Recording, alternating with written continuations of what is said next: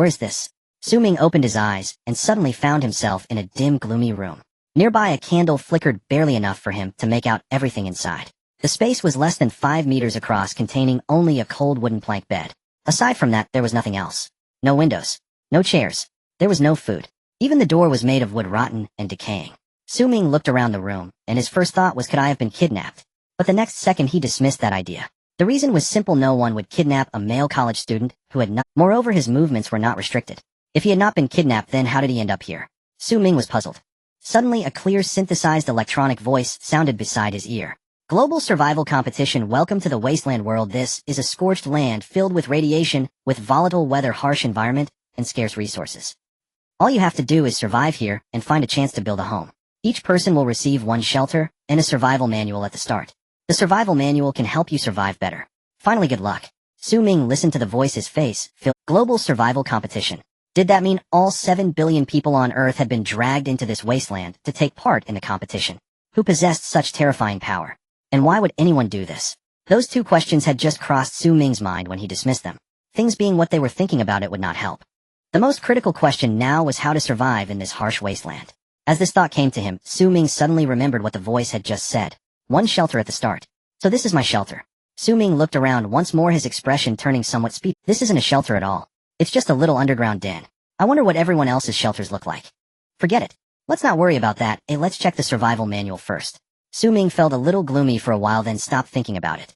As soon as he focused his mind, a game-like interface appeared before his eyes. Survival Manual 1. Survival is always your first task. 2. Gathering resources can build shelters. 3. Volatile weather forces you to be fully prepared. 4. Many strange beasts roam the scorched land. Most are ferocious and feed on humans, while a small number are gentle and can be tamed.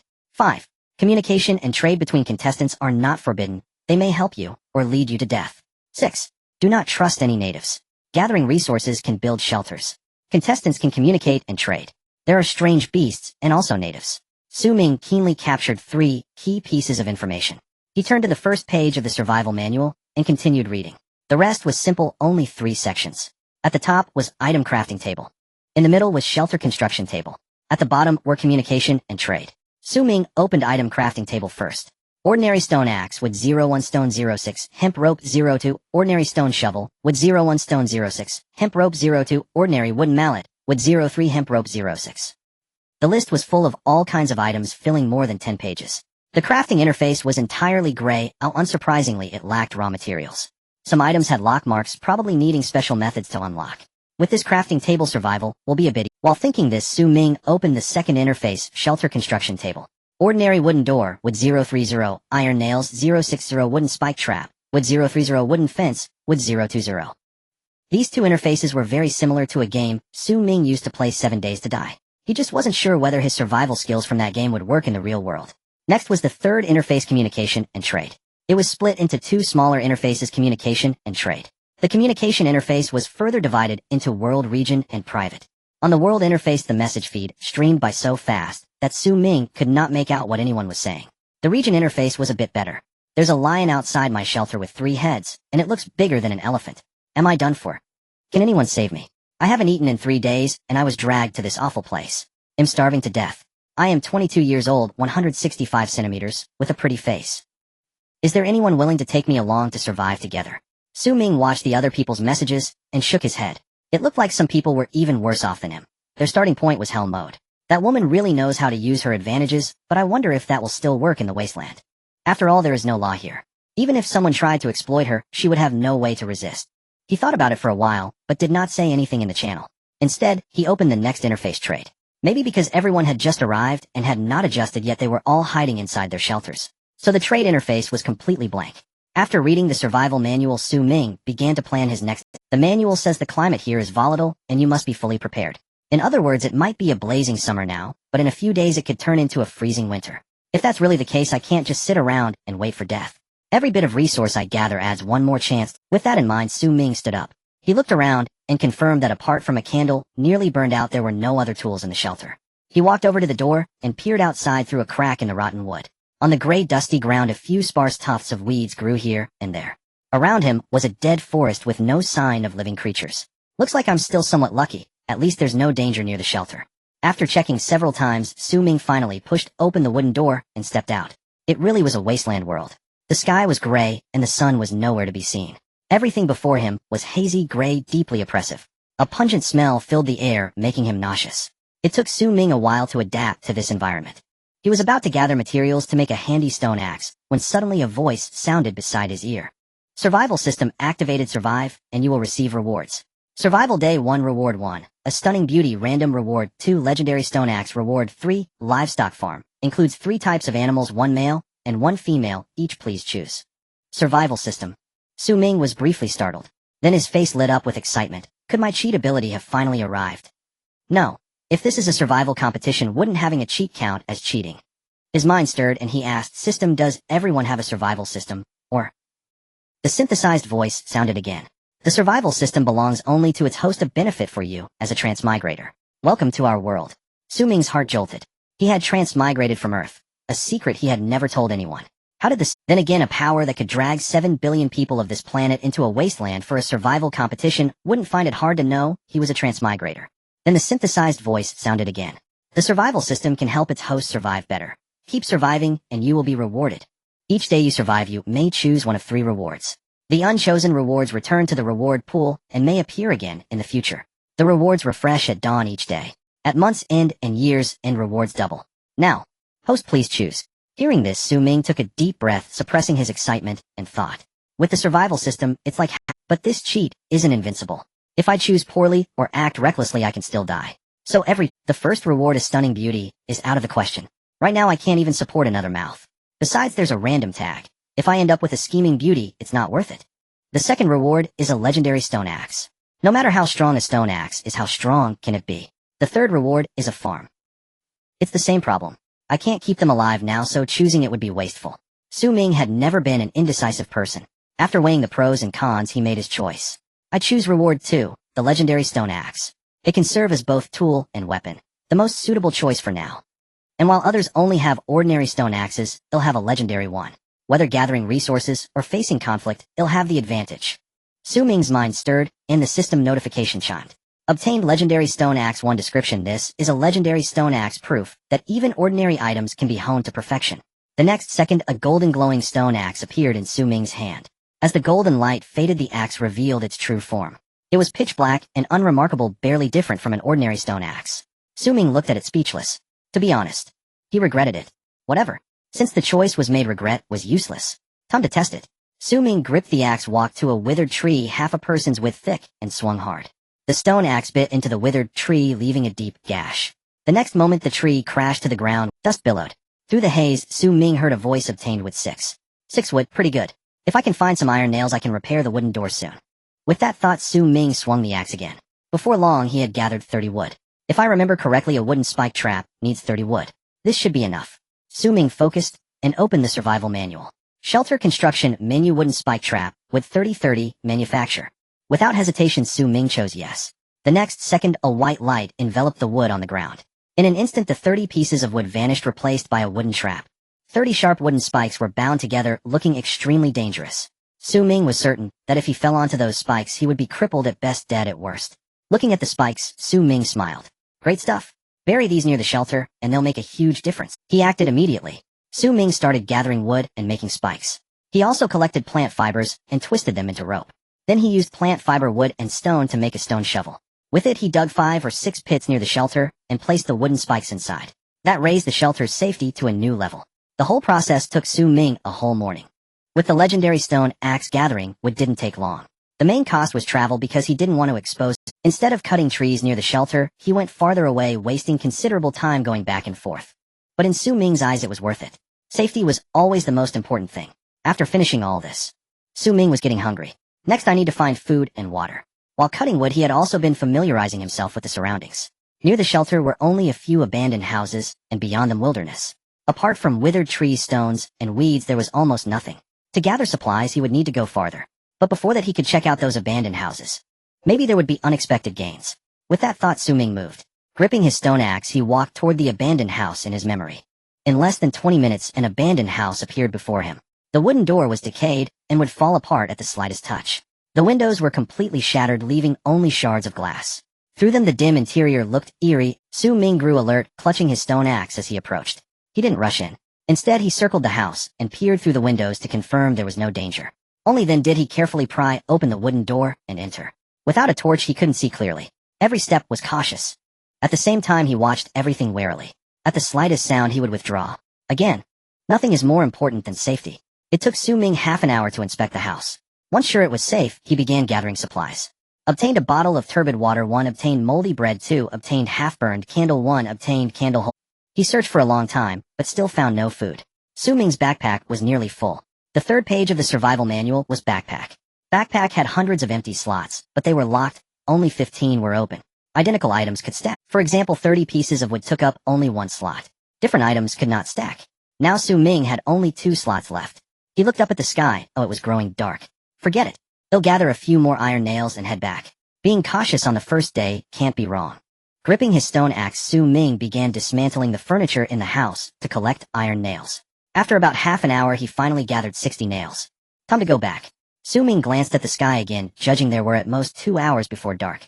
Then he started back at the shelter. The first thing Ming did was repair the wooden door. Ordinary wooden door, with 030, iron nails, 060 manufacture. In its remaining instinctual thought for hunting, there was no way to respond to the current situation. The prey, it was still just a wooden door, but far better than before. At least it could block the wind. After finishing everything, Ming's limbs felt numb. Phew. Finally I can rest a bit. I'm so tired. An ancient, imperious voice, brimming with infinite knowledge and overwhelming power, resounded. It had arrived. It's so cold. Ming climbed out of bed shivering. It was so hot during the day, and now it's this cold at night. What's going on in this wasteland? Ming complained while pulling out a blanket he had collected from an abandoned house. Old blanket description: very dirty. Just as the system said, the blanket was indeed filthy and had a strange odor. Ming cleaned off the dirt with his stone axe and draped it over himself. There was no other choice. The current temperature was barely 0°C. He was only wearing a short-sleeved shirt. Without the blanket, he could freeze to death. Even if it was dirty, he still had to cover himself. Once he covered with the blanket, it indeed became a bit warmer. Ming sighed in relief, secretly feeling fortunate. Luckily I brought the blanket when collecting supplies, otherwise I wouldn't even survive the first night. By the way, I wonder if it's just me who's so cold, or if it's the same everywhere else. Ming thought of this, and opened the survival manual. Communication region. Is this for real? It's so cold. I might freeze to death. Fortunately, I fixed the wooden door. It can block some wind. I'm a 36D. Is there a handsome guy who can lend me some clothes? Just give me clothes and he'll do anything. 36D was the nickname of that 22-year-old woman who hoped someone would take her in. At first she felt a bit disgusted when others called her 36D. In just one day she had accepted the title, and even referred to herself as such. Someone joked, anything goes. How about you spend the night with me? The woman immediately replied, give me a blanket and I'll stay with you for a month. Others laughed, ha. Someone couldn't take it anymore, and said, don't be foolish. No one knows where you are. Even if they did, they wouldn't come looking for you. No matter how good your figure or looks, it won't matter. No one would believe you. Even less would help you. Hearing this, the woman felt despair. Please just help me. He'll do anything. I'm about to freeze to death. Ming saw these conversations and felt the cruelty of the survival competition for the first time. Yet he felt no sympathy for this woman. He had opened the communication interface twice, and both times he quickly saw this woman. It indicated that from the very beginning she never intended to survive on her own, but wanted to rely on others. This approach might have worked in the past, but now everyone was facing survival pressure. Who would care about you? If she hadn't thought of relying on others from the beginning, and instead actively sought survival, she might have found a blanket by now. After all, the fact that she could casually send messages indicated that her environment was not particularly dangerous. You reap what you sow. Ming shook his head, no longer thinking about this matter, and continued scrolling down. The communication interface refreshed quickly. Most were complaining about how cold the nights were, or cursing the mastermind behind the competition. There was very little useful information. Ming could fully understand this situation. On the first day of survival, everyone was in a state of collapse, and venting emotions was a reasonable way to cope. Ming did not waste time, and continued scrolling down. After a while, some information finally caught his attention. A stone axe can break after just a few hits. It takes 3 or 4 repairs to chop down a tree. I haven't done anything today, but chop trees. Sigh?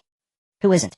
There's no choice if our refuge is in the wilderness, and finding a proper tool is so hard that we can only make our own.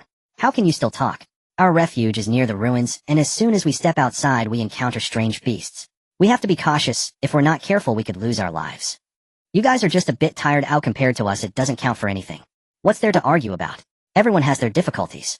At least we are better than that guy from this morning. As soon as he arrived here, the refuge was destroyed by 3 lions, and his survival ended before it even began. Ming looked at the conversations of several people, and his expression changed slightly. According to what they said, a normal stone axe needs at least 20 hits to chop down a tree, and its durability is extremely low. It breaks after just a few hits. And my legendary stone axe only takes 1 hit to chop down a tree, and I've chopped down hundreds of trees without any signs of damage. No wonder the wooden spike trap is such an effective structure, and it's so easy to craft. It turns out it's because I have a divine artifact. Ming subconsciously glanced at the stone axe by his bedside, and his expression changed significantly. Compared to the other stone axes, calling his stone axe a divine artifact was no exaggeration. Not to mention, in terms of resource collection efficiency, he was at least dozens of times better than the others. In other words, one day's work for him equated to dozens of days for others, and possibly even more. Most importantly, with a divine artifact like the legendary stone axe, he could obtain one every day. This isn't just a cheat, it's simply a divine cheat. Ming looked at the stone axe, his face glowing with excitement. In his happiness, he even forgot that he was hungry. If that's the case, then what should also be considered a relatively rare resource. I wonder what I can get for 30 pieces. Ming thought of this and hurriedly opened trade. The trading interface, which had previously been blank, was now filled. 1 piece of bread for 1 blanket can trade immediately. 1 bottle of clean water for various resources, 30 pieces of wood, 60 nails, 10 ropes, etc.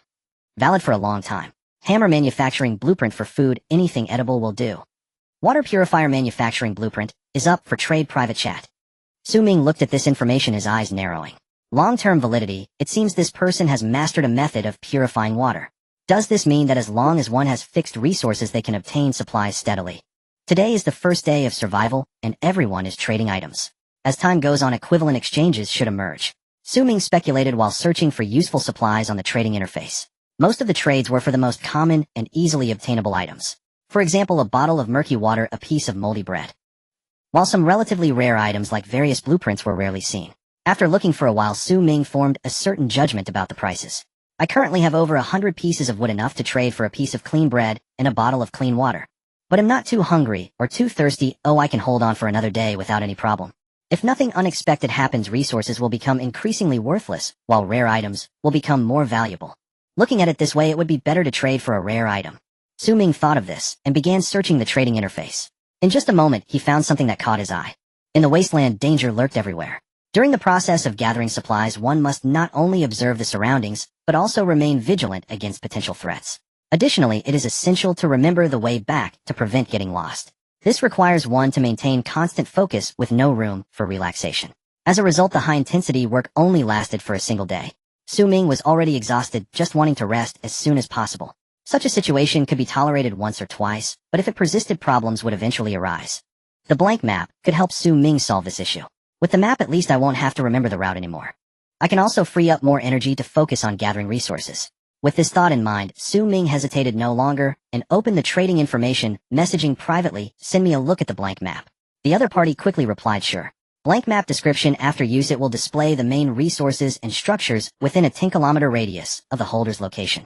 Beyond 10 kilometers, exploration is needed to reveal them. If it can show beyond 10 kilometers only after exploration, doesn't that mean the map can expand infinitely? What a great item. Ming's eyes lit up as he sent a message. 1 piece of bread deal. Transaction successful. Obtain blank map. Would you like to use the blank map? 1. Yes. With a thought, a small map appeared in Ming's hand. Such a small map, how much information can it? As Ming looked at the map, puzzled, suddenly a game-like holographic image appeared before his eyes. It was indeed the map within a 10-kilometer radius of the shelter. Trees, stone mines, iron mines, and abandoned houses were clearly displayed. The locations matched exactly with Ming's memory. I didn't expect there to be an abandoned house to the north. Just searching the houses alone will keep me busy tomorrow. Ming studied the map carefully before lying down on the bed. There are many things to do tomorrow. I must rest now. Ming closed his eyes, preparing to sleep. Suddenly, a familiar electronic synthesized voice rang in his ears. Survival Day 2, Reward 1, Premium Beauty Random Reward 2, Legendary Lighter Reward 3, Ordinary Hunting Dog Random, please choose.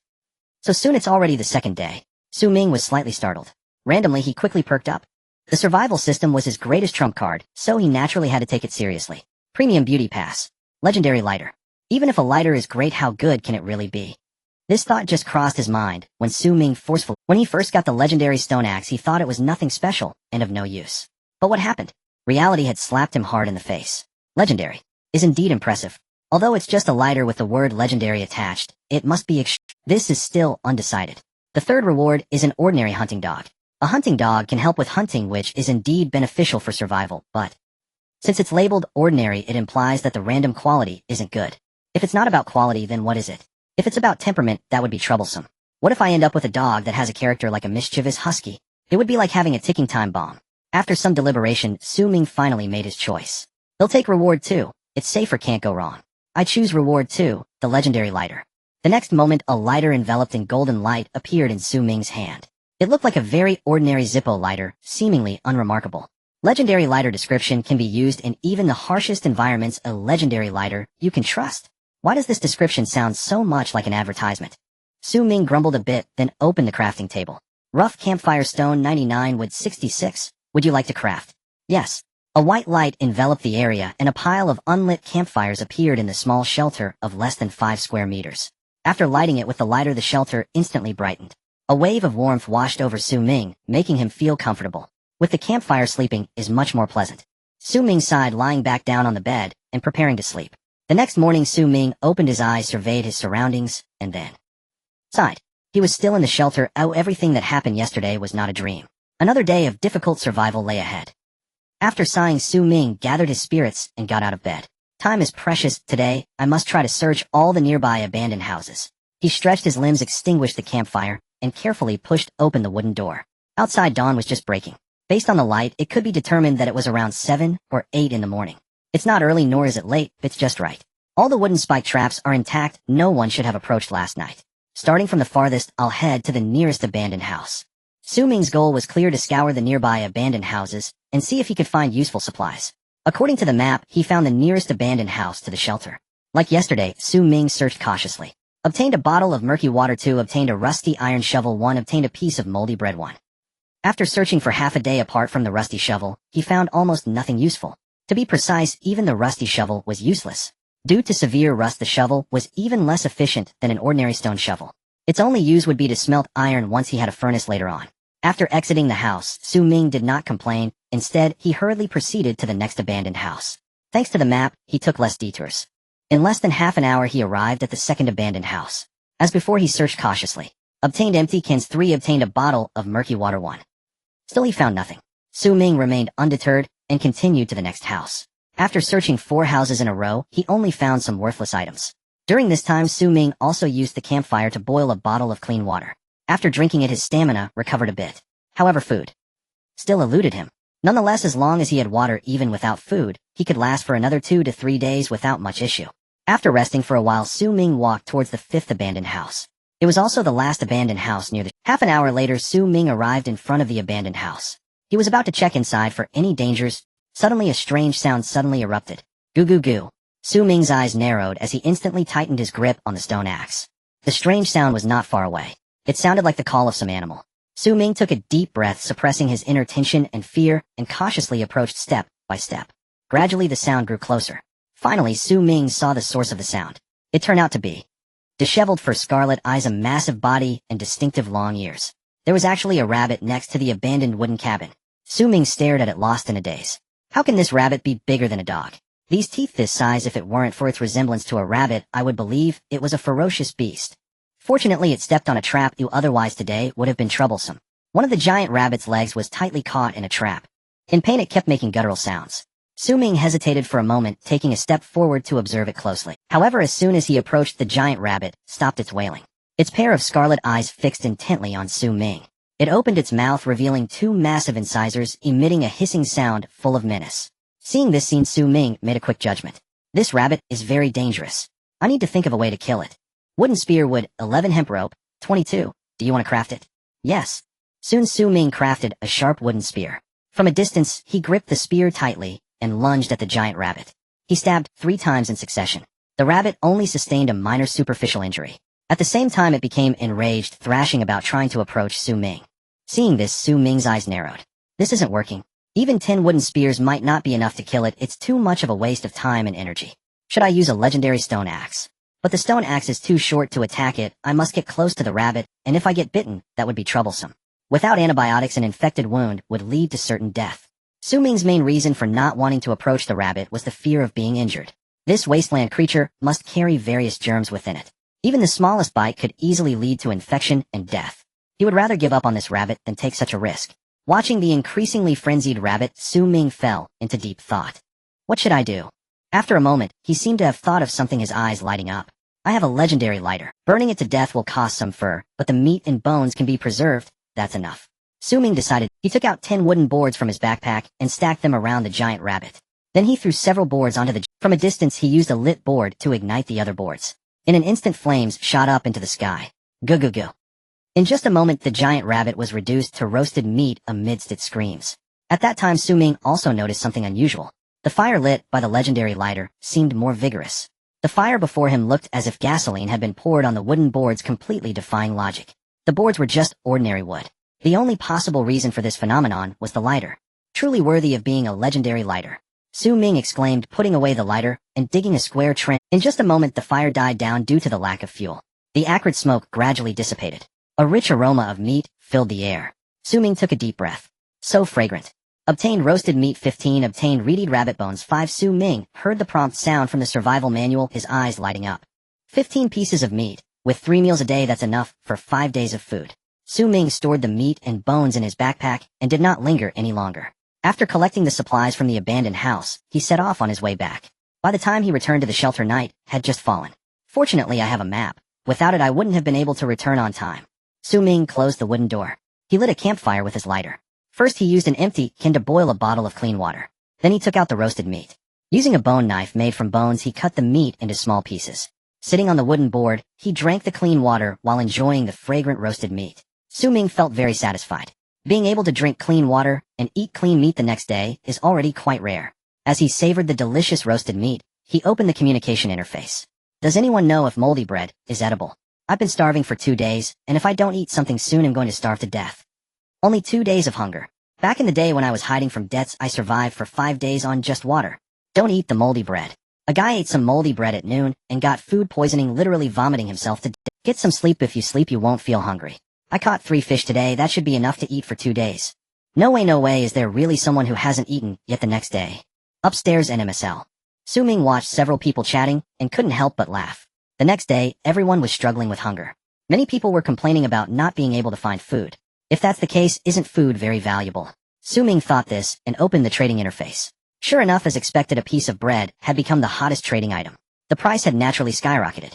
It used to take 60 pieces of wood to exchange for a piece of bread, and now at least 200 pieces of wood were needed. After browsing the trading interface for a while, Ming concluded, it seems that the majority of people still cannot find food. If a piece of bread is this valuable, then how valuable is a piece of roasted meat? Let me search for roasted meat in the trading interface. After half a day, he still had not seen any roasted meat. Reflecting on it, it made sense that there was no roasted meat. If even one rabbit is this dangerous, how much more so for other mutant beasts? For humans at this stage, hunting mutant beasts would be harder than climbing to the heavens. If that rabbit hadn't coincidentally stepped on the trap, he wouldn't have dared to take the risk of hunting. In that case, the value of roasted meat must be top-notch. I wonder if I can find any rare items today. Ming began searching in the trading interface. Half an hour later, a message caught his attention. Shelter expansion blueprint extremely precious, only trading for food, price negotiable. Ming, send me the blueprint to have a look. Alright. Ordinary shelter expansion blueprint description. After use, the shelter space increases by 5 square meters. Not too much, not too little. Although he currently had no need to expand the shelter once resources began to accumulate, 5 square meters would be too small. Ming pondered for a moment and asked, how do we trade? The other party replied, 5 pieces of bread. Ming, impossible. Although the expansion blueprint is rare, it isn't worth 5 pieces of bread. The other party hesitated for a moment and replied, 4 pieces of bread, that's my bottom line. Ming, I don't have bread, but I have roasted meat. Your expansion blueprint isn't enough, do you have anything else to trade? The other party fell silent. After a long while they said, I also have a normal grade 45 Hong Kong dollars semi-automatic pistol, but it has no bullets. If you add a piece of roasted meat, I'll give it to you. A gun without bullets. Ming hesitated for a while and replied, deal. In the next moment, the 2 roasted pieces of meat in the backpack vanished, replaced by the blueprint for expanding the shelter and an 45 Hong Kong dollars pistol. A delicate handgun appeared in Ming's hand. In 2 lifetimes, this was his first encounter with a gun. His hand trembled slightly. A delicate handgun appeared in Ming's hand. In 2 lifetimes, this was his first encounter with a gun. His hand trembled slightly with excitement as he held it. I never expected that one day I would also hold a gun. You know, firearms are forever a man's romance. Ming was excited for a while before calming down to analyze the function of the handgun. The 45 Hong Kong dollars. Although not very powerful, it's enough to deal with some small exotic beasts. As for the bullets, they are in the crafting list. Once I collect the shells and gunpowder, I can craft them. No matter what, it's definitely better than a bow and arrow. Ming played with the handgun for a while before reluctantly placing it back in the backpack. Now for the blueprint to expand the shelter. With a thought, the voice of the survival manual echoed. Do you want to use the ordinary level shelter expansion blueprint? Yes. The moment Ming's voice fell, the entire shelter was enveloped in a burst of white light. After about 3 minutes, the white light gradually dissipated. The shelter in front of him had changed. Its area had doubled. Although it was still only 10 square meters, Ming felt very satisfied. Not bad, it's much more spacious than before. Ming surveyed the shelter, revealing a satisfied smile. In the original shelter, after placing a bed and a campfire, there was almost no remaining space. After the expansion, at least he could fit another table and a box. Let's make a box. I can store the supplies I need for now in the shelter. Ming thought this and opened the survival manual. Ordinary box, wood 2020, iron nails, 4040. Do you want to craft it? Yes. In the next moment, a box of moderate size appeared in front of Ming. Ordinary box. Description: can store 50 slots of items. 50 slots. Not bad. Ming's eyes brightened at this news. He hurriedly opened the box, and indeed there were 50 empty slots inside. First, let's put in the things I need. A moldy piece of bread and empty can a half-burnt candle. Soon Ming's backpack had freed up space. Besides the bone knife, roasted meat, and legendary lighter, only some basic resources remained. After finishing everything, Ming lay down on the bed, browsing through the chat records while waiting for the new day to arrive. Time passed by second. Finally, the familiar system notification sounded. Day 3 of survival: reward 1, item upgrade card; reward 2, ordinary hunting dog; random reward 3, breeding farm, includes 3 types of livestock, 1 male and 1 female each. Please select. The latter 2 rewards have appeared before. Ordinary hunting dog pass. Breeding farm. Let's choose after stabilizing, otherwise it would be too wasteful if the included livestock starved to death. I choose reward 1, item upgrade card. Obtained item upgrade card 1. Description: after use, the quality of the specified item increases by 1 level, excluding legendary, special, and unique qualities. Ming was slightly taken aback. Can it enhance the quality of items? In the Wasteland, both items and buildings are classified into 5 qualities. These are rough, ordinary, fine, epic, legendary. Ming had yet to encounter the special and unique qualities. However, he could guess that they were particularly precious vacant in the entire Wasteland. I currently only have an ordinary grade handgun. Using it, I can only upgrade it to fine grade, which feels a bit wasteful. I should save it for when I have an epic grade item to use it on. Ming put away the item upgrade card, closed his eyes, and began to sleep. When he woke up, the first thing he did was plan today's actions. I've already searched all the abandoned houses nearby, and next I can explore further. It would be best to find a clean water source, as that would make future farming, breeding, and production much easier. As for resources, there's no rush to harvest. I have a legendary great stone axe, so obtaining wood and stone. I also need to collect some more metals. Once I have a furnace, I can upgrade buildings and make things like iron shovels. With his thoughts clarified, Ming began his formal actions. He first checked the traps around the shelter, and confirming they were intact, set off to explore north according to the map. Soon Ming arrived 10 kilometers away. The map in his backpack also changed. The area that was previously shrouded in mist gradually cleared, revealing nearby resources and buildings. As Ming walked further, the map expanded larger. However, after such a long time apart from a few abandoned houses, Ming saw nothing else. Gradually, he became a little numb. Trees, still just trees. Besides trees, is there nothing else? Where are the ruins they mentioned? Why can't I encounter them? Ming sighed and stopped. Forget it, let's take a break before continuing, but should be fine. Just as Ming was about to rest, he looked up. He suddenly noticed that not far away, several houses had appeared out of nowhere. These houses were completely different from the abandoned ones Ming had encountered before. They occupied a larger area and were made of better materials. Although they were also abandoned, one could clearly not ordinary. That is. Ming perked up, slowly approaching the houses in the distance. As he got closer, more and more houses appeared before him. Some were tall, some were short, some were built of marble, while others were made of common steel and concrete. Ming was slightly stunned, then revealed a look of wild joy. It's a ruin. I finally found it. Ming took a deep breath, suppressing the excitement within. Inside the ruins there are all kinds of exotic beasts. I must be extremely careful when searching for supplies there. I have a legendary great stone axe, so as long as I don't encounter large exotic beasts, I should be able to win in life and death struggles. I've heard that there are pharmacies inside the ruins, I hope to find one. Also shells, gunpowder blowers, and furnace blueprint. Forget it. Whatever I can get, I'll take. Ming exhaled a breath of turbid air and slowly approached. Inside the ruins, various houses were connected. Small exotic beasts could be seen everywhere on the roads. At this moment, less than 20 meters in front of Ming lay a beast the size of a hunting dog, resembling some kind. Ming dared not disturb it, and carefully circled around. Just like searching through abandoned houses, he first checked if there was any danger inside. After confirming there was no danger, Ming climbed inside through the window.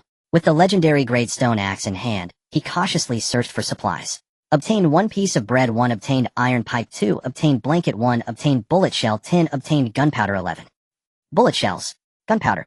Ming was slightly taken aback, then his face lit up with excitement. If I remember correctly, bullet shells and gunpowder can be crafted into bullets. My handgun can be used soon.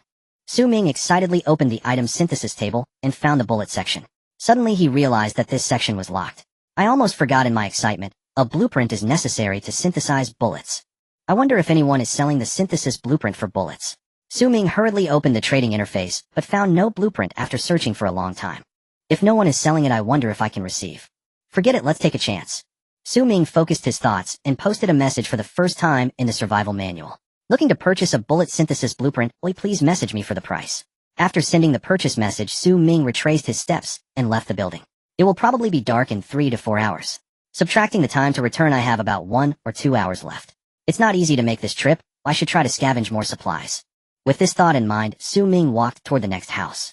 Obtained a small bottle of salt, 1 obtained vegetable seeds, 10 obtained chili seeds, 10 obtained wheat seeds, 10. Did I stumble upon a farmer's house? So many seeds.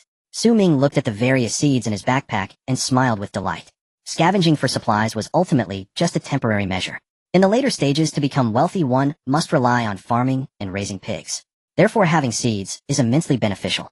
Unfortunately, the land here cannot be cultivated due to radiation. To grow crops, one must either go elsewhere or improve the soil. I should be able to find a way to improve the soil in the future. For now, I won't worry about it. Ming stored the seeds and headed to the next house. Obtained fabric, 5 obtained ordinary backpack expansion blueprint, 1 obtained motorcycle synthesis blueprint, 1 obtained crude barbecue rack, 1. 2 blueprints at once. Am I suddenly lucky? Ming looked at the blueprints in his backpack, his face flushed with excitement. Ordinary backpack expansion blueprint description. Using this will expand the backpack by 30 slots. Motorcycle synthesis blueprint description. Using this will unlock the motorcycle synthesis method. Synthesizing a motorcycle requires a lot of parts. Collecting them is troublesome, and it also needs gasoline, which makes a lot of noise. The cost effectiveness is too low at this stage. I'll keep this blueprint and see if it can be useful later. The backpack expansion blueprint. This is a great item. Just what I need right now. The initial backpack only had 15 slots, and it filled up quickly with just a little scavenging. After the expansion, it will have 45 slots, which will last a long time. Ming initially thought about leaving some supplies here and coming back for them tomorrow.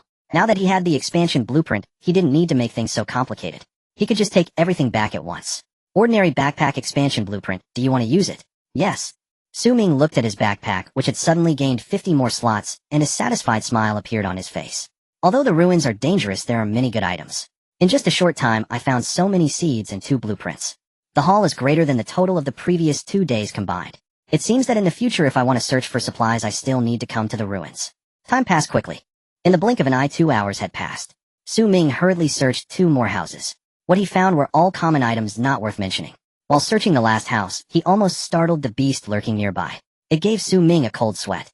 Fortunately, in the end, there was no danger. The beast did not discover Ming's presence.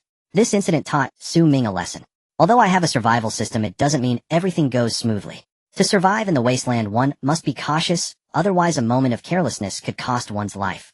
If I had actually startled that beast, I might not have died, but I would have certainly been injured. Ming thought of this and exhaled deeply. He glanced back at the ruins behind him and then turned to leave. When he returned to the shelter, it was almost dark again. Thanks to the map, Ming saved a lot of time on his journey as he didn't need to take detours. Pushing open the wooden door, he walked into the shelter. Ming first organized the supplies he had collected today, setting aside what he wouldn't need for the time being into a wooden box. What he might need was kept in his backpack. After finishing everything, he opened the survival manual to see how everyone had fared today. I just encountered a black bear larger than a truck, and it scared me to death. What's that? I have a mutated bat nearby hanging in a tree looking just like a vampire. A glance could scare someone half to death. Luckily that bat doesn't eat meat, otherwise I would have been done for. Do you think there are any normal animals in this wasteland? I don't know, there should be, but I haven't seen any. Compared to the previous 2 days, there were more people chatting comfortably on the 3rd day. This shows that some people have gradually adapted to life in the wasteland and have secured a stable living environment. There are still those who curse the masterminds behind this, but they are fewer in number. It is the 3rd day. Although everyone is still very angry, they have all understood one thing. Nothing is more important than surviving. Cursing won't change reality, what's the point? Of course, the decrease in those who curse might also be due to the fact that those who couldn't adapt have already perished. Those who survive and can chat in the survival manual are those who have adapted to life in the wasteland. Life in the wasteland is dull and monotonous. Watching these people chat has become Su Ming's only source of entertainment. Sometimes he can glean quite a bit of useful information from their conversations. For example, not all beasts eat meat. Moreover, there are special buildings like pharmacies and bookstores in the ruins. The chances of finding medicines in pharmacies are greatly increased. In bookstores, the probability of finding blueprints and plans is also significantly higher. All of this is immensely helpful for survival. Su Ming watched these conversations with great interest. Suddenly a message popped up. I have a bullet synthesis blueprint, how do we trade? Someone is asking for a price. Su Ming was slightly taken aback, quickly gathered his thoughts, and replied, 1 piece of bread. The other party responded, the blueprint is a rare item, 1 piece of bread is too little. True, the blueprint is rare, but shells, gunpowder are also scarce and firearms are even rarer. If you have a blueprint, but no materials, and if you have materials, but no firearms, what use do you have for the blueprint? Let's not talk about the future, just consider now. 1 piece of bread for your blueprint is definitely a fair trade. The other party fell silent after seeing these words. After a long while they replied, brother, were you in business before the apocalypse? Just as you said, 1 piece of bread I'll trade. Su Ming's lips curled into a smile. Great. The trade was completed. In the next moment, an electronic synthesis sound rang out. Obtain bullet synthesis blueprint 1 description. Using this will unlock the bullet synthesis method. I can synthesize bullets soon. Su Ming excitedly opened the synthesis table. 45 bullet shell, 11 gunpowder, 11 manufacture. Yes. Acquired. 45 bullet X1 acquired. 45 bullet X1. A total of 10 shells. Su Ming used them all in one breath. Soon 10. 45 caliber bullets appeared in his backpack, just enough to fill a magazine. Su Ming took out the 45 Hong Kong dollars pistol, unloaded the magazine, and loaded the bullets. Then he pretended to aim a few times. With a pistol I can at least protect myself. Although I only have 10 bullets, it should be enough as long as I don't provoke large mutant beasts. Su Ming familiarized himself with the pistol for a while before putting it back in his backpack. He used a lighter to ignite the campfire. He set up a grill. Then he took out the meat, placed it on top, heating it while sprinkling salt. The fat from the meat dripped onto the campfire, making a sizzling sound. Instantly a rich meaty aroma filled the entire shelter. It smells amazing. Su Ming took a deep breath, his face full of satisfaction. With salt, meat, and water, life is truly comfortable. Su Ming cut a small piece of roasted meat with a bone knife and put it in his mouth. The meat's fragrance spread in his mouth. For a moment Su Ming was intoxicated. Adding salt makes a difference. It's delicious. Previously the roasted meat he had was tasteless and merely filled his stomach. This time the roasted meat, seasoned and grilled, was simply a culinary delight. Eating it was a pleasure. A piece of meat. Su Ming took half an hour to eat it. After finishing, he went to bed as he needed to wake up early to gather supplies tomorrow. Su Ming covered himself with a blanket, quietly waiting for the new day to arrive. He didn't know how long it had been. The 4th day of the wasteland arrived as scheduled. Survival Day, 4 Reward 1, Exceptional Beauty, Gentle Reward 2, Ordinary Hunting Dog, Random Reward 3, Legendary, well please choose. Gentle. The random one is indeed about personality. Su Ming's eyes brightened when he saw the first option. He was only 23 this year, having graduated from university not long ago, and was in his prime. Of course he had needs in that regard. Moreover, having lived alone for 3 days, anyone would feel lonely and cold. Who wouldn't want someone to keep them company at such times? In addition, a good partner could help watch over the house and organize supplies. There were many benefits. So, I choose Reward 3, Legendary. Well, it's exhausting every day. Taking care of an exceptional beauty would likely kill me. Most importantly, he had self-awareness. He knew what an exceptional beauty would mean for him. Most likely he would be lost in a gentle paradise and would no longer attend morning court. In the early stages of survival, it's crucial not to let down one's guard. One must prioritize the bigger picture. Moreover, the well was indeed very important to Su Ming. There were no lakes near the shelter, making it difficult to obtain water. Both planting and raising livestock as well as industrial production required water, and a lot of it. A well could greatly alleviate the water shortage pressure on the shelter. Acquired Legendary Well X1 description. The well, measuring 3x3 m, provides an inexhaustible and high-quality freshwater source. Every morning at dawn the fresh water is automatically purified, free from pollution and additives, making it an essential item for production and daily life. Inexhaustible, automatically purified. Su Ming couldn't help but grin widely when he saw these 3 phrases. Legendary level is indeed strong. It was worth giving up the gentle beauty. Worth it. Su Ming was excited for a while before lying back down on his bed. Sleep. On the 4th day morning, not far from the shelter, Su Ming took out the Legendary Well. Yes. As soon as he spoke, a white light enveloped the location he selected. After a moment, a plain-looking well appeared here. Su Ming hurriedly approached to take a closer look. The well was deep, and he couldn't see the bottom. He estimated that he would need a long rope to draw water. With this well, the water source for planting would be resolved. Next was the soil. The soil in the wasteland had been severely irradiated, almost completely losing its nutrients. Here, apart from the dead trees, only resilient wild grasses could be seen. Other crops stood no chance of survival. To plant, he needed to purify the soil here, or find clean soil. Both options were quite difficult. Ming hesitated for a moment, and decided to try his luck at the trading interface. Seeking methods to purify soil, price negotiable. After leaving the message, Ming packed his bag, and set off again. This time the goal was still rare supplies in the ruins. About 2 hours later, Ming arrived at the ruins. Everything was the same as yesterday. Various small to medium-sized mutant beasts wandered between the buildings, occasionally emitting strange roars. Occasionally he could see 2 different types of mutant beasts fighting each other. The loser would become the food of the winner. It was no different from before the apocalypse. Survival of the fittest, the weak, are preyed upon. Ming observed for a while, found a few relatively safe houses, and started scavenging. Acquired ordinary lighter X1, acquired copper pipe X3, acquired sandwich X1, acquired antibiotic X1. Not bad, I found an antibiotic, it might save my life in case of an accident. Ming put the antibiotic in his backpack and continued to search the next house. Acquired moldy bread X2, acquired furnace blueprint X1, acquired rough dagger X1, furnace blueprint. It really is true that thinking of something will bring it to you. Ming was delighted and opened his backpack. Furnace blueprint description: used to unlock the furnace construction method. The furnace is a great item.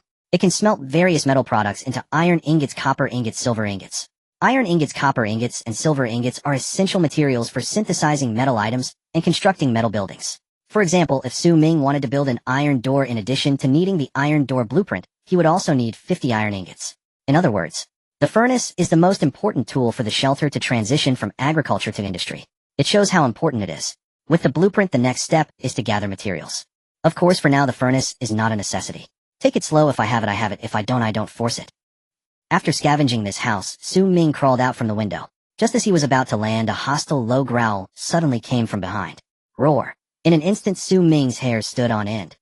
Ming tightly gripped the legendary stone axe. He slowly turned around. Not far away, a fierce beast with sharp teeth and a body of bright red was staring intently at him. Its toothy snarl resembled that of an enraged dog. Damn it! Ming muttered under his breath as a fight was imminent. With his strength, the legendary stone axe would be of no use. The only thing that could save his life was the handgun. Even if the gunfire might attract other beasts, there was no choice. Because there were no other options but to fight to the death. Roar! The fierce beast's crimson eyes locked onto Ming as it bared its teeth and let out a roar. Ming took a deep breath, forcing down the fear within. He did not retreat, but stood his ground against it.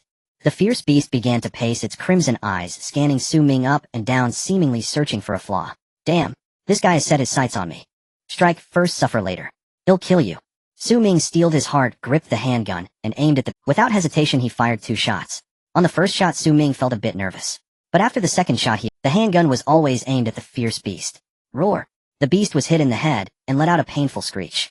Immediately it became even more frenzied, its crimson eyes fixated on Ming. In the next second it lunged at Ming with all its might. Take this. Ming remained calm, and aimed for its head, firing 3 more shots. The first 4 bullets were lodged in its bones. The 5th bullet finally penetrated its skull, killing it instantly. Only a dull thud was heard.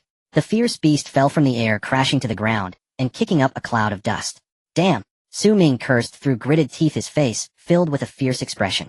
After killing the fierce beast, he did not choose to leave immediately, but took out the legendary stone axe. He walked up to the beast's corpse and began to dissect it. At that moment, the surrounding beasts were also attracted by the commotion. They watched Ming from a distance, their eyes flickering. Ming naturally noticed the nearby movement. But he showed no fear. Instead, he severed the fierce beast's head. Holding it up, he roared at the watching beasts. I still have 5 bullets left. If you dare come at me, they'll take you down with me. The surrounding beasts were startled by this scene and instinctively took a few steps back. But they did not leave, they remained in place observing Ming. Ming was not afraid, and continued to dissect. The situation had reached this point, fear was useless, and it was better to face it calmly. Gained Firehound skin 1, gained Firehound's head 1, gained 30 pieces of fresh meat, gained 30 pieces of Firehound's bones, gained 10 units of Firehound's blood, gained Firehound's heart 1. The Firehound beast was as large as a lion. In just a moment, all that remained was a pool of blood and some intestines. Even the bones and organs had been thoroughly scavenged by Ming. With so many beasts watching, I can't continue scavenging. I should head back and come again in a few days. Ming looked around. With one hand gripping the handgun and the other holding the Firehound's head, he slowly stood up. He glanced at the lurking beasts around him. He strode confidently out of the ruins, showing no fear. At this moment, being cautious was futile. As long as you show even a hint of fear, these beasts will swarm you and devour you. The less you take them seriously, the safer you are. Su Ming carried the firehound's head and left the ruins with great swagger. Various beasts looked at Su Ming's back several times, wanting to pounce. However, upon seeing the firehound's head, they all hesitated. They couldn't gauge the strength of this bipedal creature. In the end, they could only let him leave. Meanwhile, Su Ming walked a long distance before daring to stop. He turned to look behind him. No beasts followed. He let out a breath. He slumped to the ground. I escaped death. Su Ming recalled what had happened earlier, feeling a wave of fear. Just now, if he had shown even the slightest hesitation, he would have long since become prey for the beasts. Thankfully, he had won the gamble. Su Ming sat on the ground, taking a while to regain his composure. Then he began to reflect on the mistakes he had made earlier. After scavenging the house, I should have first observed the external environment and confirmed it was safe before leaving. A moment of relaxation can cost you your life. Just like this time. Things have gone smoothly for the past few days. This time serves as a reminder that I must remain vigilant at all times. After resting on the ground for a while, Su Ming got back up. He stowed the firehound's head into his backpack and continued on his way. Finally back. Su Ming looked at the shelter in front of him, tears brimming in his eyes. The feeling of escaping death was overwhelming. He pushed open the wooden door and walked into the shelter. Only then did he realize that he was covered in blood. The smell was foul and nauseating. I can't take this. I need to wash up, or I won't be able to sleep tonight. Su Ming approached the well. He crafted a wooden bucket from planks. Then he took out some hemp rope, tied a knot on the bucket, and lowered it into the well to fetch water. Soon a bucket of clear well water was ready. It was still not dark. The temperature remained high. Su Ming stripped off his clothes and poured the water from the bucket over himself. Then he used the water from 3 buckets to wash his clothes. If anyone else saw this scene, they would surely be horrified. They didn't even have drinking water. You're actually using such clean water to bathe and wash clothes. Are you kidding me? After washing his clothes, he returned to the shelter, took out his cleaned cotton clothes, and placed them on the campfire to dry. Then he wrapped himself in a blanket and organized the harvest from the past few days. Antibiotics, furnace construction, blueprint, various seeds, salt, barbecue, rack, dagger, blower, bread sandwiches. Each item would be worth a pretty penny in the trading market. In addition, there was the blood and flesh of the firehound. The meat would definitely be roasted. The blood and bones, he hadn't thought of how to use them yet, so he decided to keep them for now. Su Ming organized his gains. He also made a pile of firewood. He placed the barbecue rack on it and began to roast meat. This time he didn't add any salt. He set aside these pieces of meat after roasting, as they might be useful in trades. After roasting for more than an hour, Su Ming felt a bit hungry.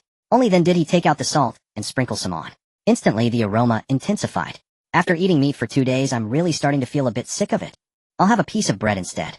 Su Ming took out a piece of bread and placed it next to the roasted meat to warm up. Delicious. Su Ming looked at the slightly charred roasted meat and bread, his mouth watering. This meal would be considered a feast in his previous life. He hadn't expected to be able to eat like this on the 4th day of survival. Su Ming took out the clean dagger and began to slice the meat. Then, while enjoying the food, he opened the survival manual. Today there were more people chatting than in previous days. More people were sharing information. After watching for a while, one sentence instantly caught Su Ming's attention. Did you know? The blood of the beasts can enhance a person's body. Most people dared not provoke monstrous beasts. Even if they knew the beast's blood possessed extraordinary properties, what good was that knowledge? Seeing no reply, Su Ming hesitated, then typed, "Is this true?" Other user: "Absolutely true." Su Ming: "Then how did you learn of this? Did you slay a monstrous beast?" Other user: "I haven't the courage for that. Truth be told, I scavenged a vial of fire resistance elixir. Its label stated it was crafted from the blood of a fire affinity monstrous beast." Su Ming's eyes lit up. "Do you still have the elixir?" Other user: "Used it long ago." Su Ming. The conversation ended there. Who would have thought monstrous beast blood could be refined into elixirs? Su Ming gazed at the vials of firehound blood nestled in his pack, his eyes glinting with quiet calculation. If the claim held true, these vials were immensely valuable. He would safeguard them carefully, for now, until he mastered elixir crafting, then deploy them wisely. With that thought, Su Ming carefully sealed away the 10 vials of firehound blood and stored them in his chest. He then opened the trading interface and posted a message seeking all elixirs and elixir blueprints. Prices negotiable via private chat. Offer valid indefinitely. Having done so, he reopened the communication interface. At that moment, chatter erupted across the channel. Lively, urgent, unfiltered. "Does anyone nearby have a lake? I haven't bathed in 3 days. I'm practically rotting. Bathing in the wastelands. Spare me. Just having water to drink is a luxury. Stop being fussy." But it's not that simple. Who wouldn't wish for a better life?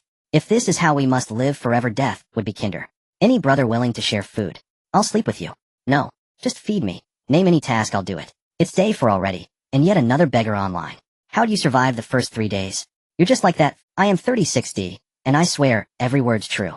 Feed me, and I'll tell you my location. May my whole family perish if I lie. 3060, you're still alive. Wait, Wasn't 36D frozen to death? A wave of astonishment rippled through the group. Even Su Ming felt a flicker of curiosity. How had a woman like her endured until day 4? 36D 2 days ago, I met a senior brother. He promised to take me along.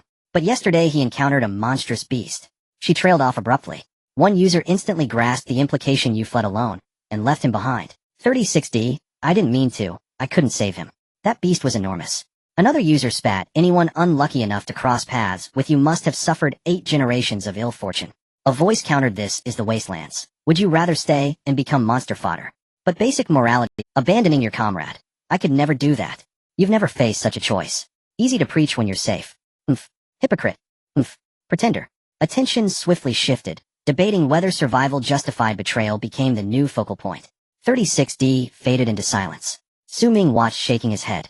He hadn't expected it. Someone like 36D had actually found a gullible Truly, even in death, some men remain enslaved by desire. Su Ming sighed softly and scrolled onward. Just then a new message flashed onto his screen. I possess a soil purification device. Su Ming paused. His focus sharpened instantly. He replied, send details. Alright. Standard grade soil purification device. Description: upon activation purifies 1 square kilometer of soil, enabling rudimentary cultivation, low yield. 1 square kilometer. That's substantial. Reading the description, Su Ming's face brightened. What do you require in exchange? He asked. Other user food, medicine, or rare items. All negotiable based on your offer. No fixed demand suggested this person lived comfortably, certainly not starving. Su Ming considered, then proposed 3 roasted meats. Other user, too little. Frowning, Su Ming pressed, do you grasp what 3 roasted meats represent today? Other user, I do. Their current value is astronomical. Yet I lack no food. With time their worth will dwindle, while this device's value only rises. Su Ming's gaze narrowed. A formidable opponent, indeed. So, you possess more than 1 soil purification device. Someone well-fed had no reason to part with such a prized artifact, unless they owned multiples. Selling one, sure enough the reply came, I own superior ones. A slow smile spread across Su Ming's face. I can supply you with water. The other user paused visibly, then responded, water's value plummets daily, even less than roasted meat. Su Ming clarified, not merely a single bottle, but abundant clean water, enough to irrigate fields. The other user fell silent. Long moments passed before the reply arrived, where do you source such volume? Su Ming, that's irrelevant. What matters is that I guarantee a steady, reliable supply. Other user, 1 month. I require water for 1 month. Su Ming, I'll provide 3 months. The other user faltered, then asked, puzzled, why? Su Ming smiled, candid and assured, because you're capable, and I value alliances with people like you. Most important, I believe you'll acquire rarer treasures in time, and when you do I hope you'll consider me first. The other user remained silent for an extended interval, so long Su Ming feared something had gone awry, until finally a message appeared. Just one character agreed. Su Ming's lips curved upward. He replied, pleasure doing business. Far from Su Ming, within a nearby shelter, a tall, elegant woman with striking features stared at the large cask of water she'd just acquired, her expression unreadable. Even as former champion of her agency's martial division, she knew vulnerability lurked in every misstep. The Wastelands were merciless. For a woman like her, graceful, alluring. Survival, without cunning, meant swift subjugation. Even as former champion of her agency's martial division, she knew vulnerability lurked in every misstep. The safest path was solitary growth, until strength rendered her untouchable. Yet, his reasoning had been impossible to refuse. After all, stable water was indispensable to her. Pleasure doing business. Xia Yishuem murmured softly, let us hope so. With a thought she sent her reply, pleasure doing business. Pleasant cooperation. Su Ming smiled slightly as he saw the message from the other party. With the soil purification device, he could start farming. Next he had to consider the issue of seeds. Su Ming currently had 7 types of seeds: wheat, chili, Sichuan pepper, pumpkin, tomato, cucumber, and cabbage. Wheat takes too long to mature and requires large-scale planting, so he directly passed on it. The remaining 6 types could all be tried, especially vegetables like tomatoes and cucumbers, which could supplement the bota's trace elements. The future value of these would undoubtedly be higher than that of wheat. Of course, before that he needed to build a greenhouse with wooden boards and set up several bonfires to ensure the seeds wouldn't freeze at night. Though Su Ming had never farmed before, his major in university was biological sciences, so he was relatively familiar with some crops. A square kilometer of land sounded like a lot, but divided into 9 parts it became quite small. In the future he would still need to acquire soil purification devices. As time passed, the value of such items would only increase, which was unquestionable. Thinking of this, Su Ming did not hesitate, and posted a message on the trading interface. Long-term purchase of soil purification devices, price negotiable. After sending it, he lay down on the bed waiting for the new day to arrive. Moments later, the 5th day in the Wasteland arrived as promised. 5th day of survival, reward 1, exceptional beauty, random reward 2, legendary bathtub, reward 3, Seat Wolf Loyal, please select. Another legendary item. Su Ming's eyes brightened at seeing reward 2. Whether it was a legendary stone axe, a legendary lighter, or a legendary, well, they all fully proved. No matter how inconspicuous an item was, as long as it had the word legendary attached, it would become extraordinary. However, the bathtub compared to the previous 3 items was not a necessity. Su Ming felt that his current living conditions were already quite good. As for the bathtub, it was irrelevant whether he had it or not. Let's take a look at reward 3. Seat Wolf sounds like a creature from a game. Its personality seems quite good, loyal, better than being lively. I just don't know if it recognizes its master. If it doesn't, it would be troublesome. Su Ming looked at reward 3, showing hesitation on his face. After a long consideration, he finally made up his mind. It's the 5th day, and I haven't seen a single person. If I stay alone any longer, I'll go crazy. Having a pet to accompany me would be more comforting. It's not easy to get a loyal pet. Who knows how long I'll have to wait for the next opportunity. Most importantly, with a loyal personality, even if it doesn't recognize its master, it probably won't be too. Su Ming thought about this and steeled his heart. Forget it. I'll take a gamble. I choose reward 3. Acquired Seat Wolf Loyal 1. Description: descendant of the giant wolf Finra, usually lives in packs, highly intelligent with strong attack power. Status: healthy. Skill 1. Wolf language. The description of the Seat Wolf was quite long. Before Su Ming could read it, he heard a howling sound beside him. Turning his head, he was startled. A giant wolf over a meter long was currently lying by the bedside, howling up to the sky. Damn, so big. Su Ming instinctively drew his pistol and gripped it tightly. With the pistol, he dared to observe the Seat Wolf more closely. Its dark gray fur was clean and tidy. Its formidable figure made one's heart race at first glance. Its sharp claws seemed capable of easily tearing apart everything in the shelter. This Seat Wolf was even more powerful than Su Ming had imagined. He looked at the Seat Wolf and let out a breath. At that moment, the Seat Wolf also noticed Su Ming. Oh whoa. The over-a-meter-long Seat Wolf seemed to see through Su Ming's forced calmness and did not rush forward immediately. Instead, it flipped over, exposing its belly. Su Ming knew. The belly is the most vulnerable part of a wolf. To voluntarily expose its belly meant submission. The Seat Wolf was telling him. It knew Su Ming was its master. It submitted to Su Ming. Seeing this scene, Su Ming suppressed the fear within him. He approached and gently stroked the Seat Wolf's belly. The next second, the Seat Wolf suddenly flipped over and pounced on his Su Ming. It extended its tongue and licked him wildly. One should know that this Seat Wolf was over a meter long, far larger than an ordinary gray wolf. Even though Su Ming was strong, he couldn't withstand its strength. Before long, Su Ming's face was covered in the Seat Wolf's saliva. Finally, he couldn't help but curse. Upon hearing the word "get lost," the Seat Wolf clearly paused.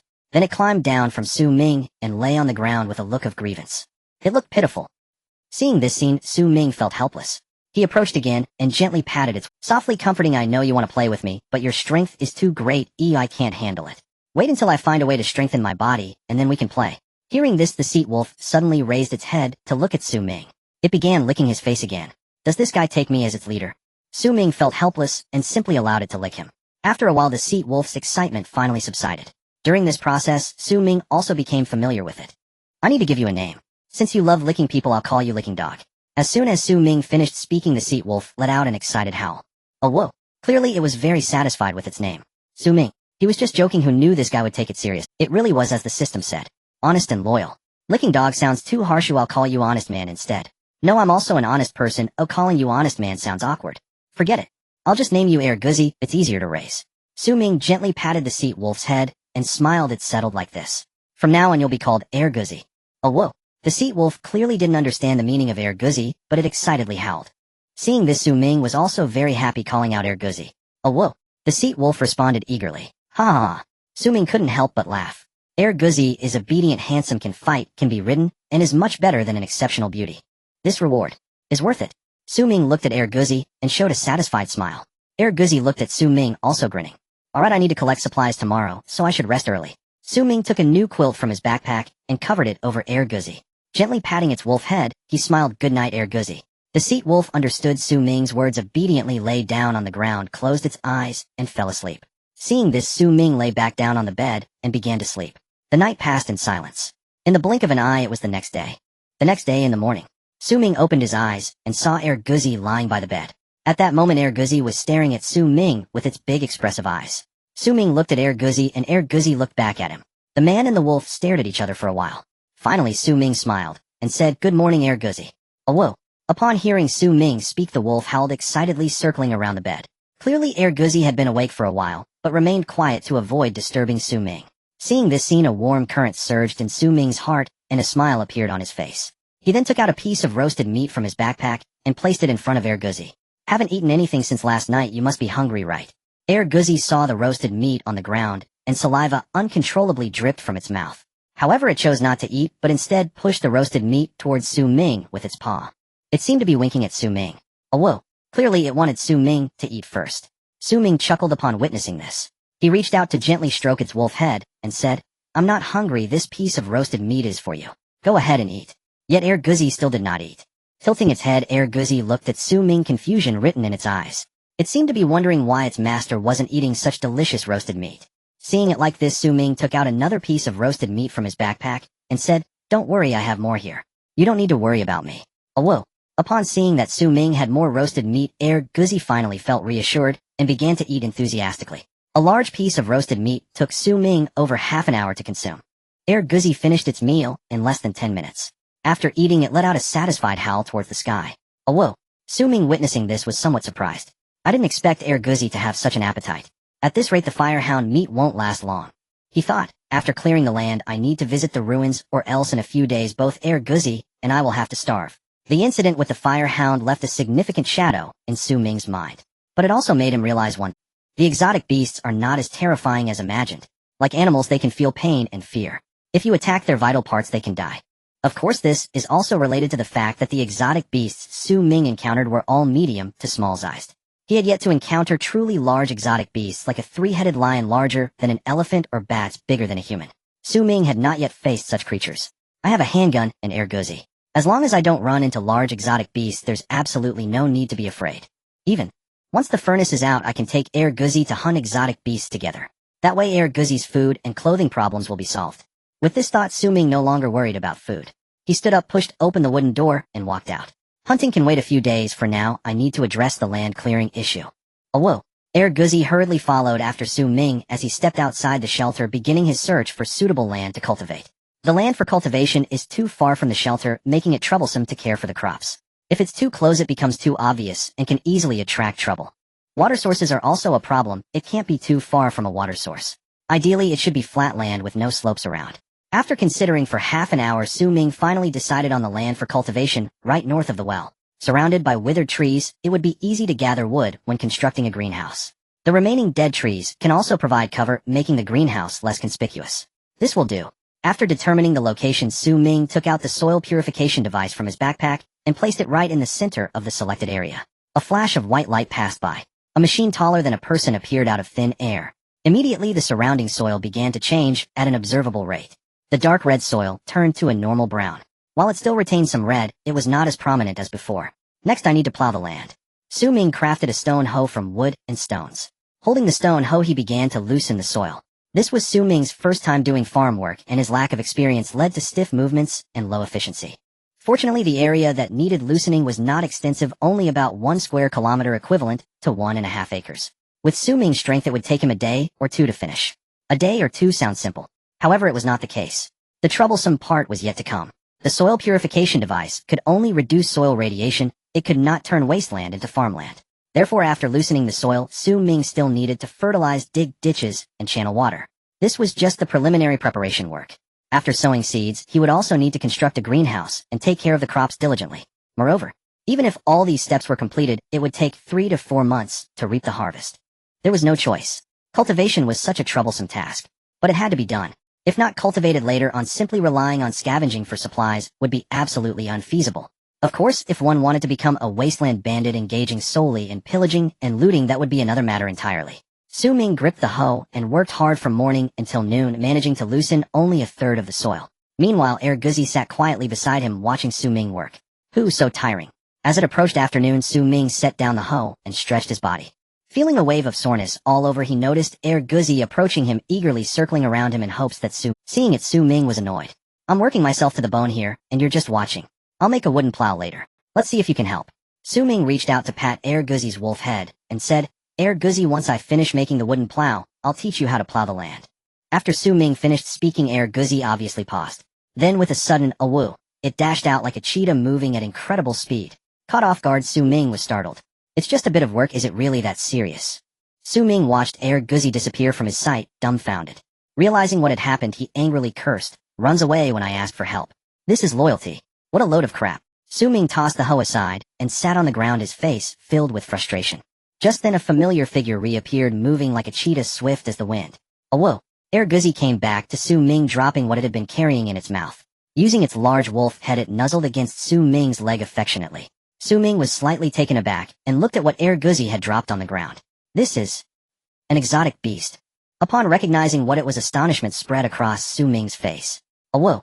Air Guzzi continued to nuzzle Su Ming's leg affectionately. However, Su Ming had no time to indulge it. We'll play later. I have more important matters to attend to. He briefly acknowledged Air Guzzi and hurriedly took out his dagger to begin dissecting the exotic beast it had caught. Obtained complete gray rat skin 1, obtained gray rat blood 3, obtained a piece of fresh meat 3, obtained gray rat bones 5. This rat-shaped exotic beast was about the size of a cat. It took Su Ming 20 minutes to finish processing. Looking at the blood and meat in his backpack, a look of joy appeared on Su Ming's face as he glanced at Air Guzzi beside him. He said with satisfaction, "It's only the first day and you already know how to fend for yourself. Not bad." Air Guzzi, hearing Su Ming's praise, displayed a proud expression on his face. With his head held high and chest out, he howled at the sky. Ow! Su Ming, witnessing this scene, couldn't help but chuckle. Ha ha ha. Air Guzzi's arrival not only brought immense help to Su Ming's survival, but also lifted his spirits, dispelling the gloom of solitary survival. From now on I am no longer alone. Su Ming looked at Air Guzzi, his eyes filled with joy. The man and the wolf took a moment to rest. Su Ming stood up and spoke to himself. There's still half a day left, I can't spend it all on cultivation. I need to check the ruins and see if I can find anything valuable. First I need to return the collected gray mouse blood to the shelter. Then turning to Air Guzzi, he said, Air Guzzi, once we reach the ruins, don't run around. Just stick with me, and if you notice anything, alert me first. Don't act recklessly, got it? Although Air Guzzi did not understand human language, his intelligence was not much different from that of a human. Watching Su Ming's gestures, he roughly understood his meaning. He nodded. Ow. Good, let's go. Su Ming patted Air Guzzi's head and stepped towards the ruins. Air Guzzi barked once and hurriedly followed. An adult wolf typically measures 2 to 3 meters in length, with some being even larger than a horse. Thus they could be used as mounts. However, Air Guzzi was still a juvenile, measuring just over a meter, insufficient to support Su Ming's weight. Once Air Guzzi grows a bit more, Su Ming will be able to ride him. Of course, despite being small, Air Guzzi's species advantages allowed him to surpass Su Ming in speed and endurance. Every time, Air Guzzi ran far ahead before stopping to wait for Su Ming. Though Su Ming felt a bit frustrated, there was nothing he could do. Even if Usain Bolt teamed up with Arnold Schwarzenegger, they would hardly match an adult wolf, let alone him. So he followed Air Guzzi, walking and stopping until they finally arrived at the ruins. After the incident with the firehound yesterday, Su Ming was more cautious than before. He first stood still, observing for a moment. Only after confirming that no large exotic beasts were nearby did he step towards a building. Air Guzzi also sensed the tense atmosphere. Unlike usual, he didn't bark occasionally, but quietly followed Su Ming, vigilantly observing the surroundings. As usual, Su Ming climbed through the window into the house and began to scavenge. Air Guzzi behind him jumped lightly and followed. While Su Ming scavenged, he kept watch. The man and the wolf each had their roles, working together in an orderly manner. One might think they had collaborated before. Acquired shell casings 3, acquired herbal antibiotics 1, acquired a bottle of autumn chrysanthemum T1, acquired an anvil 1. Herbal antibiotics, while not as effective as antibiotics, can still save lives. Not bad. Anvil. I didn't expect to find an anvil in the first house. Su Ming looked at the items in his backpack, his face showing delight. For components are needed to craft a furnace, a blower, an anvil, a crucible, and a mold. Now that he has the blower and the anvil, he only needs the crucible and the mold. Once he has the furnace, the iron blocks and lamp stands he collected will become useful. Today's luck is good. Ooh, I've found 2 good items right off the bat. Let's search a few more houses. Hopefully I can gather everything for the furnace today. With this thought, Su Ming felt invigorated and walked towards the next house. Acquired moldy bread 1, acquired iron door blueprint 1, acquired clean water 3, iron door blueprint. Su Ming looked at the blueprint in his backpack, nodded, and continued scavenging.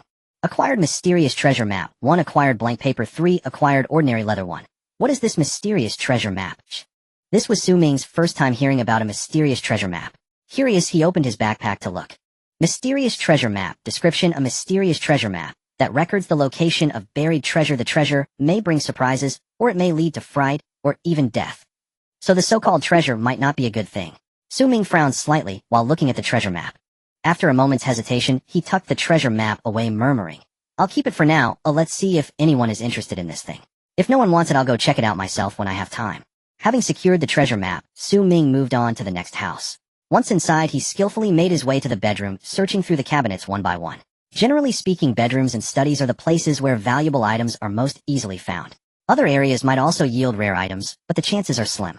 The first two houses had good items. I wonder if this one does too. Su Ming reached out to open a cabinet. Upon seeing the contents of the cabinet, he paused slightly. Nothing at all. One would expect. Upon seeing the contents of the cabinet, he paused slightly. Nothing at all. One would expect. These items are of little value, and Su Ming generally wouldn't want them. However, it's quite rare to find a cabinet completely empty like this. What bad luck, let's check the next one. Su Ming approached another cabinet, and opened it. Again, nothing. Su Ming was taken aback again. Soon his brows furrowed slightly as if he realized something. He didn't linger, and quickly opened several more cabinets. Bedroom, study, kitchen, bathroom, living room. The entire house yielded nothing. Especially the cabinets and chests, typically promising places to find good items, were completely bare. It looked as if a dog had licked them clean, leaving nothing behind. Seeing this, Su Ming immediately made a judgment. Someone has been here. With this thought, Su Ming couldn't help but tremble. Not from fear, but from excitement. It had been 5 days since he arrived in the Wasteland. He had never seen another human. At this moment, seeing signs of human activity, how could he not feel excited? Of course, after the excitement came confusion and unease. To be honest, he wasn't prepared to interact with other survivors. He also didn't know how to deal with them. If the other party was like him, just trying to survive in the Wasteland without harming others, then that would be fine. But if they were sociopathic and violent, then it would be a problem. Most importantly, Su Ming couldn't discern what kind of person the other party was. At that moment, a phrase involuntarily surfaced in his mind. The Wasteland is like a dark forest where everyone is an armed hunter. Moving through the woods, he must be cautious, for there are hunters lurking everywhere, just like him.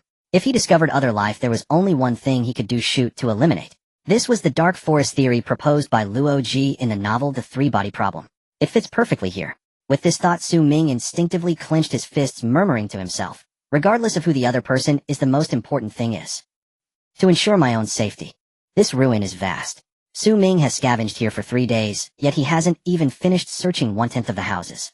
This means that in a short time the resources in this ruin are enough for 2 people to scavenge. There is no need for them to fight each other for resources. However, even so, until they encounter each other, it is impossible to determine whether the other party poses a threat. Therefore, for himself, avoiding contact is the best choice. Su Ming sighed and abandoned the idea of looking for them. Instead, he began to observe the traces left by the other party in the house. Scavenging the entire house, yet not leaving a single trace behind. Such strong counter-surveillance awareness is something ordinary people definitely cannot achieve. This means the other party is very likely to be a constable or a scout. After making this judgment, Su Ming became even more convinced of his thoughts. Until he has enough assurance, he must not have any contact with the other party.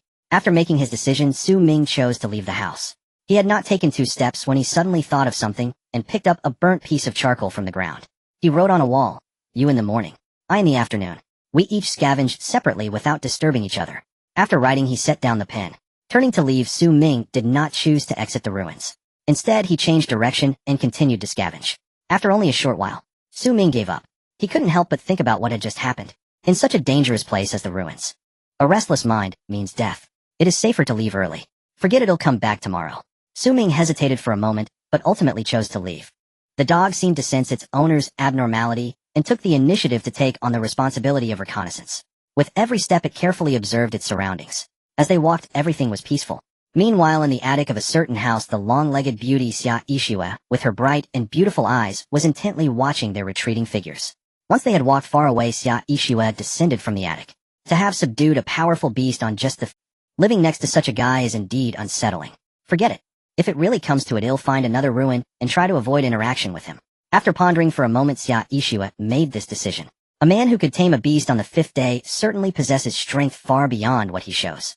There was no need for her to take the risk of becoming enemies over a bit of resources. After making her decision, Xia Yixue began to contemplate the reason the man had left. He left as soon as he found this place. He must have discovered me as well. Leaving so brazenly indicates is he trying to lure me out? This guy is indeed frightening. With this thought in mind, Xia Yixue cautiously made her way down the stairs. Each step was taken with utmost caution, fearful of triggering any traps left by Su Ming. All the way to the 1st floor, she remained extremely vigilant. Until she saw the writing on the wall. "You in the morning, I in the afternoon. We each scavenged separately without disturbing each other." Xia Yixue looked at the writing on the wall, her eyes narrowing. She murmured, "He really did discover me. Why, if his strength is clearly greater than mine, did he not strike, but chose to leave instead, leaving behind such a message? Is he afraid of being injured? With such great strength and caution, it's no wonder he could subdue a beast."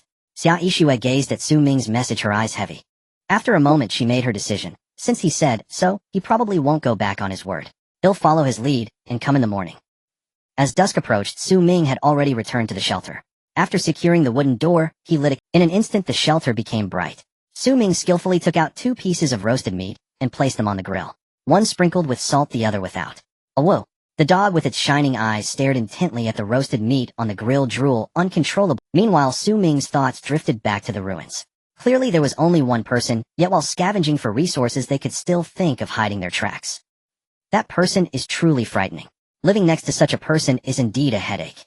Ming, I wonder if he saw my message. I hope he does, then we can coexist peacefully. Otherwise I would have to find another ruin. Oh whoa!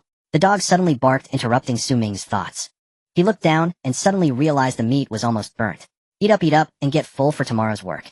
Ming picked up the piece of meat without salt and placed it in front of the dog, murmuring, "Oh whoa!"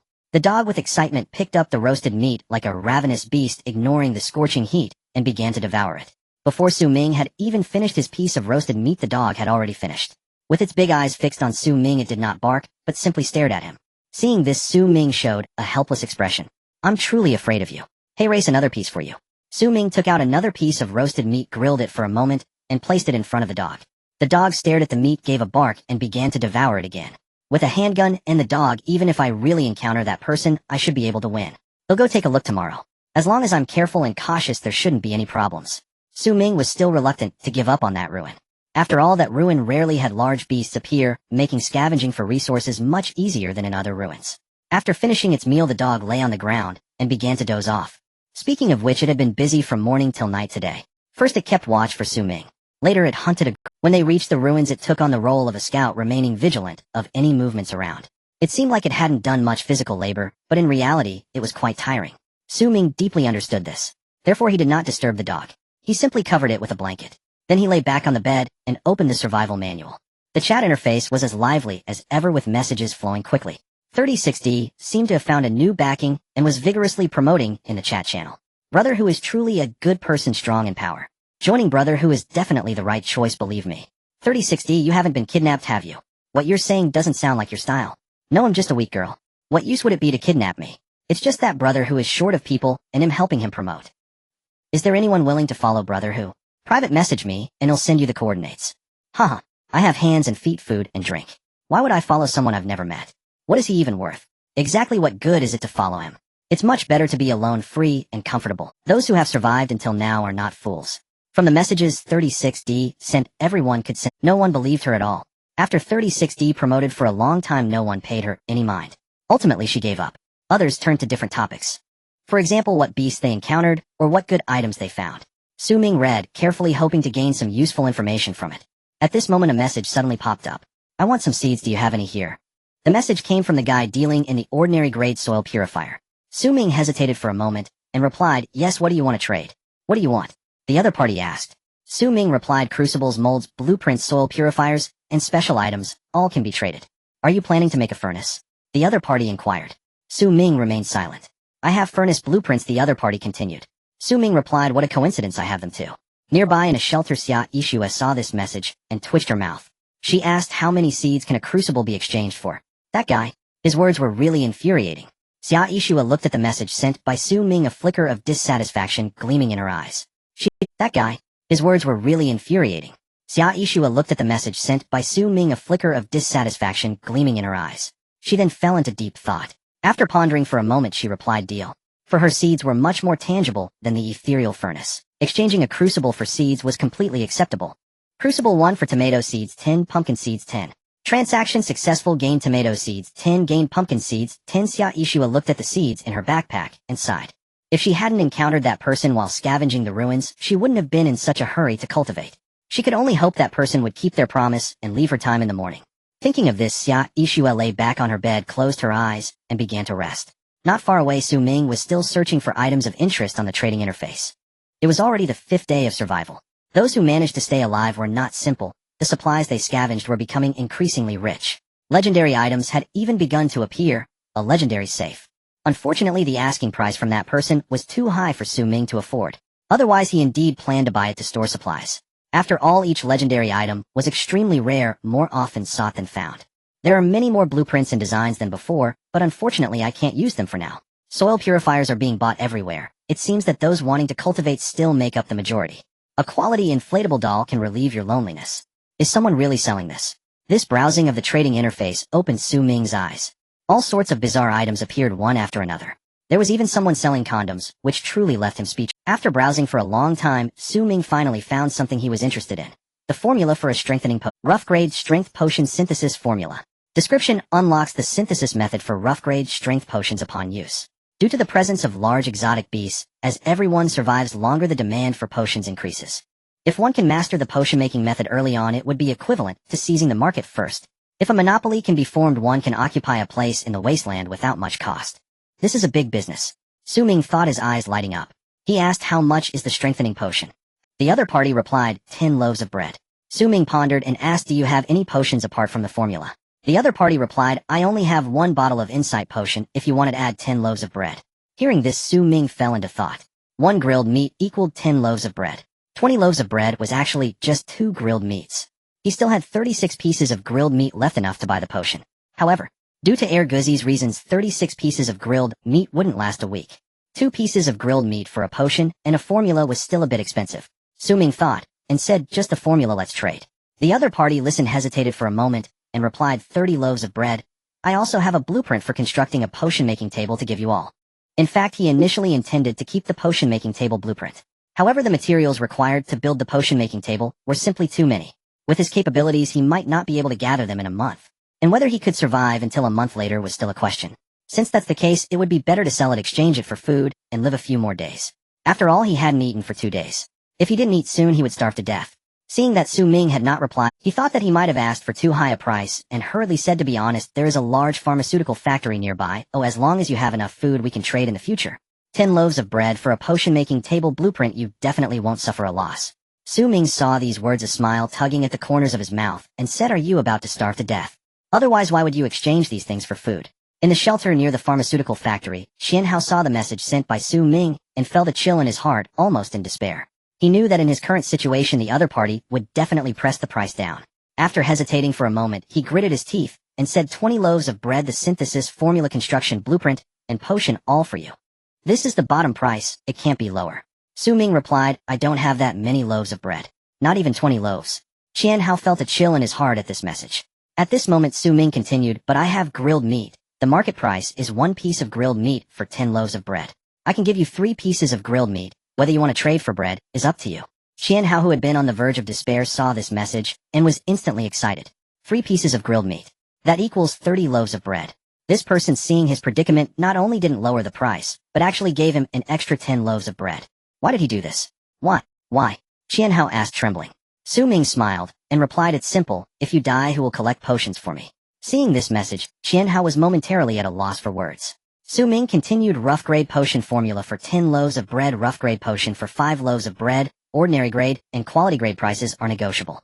How many formulas and how many potions do you have? I will take them all. What do you think?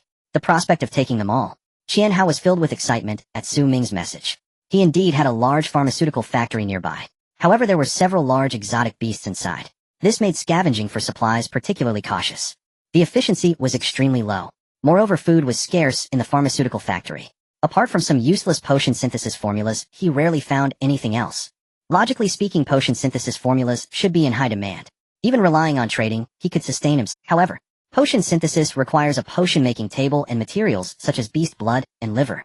These 2 things are nearly impossible for anyone to gather. In other words, even if others obtained the potion synthesis formula, they lacked the tools and materials. This led to his formulas being almost unwanted. In the past 2 days, he had relied on scavenging a few potions to exchange for some food to barely maintain his life. But now suddenly someone told him that potion formulas would be taken at face value. How could he not be excited? Great. In the future, I will give you all the potions and formulas I find at the price you said, 10 loaves of bread and 5 loaves of bread. Su Ming nodded. The transaction was successful. He obtained 1 rough level strength potion synthesis formula, which unlocked the synthesis method for the rough level strength potion. He also received 1 rough level insight potion, which provided 5 insight, and 1 alchemy table construction blueprint, which unlocked the construction method for the alchemy table. Looking at the 3 items in his backpack, a smile appeared on Su Ming's face as he said, pleasure doing business with you. A moment later, the other party replied, pleasure doing business with you. After their chat ended, Su Ming added a note. The reason he labeled it as number 2 was that he already had a number 1, the one who sold him the soil purifier. With the note added, Su Ming refocused his attention on the alchemy table. Alchemy table beakers 02 cast iron 010 oil drum 01 evaporating dish 01 measuring cylinder 05. No wonder 10 loaves of bread were sold, it requires so many materials. Beakers, evaporating dishes, and measuring cylinders could still be scavenged.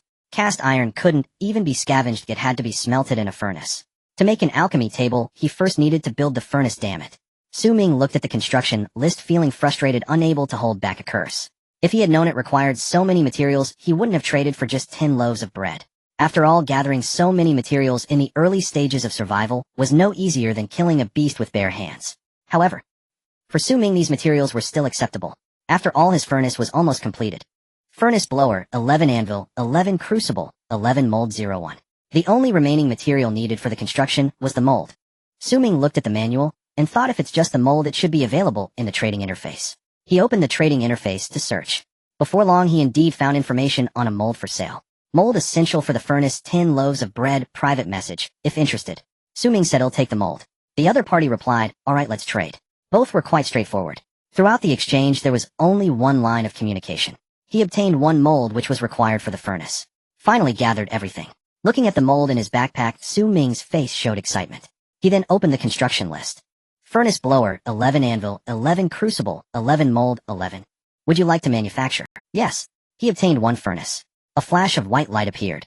The next second, a furnace taller than a person appeared before Ming. This is the furnace. Ming examined it curiously, then took 2 iron pipes from his backpack and tossed them into the furnace. Let's give it a try. I wonder if it will work. He stood beside the furnace, watching closely, eagerly anticipating the moment of successful smelting. After a moment, the furnace emitted a dull sound. The electronic synthesis voice from the manual rang in his ears. Smelting successful. Iron pipe, 3, iron ingot 1. It worked. Ming picked up the heavy iron ingot, a joyful expression on his face. Next, he just needed to collect more iron items to smelt out more iron ingots. With enough iron ingots, he could upgrade the wooden door to an iron door. Although against large beasts, the difference between a wooden door and an iron door wasn't significant. However, the sense of security an iron door provided was incomparable to that of a wooden door. Once I finish the land reclamation, I need to find a mine. Relying solely on collection, the amount of metal I can smelt is still too little. Looking at the iron ingot in his hand, Ming suddenly felt that the road ahead was long and arduous. Despite currently having enough food and drink and some help. In reality, he was still far from achieving his ideal state of survival. Land reclamation, mining, constructing a shelter, and developing the shelter. Each step required a significant amount of time and energy. The hustle and bustle of these 5 days was just the beginning. Sigh. No matter what, at least I have made a good start. Ming sighed, thinking to himself. Suddenly, a familiar voice rang in his ear. Day 6 of survival. Reward 1, exquisite beauty random. Reward 2, legendary bathtub. Reward 3, rough level soil purifier, ordinary level soil purifier. Please choose. It's already the 6th day. So fast. Hearing the voice, Ming was momentarily taken aback. This was the first time he had heard the system prompt without being prepared. After a brief pause, he looked at the 3 rewards presented by the system, falling into deep thought. He was mainly torn between reward 2 and reward 3. The bathtub won't provide much help, but regardless, it's a legendary item, it must be extraordinary. The soil purifier is quite useful, but after upgrading it's still just an ordinary level soil purifier. At most it will reduce the radiation the soil receives a bit, its significance isn't great. He'll take a gamble. He'll choose the legendary item. Ming gritted his teeth and made his decision. He obtained 1 legendary bathtub. It was described as the ultimate enjoyment, only worthy of top-tier survivors. A flash of white light appeared. A bathtub large enough for 2 people appeared next to the furnace. The tin shelter instantly became cramped. Looking at the bathtub before him, Ming's expression turned somewhat grim. This bathtub looked no different from an ordinary bathtub. Was it just bigger, convenient for 2 people to bathe? As Ming thought this, he frowned slightly. He really wanted to boil a bucket of hot water and put it in the bathtub to see what would happen. However, after some consideration, he decided against it. He had never been out at night. He didn't know what the wasteland was like. Staying inside the shelter was much safer. He could boil hot water in the morning tomorrow, it was the same. Ming restrained his urge to fetch water and lay back down on the bed. After a tiring day, he was utterly exhausted. As soon as he lay down on the bed, he fell asleep. A night of silence. The next morning, Ming opened his eyes. Suddenly he found Air Guzzi was stuck between the furnace and the bathtub, unable to move. Oh woo. Seeing Ming wake up, it looked at him with a face full of despair. Don't move, it'll carry you out. Ming propped himself up, trying to stand. However, his sore muscles made him gasp.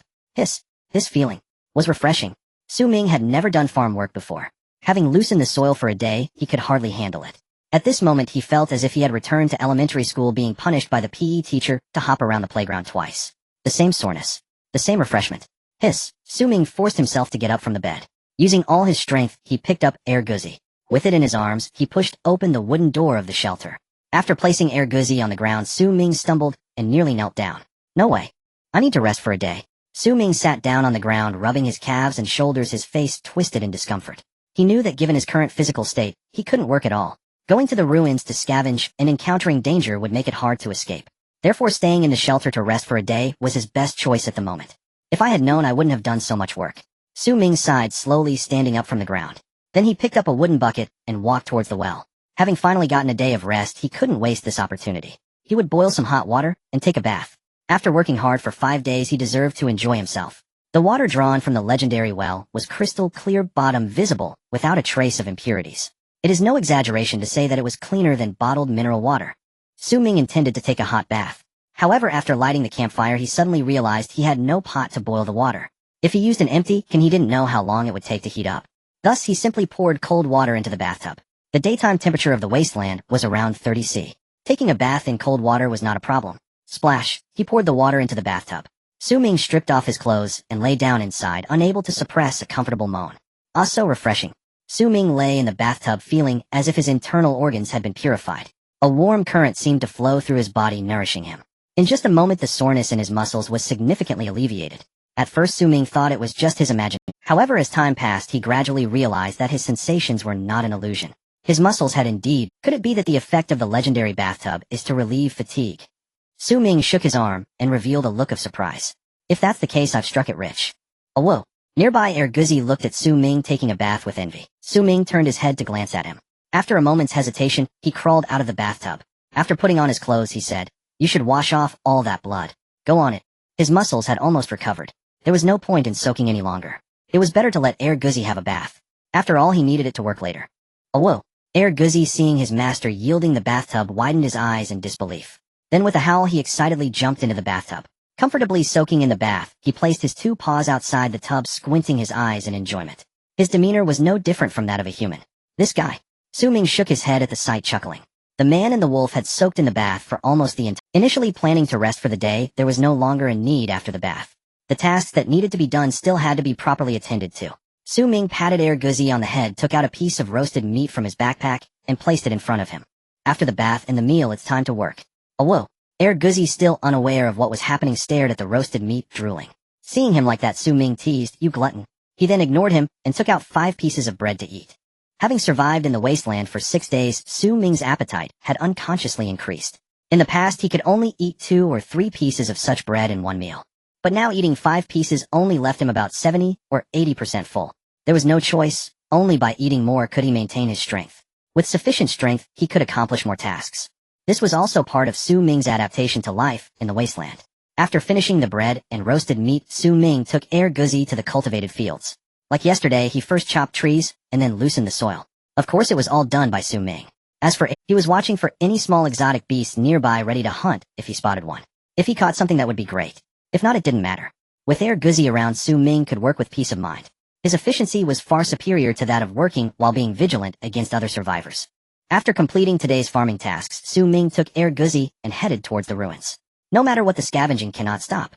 An hour later, Ming looked at the ruins in front of him, feeling inexplicably nervous. I wonder if that guy saw the marks I left yesterday. After a moment of hesitation, Ming gritted his teeth and stepped forward. No matter what, I have a gun and Guzi. Even if he is a bounty hunter, there is no need to fear him. With this thought in mind, Ming arrived at the house where he had left the marks yesterday. Standing outside the window, he gently patted Guzi on the head 3 times. This was the signal he had agreed upon with Guzi. 3 pats on the head, meant to let him sniff if there were any animal scents in the house. Wolves have a sense of smell far superior to that of humans. Even from a distance, Guzi could smell the scent of roasted meat. Naturally, he could also detect if there were any animal traces inside the house. Guzi, understanding the signal after being patted 3 times, circled around the house, occasionally sniffing the surrounding environment. Moments later, he returned to Ming's side, gently tapping Ming's leg twice with his paw. This indicated that there were no animal scents inside the house. Well done. Ming praised in a low voice and climbed over the wall into the house. He approached the wall where he had left the marks, looking at the content on the wall, slightly stunned. Then a smile appeared on his face. He saw a clear character written on the wall. Good. The handwriting was rough, looking like it was written by someone who hadn't been educated for long. The current bounty hunters and scouts generally graduated from specialized institutions and received professional education. Their handwriting would not be so poor. Could it be that he had guessed wrong? Was that person simply skilled in anti-surveillance and not a bounty hunter or scout? Ming stared at the handwriting on the wall, lost in thought. Moments later, he sensed something and slightly frowned. No, this person deliberately wrote in such an ugly manner. Is he afraid that others will deduce his identity based on his handwriting? As Ming thought of this, his frown deepened. After a moment, he shook his head. Forget it, it doesn't matter. As long as he is trustworthy, I shouldn't have any intersection with him. Thinking more is meaning. He stopped dwelling on the other party's identity. Ming climbed out of the window of the house and began to scavenge in the ruins. Obtained rough-grade iron pot 1, obtained tools 1, obtained automatic rifle blueprint 1, obtained iron fence construction blueprint 1, obtained fertilizer 2. After scavenging for 2 hours, he found these items. Today's luck is a bit poor. I didn't find any materials for the alchemy table. Ming looked at the items in his backpack and sighed. Then he raised his eyes to the sky. It was getting dark. He had to head back. Guzzi, let's go home. Ming called to Guzzi, who was on lookout, and turned to leave. After taking a few steps, he suddenly realized that Guzzi had not followed. Guzzi. Ming showed a puzzled expression and turned to look at Guzzi. He suddenly found Guzzi was lying on the ground, vigilantly watching ahead. The wolf remained completely still like a statue. Seeing this scene, Ming immediately reacted. Something's up. He hurriedly crouched down, hiding himself, and then he crawled forward, inching his way to Guzzi's side. Following the direction Guzzi was looking, he clearly saw the situation ahead. Ming was dumbfounded. Not far ahead, 3 humans were standing. Ming took a deep breath, forcing himself to calm down. He then began to observe closely. In front of him stood 3 individuals, 1 man and 2 women. The man was burly with a body full of muscle. One of the women was petite, resembling a student. The other had an elegant figure, tall like a model. In other aspects, they looked no different from ordinary people. It was just that he couldn't tell whether the 3 of them were survivors or natives. Ming gazed at the trio, a hint of curiosity flashing across his face. The survival manual had mentioned that there were natives in the Wasteland world. However, until now, no one had encountered them. If these 3 individuals were indeed natives, he would be the first to... As Ming thought about this, he raised an eyebrow. At that moment, the woman, who looked like a model, seemed to sense something. She turned her head towards Ming's direction. Coincidentally, Ming was also looking at her. Their gazes met in the air, locking onto each other. After about 2 seconds, the woman finally averted her gaze. Damn, I've been spotted. Ming's heart raced at this sight. He hurriedly drew his handgun, gripping it tightly. However, the woman showed no reaction, continuing to do whatever It was as if she hadn't seen Ming at all. Am I being ignored? Ming thought to himself, a line of black lines appearing on his forehead. This was the first time he had ever been ignored. It felt quite unpleasant, especially with the woman's gaze, which mixed indifference with disdain. This made Ming feel a wave of nausea. After all, he was also human. Meeting someone familiar in a foreign land, and that was their reaction. Of course, if they were natives, such a response might be normal. Ming thought about this and looked back at the trio. He saw them huddled together, exchanging a few words. Then the other 2 also turned to look at Ming. Just like the woman, they glanced at him before quickly averting their gaze was utterly indifferent. Ignored again. Ming felt somewhat helpless.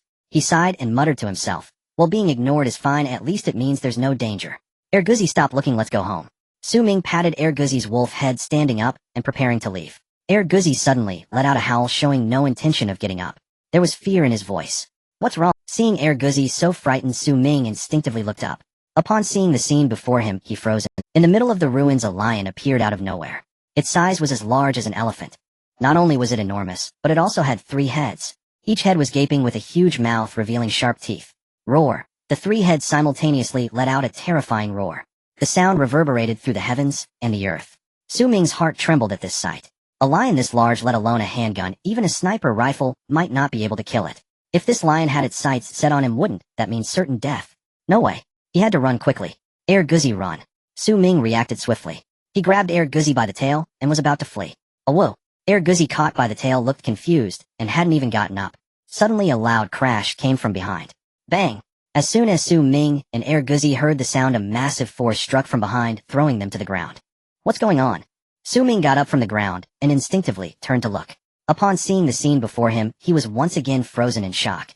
In the middle of the ruins, the burly man stood in front of the 3-headed giant lion, while the elegant woman leaped into the air, landing behind the giant lion. With 1 man and 1 woman, they formed an encirclement, trapping the 3-headed giant lion in place. Are they hunting the giant lion? Ming watched the scene before him, his eyes filled with astonishment. He simply could not fathom how 2 seemingly weak humans could hunt a lion larger than an elephant without the aid of weapons. Roar! The 3-headed giant lion, gazing at the burly man, seemed to realize something and let out an ang. Its limbs slightly bent, assuming a poised stance. The man witnessing this narrowed his eyes and instinctively retreated. Almost simultaneously, the three-headed giant lion with all four limbs exerting force suddenly pounced at the man. Its enormous claws hit the ground, leaving a sizable crater. Su Ming felt a tremor in his heart at this sight. If that claw struck him, he would definitely lose his life. The three-headed giant lion swiped its paw, missing. All three heads raised their heads to the sky and roared in unison, their voices filled with rage. At that moment, the woman behind it leaped into the air again. She was like a nimble swallow landing on the giant lion's back. Roar! The giant lion roared, leaping into the air, trying to shake off the woman on its back. But the woman pulled out two daggers from her bosom and plunged them fiercely into the giant lion's back. She then held onto the daggers, tightly hanging on to its back. The giant lion howled in pain, becoming more frenzied, jumping up and down, trying to throw off the woman, but could not. At that moment, the burly man seized the opportunity and charged in front of the giant lion. He leaped up, suddenly delivering a powerful punch to its central head. Bang! The sound was deafening. A wave of force expanded outward from the lion's head, as if rippling through the air. Even from afar, Su Ming could feel the power of that punch.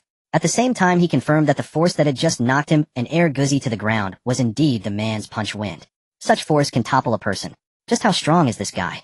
Su Ming looked at the man and finally understood why they dared to stand boldly in the middle of the ruins. With such incredible strength, dealing with small mutated beasts was like killing one with each encounter. At that moment, watching the two engage with the giant lion, Su Ming began to question his own life choices. Was this really a wasteland world or a fantasy world? Just as Su Ming was having an existential crisis, the situation on the field changed again. The burly man threw 3 punches in a row, each landing with a thud. The giant lion howled in pain, while the other two heads roared in anger. Then it charged towards a nearby building. Bang! With a deafening noise, the building collapsed. The woman behind the giant lion, unable to dodge in time, was struck on the head by falling bricks and fainted. The burly man was forced to halt his attack, retreating a few steps. But the giant lion clearly would not give him the chance to retreat. It exerted its limbs and lunged forward. The left head bit down on the burly man's arm. The right head roared to the sky. Roar. The burly man was bitten, and in immense pain, he was unable to move. At that moment, a red light suddenly enveloped the burly man. The next second, his body underwent a transformation, his muscles bulging. He grew significantly larger than before, his eyes turning red. The three-headed giant lion, seeing this, sensed danger, and its pupils constricted sharply. With a powerful clench of its jaws, it bit off the burly man's left arm and swallowed it whole. The burly man hadn't even had time to attack the giant lion's eyes before he crashed to the ground. Blood gushed from his left shoulder. At that moment, a white light suddenly enveloped his shoulder. In the next second, the large wound miraculously healed. The burly man hurriedly got back up from the ground. He charged at the three-headed giant lion again. Although his movements were not as nimble as before, having lost an arm, his strength was now more than doubled. With just his body, he was able to trade blows with the three-headed giant lion. Meanwhile, behind him stood the petite woman who resembled a student. She hadn't moved an inch the entire time, merely standing still and muttering incantations. Not far away, Su Ming realized what was happening. This girl was a support. If nothing else, the red light that had just sent the man into a frenzy and the white light that had healed his wound were both her handiwork. A warrior, an assassin, and a healer. How professional. Su Ming stood in place, watching the trio, as if observing a thrilling boss battle. For a moment, he forgot to run, only wanting to see the final outcome. Who would triumph, the trio or the three-headed giant lion? Time passed second by second. The man's injuries multiplied, with hardly a patch of his body left unscathed. The three-headed giant lion was similarly battered. The left and middle heads had already been smashed to pieces by the man, leaving only the right head, which at this moment was also severely damaged. Roar. The giant lion's crimson eyes fixed on the man, letting out an angry roar. Compared to before, it seemed somewhat lacking in confidence. The man stood there panting heavily, his fists hanging by his side, constantly dripping blood. From afar, one could see the exposed white bone. Meanwhile, the petite woman behind him, who had just been slapped by the giant lion, was currently in a state of uncertainty. Clearly, the battle had reached its final moment. Whoever could endure until the end would claim victory. Su Ming's gaze was locked onto them. The man stood 100 meters away from the giant lion, both locking eyes filled with rage. At this moment, the man's strength had been completely exhausted, relying solely on sheer willpower to hold on. The three-headed giant lion had lost 2 heads, leaving only one. Its body was covered in wounds. On the surface, it seemed like both sides were evenly matched, but Su Ming felt that the giant lion held the upper hand. After all, the size of the giant lion far surpassed that of the man. With both sides running on empty, the advantage of size became even more apparent. Of course, this was merely Su Ming's subjective guess. As the battle reached this critical point, every punch and pounce could potentially alter the final outcome. Until the last moment, no one could know who the ultimate victor would be. Su Ming stood in place, his eyes fixed intently on the man and the lion in the ruins, instinctively holding his breath. The outcome of the battle hinged on this final strike. Suddenly the giant lion let out a furious roar. Its limbs bent slightly, and then it unleashed its power. The massive body sprang into the air, lunging toward the man. At the same time, its sharp claws stretched out midair, aimed directly at the man's head. If it landed a hit, the man would undoubtedly perish. Seeing this, the man's eyes narrowed. Almost instinctively, he withdrew backward. Just as he took a step back, something seemed to click in his mind, and he abruptly halted in his tracks. Standing still, the man remained motionless. The giant lion clearly did not anticipate that the man would choose to face it head-on. It opened its massive maw, revealing a cruel smile. The speed of its claws increased. In the blink of an eye, the sharp claws were about to strike the man. Observing this, the man's eyes revealed a resolute determination. He did not dodge or evade, allowing the giant lion's claws to pierce through his body. Pooh! The claws penetrated the man's flesh, and blood gushed forth. In an instant, the man became a bloodied figure. Roar! With a deafening roar, the giant lion withdrew its claws and lowered its head, preparing to swallow the man whole. At that moment, something shocking occurred. The man, who had 4 large holes in his body, surprisingly did not die. Not only did he survive, but he also seized the opportunity while the giant lion was leaning in. With the last of his strength, he delivered a punch to the giant lion's eye. Bang! A muffled sound echoed as a small dent was forcibly created in the lion's eye area. Roar!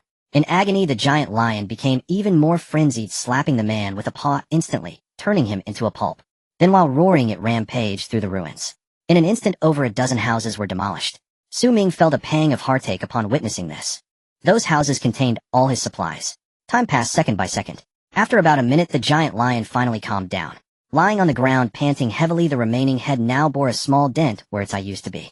This powerful, 3-headed giant lion. Although it had secured the final victory, the cost was incredibly painful. Even if it survived, it would not live for long, having lost its sight.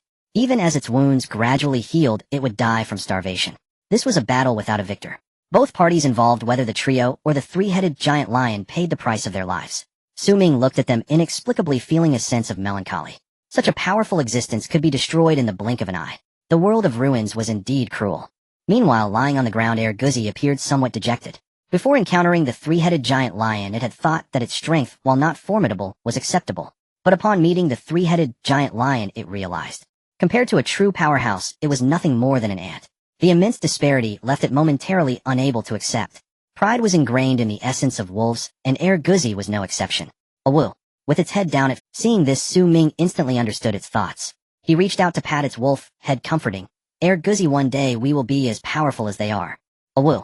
Hearing this, Erguzi looked up at its master, then nodded vigorously. It believed that its master could lead it to become strong. While gently stroking Erguzi's head, Ming looked up at the sky. It's getting dark. He thought, returning his gaze to the giant lion in the ruins, which was licking its wounds. At this moment, the heavily injured giant lion appeared calm, like a golden retriever enjoying a peaceful life, licking its wounds while resting. It seemed as if it had suffered no significant harm. Ming's face revealed a look of unwillingness. He had waited here for so long. Aside from wanting to witness the battle between powerhouses in the Wasteland, there was another reason. He wanted to see if he could take advantage of the situation. Now it seemed there would be no opportunity for that. Could it be that this long wait was in vain? Ming fixed his gaze on the giant lion, his brow furrowing tightly. If I go back now, the temperature will drop halfway there.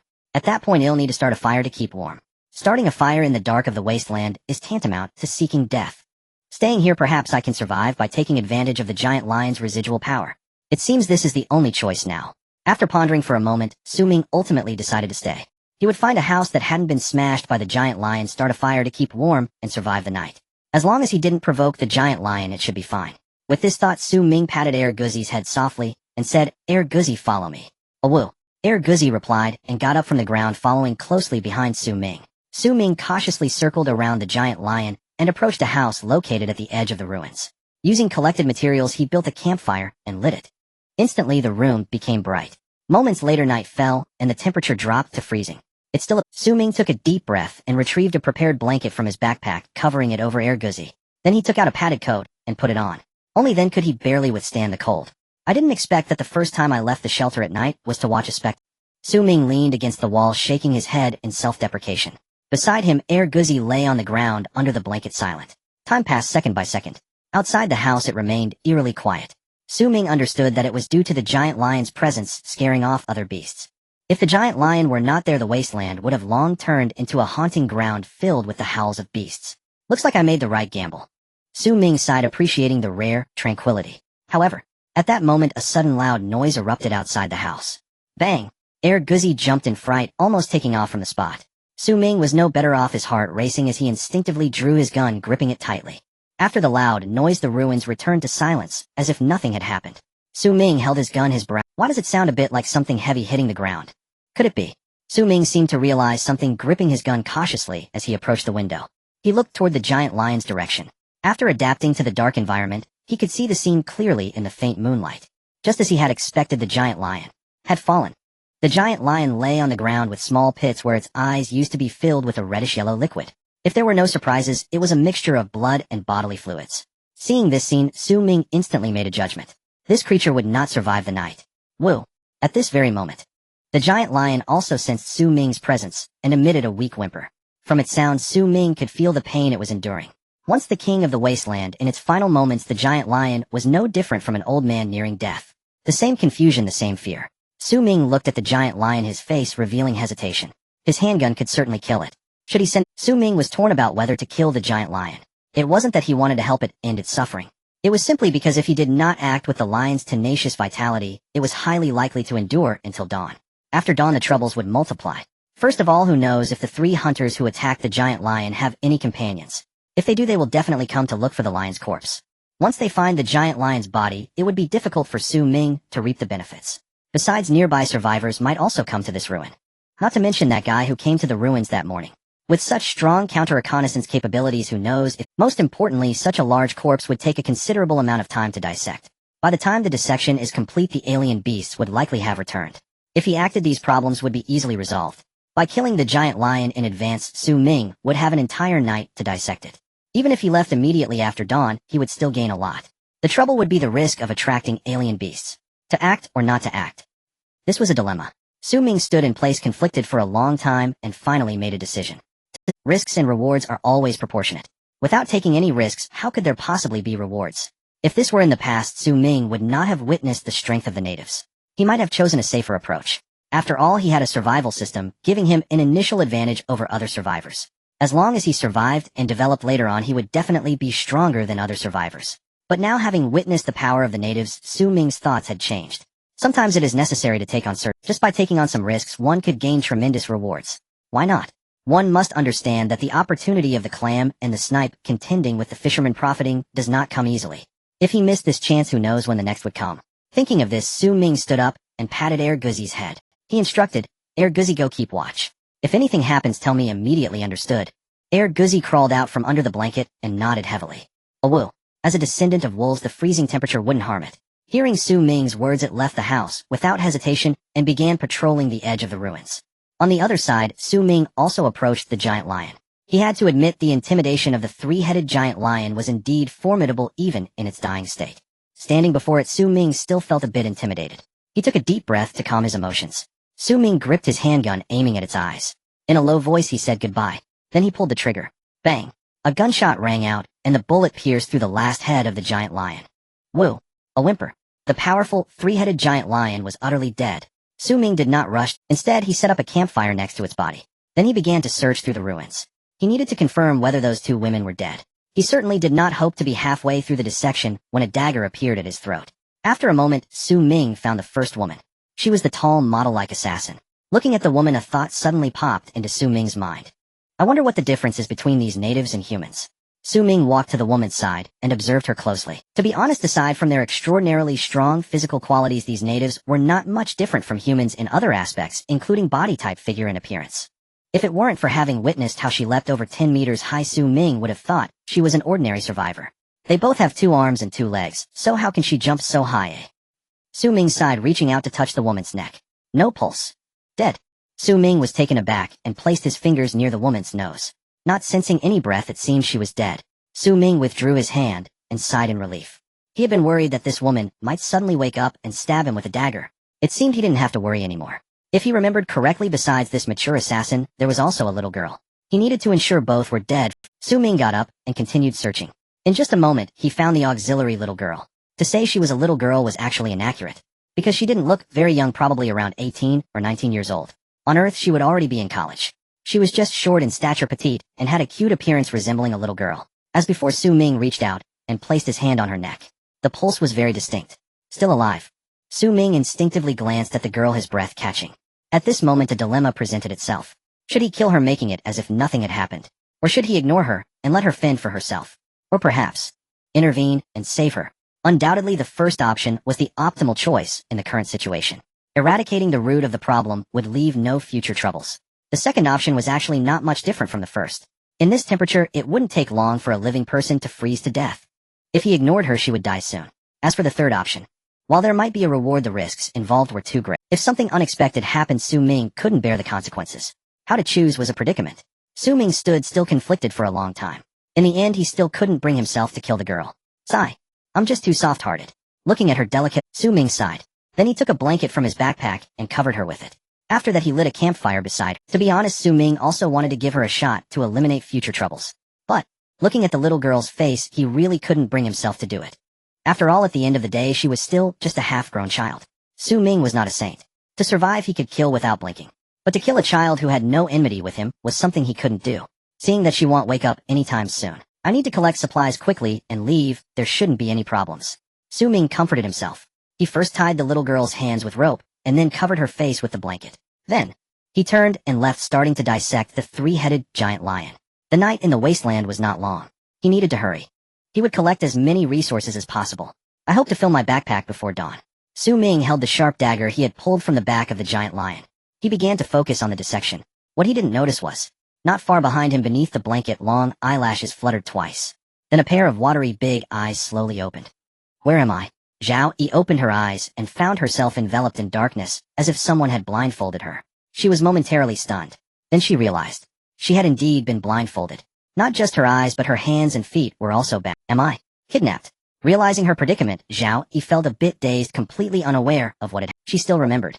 Before she lost consciousness, she had been battling 3 giant lions. How did she end up bound? Had the 3 giant lions been killed? Are Lin Jie and Lu Shu still alive? Who kidnapped me? A series of questions flooded Zhao Yi's mind, making her thoughts even more chaotic. At that moment, a rustling sound suddenly came from outside. Someone's coming. Upon hearing this, Zhao Yi trembled, instantly becoming alert. Time passed second by second.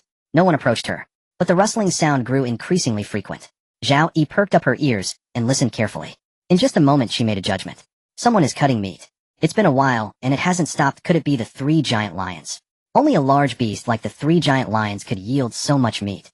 As Zhao Yi thought of this, her expression, she knew that if Lin Jie and Lu Shu were still alive, they would never allow her to be bound, nor would they let someone take the corpses of the 3 giant lions. The person outside dared to so boldly harvest the 3 giant lions. It seemed that Lin Jie and Lu Shu had already met with misfortune. She just didn't know whether the culprit was the 3 giant lions or that person outside. If it was that person outside, why did he let her go? Even she, a novice who had just left the camp for the first time, knew. If the roots of the weeds aren't removed, there will be endless troubles. Not to mention people outside the camp. Does he have some ulterior motive regarding her? Thinking of this, Zhao Yi's expression grew even grimmer. After a moment, she gritted her teeth and made a decision. If things were truly as she imagined, she would rather die than let him succeed. Not far away, Su Ming was still desperately dissecting. His backpack still had half of its space left. He had to fill it up before dawn. Acquired fresh meat, 10 acquired blood from the 3 giant lions, 10 acquired bones from the 3 giant lions, 1 acquired heart of the frenzied lion, 1 the blood and meat in Su Ming's backpack kept increasing. Su Ming's stamina was also continuously declining. By the end, he could barely hear the system's notification. Forget it, I can choose the rewards later. I need to keep dissecting. The system's rewards could be chosen at any time. If he missed out on the blood and meat of the 3 giant lions, it would truly be a lost opportunity. With this thought, Su Ming continued harvesting. From start to finish, he didn't rest for even a quarter of an hour. When the dagger got dull, he switched to a bone knife. When the bone knife dulled, he made one from the bones of the 3 giant lions. By the end of the night, he had at least ruined 10 bone knives. Finally, as dawn approached, Su Ming's backpack was full. 20 pieces of meat took up 1 slot. Su Ming's backpack had a total of 25 slots filled with meat. This meant that throughout the night, Su Ming had cut off 500 pieces of meat. What does 500 pieces of meat even mean? It's no exaggeration to say that at this moment, Su Ming was the richest survivor in the wasteland without exception. With these 500 pieces of meat, Su Ming could live quite well for a while, even if he did nothing. This was only considered. Keep in mind, Su Ming's backpack also contained blood, livers, hearts, and a bunch of other items. These were all top-quality medicinal materials that would be immediately useful once the alchemy platform was set up. This time, Su Ming could truly be said to have struck it rich overnight. As the sun rose, the sky gradually brightened. Su Ming tossed the bone knife in his hand and got up from the ground. Having squatted for a long time, he almost couldn't steady himself when he stood up suddenly. He stomped his feet to regain his balance. Huh, finally done. Su Ming looked up at the sky, exhaling a breath of stale air. Then he turned to a certain direction and shouted loudly, "Air Guzzi, come home." As his voice fell, a long howl suddenly rang out. A whoa. Immediately a shadow swooped down in front of Su. Having been out all night, Air Guzzi also seemed a bit fatigued. He lay on the ground panting. "Air Guzzi, well done." Su Ming reached out to pat Air Guzzi's wolf head. Then he took out a piece of roasted meat from his backpack and placed it in front of Air Guzzi. "Eat first day after you finish, well head home immediately." "Oh whoa." Air Guzzi howled and began to wolf down the food. Su Ming also took out bread from his backpack and started eating. After a long day, replenishing his energy was crucial. He certainly didn't want to faint halfway through. After finishing the bread, Su Ming clapped his hands, picked up the bloody legendary stone axe from the ground, and patted Air Guzzi's wolf head. "Let's go, Air Guzzi." After saying this, he took a step to leave. Yet after taking only 2 steps, he halted. "It feels like there's something Su Ming's brows furrowed tightly, his face showing contemplation. After a moment, he suddenly reacted. The little loli was still lying there. To prevent the little loli from waking up midway, Su Ming had specifically bound her hands and feet. It wouldn't be long before the beasts would swallow her whole. Good thing I remembered, otherwise. TSK. Su Ming shook his head and turned to the little loli. "Are you awake? If you're awake, move a bit." Under the blanket, Zhao Yi heard the voice of a strange man, her breath catching. This moment had finally come. "No. If I fall into his hands, I will surely be tortured to death. Either way, it's death. It would be better to bite my tongue and die suffering less in the process." Thinking this, Zhao Yi gritted her teeth, ready to bite her tongue to end her life. At that moment, the strange man's voice rang out again. "I've placed a bone knife next to you. It can cut the ropes. If you act quickly, you might survive." As his voice fell, footsteps were heard nearby. The footsteps grew fainter, gradually disappearing. What does this mean? Did he let me go? Zhao Yi stood there in a daze, her mind a complete muddle. That man clearly had the upper hand. Why would he let her go? Could it be that the leader was wrong, and there are good people outside the camp? Zhao Yi's delicate face showed a look of confusion. After a moment, she shook her head. "Forget it, no more thinking. Surviving is important, or I need to find that bone knife first." With this thought, Zhao Yi began to move her body, searching for the bone knife the man mentioned. After a moment, she indeed found a bone knife. Although it was already quite dull, it was still usable. Zhao Yi used it to cut the ropes binding her hands. Then she pushed away the blanket covering her. Huh. Breathing in fresh air again, a look of relief appeared on Zhao Yi's face. Then she looked ahead. Upon seeing the scene before her, her eyes widened, and her face showed an expression of She muttered to herself, "Is this the 3 giant lions?" Not far away lay a gigantic skeleton. The bones were impeccably clean, with not a shred of flesh remaining. Not only was there no meat, but some crucial bones had also vanished without a trace. 3 skulls, not one missing. One could only vaguely identify them as the remains of 3 giant lions based on their size. Zhao Yi widened her eyes, staring at the skeleton, momentarily at a loss for words. When Uncle Lu and the others hunted, they at least left behind some bones and organs. This creature, however, had left nothing at all. Such a clean skeleton would even make a vulture weep. "It's even more ruthless than what Uncle Lu and the others would do," Zhao Yi remarked with a sigh. Suddenly, as if recalling something, her expression changed. "Wait. Uncle Lu and Sister Lin." Zhao Yi thought of her 2 companions and hurriedly looked around. The entire ruins were eerily quiet, resembling a dead city devoid of any sound. Seeing this scene, Zhao Yi's heart sank. She began to search through the ruins. One must see the living, and the dead must be accounted for. Even if Uncle Lu and Sister Lin had truly died, she had to find them. In just a moment, Zhao Yi discovered the bodies of the burly man and the tall woman. The burly man, needless to say, was covered in wounds. Just a glance was enough to tell that there was no hope left. The tall woman appeared to be relatively unscathed, save for a wound on her head. However, by testing for breath, it was clear that she had been dead for quite some time. Uncle Lu, Sister Lin. Zhao Yi stood frozen, staring at the familiar figures, her eyes involuntarily reddening. She wanted to cry, but found herself unable to. Instead, she felt a suffocating heaviness in her heart, a deep sense of discomfort. She sniffled and swallowed her tears. Zhao Yi began to dig a grave. As she dug, memories from the camp involuntarily surfaced in her mind. Her mood grew even heavier. Time ticked away. Just as she was about to finish the second grave, she could dig no more, squatting on the ground and bursting into tears. "Uncle Lu, Sister Lin, I'm sorry. EE is useless and couldn't bring you back. The camp was far from here. With her strength, she simply couldn't carry 2 corpses back. All she could do was dig the graves a bit deeper to make it harder for the carrionating beasts to find them." After crying for a while, Zhao Yi buried the burly man and the tall woman in the ground. She set down the iron shovel she had found amid the ruins. Zhao Yi's hands were already covered in blisters. "The 3-headed giant lion is dead. It's time to go back." Zhao Yi sighed, looking at the filled graves, softly saying, "Uncle Lu, Sister Lin, I'm leaving. Take care of yourselves down there." After saying this, she stepped away, but after just 2 steps, she stopped. Looking around, she felt utterly lost. The camp. Where is it? That's right. She didn't know the way back. When she left the camp, she hadn't considered the issue of finding her way. After all, in her eyes, with Uncle Lu and Sister Lin dead, she surely wouldn't survive either. Remembering the way held no significance. Who would have thought that after a battle the trio was left with only her? Zhao stood still gazing at the desolate surroundings, her face a picture of despair. This ruin will soon attract a bunch of beasts.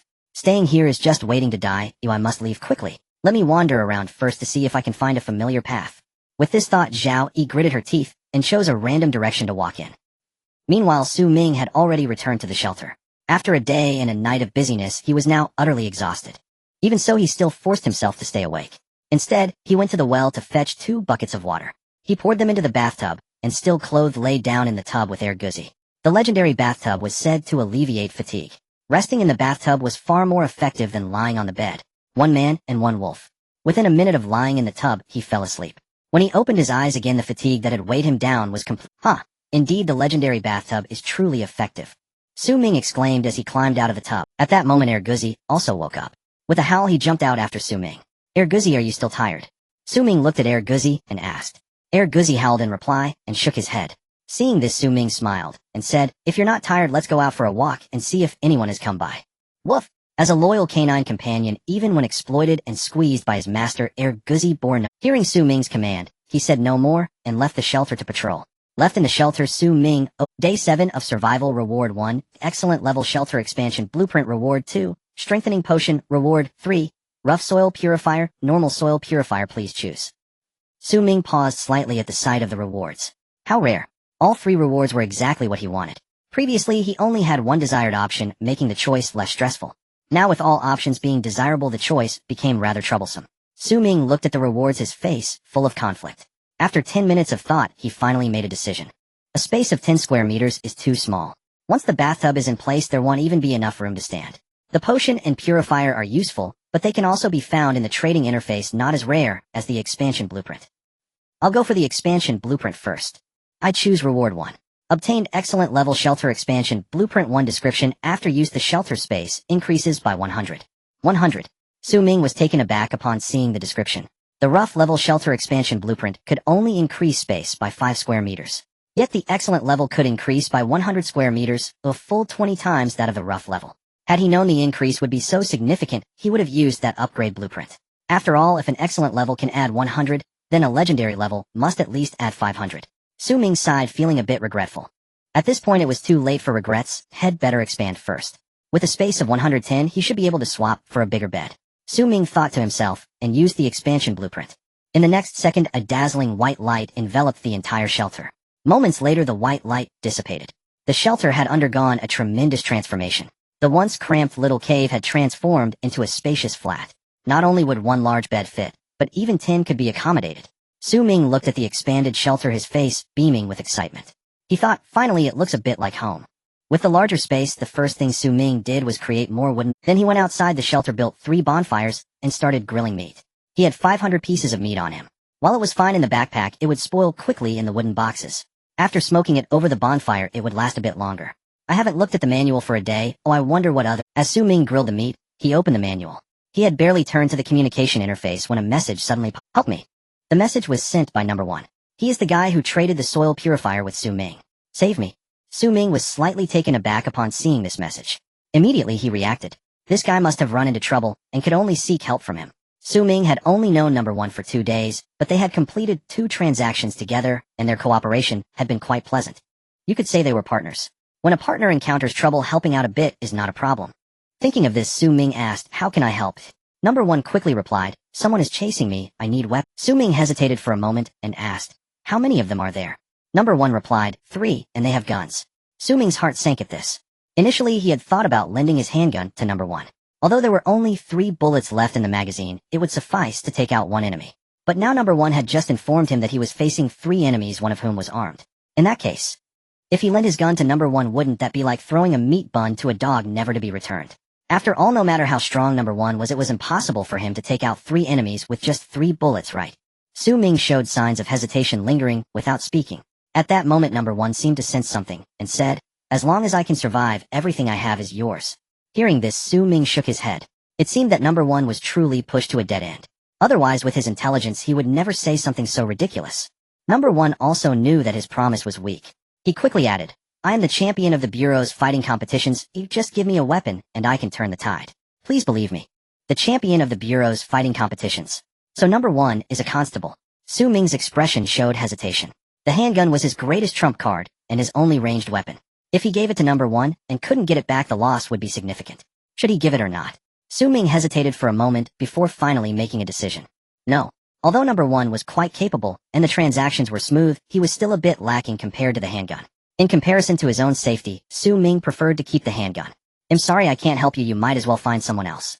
Before Su Ming could send these words, suddenly a trade request. Number 1 has sent you a trade request. Trade items: bread X11, clean water X7, ordinary soil purifier X1, a rough soil purifier construction blueprint. There were dozens of items listed for trade, including rare items like blueprints and schematics. If nothing unexpected happened, this was all of number 1's assets. He hadn't even received a response to his request, yet he had sent over everything he owned. It seemed he was truly in a desperate situation. He probably thought, while trading these items are useless to me, so I might as well give them to that guy. Maybe I can exchange them for a life. This guy. Su Ming looked at the trade items. A smile crept upon his lips. If that's the case, I can't just let this go without a response. Without hesitation, Su Ming sent a trade request. At the same time he messaged, I'll lend you the handgun, but it only has 3 bullets, so use them sparingly. As soon as he finished speaking, the trade was completed. The handgun and bullets disappeared from Su Ming's backpack, replaced by dozens of items. Among them, besides the rough soil purifier construction blueprint, there were also several other types of blueprints and schematics. Additionally, Su Ming saw a beaker and an alcohol lamp. These were all materials to build a refining platform. Looking at these items, Su Ming smiled. Even if I can't get the handgun back, getting these items is worth it. At this moment, in a certain ruin, the long-legged beauty Xia Yixue was hiding in the attic of a building. She was cautiously observing her surroundings. This morning she had come to the ruins to scavenge as usual. Unexpectedly, she ran into 3 survivors who were also scavenging, just like her. All 3 survivors, they didn't look particularly strong, but each held a weapon. One of them even had a sniper rifle. Since the 3 men approached from behind Xia Yixue, she didn't notice them. However, they noticed her first. The moment they saw Xia Yixue, the 3 men showed no hesitation and immediately opened fire. The bullets hit Xia Yixue's calf, causing her to kneel on the ground. If it had been anyone else, they would have been rolling on the ground in pain by now. But who was Xia Yixue?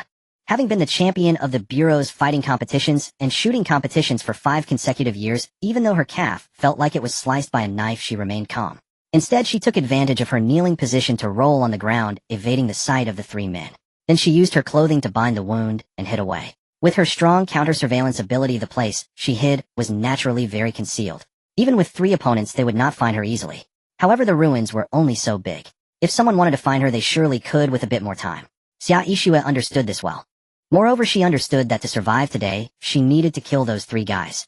Thus, she chose to seek help from— Of course, the reason she sought help from Su Ming was not that she believed he would help her. It was simply because, apart from Su Ming, she could not find anyone else to turn to. Without any hesitation, she found the transaction record and sent a message. Save me. Someone is chasing me. Ooh, I need weapons. How many are there? Finally, she received a response. Xia Yixue's face showed joy as she hurriedly replied, 3, and they have guns. Just as she finished sending the message, a sharp voice came from downstairs. Hey girl, hurry up and come out. Don't make it hard for me. If I find you, you'll be in for it. Hearing the voice, Xia Yixue's expression turned even grimmer. Gritting her teeth, she sent another message. As long as I can survive, everything I have is yours. After sending the message, there was still no response and footsteps were already heard coming upstairs. Hey girl, I see you. Hurry out so I can take good care of you. Hearing the voice, Xia Yixue gritted her teeth again and said, I am the fighting champion of the Bureau, who just give me a weapon, and I can turn the tide, please believe me.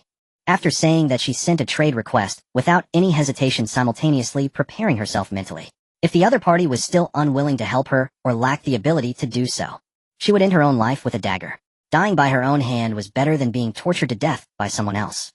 Time ticked away. Gradually, Xia Yixue began to feel despair. She took out the last dagger from her backpack and forced herself to move to the door, ready for a desperate fight. At that moment, a voice suddenly rang in her ears. The other party has sent you a trade request. Trade items: 45 Hong Kong dollars, semi-automatic pistol X1. 45 caliber bullets X3. I'll lend you the handgun, but it only has 3 bullets, so use them sparingly. Xia Yixue looked at the message from Su Ming. Her beautiful face revealed an expression of excitement as she took out the handgun and held it in her hand, a confident smile appearing on her lips.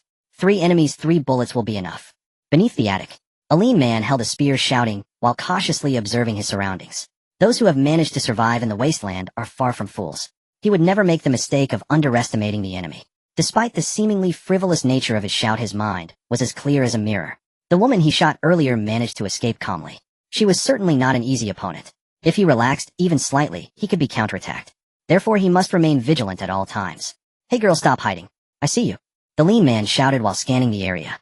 In the next moment the bloodstains on the stairs caught his attention. The blood had not yet dried. That woman was upstairs. The lean man's eyes narrowed as he tightened his grip on the spear. He stepped lightly and ascended the stairs. In just a few steps he reached the top. Looking at the ajar wooden door, he took a deep breath. With one kick, he burst the door open.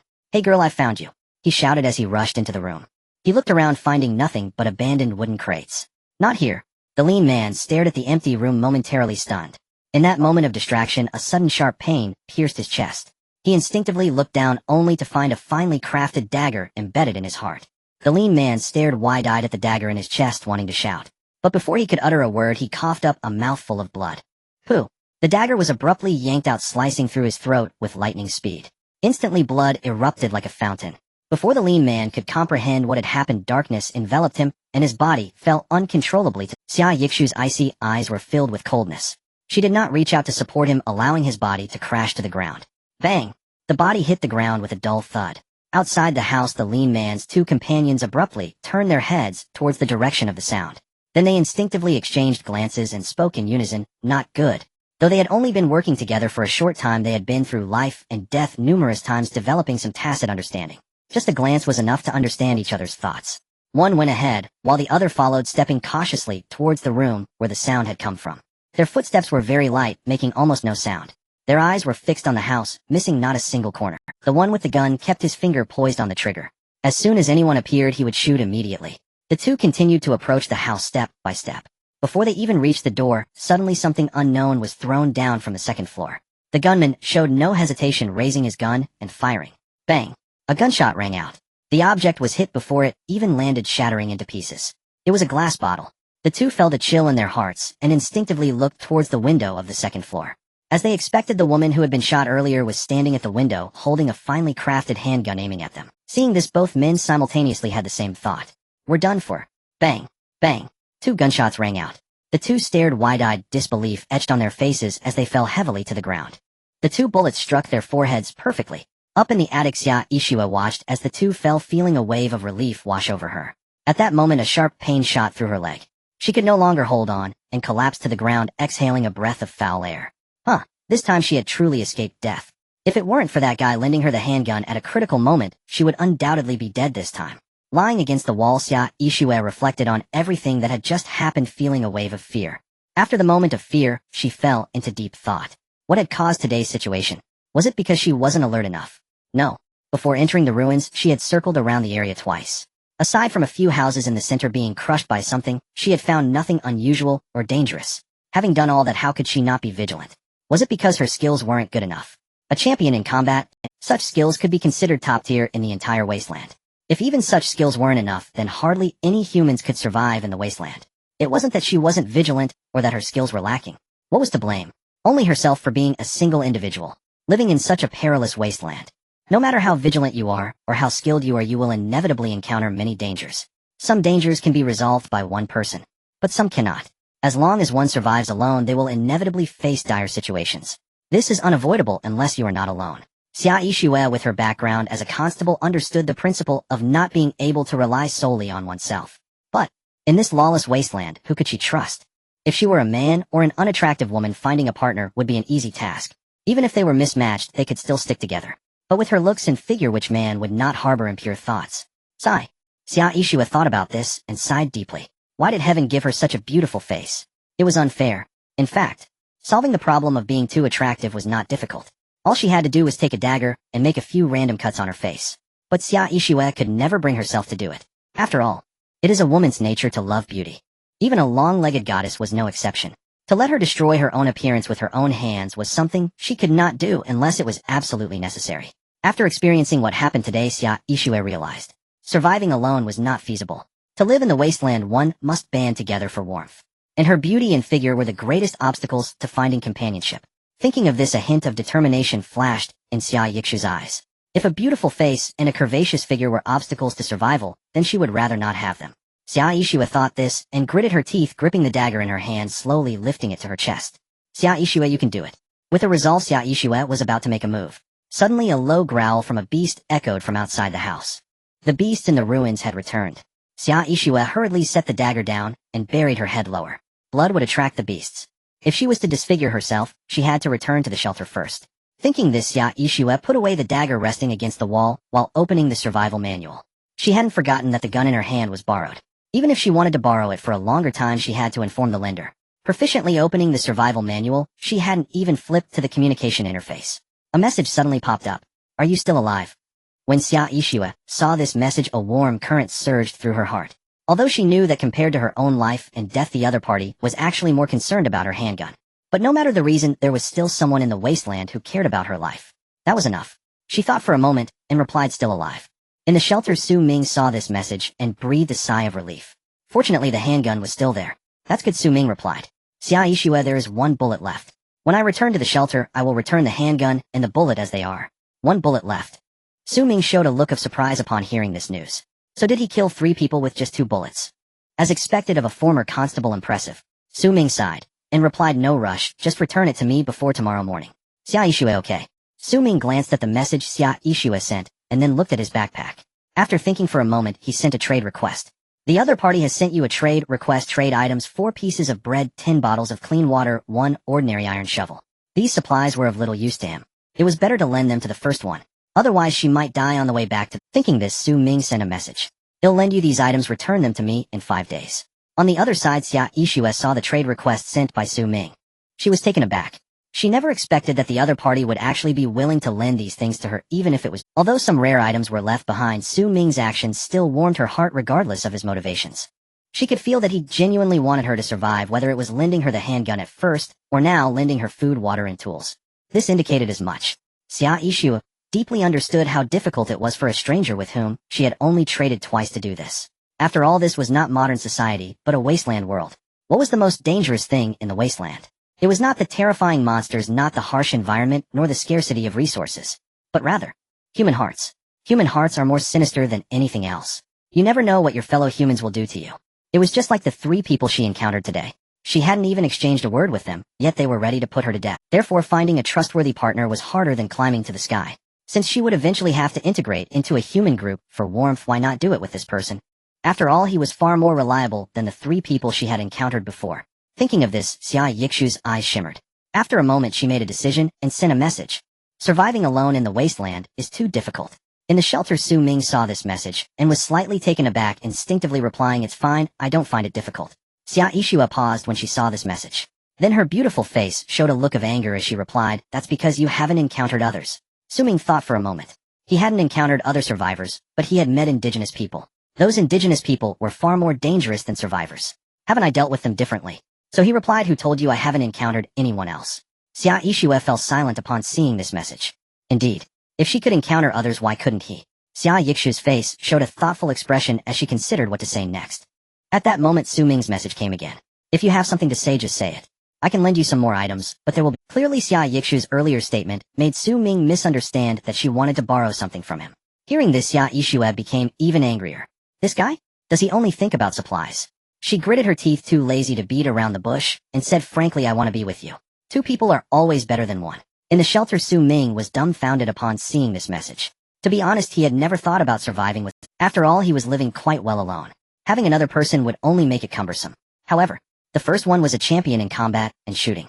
If her character was reliable, she would indeed be a great asset. With this thought, Su Ming fell into contemplation. After a moment, he made a decision. Sorry, I prefer to be alone. Prefer to be alone. Nonsense. Xia Yixue looked at the message, her face full of anger. She never imagined that this flower of a constable would also be rejected one day. Looking at Su Ming's message, her competitive spirit was ignited, and she gritted her teeth, secretly making a resolution. You think him a nuisance? I still insist on being with you. After pondering for a moment, she sent a message. Humans are social animals. Banding together for warmth is the trend of the times. Surviving alone is not a long-term solution. I know you're very capable and can live well alone, but that's just temporary. Once large-scale human forces emerge in the wasteland, it's hard for lone wolves like you to survive. For the next 10 minutes, Xia Yixue cited references and explained the downsides of solitary living and the benefits of cooperation to Su Ming. Even Su Ming felt that her arguments were logical and convincing. However, he still believed he wasn't at the best time to form a faction. So he replied, sorry, you're a good person, but I just want to live quietly alone. Xia Yixue took a deep breath her beautiful eyes flared with anger. She could never have imagined that there would be a day when she received a good person card. Damn guy. Xia Yixue gritted her teeth and decided to pull out her ultimate move. You may have some misunderstandings about me, so please allow me to make a brief self-introduction. My surname is Xia, I am 24 years old, and I graduated from the constable school 2 years ago. I have won multiple honors of combat champion and shooting champion in the department. At this point she abruptly stopped. After waiting for 4 to 5 minutes, she still didn't receive a response. Taking a deep breath she continued, I am 172 centimeters tall, weigh 115 pounds, have a beautiful appearance, and my gender is female. On the other side Ming was busy melting iron ingots. After throwing the collected iron products or into the furnace, he opened the survival manual again and saw Xia Yixue's self-introduction. 172 centimeters, tall 115 pounds, a beautiful appearance. What does being beautiful have to do with me? I'm not gay? Ming complained and continued to read. The next second upon seeing the last sentence, Ming was frozen in place. Gender. Female. Turned out to be a woman. A woman's words are even worse. What do they say? Beauty is a disaster. If number one were not attractive but if she is beautiful, who knows how much trouble she will attract for herself. Ming thought of this and asked, what does it mean to have a lovely appearance? If it were on a scale of 10, how many points would you give yourself? Sure enough, men are creatures that think with their lower bodies. When Xia Yixue saw this question, her brows slightly raised as she confidently answered, 10. She is quite confident in her appearance. Before graduating, she was the belle of the detective school. After graduation, while working in the bureau, countless people vied for her attention, including many well-off second-generation individuals. But she rejected them all. The reason for her rejections had nothing to do with anything else. She simply felt that those second-generation individuals were not worthy of her. What she wanted was a hero who could walk on clouds, not someone who relied on their family's power. Therefore she believed that in terms of appearance, figure, ability, and character, she was undoubtedly a perfect 10, without any doubt. On the other hand, Ming saw the words 10 and decisively made a decision. Sorry, we are not suitable together. Xia Yixue was stunned upon seeing this sentence. Not suitable with a 10. What does this guy mean? She opened her mouth wanting to say something. Before she could speak, she heard Ming say, if you were a 5 there might still be a chance. A 6 would barely be acceptable, but a 10. I'm sorry, I can only say that we are not suitable together. Ming's words were like a sharp sword piercing Xia Yixue's heart. In an instant Xia Yixue was so furious that her breath was halted. Damn guy. She gritted her teeth and cursed, asking, tell me, what would it take for you to agree to survive with me? Ming helplessly said, it's simple, just be ugly. Upon seeing this sentence, Xia Yixue could no longer contain her anger and shouted, get lost. She then closed the survival manual, sulking by herself. In the shelter, Ming looked at the word get lost and felt somewhat baffled. If cooperation fails, there should still be kindness. Why curse? This number one really has a strange temper. Ming shook his head, too lazy to pay her any more mind. After closing the communication interface, Ming opened the trading interface and posted 3 messages. Long-term acquisition of various rare items, including, but not limited to, various blueprints, potion formulas, prices via private chat. Acquiring beakers, alcohol lamps, evaporation dishes. Long-term processing of iron or selling iron ingots. Those interested can private message. The acquisition of rare items was because Ming currently had a large amount of roasted meat. It would take a while to finish eating it all. It would be better to exchange it for blueprints. Even if he couldn't use them himself, he could sell them later when their price goes up. Acquiring beakers and such was for the potion-making table. Selling iron ingots was Ming's first step in doing business. Processing iron, although the profit was small, the quantity was large, making it a decent income. The 3 messages were sent out simultaneously. Before long, 7 or 8 people approached Ming. 2 of them were selling blueprints, and 1 was selling beakers. The rest were all looking for Ming to help them process iron ore. 10 pieces of iron ore would yield 1 as a fee. Not too much, but not too little. It was still within the acceptable range for these people. Soon the iron ore was traded to Ming. Order received, let's get to work. Ming stretched his arms, walked to the furnace, and threw all the received iron ore inside. It would take 6 hours to smelt the iron ore, and the capacity of the furnace is limited. Therefore Ming couldn't take too many orders in a day. But that was fine. Ming could free up time to do other things, like cultivating land, scavenging, alchemy. Logically, Ming should be cultivating the land now. However, after a tiring day, he also wanted to rest for a bit. Thus he did not set off immediately. Instead, he lay on his bed, opened the communication interface, and gathered useful information. During the day, everyone was busy scavenging supplies, and very few were chatting. The information flow was refreshing, much slower than before. Therefore Ming switched the communication interface from local to world. Instantly the information increased. How much longer will it snow? If it doesn't stop, I'm going to freeze to death. New Century is recruiting new members. Requirements: male, over 175 centimeters tall, weight. Have you encountered the natives? Those guys are really fierce. One punch takes down a ghost wolf. They are like bull. I am a doctor skilled in surgery. Is there any faction willing to take me in? Su Ming looked at these messages very seriously, searching for useful information. After a moment from the information flow in the world channel, he summarized the following points. First, different regions have greatly varying climates. Some regions experience continuous blizzards while others are unbearably hot. The area he was in, although it had great temperature differences between day and night, was relatively mild. Second, natives generally exist in various regions. Generally speaking, different natives possess different abilities, including, but not limited to, fire-spitting, water-spewing, and healing. Based on their abilities, the survivors in the world channel categorized them into 3 types: strength, agility, and intelligence. The 3 natives Su Ming encountered according to the world channel's classification: 1 was strength-based, 1 was agility-based, and 1 was intelligence-based. These natives are powerful but few in number and do not easily reveal themselves. So far no one has had contact. Third, survivors have already started banding together for warmth. Many regions have seen the emergence of large-scale human factions. Large-scale human factions have advantages over smaller factions and lone wolves, as they can easily control the main resources of an area, leading to rapid development. In some areas, even superpower-level factions have emerged. These superpower factions have formed monopolies locally. Those who do not obey them have only one path: death. Of course, in the area where Su Ming is located, such factions have not yet appeared. Besides this, Su Ming was already aware of other information. It seems that I still need to find opportunities to establish my own faction in the future. Su Ming sighed, climbed out of bed, and realized that he had rested enough. There was still more than half a day's time left. He aimed to finish cultivating the remaining wasteland. Tomorrow he would start building greenhouses. Half an hour later, in the half-cultivated wasteland, Su Ming gripped the hoe and worked hard. Guzi lay nearby, vigilantly watching the surroundings. With sharp wolf eyes, he looked left and right without any sign of relaxation. Any slight movement would catch its attention. Time passed second by second. Suddenly, a few dark shadows in the distance caught Guzi's attention. Whoa! Guzi stared in the direction of the shadows, rushed to Su Ming's side, and tugged at his clothing. What's wrong? Su Ming looked up and followed Guzi's gaze. He then saw a few figures approaching not far. At this moment, those figures also noticed Su Ming. Their footsteps paused, and they stopped in their tracks. After a moment, a rough voice came over. Su Ming's gaze darkened. He remained silent. This was his first direct encounter with another survivor. Caution was never unwarranted. Don't tense up. We're just passing through with no ill intent.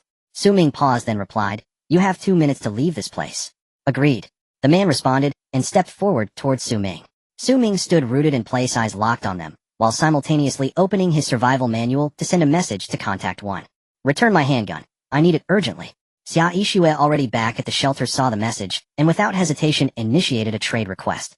Trade items: 45 Hong Kong dollars, semi-automatic handgun 1. 45 caliber ammunition 8. Lending you 5 rounds. Don't forget to return them. In the next instant, a handgun materialized in Su Ming's palm. He ejected the magazine. 8 rounds gleamed within. Contact 1 truly delivered. A flicker of delight lit Su Ming's face.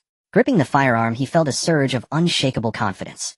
Meanwhile, silhouettes drew nearer in the distance, gradually resolving into distinct forms. 5 men approached, all male. 2 brandished cleavers, 3 carried crossbows. The one leading the group appeared eldest, 40 or 50 winters etched upon his weathered face. He held an exquisitely crafted hunting crossbow. Deep scars crisscrossed his visage, lending him a fearsome, battle-hardened aura. Su Ming watched him, and he watched Su Ming in turn. Upon spotting the handgun in Su Ming's hand, the man's pupils contracted sharply.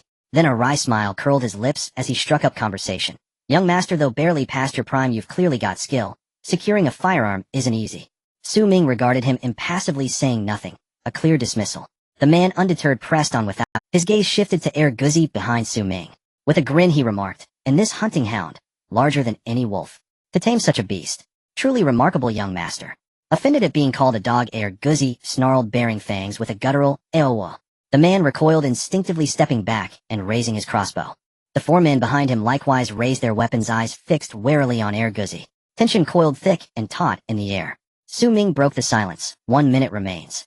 3 words, blunt, unambiguous: leave. Now, the man's eyes narrowed. "No need to rush, young brother. Truly, I bear no malice. I simply admire your prowess, and wish to invite you to join us.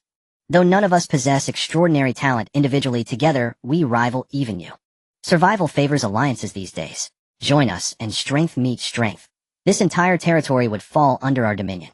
As he spoke, his gaze never strayed from the handgun in Su Ming's grip. Su Ming studied the man, then swept his eyes over the 4 figures behind him. After a moment's reflection, he asked, "What benefits come with joining? What demands must I meet?" At those words, excitement flared across the man's face. "Countless advantages. First, we scavenge collectively. Greater odds of survival when danger strikes. Second, our numbers deter other survivors from preying upon us. Third, he reeled off numerous points before concluding, of course requirements exist, all acquired resources must be centrally allocated to maximize the team's collective welfare. It's for everyone's sake. Ming asked, and what of resources acquired before joining? The man pondered, then replied, some may remain yours, but most will be integrated into the common pool. Ming nodded. Understood. You may depart. The man's smile froze rigid upon his face. After a beat of silence, his voice turned icy. Young master, perhaps reconsider. Remember, one pair of fists cannot overcome four hands. Even your strength pales beside ours combined. Ming appraised him from head to toe, expressionless. Are you threatening me? The man sneered. Not a word escaped his lips. Then I shall comply, as you suggested. Ming sighed, voice calm and measured. The man's grin returned instantly, truly a hero in his youth. So young yet wise enough to yield to circumstance. Rare indeed.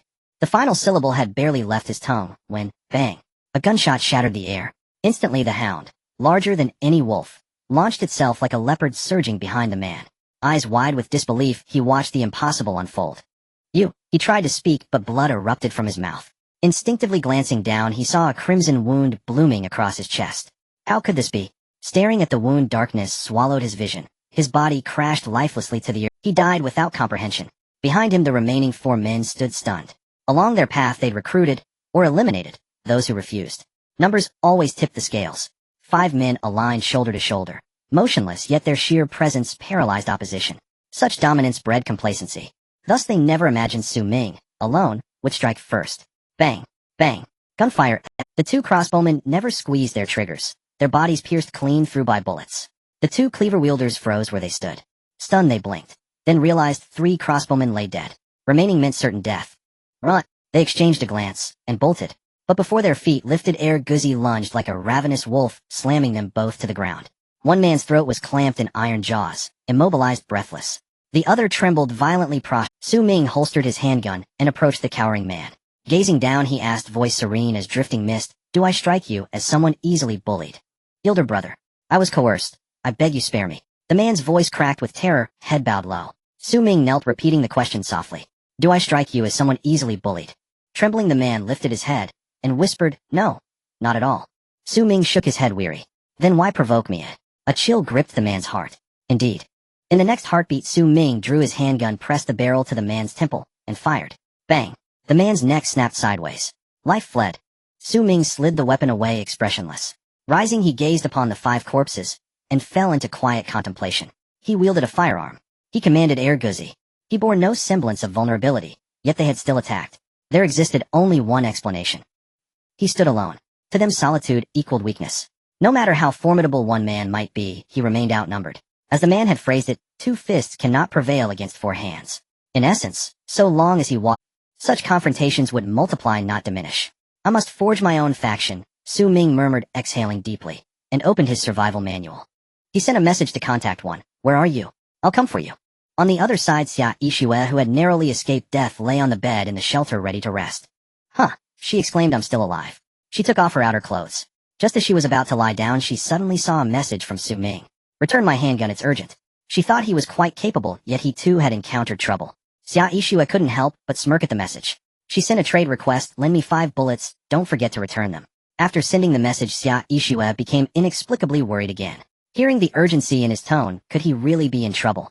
If he died, wouldn't her cooperation plan be in jeopardy? Thinking of this, Xia Yixue furrowed her brows tightly. Her beautiful eyes revealed a hint of worry. Although he was somewhat annoying, he was still reliable. He was also quite capable. If she really needed a partner, he would be the best choice. If he died, who could she collaborate with? With this thought, Xia Yixue's brows knitted even tighter. After hesitating for a moment, she sent a message, are you still alive? Do you need help? As soon as she sent the message, she saw 2 replies pop up, where are you? I'm coming to pick you up. I'm coming to pick you up. What does that mean? Xia Yixue looked at the 2 messages, feeling a bit dazed. On the other side, Ming continued, before that there are a few points I need to clarify with you. First, after our cooperation, the base will use my shelter. Xia Yixue was momentarily stunned, then quickly reacted. Did this guy agree to cooperate with her? The base? Hey, I haven't agreed, yet why are we discussing the base already? However, the base will... Does this mean I have to move in with him? Xia Yixue instinctively glanced at her own shelter. The 5 space barely accommodated a bed and a wooden box. It was impossible to fit another bed. Does this guy expect me to sleep in the same bed as him? Xia Yixue's pretty face instantly turned cold. Before she could speak, she saw Su Ming continue, I will give you a separate room.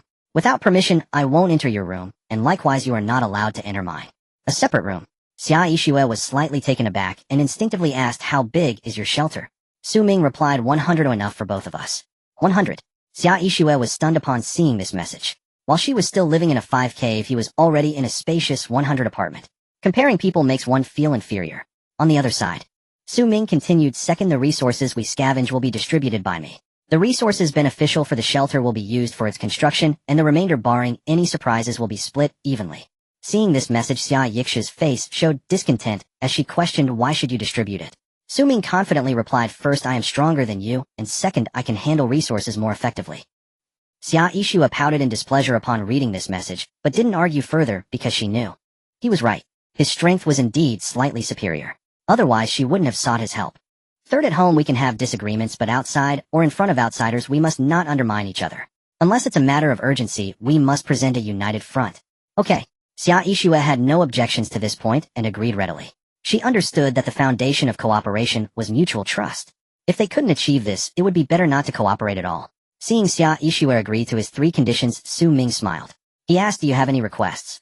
Xia Yixue pondered for a moment and replied, I just hope that when we meet you. From Su Ming's words and actions, Xia Yixue could tell he was a very pragmatic person.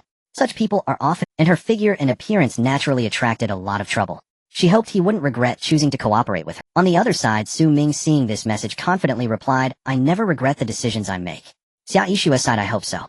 Su Ming curled his lips, thinking, isn't it just being ugly? I can guess that too. I never intended to find a beautiful partner, or what's so bad about being ugly? If there are no other requests, the rules between us are set. Next, let me introduce myself. I'm Su Ming, 25 years old, on master's degree in physiology, just graduated, still unemployed. Xia Yixue replied, Xia Yixue, you already know the rest. Xia Yixue. Her name is quite pleasant. Su Ming, I'll give you a map. Take a look and see if there are any familiar places.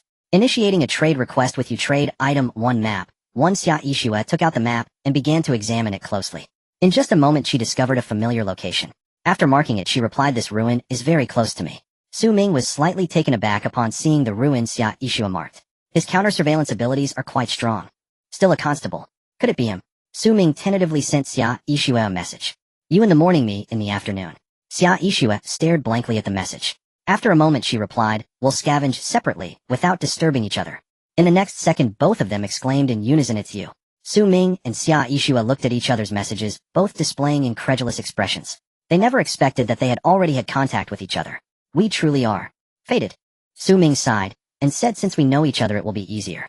It's still that ruin. See you in 2 hours. Don't. On the other side, Xia Yixue was still immersed in this unbelievable coincidence.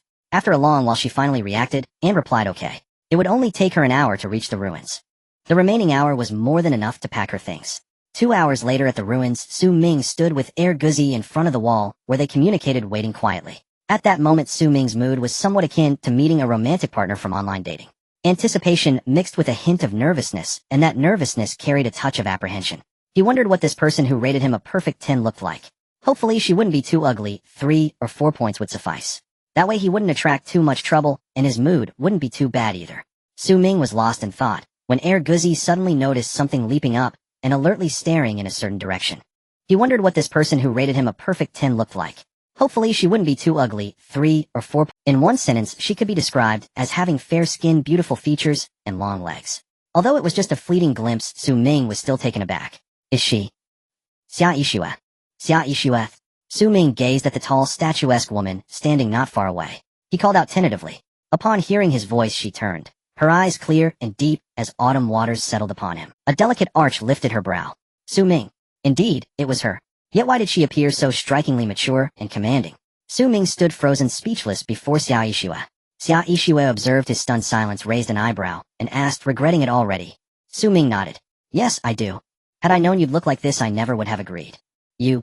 At those words a flush of indignation rose across Xia Yixue's beautiful face.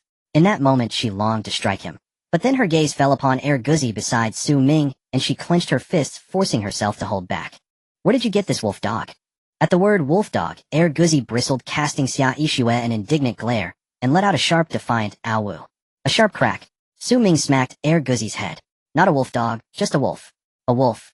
Xia Yixue glanced at Guzi, surprise flickering across her features. Her lips parted. She seemed about to speak, but Su Ming cut her off before she could utter a word. This place isn't safe. Let's talk once we're back in the shelter. Agreed. Xia Yixue nodded, and together they set off on the return journey. All along the way they walked in single file. One human, then another, then the wolf, Su Ming leading Xia Yixue in the center, Guzi bringing up the rear. Such formation deterred any would-be aggressor. Their path remained uneventful, until dusk cloaked the sky as they finally reached the shelter. Su Ming pushed open the shelter's door and stepped into the center of the room. Turning to Xia Yixue, he extended a welcoming gesture. Xia Yixue's lips curled faintly upward. She gave a soft mm, then strode inside, only to freeze the instant she took in the interior. Her exquisite face contorted with disbelief. The shelter. The third bore the simple label restroom. Beside the table burned 2 campfires, each holding an iron cauldron and a grilling rack. The forge glowed warmly, clearly still in use, melting some unknown metal. Compared to her own cramped 5-square-meter bunker, this shelter felt like heaven descended to earth. Xia Yixue stared, a quiet wave of relief washing over her. Thank goodness she'd accepted his offer. Alone she might never have built, or even imagined, such a sanctuary. How's it look? Not bad, right? Su Ming leaned closer, smiling. Xia Yixue nodded, feigning nonchalance. Yet inwardly she cried, not just not bad. It's extraordinary. Seeing her composure, Su Ming said no. After all, he'd assembled it all in just 1 hour. Her muted reaction was only natural. He'd refine it. Your room's ready. A bed, a desk, and 2 wooden chests. Anything else you need, tell me. I'll do my best to provide. The living area and workshop are shared spaces. You may use the forge, but only after I've finished. As for water, you needn't worry. I've secured a clean source. I'll show you tomorrow. We'll cover the rest tomorrow. You've had a long day, rest now. With that, Su Ming withdrew a key from his coat. This is a duplicate key to the shelter. Guard it with your life. Never give it to anyone. Understood? Xia Yixue paused, startled. Then with solemn gravity, she accepted the key. Rest assured, I'd die before handing it over. Good. Rest well.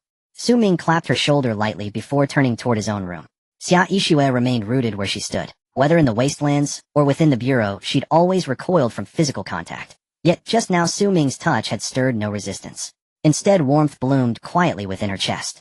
She knew this feeling wasn't born of anything special in Su Ming himself. It arose solely because he, in this shelter, had given her something she hadn't felt in years, the quiet, steady comfort of home. Home. Watching Su Ming's retreating figure, a rare, unburdened ease softened Xia Yixue's gaze.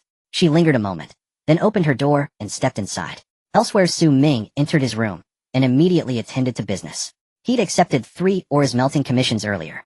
Together they totaled 120 iron ores, with 12 iron ingots promised as payment. 12 ingots might sound modest, but scavenging and refining scrap metal himself, Su Ming rarely exceeded that yield in a full day. Truth be told, he'd rather avoid such labor altogether.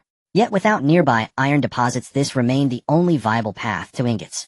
Having delivered the and collected his rewards, Su Ming refreshed his trade listings, seeking rare items long-term, blueprints, schematics, reagents. Price negotiable via private message. Also acquiring beakers, alcohol lamps, evaporating dishes. Offering long-term iron or smelting services, selling iron ingots. Inquire privately. The trade interface scrolled rapidly. Unless exceptionally rare listings vanished within 30 minutes. So Su Ming reposted them every 2 hours. That evening, as others pored over survival manuals, Su Ming's 3 posts drew swift attention. I possess numerous blueprints. Interested? Yes. They're plentiful. 10 loaves per sheet. Su Ming's brows lifted. With effortless confidence he replied, all of them. Every single one. A pause followed, then silence. After a beat, the other party responded, 11 sheets. Total 100 loaves. Can you take them all? Only 11. I thought you'd have more. Disappointment shadowed Su Ming's expression. No more talk. Send the blueprints. Let's trade. Far away in another settlement. A gaunt man stared at Su Ming's reply, stunned. 100 loaves, just like that. Where in this desolate world had this man found so much bread? Senior, do you need another underling? I want to follow you. Su Ming replied. I only need blueprints. If you ever have more to sell, come find me. I'll buy them in unlimited quantities. Wait, no, senior. I'm highly capable. Su Ming cut him off. No more chatter. Do you want to sell the blueprints, or not? The gaunt man sighed in disappointment. Yes, I'll sell them. Let's transact, senior.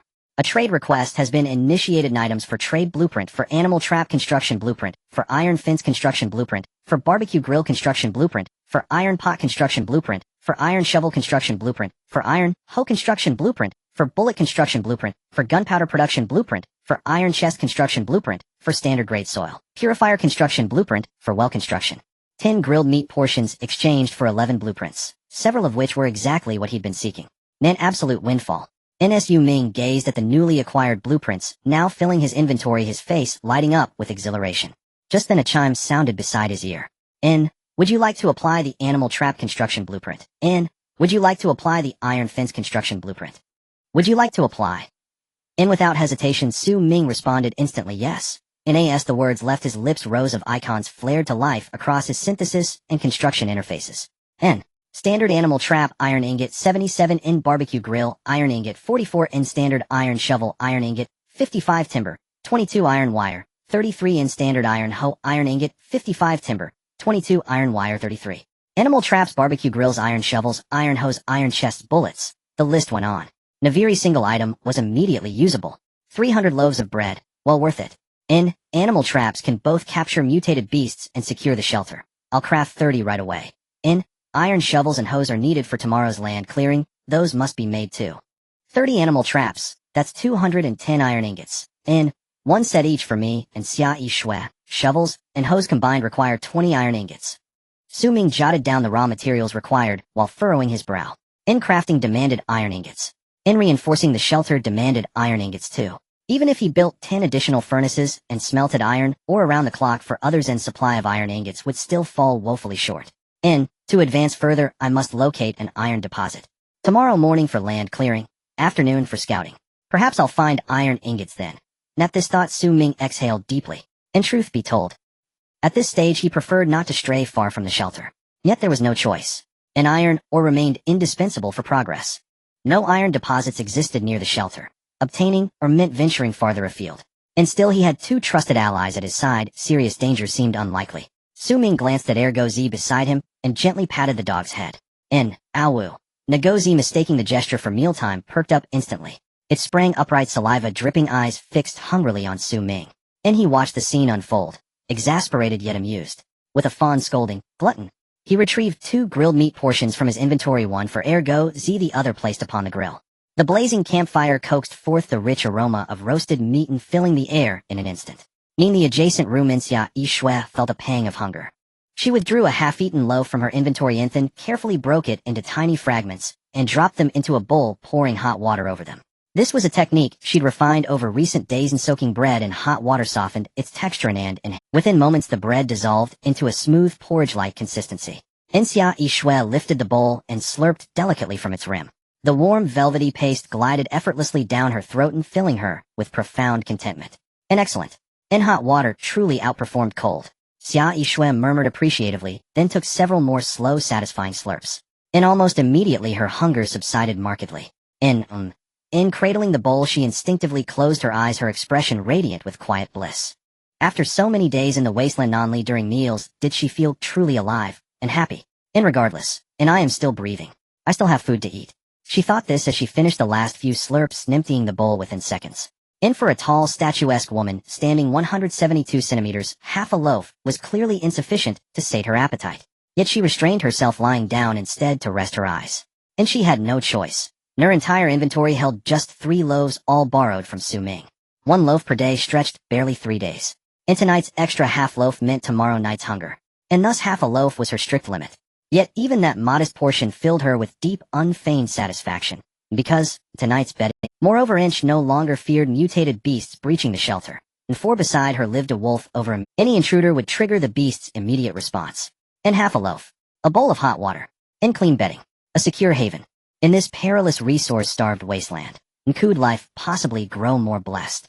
Xia Yi Shui pulled the blanket over herself, a soft smile blooming unbidden at the corners of her lips. Yet, at that very moment, a tantalizing fragrance drifted in from the neighboring room.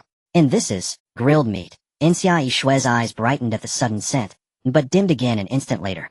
She was still gnawing on stale bread, and while Su Ming, of all people, was already feasting on grilled meat.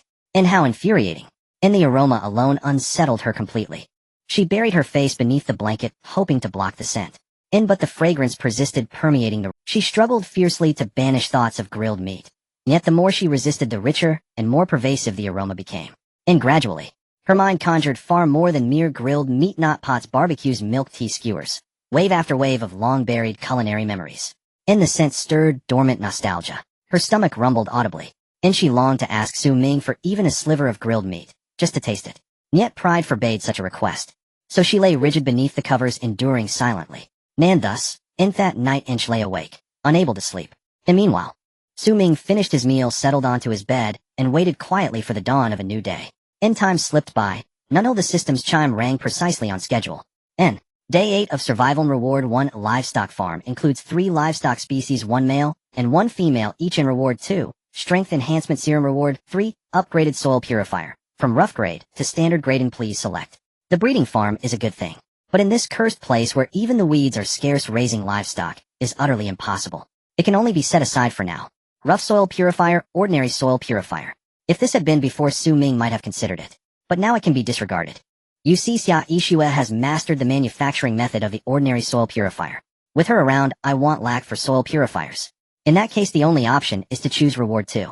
I choose the Reward 2 Strength Enhancement Potion. Gain Strength Enhancement Potion 1. Description: doubles strength upon use. Do you want to use it? Su Ming looked at the description, a hint of hesitation appearing on his face. Doubling strength. If so, wouldn't it be more profitable to wait until my strength increases before using it? However, if I don't use it now, I might not have the chance later. Su Ming hesitated for a long time before finally, this bottle of strength potion will be saved for when I encounter danger or my strength increases. The reward has been selected. Next, it's time to rest. Su Ming lay on the bed, tucked himself in, and soon fell into a deep sleep. The next day, in the early morning, a rustling sound came from outside the door. Su Ming slowly opened his eyes. Instinctively, he glanced at Guzi. Guzi was lying on the ground, sleeping soundly. Guzi hasn't woken up, which means there's no danger. Su Ming breathed a sigh of relief, got dressed, opened the door, and stepped outside. Then he saw a stunning long-legged lady sitting on the sofa, holding a wooden bowl and eating something. Su Ming was momentarily stunned before realizing. It was Xia Yixue. What are you eating? Su Ming walked over to Xia Yixue, curiously glancing at her bowl. Inside the bowl was a pile of sticky stuff, and he couldn't tell what kind of food it was.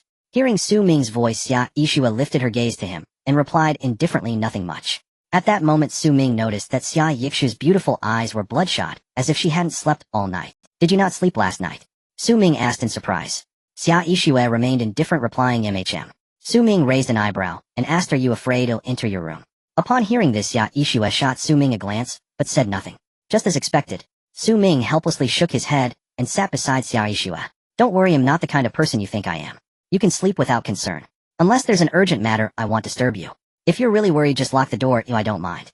This guy is either really foolish or pretending to be. How can I sleep when you're roasting meat next door? Xia Yixue felt a surge of unexplained anger, looking at Su Ming and gritting her teeth, stopped talking. Seeing Xia Yixue looking frustrated, Su Ming felt somewhat bewildered. Women are truly strange. He hadn't done anything, so why was she still so angry? Could it be because of that? Su Ming thought to himself as he took out a clean piece of cloth from his backpack and handed it to Xia Yixue. It's clean but hasn't been used. Xia Yixue instinctively took the cloth, confusion evident in her eyes. Clean and unused. Seeing Xia Yixue not speaking, Su Ming thought she was just shy. He reached out and patted her shoulder, comforting her. Women have those few days every month. I can understand. Xia Yixue was slightly taken aback. Then her expression changed. She suddenly stood up, staring at Su Ming, and shouted, Su Ming, what exactly do you want to do? Su Ming sat on the sofa, utterly bewildered. Everything was fine just a moment ago. What happened? Do women on their period really act like this? Is it wrong for me to care about you? You call this caring? You're clearly insulting me. Xia Yixue tightly clutched the cloth, gritting her teeth. I was almost asleep last night, and you suddenly started roasting meat in the room, keeping me up all night. This morning you bring a piece of cloth talking about women having those few days. You just look down on me, thinking I'm not worthy to be with you. If you want me to leave, just say so. No need for all this. As Xia Yixue said this, tears welled up in her eyes. But she forcefully held them back. A capable woman like her has never cared about surviving alone. The only reason tears appeared was that the contrast between her current situation and her usual independence was too great for her to accept all at once. Give me back my stuff. I'm leaving right now. Xia Yixue looked at Su Ming, a determined look in her eyes. No matter how nice it was here, it wasn't her home. Staying here was just enduring humiliation. It was better to be alone. Su Ming looked at Xia Yixue, utterly confused. What was going on? He genuinely wanted to care for her. How could she interpret his concern as an insult? You misunderstood. From beginning to end, I never intended. The physiological structure of women is different from that of men. Maintaining hygiene and avoiding infections allows for better functioning. I gave you the cloth with that in mind. How could that be an insult? As for roasting meat, Su Ming looked thoughtful. After a moment, he turned to Xia Yixue, asking in confusion, but how does my roasting meat? Xia Yixue replied, it smells so good. How can I sleep? Moreover, you didn't roast meat before, nor did you roast it after, but only when I arrived. Wasn't that intentional? Su Ming looked speechless. What nonsense are you talking about? I roast meat 3 times a day. How is that waiting for you to arrive to roast meat? Xia Yixue was taken aback. 3 times a day? How is that possible? Why not? Su Ming retorted. Xia Yishua looked disbelieving and said, I went through so much trouble and risked my life to hunt a short-eared rabbit, and there are only 3 pieces of meat on a whole rabbit.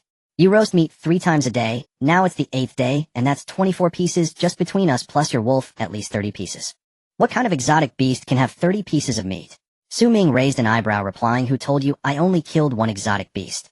Xia Yishua confidently replied, even if you killed several it wouldn't be enough for you to eat this much. Su Ming's lips curled into a smile, let's make a bet. If I really have a lot of roasted meat. Before he could finish, Xia Yishua interrupted him. No bets. I have nothing to lose to you. Su Ming, forget it, let me show you something. Su Ming thought for a moment. Instantly the table was piled high with roasted meat. Xia Yishua stared at the mountain of roasted meat on the table, her face showing disbelief. Stunned in place. The next second the roasted meat vanished. Su Ming looked at Xia Yishua and said, now do you believe me? I never intended to insult you, you overthought it. Such a large table of meat, there are at least 100 pieces. Even if one were to kill 10 exotic beasts, Xia Yishua's first reaction was that Su Ming had killed a large exotic beast. Moreover, the skeleton of the large exotic beast that appeared yesterday in the ruins perfectly matched her guess. Are you saying 3 giant lions? Su Ming pondered for a moment, then nodded, saying, I suppose so. But in the end he was the one who dealt the final blow, so it could be counted as him having killed it. Seeing Su Ming nod, Xia Yishua's gaze slightly sharpened. The look in his eyes had changed a bit. Although she had never seen a large exotic beast, she had heard others talk about them on the communication interface. Every large exotic beast is a ruler of its realm, possessing immense strength.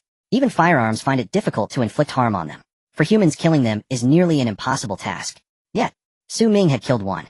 Not only had he killed one, but he had also cleaned its meat thoroughly, leaving... What incredible strength must one possess to achieve this?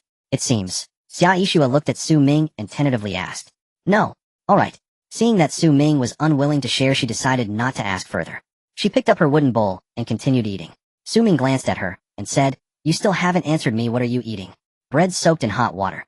Xia Yishua didn't mention that it was actually just half a piece of bread. Although she didn't mind embarrassing herself in front of Su Ming, eating only half a piece of bread for 2 meals a day still felt a bit shabby. She didn't want Su Ming to look down on her. Bread soaked in hot water. Su Ming furrowed his brow slightly and asked, how many meals do you eat in a day? Xia Yishua glanced at Su Ming and seriously replied, that's a private matter. Su Ming curled his lips and casually said, what kind of privacy is that? It can be guessed easily. This small bowl can only hold half a piece of bread at most. You must have split 1 piece into 2, 1 for the morning and 1 for the evening. Xia Yishua listened and continued eating without responding. Seeing this, Su Ming shook his head. He took a piece of roasted meat from his backpack and placed it on the grill, saying, this piece of roasted meat is for you. Hurry and eat. Once you're done, we'll go out to work together. Xia Yishua looked at the roasted meat, her brows tightly knitted. After hesitating for a moment, she refused Su Ming.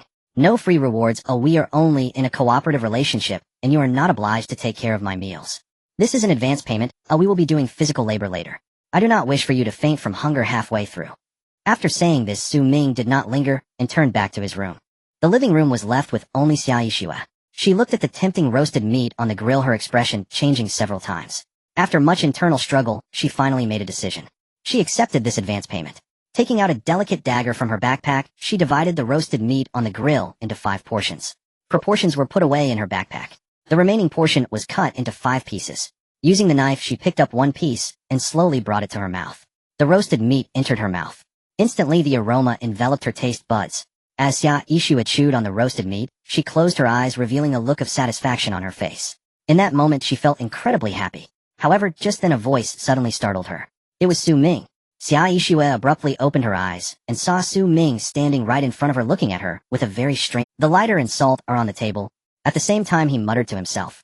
Xia Yishua stared blankly at the roasted meat and lighter. What an embarrassing sight to eat. She lit the campfire with the lighter and sprinkled a little salt on it. As the roasted meat sizzled, Xia Yishua couldn't care about the heat and used the knife to bring it to her mouth. The next second, she closed her eyes once more, a look of contentment on her face, silently exclaiming, this piece of roasted meat is simply perfect. Xia Yishua took nearly half an hour to eat 1/5 of the roasted meat. When Su Ming came out of his room and saw Xia Yishua, he felt that she had transformed. Though it was only a small amount of food, it could indeed bring about a significant change. Not only physically, but also having eaten and drunk enough, it's time to work. Su Ming took out an iron hoe from his backpack and handed it to Xia Yishua, saying, starting today, I will give you a piece of roasted meat every day, but in the morning you must work with me. The earnings will be split 9-1, with me getting 9 and you getting 1. All right. Xia Yishua did not hesitate and reached out to take the iron hoe. She understood in her heart that this was not an equal transaction. In this lawless land of the Wasteland, whoever controls the resources is the Emperor. Don't mention a 9-to-1 split. Even a 0-to-1 split, someone would still eagerly do it for just one piece of bread. However, not only did Su Ming give himself a piece of roasted meat every day, but he also took a portion of the earnings for himself. This indicated that from the very beginning Su Ming had no intention of cooperating. Or rather, he did not see her as a partner, but rather as a subordinate. Because of this, he did not care about those trivia. Nevertheless, for her this was not necessarily a bad thing. In the Wasteland, encountering a boss like Su Ming was her fortune. As a former champion of combat shooting and the top student of the Detective Academy, Xia Yixue naturally had her pride. But that did not mean she was foolish or arrogant. On the contrary, she had a very clear understanding of her position. To follow Su Ming and be a competent helper was her best choice at this stage. Thinking of this, Xia Yixue took a deep look at Su Ming's back and followed without hesitation. A few minutes later, in front of the legendary water well, Su Ming introduced to Xia Yixue, "This is our water source, stable and reliable. In the future there will be no need to take water when scavenging, you just come here to collect it." Xia Yixue nodded and said, "Alright." The two had previously made a transaction. In the future there will be no need to take water when scavenging, you just come here to collect it. Xia Yixue nodded. "The area around the well is the farmland I've cultivated. Later you can place your soil purifier here and we'll cultivate together. It will take no more than 5 days to complete. Then we can build a greenhouse to plant crops. This will be the work for the morning. In the afternoon, I want to explore the nearby area to see if I can find iron ore. If you have nothing to do, it's best to come with me." As Su Ming said this, he looked at Xia Yixue. "This is today's arrangement. Do you have anything to say?" Xia Yixue replied without the slightest hesitation, "No, let's do as you say." "Good." Su Ming picked up the hoe resting it on his shoulder and said, "Let's work first, we'll go out together in the afternoon." Do not be deceived by Xia Yixue's alluring figure. She appears delicate, yet she wields a hoe with strength rivaling Su Ming's.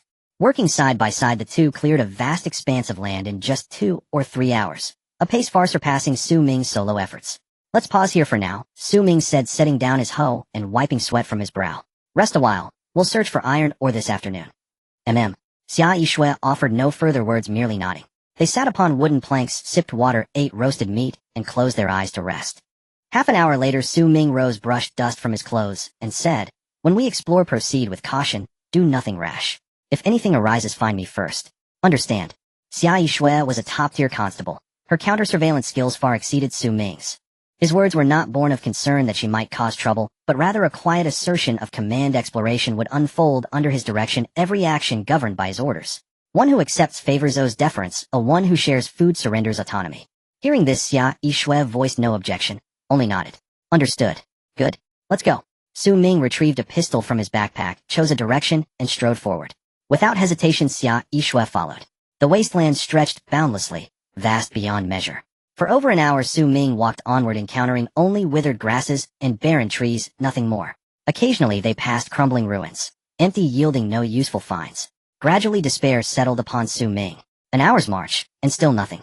To press on would likely yield only more desolation. Mere wasted time. Yet to turn back now felt like surrendering hard-won ground. He halted, breath-catching, trapped between advance and retreat. Pressing forward risked futility, retreating felt like forfeiting opportunity. After walking so far, what if the iron deposit lay just beyond?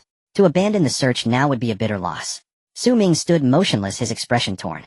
Uncertain whether to proceed or withdraw, he paused. When suddenly Xia Yixue stiffened beside him, leaned close, and whispered, "Su Ming, look over there." At her cue, Su Ming followed her gaze toward a small solitary hill rising in the left distance. Bare and lifeless, its surface bore only polluted soil and jagged rock, yet it marked the first deviation from the monotonous terrain. Without pause, Su Ming made his decision. "Let's go, see what lies there." Instantly, the two humans and the wolf altered course, heading toward the hill. As they neared, Su Ming and Xia Yixue realized the hill held more than soil and stone. It teemed with massive yak-like beasts. Precisely speaking, these creatures resembled yaks in every way. Same bulk, same shaggy fur, save for the absence of horns upon their heads. Their thick, corded muscles radiated raw power. Even at a glance they inspired awe and dread. In the past, Su Ming would have fled such a herd without a second thought. Yet now he remained, observing closely. There was but one reason: these beasts were eating soil. Indeed, dozens of these mighty yak-like creatures knelt upon the hillside, devouring earth itself. After days in the wasteland, this was Su Ming's first encounter with soil-eating fauna. He had long wondered, if all wasteland beasts fed solely on flesh, where did their sustenance come from?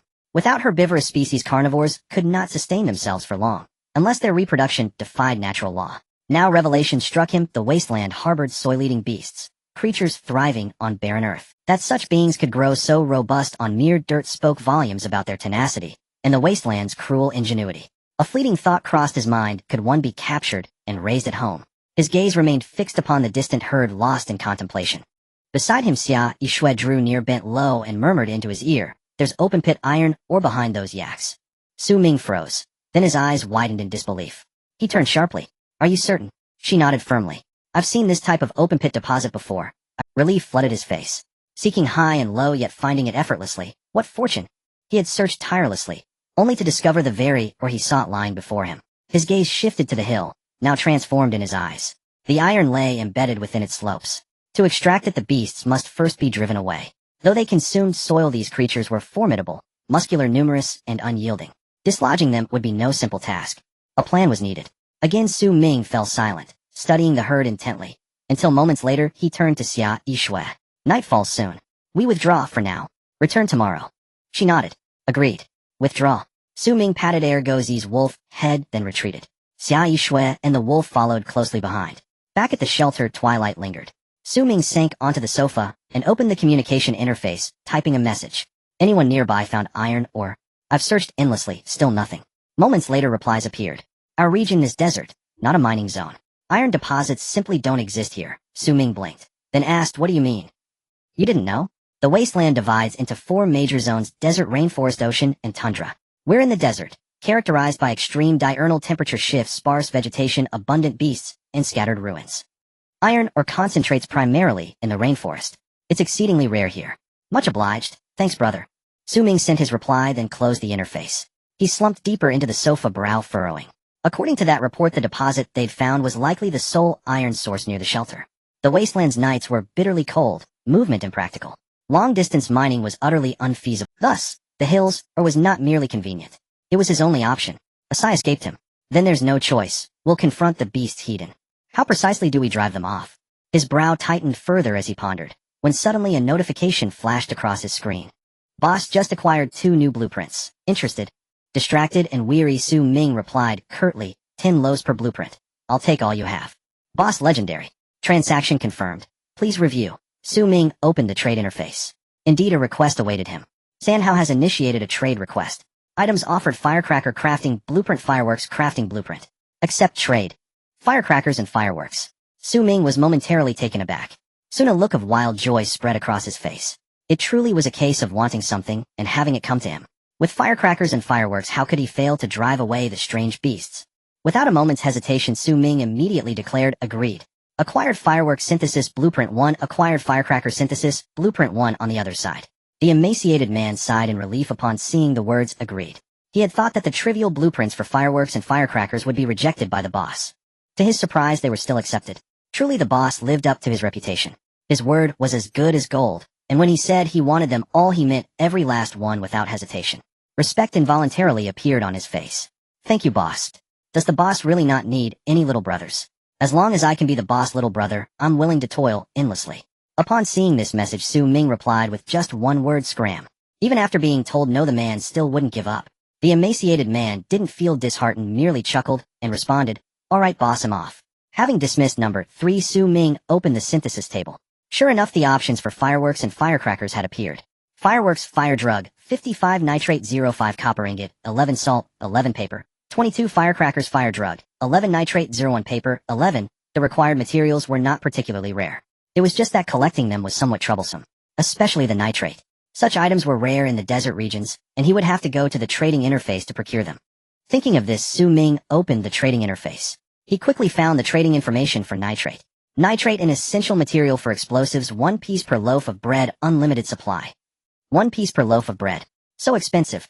Su Ming was dumbfounded upon seeing the message. Just one set of fireworks required 5 pieces of nitrate. To completely drive away such a large number of strange beasts from the hills, at least 5 sets of fireworks were needed. In total, that amounted to 2 pieces of roasted meat. This does not even include the firecrackers. Although firecrackers only required 1 piece of nitrate, he would need to manufacture a large quantity of them, which added up to a significant number. Preliminary estimates showed that just for nitrate, he would have to spend 10 pieces of roasted meat. He had never used this much roasted meat for purchasing potions and blueprints. It hurt to think about it. Su Ming struggled for quite a while, but in the end he gritted his teeth. And bought it. You can't catch wolves without first letting go of your kids. If he wanted to obtain iron, or he had to pay a price. 10 pieces of roasted meat for 120 pieces of nitrate. Are you selling? Small business, no haggling. Ming. It seemed that nitrate was selling better than he had imagined. If that was the case, many people must have mastered the method of making explosives. If that were true, he needed to speed up. Otherwise, he would inevitably fall behind others. Thinking this, Ming stopped hesitating and directly stated, still 120 pieces of nitrate, 12 pieces of roasted meat, let's trade. Okay. Acquired nitrate 120 with nitrate resolved. The next concern was fire drug. Selling fire drug in bulk, 1 piece per loaf of bread. Again, 1 piece per loaf of bread. Ming gritted his teeth and bought 200 pieces. Acquired fire drug, 120 pieces were for synthesizing fireworks and firecrackers. The remaining 80 pieces would be kept for later when he mastered the method of making shells to create bullets. With nitrate and fire drug secured. Next came copper ingots, salt, and paper. Copper ingots were easy to handle. During scavenging, he had found many copper products. When the furnace was first built, Ming melted them all down. He ended up with exactly 5 copper ingots, enough to synthesize fireworks. As for salt, Ming had a bottle containing 10 units. He had used 2 units for roasting meat. There were still 8 units left, which was sufficient. What he needed to buy was paper. Paper was everywhere. Many people found it and simply tossed it away, not wanting to keep it. Thus it was very cheap, and he could buy 200 pieces for half a piece of roasted meat. After about half an hour of busy work, he finally gathered enough materials. Fireworks, fire drug, 55 nitrate, 55 copper ingot, 11 salt, 11 paper, 22 firecrackers, fire drug, 11 nitrate, 11 paper, 11 manufacture. Yes. Acquired fireworks, 5 acquired firecrackers, 100. A white light enveloped him. Moments later, a large quantity of fireworks and firecrackers appeared on the table. Ming gazed at them, and in a daze, he actually felt the festive atmosphere of the new year. With fireworks and firecrackers ready, the next task was to set traps for beasts. Those strange beasts fed on soil, and if he could catch a few, he wouldn't have to worry about food in the future. Although traps might not necessarily be effective, one must have dreams. Who knows, they might just come true. The traps required iron ingots. He had to buy iron ingots again. Sigh. Ming sighed and opened the trading interface once more. In the trading market, the price of iron ingots was similar to that of nitrate. Some were high, some were low, but most were also 1 loaf of bread. Ordinary level beast trap, iron ingot, 77. An ordinary level beast trap required 7 iron ingots. That group of strange beasts was estimated to have at least 80. To catch a few more, he would need at least double the traps. That would be 160. 160 times 7 equals 1,120. Ming calculated this and shook his head. He still had 465 pieces of roasted meat left, out of which 300 pieces were reserved and could not be touched. The remaining 165 pieces were to be spent on blueprints, potions, and raw materials. Spending it all on traps was too risky. It was better to first make 80 traps and try to herd the strange beasts into one area to increase the chances of success. At this stage, Ming was not very short on food. What he wanted was to raise strange beasts in captivity to prepare for the future. Therefore, he didn't need to catch too many. 1 male and 1 female would be enough. Having made his decision, Ming began searching in the trading market for cheap iron ingots. After about 10 minutes, he finally gathered 560 iron ingots. He manufactured them all into beast traps. Acquired ordinary level beast trap, 80. Again, a white light enveloped him. Instantly, the living room was filled with unopened beast traps. At that moment, a sound of the door opening echoed. Xia Yishua walked into the shelter carrying a water bucket. Just as she took a step forward, she sensed something was off. She stopped in her tracks. What is this? Xia Yishua asked, puzzled. Ming explained, beast traps, fireworks, and firecrackers. I need them for tomorrow. Xia Yishua immediately understood. You want to catch strange beasts? Ming nodded. MHM. Xia Yishua showed a hint of hesitation, and after a moment of silence she said, it's a bit risky. Living in the wasteland doing nothing is what truly counts as risking it. Upon hearing this, Xia Yishua raised her gaze to Ming. His eyes were resolute and confident, radiating a powerful charisma. Seeing this, Xia Yishua for some reason also became resolute and confident. It seemed that catching strange beasts had become a very simple task. After pondering for a moment, she nodded. Okay, they'll follow your lead. Tomorrow we'll catch strange beasts. The plan to drive away the beasts is quite simple. First, ignite fireworks on the other side of the hill. Once the beasts are startled, set off firecrackers on both sides of the mountain to direct the beasts in one direction. Then set up animal traps along the road in that direction. How many beasts we can catch is left to fate. After all, the traps can be reused, so even if nothing is caught, it won't be too much of a loss. Although the plan is simple, ensuring that everything goes perfectly is not an easy task. Just discussing the details took Ming and Xia Yishua over an hour. Many potential problems were resolved one by one. In the end, only one remained. According to the plan, igniting the fireworks and firecrackers requires 3 people. 2 people could manage, but the risk would be too great. If the speed is slightly slower, it could cause the direction of the beast horde to shift. A small mistake could lead to a huge discrepancy. If there is a misstep, the arrangement of the traps would be in vain. Su Ming and Xia Yixue sat on the sofa, their brows tightly furrowed, contemplating what to do. Suddenly a spark of inspiration appeared in Su Ming's mind. He looked at Air Guzi, who was lying by the sofa, and said, "It's just setting off firecrackers. Even Air Guzi can do it." Air Guzi. Xia Yixue glanced at Air Guzi, her expression turning a bit strange. Air Guzi was lying on the ground, licking his fur, completely unaware of what was happening. Hearing his name, Air Guzi looked up at Su Ming, revealing a flattering smile as usual. Seeing this scene, Xia Yixue shook her head and said, "Even if he is smart enough to know how to ignite the firecrackers, accidents could easily happen." Oh whoa. Upon hearing this, Air Guzi got up from the ground and expressed his dissatisfaction with a bark towards Xia Yixue. The pressure exerted by the 1-meter-long wolf was no less than that of any medium-sized beast. In an instant, Xia Yixue fell silent. Just because Su Ming could boss this giant wolf around didn't mean she could do the same. She understood this very well. How about this? Let Air Guzi try it tomorrow. If he can manage it, then we can let him do it. If not, we'll stick to the original plan. Su Ming gently stroked Air Guzi's wolf head and said, "That's all we can do." Xia Yixue nodded and said okay. With the plan settled, the next step was implementation. Su Ming took out 3 pieces of roasted meat from his backpack, handing one to Air Guzi and one to Xia Yixue, saying, "We will set the traps tomorrow morning. Make sure you eat well to work hard." Xia Yixue hesitated for a moment, but did not refuse reaching out to take the roasted meat. "Consider this a debt to you." Upon hearing this, Su Ming took out another piece of bread and handed it to Xia Yixue. "They'll lend you a piece of bread. Oh, don't forget to return it after the hunt." Xia Yixue smiled. "If it succeeds, I'll pay you." At this moment, the sky had completely darkened. In the living room, the candlelight flickered. Su Ming and Xia Yixue enjoyed a piece of bread and a piece of roasted meat. They quietly savored the delicious food. For Su Ming, this meal was nothing special. After all, he had eaten like this, but for Xia Yixue, this meal was extraordinary. Because it was the first decent meal she had since arriving in the waste. In a moment, she even felt as if she was still at home, not in the wasteland. The meal lasted half an hour.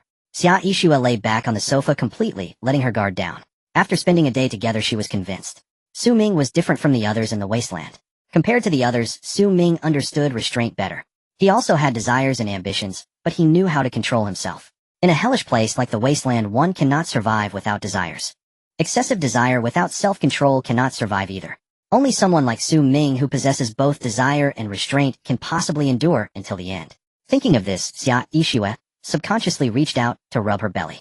After so many days, it was her first time feeling so full. She felt a bit bloated.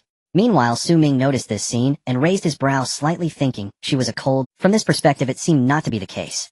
"Get some rest early. I will set off tomorrow morning, aiming to finish everything before dark." Xia Yixue replied. Her voice was melodious, giving a feeling like a warm spring breeze, completely different from her usual cold demeanor. Su Ming glanced at her, but said nothing, turning back to his room. After he left, Xia Yixue's pretty face instantly. How could she make such a sound? So embarrassing. It's all because she ate too much this time. She must never eat so much. With a flushed face, Xia Yixue secretly made up her mind. In her room, Su Ming lay on the bed, not rushing to sleep. He was still thinking about tomorrow's plan. If only I could have one more person, that would be perfect.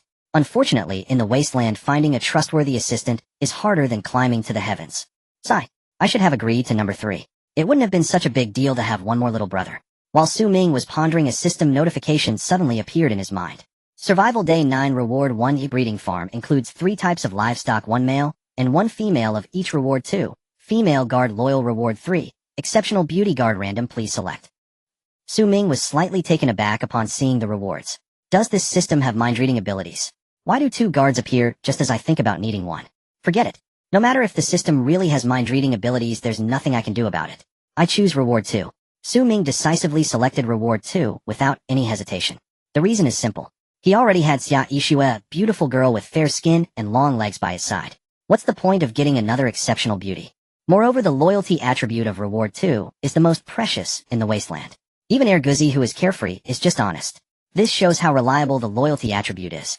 At that time, if I asked her to shield me from bullets, she wouldn't hesitate. Obtain female guard loyal 1. Description: a powerful female knight from the kingdom of Lordaeron. Her loyalty is unquestionable. Status: healthy. Skills: 1. Never betray. A loyal knight from Lordaeron will never betray her lord. 2. Knightly spirit: humility, honor, sacrifice, bravery, compassion, honesty, justice, spirituality. 3. Unbreakable. The knight from Lordaeron raises her shield, reducing the damage from attacks by 90 for 1 minute. Cooldown 12 hours. A white light enveloped the room. A heavily armored female knight appeared in Su Ming's room. Upon seeing Su Ming, she did not hesitate at all, stepping forward and kneeling on one knee loudly proclaiming, "Noble Lord, Su Ming, your most loyal servant Leona greets you." Su Ming looked at the heavily armored female knight, kneeling on one knee, a warm smile gracing his face. "Welcome, my knight Leona." However, there was no room reserved for Leona. Tonight she would have to sleep in the living room. Fortunately, there was a bed in the wooden box, so she wouldn't have to sleep on the sofa. "Leona, get some rest early, we have tasks tomorrow," Su Ming said after making the bed. "Yes, my lord." Leona placed her left hand on her right chest and nodded slightly to express her respect. Immediately, a white light enveloped her body. In the next moment, the steel armor vanished, replaced by ordinary noble attire. Seeing this, Su Ming was slightly taken aback and asked, "Where is your armor?" Leona replied, "It's in my backpack." Su Ming showed slight astonishment. "Backpack?" "Yes, my lord, my backpack can store 10 slots of items," Leona explained. It turned out that the summon guard also, with that traveling became much more convenient. "Alright, get some rest early," Su Ming advised before turning back to his. A night passed in silence. The next morning, Xia Yixue woke up earlier than Su Ming as usual. She opened the door and saw Leona in front of her. She froze in place. "Who are you?" Trusting Su Ming, an air guzzi, her first reaction was not to draw her gun, but to inquire. Dressed in noble attire, Leona was sitting by the bed polishing her sword. Upon hearing Xia Yixue's voice, she glanced up at her. Then she stood up and bowed, saying, "Noble lady, I am the loyal servant Leona of Lord Su Ming." Xia Yixue was taken aback upon hearing this. "Why is she speaking so strangely?" "You misunderstood. Oh, I am not a lady, I am just a friend of Su Ming. My name is Xia Yixue, nice to meet you." Leona looked at Xia Yixue, hesitated for a moment, refrained from bowing again, and replied, "Nice to meet you." Just then a sound of a door opening echoed. Leona and Xia Yixue turned their gaze simultaneously. "Su Ming.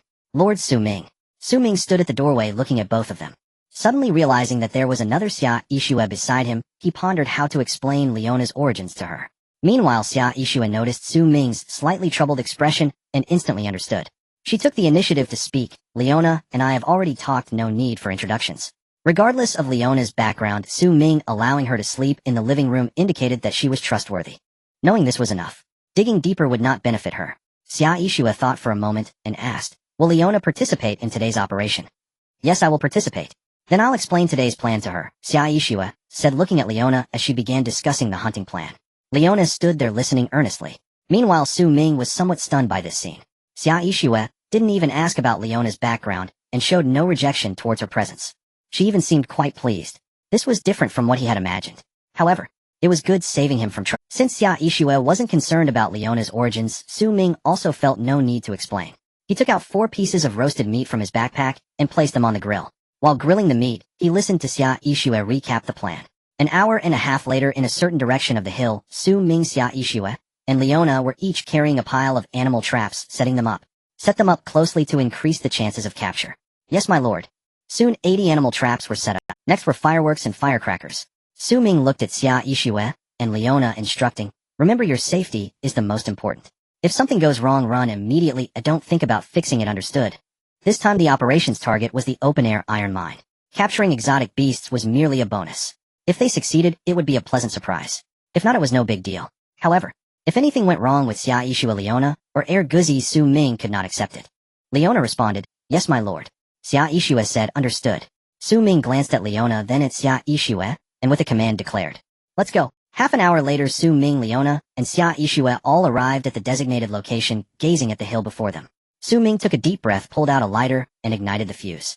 Brilliant fireworks soared into the sky. In the next moment, the fireworks exploded in the air, producing a series of thunderous sounds.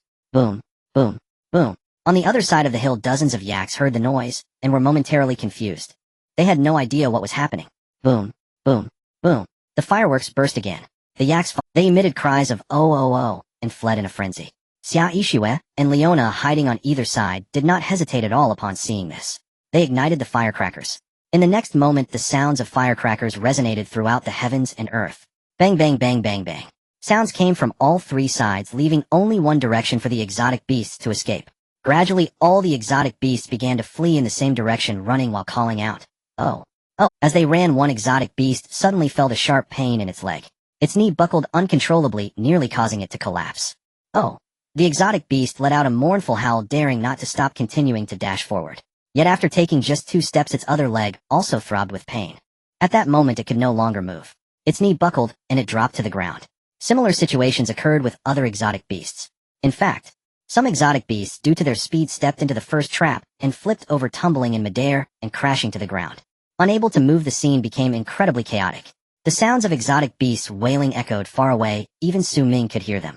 Listening to the cries of the exotic beasts, he showed an excited expression. It worked. 10 minutes later, Su Ming stood before the trap looking at the exotic beasts lying on the ground, unable to hide the smile on his face. I didn't expect to catch 4. If we have both males and females, we would make a fortune. Beside him, Xia Yixue was equally excited, nodding as she said, even if they are all males, killing them for meat will still yield quite a bit. Oh whoa. Air Guzzi howled in agreement. One for each of us, let's tie them up first. According to the plan, Su Ming intended to build a farm beside the hill to keep the 4 exotic beasts. Building the farm here would save the trouble of bringing the exotic beasts back to the shelter. It would save a lot of hassle. Moreover, there was an open-air iron mine here. Su Ming would be coming here often. Alright. Xia Yixue and Leona nodded, taking out the prepared ropes from their backpacks and walking towards the exotic beasts. Seeing this scene, the exotic beasts struggled violently, letting out terrified cries. Oh. However, at that moment, a dull honking sound suddenly echoed from behind. Boom, boom, boom. Su Ming and the others instinctively turned their heads. They saw a heavy truck approaching, emitting a loud honking. Seeing this scene, Su Ming instinctively drew his handgun and aimed at the truck. Meanwhile, Xia Yixue also took out her sniper rifle, assuming an aiming posture. Leona raised her shield, positioning it in front of Su Ming. Protecting Su Ming's safety was always her top. With a loud rumble, the heavy truck stopped not far from Su Ming. The door swung open, and a woman in leather armor jumped down from the driver's seat. She looked over Su Ming and his group, a smile appearing on her face. Are you survivors? Su Ming and Xia Yixue stared intently at the woman, remaining silent. Seeing their reaction, the woman shrugged and said, don't be so tense. We are from the trade association. We only do business, not robbery. From the trade association. Could they be locals? Su Ming observed the woman still silent. Clearly the situation was in her favor. Saying another word could risk revealing more about themselves. Silence was the best choice. The credibility of the trade association is unmatched in the Wasteland. After a few more encounters, you won't be so wary.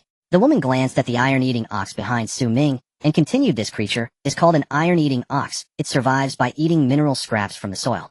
It is a primary livestock in major gathering places, and wild ones are becoming rare. You are lucky to have caught 4.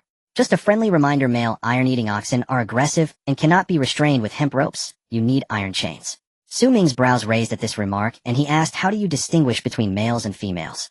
The woman replied, it's simple. If the ears are upright, it's male. If lying down, it's female. Females can give birth once every 6 months. Unless food is extremely scarce, try not to eat them and keep them for breeding. Su Ming turned his head to take a look.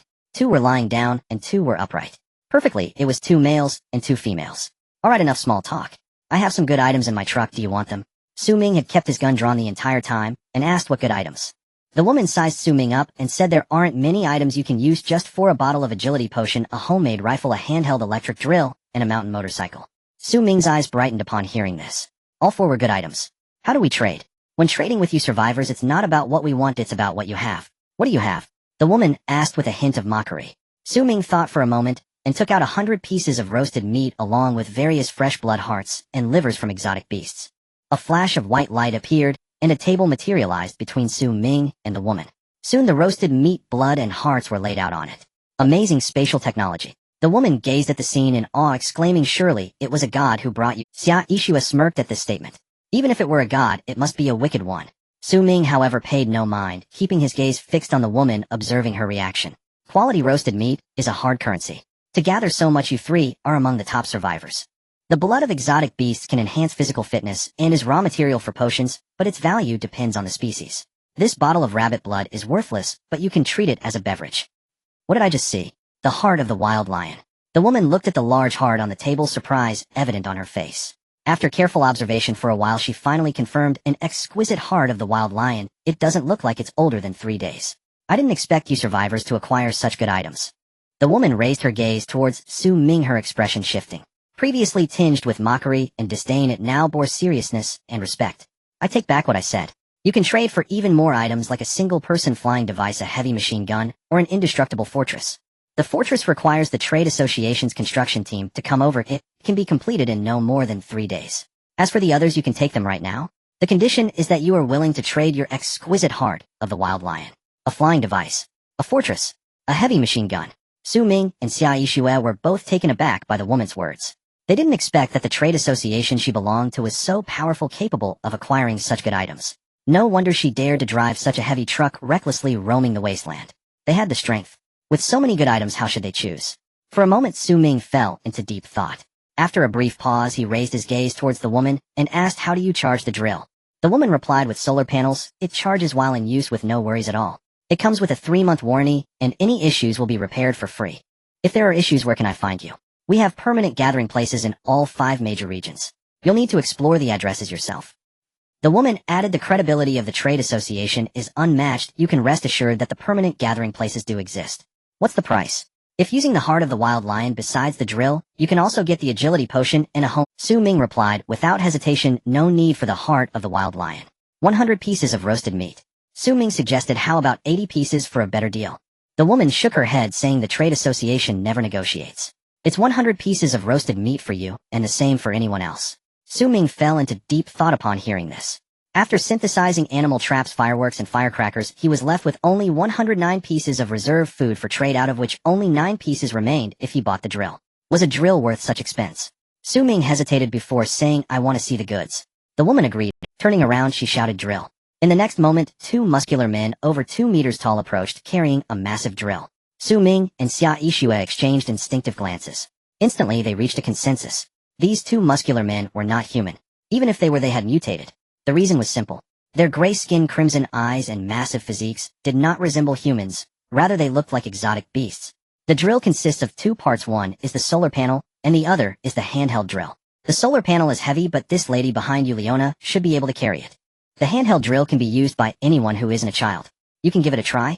Su Ming hesitated for a moment before holstering his handgun. He picked up the handheld drill and gave it a try. When the drill struck the rock instantly shattered into pieces. This is a good item. Su Ming's eyes lit up as he put down the drill and agreed. 100 pieces of roasted meat deal. The drill is your— The woman looked at Su Ming with a smile and said, "Next up are the heavy machine gun, flying device, and fortress. Which one do you want?" Su Ming shook his head and said, "I don't want anything." The woman paused slightly, then, "What do you want?" "I want to know what use the heart of the savage lion has." The woman was taken aback again, hesitated for a moment, and said, "A piece of roasted meat." "Deal." Su Ming took out a piece of roasted meat from his backpack and placed it on the table. Seeing this, the woman sighed and replied, "The only function of the heart of the savage lion is to evolve mutated beasts." Evolve mutated beasts. Su Ming didn't quite understand. The woman glanced at Air Dog behind Su Ming and said, "Mutated beasts in the Wasteland can evolve by devouring the hearts of more powerful mutated beasts. For example, the 3-headed giant lion is a 4th-tier mutated beast. A 2nd-tier mutated beast can evolve into a 3rd-tier mutated beast by devouring the heart of the savage lion." Upon hearing this, Su Ming instinctively glanced at Air Dog, suddenly noticing that Air Dog had been staring at the heart of the savage lion with eyes full of desire. What is a 4th-tier mutated beast, and what is a 2nd-tier mutated beast? What are the criteria for judgment? Su Ming turned his head and asked curiously. The woman said, "A piece of roasted meat." Without hesitation, Su Ming took out another piece of roasted meat and placed it on the table. The information about mutated beasts is seldom shared on the communication interface. So far, survivors have classified mutated beasts based on their size. But obviously, the reality is, for example, the iron-eating bull is much larger than Air Dog, but in actual combat it falls far short. The criteria for classifying mutated beasts is simple. It's based on the level of threat to humans. 1st-tier mutated beasts are harmless to humans and livestock. 2nd-tier mutated beasts can kill humans. 3rd-tier mutated beasts can kill humans. 4th-tier mutated beasts can destroy a small settlement. 5th-tier mutated beasts can destroy a medium settlement. 6th-tier mutated beasts can destroy a large settlement. The woman paused and added, "When I say humans, I mean us. For you survivors, the threat levels of various mutated beasts are elevated by 1 level. For instance, a 1st-tier mutated beast that's harmless to us could potentially kill you." Su Ming said, "Then what level does my wolf belong to?" Su Ming hesitated but finally asked. The woman looked Air Dog up and down and said, "2nd-tier." Air Dog is only a 2nd-tier. It seems that the physical quality of the natives is indeed a level higher than that of humans. "What do you want the heart of the savage lion for?" Su Ming asked again. The woman shrugged and said, "What use do you have for the heart of the savage lion?" "Of course it's for pets." Su Ming understood the woman's meaning and didn't pursue the question further. The woman looked regretfully at the heart of the savage lion and asked, "Are you sure you don't want to trade?" Su Ming nodded. "That's unfortunate." The woman said, "Hearts of 4th-tier mutated beasts are not commonly seen these days. Since there's nothing to trade, we'll be leaving. I hope to see you again next time, survivor." "Me too, I hope to see you again next time." The woman smiled at these words and turned to leave. Halfway there she stopped. Standing still, she seemed to be struggling with something. Finally, she shook her head and turned around. She took something out of her pocket and threw it on the ground. "Take good care of this, you are the first survivor to obtain this item." After that, she did not linger and turned to get on the truck. Vroom, vroom, vroom. The heavy truck honked loudly and quickly disappeared from Su Ming and the others' sight. The truck left. Ming picked up the item the woman had thrown on the ground. It was a finely crafted iron plate with the words Merchant Association written on it. Obtained high-quality customer status from the Merchant Association. 1 description: you are a high-quality customer of the Wasteland Merchant Association. 1. Next time you trade with the association, you can get a 10 discount. 2. Residence rights in the 5 major permanent gathering places of the association. 3. For a certain price, you can receive the assistance of the association's guards. Is this the first survivor to obtain the iron plate? Sounds pretty good. Ming looked at the description in the manual and smiled slightly. Then he took out several pieces of rope from his backpack. He handed them to Leona and instructed tie the 2 males tightly. Among the 3, Leona is the strongest. Yes, my lord. Leona did not hesitate at all, took the rope, and walked towards the iron-eating bull. Soon the 4 iron-eating bulls were tightly bound and unable to move. During this time, aside from 1 male iron-eating bull struggling a bit, the other 3 made no resistance, only letting out pitiful cries of "oh, oh, oh." After binding the iron-eating bulls, the next step is to build a breeding ground. Ming's original plan was to tie them up with ropes, and then enclose the breeding ground with wooden walls.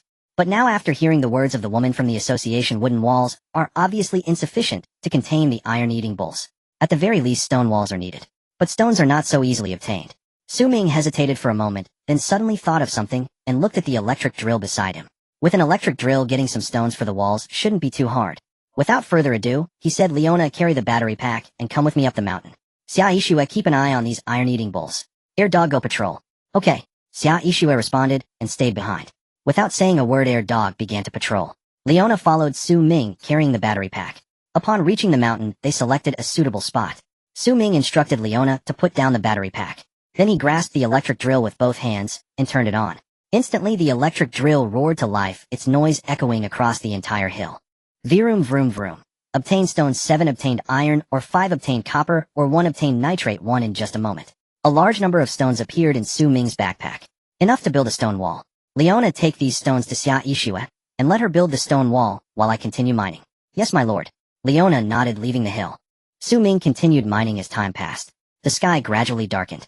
Ming's backpack was almost filled with various ores. Finally, he turned off the electric drill. "It's time to head back." "What about the electric drill when I get back? I can't just leave it here, can I?" Ming looked at the electric drill, his expression troubled. But soon he thought of something, and slapped his forehead. "Why not just put the electric drill in the backpack? How could I be so stupid?" The woman from the association said Leona could move the electric drill. Ming mistakenly thought it could only be transported. He completely forgot about the backpack. The woman from the association is a native and doesn't have a backpack. But as a survivor, he has a backpack. Ming patted his forehead. Then, looking at the electric drill, he concentrated his thoughts. The next moment, a prompt sound echoed. "Obtained epic electric drill 1." Ming was slightly taken aback upon hearing the announcement. An epic electric drill. Isn't that just 1 step away from a legendary level? It is important to note that Ming still has an item upgrade card in his backpack, which can elevate the quality of an item by 1 level. Using it on the electric drill is just perfect. "Would you like to use the item upgrade card?" Ming replied yes. Epic grade electric drill, legendary grade electric drill. The system prompt sounded. Ming took out the electric drill. The upgraded drill is smaller in size. With the solar panel, it can be easily moved by 1 person. After testing it out, the mining efficiency improved significantly. What used to take 5 minutes to extract 1 or 2 pieces of, or now yields 2 to 3. It can truly be called a mining artifact. What a great item. With this thing, who needs to worry about running out of, or in the future? Ming grinned as he looked at the electric drill. He stored the electric drill and walked down the hill. Xia Ishue, Leona, and Air Guzi were already gathered together. Behind them was a simple cattle pen surrounded by stone walls. Xia Ishue looked at Ming and said, "Time is limited, we can only build it like this for now. We'll improve it tomorrow." Ming nodded. "As long as it can enclose, it's fine. It's getting dark, let's head home. We'll deal with things when we get back." "Alright." When they returned to the shelter, the sky had completely darkened. Ming and the others sat on the sofa enjoying roasted meat while chatting. Ming picked up a piece of roasted meat and took a bite. While chewing, he remarked, "Have you noticed? It seems to be less cold at night now. Previously, he had to wrap himself in a cotton coat and cover with a quilt to keep warm. Now just wearing a cotton coat feels warm enough." Ming had noticed this change a couple of days ago, thinking it was due to the camp. However, the temperature has been rising beyond the influence of the campfire. This can only indicate that the temperature in the wasteland is increasing. Indeed, it is warmer than before. Xia Ishue nodded in agreement. "Curious, I wonder if it's just our area that has seen a temperature rise, or if it's happening everywhere." Hearing this, Ming thought for a moment, and opened the survival manual. He sent a message, "Has anyone noticed that the temperature has risen at night?" After sending the message, someone replied immediately, "Indeed. I've noticed the temperature is rising. The nighttime temperature is at least 5 degrees above 0 now. No wonder the mutant beasts have been more active these past couple of days." Doesn't that mean nights are even more dangerous? That's because you're weak. For some large gathering places, a rise in temperature is a good thing. It allows them to work. Exactly. Brother Who has already started organizing people for night mining. It won't be long before we achieve mineral freedom. Under Brother Hu's leadership, our gathering place is getting better and better. Anyone wanting to join us can just send me a private message with your coordinates, and we'll send someone to pick you up. M36D, oh, welcome to Brother Hu's big family. Brother Who? Huh? Who in the Wasteland doesn't know what kind of person he is? Burning, killing, robbing, with no evil left undone. There have been at least 3 people begging for help on the channel when encountering Brother Who. How can you still promote on the channel? 2A. Exactly. Even if I starve, I won't join you guys in being bandits. 3060. The entire channel erupted in a wave of disdain for Brother Who. Clearly, everyone held a strong contempt for the scavengers of the Wasteland. From their chat messages, Ming also received some warnings. As the temperature rises, the nights in the Wasteland will become increasingly dangerous. The threats are not only the more active mutant beasts, but also Wasteland marauders like Brother Who. After all, no one knows whether the Wasteland raiders will pry open the doors of your shelter while you are asleep and steal your... Thinking of this, Ming stood up from the sofa and walked to the door of the shelter, opening the construction panel. Ordinary grade iron door, iron ingots, 1515. Would you like to construct it? Yes. Ordinary grade wooden door, ordinary grade iron door. A white light enveloped the door. In the next second, the original wooden door transformed into a steel door, looking extremely secure. After upgrading the door, Ming returned to the sofa and looked at Xia Ishua and Leona, saying seriously, nights will only become more dangerous from now on, so everyone shouldn't sleep too soundly. Yes, sir. Leona saluted. Xia Ishua also saw the messages from the chat interface and understood why Ming said this. Don't worry, we know what to do. That's good. Ming picked up a cup of tea and took a sip. The roasted meat on the table had already been finished. Guzzi lay by the edge of the sofa, comfortably grooming its short fur. Ming looked at it, lost in thought. Before coming to the shelter, he had been pondering a question. Should he give the heart of the Mad Lion to Guzzi? Ming hesitated, not because he didn't trust Guzzi, nor was he afraid it would become uncontrollable after gaining strength. It was simply because he felt that with Guzzi's strength it could easily advance to the 3rd tier on its own without needing the heart of the Mad Lion. The heart of the Mad Lion he saved might serve a greater purpose. However, now Ming's thoughts had changed. With the rising temperatures, the Wasteland would become increasingly dangerous. The sooner one increases their strength, the greater the hope of survival. With a 3rd-tier lone wolf around, unless they encounter something as strong as 3 giant lions, no one could threaten Ming's safety. Ming would also be able to construct his shelter with more peace of mind. Keeping the item is pointless if it can't reproduce. I might as well use it. Ming gritted his teeth and made a decision. He took out the heart of the Mad Lion from his backpack and placed it on the table. Guzzi, lying on the ground, caught the scent of the heart of the Mad Lion and jumped up. Its glowing eyes were fixed intently on the heart of the Mad Lion, filled with desire. Even so, it still did not move without Ming's command. Ming reached out to pet the wolf's head of Guzzi and said, "It's for you, go ahead and eat it." Upon hearing this, Guzzi displayed an incredulous expression and looked at Ming. Clearly it did not expect its master would leave such a precious item for it. Oh, whoa. Guzzi glanced at Ming, then at the heart of the Mad Lion, but still did not take a bite. It seemed almost unable to believe that the heart of the Mad Lion belonged to it. Seeing this scene, Ming smiled. "Don't worry, it's truly for you." Oh, whoa. Receiving confirmation, Guzzi excitedly jumped up, then nudged the heart of the Mad Lion with its head, indicating for Ming to eat first. Even with something good, it still remembers its master. It still has some conscience. Ming chuckled and said, "This item is useless for me. You can eat it all, no problem." Oh, whoa. Upon hearing this, Guzzi was no longer polite and pounced on the heart of the Mad Lion, tearing into it bite by bite. In just a moment, the huge heart of the Mad Lion was swallowed down its throat. At the same time, its body began to undergo subtle changes. A long howl echoed through the air. Guzzi's body began to swell, growing a whole circle in mere moments. Meanwhile, 2 small bony wings gradually sprouted from his back, hidden among his soft short fur, flickering in and out of visibility. He opened his mouth, revealing 2 sharp fangs that sent chills down one's spine. After the evolution, including the tail, Guzzi's body length reached a terrifying 3 meters, nearly rivaling that of an adult Siberian tiger. Just standing there, he exuded an air of inviolable majesty. Meanwhile, Xia Ishua and Leona gazed at Guzzi, their expressions shifting. Leona even took out her shield, ready to protect Ming at any moment. Though they knew Guzzi would not harm them, yet such a massive body, such terrifying power, even in play a human body could not withstand it. Oh, whoa. Guzzi seemed very pleased with his evolution, his laughter full of joy. Ming stood aside, not stopping him. There were no strong mutant beasts near the shelter. Guzzi's howl would only serve to intimidate. Oh, whoa. After howling for a while, Guzzi seemed to remember something. His glowing eyes turned towards Ming, then he lunged towards him. "Master Ming!" Xia Ishua and Leona exclaimed in unison. However, Ming was unfazed.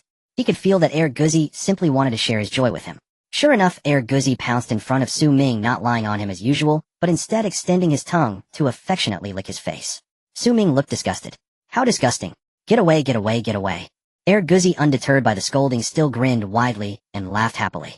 After a bout of playful antics, Guzzi returned to his spot, under the sofa. He lay quietly, although the once spacious area now felt a bit cramped. Guzzi didn't mind closing his eyes as usual, licking his short fur.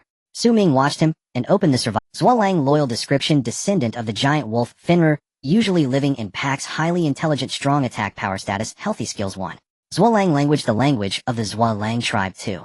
Copper skin and iron bones, the bloodline of the giant wolf Finrer, is activated, increasing defense by 80, lasting 10 minutes, cooldown time 12 hours 3. Bloodthirst attack power increases by 10 after absorbing blood. Guzzi gained 2 new skills after the evolution. One enhances defense, the other boosts attack. They complement each other perfectly. Su Ming looked at him and reached out to poke at the 2 small bony wings on his back. These wings clearly hadn't fully developed. Once evolved, they should be able to grow larger, perhaps even allowing flight. If Guzzi could fly, it would solve many troubles. After observing for a while, Su Ming stood up. It's getting late, everyone should rest early. With that, he turned and returned to his room. Guzzi hurriedly climbed up and followed him. Back in the room, Su Ming lay on the bed and began to search through the trading interface. In the 110 square meters of space, 2 people were more than enough. But now with Leona added, it felt a bit cramped. He still needed to find a way to expand. The expansion blueprint was the only means to enlarge the shelter, making it extremely precious. Su Ming searched for a long time and could only find a rough level expansion blueprint priced at 50 pieces of bread. The cost effectiveness was too low. After just half an hour, Su Ming gave up and began to shift his focus to other items. Soon a blueprint caught his attention. Shell manufacturing blueprint, 20 pieces of bread, no bargaining, private message, if interested. Su Ming decisively said, "I'll take it." Acquired shell manufacturing blueprint 1 description unlocks the shell manufacturing method. Upon use, will you use it? Yes. Shell brass 01 brass is an alloy composed of copper and zinc. Su Ming had copper. Zinc still needed to be bought. Fortunately, zinc was relatively common in the Wasteland and the price wasn't high. Zinc, or was even cheaper. Su Ming bought 100 pieces at once, spending 20 pieces of roasted meat. After finishing everything counting the food reserves, only 287 pieces of roasted meat were left in Su Ming's backpack. Back when he dissected the 3-headed giant lion. It felt like 500 pieces of roasted meat were a lot, enough to last forever. Unexpectedly, just a few days later, only this little remained. However, to develop this was an inevitable matter. With zinc, ore, and copper ore in hand, they needed to be combined and smelted together to obtain brass. The furnace in the living room was busy smelting iron, ore, and couldn't spare any space. To improve efficiency, several more furnaces needed to be built. Thus, Su Ming posted another acquisition message. Looking to buy furnaces and related materials, price negotiable. As soon as the message was sent out, someone contacted Su Ming. I have a blower, 10 pieces of bread. Su Ming replied, deal. After spending 7 pieces of roasted meat, Su Ming gathered the raw materials for the furnace. Furnace blower, 11 anvil, 11 crucible, 11 mold, 11. Will you manufacture? Yes. Acquired furnace 1. With Leona sleeping in the living room, there was no space left to place the furnace. Su Ming could only put the furnace in his own room. He tossed the copper, ore, and zinc ore into the furnace. Instantly flames erupted. Half an hour later, Su Ming obtained his first piece of brass. Acquired brass 7. Shell brass, 11. Will you manufacture? Yes. Acquired shell 7. 45 bullets shell, 11 gunpowder, 11 7. 62 millimeters bullets shell, 11 gunpowder, 11. Will you manufacture? Su Ming looked at the construction table with excitement. Finally, I can achieve bullet freedom. He mastered the method of manufacturing bullets. His combat power had at least increased a notch. At the very least, he now had the means to resist the Wasteland raiders. His shooting skills were still too poor. When he had time, he would ask Xia Yishue to teach him. With that in mind, Su Ming took out a few pieces of zinc, ore, and copper ore and tossed them into the furnace. Then he lay back on the bed. The next moment, the system notification sounded. Day 10 of Survival Reward 1. A breeding farm includes 3 types of livestock, 1 male and 1 female, each reward 2. Ordinary level shelter expansion blueprint reward 3. Monster appreciation manual, please choose. The breeding farm goes without saying. Pass. The ordinary level expansion blueprint would do if only it were high quality. Of course, the ordinary level could still be considered. The monster appreciation manual. What is that? Su Ming looked at reward 3, a hesitant expression on his face. Expansion blueprint or appreciation manual? This is a dilemma.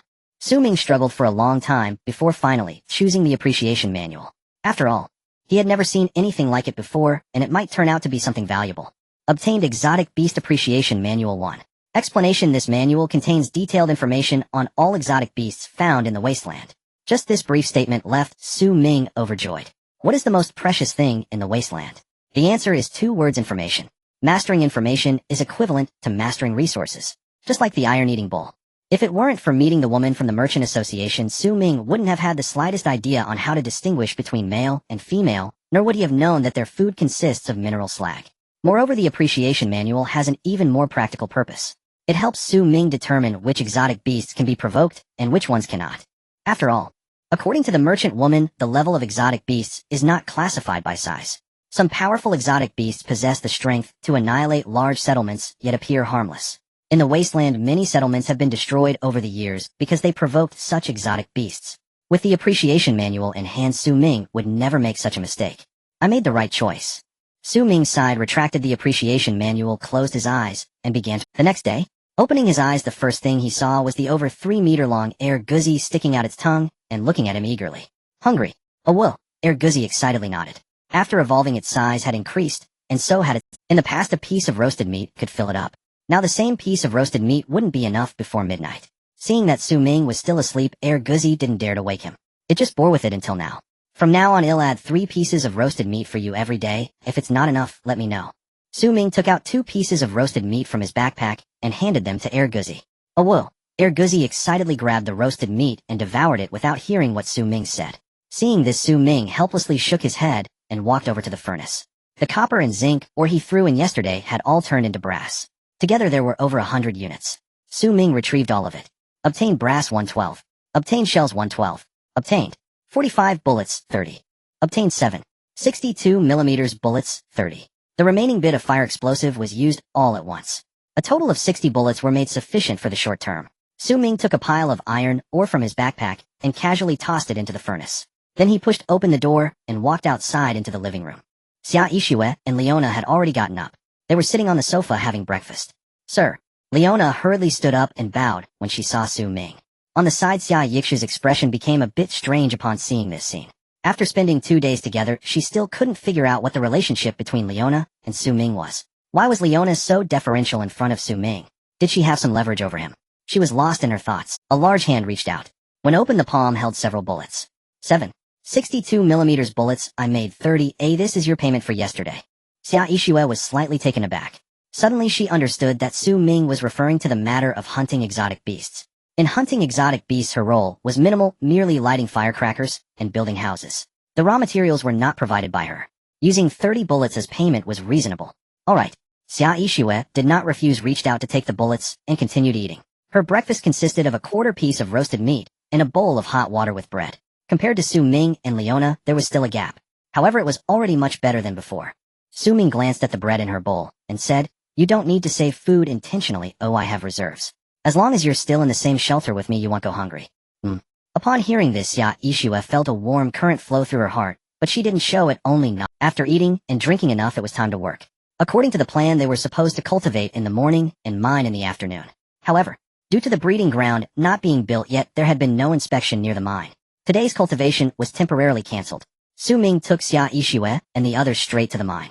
At the foot of the hill, a breeding ground enclosed by stone walls was particularly conspicuous.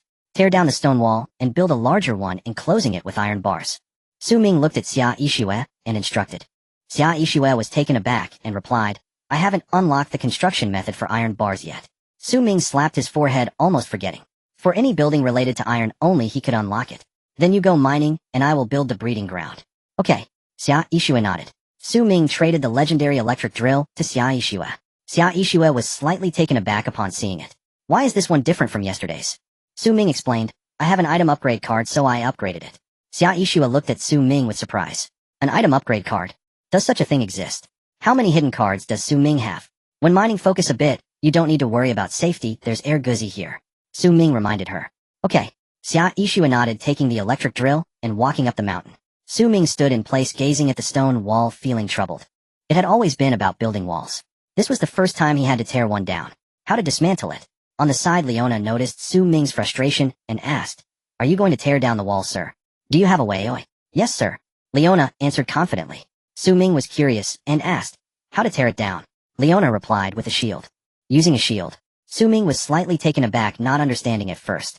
At that moment, a white light suddenly enveloped Leona's entire body. In the next second, the noble attire on Leona vanished, replaced by heavy steel armor. Upon seeing this scene, Su Ming instantly realized and exclaimed in surprise, "You want to break it down physically?" Leona nodded, "Yes, sir." Could such a stone wall really be torn down by human strength? Su Ming hesitated and said, "Give it a try, but be careful not to hurt yourself." "Yes, sir." Leona looked at the stone wall in front of her, raised her shield, and charged forward without hesitation. A loud crash echoed. Leona, clad in heavy armor, collided with the stone wall. Immediately the stone wall shattered into pieces and collapsed.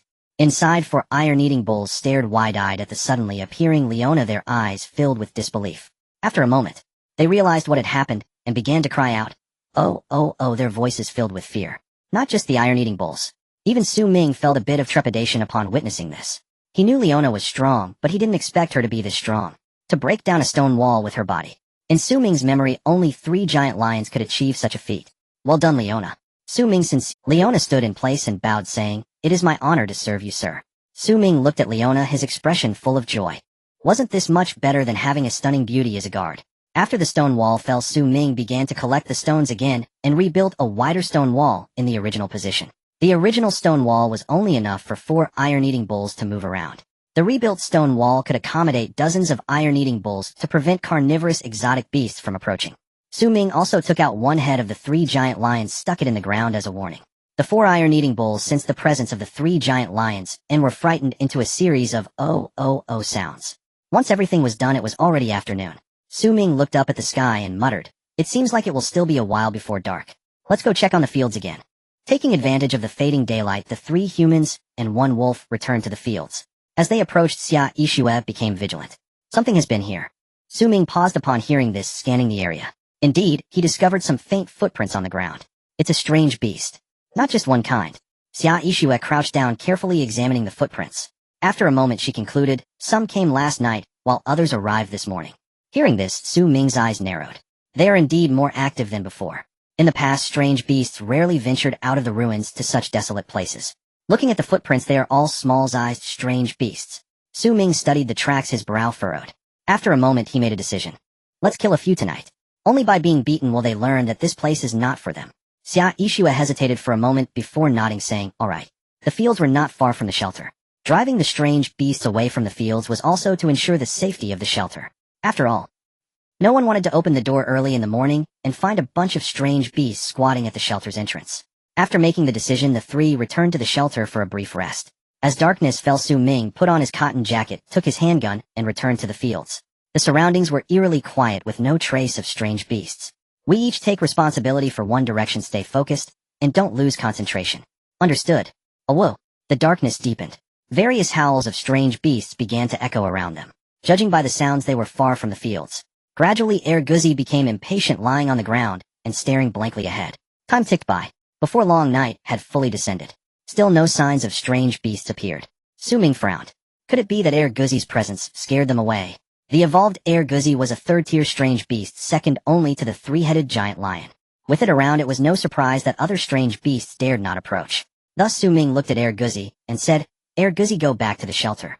Guzi stood up upon hearing this, but did not leave. It let out a low growl, seemingly concerned for Su Ming. "Don't worry, if there's danger I will call you." With Su Ming's reassurance, Guzi finally left the fields. Now only Su Ming and the 2 others remained near the fields. After waiting for another half-hour, finally a rustling sound emerged ahead of Su Ming. "Here they come." Su Ming's eyes narrowed, gripping his handgun tightly while staring ahead. It was a medium-sized strange beast with long tusks resembling a wild boar. Long-tusked boar description: a 2nd-tier strange beast with a volatile temperament, carnivorous. Males are larger than females. Its main attack method is charging. Thick-skinned and strong in defense, its weakness is its eyes. Not recommended for domestication. As Su Ming observed the strange beast, a line of information suddenly flashed in his mind. It was the Strange Beast Appreciation Manual. He had not expected this seemingly ordinary boar to actually be a 2nd-tier strange beast. Thick-skinned and strong in defense. Wouldn't that make the handgun useless? If its weakness is its eyes, with Xia Yixue's marksmanship hitting its eyes, it should be no problem. Su Ming leaned closer to Xia Yixue and whispered, "Did you see that long-tusked boar? Aim for its eyes." "Okay." Xia Yixue nodded, aiming her sniper rifle at the long-tusked boar. 3 seconds later, a gunshot rang out. The long-tusked boar let out a pitiful howl and crashed heavily to the ground. "Is it dead?" Just like that. Su Ming was momentarily taken aback. Soon after, joy spread across his face. The Strange Beast Appreciation Manual was indeed useful. Without it, he would never have thought to aim for its eyes. Given its thick-skinned nature, it would have taken considerable effort to kill it. Just as Su Ming was rejoicing, more information floated into his mind. Digger badger description: a first-tier strange beast, cautious, by nature carnivorous. Males have patterns on their backs while females do not. Its attack method is through claws, adept at digging, highly agile. Weakness is low defense. Not recommended for domestication. Another one. Su Ming perked up, looking ahead. Sure enough, he spotted a small mound not far away. It seemed to be aware of something slowly retreating. If one did not observe closely, it would be hard to notice. Su Ming pointed at the mound and said, "Shoot in that direction." Xia Yixue was taken aback, puzzled. There was nothing there. Wouldn't shooting be a waste of bullets? Despite thinking so, she followed Su Ming's instructions, took aim at the mound, and pulled the trigger. Bang! With a gunshot, a small strange beast suddenly jumped up and fled rapidly. Xia Yixue was quick to react and fired again. Bang! The small strange beast fell to the ground motionless. "How did you know there was a strange beast hiding there?" Xia Yixue asked, putting away her gun, her eyes filled with astonishment. "Instinct." Su Ming raised an eyebrow and replied. The strange beast appreciation manual was his trump card. He had no intention of revealing it to others. Moreover, even if he told Xia Yixue, it would be of no use. The strange beast appreciation manual was produced by the system, and only he could use it. It couldn't be shared. Seeing that Su Ming was unwilling to elaborate, Xia Yixue did not press further, but stated, "You have half the credit for catching these two strange beasts. When we distribute the supplies, we'll split them in half." A long-haired pig and a digger badger, how much supplies could that yield? Su Ming did not take it seriously at all. Nevertheless, he nodded in agreement, saying, "All right." In less than half an hour, we caught two strange beasts. Both Su Ming and Xia Yixue were invigorated, trying to kill more. However, for the next hour, no other strange beasts appeared. At this moment, the sky had completely darkened, and the temperature dropped to the lowest point. Even wearing a cotton jacket without a campfire, it still felt a bit cold. "Let's call it a night, set up some traps, and come back tomorrow night." Seeing that it was unlikely any strange beasts would come again, Su Ming took out 40 animal traps from his backpack and distributed them to Xia Yixue and Leona. He instructed them to set up traps near the shelter. Then he stood up and stretched, taking out the head of the three-headed giant lion and placing it in the middle of the fields. The temperature began to rise, which meant that from now on they could grow crops and vegetables without needing to build greenhouses. Su Ming planned to spend a day clearing out the nearby strange beasts. Then he would start planting seeds. He hoped to harvest before the change in temperature. Of course, if they were ordinary seeds, the growth period would take at least 3 to 4 months. Once planted, it would be almost impossible to wait for the harvest. But Su Ming had inquired through the communication channel. The seeds in the wasteland were vastly different from ordinary seeds. For example, peppers, which normally take about 4 months to grow, only need a week in the wasteland. This provided humans with the possibility of planting crops. Barring any accidents, we should be able to eat peppers in 7 days, Su Ming thought, feeling a surge of excitement. However, at that moment, Su Ming instinctively looked over. In an instant, a line of information appeared in his mind. Short-faced bear, a third-tier exotic beast known for its aggressive temperament, omnivorous nature, with males being smaller and females larger. High attack power and defense with no obvious weaknesses. Not recommended for domestication. Strong attack power, high defense, and no apparent weaknesses. How can we fight this? Su Ming stared at the description, stunned. Roar. Another furious roar echoed. Not far away, a massive creature over 3 meters tall charged towards them with the might of thunder. Xia Yixue reacted swiftly, aiming directly at the giant bear's eye with a shot. Bang! The bullet struck the giant bear's shoulder, leaving only a small blood hole. Not only did it fail to stop the bear's advance, but it also enraged it. Roar! The giant bear charged towards Su Ming and the others with astonishing speed, reaching Su Ming in the blink of an eye, its massive form towering over them. Its sharp claws struck mercilessly towards Su Ming. If that claw hit him, there would be no escape. In the blink of a figure appeared in front of him. Unbreakable. Leona raised her shield, positioning herself in front of Su Ming, her expression resolute. Skill activated. Damage reduced by 90. The giant bear's claw was braced against by Leona. Meanwhile, Xia Yixue seized the opportunity and fired 3 shots in quick succession. Bang! Bang! Bang! 2 shots hit the shoulder, and 1 struck the eye. Roar! The giant bear howled in pain and fell into a frenzy, swinging its claws wildly. Seeing this, Xia Yixue quickly retreated, increasing the distance. After a moment, the giant bear regained its composure, its gaze once again fixated on Su Ming. As a third-tier exotic beast, its intelligence was comparable to that of a human. From the positioning and reactions of Su Ming and his companions, it sensed that Su Ming was the leader. Though merely an exotic beast, it understood the principle of capturing the leader first. It had focused its attention on Su Ming from the very beginning. Roar!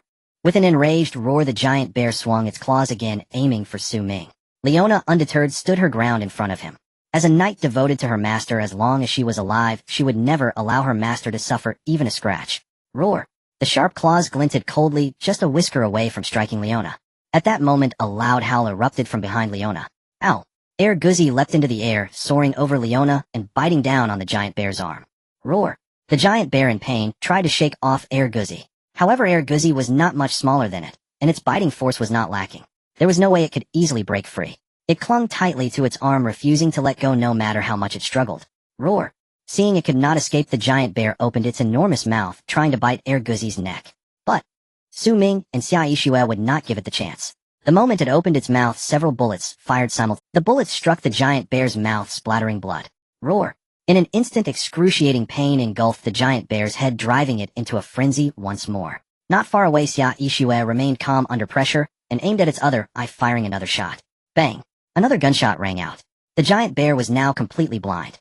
Air Guzzi reacted swiftly, taking advantage of the giant bear's loss of resistance to bite down on its neck, refusing to let go.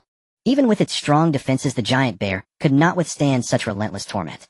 After being bitten on the neck, it finally gave up resisting and crashed heavily to the ground.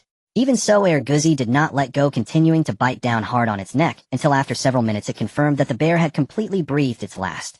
Only then did Air Guzzi slowly release its grip and retreat to the side. The giant bear, over 3 meters long, lay on the ground, still exuding an immense aura of intimidation.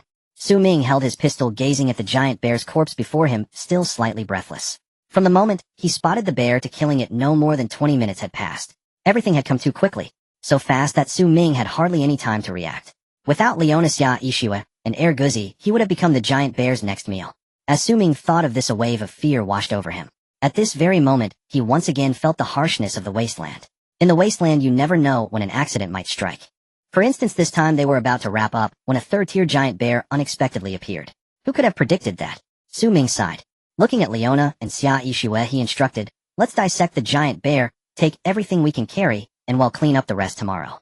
"Yes, master," Leona replied, taking out her long sword from her backpack and starting to dissect the giant bear. Meanwhile, Xia Yixue stared blankly at the massive creature before her. Her expression was still somewhat dazed.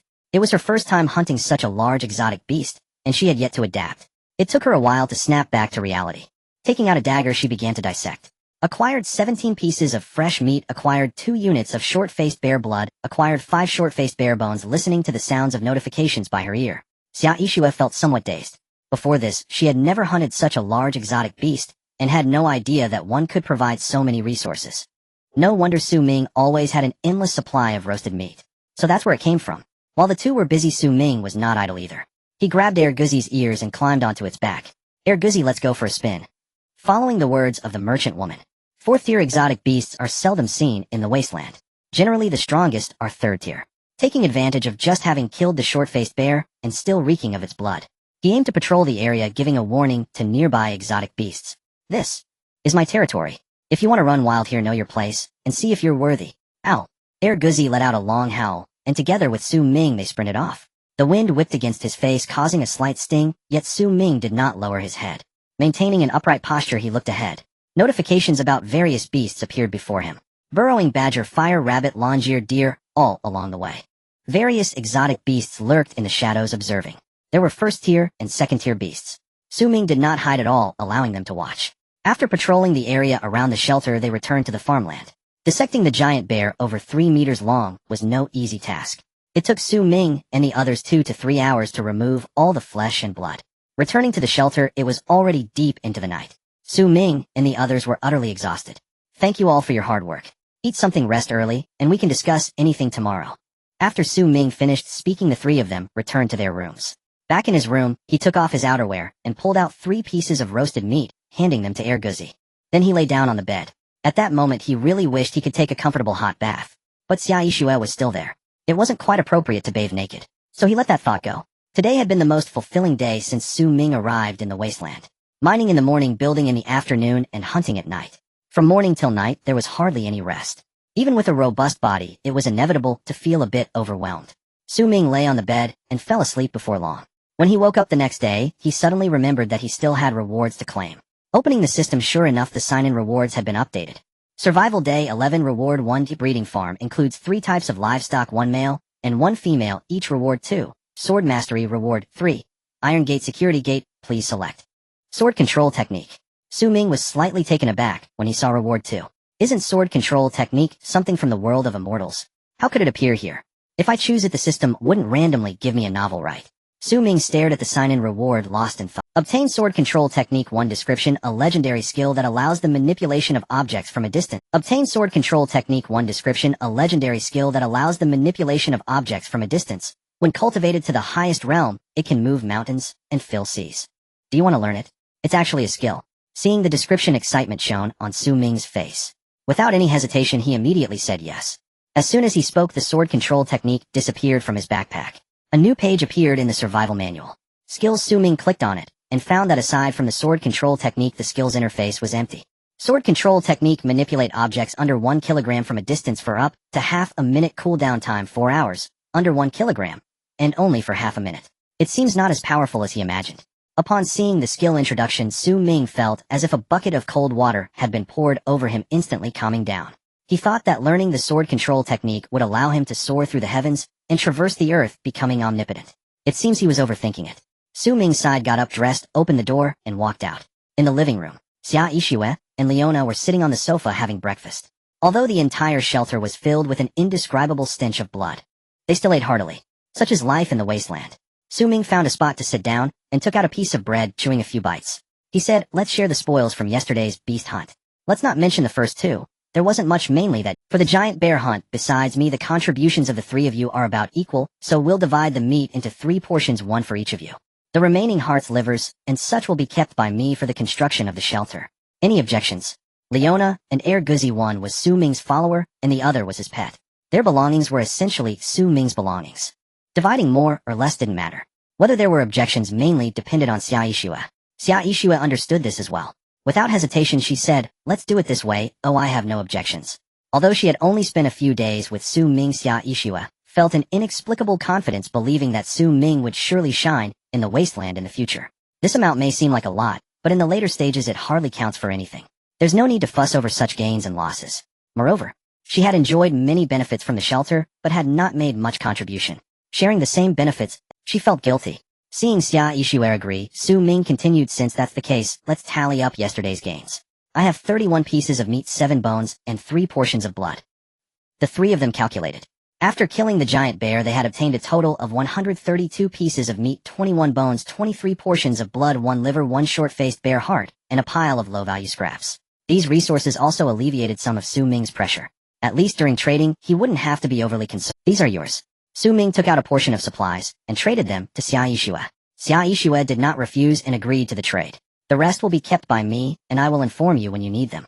Xia Yixue shook her head and said no need. After a pause, she added, "I trust you." These 4 words carried significant weight. In the wasteland, nothing is more precious than trust. Hearing this, Su Ming glanced at Xia Yixue. Coincidentally, Xia Yixue was also looking at him. Their gazes met in the air and quickly shifted away. For Su Ming, it didn't mean much whether Xia Yixue trusted him. After all, in the wasteland, apart from himself, she had no one else to rely on. But, hearing the words "I trust," Su Ming still felt a warmth in his heart. Regardless of anything, he was not the only one in the shelter. "Starting today, I plan to practice marksmanship." Su Ming looked at Xia Yixue seriously and said, "Teach me." Xia Yixue was slightly taken aback. After hesitating for a moment, she said, "Marksmanship is not important for you." Indeed, Su Ming's role was to be the backbone to lead. Precise marksmanship might be useful, but its significance was limited. Su Ming said, "We have few people. Having 1 more combat power is always good." Xia Yixue still hesitated and asked, "What about bullets?"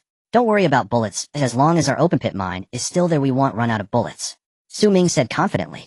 Upon hearing this, Xia Yixue finally let go of some concerns and nodded, saying, "All right, I'll teach you marksmanship every day for an hour." Su Ming nodded, then looked at Leona, saying, "Leona, starting today, you teach me swordsmanship." As soon as he finished, Xia Yixue and Leona were both stunned. Practicing marksmanship and swordsmanship. Would it be too exhausting? "My lord, your body." Leona had just begun to speak when she was interrupted by Su Ming. "I know my body well. Setting aside 2 hours every day for practice is not a problem." Since Su Ming said so, Leona could not refuse. Placing her left hand on her right chest, she respectfully said, "Yes, my lord." Practicing marksmanship and swordsmanship was not a whim of Su Ming's.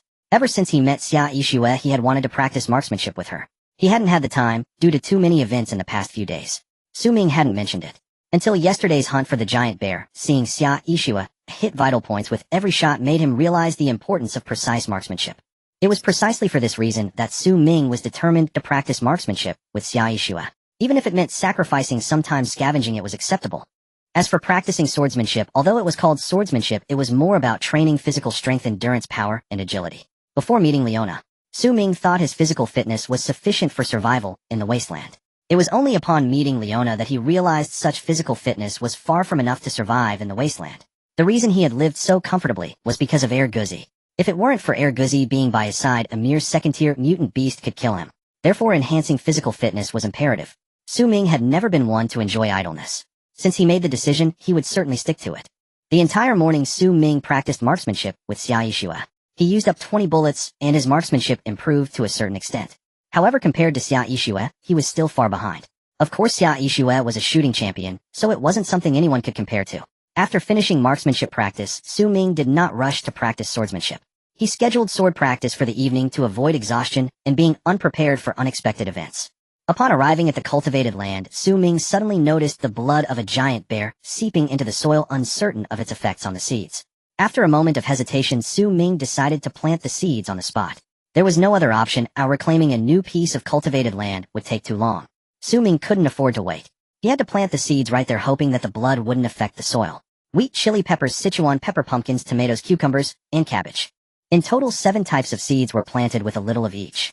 Initially, he had only intended to plant chili peppers and tomatoes.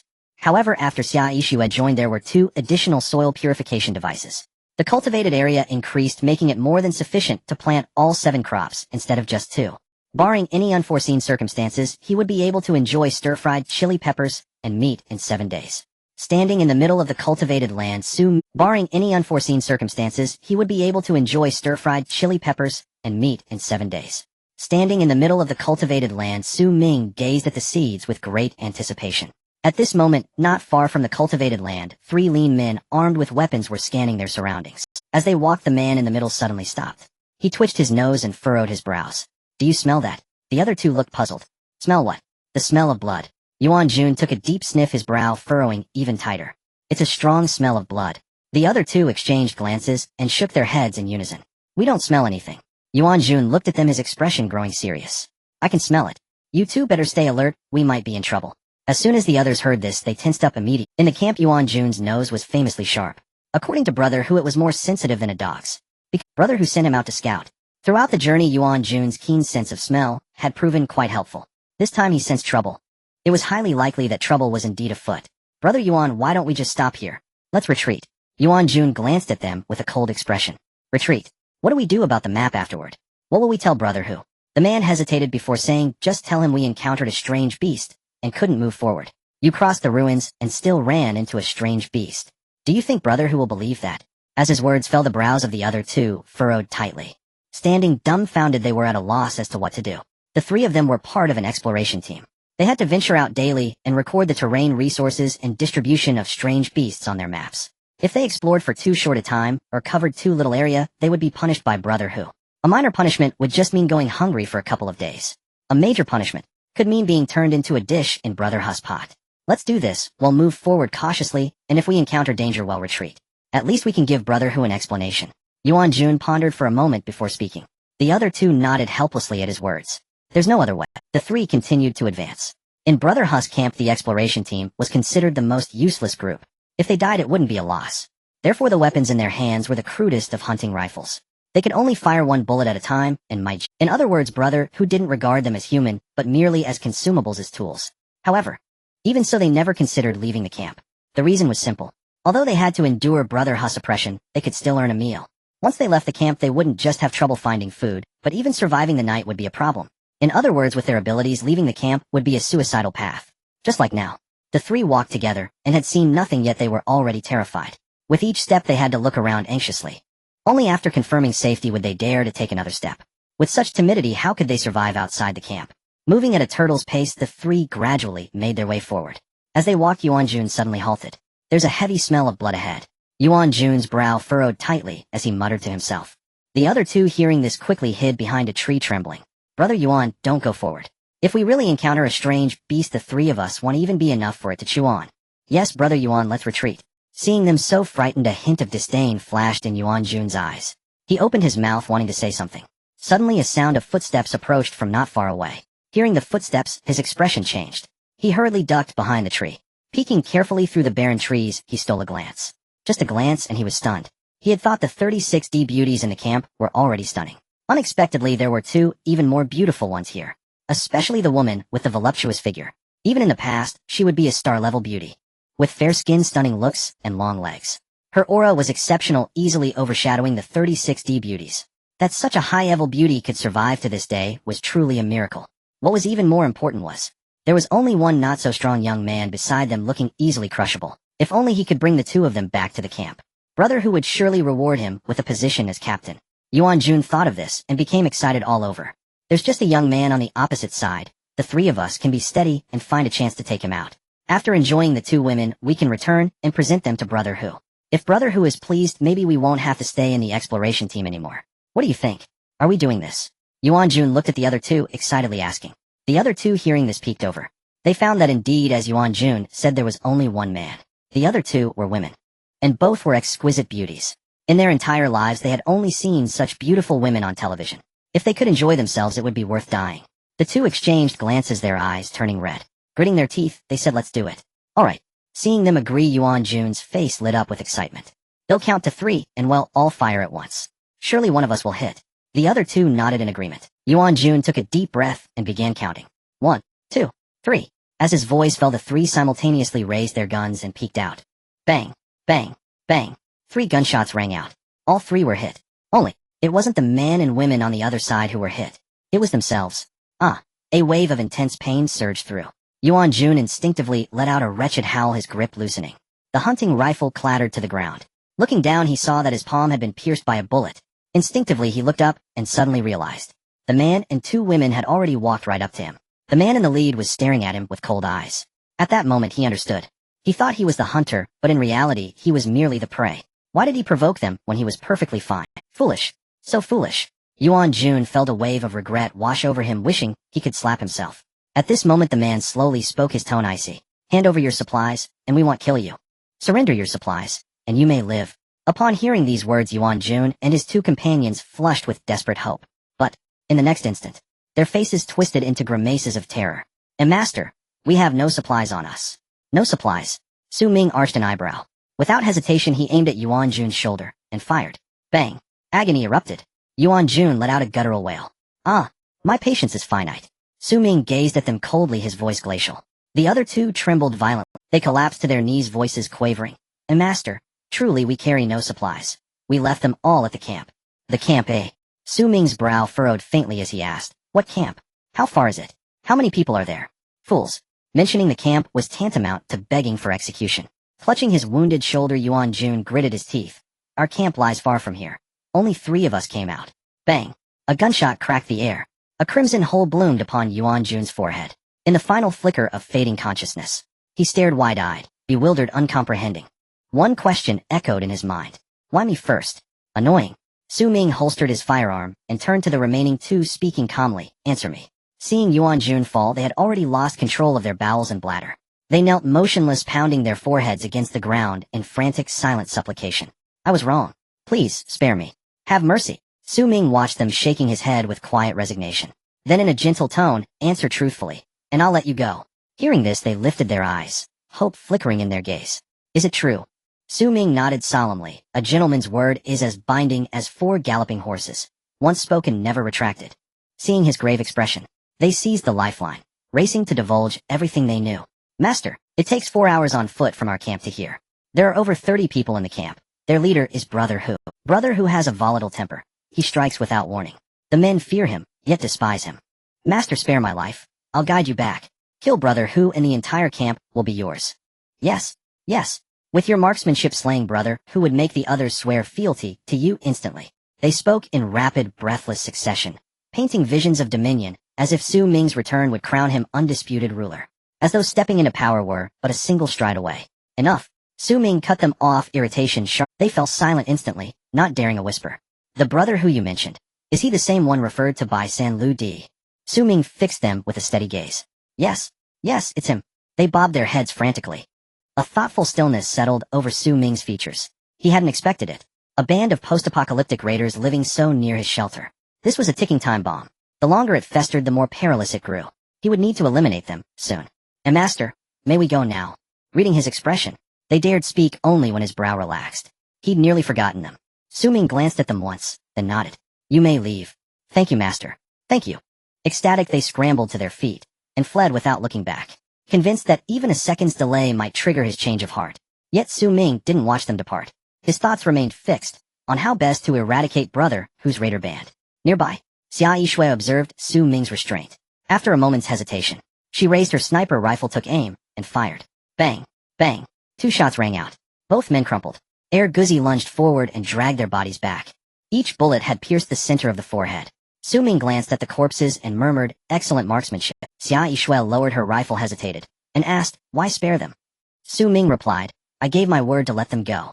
Xia Yishui's brow creased faintly. He added quietly, and I knew. If I did not act, someone else would. Xia Yishui cast him a sidelong glance, then said coolly, trivial. Su Ming shrugged, offering no reply. Brother Hu's group are textbook post-apocalyptic raiders. They neither hunt nor cultivate. Their sole source of supplies is plundering fellow survivors.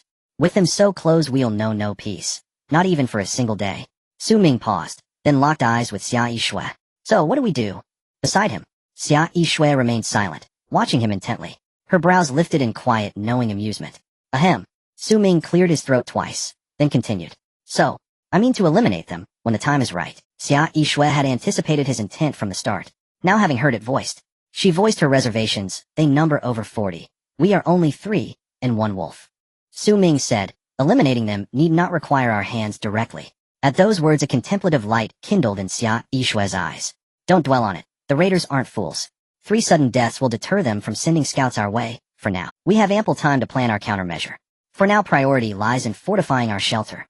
For instance, our furnaces are too few, wholly insufficient. Xia Yishui glanced at Su Ming and said, the trade interface lists many furnaces. Roast meat can be used as currency. Su Ming nodded. I'm aware. Keep watch on the interface. Purchase any furnace priced reasonably, and anything else listed, so long as the price is fair by it. Roast meat expenses will be reimbursed by me. He drew a list from his coat and handed it to Xia Yishui. She accepted it, scanned its contents, and nodded. Understood.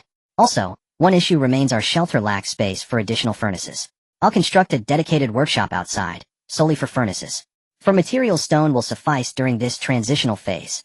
This afternoon I'll mine, or you'll remain here to build the workshop. Xia Yishui hesitated. Won't it draw attention?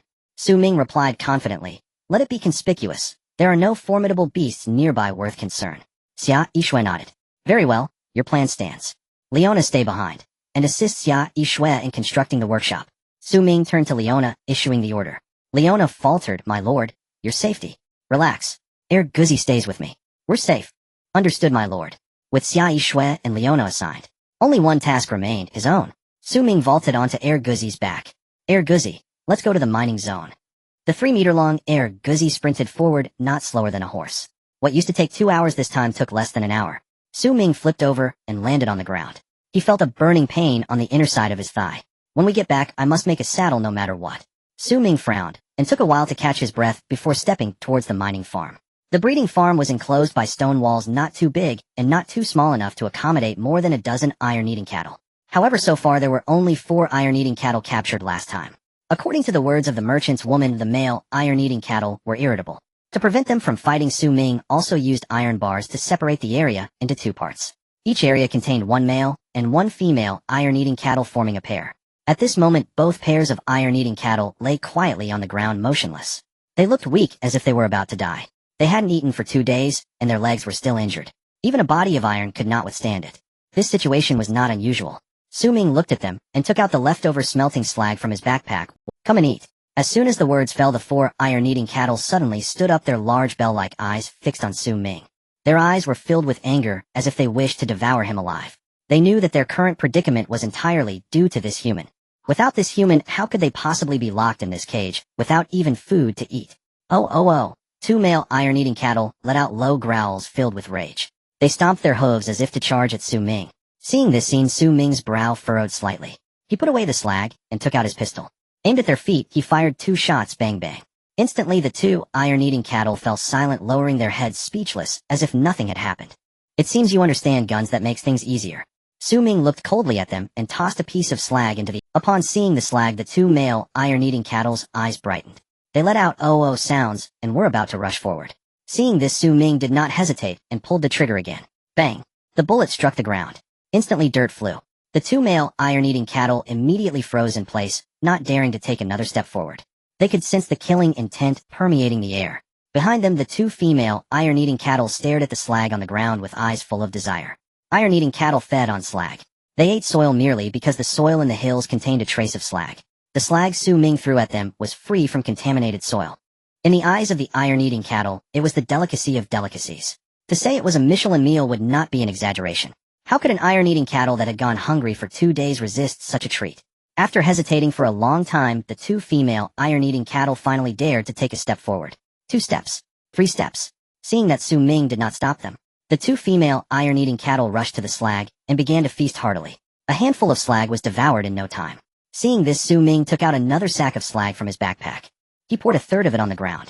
The two female iron-eating cattle again started to gorge themselves. Behind them, the two male iron-eating cattle watched this scene, their eyes turning red with anxiety constantly. Oh. Su Ming completely ignored them. After feeding the female iron-eating cattle, he put away the slag. Then, he turned to leave. Without a second's pause, watching Su Ming's back disappear from sight, the two male iron-eating cattle were utterly despaired. For iron-eating cattle, most of their lives were spent eating. They rarely went more than an hour without consuming soil. The reason was simple. The slag in the soil was scarce and most of what they ate had to be excreted. Thus they had to keep eating to ensure they consumed enough nutrients. The soil on the hills contained a bit of slag. The soil here had not even a trace of slag. No matter how much they ate, it would be in vain. Thus they had to keep eating to ensure they consumed enough nutrients. The soil on the hills contained a bit of slag. The soil here had not even a trace of slag. No matter how much they ate, it would be in vain. Meanwhile, the two female iron-eating cattle, having eaten their fill, began to wander around. For a moment, they didn't even feel the pain in their legs. The male iron-eating cattle watched them. Regret surged even more. Why did they provoke that human earlier? If they hadn't provoked him, they could have had food, but if given another chance, they would never provoke him. Outside the breeding farm, Su Ming locked the big door and looked at it. As per usual, patrol around and report any situations to me. Oh whoa! Air Guzzi howled to the sky and dashed out in a flash, disappearing in an instant. After it left, Su Ming climbed up the hill. He took out the legendary electric drill and began mining. Gained iron ore 7, gained copper ore 2, gained nitrate 2 in an instant. 4 to 5 hours passed. His backpack had 50 slots. Except for 10 slots for necessary supplies, the remaining 40 slots were filled with various ores. Su Ming put away the legendary electric drill and stood up straight. Instantly a wave of soreness hit him. This feeling was delightful. Su Ming patted his waist. After a while he felt a bit better. Fortunately, I have the legendary electric drill. If I had used an iron pick, I would have died before I could mine this much ore. Su Ming looked at the full harvest in his backpack and sighed. 10 ores made a set. 1 set occupied. Su Ming's backpack contained 40 sets of ores totaling 400 pieces. According to market prices, these ores equaled 40 pieces of roasted meat. Not too many, not too few. Although it couldn't compare to the gains from hunting large exotic beasts, it was still significantly better than other survivors. Of course, all of this was thanks to the legendary electric drill. It was worth spending 100 pieces of roasted meat and an item upgrade card on it. Su Ming looked at the ores and the drill, filled with joy. He raised his eyes to glance at the sky and estimated the time. It was about time to go home. Su Ming tidied up and walked down the hill. Coincidentally, Air Guzzi had just finished patrolling and was lying at the foot of the hill waiting for him. Upon seeing Su Ming, Air Guzzi instantly rushed over, affectionately rubbing his head against his arm. Su Ming patted its wolf head in return. Let's rest for a bit and prepare to go home. After speaking, he took out the key and opened the big door of the breeding farm. Inside the iron bars, the two male iron-eating cattle lay on the ground, motionless, unaware of their fate. Seeing this, Su Ming's heart skipped a beat.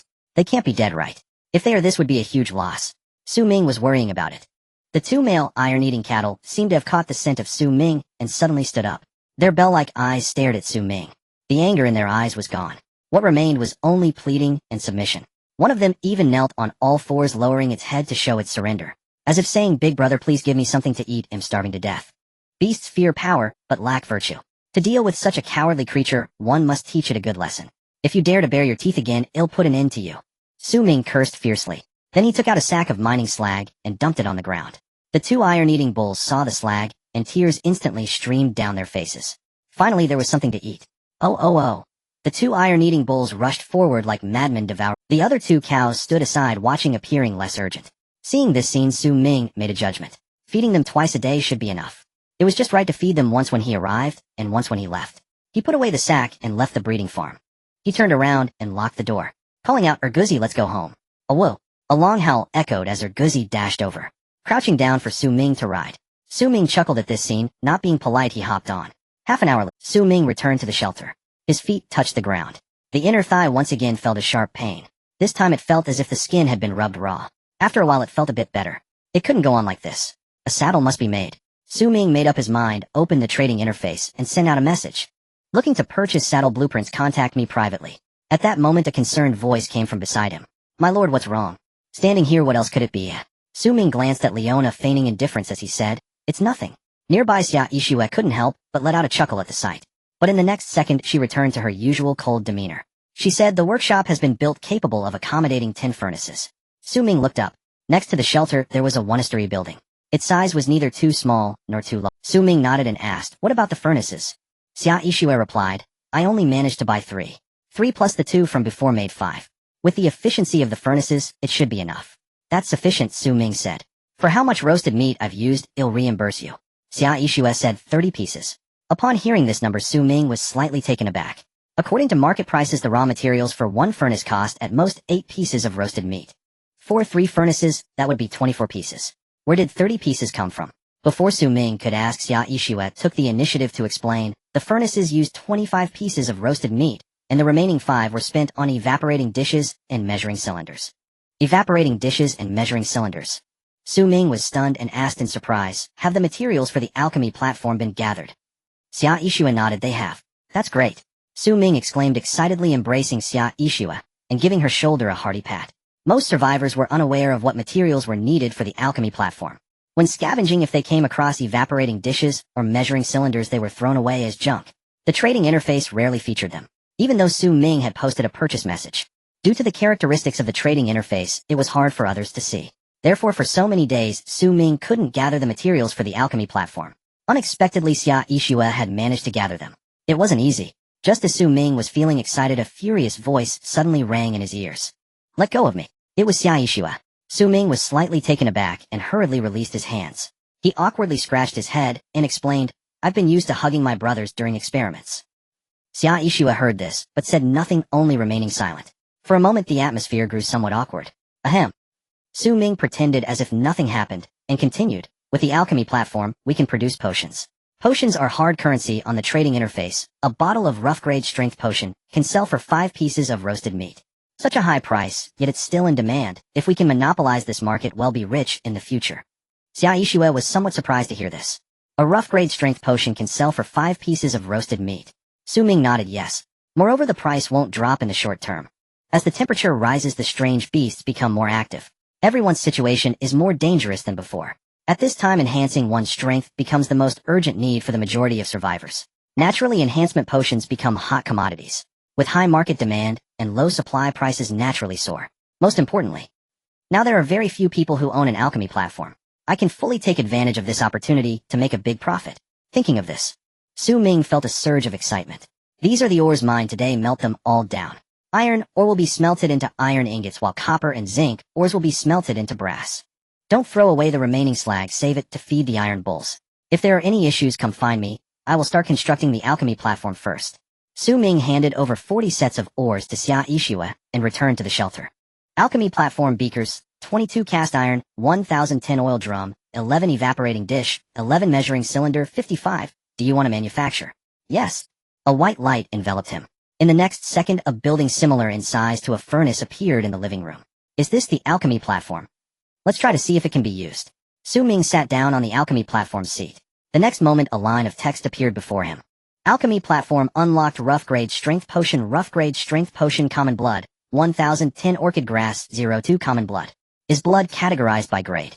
Su Ming pondered for a moment and decided to conduct an experiment. First he placed all the blood in the box. Then, he took out 5 units of firehound blood. It displayed common blood, 510. He put it back and took out 1 unit of short-faced bear blood. It displayed common blood, 1010. He put it back and took out 1 unit of 3-headed giant lion blood. It displayed common blood, 1010. The answer was obvious. Blood from 2nd tier strange beasts common blood. Blood from 3rd tier strange beasts common blood 10. Most likely. Blood from 4th tier strange beasts common blood 100. If that's the case, it's manageable. Although I don't have much blood from 2nd tier strange beasts. But I have plenty of blood from 3rd tier strange beasts. There are as many as 23 units of short-faced bear blood. Enough to synthesize 23 rough-grade strength potions. The problem is, what is orchid grass? This thing I've never seen before. It would be fine if I could find it, and if I can't find it, it would be troublesome. You see, although trading is not divided into world and region like communication, based on Su Ming's experience, most of the trading information you see is from the same region. There are very few from, moreover, just by its name, orchid grass sounds inconspicuous. Who would think to trade with it? Even if, what are the odds of it being discovered by myself? Thinking of this, Su Ming furrowed his brows tightly. After a moment of silence, he couldn't help but curse. Damn it. Unable to find the orchid grass, the plan to synthesize the potion was temporarily shelved. Su Ming sat on the sofa looking somewhat gloomy. At that moment, a voice suddenly echoed in his mind. The number of participants has decreased to 1 billion, and the competition has entered the second stage. Team formation interface, open ranking interface, open shop interface, open 1. A friendlier interaction interface brings a more dangerous survival environment. 2. Exploring ruins may bring surprises, but it may also lead to scares. 3. Different regions possess unique resources. 4.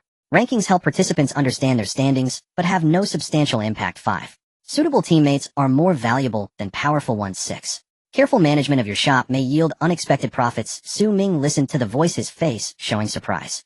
But he quickly regained his composure. After spending so much time in the Wasteland, he had already learned to focus on the essentials. In 11 days, the number of participants has dropped from 7 billion to 1 billion. It seems the Wasteland is even harsher than imagined. My good fortune is only due to many situations I have yet to encounter. The opening of the team formation interface signifies that it encourages participants to form teams. Is this decision made because humanity's survival capability is too weak? Or, the Wasteland will become more dangerous and participants can only survive by banding together? Relatively speaking, the latter possibility is greater.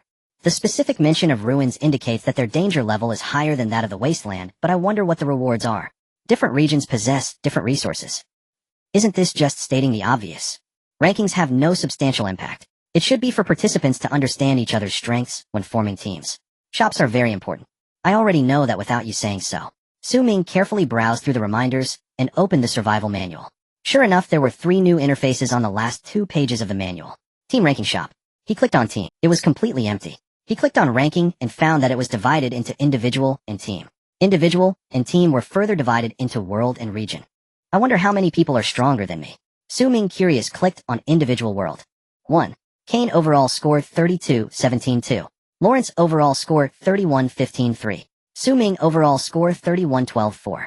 Lin Wanqing overall score 30-95. Is there really a third person named Su Ming? What a coincidence. Su Ming looked at the ranking, his face showing surprise. He never imagined he would rank 3rd in the world. After all, there are still 1 billion people left in the world. What does it mean to be ranked 3rd among 1 billion?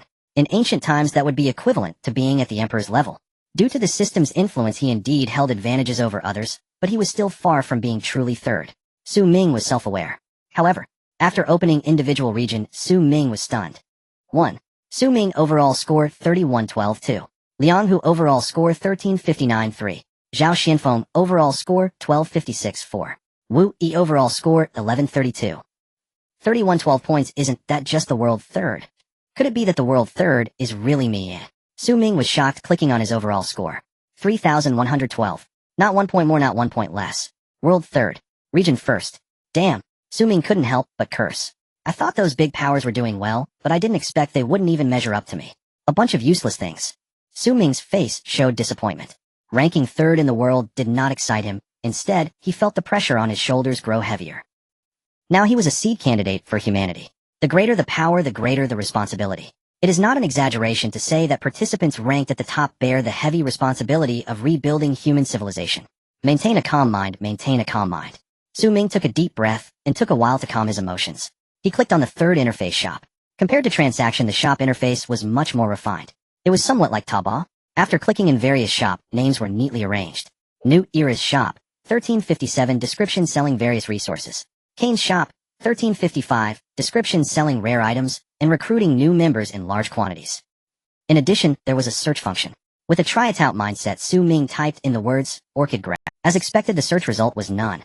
Looking further down, there was a small plus sign in the lower left corner. After clicking on it, a reminder popped up. Would you like to create a shop? Create a shop as an individual with all profits belonging to the individual. Create a shop as a team with all profits belonging to the team. Su Ming hesitated for a moment, his mind racing. Individual identity. Shop successfully created. Su Ming's shop. 0 description. None. The shop had a lot of information that could be altered, such as the name, description, products. Next to the name, there was a bracket displaying a number.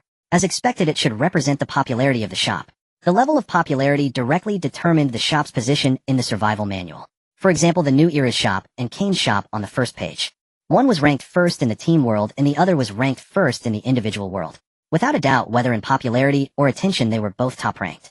Therefore, Su Ming hesitated for a moment, but decided not to change the name. Su Ming's shop. This name, though not distinctive, still had its popularity as the world third.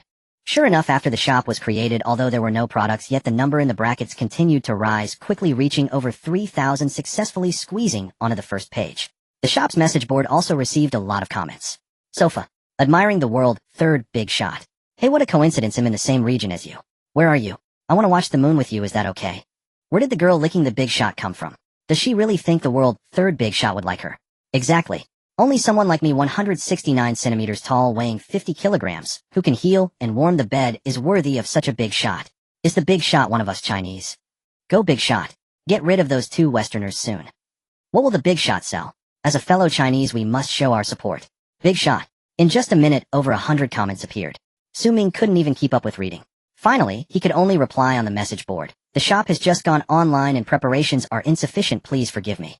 The shop owner is Chinese, has a team, and is not recruiting members at the moment. I will read the comments, but may not messages were sent. At the top of the list in the next moment, there were over 100 new comments. Indeed, it's our Chinese people. The expert is amazing. The expert is so easygoing, not pretentious at all. Can the expert teach us how to survive? Our team is struggling to even get a meal. Seeing this message, Su Ming thought for a moment, and replied, explore more, work hard, be cautious, stay focused. If you do these few things, getting by won't be a problem. The expert is indeed an expert, concise in language, vivid in imagery, and every word is rich in meaning. The one above is a sycophant assessment complete. I haven't rested for 11 days, how come I still can't get a meal? You are you the expert, is the expert, doing the same thing, different people will yield different results. Exactly the reason the expert is that he is irreplaceable. Upon seeing these replies, Su Ming felt a bit embarrassed. After all, his high ranking was largely due to the existence of the system. Without the system, he probably wouldn't be. After some thought, Su Ming pinned another message. This shop mainly sells various potions, ores, and materials from exotic beasts. Interested parties can collect in advance. After sending the message, Xia Yixue walked over and curiously asked, is it you, Su Ming? What I mean is the Su Ming who is ranked third, is that you? That's me. Su Ming nodded, not denying it. Upon receiving a confirmed answer, Xia Yixue did not show too much surprise. The first time she met Su Ming, she already knew. This seemingly ordinary man possessed strength far beyond her imagination. However, being ranked third in the world was still somewhat beyond her expectations. Su Ming, oh Su Ming, how much strength have you truly hidden? Xia Yixue looked at Su Ming, her expression unchanged, but her heart was tumultuous. At that moment, Su Ming asked a question. What is your score? Xia Yixue hesitated for a moment, and replied, 971, ranked 137 in the region, over 33 million worldwide. Living under the same roof, one ranked third and the other ranked over 30 million. The gap between them could be said to be as vast as heaven and earth. Xia Yixue, who had always been the top student and school beauty, tasted the bitterness of inferiority for the first time in her life. For a brief moment, she even considered not telling Su Ming her true ranking. Although being over 33 million was already quite a good rank among a billion people. Over 30 million considering 7 billion is still among the top tier. But I believe your strength deserves a higher. Su Ming's words were completely heartfelt. He truly believed that with Xia Yixue's marksmanship and agility, being ranked within the top 10 million was definitely achievable. After all, Xia Yixue had once been a shooting champion and a fighting champion. Xia Yixue fell silent. The rankings are based on comprehensive scores. My combat ability and physical fitness are strong, but my ability to gather resources and build shelters is weak, so being over 30 million is normal. Since Xia Yixue herself felt it was normal, Su Ming had nothing more to say. By the way, we haven't formed a team yet. Let's get the team set up. As he spoke, Su Ming opened the survival manual. Do you want to invite Xia Yixue, comprehensive score, 971, to form a team? Yes. In the next moment, a line of text appeared in Xia Yixue's survival manual. Su Ming, comprehensive score, 3112, has sent you a team invitation. Do you accept? Yes. Su Ming's team captain, Su Ming, member Xia Yixue team, level 1 maximum members, 20 team, warehouse, 500 slots 1. The captain possesses all rights over the team, including inviting members, expelling members, setting permissions, opening warehouses, and closing warehouses, etc. 2. If the captain dies, the team receives the debuff team's grief. All members' attributes permanently decrease by 10. 3. If the captain dies, the team is taken over by the vice-captain. If there is no vice-captain, the team disbands, and the team warehouse is permanently closed. 4. Killing a team member will be recorded in the team announcement. This is the current situation. There are 2 advantages to forming a team. The first is undoubtedly the team warehouse. The 500 slots of massive capacity equals 10 backpacks. Moreover, trading between team members is much more convenient. In future transactions, items can simply be placed in the warehouse for easy access. The second is that killing a team member will be recorded in the team announcement. Su Ming's team only had him, and this point held little significance. However, in a larger team, it would be quite important as it could effectively prevent members from killing each other. From this perspective, it indeed encourages humans to band together. After forming the team, Su Ming looked at Xia Yixue and asked, "Is the furnace ready?" Xia Yixue replied, "According to what you said, 3 furnaces of iron or 2 furnaces of copper or plus zinc, or should be ready by morning." "That's good." Su Ming nodded, stood up, and wanted to leave the alchemy platform. Hiss! The soreness returned suddenly, and Su Ming's expression changed dramatically. Xia Yixue noticed his expression and instinctively glanced at his crotch. She asked, "Is it still not better?" As soon as she spoke, she regretted it. This question sounded odd no matter how you put it. What's still not better? Su Ming was taken aback, not understanding. Xia Yixue took a deep breath and pretended to be calm, saying, "Your leg." Before she could finish, Su Ming interrupted her. "It's just that I was too tired while mining before. It has nothing to do with my leg." He knew Xia Yixue was referring to the chafing on his inner thigh. Xia Yixue nodded, understanding, and did not pursue the matter further. Su Ming felt a bit helpless and said, "It's really not about the leg. Forget it. Can you get me a few buckets of water? I want to take a hot bath." Xia Yixue glanced at Su Ming and asked, "How do I fill it?" Just then a sizable bathtub suddenly appeared and it took up about a quarter of the living room. Legendary level bathtub. Soaking in it can relieve fatigue. "Want to join me later?" Su Ming raised an eyebrow and asked Xia Yixue. Xia Yixue's expression changed, and she opened her mouth to speak. Before she could say anything, Su Ming interrupted her. "What I mean is, I'll soak first, and then you can soak after me. Why are you looking at me with that expression? As if I'm about to take a bath with you." "You." Xia Yixue showed a hint of anger on her face. Just as she was about to speak, she suddenly thought of something and raised an eyebrow. "Taking a bath together is fine, but I'm afraid you won't dare." Su Ming scoffed, "I've seen all kinds of women, no matter how ugly. I wouldn't be afraid of you." Upon hearing those words, Xia Yixue's pretty face flushed with anger. She had forgotten everything she wanted to. At that moment, Leona spoke up. "My lord, please wait a moment. I will fetch water for you." After saying that, without another word, she grabbed a wooden bucket and turned to leave. "Look at her," Su Ming teased. Xia Yixue shot him a glance, snorted coldly, too lazy to argue further, and turned to go back inside. Soon Leona had prepared the hot water. "My lord, please take your bath." Leona, dressed in medieval noble attire, stood beside him, perfectly poised, resembling a maid from a comic. Su Ming glanced at Leona and saw that she had no intention of leaving. He boldly took off his clothes and lay in the bathtub, a warm wave instantly enveloping him. Comfortable, Su Ming closed his eyes and sighed contentedly. "My lord, would you like a massage?" Leona's voice, "Yes." Su Ming trusted Leona completely. In the next moment, a pair of delicate hands gently rested on his shoulders and began to move slowly. Feeling the pressure on his shoulders, Su Ming felt a wave of comfort wash over him. After the bath, all fatigue vanished. He stood up, and Leona promptly draped a robe over him. This time Su Ming truly experienced the joys of ancient nobility. Turning around, he looked at Leona and asked, "Is there any water left?" Leona nodded and asked, "My lord, do you wish to soak again?" Su Ming shook his head, saying, "You can enjoy the remaining water for a while. After a long day, you deserve some relaxation." The legendary bathtub's ability to relieve fatigue far surpassed sleep. It must be fully utilized. It cannot be wasted. Leona thought for a moment and nodded, "Yes, my lord." Then she removed her outer clothing, leaving only a thin undergarment. One must admit Leona looked quite appealing without her outerwear. Although she wasn't a 36D, she was close. Su Ming glanced at her, and his heart raced uncontrollably. Feigning nonchalance, he said, "The bathtub will be placed outside, and after you're done soaking, if there's clean water left, let Xia Yixue have a soak too." "Yes, my lord." Leona placed her left hand on her right breast and performed a standard knightly salute. Upon seeing this, Su Ming felt a rush of blood to his head. His heart raced again. In his youthful vigor, controlling himself was not as easy as he had imagined. "The bathtub will be placed outside." Su Ming took a deep breath, collected the bathtub, and placed it in the living room. "Yes, my lord." Leona nodded and returned to the living room. Moments later, the sound of water splashing came from outside. Su Ming sat on the bed, and upon hearing the sound, images from earlier involuntarily filled his mind. Su Ming opened his backpack and began selecting items. Which ones were suitable for sale? Which were not? After a moment, he selected some items he wouldn't need for the time being and listed them in his shop. That was normal after all. Considering his shop was empty, it certainly couldn't compare to those stocked with goods. "Looks like I need to sell something to maintain the heat." Su Ming opened his backpack and began selecting items. Which ones were suitable for sale? Which were not?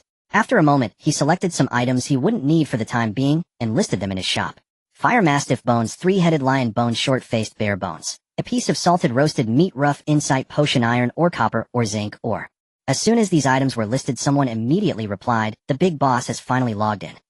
Three-headed lion bones. If I remember correctly, the three-headed lion is a large exotic beast, right?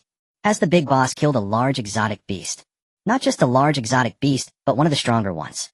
The big boss is amazing. I can't even kill a rabbit, and the big boss has already taken down a three-headed lion.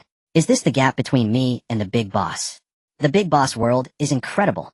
Many people replied, but few intended to buy. After all, these were uncommon items that wouldn't be of much use even if purchased. Ming didn't expect anyone to buy them. He simply put them up to maintain some heat.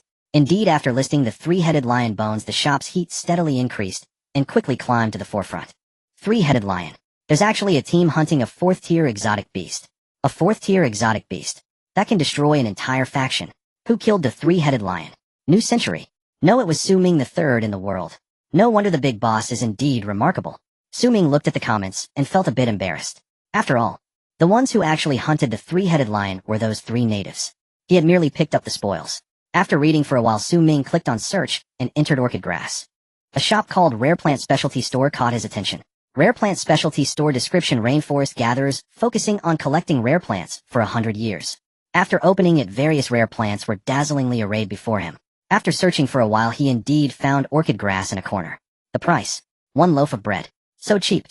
Ming raised an eyebrow, and without hesitation, he placed an order. Acquired orchid grass, only 3 plants. That's too few. Ming thought for a moment and replied, "Do you have more orchid grass?" After a moment, the seller replied, "How many do you need?" Ming replied, "Let's start with 100 plants." Starting with 100 plants meant he might want more later. In the rainforest area, a certain shelter. Lin Wanjing raised an eyebrow upon seeing this message and replied, "Okay, but orchid grass is hard to find. I will need some time." Ming asked, "How long will it take?" 100 plants of orchid grass would cost 100 loaves of bread. To Ming, that was nothing at all. But for most contestants, 100 loaves of bread was their entire fortune. Thus, it was necessary to offer a deposit for the time spent finding the orchid grass. Deposit? Lin Wanjing raised an eyebrow, a smile appearing on her lips. Thinking to herself, she found it quite considerate. After pondering for a moment, she replied, 100 plants of orchid grass can be picked easily, no need for a deposit. All right. Ming agreed and closed the shop. Finally, I can synthesize potions. He looked at the orchid grass and his face showed excitement. Unable to contain himself, he pushed open the door. The alchemy table was in the living room. To synthesize potions, he had to go outside. However, Ming had forgotten. Leona was still outside taking a bath. "My lord," Leona saw Ming and paused for a moment. Immediately after, her pretty face turned bright red as she called out. Seeing the scenery in the bathtub, Ming was also momentarily taken aback. Then, as if nothing had happened, he closed the door, pretending he hadn't seen anything. After shutting the door, Ming felt a rush of heat surge through him. He exhaled a sigh of relief. At that moment, a knock sounded at the door. Leona's voice came from outside. "My lord." "Leona." Ming was slightly taken aback and said, "Come in." The door opened. Leona, dressed only in her nightgown, walked in, her bright eyes gazing at Ming. "My lord, your clothes." "Clothes." Ming paused for a moment before suddenly realizing that Leona's outer garment was still on his bed. He quickly picked it up and handed it to her. "Put it on quickly, don't catch a cold." Leona took the clothes and glanced down. After hesitating for a moment, she spoke, "If my lord desires it, I can." The meaning of her words was all too... Upon hearing this, Ming felt a rush of blood to his head. After struggling for a moment, he said, "I have things to attend to tomorrow, let's wait a few days." "Yes, my lord." Leona nodded, said nothing more, and turned to leave. Damn. If it weren't for the sudden progression to the second stage of the competition, he would have definitely taken Leona today. Ming sat on the bed, looking dejected. At that moment, Erguzi beside him seemed to sense something, and suddenly, his eyes were fixed intently on the door, emitting low growls. "What's wrong?" Ming became alert upon seeing this, and looked towards the door. The door opened. Leona and Xia Yixue stood at the entrance, their expressions serious. "An exotic beast is coming." Xia Yixue's words hung in the air. Indeed, a chorus of roars from exotic beasts erupted outside the shelter. From the sound, there were many of them, and they were very close. Ming furrowed his brows slightly, and made a quick decision. "They can't come in, and we should stay calm and rest for now. Let's discuss it tomorrow." Pausing, he looked at Erguzi and instructed, "Erguzi, you sleep in the living room tonight." "Oh, woo." Erguzi nodded, got up, and walked to the living room. Ming turned to Xia Yixue and Leona, saying, "Don't be too anxious. A few exotic beasts, even if they break into the shelter, are not a big deal." "All right." Xia Yixue and Leona nodded and returned to their beds. Ming went back to his room, frowning as he listened to the roars outside the shelter. Is this the more dangerous survival environment mentioned in the manual? I wonder where these exotic beasts came from. Ming was lost in thought. Suddenly, a system notification sounded in his mind.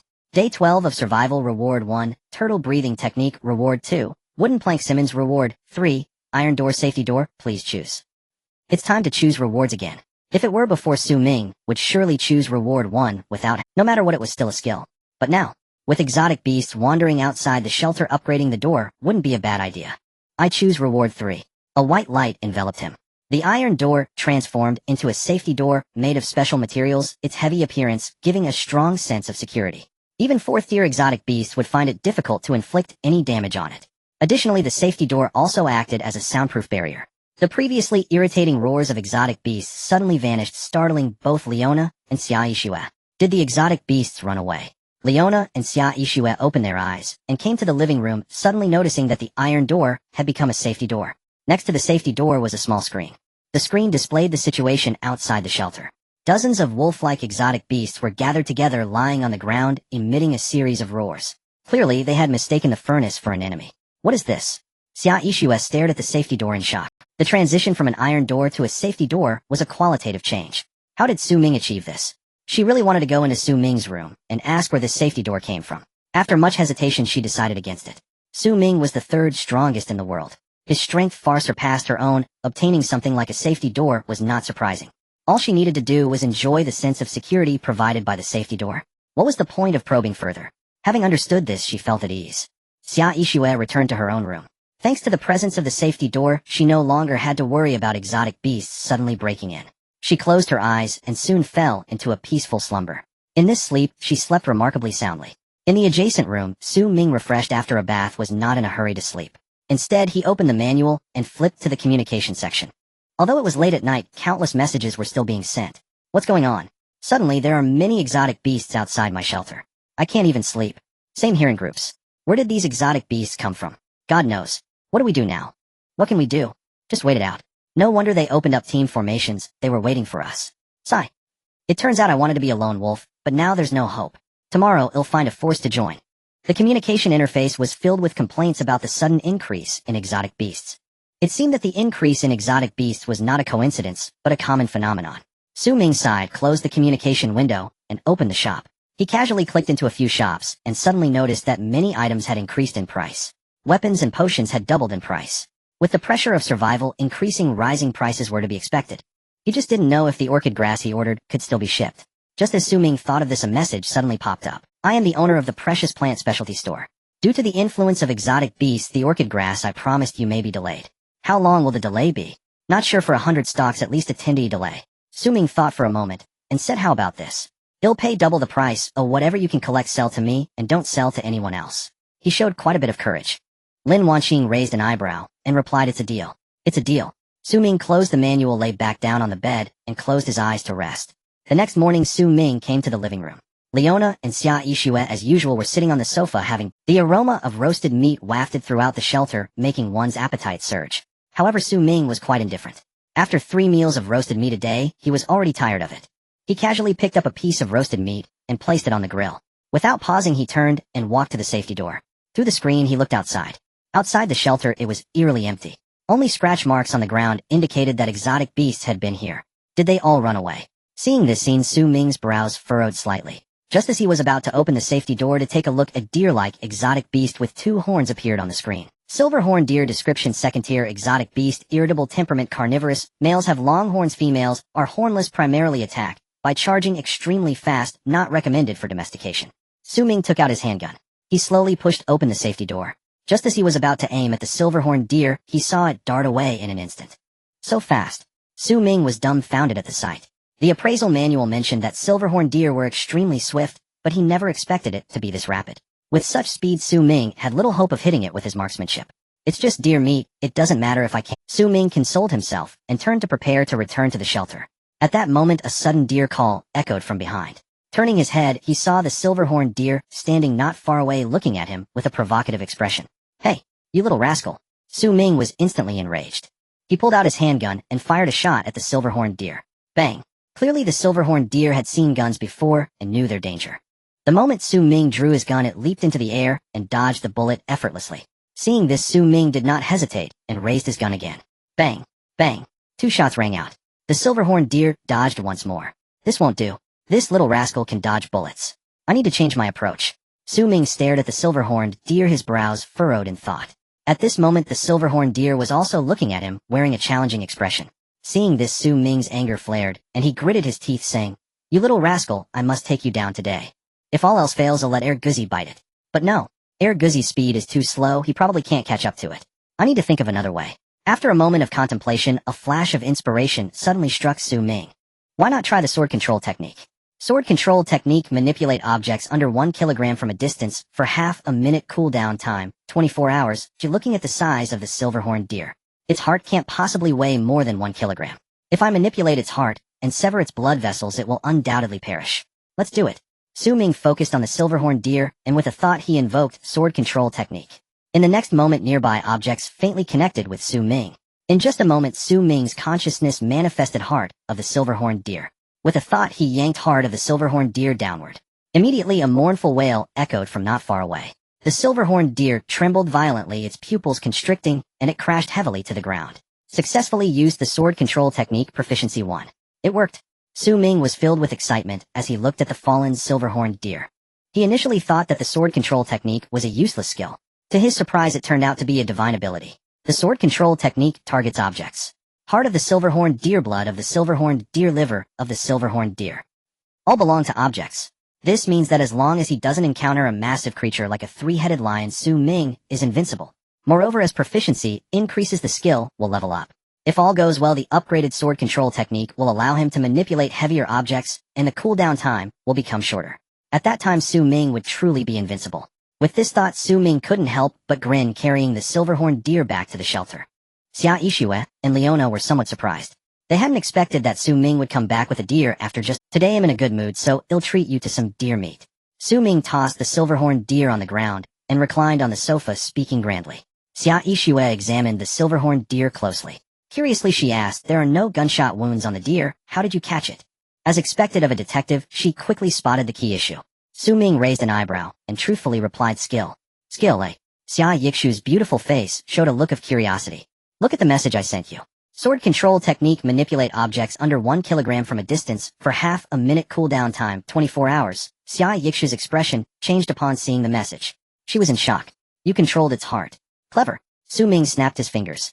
"Then you're invincible." "That's what I said." Su Ming shook his head and corrected. "To be precise, once every other day I'm invincible." Xia Yixue fell silent upon hearing this. Su Ming didn't say much either. He took out the legendary stone axe and began to dissect the silver-horned deer. Gained fresh meat 15, gained blood of the silver-horned deer 6, gained bones of the silver-horned deer 10, gained heart of the silver-horned deer, gained liver of the silver-horned deer. Having finished dissecting the silver-horned deer, he casually placed a piece of deer meat on the grill. Su Ming stood up and walked to the alchemy table. He had bought 3 orchid grasses yesterday which he hadn't used until now, and they were just right for this. Rough grade strength potion, ordinary blood, 1010 orchid grass, 22. Would you like to manufacture? Yes. Gained rough grade strength potion 1. Description: increases strength by 5 after use. Unlike the doubling effect of the strength potion, the attributes added by the rough grade strength potion are fixed. Since that's the case, I'll use it on myself first. Would you like to use the rough grade strength potion? Yes. Su Ming used the rough grade strength potion. In the next second, a warm current surged throughout. Moments later, Su Ming clenched his fist. He could clearly feel his strength had increased. What a good thing. If I use a few more, wouldn't I be invincible? With this thought, Su Ming opened the shop again and searched for orchid grass. The search results still revealed only one rare plant specialty store. Su Ming sighed and was about to close it when suddenly a message popped up. "I just harvested 10 orchid grasses, do you?" It was the owner of the rare plant specialty store. Efficient indeed. Without hesitation, Su Ming immediately replied. Gained orchid grass 10, rough grade strength potion, ordinary blood, 1010 orchid grass, 22. Would you like to manufacture? Gained rough grade strength potion 5. Su Ming made 5 potions in one go. He took out 1 bottle ready. "If you cannot use this item, can't use it." Su Ming frowned slightly upon seeing this message. Could it be that similar potions can only be used once per person? Or is it that they can only be used once within a certain time frame? Forget it. He'll try again tomorrow. With this thought, Su Ming put away 3 potions. He took out 2 potions and handed them to Leona and Xia. "Drink it." "Yes, my lord." Leona took the potion without hesitation and drank it down in one go. Xia Yixue glanced at the potion, a hint of hesitation crossed her face. In the next second, she also reached out to take the potion. Upon seeing the words rough grade strength potion, Xia Yixue was slightly taken aback. She had thought it would be some kind of poison to control people, but unexpectedly, it was a strengthening potion.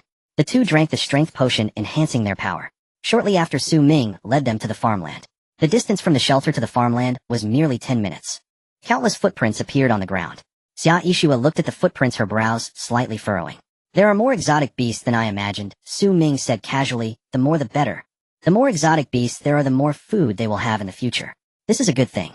Arriving at the farmland, the heads of 3 giant lions were displayed in the center. Compared to the surroundings, there were far fewer footprints here. It seems.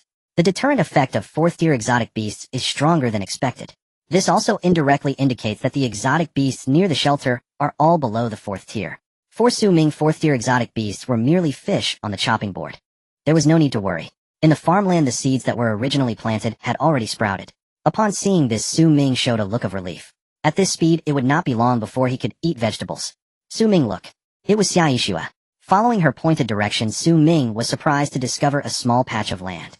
To his astonishment, there were mature chili peppers. Excited, yet puzzled, Su Ming thought according to the rules of the Wasteland, chili peppers take at least 7 days to mature. How could they mature in just a day or two? Su Ming walked over to the chili peppers and carefully observed the land. After a moment, he discovered something, and his eyes lit up. It was blood. This patch of land was soaked with the blood of the short-faced bear. The nutrients in the blood nourished the seeds, causing them to mature early. In other words, the blood acted as a ripening agent. This is a natural fertilizer. It must be the blood that's effective, Su Ming said, rising to take a bottle of short-faced bear blood from his backpack. He sprinkled it on the nearby tomato seedlings. Then he stood aside, quietly waiting. In just a moment, the tomato seedlings began to grow at an astonishing speed. This created a stark contrast with the tomato seedlings that had not been touched by the blood. Then Su Ming took out the blood of the silver-horned deer and sprinkled it on them. Compared to the blood of the short-faced bear, the effect of the silver-horned deer's blood was much weaker. After all, the silver-horned deer was merely a 2nd-tier exotic beast, 1 level below the short-faced bear. I didn't expect the blood of exotic beasts could catalyze plants. If only it could be made into fertilizer, he mused. The blood of the short-faced bear was from a 3rd-tier exotic beast. It could be used for alchemy. Compared to catalyzing plants, refining medicine was far more important. Su Ming merely wanted to try it out before putting the blood away. Then he picked the chili peppers. Acquired chili peppers 7. Looking at the chili peppers in his backpack, Su Ming's face was filled with excitement. After eating roasted meat for more than 10 days. No matter how delicious it is, one can get tired of it. This time, he could finally switch to a different way of eating. Of course, it would be even better if there was sugar. Thinking of this, Su Ming suddenly heard a buzzing sound not far away. Turning to look, he saw a swarm of bees on a withered tree in the west. Bees. Su Ming's eyes brightened as he confidently said, where there are bees, there must be honey. Beside him, Xia Yishua looked cautious. There are no plants here, how could there be bees? These exotic beasts should only resemble bees in appearance. Blood spirit bee description: 2nd-tier exotic beast, aggressive, feeds on blood, produces honey swarms, led by a queen bee, primarily attacks with venomous stings, can be domesticated. Su Ming looked at the introduction before him and stated confidently, they are bees, just blood-sucking bees. Blood-sucking bees, eh? Xia Yishua gazed at the swarm of blood spirit bees, her brows slightly furrowing. Yes, as long as we control the queen bee, we can have honey. Su Ming looked at the swarm deep in thought. After a moment, he thought of something, and his eyes lit up. He took out a thin line from his backpack and walked over. Xia Yishua was startled when she saw Su Ming approaching the swarm and quickly grabbed his arm. Su Ming turned to glance at Xia Yishua. Confidently, he said, I have a way to deal with them, don't worry. Be careful. Xia Yishua looked at Su Ming with hesitation before letting go. Su Ming strode forward, quickly reaching the front of the swarm. Buzz, buzz, buzz. The blood spirit bees looked similar in size to normal bees from a distance. It wasn't until he got closer that he realized they were anything but. A single blood spirit bee was about the size of a sparrow, hovering around the withered tree, instilling fear. No wonder no exotic beasts were seen nearby. It turned out to be because of them. Not to mention exotic beasts, even Su Ming felt a bit frightened looking at the blood spirit bees. To ensure his distance was safe enough, Su Ming closed his eyes. Sword control technique. With a thought, the sword control technique activated again. Blood spirit bee queen, this is the one. Su Ming suddenly opened his eyes. A blood spirit bee noticeably larger than the others was pulled in front of Su Ming by the sword control technique. Su Ming was quick to react, grabbing the blood spirit bee queen and tying its wings with the thin line securing it. Buzz, buzz, buzz. This action naturally angered the swarm of blood spirit bees. One by one, the blood spirit bees about the size of sparrows gathered around Su Ming as if ready to attack. Su Ming stood his ground unafraid, clutching the blood spirit bee queen, threatening. Your queen is in my hands. If you want her to live, you must obey. Buzz, buzz, buzz. As 2nd-tier exotic beasts, blood spirit bees possess high intelligence. Though they couldn't understand human language, they comprehended the logic of using the emperor to command the lords. With their queen in someone else's hands, they had no way to counter. Holding the queen, Su Ming searched among the withered trees. Moments later, he discovered the hive of the blood spirit bees on one of the dead trees. Xia Yishua, Leona, come over to collect the honey. Nearby, both Xia Yixue and Leona received the message simultaneously and looked up.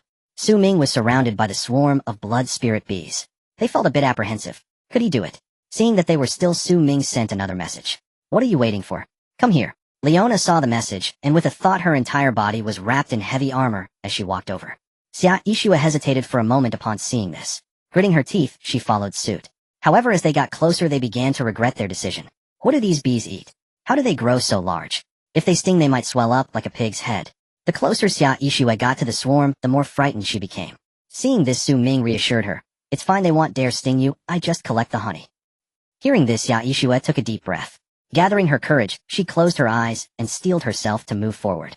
In just a moment, she was surrounded by the blood spirit bees. Buzz, buzz, buzz. Strangely, these blood spirit bees merely flew around without attacking. Once she confirmed they wouldn't sting her, Xia Yixue's courage grew and she opened her eyes. Finding the hive, she shot it down in one strike. Bang! The next second, the blood spirit bees became even angrier. The buzzing grew louder. Ignoring them, Xia Yixue stepped forward and began to collect honey. Acquired blood spirit honey 15. Collect the honey. She retreated to Su Ming's side. Only by standing next to him could she feel a sense of safety. After all, these bees were larger than sparrows, which was indeed frightening. Seeing that Xia Yixue had gathered the honey, Su Ming took a wooden board from his backpack and handed it to her, saying, build a small nest. Alright. Xia Yixue understood, immediately took the wooden board and built a small wooden house. Su Ming took the small wooden house and placed it on the ground. He then took out a fine thread and tied the queen bee inside. The blood spirit queen bee, with her wings bound, could only crawl on the ground and couldn't fly out of the wooden house. Buzz, buzz. The other blood spirit bees gathered around, wanting to rescue their queen. After trying for a long time, they were unsuccessful. What could they do? After all, they didn't have hands. In their despair, several blood spirit bees turned their aggression towards Su Ming.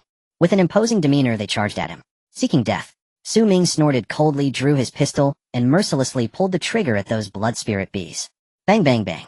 With several gunshots, the sparrow's-eyed blood spirit bees crashed to the ground. The other blood spirit bees, witnessing this scene, all stopped in their tracks, too afraid to advance. Although second-tier beasts could kill humans, they still couldn't withstand firearms. Su Ming's pistol was sufficient to kill them. Of course, if the blood spirit bees were to swarm him, Su Ming wouldn't come out unscathed. The final outcome would only be the death of fish and the breaking of nets. This was something Su Ming did not want to see. Thus, he took out a bottle of blood from a three-headed giant lion from his backpack. He poured it into the wooden house. Behave and collect honey, and we won't have any issues. Otherwise, they'll kill you all. The queen bee couldn't understand Su Ming's words, but she could sense that the blood before her came from a very powerful beast. The fact that this human could possess the blood of such a mighty beast undoubtedly proved his strength. Opposing him would lead to a terrible fate. After contemplating for a long time, she finally abandoned the idea of counterattacking. Facing the swarm, she emitted a buzzing sound. The blood spirit bees listened to the sound, feeling quite puzzled. Did the queen want them to spare this human? Why? Buzz, buzz, buzz. The blood spirit bees expressed their confusion. Why should they let him go? Buzz, buzz, buzz. The queen's explanation was quite simple. They couldn't win. Buzz, buzz, buzz. The queen and the swarm went back and forth several times. Finally, the swarm gave up on the idea of attacking. Obeying the queen's command, they returned to the hive. In just a moment, the desolate forest regained its calm. They are gone. Xia Yixue exclaimed with joy. Su Ming also showed a delighted expression. He had tamed the blood spirit bees. It was done. What about the blood spirit honey? Su Ming looked at Xia Yixue and asked. Here. Xia Yixue initiated a trade and handed all the blood spirit bees to Su Ming. Alchemy materials. Su Ming saw the description and frowned slightly. It would have been better if they were ingredients. Su Ming shook his head and stored the honey. He looked at Xia Yixue and instructed him, heading to the mine. Stay here and guard. If you encounter a beast, avoid its sharpness and wait for my return. Understood. Xia Yixue nodded heavily. After spending several days together, she had accepted her role. She no longer thought about being a partner. Whatever Su Ming asked her to do, she would do it. Of course, except for sleeping. Leona, come with me. Su Ming looked at Leona and said. The competition had entered the second stage. The number of beasts had increased. The distance from the shelter to the mine was not small. Who knows how many monsters they would encounter along the way. Leona's combat power was equivalent to a third-tier beast. Combined with Air Guzzi, they could maximize the safety of this journey. Yes, my lord. Leona did not hesitate at all and agreed. In the remaining time, Su Ming bought a saddle synthesis blueprint from the shop interface, costing half a piece of roasted meat. Obtain saddle synthesis blueprint 1. Description unlocks the synthesis method for the saddle upon use. Saddle rough grade leather, 55, manufacture. Yes. Obtain saddle 1. He placed the saddle on Air Guzzi's back. Su Ming mounted it. Although the waist was the weakest part of the wolf, the size of the saddle wolf was large enough to carry 2 people. Leona, as a knight, had the basic skill of riding. She effortlessly climbed onto Air Guzzi's back. Air Guzzi go. With a single command, Air Guzzi get. The saddle made by Su Ming was relatively small, barely accommodating 2 people. During the ride, Leona had to stick closely to Su Ming. In her noble attire, she appeared extremely thin at that moment. Su Ming could clearly feel a soft spot pressing against his back. As Air Guzzi ran, they bounced up and down. My lord. Leona held tightly onto Su Ming, her delicate. A very peculiar feeling gradually arose, stirring the heart of this battle-hardened female knight. Hearing Leona's voice, Su Ming also began to feel distracted. His heart raced. However, just then a sudden howl of wolves echoed around them. Hello, Su Ming frowned. This howl was clearly from the wolf pack that had gathered outside the shelter yesterday. Turning his head, he saw massive wolves lurking among the barren trees. Desert wolf description: second-tier beast, cautious, by nature relatively intelligent. Carnivorous males are larger than females, mainly attacking by biting, usually living in packs, not recommended for domestication. A group of second-tier beasts dared to act arrogantly in front of him. They were too bold. Su Ming frowned and patted Air Guzzi's head. Stop. Upon hearing the command, Air Guzzi immediately halted. Su Ming jumped to the ground, took out his pistol, and glared at the wolf pack through the barren trees, shouting loudly. Come over if you dare. Behind him, Air Guzzi howled at the sky. Azo. The pressure from the third-tier beast instantly swept through the wolf pack. In an instant, the wolf pack became chaotic. At that moment, a slightly larger giant wolf stood out. Hello. It let out a howl. The other giant wolves instantly fell silent. Clearly this was the alpha wolf. Su Ming looked at the alpha wolf, and it also looked at him. A human and a wolf exchanged glances in midair. From the alpha wolf's gaze, Su Ming saw 2 words: greed. This wolf pack, with all its wolves combined, was fewer than 10. They were simply no match for Su Ming's side. What did they want by following him?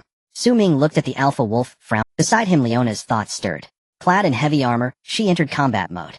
If the wolf pack did not leave, she was ready to take action. My lord, let me ride Air Guzzi and eliminate them. Leona spoke with utmost determination. Let's wait and see. Su Ming waved his hand, rejecting her. As soon as he spoke, something unexpected happened. Not far away, the lead wolf emerged from the withered forest, its deep eyes gazing intently at Su Ming. Moments later, it slowly knelt down. The 9-headed desert giant wolves followed the lead wolf and knelt down as well. 10 giant wolves nearly 2 meters long lined up in front of the withered forest. The scene was quite spectacular. Leona was stunned at the sight. She could not comprehend why the unruly pack of wolves would behave in such a manner. Meanwhile, Su Ming pondered. The combined fighting power of the 10 desert wolves was not inferior to that of a third-tier exotic beast. Even if they did not submit to him, they could still live well. However, they were chasing after him, submitting to him. After much contemplation, he concluded that there was only one reason: they had encountered a formidable enemy. Unable to cope, they sought refuge. For an unruly pack of wolves, submitting to another group was a rare behavior. The lead wolf's actions indicated that their enemy must be exceptionally powerful. The enemy of the wolf pack might not necessarily be his enemy. Why should he protect them and invite trouble upon himself? Upon realizing this, Su Ming made a decision. Ignoring the wolf pack, he mounted Air Guzzi. Let's disregard them and move on. Yes, my lord. Leona jumped onto the saddle, wrapping her arms around Su Ming's waist. Awoo! With a long howl, Air Guzzi sped away once more. The desert wolf pack knelt in place, watching Su Ming depart with deep flickering eyes. Moments later, the lead wolf slowly stood up, looking at the pack with determination in its gaze. Awoo! With a long howl, the pack rose together, following their leader in a wild sprint. Their time was running short. Before being discovered by the lion pack, they must seek refuge. From the shelter to the mine. Along the way, they encountered countless exotic beasts. Most were second-tier, while a few were third-tier. The second-tier beasts, upon seeing Air Guzzi, naturally kept their distance. The third-tier beasts, though not as terrified, did not wish to stir trouble, and thus did not hinder Air Guzzi's frenzied dash. Therefore, the journey went relatively smoothly. In front of the mine, a breeding ground built of stone walls stood intact, showing no signs of damage. It seemed that the 3 giant lion heads had indeed served as a deterrent. Su Ming took out the key and unlocked the gate to the breeding ground. For iron-eating bulls, hearing the noise, suddenly stood up. Upon seeing Su Ming, they let out a series of ooh-ooh sounds and rushed over. After the previous incident, the iron-eating bulls had learned their lesson. Not a single one dared to challenge Su Ming. Seeing this, Su Ming nodded in satisfaction. It would have been better if it had been this way from the start. He took out some mine tailings and dumped them on the ground. The 4 iron-eating bulls' eyes lit up as they rushed over to devour it greedily. Moments later, the bag of mine tailings was consumed. They can really eat. Su Ming observed and took out another bag of mine tailings. He dumped it on the ground. The now full iron-eating bulls, upon seeing the tailings, were all eager, yet unable to eat more. This is your food for 2 days, so eat it sparingly. After pondering for a moment, Su Ming took out 2 more bags of mine tailings and poured them on the ground before leaving. The competition had entered its second phase. What will happen in the future, no one knows. It is entirely possible that a 4th-tier exotic beast will emerge nearby tomorrow. It is quite likely that he may not return in 2 or 3 days. Feeding them more was to prevent the iron-eating bulls from starving while he was away. After emptying the mine tailings, Su Ming left the breeding ground and just locked the main gate. Suddenly a roar echoed from not far away. Roar. Turning his head, he saw a colossal creature standing on the mountainside of the mine. Copper iron bear description: 3rd tier exotic beast, temperamental carnivorous. Males are smaller in size while females are larger. Its primary attack method is biting with tough skin and high defense and attack power. Not recommended for breeding. A 3rd tier exotic beast. Upon seeing the description, Su Ming's eyes narrowed. He began to carefully observe the copper iron bear, which was larger and had sharper claws compared to the short-faced bear he had encountered before. Moreover, its body was covered in a layer resembling a metallic carapace, appearing extremely hard. If this guy were occupying another area, Su Ming would certainly take a detour. But it was occupying the mine, leaving him with no choice. He could only take it on. After all, it was just a 3rd tier exotic beast. He had seen 4th tier beasts before, so why should he be afraid of it? As Su Ming thought this, a fierce expression appeared on his face. He took out his pistol, looking at Leona and Erguzi, and commanded, "Leona, Erguzi, find an opportunity to take it down." "Yes, my lord." Leona's face showed determination. With a thought, her noble attire vanished, replaced by heavy armor.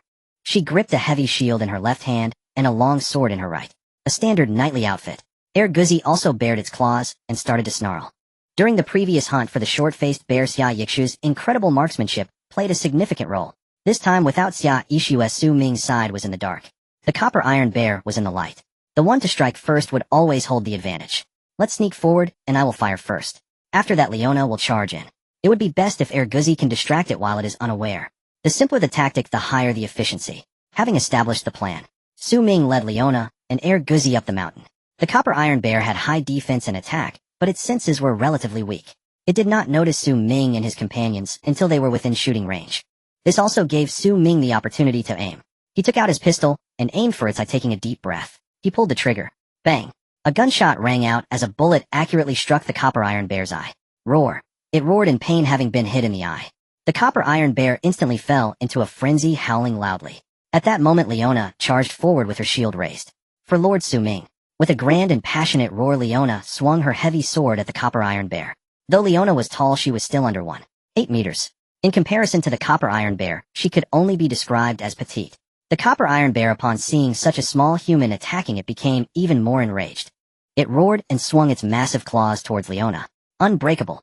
Leona reacted quickly and activated her skill in an instant. She raised her shield. Despite the seemingly thunderous claw strike landing on the shield, it inflicted no damage whatsoever.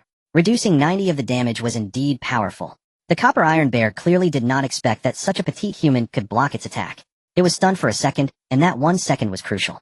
Leona swung her heavy sword, striking the copper iron bear. Clang! The sound of steel clashing echoed. Leona's heavy sword failed to injure the copper iron bear. Su Ming, witnessing this scene, narrowed his eyes. He hadn't anticipated that the copper iron bear's shell would be this hard. This battle was going to be tough.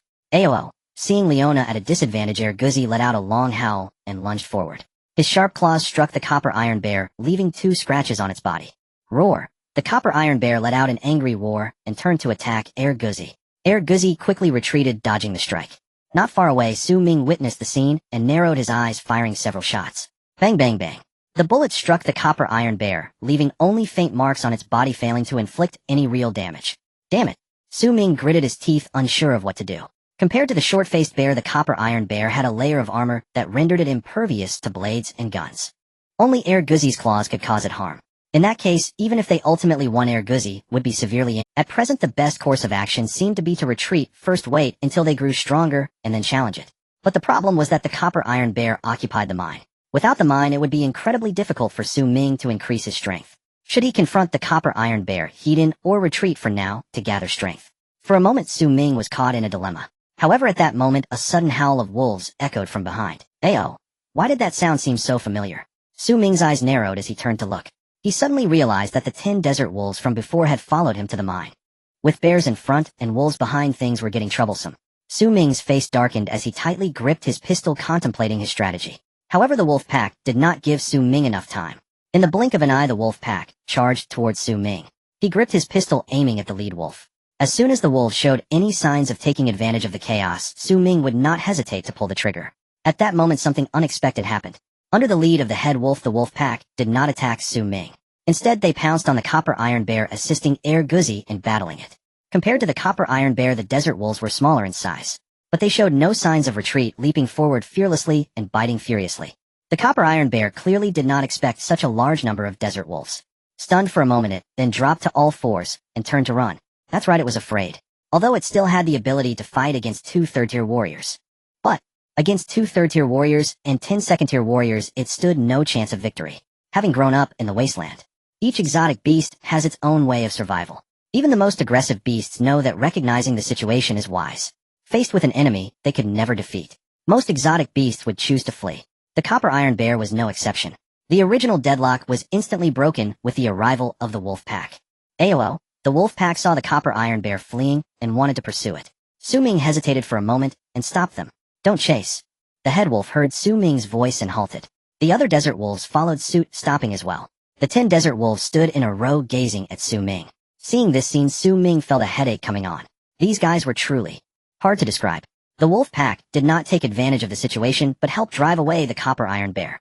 If he chased them away, that would be quite ungrateful. Moreover, 10 desert wolves when combined indeed formed a considerable fighting force.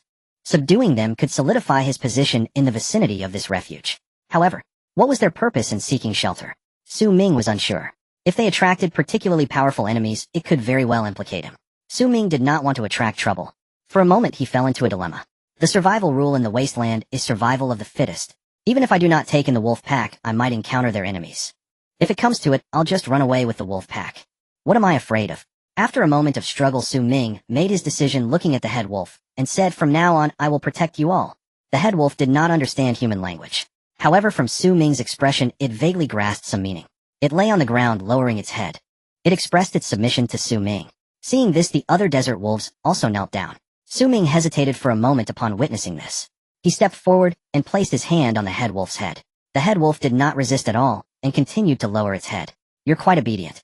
Su Ming sighed, and took out an electric drill from his backpack, starting to mine. Acquired iron, or 11 acquired copper, or 7 acquired zinc, or 5. As Su Ming mined, the head wolf led the wolf pack to patrol nearby. They were even more conscientious than Su Ming had imagined. Guzi stood beside Leona. Watching the patrolling wolf pack, it wore an unhappy expression. In the past, patrolling was its task, but now it was suddenly taken over by the wolf pack. It felt that its position was being replaced. Thus, without waiting for Su Ming's orders, it also took the initiative to patrol. Compared to before, the number of exotic beasts near the mine had increased significantly. However, due to the addition of the wolf pack, Su Ming mined for 4 hours without being disturbed at all. After filling his backpack, Su Ming called Guzi back and mounted it. Just like when he arrived, Leona sat behind, Su Ming tightly wrapping her arms around his waist. Let's go home. With a command, Guzi bolted away. Behind it, 10 desert wolves followed closely. The group moved forward in an imposing manner, causing all the exotic beasts along the way to retreat. In the refuge, Xia Yixue held her gun, standing guard in the fields. Any exotic beast approaching would trigger a warning shot, under the intimidation of 3 giant lions. Even if there were exotic beasts lurking, they did not dare to approach recklessly. However, as time passed, the number of lurking exotic beasts increased. From afar, various exotic beasts could be seen faintly appearing among the withered trees. Even holding a gun, Xia Yixue still felt immense pressure. Standing still, she tried to remain calm, but her heart was filled with anxiety. Su Ming, when are you coming back? I can barely hold on. Xia Yixue's cold gaze fixated on the exotic beasts among the withered trees. She tried to act as if she did not care about them. At that moment, a sudden howl of wolves echoed. Ayo! Not far away, the wolf howls rang out, sending chills down her spine. Upon hearing the wolf howls, the exotic beasts in the withered forest changed their expressions and retreated. Most exotic beasts on the wasteland acted alone. Compared to beasts that acted in groups, they held no advantage. Remaining in place, if a conflict arose, they could not bear. Damn! Seeing the exotic beasts in the withered forest fleeing, Xia Yixue's expression changed. Hearing the wolf howls, her first reaction was to think of the wolf pack that had gathered outside the refuge yesterday. If it really was them, she would be in trouble. Xia Yixue tightly gripped her sniper rifle, biting her silver teeth, trying to remain calm, but her heart was screaming Su Ming. If you don't come back soon, I'm finished. Time passed second by second. Xia Yixue stood in place, caught in a dilemma. At this moment, a wolf's howl echoed through the air. A woo. In the midst of the barren woods, a tumter-long desert wolf revealed itself. Its deep, cold eyes fixed on Xia Yixue. Xia Yixue looked at it, instinctively furrowing her brow. Just a glance was enough for her to know. This wolf was definitely not to be trifled with. A woo. The wolf's howl sounded again from behind the desert wolf. Another desert wolf emerged. Although it was slightly smaller than the first, it was still nearly 2 meters long. One wolf was manageable, but 2 wolves posed a bit of trouble. Upon witnessing this scene, Xia Yixue felt a sense of retreat. However, At this moment yet another desert wolf appeared in Xia Yixu's line of sight. 3, 4. Looking at the pack of wolves before her. At that moment Xia Yixue felt despair. So many desert wolves surrounding her. There was no chance to escape now. All she hoped was that Su Ming could return before the wolves attacked. In that case, she would still have a glimmer of hope. Unbeknownst to her and Xia Yixu's subconscious, Su Ming had become a source of support. Su Ming. Xia Yixue called softly. Her eyes gradually became resolute. The fact that she had survived until now able to eat and sleep well was already a stroke of luck compared to others. If it came down to it, she would fight the wolves. It was merely a matter of death. With that thought in mind, Xia Yixue gripped her rifle preparing to pull the trigger. At that moment a familiar figure appeared before her. Su Ming. Xia Yixue looked at the figure on the wolf's back, her face lighting up with surprise. She had thought she would not escape this time. Unexpectedly at the last moment, Su Ming returned. At this moment Xia Yixue's overwhelming joy at being saved was beyond words. On the other side, Su Ming saw Xia Yixue and the gun in her hand. He instantly understood what had happened. He jumped off Guzi's back.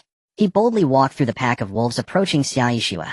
Upon seeing this, Xia Yixue was stunned in place. She did not understand. Why did the pack of wolves not attack Su Ming? As she was pondering this, Su Ming spoke. Be careful in the next few days, we might have trouble coming our way. Trouble? Xia Yixue's beautiful face showed a hint of confusion. She instinctively looked at the pack of wolves behind Su Ming. Su Ming thought for a moment, and said, these wolves are our allies. It's a long story, let's head back to the shelter.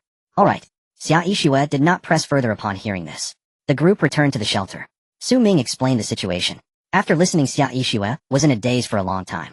After a moment she asked, are you saying that these desert wolves encountered trouble and want to seek refuge with us? Yes, Su Ming nodded. With confirmation, Xia Yixue fell into silence. She knew that Su Ming was someone who disliked trouble. If he was willing to take in the wolf pack, there must be a reason for it, one that she had no right to question. But the problem was, what kind of trouble could frighten the wolves enough to seek shelter? So what should we do now? Should we leave here? Xia Yixue looked at Su Ming and asked.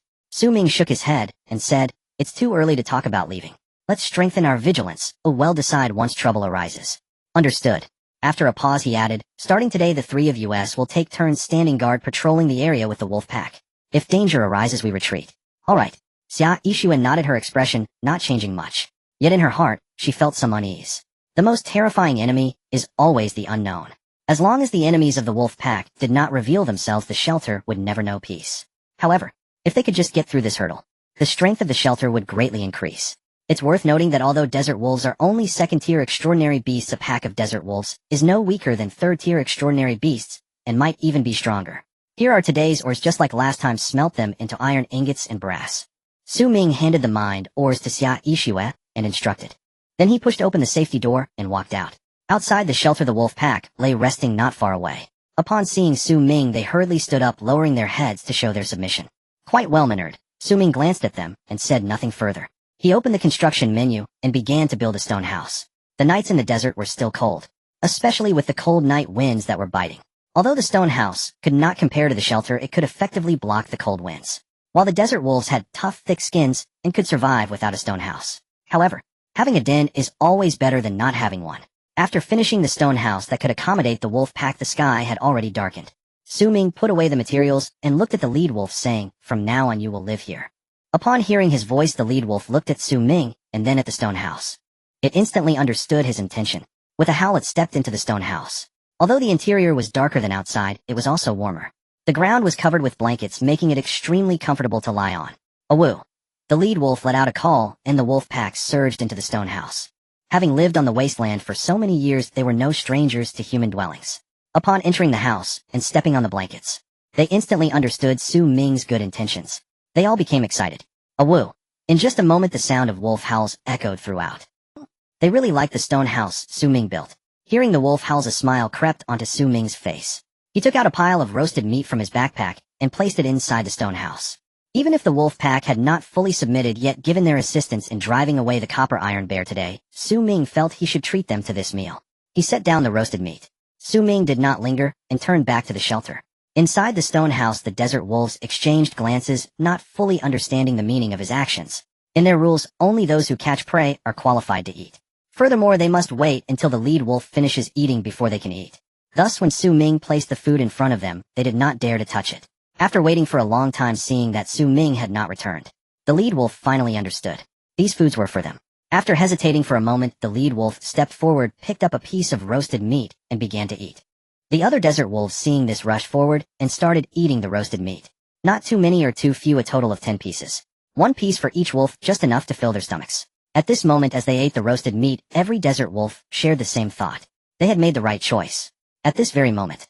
Inside the shelter, however, Ming had no time to worry about what the wolf pack thought, because he had something much more important to do. Cooking. After more than 10 days, he finally saw chili peppers again. This time there were 7 peppers. Not a single one. He removed the grill from the campfire.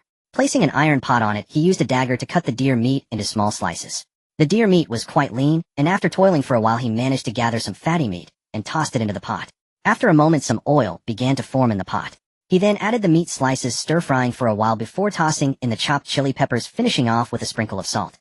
A simple dish of stir-fried deer meat with chili was ready. Ming inhaled the aroma and couldn't help but exclaim, "Delicious." Beside him, Xiaoyixue also swallowed her saliva. Though it was deer meat paired with the chili, it still had a rich flavor. Looking at the familiar delicacy for a brief moment, Xiaoyixue even felt a strange illusion, as if she had not arrived in the wasteland. It's a pity the staple food is only bread. If only there was rice or steamed buns. Ming sighed, taking out 3 pieces of bread and distributing them to Leona and Xiaoyixue. "Let's eat from the pot," Ming said, producing homemade chopsticks made from a wooden stick and handing them to Xiaoyixue and Leona. Xiaoyixue reached out to take the chopsticks, her expression a bit dazed. For the past 10 days she had been eating bread directly without the chance to use chopsticks. At this moment, seeing the chopsticks gave her a feeling of nostalgia, as if she had traveled back in time. Meanwhile, Leona looked on with curiosity. Coming from the kingdom of Lorden, it was her first time seeing chopsticks, and she had no idea how to use them. However, upon seeing Ming skillfully pick up the meat slices with chopsticks, she suddenly understood. So this is how it's done. She mimicked Ming's actions, grasping the chopsticks, picking up a slice of meat, and bringing it to her mouth. The aroma of the meat combined with the flavor of the chili offered her a completely new experience. Feeling the delightful taste on her palate, Leona's eyes lit up as she reached for more. After eating 2 or 3 pieces of meat, Leona couldn't help but exclaim, "So tasty." The pot of meat was quickly finished off by the 3 of them. Sated, the 3 of them lay back on the sofa, completely content. Meanwhile, the awakened Air Guzzi sniffed the air, drawn by the enticing aroma, and hurried over. Seeing the iron pot, he leaned in for a look. The pot was empty. Whoa! Instantly, Air Guzzi felt wrong. How could they have something delicious without including him? It was simply too cruel. Hearing Air Guzzi's howl, Ming suddenly realized. He almost forgot about him. "You've worked hard. Here's an extra meal for you." Air Guzzi had carried 2 people back and forth for so many kilometers, battling the copper iron bear at the mine. It truly wasn't easy. Ming patted Air Guzzi's head, taking out 3 pieces of roasted meat and placing them before him. Upon seeing the 3 pieces of meat, Air Guzzi, who had just been feeling wronged, instantly brightened up. After finishing dinner, Leona rested for a while before leaving the shelter. Compared to Ming and Xiaoyixue, Leona had greater combat strength. It was more suitable for her to patrol with the wolf pack due to the threat of unknown enemies. After the meal, Xiaoyixue returned to her room to rest shortly after. Ming also went back to his room, just like usual, opening the survival manual to see what had happened today. "Is there anyone who can help me? I'm trapped by a group of rats. If you can get me out, all my supplies will be yours." The people from Brother, who are truly despicable, using threats and bribes, forcibly taking supplies and torturing those who refuse to hand over their goods. I had only heard about it before, but today I witnessed it firsthand. Disgusting spit. There have been too many mutant beasts these days. I can't even hide from them. It's really annoying. With fewer people, the messages for help have increased. It seems that after entering the 2nd stage, everyone's lives have become difficult. Ming sighed and opened the shop. Ming's shop, 1721. Description: none items. In just one day, the shop's popularity had halved. Everyone was practical. Even if you were the 3rd in the world, without core items, no one would come to browse. The shop interface showed that the top-ranked shops were all unique in their offerings. For instance, the top-ranked New Era shop primarily sold bread in exchange for various supplies. The 2nd-ranked shop was the ore specialty store, selling various ores. After browsing for a while, Ming discovered that most shops typically exchanged items for 2 categories of goods: food and ores. Coincidentally, Ming had plenty of both. In other words, Ming was like a wealthy survivor among them. He could buy most items. However, at this moment, Ming truly didn't lack anything. To be precise, the items sold in the shops were not what he desired. For instance, heavy weapons or fruits and vegetables. Of course, with a careful search, he could still find some items he needed with good value, such as various vegetable seeds. After buying a large number of seeds with 3 pieces of roasted meat, Ming closed the manual and lay back down on his bed, shutting his eyes to rest. Soon a new day arrived as expected. Survival Day 13, Reward 1, Turtle Breathing Technique, Reward 2, Common Language, Reward 3, Legendary Fertilizer, please choose. The Legendary Soil Purifier could also be considered. Forget the fertilizer. The turtle breathing technique. There are no lakes or seas nearby, oh it wouldn't be of much use. Looking at it this way, only the common language was left. However, he was unsure what the common language meant. Su Ming hesitated for a moment, but ultimately chose reward 2. Acquired Common Language 1 description: the common language of the Wasteland world. Mastering it will eliminate language barriers in communication. Would you like to learn? Is it a skill? Su Ming was slightly taken aback and silently thought yes. Common language: the common language of the Wasteland world. Is that it, eh? Su Ming stared at the description of the common language skill, dumbfounded. This thing seemed... Had he known, he might as well have chosen the turtle breathing technique. Sigh. Su Ming sighed, adjusted his mindset for a while before finally calming down. Lying on the bed, he began to rest. The next day, he opened his eyes to find Air Guzzi staring eagerly at him from beside the bed. Hungry? Su Ming asked, still half asleep. As soon as he spoke, Air Guzzi's voice came immediately. I'm not saying you're eating more and more at this rate. We'll have to find time to go hunting, Su Ming remarked casually. I don't want to either, but I'm starving. Air Guzzi looked at Su Ming, his expression pitiful.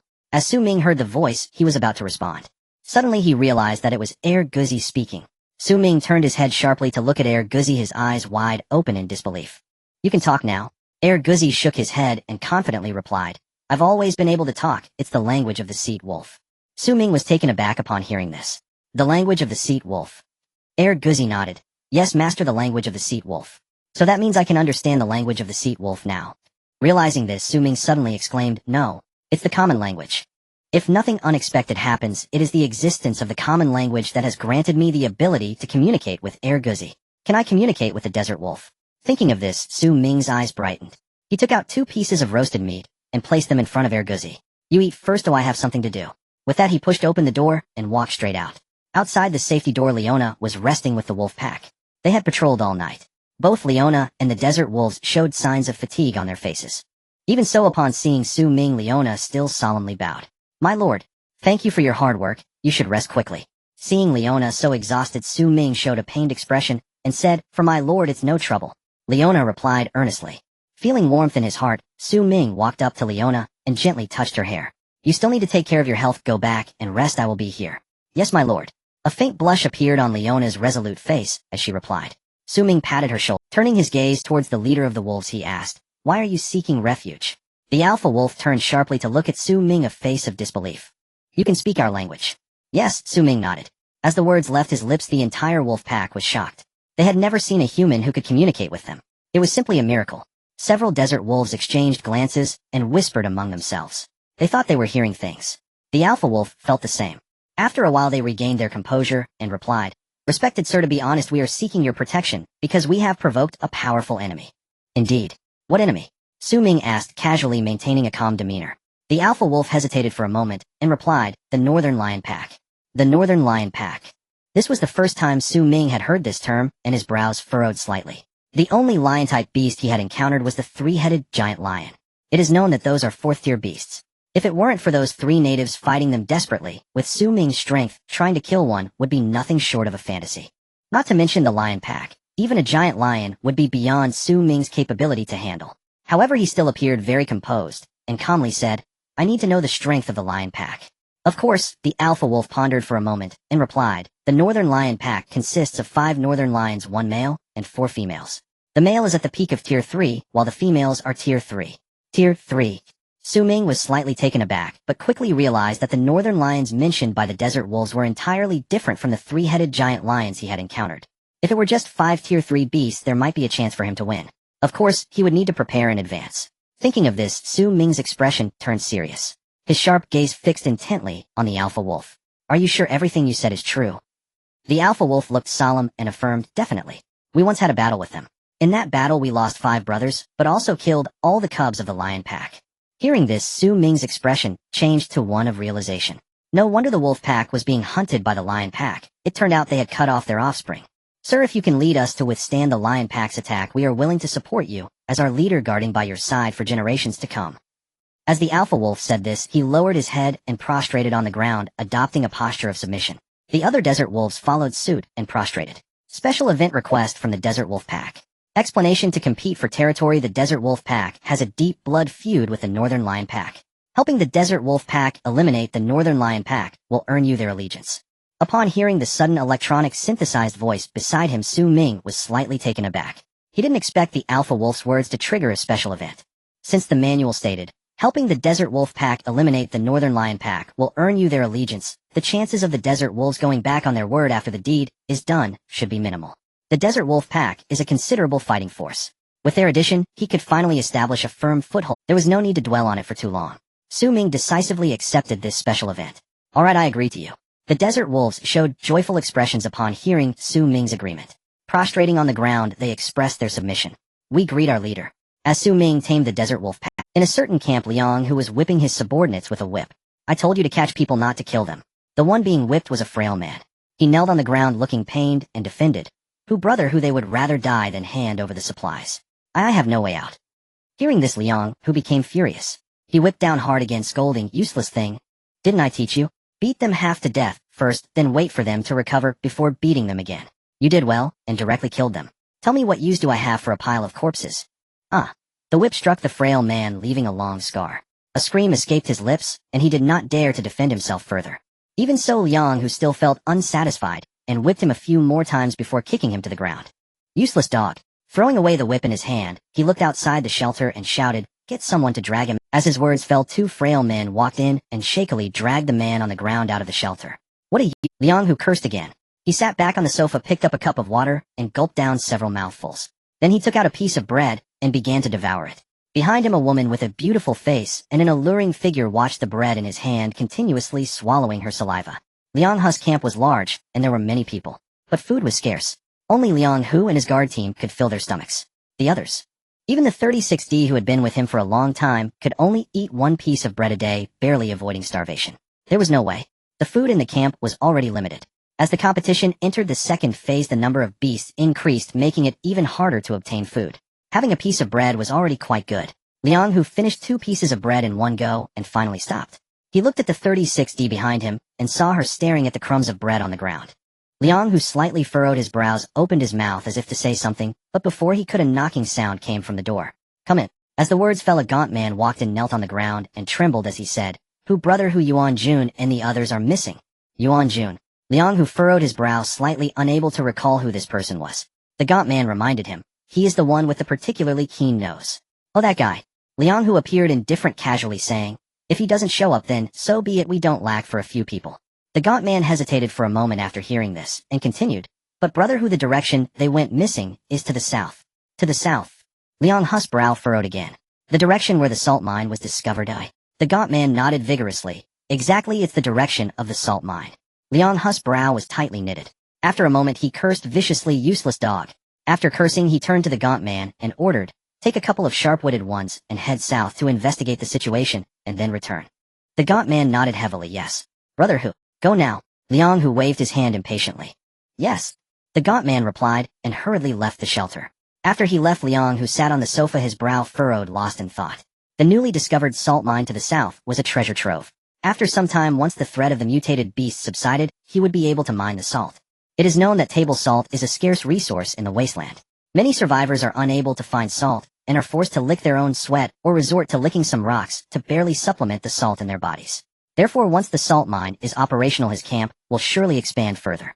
Perhaps he could even surpass Ming, who is ranked first in the region and third in the world. However, now there was suddenly a situation over at the salt mine. If Yuan Jun was merely killed by a mutated beast, that would be fine. If it wasn't a mutated beast, then it would be troublesome. Thinking of this, Liang Hu's brow furrowed even tighter. After pondering for a moment, he stood up from the sofa. He strode purposefully towards the outside. Any matter related to the salt mine was crucial. This time he would personally choose the personnel. After Liang Hu left the figure behind the sofa, 36D, looked at the crumbs of bread on the ground, her eyes shining. After a brief struggle, she set aside the last shred of her dignity and lunged at the crumbs. She lay on the ground, licking up the breadcrumbs. Although it was only a little, a smile appeared on her face. For an entire day, this was her first time eating food. Ming's shelter. In the nearby farmland, a few tomato plants that had been dripped with blood yesterday surprisingly bore fruit. They were neither too big nor too small, just right for eating fresh. Looking at the enticing tomatoes, Ming couldn't wait to pick them. Obtained tomatoes 9, he stuffed one into his mouth and took a bite.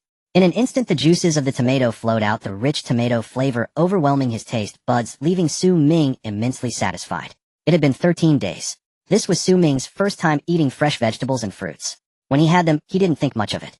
Only after losing them did he realize how precious what had once been within reach was. After biting into 3 or 4, one tomato was in his belly. Ming took out 2 more tomatoes and handed them to Leona and Xia Yishue. Just give it a try. Leona and Xia Yishue reached out to take the tomatoes, took a bite, and their eyes lit up simultaneously. Despite the tomatoes still being green and seemingly unripe, they tasted exceptionally flavorful. Seeing their satisfied expressions, a smile spread across Ming's face. Starting today, the 3 of us will have 1 tomato each day, and by the time we finish the new batch of tomatoes, we'll just be ripe. After finishing speaking, Ming took out a batch of newly bought seeds from his backpack and planted them again. Soon the farmland was filled with vegetables and fruits. Tomatoes and peppers have already ripened. The remaining pumpkins, cabbages, and cucumbers are not far from ripening. Ming estimated that in at most 5 days the new batch of seeds would be ready. Ming would then achieve freedom in vegetables and fruits. By then, any surplus could be hung in the shop for sale. At present, it seems that no one in the shop is buying or selling vegetables and fruits. Only some survivors living in the rainforest areas sell some fruits that have never been seen before. Although those fruits can be eaten, their flavors are terrible, barely filling the stomach, far inferior compared to tomatoes and cucumbers. In the farmland, Ming stood still looking at the tomato in his hand, lost in thought. After a moment he sighed. I wonder where I can get bird eggs. It's been a long time since I've had tomato scrambled eggs. Master. Suddenly, Guzi approached Ming's side looking grave. Ming turned to look at him and asked, "What's wrong?" Guzi said, "I can feel that the lion pack is approaching." After talking to the wolf pack, Ming told Xia Yishue, Leona, and Guzi about the enmity between the wolf pack and the lion pack. Thus they all knew about the lion pack. Hearing Guzi's words, Ming's eyes narrowed as he asked, "Are you sure?" Guzi nodded heavily. "For a wolf of my level, sensing the presence of enemies is the most basic survival skill. I can feel them not far away." Hearing this, Ming frowned. He had thought the lion pack wouldn't come for a while. He didn't expect them to arrive so quick. 1 peak 3rd stage and 4 3rd stage. If they didn't come up with a plan relying on just these people, they might not be able to win. Guzi is a descendant of the giant wolf Fenrir. In terms of bloodline, it is certainly not inferior to the northern lions. In fact, it might be stronger than the northern lions. Letting it deal with a male lion, even if it can't kill it, it would have no problem entangling it for a while. Leona is one of the most powerful female knights of the Lordaeron Kingdom. Dealing with such massive creatures as bear-type mutated beasts might be somewhat challenging. But dealing with smaller lion-type mutated beasts would not be a problem. Ming and Xia Yishue, though individually weak, had decent marksmanship enough to deal with a weaker female lion. The wolf pack handling a female lion shouldn't be a problem either. In that case, only 1 female lion remains. Ming's brow furrowed, tightly, lost in thought. Setting traps is feasible, but the hope is not great. According to the desert wolf's words, mutated beasts that can survive in the wasteland are definitely alert. Unless they are some weaker 2nd stage mutated beasts or herbivorous mutated beasts, it is rare for them to fall into traps. Of course, even so, Ming still planned to set up more animal traps nearby. Even if the hope is slim, it could still provide some help. What other methods are available? Ming pondered for a moment. Suddenly, he thought of something, his eyes brightening. He exclaimed, "Blood spirit bees." It is known that blood spirit bees are 2nd stage mutated beasts. In terms of strength, they are not inferior to any 3rd stage mutated beast. Letting them deal with a male lion would be quite easy. The problem is how to persuade the blood spirit bees to stand on his side. Ming stood still, hesitating for a moment. Finally, he made a decision. To buy them off with blood. Unlike bees, the primary food source of blood spirit bees is blood. Their honey is also fermented from blood. In the wasteland, blood is the most abundant resource. As the beasts fight, blood spirit bees will stand by. When one side is defeated, they swarm in and drain the blood. Generally, the winning side allows the blood spirit bees to suck dry the blood of their enemies. They wait until they leave to feed. There is no choice. Although blood spirit bees are only 2nd-tier beasts, the collective combat power of the swarm is even stronger than that of 3rd-tier beasts. Blood spirit bees attempt to seize the fruits of victory. They have no ability to resist. Of course, sometimes blood spirit bees will personally engage hunting beasts themselves to feed on their blood. However, such situations are rare, only occurring when blood spirit bees are extremely short on food. Although for blood spirit bees the current wasteland is not lacking in food, yet they can only consume the blood of 1st and 2nd-tier beasts. They rarely have the opportunity to feed on the blood of 3rd-tier beasts. As for 4th-tier beasts, there's even less to say. Ming's backpack, however, contains quite a bit of blood from 3rd and 4th-tier beasts. This blood could potentially help the blood spirit bee queen advance to 3rd tier. Using it to bribe the blood spirit bee swarm is entirely feasible. Without hesitation, Ming immediately made his way to the desolate woods, following the direction from his memory, arriving near the blood spirit bee nest. As he took a step forward, he suddenly heard a buzzing sound beside his ear. "Release the boss." Release. At the moment the voice sounded, a dozen blood spirit bees appeared beside Ming, swirling around him, while loudly shouting, "Release the boss." The boss they referred to as naturally the blood spirit bee queen. Su Ming ignored them and walked straight towards the small wooden house he had built.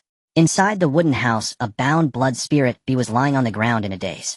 The blood spirit bee queen had been trapped here for more than a day. During this time it had tried various methods to escape, all of which had failed. Due to its body structure, it was destined to be unable to break free from the wire bindings by its own strength. At this point it had already given up on escaping. It only hoped that that human would, for the sake of the swarm, bring it some food like yesterday, ensuring it wouldn't starve to death. If it could occasionally get a bit of yesterday's blood, that would be even better. Besides that, it had no other illusions. These humans are truly despicable. Sooner or later I will drain them dry. The blood spirit bee queen cursed Su Ming furiously in her heart. At that moment a voice suddenly rang out. Do you want freedom? Freedom. The queen was momentarily taken aback, then her eyes brightened. She suddenly looked up at the sky and saw a human face. This face was something she would never forget. It was the one who had captured her, threatened the swarm with her, and even stolen their honey. Despicable human. The queen glared at Su Ming and cursed fiercely. Su Ming shrugged, not caring at all how she insulted him. He simply repeated the question. Do you want freedom? Of course I do. But I know you won't let me go. The queen stared at Su Ming and said loudly. Su Ming raised an eyebrow. How do you know if you don't try? The queen fell silent upon hearing this. Although she had never communicated with humans before, she knew that humans were the most cunning creatures in the Wasteland bar none. Dealing with them brings only harm, not benefit. You humans are too cunning. Ooh, I don't trust you. After pondering for a moment, the queen answered.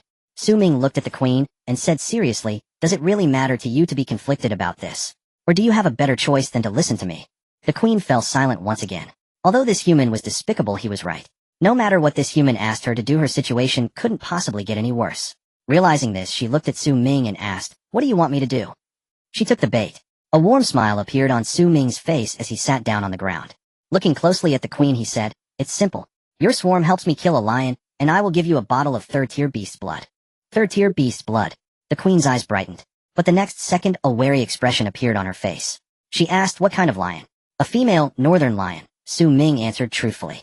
The queen frowned. An adult northern lion is third tier. If we help you kill a third-tier beast, we only get 1 bottle of blood. What do we gain from that?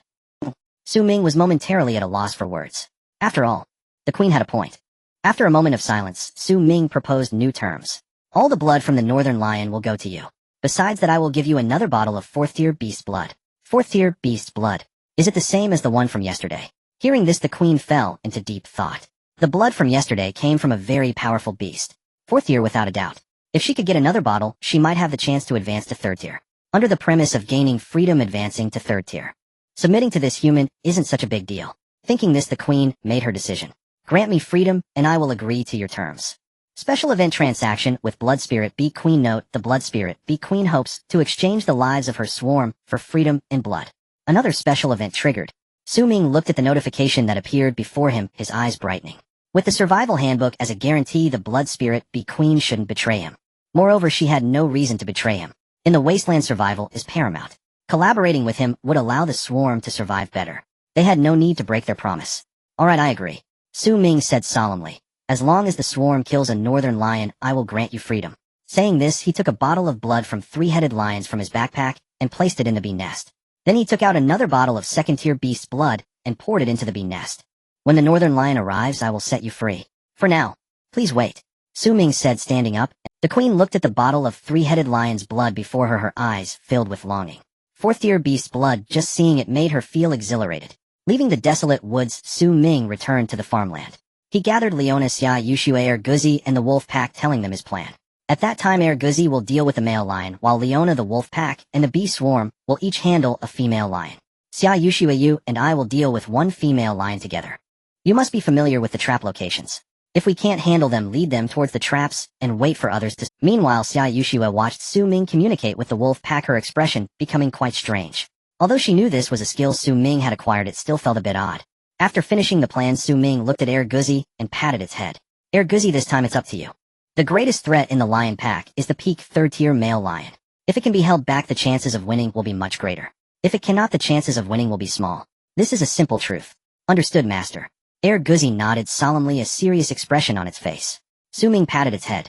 As he looked at Xia Yushue, just about to say something, he suddenly saw. Erguzi abruptly turned its head towards a certain direction. There's a situation. Danger! Nin the withered forest Lu Zheng met Erguzi's gaze, and his heart lurched violently. His mind narrowed to a single thought. Run, now. In he scrambled to his feet and bolted without hesitation. Beside him, the two companions who had been traveling with him stood frozen in disbelief. After a stunned pause, they finally grasped the situation and sprinted after him. How could it possibly smell us from this distance? Its nose must be preternaturally sharp. Lu Zheng muttered bitterly as he ran. Behind him, two burly men pursued relentlessly, shouting, "Brother Lu, wait for us. Wait for you. I'm counting on you two to stay alive. Not me." And though that thought seared through his mind, he uttered not a word, fleeing with desperate speed. The wolf stalking them stretched over 3 meters in length. It would surely outpace all three of them. His only hope now was that the beast would overtake the two hapless men behind and spare him. At that thought, Lu Zheng redoubled his pace, straining to widen the gap between himself and the others. In the wild, you need not outrun the predator, only your companion. Better a fallen comrade than a fallen... That was precisely the logic he clung to. Yet, clearly Lu Zheng had gravely underestimated the peril. The pursuer was not merely that single colossal wolf, 3 meters long and fearsome beyond measure. It was the entire pack. And within 3 minutes, he found himself completely encircled. Damn it. And staring at the snarling desert wolves before him, despair hardened on Lu Zheng's face. Against one wolf, he might yet fight to the death and cling to a sliver of hope. But now a pack surrounded him. A single wolf was already beyond his capacity to defeat.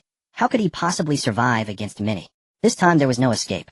And Lu Zheng gazed upon the circling wolves, his expression hollow with despair, and slowly closed his eyes, awaiting death in silent resignation.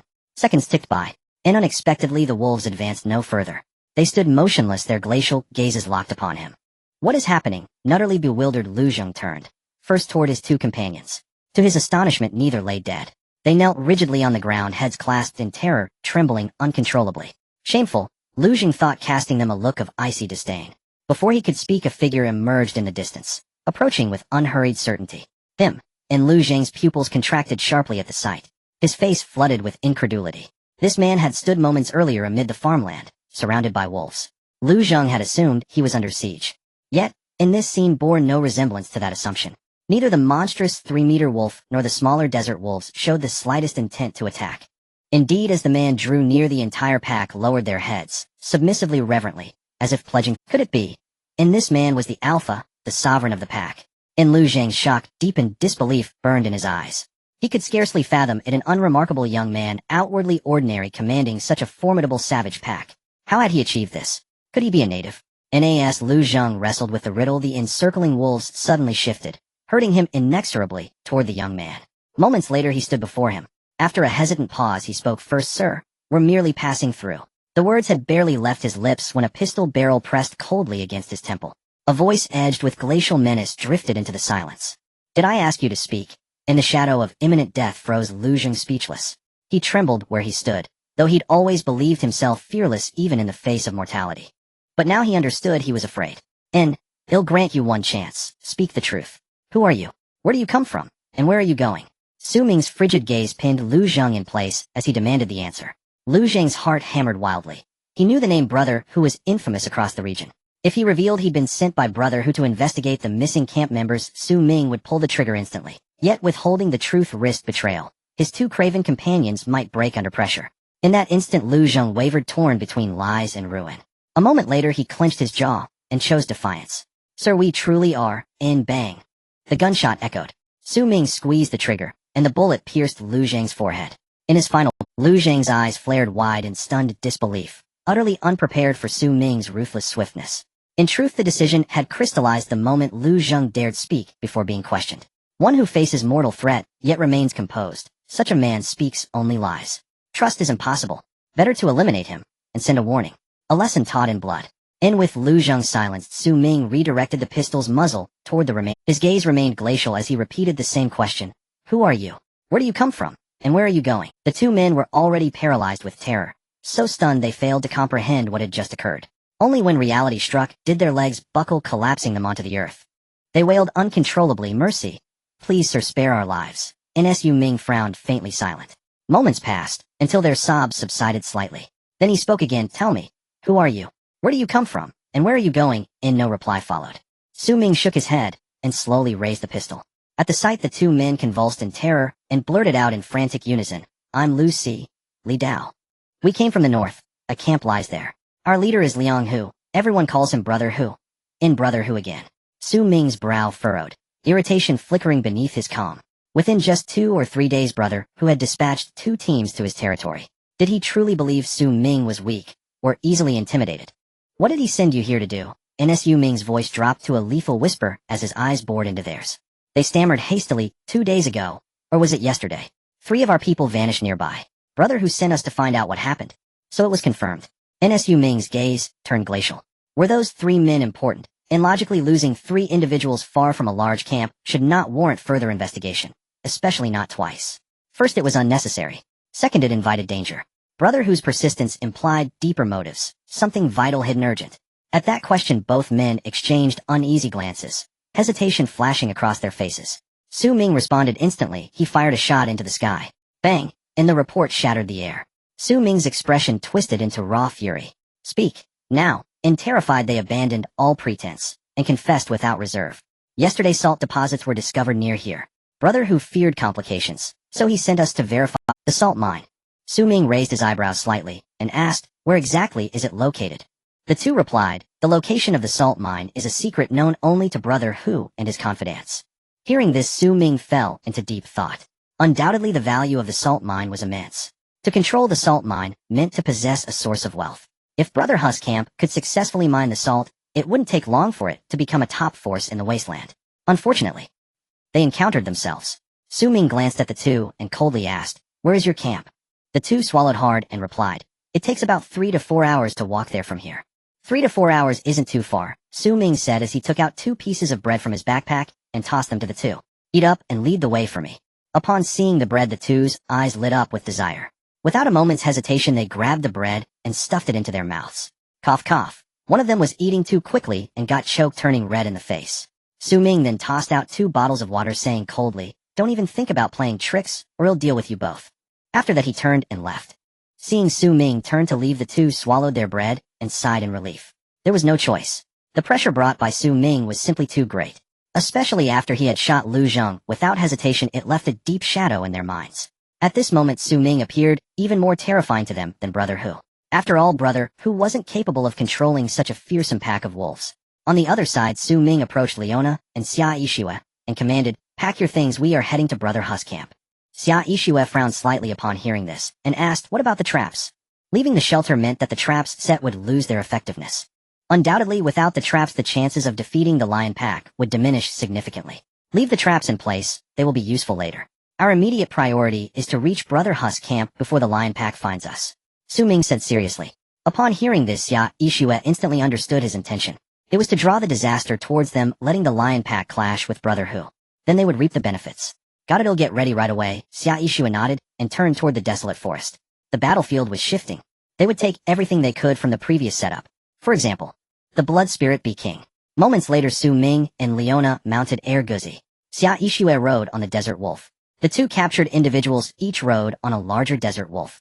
The group set off towards Brother Hu's camp. Along the way, they encountered numerous exotic beasts. Upon seeing Su Ming's group, they all avoided them. This was quite normal. Not to mention, just Erguzi alone could scare off most exotic beasts. The 2 captured individuals riding on the desert wolves' backs watched the exotic beasts avoiding them in awe. They had been incredibly cautious on their way here. Whenever they encountered exotic beasts, they would definitely take a detour. Even if they saw seemingly harmless rabbits, they dared not provoke them. Because they knew, in the wasteland, humans were like ants. But now they were witnessing a completely different scene. The exotic beasts they had once feared were now actively avoiding them, showing no sign of aggression. At that moment, they even developed the delusion that humanity had returned to the top of the food chain. But deep down, they knew they were merely riding on the coattails of the wolves. The retreating exotic beasts were not afraid of them. Instead, they were fearful of the massive wolf behind them and the man riding the giant wolf. At this moment, feeling the rushing wind, both of them were deeply shaken. Simultaneously, a question involuntarily popped into their minds. Who on earth is this man? Time passed second by second. Soon they spotted a familiar building. This was the outpost of the camp. There would be a guard stationed on the top floor of the outpost. If anything went wrong, he would report to Brother Hu immediately. The 2 saw the outpost and turned to tell Su Ming. Before they could speak, Su Ming preemptively said stop. At the command, the rushing pack of wolves came to a halt. Su Ming jumped down from Erguzi's back, his keen eyes fixed intently on the abandoned building not far away. He said coldly, there are people ahead. In the past, Su Ming had scavenged countless similar abandoned buildings. Thus, he was extremely familiar with such structures. Generally speaking, the windows of these abandoned buildings are usually filthy. However, this one was different. Some of the windows had clearly been cleaned. This was done for the sake of observing the outside. Clearly there were people inside. Boss ahead is the outpost of Brother Huss camp. There will be a guard on top who sends a message to Brother Who every half hour. If he fails to send it, Brother Who will conclude that something is wrong with the outpost. Quite vigilant. Ming glanced at the two and asked, "How do we bypass them?" The two thought for a moment and shook their heads, saying, "There are 5 or 6 outposts near the camp. It's nearly impossible to sneak past them to approach the camp." Hearing this, Ming frowned slightly. Being ranked second on the regional leaderboard indeed indicated their capabilities. He had underestimated them. "How far is the outpost from the camp?" Ming pondered and asked. "On foot at least 40 minutes, came the reply. 40 minutes. Ming contemplated for a moment and confidently said, "That's enough." He looked at the desert wolf and instructed, "When the lion pack approaches, lead the pack to attack Brother Huss camp. Don't engage them, he didn't, just fight a flanking battle. The goal is simple, lure the lion pack towards the camp. Once the lions have fought enough, I will bring people to support you. Do you understand?" The desert wolf hesitated upon this plan itself was sound. However, what if Ming went back on his word and didn't provide support? Then the wolf pack would find themselves in a dire situation. At that point, the extinction of their entire pack would be a foregone conclusion. As the alpha wolf, it had to consider the safety of its pack. Seeing the alpha wolf hesitate, Ming immediately understood its thoughts. After thinking for a moment, he said, "If you're worried, I can go with you." The alpha wolf looked at Ming with its deep green eyes, which flickered several times. Moments later, it finally made a decision and said, "I trust you." After a pause, it added, "You stay here, you'll play a larger role in luring the lion pack. Just leave it to us." Hearing this, Ming felt a string in his heart being touched. It's worth noting that trust was the most precious thing in the Wasteland. On the other side, the two captives looked at Ming communicating with the wolf pack in a language they couldn't understand, their faces showing disbelief. Did they see it wrong? This man is talking to the wolf pack. Just as they were shocked, Guzzi suddenly exclaimed, "Master, they are coming." "So soon?" Ming's eyes narrowed. Guzzi nodded and said, "Yes, master. I can sense that they are not far away. They will arrive in no more than 10 minutes. 10 minutes. This suggests that since their departure, the lion pack has been following the wolf pack. It seems the lions loathe the wolves even more than anticipated. With this in mind, the plan should proceed smoothly. Ming glanced at the desert head wolf and said solemnly. The desert head wolf nodded heavily and said, "Okay." With that, the desert head wolf led the wolf pack to crawl toward the outpost. Moments later, a long howl echoed. The wolf pack surged forward like a barrage of swift arrows charging toward the outpost. In less than a minute, a corpse was thrown down from the second floor by the head wolf. The guards were eliminated. The wolf pack continued unabated racing toward Brother Huss camp. Ming and the others followed suit. They needed to find a nearby hiding spot waiting for the lion pack to destroy the camp or for the wolf pack to falter to deliver a lethal strike. The plan commenced. Brother Huss camp remained oblivious as usual. Inside the shelter, Liang, who lay back on the sofa resting his eyes. 36D sat behind him, giving him a shoulder massage. In the past, at this time, Liang, who would gather his trusted aides for strength training. However, with the onset of the second phase, the number of exotic beasts had increased while food diminished. To conserve energy, strength training was cancelled. After resting for a while, Brother Who seemed to recall something, opening his eyes and casually asking, "Is there any news from the salt mine?"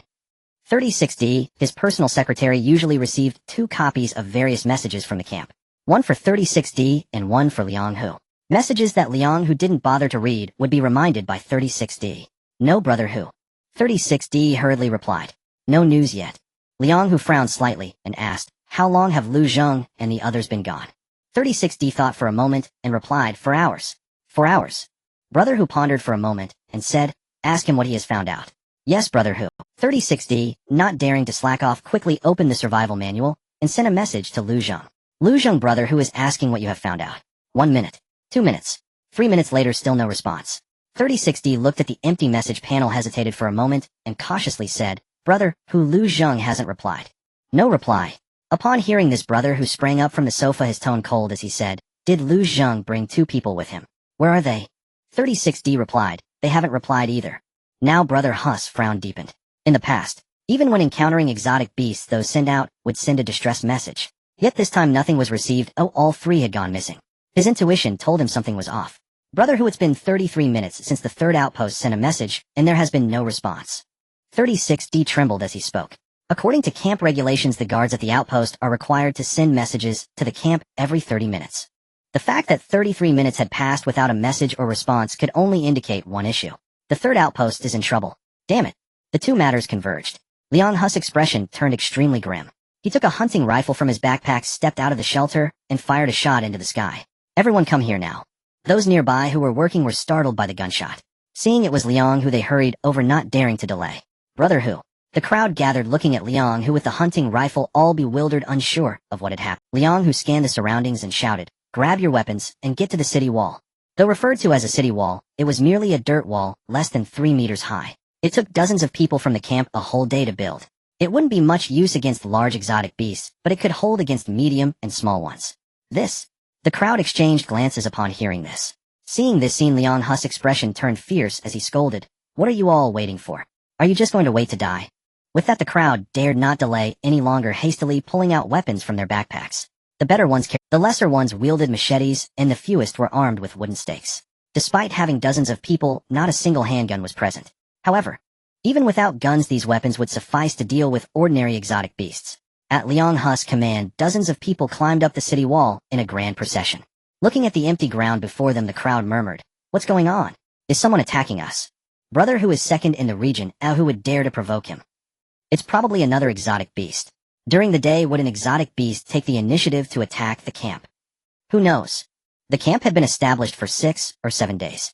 In these 6 or 7 days, they had only bullied others. No one had dared to bully them. There was no other choice. After all, Brother Hu was strong. Although Brother Hu usually had a short temper and would whip people at the slightest provocation, he was genuinely powerful, armed, and able to unite people. If someone else were the leader, the camp would have probably disbanded long ago. Therefore, if Brother Hu said it was time for war, it likely wasn't against other people or camps.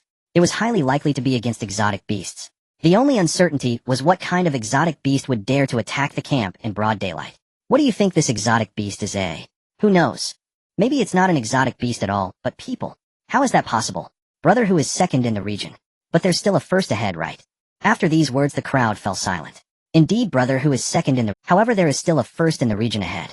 Moreover, that first is astonishingly strong, with a comprehensive score 2 to 3 times that of Brother Hu. In the entire Wasteland, he ranks third. It's worth noting that there are 1 billion people in the entire Wasteland. What does it mean to rank third among 1 billion? It can only be described in 3 words: non-human. Don't think too much of whether they are human or beast. We will find out soon. As he finished speaking, a cloud of dust suddenly rose in the distance. They're coming. Liang Hu stood in the middle of the city wall, squinting at the horizon. From the scope covered by the dust, there were at least 10 exotic beasts attacking the camp. Moreover, each one was quite large. This spells trouble. Liang Hu gritted his teeth and finally made a decision. He took out 3 hunting rifles from his backpack and tossed them to his trusted aides. Return them after using. The 3 men clearly hadn't expected Liang Hu to have hidden 3 hunting rifles, all stunned. They quickly became ecstatic, hurriedly saying, "Understood, Brother Hu." The 3 men received the rifles, but hadn't loaded them with bullets yet. Suddenly, a terrifying howl erupted from the nearby exotic beasts. A woo. What happened next stunned them. Suddenly, the group of alien beasts not far away chose not to attack the camp. Instead, they turned and ran off in another direction. In no time at all, the people on the city wall could only see a blurry shadow. They couldn't make out the appearance of those alien beasts. On the city wall, everyone was dumbfounded upon witnessing this scene. They had thought the alien beasts would attack the wall, but in reality, they did not. Moreover, judging by their movements, it seemed they were waiting for something. Could it be that there were more alien beasts behind? Upon thinking this, everyone couldn't help but feel panicked. 10 alien beasts were already enough for them to handle. If there were a few more, it was easy to imagine the outcome. They definitely wouldn't hold up. It seems they are waiting for someone. Could it be that there are more beasts behind them? We might not even be able to deal with these. If a few more come, we are doomed. Everyone began to murmur among themselves, their faces filled with panic. Not only them, but Liang Hu also furrowed his brow tightly upon seeing this scene. He had never encountered so many alien beasts attacking the camp at once. He had no confidence in being able to withstand them. If there were a few more, it would truly be the end. Defending might not necessarily succeed. Running away was not an option. After all, it had taken 7 or 8 days to build this camp. This camp had nearly consumed all of his effort. If he ran away, everything would have to start over again. How could he accept that? Damn it. Liang Hu stared intensely at the group of alien beasts in the distance, cursing under his breath. After that, he signaled to a few trusted subordinates beside him. Then he descended from the city wall. Seeing this, a few trusted subordinates immediately understood and followed him. "You guys be smart, something feels off, don't just stand there like idiots, understand?" Liang Hu said to his trusted subordinate. The trusted subordinates exchanged glances, nodding one after another. "Understood, Brother Hu." Brother Hu's meaning was clear. Something was wrong, they needed to run quickly. They couldn't just stand there and end up as the alien beast's meal. The camp leader lacked confidence, so naturally they felt even less confident. Back on the city wall, looking at the alien beasts lying on the ground, resting not far away, they felt increasingly anxious. Without resistance, they began to contemplate how to escape. Time passed second by second. In the blink of an eye, 10 minutes had gone by. The alien beasts in the distance still showed no signs of movement. Just when everyone thought these alien beasts were merely passing by and would not attack the camp, a sudden change occurred. The alien beasts seemed to have sensed something. Suddenly, they stood up and sprinted towards the camp. There was no warning, no signs. In broad daylight, the alien beasts charged at the city wall like ancient soldiers in a charge. Get your bows and crossbows ready. As soon as those beasts come close, shoot immediately. All of you aim properly, don't shoot blindly. The one speaking was the captain of the guard team, a burly man who resembled Liang Hu to some extent. As soon as he finished speaking, everyone dared not delay for a moment and promptly took action. Liang Hu's two trusted subordinates raised their shotguns, aiming at the charging alien beasts. Taking a deep breath, their hands trembled. It was the first time in over 10 days they had encountered so many alien beasts attacking simultaneously. They couldn't help but feel nervous. As time passed, the group of alien beasts drew closer. At this moment, everyone on the city wall could finally see that these alien beasts were all wild wolves. With a size of nearly 2 meters, they were essentially comparable to gray wolves on Earth. If nothing went wrong, their combat capabilities should be quite similar. In that case, it was still acceptable. 10 wild wolves in the wild, they might not be able to defeat them. However, with the city wall in place, defending should be no problem. In fact, it might even be possible to kill them all. Upon realizing this, everyone felt a little relieved. The captain of the guard team, however, remained focused on the wolf pack. Seeing them approach, he immediately shouted, "Shoot." As his voice fell, a dozen people holding bows and crossbows simultaneously released their arrows. The arrows shot forth like lightning towards the wolf pack. Awoo! The lead wolf's eyes narrowed as it let out a long howl. In the next second, the wolf pack immediately scattered, successfully dodging the arrows. Not a single one of the 10 desert wolves was hit by an arrow. The people on the city wall saw this scene and instantly panicked. These wild wolves were much more agile than they had imagined. Indeed, one could not use the standards of the real world to judge the beasts of the wasteland. The captain of the guard team, upon witnessing this scene, also narrowed his eyes and shouted, "Don't panic. Keep shooting. With 10 wild wolves and dozens of us, even if each of us spits once, we can drown them." This statement served as encouragement for everyone. They took a deep breath and shot their arrows again, expecting that at this distance they would surely hit at least one. However, an unexpected event occurred again. The wild wolves leaped into the air, not only dodging the arrows, but also jumping onto the city wall. The people didn't even have time to react, only able to watch helplessly as one by one the wild wolves leaped onto the city wall and then jumped down. Such terrifying jumping ability was something no creature in the real world could achieve. However, each alien beast in the wasteland had experienced countless life and death battles. Their physical quality was several times stronger than that of real-world creatures. Just because gray wolves couldn't do it didn't mean they couldn't. It's over. We're done for. Everyone looked at the desert wolves not far away, panic-stricken. Many people even dropped their weapons and turned to flee. The captain of the guard team, seeing this scene, expressed his disappointment, saying, "Useless things. Just 10 wolves, and you're all scared like this. Pick up your wooden stakes and fight them, heathen. We have the numbers, so we can definitely win." The captain of the guard team's voice was loud. However, very few around him listened. They were all looking for places to hide, hoping the desert wolves wouldn't see them. In other situations, this would never happen. But these people had been in the camp for too long. They hadn't seen alien beasts in a long time. Apart from hiding, they had no idea what to do. Damn it. Fighting them might allow us to live. Hiding will definitely lead to death. The captain of the guard team shouted in anger, his eyes bloodshot. Yet everyone still ignored him. At this moment, they were like a flock of sheep waiting to be slaughtered, possessing no ability to resist. However, the desert wolves chose not to hunt them. Instead, they jumped down from the city wall and walked deeper into the camp. Meanwhile, outside the city wall, a group of unexpected guests was approaching rapidly. What is happening? What are they searching for? Seeing the strange beasts leap down from the city walls and search the campsite, everyone was left dumbfounded. With so many living people right before them, it was odd that these strange beasts did not approach, but instead searched the campsite. Could it be that there is something in the campsite that attracts these beasts? The crowd watched the strange beasts in the campsite, murmuring among themselves. The captain of the guard, seeing this scene, was the first to react, shouting out, "Don't be dazed. Fire." Saying this, he snatched the bow and crossbow from someone nearby. Aiming at one of the strange beasts in the campsite, he shot an arrow. Seeing this, others quickly picked up their weapons. As they prepared to attack, a terrifying roar suddenly came from behind. Roar. The sound sent a jolt through it. Instinctively, they turned their heads to look. Seeing the scene before them, they once again fell into despair. A lion. Not far away, 5 3-meter-long lions were charging toward the city walls. From their roars, one could sense their fury. The 10 wolves had already left them powerless. Now, with 5 more lions appearing, it was clear to them they were seeing the lion pack. A wave of helplessness surged within the captain of the guard. In the next moment, he chose to give up. The surrounding individuals could not possibly withstand these strange beasts. Staying in place was a certain path to death.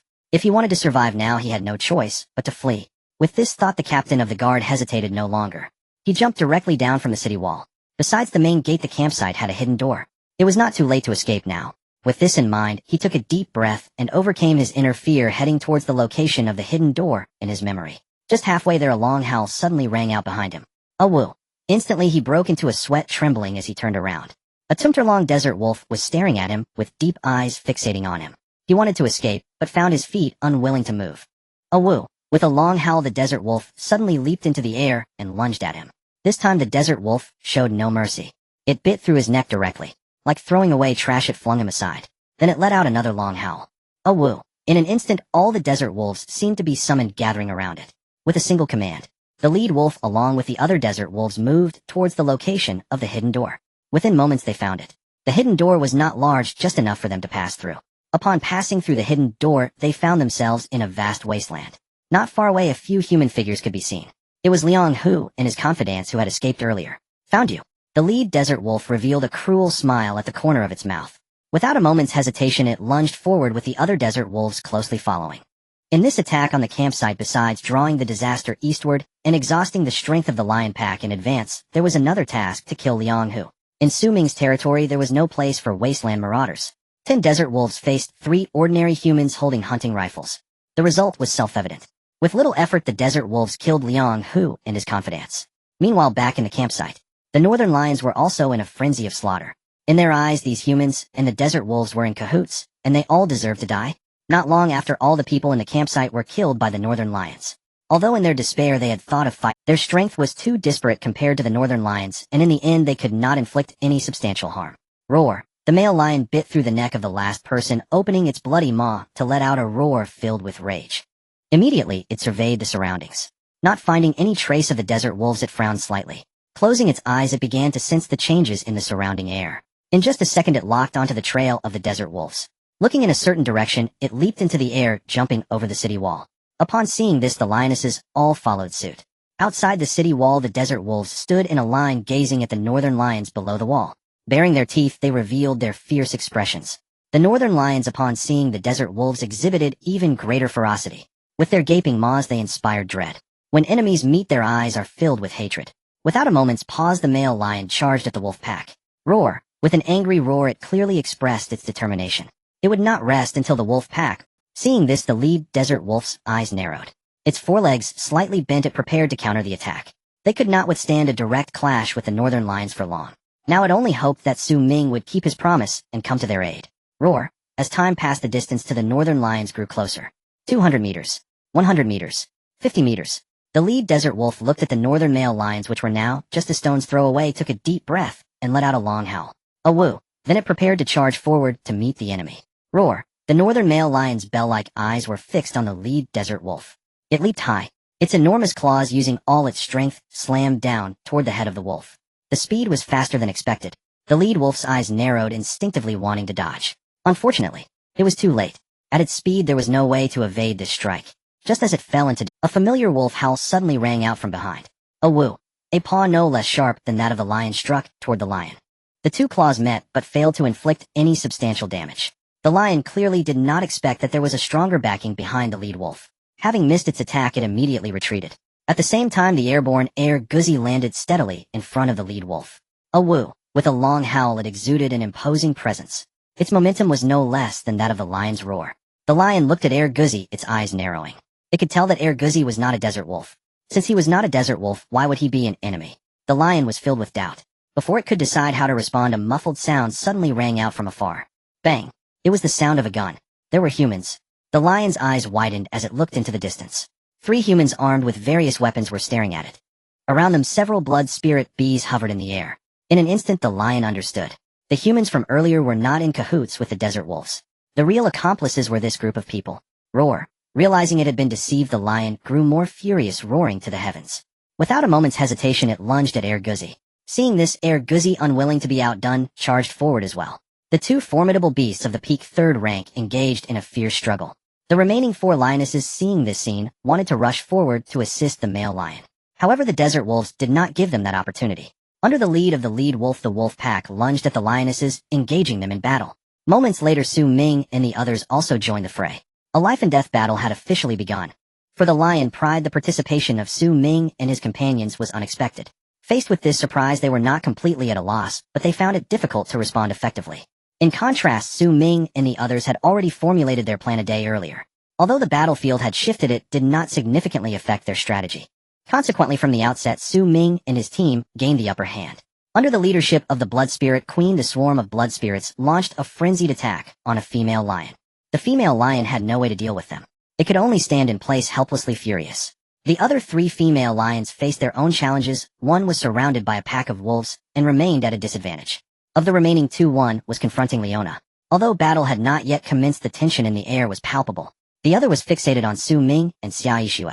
Its entire body was crouched on the ground, baring its teeth, as if ready to pounce at any moment. Opposite it, Su Ming and Xia Yixue stood side by side, equally fixated on the lion.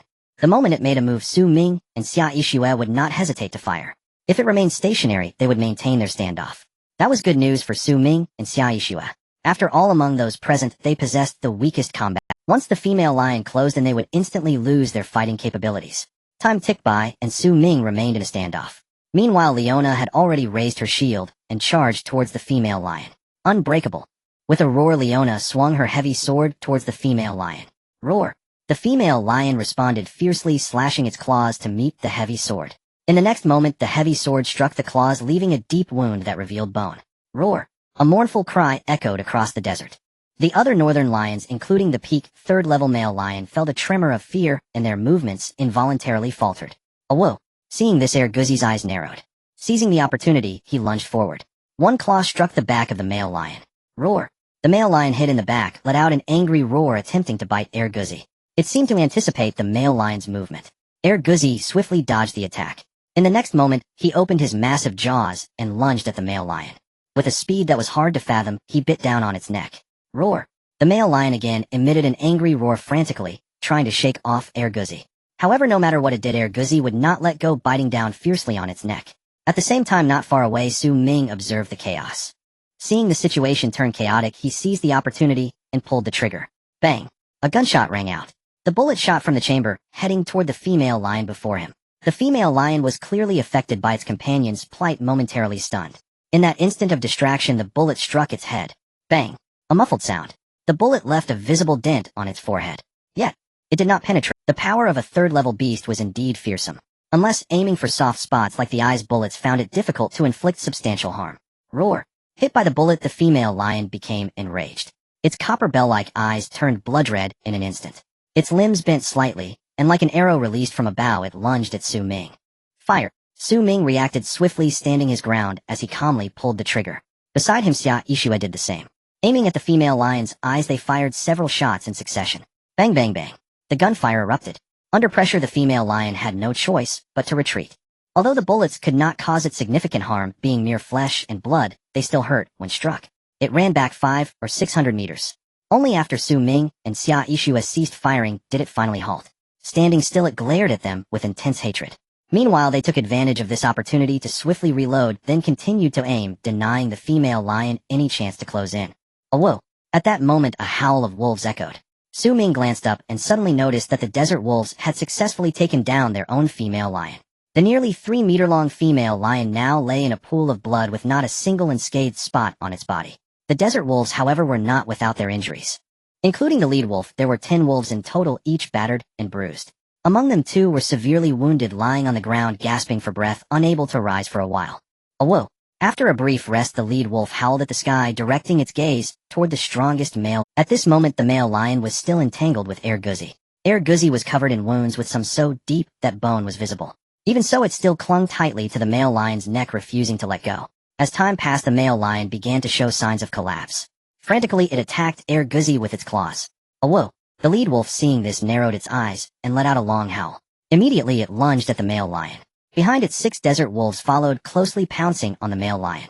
The addition of 7 second-level beasts suddenly changed the tide of the battle.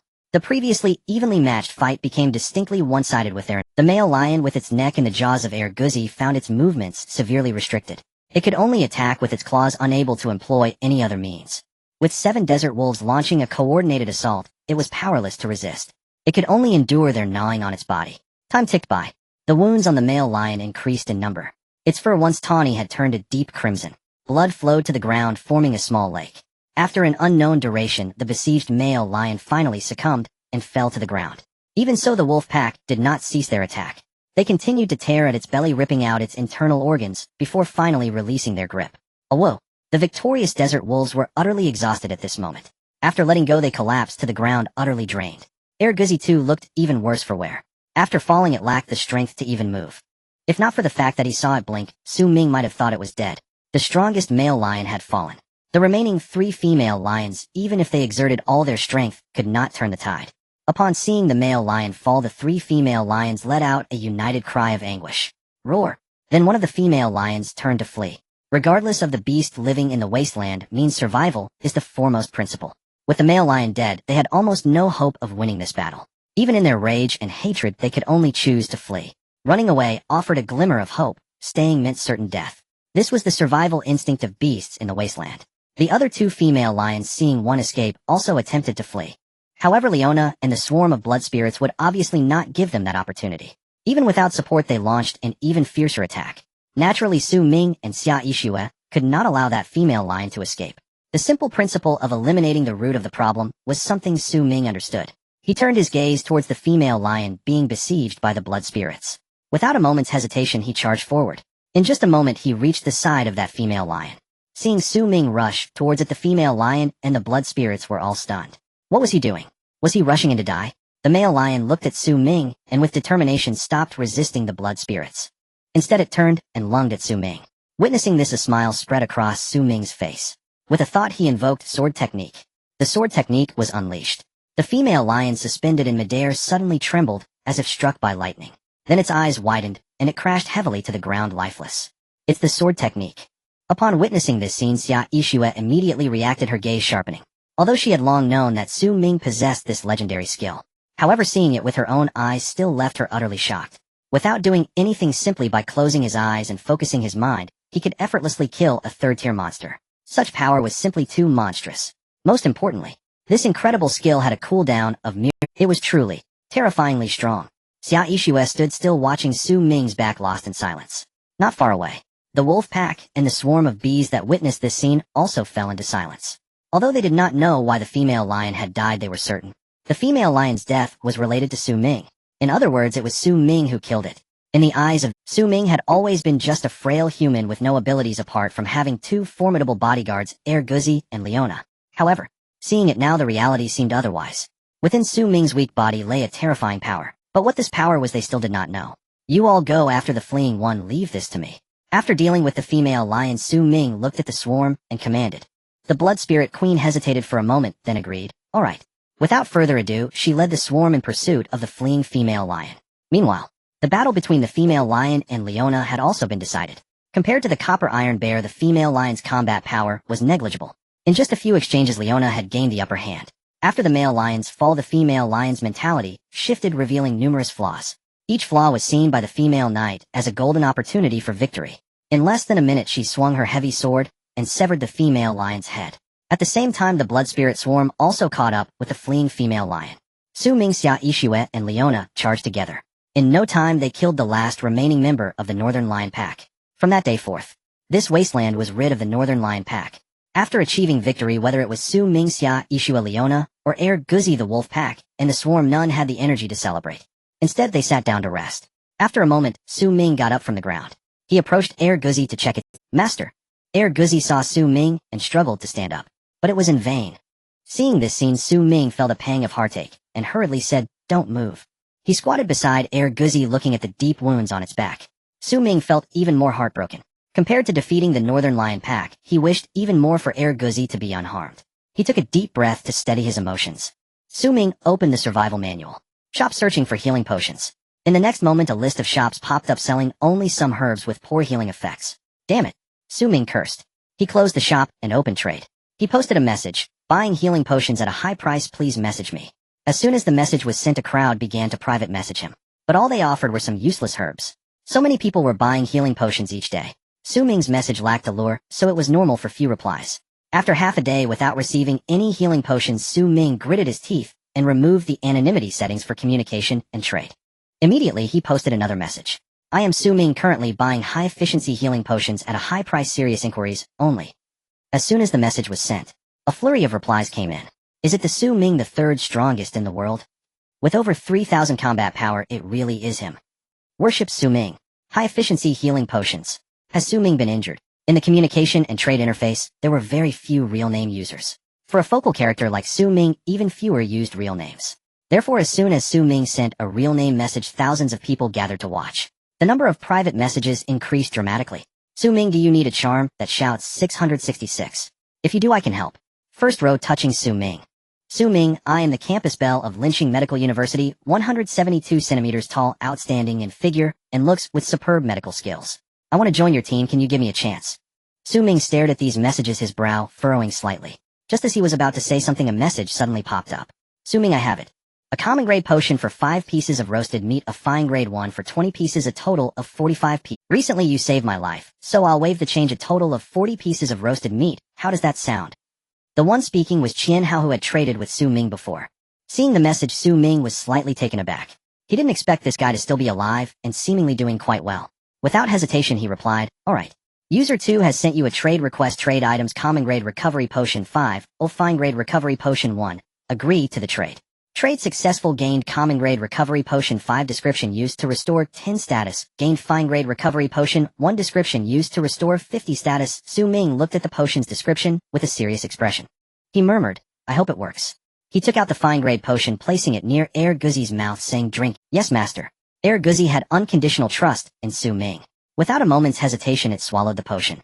Moments later, a faint white light appeared on its body, giving off a sacred feeling.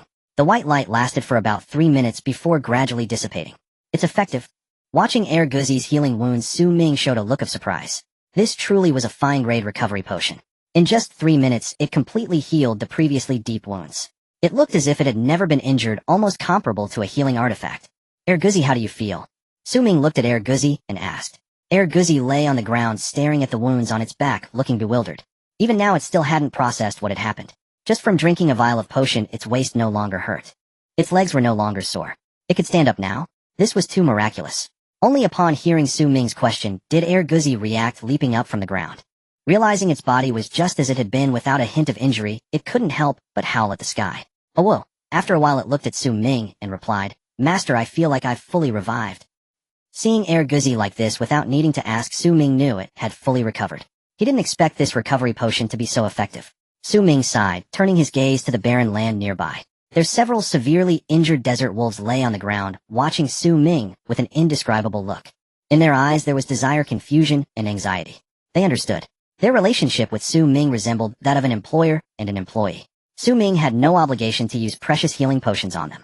Woof! Several injured desert wolves lay on the ground, silently licking their wounds. The 2 severely injured wolves half opened, their eyes motionless. It was not a desire to rest and recuperate, but rather a lack of strength to move.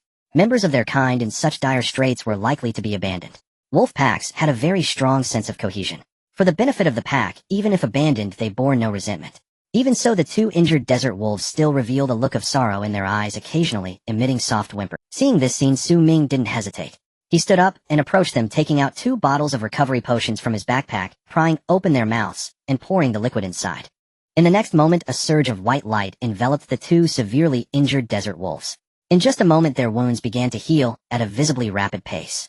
Though the effect wasn't as remarkable as that on Air Guzi, it still restored their ability to move. Oh woo! Soon the 2 injured desert wolves regained their health.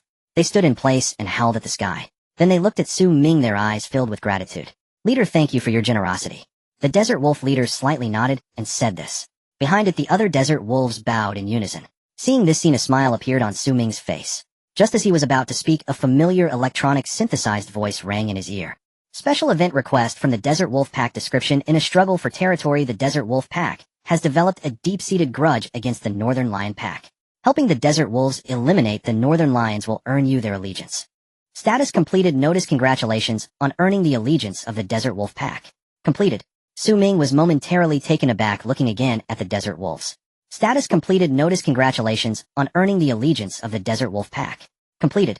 Su Ming was momentarily taken aback, looking again at the desert. Status: healthy relationship, 97 loyalty skills, none. Compared to Air Guzi and Leona, the information list for the Desert Wolves had an additional relationship. From this perspective, choosing to follow oneself might lead to a decrease in loyalty to a certain extent, which could result in betrayal.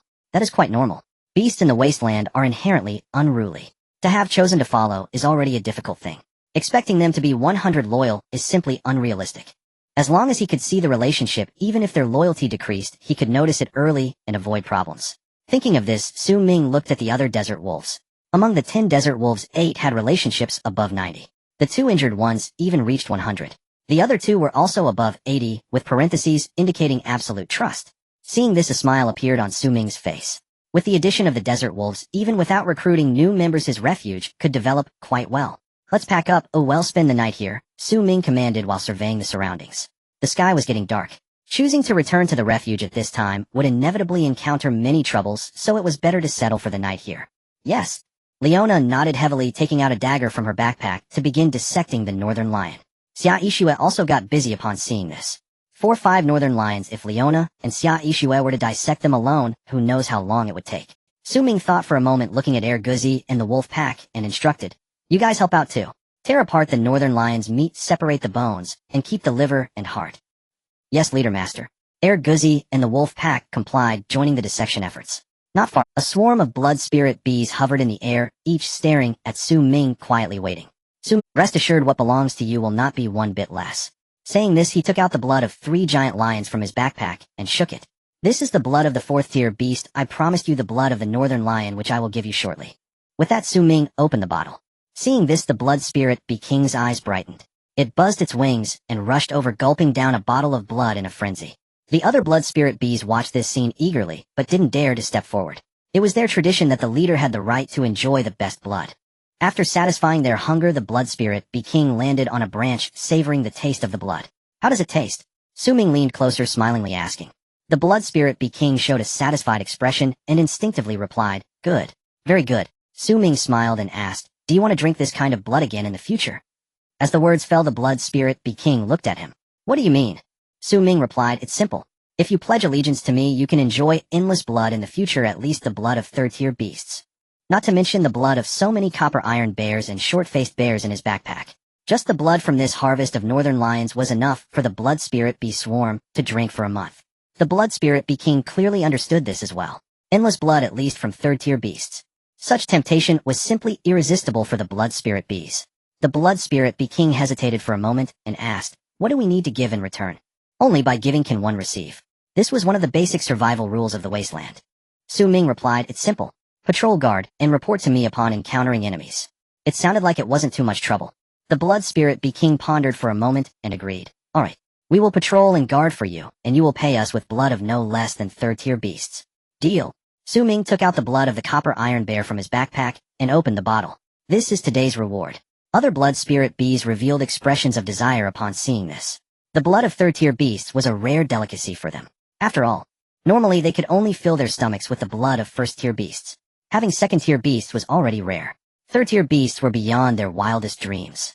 However, without the command of the bee king, they still dared not move. At this time, the bee king slowly spoke. "From now on, this human will be our leader. His commands are equivalent to my commands, and what he says is equivalent to what I say." As the words fell, the blood spirit bee swarm no longer hesitated, shouting in unison, "Leader! Leader!" A cacophony ensued. The swarm rushed toward the bottle containing the blood and began to gorge themselves. Seeing this scene, a smile crept on Ming's face.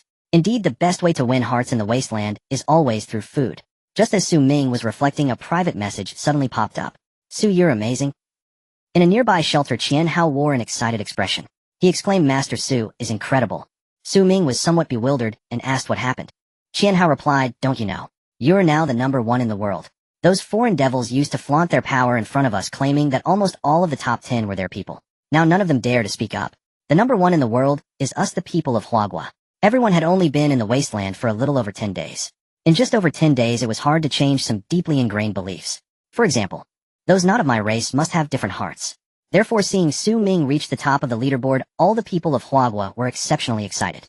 After all, Ming's ascent in the rankings symbolized the extraordinary strength of the Huagua people.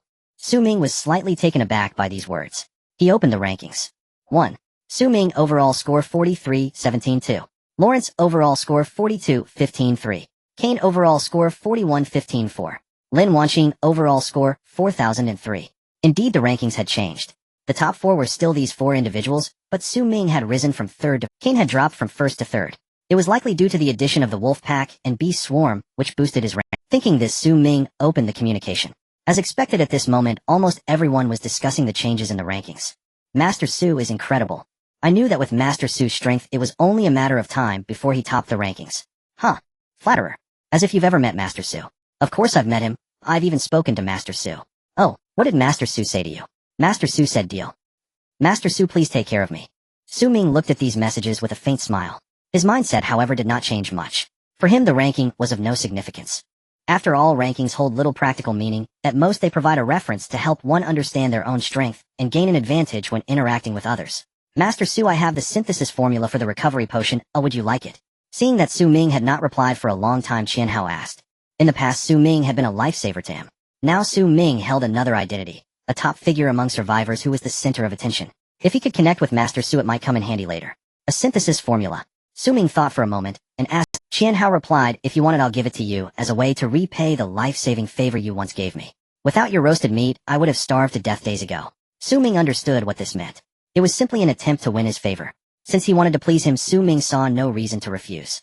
After all, at this stage, he didn't have anything he needed help with. With that thought, Su Ming agreed, alright. A message popped up on the manual. Number 2 has initiated a trade request. Trade item rough recovery potion synthesis formula. Receive rough recovery potion synthesis formula. 1 note unlocks the synthesis method for the rough recovery potion upon use.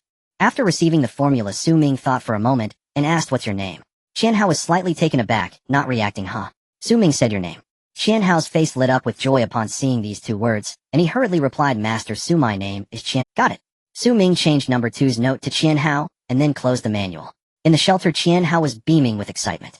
No matter what, he had managed to have Master Su remember his name. This deal was worth it. Master, the task is... Leona approached Su Ming and spoke. Su Ming looked up. In the wasteland before him, the body of the northern lion had now become just a skeleton. There was no waste of flesh, liver, or blood. Everything had been collected. Su Ming nodded. Well done. Leona looked at the bag filled with supplies and asked, Master, where should I put these? Su Ming thought for a moment and replied, give them to me. Yes, Master. Received 120 pieces of fresh meat, received 5 northern lion hearts, received 50 units of northern lion blood. In an instant, Su Ming's backpack was filled with supplies. At this moment, the Blood Spirit Bee King approached Su Ming and said, Leader, this area is very safe. Su Ming nodded and said understood. He then looked at the others and ordered everyone stay alert tonight. Get through this night and rest well tomorrow. Yes, Master Leader. In the following time, while the sun had not completely set, Su Ming and Xia Yishua set up several makeshift tents nearby. Although they wouldn't provide protection, they would at least shield against the wind. At night, the stench of blood had not dissipated, which was why the surrounding beasts dared not approach. Su Ming lay in the tent relieved of many worries. He opened the manual. The communication interface was buzzing with discussions about the ranking changes. Especially in the regional channel, almost everyone was discussing this matter. Did you notice? Master Su is now the number 1 in the world. I saw it a long time ago. Moreover, the second-ranked Liang, who from our region, is gone. Is that true? Why would I lie to you? See for yourself. It's true. Do you think Master Su wiped out Liang Hu?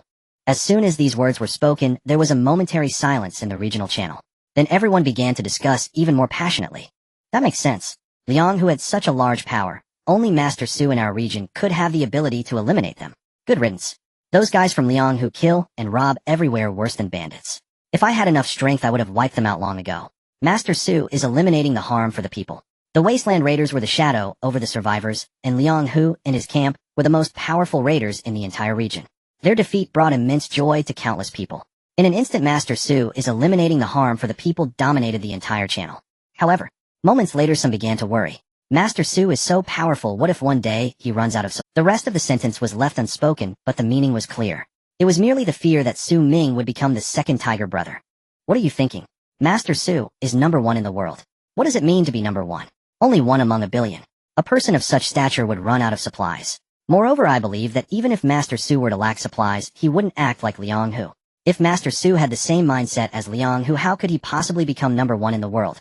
Exactly. In all these days, has anyone heard of Master Su doing anything bad? Even before Su Ming could speak, a bunch of people were defending him. After all, he represented the pride of Huagua and carried goodwill in front of the people of Huagua. Seeing these comments, Su Ming shook his head and found it pointless to explain. He certainly would not act like a wasteland raider. But if someone provoked him, he would not show mercy. He closed the communication. He opened the marketplace. A message popped up. Do you still want the orchid grass? The orchid grass. Su Ming was momentarily taken aback, suddenly remembering that he had not yet consumed his strength potion. He took out a bottle preparing to drink it. A message popped up. Prompt: you cannot use this item. Upon seeing the prompt, Su Ming immediately understood. It seems that the same potion can only be consumed once by each person. Even so, the value of the potion remains high. After all, there are a billion survivors in the Wasteland. How? Su Ming pondered for a moment and asked. On the other end, Lin Wanqing quickly replied, not much, 50 stocks. 50 stocks is indeed not a lot. Without hesitation, Su Ming replied, they'll take them all. Alright. Acquired orchid grass. 50 stocks of orchid grass can refine 25 strength potions. Selling them would yield a considerable profit. Su Ming was calculating. Suddenly he remembered that he had not yet used the synthesis formula for the recovery potion he had previously restored. Thus he hurriedly took out the formula to use. Rough recovery potion, ordinary blood, 1010 shuejing grass 02. Su Ming saw the formula and asked the shop owner, do you have shuejing grass here? Shuejing grass. Lin Wanqing was slightly taken aback and said, I only have 2 stocks. Su Ming inquired how much. Lin Wanqing hesitated for a moment and replied, not for sale. Su Ming thought for a moment and said, I can pay more. Somewhere far away in a shelter, Lin Wanqing raised an eyebrow upon seeing this message and said, shuejing grass can heal wounds. I need it for myself, so it won't matter how much you offer. Before she could finish speaking, she saw Su Ming send a new message. 2 stocks of shuejing grass for 1 piece of... Su Ming had witnessed the effects firsthand. He believed that recovery potions would undoubtedly become a necessity for survivors. Shuejing grass is a necessary material for recovery potions, and 1 piece of roasted meat isn't too expensive. On the other end, Lin Wanqing's expression froze upon seeing the offer of 1 piece of roasted meat. Shuejing grass can indeed heal wounds, but its effectiveness is not very high, barely qualifying as a type of herb. The reason she only picked 2 stocks was precisely this. Therefore, the actual value of shuejing grass is not high. 1 piece of roasted meat can buy about 10 stocks. However, the person on the other side didn't even check the market price and offered a piece of roasted meat. How wealthy could he possibly be? To be honest, a piece of roasted meat can buy 10 stocks of shuejing grass. I don't have any in my shop, but you can check others. Of course, you can also pre-order. It'll give you a discount, but you'll have to wait, Lin Wanqing said. Upon hearing this, Su Ming furrowed his brow slightly and searched for shuejing grass on the shop interface. Sure enough, he found some results. Generally speaking, they are sold in sets of 10 stalks of shuejing grass for 1 piece of roasted meat. But many shops only had 1 stalk of shuejing grass. The entire interface had less than 10 sets of shuejing grass combined. Even so, in the short term, 100 stalks would be enough for Su Ming's use. For the time being, the shuejing grass on the market is enough for me, but if you find shuejing grass, you can pick it. I'll buy it all, Su Ming said. Lin Wanqing smiled upon seeing this message and said, it's a deal. Su Ming replied. With the agreement reached, Su Ming closed the manual and began to meditate. Before long, a new day arrived. Survival Day 14, Reward 1, Turtle Breathing Technique, Reward 2, Rough Contract, Reward 3, Legendary Fertilizer Synthesis, Formula, please choose. The rewards hadn't changed. Reward 2 became a rough contract. Reward 3 changed from Legendary Fertilizer to a Legendary Fertilizer Synthesis Formula. Su Ming looked at the 3 rewards, his brow slightly furrowing as he fell into thought. The turtle breathing technique seemed useless, so he would pass. The rough contract, if everything goes as expected, should be able to impose certain restrictions on other survivors or mutant beasts similar to his relationship with the wolf pack and the bee swarm. Leona and Air Guzzi need not be mentioned, since they are products of the system. Loyalty won't be an issue. Xia Yixue is also his teammate, so there shouldn't be any problems. Only the 2 guides would need to use the contract. If Reward 3 were Legendary Fertilizer, Su Ming would consider using the contract to keep 1 person as labor. But since Reward 3 became a Legendary Fertilizer Synthesis Formula, its usefulness increased significantly. After much thought, he decided to choose the formula and let those 2 go. I choose Reward 3. Acquired Legendary Fertilizer Synthesis Formula 1. Note: using it unlocks the synthesis method for Legendary Fertilizer. Legendary Fertilizer, Excellent Blood, 11, Excellent Blood. Is it the blood of a 3rd-tier mutant beast? Su Ming looked at the formula and took out all the blood from 3rd-tier mutant beasts. Sure enough, 1 turned into 0. 1 portion of 3rd-tier mutant beast blood can produce Legendary Fertilizer. What a profit. It's a pity that synthesizing this requires an alchemy table. Otherwise, Su Ming would want to synthesize a portion to see the effects right now. He claimed his sign-in reward. Now it was time to rest. Su Ming packed away the blood and closed his eyes. A night without incident. The next day, he opened his eyes, and everything was as usual. Su Ming walked out of the tent and discovered Leona and Xia Yixue had already woken up and were sitting on benches eating breakfast. The wolf pack and Air Guzzi gathered together, staring at the 2 without saying a word. Looking around, he didn't see the bee swarm, which should be out on patrol. Awoo. Air Guzzi and the wolf pack rushed over as soon as they saw Su Ming awake. Chief, Master. 11 large mutant beasts stood in place, eagerly watching Su Ming. Although they didn't say anything, the desire in their eyes revealed their thoughts. Su Ming looked at them without saying a word. He took out 23 pieces of roasted meat from his backpack and placed them on the ground. 2 pieces of roasted meat for each desert wolf. 3 pieces for Air Guzzi. That was enough for them. Thank you, Chief. The desert wolves' eyes lit up upon seeing the roasted meat. However, they still restrained their appetites, bowed to Su Ming, and then approached. Air Guzzi, who had been following Su Ming closely, was less formal and pounced directly. In just a moment, the 23 pieces of roasted meat were completely devoured. Su Ming shook his head helplessly upon seeing this scene. After the wolf pack joined, the combat power of the shelter indeed increased significantly. However, correspondingly, the food consumption also increased. Originally, the shelter consumed a maximum of 20 pieces of roasted meat per day. Now just for one meal it required nearly 30 pieces. Even though he had over 400 pieces of roasted meat in his backpack and nearly 100 pieces of fresh meat, in reality, it wouldn't last for many days. Looking at it this way, some plans need to be implemented urgently. Su Ming thought of this and looked at Leona, asking, "What happened to those 2 people from yesterday?" Leona pointed with her right hand. "Here." Su Ming looked over. He saw 2 emaciated men squatting on the ground, their hands bound together, grinning foolishly at him. Sudala. Now they could confirm that the person before them was indeed the legendary Su Ming, the #1 super big shot in the world. "Sudala, we will follow you from now on. If you tell us to go east, we will never go west." "Yes, yes. Whatever you say, we will listen to you." As they spoke, their faces showed sycophantic expressions. Su Ming glanced at them and took out 2 loaves of bread from his backpack, tossing them to the ground. "After you finish eating, head east. From now on, I don't want to see you again." The 2 men were slightly taken aback upon hearing this. "Sudalawi. If you keep talking nonsense, don't blame me for changing my mind." Su Ming's cold gaze fell upon them, his tone filled with frost. Seeing this, the 2 men trembled inwardly and instantly fell silent. Although they didn't have the chance to enjoy the perks of following a top big shot, they still considered themselves fortunate compared to others. At the very least, Sudala didn't take their lives. The 2 of them realized this and didn't linger on the matter any longer. They used a dagger to cut the ropes, picked up the bread, and began to wolf it down. Meanwhile, after everyone had eaten and drunk their fill, they set out on the journey back to the shelter. Just like on the way there, the exotic beasts they encountered on the road retreated upon seeing them. Until they returned to the shelter, no conflicts occurred. Along the way, Su Ming had initially planned to find the location of the salt mine. However, after careful consideration, he decided to set the salt mine aside for now. Once back at the shelter, he would rest for a few days before searching for the salt mine. After all, apart from Liang, who there were no other human camps nearby. Upon returning to the shelter, the first thing Su Ming did was to come to the alchemy table to synthesize potions and fertilizers. Rough level recovery potion, ordinary blood, 1010 snow lotus, 22. All the snow lotuses in the market had been bought by Su Ming. A total of 100 plants. Additionally, having just hunted the northern lions, he obtained a large amount of third-tier beast blood. Su Ming simply synthesized 50 bottles in one go. Acquired rough level recovery potion 50. Besides that, there was also the legendary fertilizer. Su Ming synthesized 10 portions, preparing to try it out in the fields later. Acquired legendary fertilizer 10. After synthesizing the potions and fertilizers, Su Ming walked out of the shelter, looked at the wolf pack, and asked, "Who hasn't healed yet?" The pack of wolves exchanged glances, and no one stepped forward. Seeing this, Su Ming added, "Even minor injuries count." Upon hearing this, 3 desert wolves stepped forward. "Leader." They were all lightly injured and would be able to recover in about 3 to 4 days. 3. Su Ming glanced at them, took out 3 bottles of potions, and handed them over. "Drink this." The 3 desert wolves looked at the potions in front of them, their faces revealing hesitation. "Leader, we are only lightly injured. Using such good potions on us would be a waste." Su Ming looked at them seriously and said, "You are my warriors. Healing you is my responsibility, and not." Upon hearing this, the expressions on the wolves' faces changed. Especially the 3 lightly injured desert wolves, they felt an unprecedented warmth. At that moment, they were even more grateful that they had made the right choice. "Yes, leader." Since Su Ming had said so, the 3 desert wolves no longer hesitated, picked up the potions, and drank them in one go. The potions went down their throats. Moments later, their bodies underwent a transformation. The original wounds began to heal at a visibly rapid pace. In no time, they were completely healed.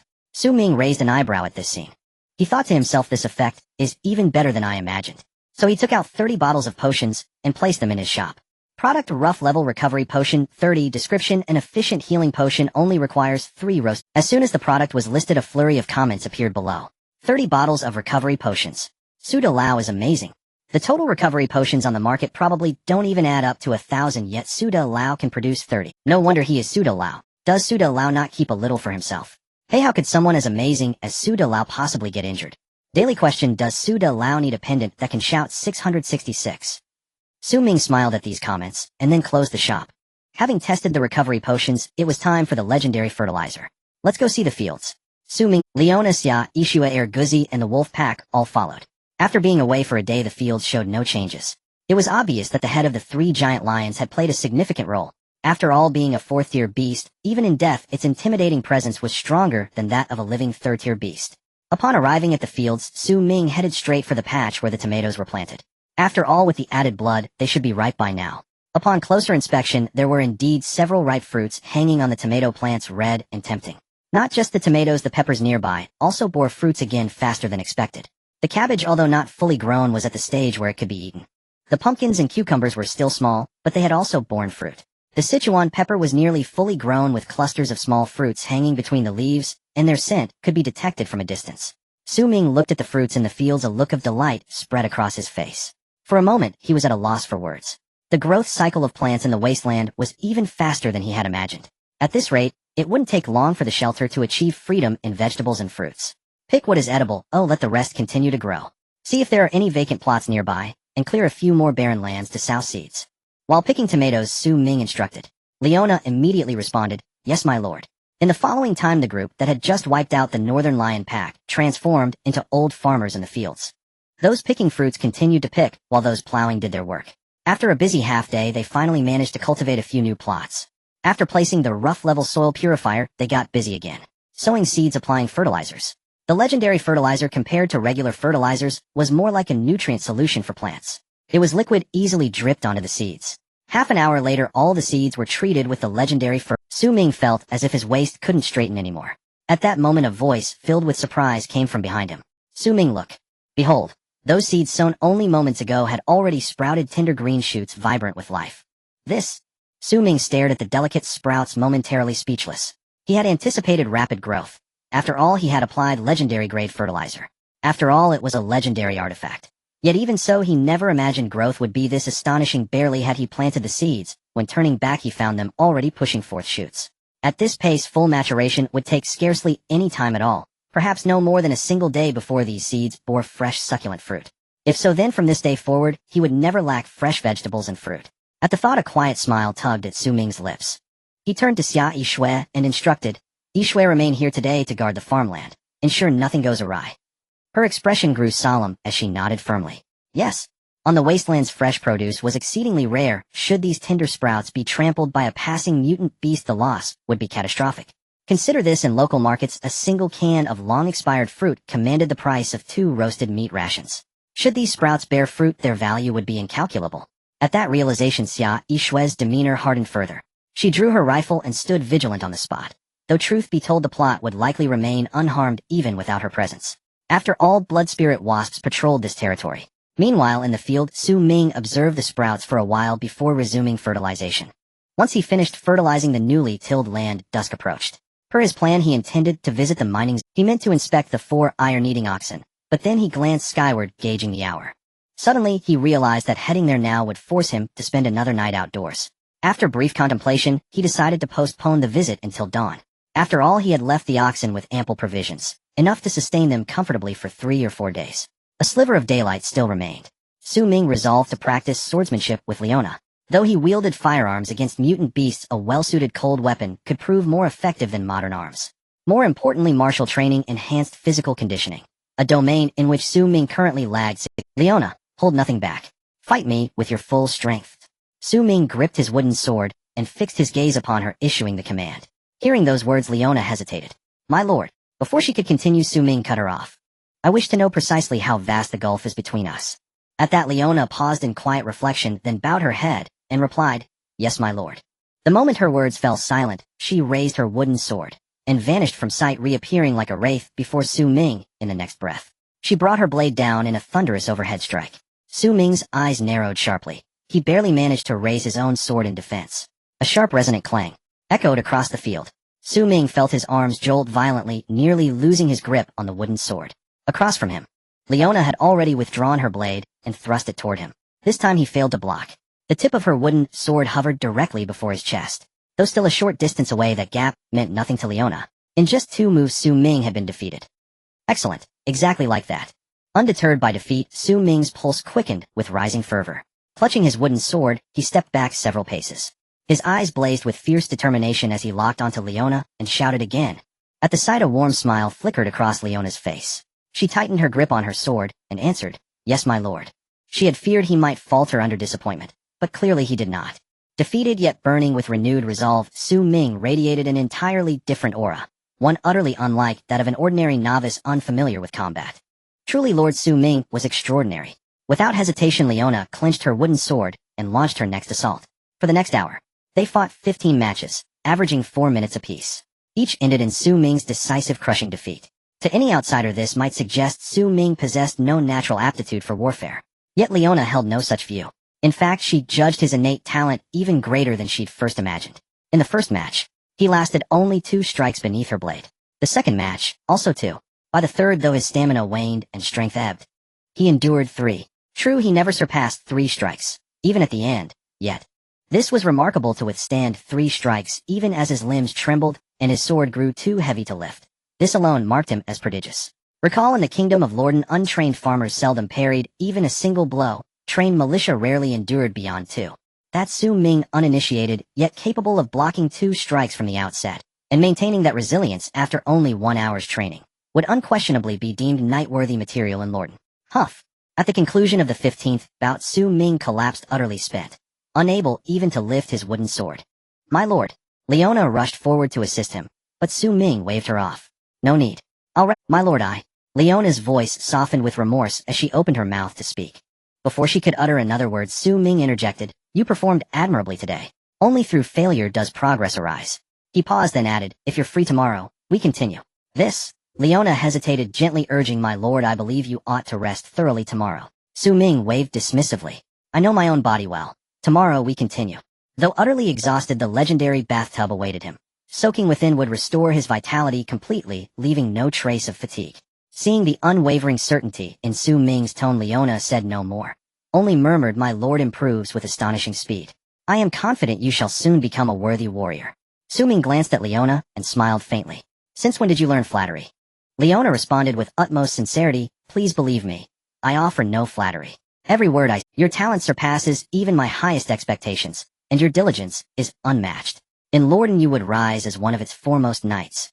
Su Ming chuckled softly, neither affirming nor denying. Just then Xia Yishue's voice drifted over Su Ming. "Come see this." "What's wrong again?" Su Ming forced himself to stand up and turned to look. Upon seeing the scene before him, he was once again stunned. The newly cultivated farmland was lush and green at this very moment. Cabbages, pumpkins, peppers, cucumbers. Various fruits and vegetables dazzled the eyes. Su Ming had initially estimated that it would take at least a day for these seeds to bear fruit. To his surprise, reality proved to be even faster than he had estimated. In just half a day's time, all the seeds had borne fruit. That was just the beginning. Just the tomatoes and cabbages alone were enough to feed the entire shelter for half a week. "What should we do next?" Xia Yishue stood in the middle of the farmland looking at Su Ming and asked. If it were just a few ripe plants, it would simply be a matter of picking and eating. But the entire field was ripe, and even if they picked them, they wouldn't be able to finish. Hearing this, Su Ming's brows furrowed slightly. At this moment, he felt quite troubled. With so many fruits and vegetables, just picking them would take a long time. How should he deal with them? At the rate they were bearing fruit every half day, even if Su Ming stood guard over the farmland for 24 hours without moving an inch, he wouldn't be able to finish picking them. Sigh. Had he known that the legendary fertilizer was this powerful, he would have planted less. Su Ming stood in place looking at the lush fruits and vegetables before him and let out a helpless sigh. If other survivors saw this scene, they would definitely curse in their hearts. Why couldn't we even get expired canned food? Yet this guy had endless fresh fruits and vegetables. Heaven is unfair. Let's work hard tonight, finish picking everything, and sell it in the shop. After pondering for a moment, Su Ming made a decision. Xia Yishue nodded and said, "All right." Then without resting for a second, she began to harvest the fruits and vegetables. Before long, the team's backpack was filled with many tomatoes, cabbages, and peppers. Meanwhile, Leona naturally stepped forward to help upon seeing this. Su Ming wanted to help, but his whole body was sore, and he couldn't move, let alone do any physical work. "I'll go take a bath and I'll come help you later. Leona, help me fetch some water." "Yes, master." A moment later, Su Ming lay in the bathtub of the shelter, closing his eyes to relax, while contemplating the future development path. At this moment, he regretted letting those 2 guys go. Although those 2 were fearful for their lives, they were quite diligent when it came to work. Having them manage the farmland would free up quite a bit of his energy. Sigh. He mainly didn't expect the effects of the legendary fertilizer to be this good. If all else fails, he could recruit a few people through the communication channel. It wouldn't be a long-term solution to keep having Xia Yishue and Leona pick fruits. After all, they still had to help him with other tasks. With this in mind, Su Ming opened his eyes and opened the survival manual. Inside the team's backpack, the number of various fruits and vegetables continued to increase. It's time to sell some. Ming took the fruits and vegetables out of the team's backpack and opened the store. Product: fresh tomatoes, 79. Description: delicious and juicy. 5 tomatoes for 1 piece of grilled meat. Product: fresh cabbages, 18. Description: common vegetable, 2 cabbages for 1 piece of grilled meat. Product: fresh peppers, 166. Description: common seasoning, medium spiciness, 10 for 1 piece of grilled meat. Limited quantity, first come first served. Product: fresh cucumbers, 12. 8 types of crops in total. All of them were listed in the store. In just a moment, a crowd of people wildly commented. Did I read that wrong? Tomatoes, fresh tomatoes, and cucumbers, pumpkins, and cabbages. I haven't seen these things in over 10 days. I thought there were none in the Wasteland. Whose store is this? How could they have so many fresh vegetables all at once? It's simply miraculous. It's Ming's store. So it's the Great Sue. No wonder. Only the Great Sue could manage to gather so many rare items in the Wasteland. These vegetables, could they have been grown by the Great Sue himself? Grown by himself, really? How could it be? The soil in the Wasteland can't grow crops at all. Who says that? There are soil purifiers. Even with a soil purifier, you still need seeds, and having seeds requires care, and you have to wait for them to sprout and mature. Who has that kind of energy? That's why they say the Great Sue is impressive. Everyone's expressions turned a bit strange upon seeing this. If it were anyone else, they wouldn't believe that someone could plant crops in large quantities on the 14th day of survival and have surplus fruits available for sale in the store. But the words of the Great Sue might just be true. After all, the Great Sue is ranked first among humans. Someone like that cannot be understood with common sense. Perhaps the Great Sue really did plant the seeds 7 days ago and has been taking care of them, allowing them to take root, sprout, and bear fruit.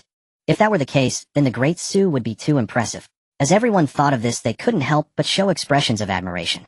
At this moment, someone seemed to have discovered something and excitedly commented, 5 tomatoes for 1 piece of grilled meat, what a deal. And peppers. Expired canned peppers cost 3 pieces of grilled meat, yet Sue's 10 pieces are just 1 piece of grilled meat. So cheap, I need to grab more. Everyone who heard this suddenly came back to their senses. Yes, the main point now isn't to marvel at how impressive the Great Sue is. It's about grabbing goods. Such cheap, fresh vegetables could be sold out in a blink of an eye. Everyone who regained their senses hurriedly placed their purchase. Tomatoes, 5. Notice this product is currently out of stock. Purchase. Peppers, 10. Notice this product is currently out of stock. Purchase. Notice this product is currently out of stock. Out of stock, out of stock, all of it is out of stock. You guys are not leaving any for me. Exactly. Over 100 peppers, and I didn't grab a single one. High price to buy peppers. Let's talk privately if you have any. I beg you, everyone, have some pity on those of us who haven't eaten vegetables for over 10 days. The goods are right there if you want them. Let's rely on our own abilities.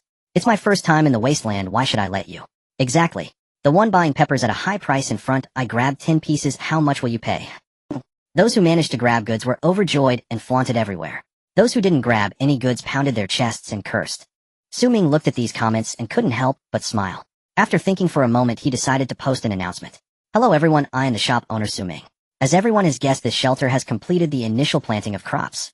Therefore, from now on, this store will regularly restock various fruits and vegetables, but the restock times are not fixed. In addition, to give back to the many customers, this shop owner has decided to conduct an additional restock. The announcement was made. The message board instantly became bustling. So many vegetables, they really are grown by Su Lao. Su Lao is amazing. Restocked in an hour, and there will be regular restocks. How much has Su Lao planted? We can barely fill our stomachs while Su Lao is already self-sufficient. Sigh. Comparing people just drives one mad.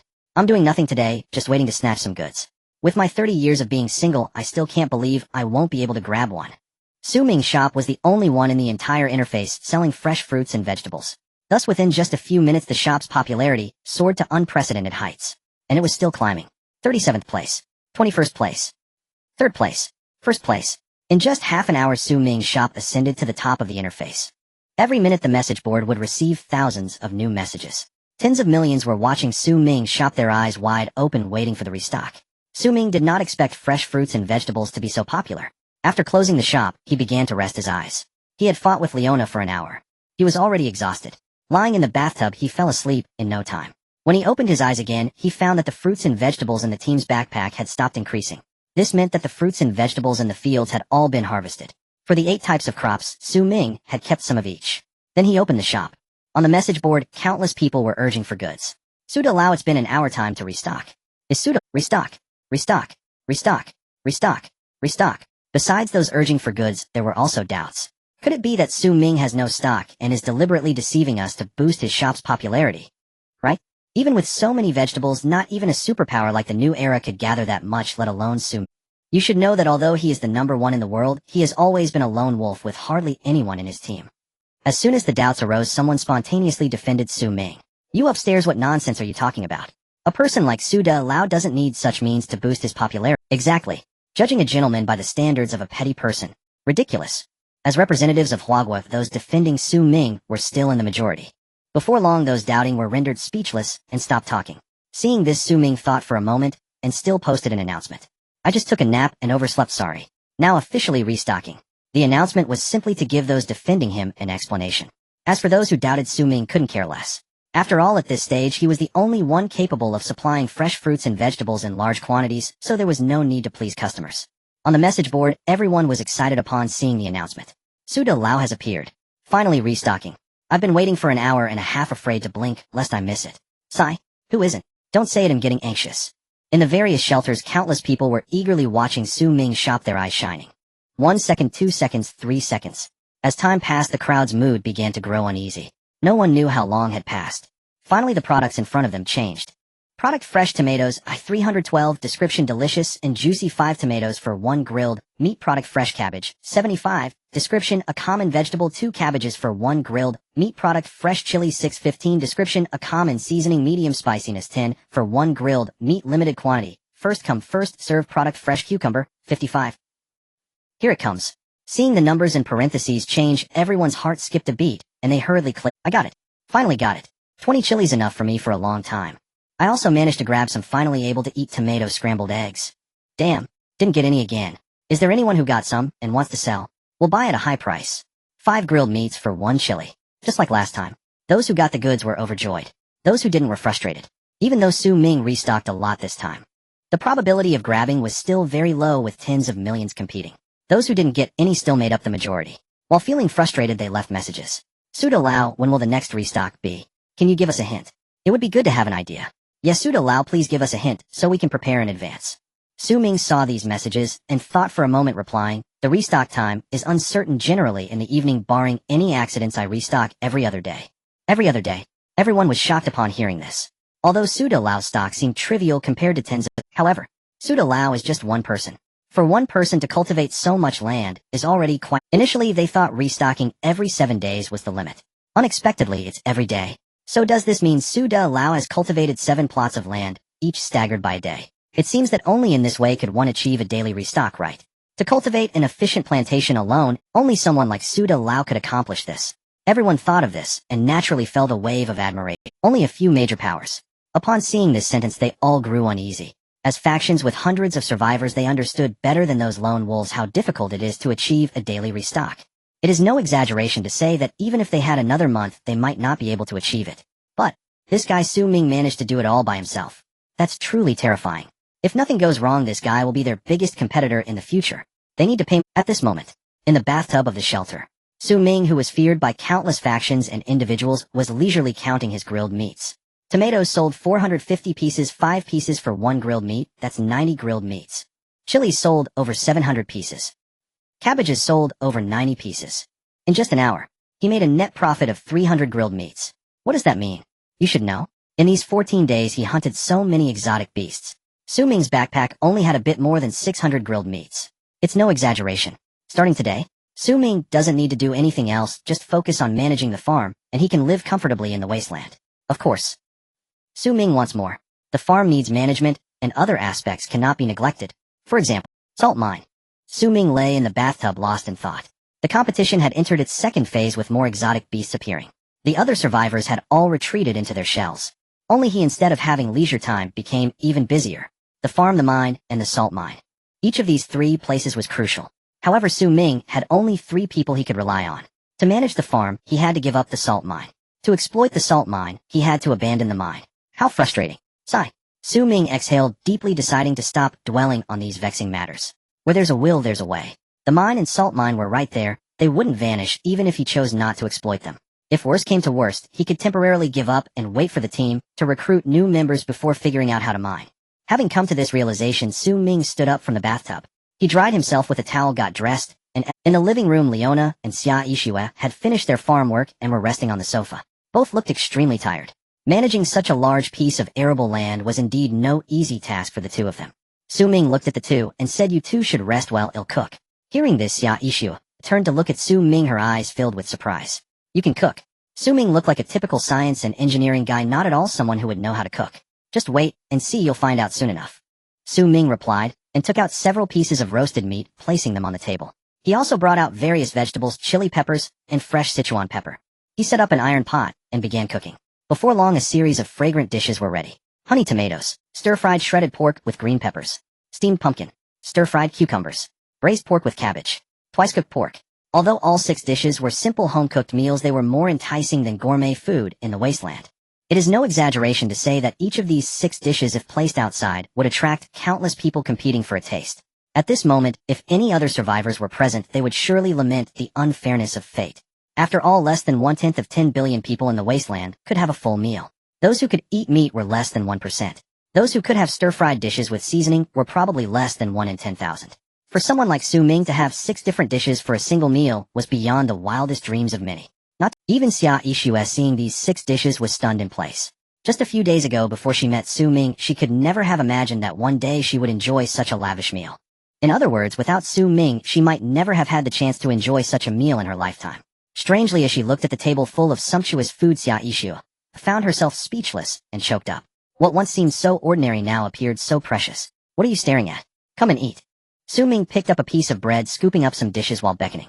Only then did Xia Yixue and Leona come back to their senses, grabbing bowls and chopsticks and walking over. Xia Yixue picked up a slice of cucumber and put it in her mouth. A wave of fresh fragrance instantly enveloped her taste buds. In that moment, she even felt the urge to cry. Having lived for over 20 years, Xia Yixue considered herself not a sentimental person.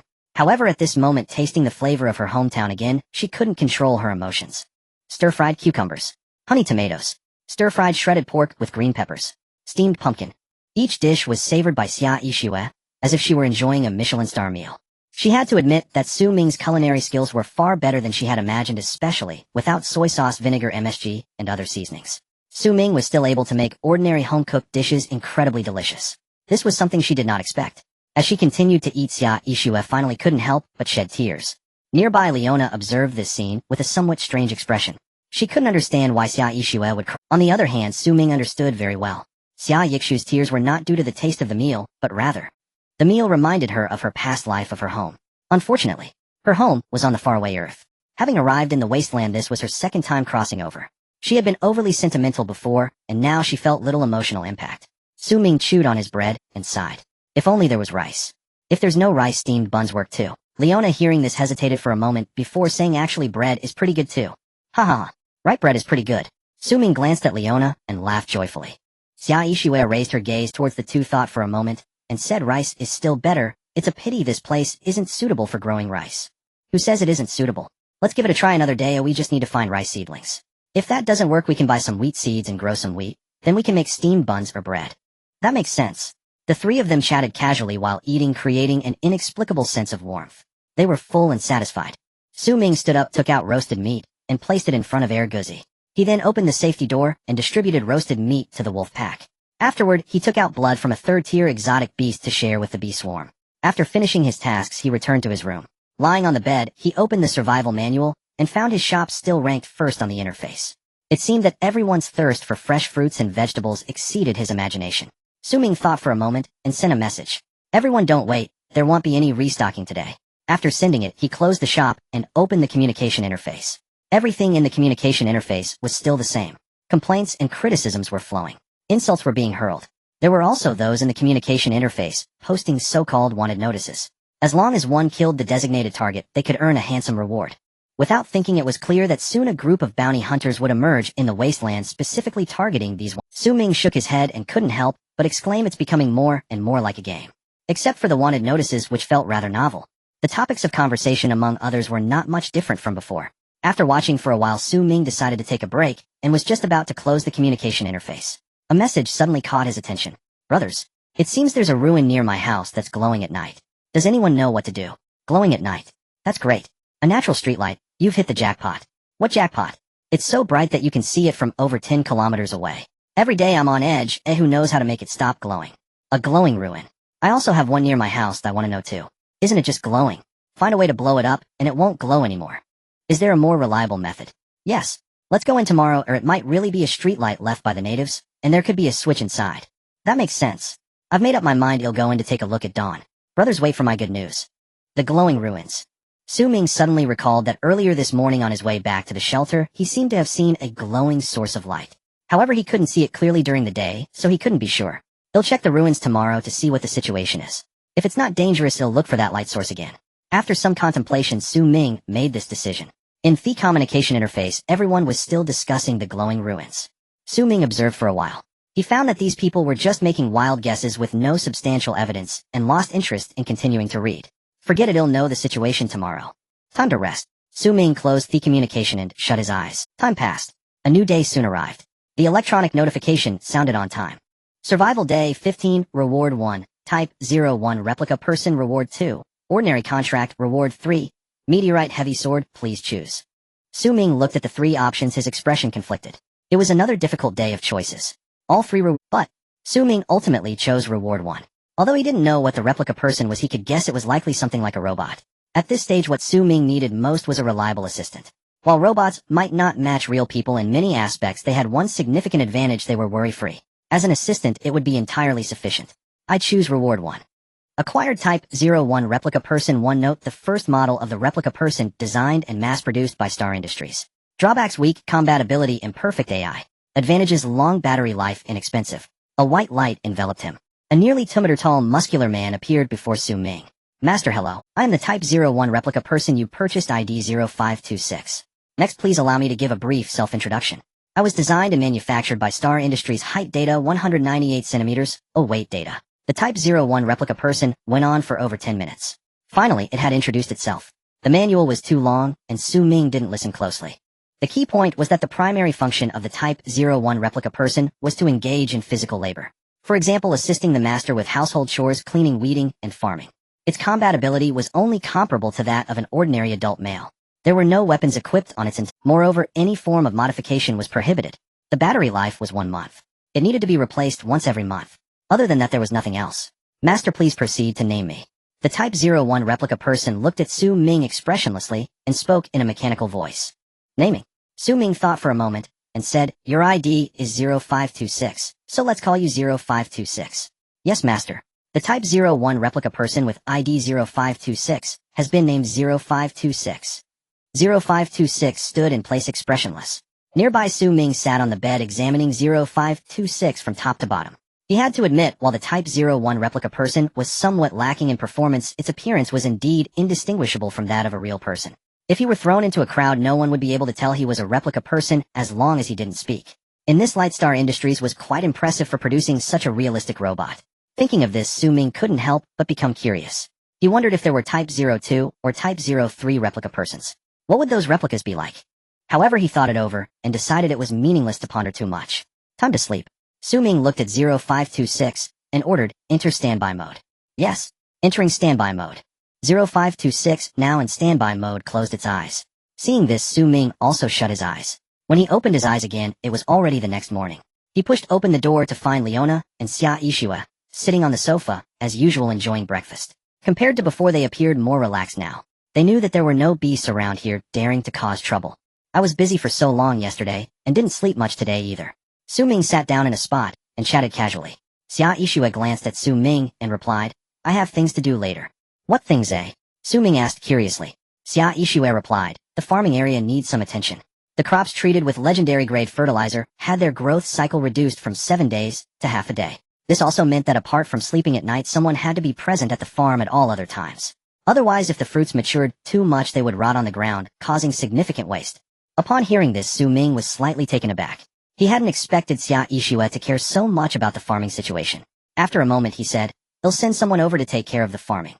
You and Leona should take a good rest and accompany me later to take care of something. Hearing this, Xia Ishua was taken aback and asked, where will you get someone? Ming did not answer, but instead looked towards his room's door.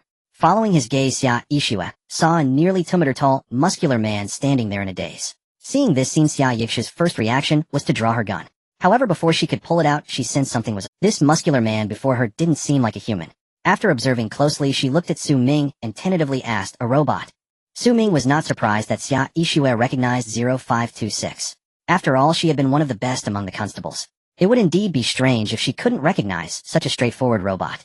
Yes, a robot. To be precise, it's called a replica person, Su Ming replied. With this confirmation, Xia Yixue looked at 0526 once more. This time her gaze held a hint of curiosity. She didn't understand how Su Ming's room always seemed to have some peculiar and strange things appearing out of nowhere. First it was Leona, and now it was this robot, both of which had appeared without any warning after he woke up. Although she didn't understand, she was also considerate enough not to ask too many questions. She only asked with slight suspicion, can he manage the farming?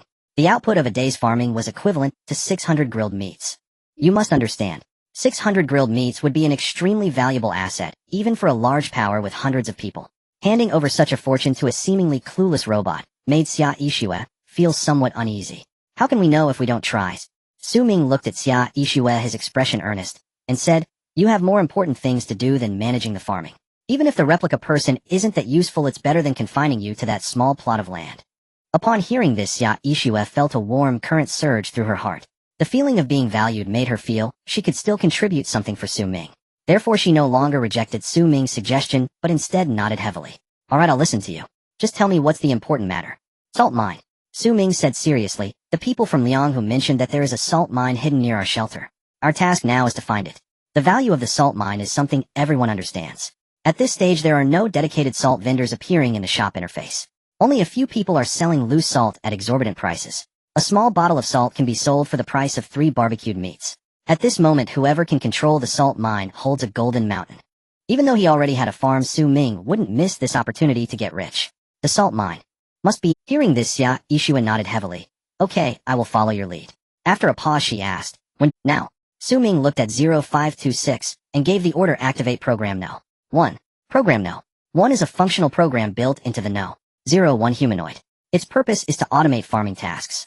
This includes, but is not limited to plowing, weeding, watering, and harvesting. Although the artificial intelligence system of the No. 01 humanoid is not yet perfect, it can still accomplish these tasks. Program No. 1 activated. Please set the location range. The mechanical voice of 0526 slowly resonated. Location range. Su Ming thought for a moment and brought him to the farm. The range is this piece of farmland. Gather the harvested fruits, and I will deal with them when I return. Do you understand? Understood. Begin execution of the program. 0526 responded and headed toward the farmland, getting busy. Su Ming and Xia Yixue stood by and observed for a while.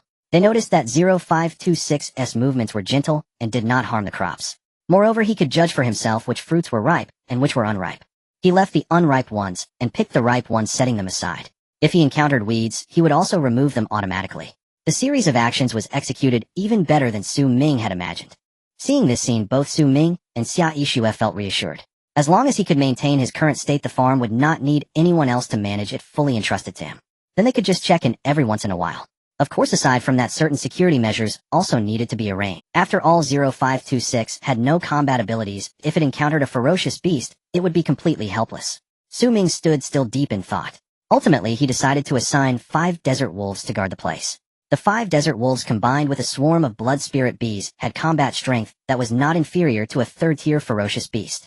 They would be more than enough to protect the farm. Thus the lead wolf and the other 4 desert wolves remained at the farm. Su Ming then set off towards the north with Xia Yixue, Leona, Erguzi, and the remaining 5 desert wolves to search for the salt mine. With Erguzi around nearby, ferocious beasts avoided Su Ming and his group. Along the way they encountered very little trouble. If other survivors wanted to find the salt mine in this wasteland, they would need good luck to stumble upon it, otherwise it would be nearly impossible. Just the roaming ferocious beasts alone made it extremely difficult for them to advance. Su Ming and his group searched for more than half an hour. Suddenly Xia Yixue seemed to discover something and pointed in a direction, exclaiming, "Look! What is that?" Su Ming and Leona turned to look. They suddenly spotted a faint blue glow not far away. It resembled an LED light. Upon seeing this scene, Su Ming's eyes lit up. He suddenly remembered the glowing ruins mentioned by everyone in the communication interface yesterday. Could it be that there is also a ruin there? Let's go check it out. Regardless of whether it was a ruin or not, there was no harm in taking a look. Thus Su Ming and his group changed direction and walked towards the faint blue glow. 10 minutes later, they hid among a grove of withered trees. They looked carefully at the scene before them. Amidst a series of hills there was what appeared to be a cave entrance, currently emitting a faint blue light. Surrounding it were various ferocious beasts. Some were large while others were small. They were densely packed at long-toothed pig description second-tier ferocious beast known for its aggressive temperament carnivorous, with males being larger and females smaller, primarily attacks by charging with thick skin and high defense weak point, is its eyes not recommended for domestication. Rock crab description second-tier ferocious beast carnivorous with no obvious differences between males and females. When encountering danger it attacks with two large pincers, with a very hard shell and high defense not recommended for domestication. Short-faced bear description third-tier ferocious beast known for its ferocity, omnivorous with males being smaller and females larger, a strong attack power, and high defense currently, with no obvious weaknesses not recommended for domestication. Copper iron bull description. Among the hundreds of ferocious beasts, at least 10 were third-tier beasts. Their numbers surpassed the northern lion group Ming had exterminated.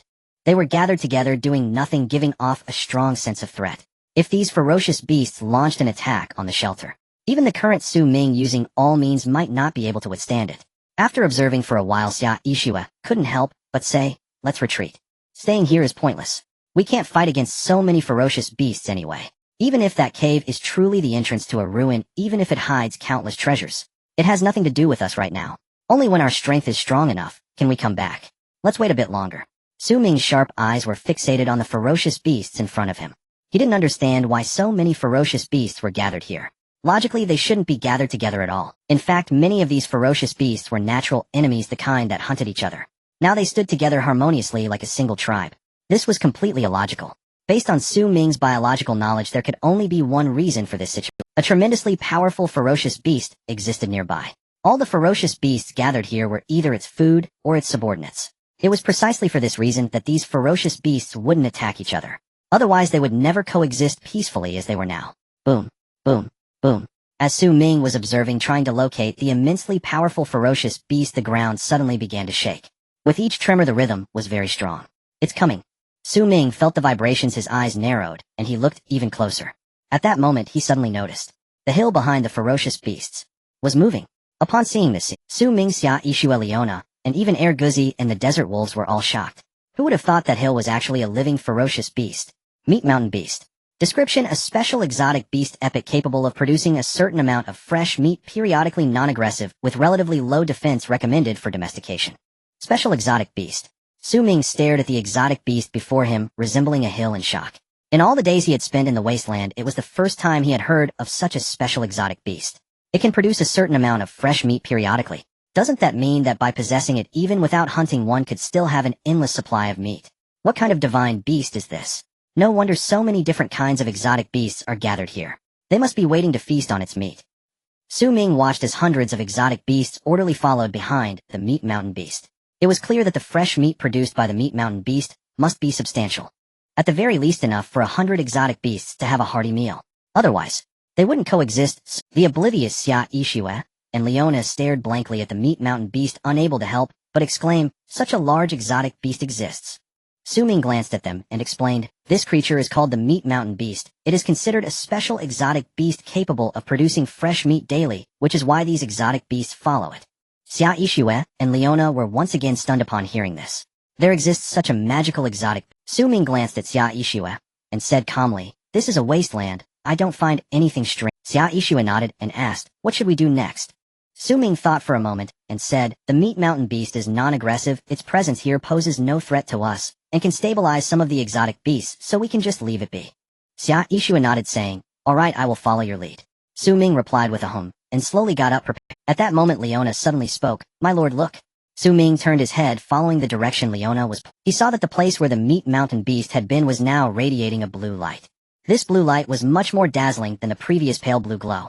If nothing unexpected happened, it was likely that the meat mountain beast had blocked it. It had concealed the light from being noticed. That is a relic. Ming looked toward the cave, emitting the light, his eyes narrowing. He had initially thought that the pale blue light was produced by the meat mountain beast. Now it seemed that was not the case. The meat mountain beast was merely sitting in front of the relic, blocking it. "My lord, should we go in to take a look?" As a knight, Leona possessed a natural adventurous spirit. Of course, Ming was the same. However, he was more cautious compared to Leona. After observing the relic for a moment, Ming shook his head and said, "The priority now is to find the salt mine. We can set aside the relic for now." "Understood, my lord," Leona replied. Ming glanced at them and instructed, "Make a mark and let's withdraw." "Understood, my lord." In truth, the blue glow was so bright that even without making any marks they could still find it. Nevertheless, Xia Yishue still followed Su Ming's instructions and made a mark. After finishing the marking, Su Ming and the others stood up preparing to leave. Just then, a sudden change occurred. Behind Su Ming and the others a sharp, eerie sound suddenly erupted, followed by the howls of various exotic beasts. Hearing these sounds, Su Ming's heart sank. Could they have been discovered? Instinctively, he turned to look, and was stunned by the scene before him. He stood frozen in place. Not far away, the massive exotic beast resembling a hill was now opening. Chunks of fresh meat were slowly being regurgitated from its blood-red mouth. Countless exotic beasts rushed forward eager to snatch a piece of meat. Those who managed to grab some feasted voraciously. Surrounded by the meat mountain beast, hundreds of exotic beasts frantically competed, refusing to yield. The scene resembled an elderly crowd fighting over discounted eggs at a supermarket. I must say, it was quite a spectacle. Of course, that is not the key point. The key point is that not in the cave, radiating blue light, countless exotic beasts the size of sparrows surged forth. They were so densely packed that it was hair-raising. The scariest part was that the number of exotic beasts was continuously increasing. It seemed endless. Beast-eating ant. Description: a first-tier exotic beast, carnivorous with no obvious distinction between males and females, living in groups with vast numbers, capable of devouring all encountered exotic beasts, weak against fire, only active in rainforest areas, highly dangerous, not recommended for domestication. On Earth, Su Ming's homeland, there exists a creature called the anteater. They are gentle and feed on ants. In this wasteland, there exists a creature completely opposite to the anteater, the beast-eating ant. It devours all encountered exotic beasts. Highly dangerous. These two sentences indicate that this creature is definitely not to be trifled with. It is highly likely that just like the piranha on Earth, they can devour any living creature, leaving only a skeleton within seconds. Wherever they go, not even a blade of grass survives. If that is the case, that would be troublesome. Moreover, according to the Exotic Beast Appreciation Manual, this creature is only active in rainforest regions. How could it appear here? Could it be that the other end of the relic leads to the rainforest? Is that possible? Su Ming's sharp eyes gazed deeply at the cave, emitting blue light. His brows furrowed, lost in thought. At this moment, the number of beast-eating ants was still steadily increasing. In just a few minutes, they had already occupied an area the size of a football field. These beast-eating ants were each the size of sparrows, their bodies blood-red, giving off a chilling feeling. At first, they stood still, quietly waiting for their comrades. As their numbers grew, they began to become restless. Finally, after a few minutes, a leading group of beast-eating ants began to move towards the meat mountain beast. Their speed was extremely fast, and soon they encountered the exotic beasts on the outskirts. Roar! At this moment, the exotic beasts also discovered this unexpected group. They roared angrily at the beast-eating ants. Unfortunately, the beast-eating ants paid them no mind and continued to advance, until they completely surrounded the outermost exotic beasts. Then, countless beast-eating ants launched an attack on these surrounded exotic beasts. Roar! A beast resembling a leopard could only let out an angry roar before it was completely devoured by the beast-eating ants. In less than a minute, it had turned into a skeleton. The speed was astonishingly fast, far exceeding normal imagination.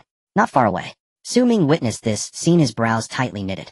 Not only Su Ming, every other monstrous beast froze upon witnessing this scene, instinctively stepping backward. The beast that had just been devoured ranked among the elite of their kind. At peak level 3, it lacked only a single step to ascend to level 4. A formidable creature that would dominate the upper echelons of any food chain. Yet here and now, before the swarming army of beast-devouring ants, it possessed not even the capacity to resist. Truly terrifying. Having consumed the leopard-like monstrous beast, the ant swarm did not pause. It pressed onward with unerring purpose to devour every monstrous beast standing before them. The other beasts quickly grasped the peril.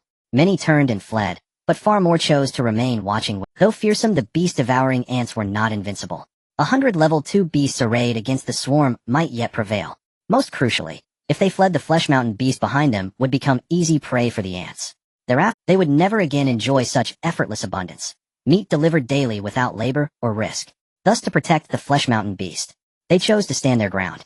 Roar! Howl! Before the flesh mountain beast, over 100 monstrous beasts formed a defiant line. Eyes locked on the advancing ant swarm, they roared in fury, unwavering, unyielding. The ants, undeterred, surged forward without hesitation. Within a minute, the two forces collided. Roar! In this first clash, the beasts' sheer physical might granted them overwhelming advantage. Whether level 2 or level 3, any beast that seized an ant could crush it to dust within a second. Larger beasts could obliterate dozens with a single claw strike. As time elapsed, the ant swarm's numbers visibly dwindled. Yet from Su Ming's vantage point, their ranks showed no reduction whatsoever. For from the cavern glowing with azure light, countless more beast-devouring ants emerged in perfect, relentless order, endless, inexhaustible. No matter how many ants the beast slaughtered, an equal number surged forth to replace them. Clearly the swarm was far vaster than imagined. At this rate the beasts won't hold out long. We must find a way to halt the swarm. Ming gazed upon the spectacled brow, faintly furrowed in contemplation. His shelter lay nearby. Once the ants devoured the beasts and the flesh mountain beast, they would inevitably advance. Within hours they would reach his refuge, and given their nature, wherever they tread not a blade of grass remains. Failure to stop them would reduce this land to utter desolation. Thus halting them was imperative. Their weakness is fire. To incinerate so vast a swarm wooden planks would be futile. Highly flammable, wide coverage. Only gasoline remains viable. With that thought Ming opened the shop interface of his manual. Search gasoline. Result none. In the wasteland automobiles were rarer than rarities. Even bicycles eluded most survivors. Without cars gasoline served no purpose, so scavengers discarded it outright to lighten their loads. Its absence from the shop interface was unsurprising. Yet its absence from the shop interface did not mean it did not exist. Ruins across the wasteland housed abandoned gas stations. For those dwelling near such ruins acquiring gasoline posed little difficulty, and for adequate compensation they would gladly procure it for him. Ming opened communication and posted a message, 5 grilled meat portions for 1 barrel of gasoline. Immediate delivery required. Limited opportunity. First come first served. As the top-ranked survivor Ming was legendary to countless others. Thus, his post instantly drew torrents of replies, front row seat for Brother Su's greatness. Gasoline. What does Brother Su need gasoline for? Obviously, to fuel a vehicle. Exactly. We may be incapable of finding cars, but Brother Su sure. Brother Su, I have half a barrel. He'll trade it for 3 grilled meat portions. Fair. Seeing the message, Ming replied instantly, accepted. User has initiated a trade request. Traded 3 grilled meat portions received, 3 grilled meat portions. Thank you, Brother Su. Brother Su is unmatched. Upon seeing 3 grilled meat portions appear in his inventory, the man erupted with excitement. For him, gasoline was utterly worthless, the least useful item in the wasteland. To exchange half a barrel for 3 grilled meat portions felt like an extraordinary windfall. Meanwhile, Ming stared at the half barrel in his inventory, equally elated. 3 grilled meat portions secured half a barrel. Soon, with minimal expenditure, he would amass sufficient then eradicate the swarm, claim the flesh mountain beast entirely, and recoup his investment swiftly. Every angle pointed to immense profit. While Ming reveled, messages flooded in like artillery barges. Brother Su, I have 10 barrels. 40 grilled meat portions. Can I secure priority trade? Brother Su, my shelter borders a gas station. How much gasoline do you require? It's all available. His message had appeared in the World Channel, visible to at least several million survivors across the wasteland. Among them, tens of thousands lived adjacent to ruins, and for them procuring gasoline was trivial. Within Ming's inventory brimmed with gasoline. Nearby, the beasts still held the line against the relentless ant assault. The azure-lit cavern continued, disgorging endless waves of beast-devouring ants. At that moment, both forces entered a tense, precarious stalemate. Ming wasted no time. He turned to Leona and Xia Yishua and commanded, see the gasoline in your inventory. Pour it all out. Xia Yishua paused briefly, then opened the party inventory and found it overflowing with so much. She blinked in astonishment, then instantly understood Ming intended to purge the swarm. Indeed, fire remained the sole viable method. Understood, she affirmed firmly. She withdrew gasoline from the inventory and poured it onto the ground. Simultaneously, Leona, having received her share from Ming, began pouring hers as well. In moments, the ground beneath Ming and his companions was drenched in gasoline. Not far away, countless food beast ants continued their relentless assault. The roars of the exotic beasts gradually diminished. At this moment, they were utterly exhausted, not to mention roaring. They didn't even have the strength to lift their claws. The reason they hadn't fled was that they knew that choosing to leave now would be tantamount to seeking death. Once they turned around to flee, the food beast ants behind them would immediately pounce, devouring them whole. But, staying put, they couldn't withstand the surging ant swarm. For a moment, they found themselves in a dilemma, with time passing by second by second. The food beast ants crawling out of the cave were fewer than before. But it wasn't over yet. In front of them, the exotic beasts that were still resisting had completely lost their strength. Many exotic beasts had already collapsed on the ground, unable to move. The few remaining third-tier exotic beasts, seeing this scene, could no longer hold on. With a roar, they swung their sharp claws, slaying the food beast ants in front of them. Then, without any hesitation, they turned around. They ran away. Without the third-tier exotic beasts, the entire defensive line collapsed in an instant. Countless food beast ants surged like a tide, surrounding the exotic beasts. Most exotic beasts didn't even have the chance to escape before being devoured by the swarm, turning into piles of bones. In just a few minutes, over 100 exotic beasts vanished. What replaced them were heaps of bones. After devouring the exotic beasts, the ant swarm still did not cease their advance, but continued forward.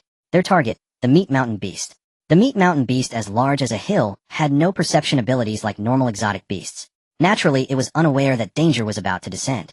At this moment, it merely lay on the ground like a bear hill, completely motionless. When Su Ming saw this, seeing his eyes narrowed, he decisively commanded, "You guys lure them over." A few desert wolves, hearing the command, did not hesitate to let out a roo. In an instant, the wolf howls echoed throughout the heavens and the earth. Upon hearing the wolf howls, the ant swarm momentarily paused. The ant swarm seemed to sense something changing direction, charging towards Su Ming and the others. To them, the desert wolves were clearly more attractive than the meat mountain beast. "It's a hook." Seeing this, Su Ming smiled, looking at Leona and Xia Yixue, instructing, "Wait for my command and throw the torches together." "Understand." "Understood." Leona and Xia Yixue nodded. "All right, let's move." With a single command, the three of them and the desert wolves scattered. Standing in a place without gasoline, they quietly awaited the arrival of the food beast ants. 3 minutes later, the leading food beast ant was the first to step onto the gasoline-soaked ground. But they were unaware of the danger and continued to advance. Time ticked by second, with more and more food beast ants getting covered in gasoline. Soon most of the food beast ants were covered in gasoline or stood upon it. At this moment, if they didn't set fire, when Su Ming raised an eyebrow and decisively issued the command, "Throw." As soon as he spoke, the three of them simultaneously lit their torches and threw them into the distance. The 3 torches hit the ground, instantly igniting the gasoline below. In the next second, the entire area erupted in flames. Countless food beast ants, still oblivious to what was happening, were engulfed by the fierce fire. In the end, even not a shred of residue was left. From a distance, Su Ming could feel the intense heat before. This gasoline could burn for a long time. Even if more food beast ants came afterward, they would be killed by the high temperature. Su Ming observed for a while and said, "Let's go and return tomorrow." The steam produced by the burning gasoline was toxic. Standing still meant a slow suicide. "Okay." Xia Yixue and Leona nodded. Then they left the area. After walking several miles, they turned back and could still see the blazing flames. It appeared that this land would burn for several hours. If so much gasoline couldn't completely kill the food beast ants, Su Ming would have no way to deal with it. Therefore, all they could do now was quietly wait. Waiting for the gasoline to burn out and the toxic steam to dissipate. They could only hope that after the gasoline burned out, the meat mountain beast would still be alive. Having resolved the food beast ants, Su Ming and his companions continued their journey in search of the salt mine. According to those two fellows, the salt mine was nearby. If they couldn't find it, it could only mean those two had deceived him. If that were the case, when they met next, Su Ming would make sure to— "The salt mine should be nearby. Oh, let's keep looking. If we really can't find it, well, go back, take care of the farm first, and come," Su Ming said. Xia Yixue nodded, surveying the surroundings for any signs of the salt mine. In the blink of an eye, 3 hours had passed. Su Ming and the others had still not found the salt mine. Just as they were about to give up, a familiar rumbling sound suddenly echoed. Boom, boom, boom. Upon hearing this sound, Su Ming seemed to recall something, his eyes narrowing. "This is the Merchant Association." If he remembered correctly, the heavy truck driven by that Merchant Association woman made the same rumbling sound. Suddenly, a heavy truck appeared not far away. On the heavy truck was a logo, a black shield with a shotgun, and a long sword forming an X shape. It was identical to the Merchant Association logo Su Ming had seen before. No doubt about it. It was the Merchant Association's vehicle. Boom, boom, boom. At that moment, the Merchant Association's heavy truck also spotted Su Ming. It turned around and drove towards him. 2 minutes later, the heavy truck came to a steady stop right in front of Su Ming. The door opened, and an old man with white hair, looking to be in his 50s or 60s, jumped down from the truck and sized up Su Ming from head to toe. He then looked at Leona, Xia Yixue, and the desert wolves behind him. His expression clearly changed when he saw that, being able to tame the unruly desert wolves, "It seems you young man have some skills." Upon hearing this, Su Ming's expression remained unchanged, merely saying, "It's just luck. In the Wasteland, luck is also a part of strength." The old man took out a cigarette from his pocket, lit it, took a deep puff, and asked, "Have you seen the Merchant Association?" This young man before him was clearly not an indigenous inhabitant of the Wasteland. Not being a native of the Wasteland, and still maintaining such calmness upon seeing a heavy truck, it could only mean one thing. He had seen the same truck before. He knew that the truck belonged to the Merchant Association and understood that the Merchant Association valued reputation highly and would not do anything like strong-arm tactics. "I've seen it once," Su Ming said, taking out the black iron plate he carried with him from his backpack, showing it to the old man, and said casually, "She gave me this." The old man exhaled a puff of smoke, looking at the item in Su Ming's hand. After seeing it clearly, his eyes narrowed and his expression shifted from casual to serious. "This item is not something just anyone can obtain." Su Ming spoke lightly. "That person said the same thing." The old man with white hair smiled upon hearing this, and said, "To be honest, you are the first survivor I have seen to obtain this item.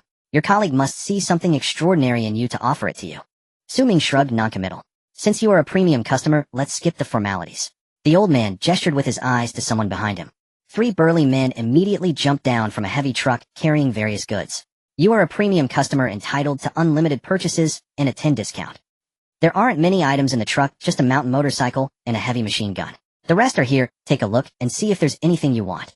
The old man stood to the side and said, all right. Ming nodded and stepped forward to examine the items carefully. Ordinary level gas mask description: after use it protects respiratory organs, eyes and face from harmful substances like toxic gas dust and bacteria. Thunder God description: a magnetic rail sniper rifle using electromagnetic launch technology, possessing immense destructive power and penetration capability. Meteorite description: a powerful material that can be used to forge weapons. A mysterious egg description: a mysterious egg perhaps containing a dragon hatchling, or it may be empty. Rough level war flag description: after use, morale of friendly units within a kilometer increases by 5. These 5 items are quite valuable. The other items can all be found in the shop. The gas mask is just what I need right now. The Thunder God, if used by Xia Yixue, would add another tier 3 or even 4 combat power to the team. The meteorite doesn't seem useful. A mysterious egg. Are there really dragons in the Wasteland? The war flag could provide a morale buff. Oh, it looks decent. 5 items. Ming wanted all of them except the meteorite. He raised his gaze to the old man and asked, how much for these 5? The old man followed Ming's pointing finger, raised an eyebrow, and said, you have a good eye, young man. You've set your sights on my best items. As for the price. He turned to Ming and continued, don't you survivors like trading with roasted meat? How about this, all 5 items together for 10,000 pieces of roasted meat, with a 10 discount, 9,000 pieces. What do you think? 9,000 pieces of roasted meat. Ming's expression showed no change, but he was shocked inside. He couldn't gather even 1,000 pieces of roasted meat with all he had. 9,000 pieces of roasted meat. At this rate, Ming would need to save for at least a month. What about buying them individually? Ming asked. If sold individually, the prices would be: gas mask 500 pieces of roasted meat, Thunder God 5,000 pieces, meteorite 2,000 pieces, egg 1,000 pieces, war flag 2,000 pieces. Ming fell silent upon hearing this. It turned out he could only afford the gas mask. After a moment of silence, Ming spoke, sorry, I can't afford it. The old man looked surprised at Ming's. You can't raise 10,000 pieces of roasted meat. No. I can't even raise 1,000 pieces of roast. Ming admitted, I can't raise it. The old man looked at Ming again, sizing him up. He slowly said, it seems you indeed possess something special to earn that premium customer status from my colleague. Ming understood instantly upon hearing this. 10,000 pieces of roasted meat. For other premium customers, it was hardly a big deal. No wonder that woman last time took so long to decide before giving him the badge. If nothing went wrong, it should be that she mistook him for the one who killed the 3-headed giant lion, believing he had great potential. Thus she chose to give him the badge. May I ask what you did before to impress my colleague? The old man looked at Ming and asked. Ming paused for a moment and shook his head, saying, sorry, I can't say. The old man fell silent upon hearing. After a moment he seemed to think of something and spoke again. If I'm not mistaken, you must have come from the south. Why were the— Ming, hearing this question, initially wanted to say, none of your business, but then thought about how he had already wasted the old man's time. Answering a question wasn't that big of a deal. So he replied truthfully, the fire was set by me. The old man looked somewhat surprised and asked why. Ming explained, to kill the ant swarm. Ant swarm. The old man frowned slightly upon hearing these words and asked, what kind of ant swarm? Ming became somewhat impatient, but still replied, beast-eating ants. Beast-eating ants. The old man's pupils shrank upon hearing this. He instinctively trembled, seemingly unable to believe it. With a trembling voice he murmured, this is a desert. How can there be beast-eating ants? Aren't they supposed to live only in rainforests?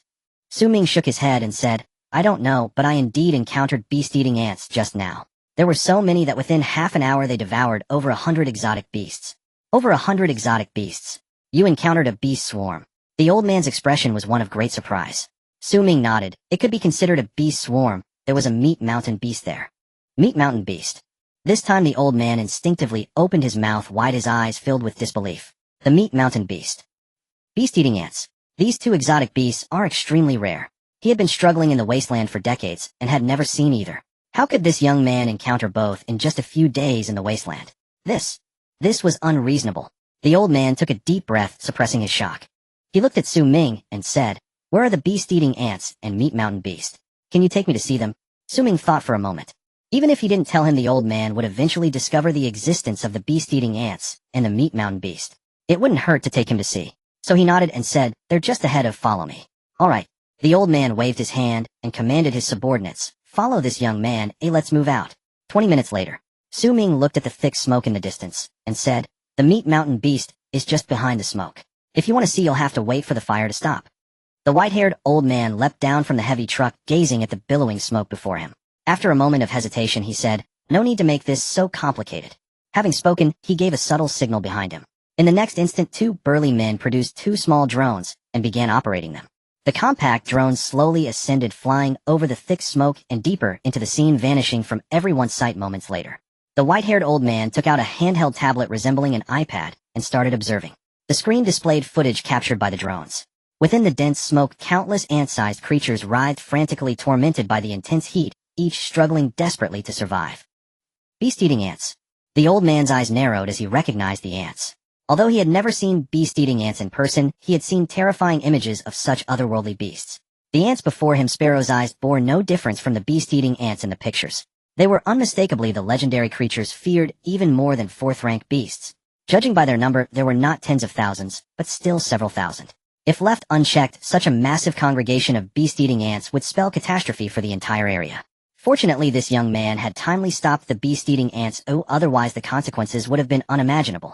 The white-haired old man exhaled slowly as he watched the images on the tablet. At this very moment, he felt immense relief.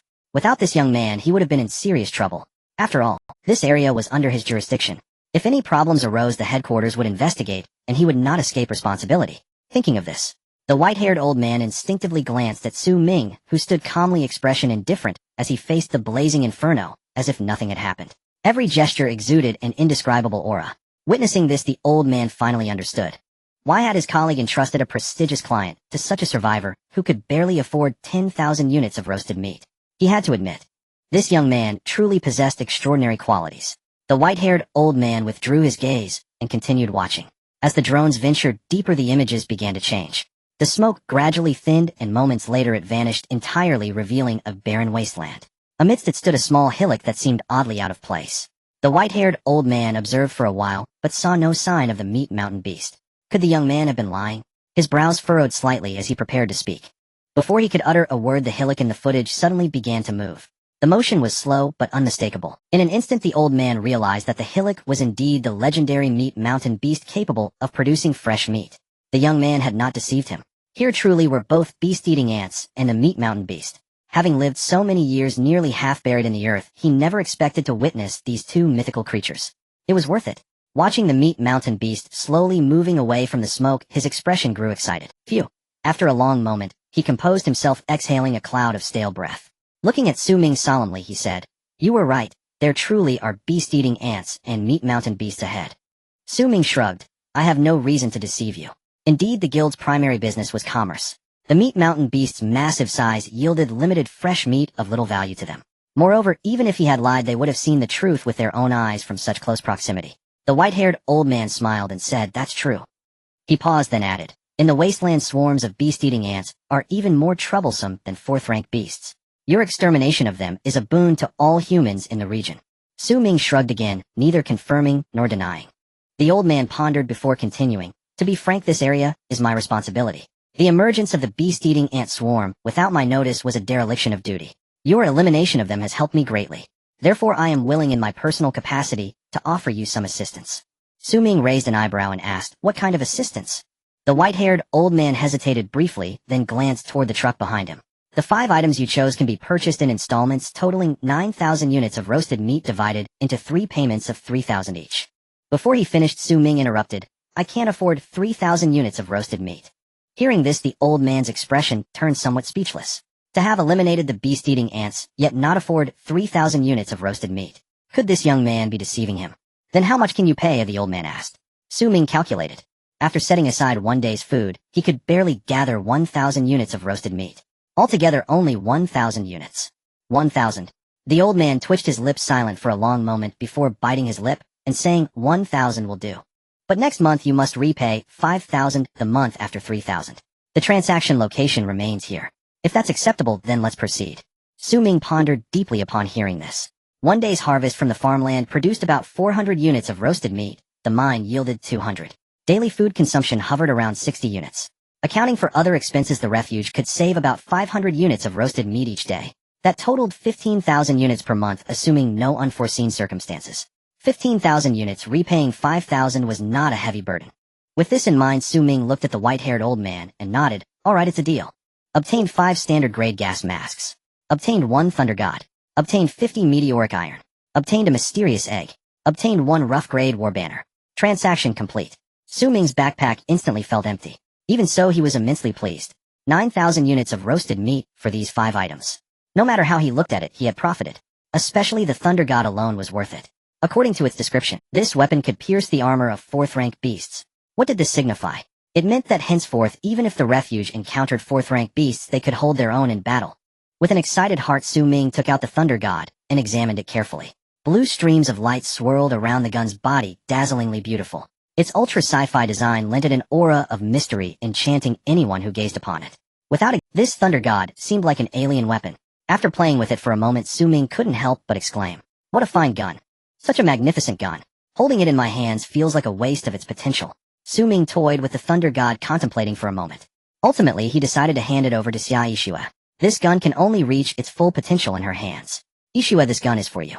Su Ming looked at Xia Yixue and handed her the thunder god. Xia Yixue was clearly taken aback, not expecting Su Ming to entrust such a precious item to her. She was momentarily stunned.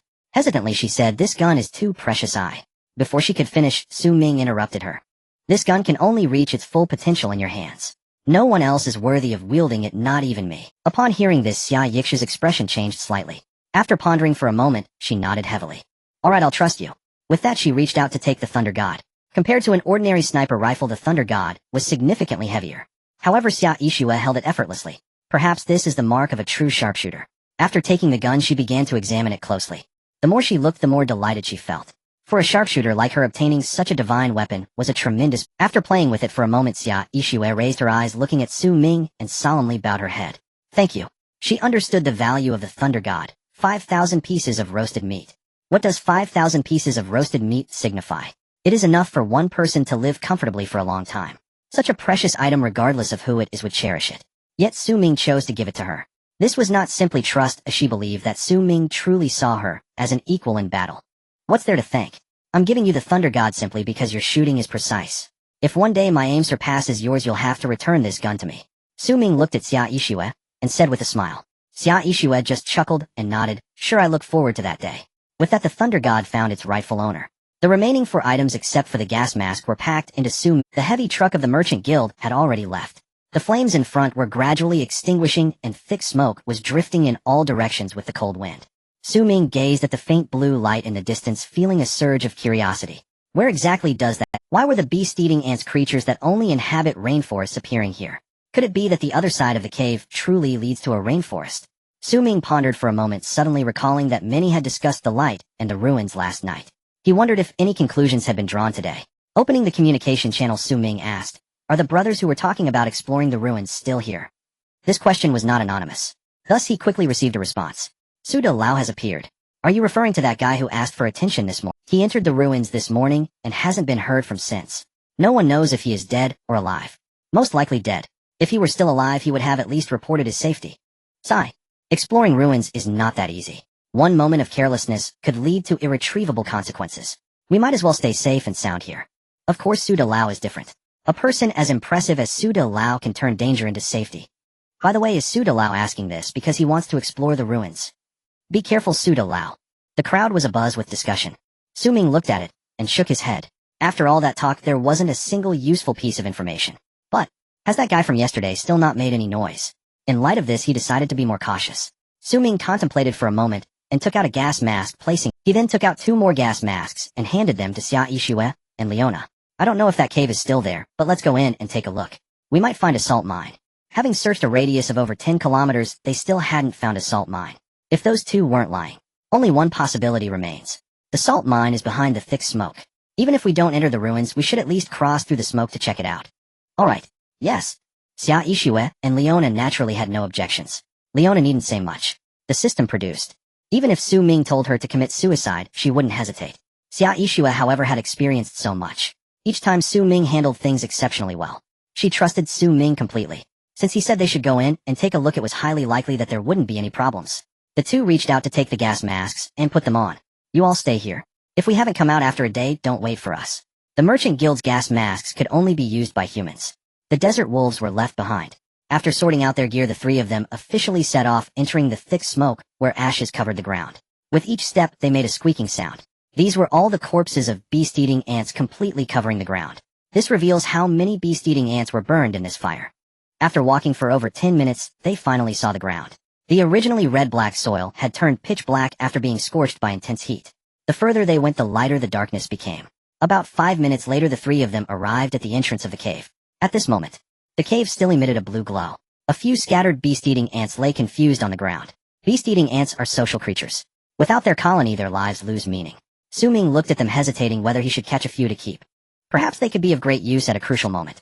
After pondering for a moment, he ultimately abandoned this idea. The Monster Appreciation Manual clearly states, beast-eating ants are not suitable for domestication. If any trouble arises from raising them, it would not be worth the trouble. Thus Ming looked at Leona and commanded, kill them. Yes, my lord. Leona drew her sword. One sword for one ant. Soon the scattered beast-eating ants fell under her blade. With the beast-eating ants dealt with, Ming turned his gaze towards the cave. The cave, glowing blue, did not appear to be very large. It could barely allow an adult human to pass freely. Slightly larger creatures could not enter. As for Guzzi, he would be turned away. The desert wolves, on the other hand, could enter. However, due to the presence of the blue light, the situation inside the cave was completely unclear. Ming stared at it for a long while, but ultimately gave up. Let's leave it for now, and come back to explore later. Let's wander around, and see if we can find a salt mine. As the voice faded away, the three continued along the road. After walking for a short while, they encountered a massive beast resembling a mountain of flesh. At this moment, it lay on the ground enjoying the rare piece. Ming hesitated for a moment, but chose not to disturb it. They went around it and pressed on. 5 minutes later, a patch of white rocks appeared before Ming. From a distance, it looked as if a layer of pure white snow covered the ground. It was breathtaking. Is that a salt mine? Ming was momentarily taken aback upon witnessing this scene, then a look of wild joy spread across his face. After such a long time, they finally found it. Let's go take a look. All right. With the order given, the three of them headed toward the salt mine together. Before they had gone halfway, an unexpected change occurred. They saw, in front of the salt mine, a massive rock suddenly began to move. The movement was slow, but it was indeed moving. Upon seeing this, Ming instantly made a judgment. There was a strange beast hidden in front of the salt mine. Opening the appraisal manual, the information about the beast instantly appeared.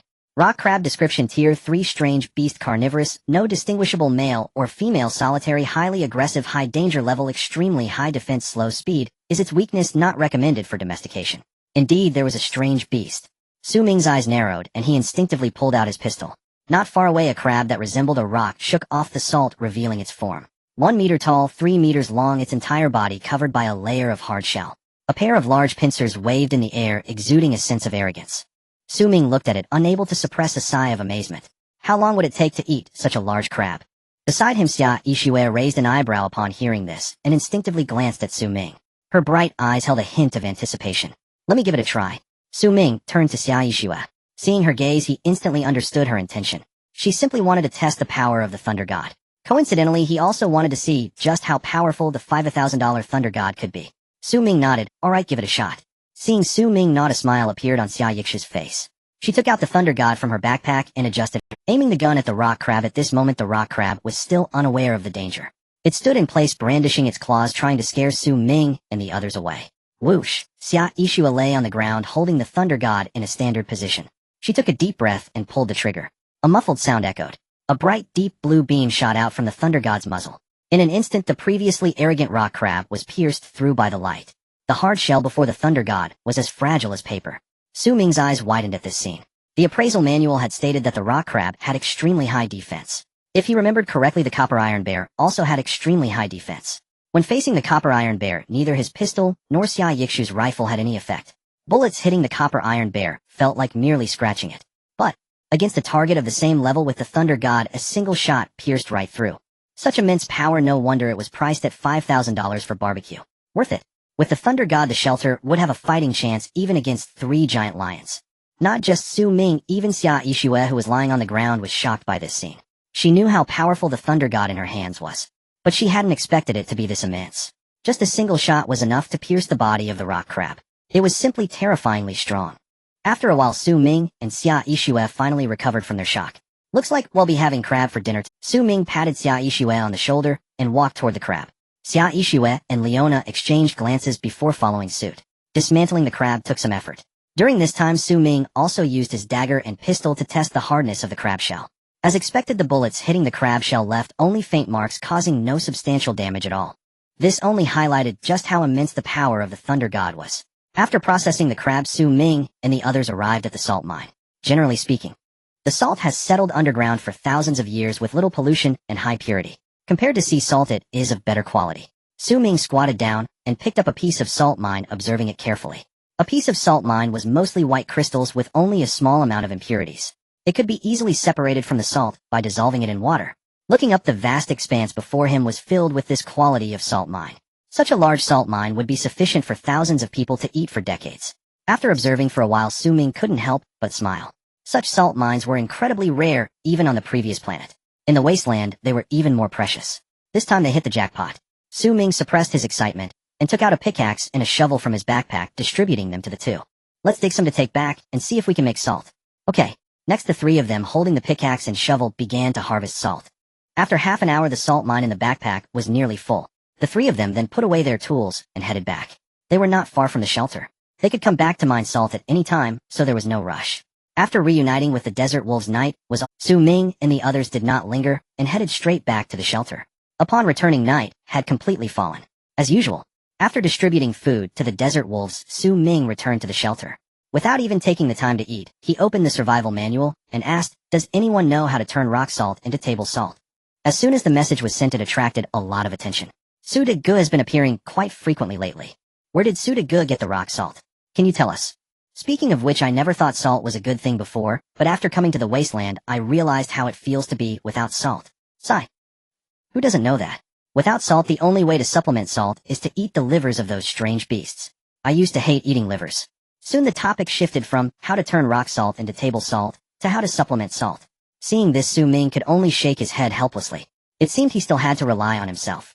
Ming sighed and took out the rock salt, preparing to explore on his own. At that moment, a private message suddenly popped up. "Gu, I know how to make salt." Just that one sentence, and Ming understood this was someone wanting to negotiate with him. "What do you want?" Ming asked without hesitation. After a moment of silence, the other party replied, "I only need 10 pieces of roasted meat to fill my stomach. Is that okay?" The other party has initiated a trade request. Trade item: 10 pieces of roasted meat, near a certain shelter not far from Ming. Shui saw the trade request on the survival manual. She was stunned. She never expected Ming to agree so readily. 10 pieces of roasted meat might not mean much to Ming, but to her it was a lifesaver. It should be noted that she hadn't eaten anything for a full 2 days before this. At this very moment, this starving female chemical doctor gazed longingly at the roasted meat on the trading. After much hesitation, she still did not agree to the trade. After all, she hadn't told Ming how to make salt from rock salt yet. Rock salt also comes in different qualities. High-quality rock salt can be crushed directly into finished salt without any treatment, while low-quality rock salt requires dissolving it into brine, then purifying and evaporating it to obtain salt. Of course, the purification process is relatively complex with different methods for different types of rock salt. Generally, after dissolving the rock salt into brine, one must conduct a component analysis of the brine, and then use chemical methods to remove impurities like CaMgH2S and others. Once purification is complete, evaporation can be carried out through 3 methods: open pan salt making, vacuum evaporation salt making, and hot pressure evaporation salt making. The simplest method is open pan salt making, which only requires heating in a flat pan, but this method has several disadvantages. First, it is quite dangerous. Second, Shui elaborated extensively, listing all the methods to make salt. Only after that did she agree. Looking at the fragrant roasted meat in front of her, she could no longer restrain herself, grabbing a piece and devouring it hungrily. Inside the shelter, Ming saw the salt-making method that Shui had sent him and frowned slightly. For a moment, he thought he had returned to his university days. Compared to the methods provided by Shui, they were relatively simple. However, he had long forgotten some of the chemical formulas. He truly had no idea how to purify it. Just as he was troubled about what to do, another message popped up. "Can you give me some more drinking water?" Shui, her mouth full of roasted meat, wanted to find some water to drink. Suddenly, she realized that the little drinking water she had left had already been consumed yesterday. At night, she didn't have the courage to go out to find water. She could only shamelessly ask Ming for some. Okay, because of the existence of the legendary water well. At this stage, Ming had plenty of drinking water. Since the other person had spoken, he was not stingy and sent over a bucket of water at once. In the crude shelter, Shui looked at the entire bucket of clean water in front of her, unable to speak from excitement. This bucket of water was enough for her to drink for several days. At this moment, Ming asked, "Is there a simpler method?" "A simpler method?" Shui pondered for a moment and replied, "Compared to others, this is already the simplest method." Upon hearing this, Ming sighed. If that were the case, it would be impossible to mine salt on a large scale in the After all, even if they mined it, if they couldn't turn rock salt into table salt, it wouldn't be of much use. Alright, thank you. Su Ming replied to Yin Shui, preparing to close his phone. Attempting to make salt. At this moment, Yin Shui suddenly spoke up, "Wait. Su Ming, is there anything else?" Inside the crude shelter, Yin Shui the chemical doctor raised her eyes to survey her surroundings and made a decision. She asked, "Su De Lao, are you lacking salt-making workers?" A few days ago she would never have asked this question, as her principle was to not rely on anyone. But now, after the competition entered the second phase, the number of mutated beasts surged. The Wasteland became even more dangerous for a female doctor like her, who had a wealth of knowledge but found it useless. Survival became increasingly difficult. In just 3 days she found herself in a desperate situation, relying on Su Ming's 10 pieces of roasted meat and a bucket of water. She could hold out for a while longer. However, what would she do once the 10 pieces of roasted meat and the water were gone? Surviving alone was destined to lead to a bad outcome. Since that's the case, why not rely on a powerful individual? Moreover, this powerful individual just happened to lack talents in the field of chemistry. On the other side, Su Ming saw this question and instantly understood Yin Shui's thoughts. He asked straightforwardly, "Do you want to team up with me?" Yin Shui nodded vigorously. "Su De Lao, I know many people want to team up with you, and I'm not the only one. But I promise I will be more obedient than they are. Whatever you ask me to do, I will do it. As long as you let me stay by your side, I will not have any second thoughts." Furthermore, before coming to the Wasteland, I was a doctoral student at Linsheng Chemical University, and making salt is not difficult for me. I can help you solve any problems related to chemistry. In addition, since coming to the Wasteland, I have been alone and have not interacted with other survivors, so you don't need to worry about me harming you. Another lengthy exposition. I must say this person indeed has some skills. At the very least, her ability to organize language is impressive. In just a few minutes, she clearly stated her strengths.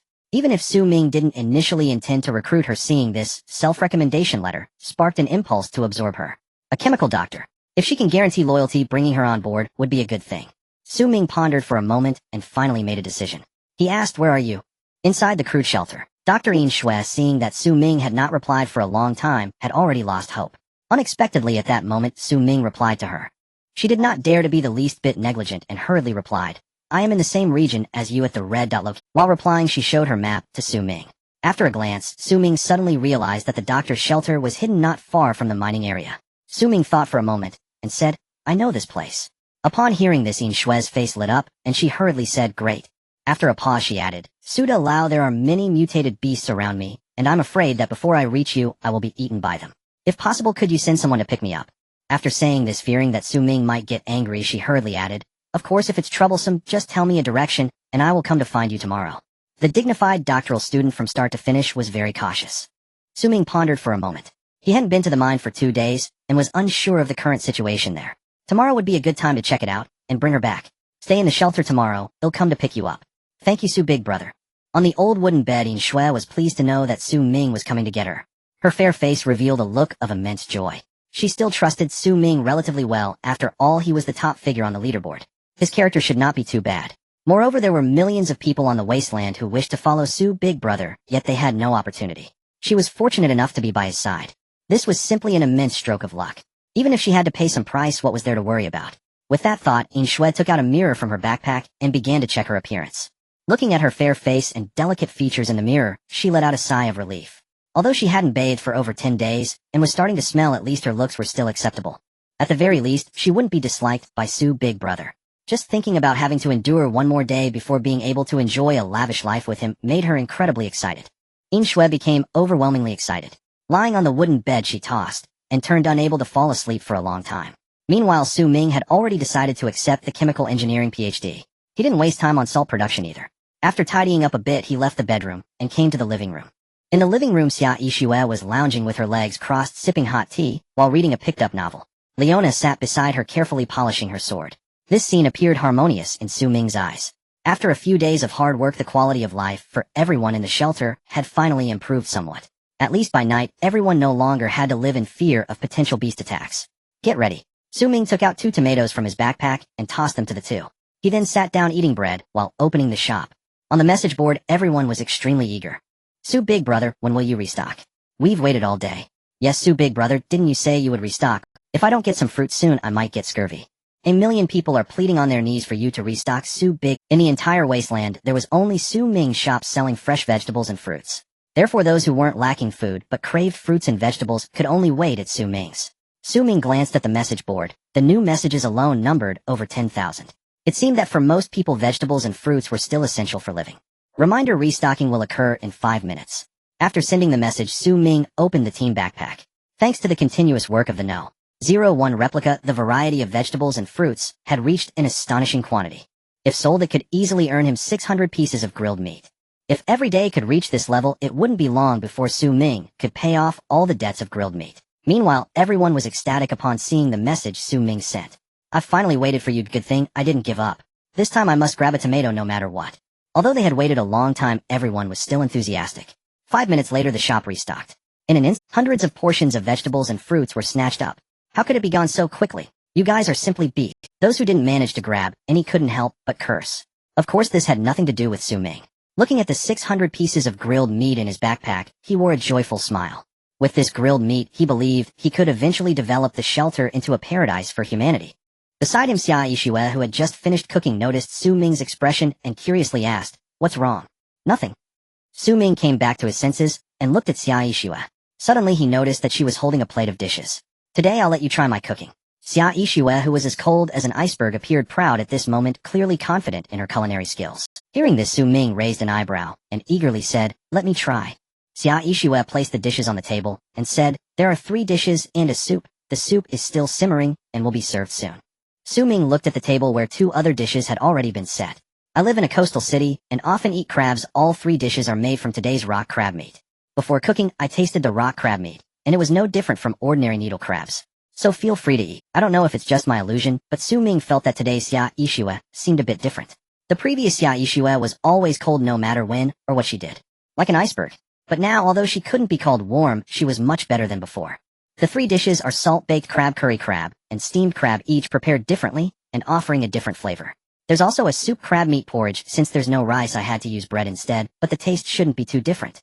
Xia Yixue continued to introduce the dishes, while Su Ming could no longer resist picking up his chopsticks. The salt-baked crab was pure and delicious. The curry crab was fresh, salty, slightly spicy, and rich in aroma. The steamed crab maximally preserved the crab meat's freshness, providing immense enjoyment. Each of the 3 dishes had its own flavor.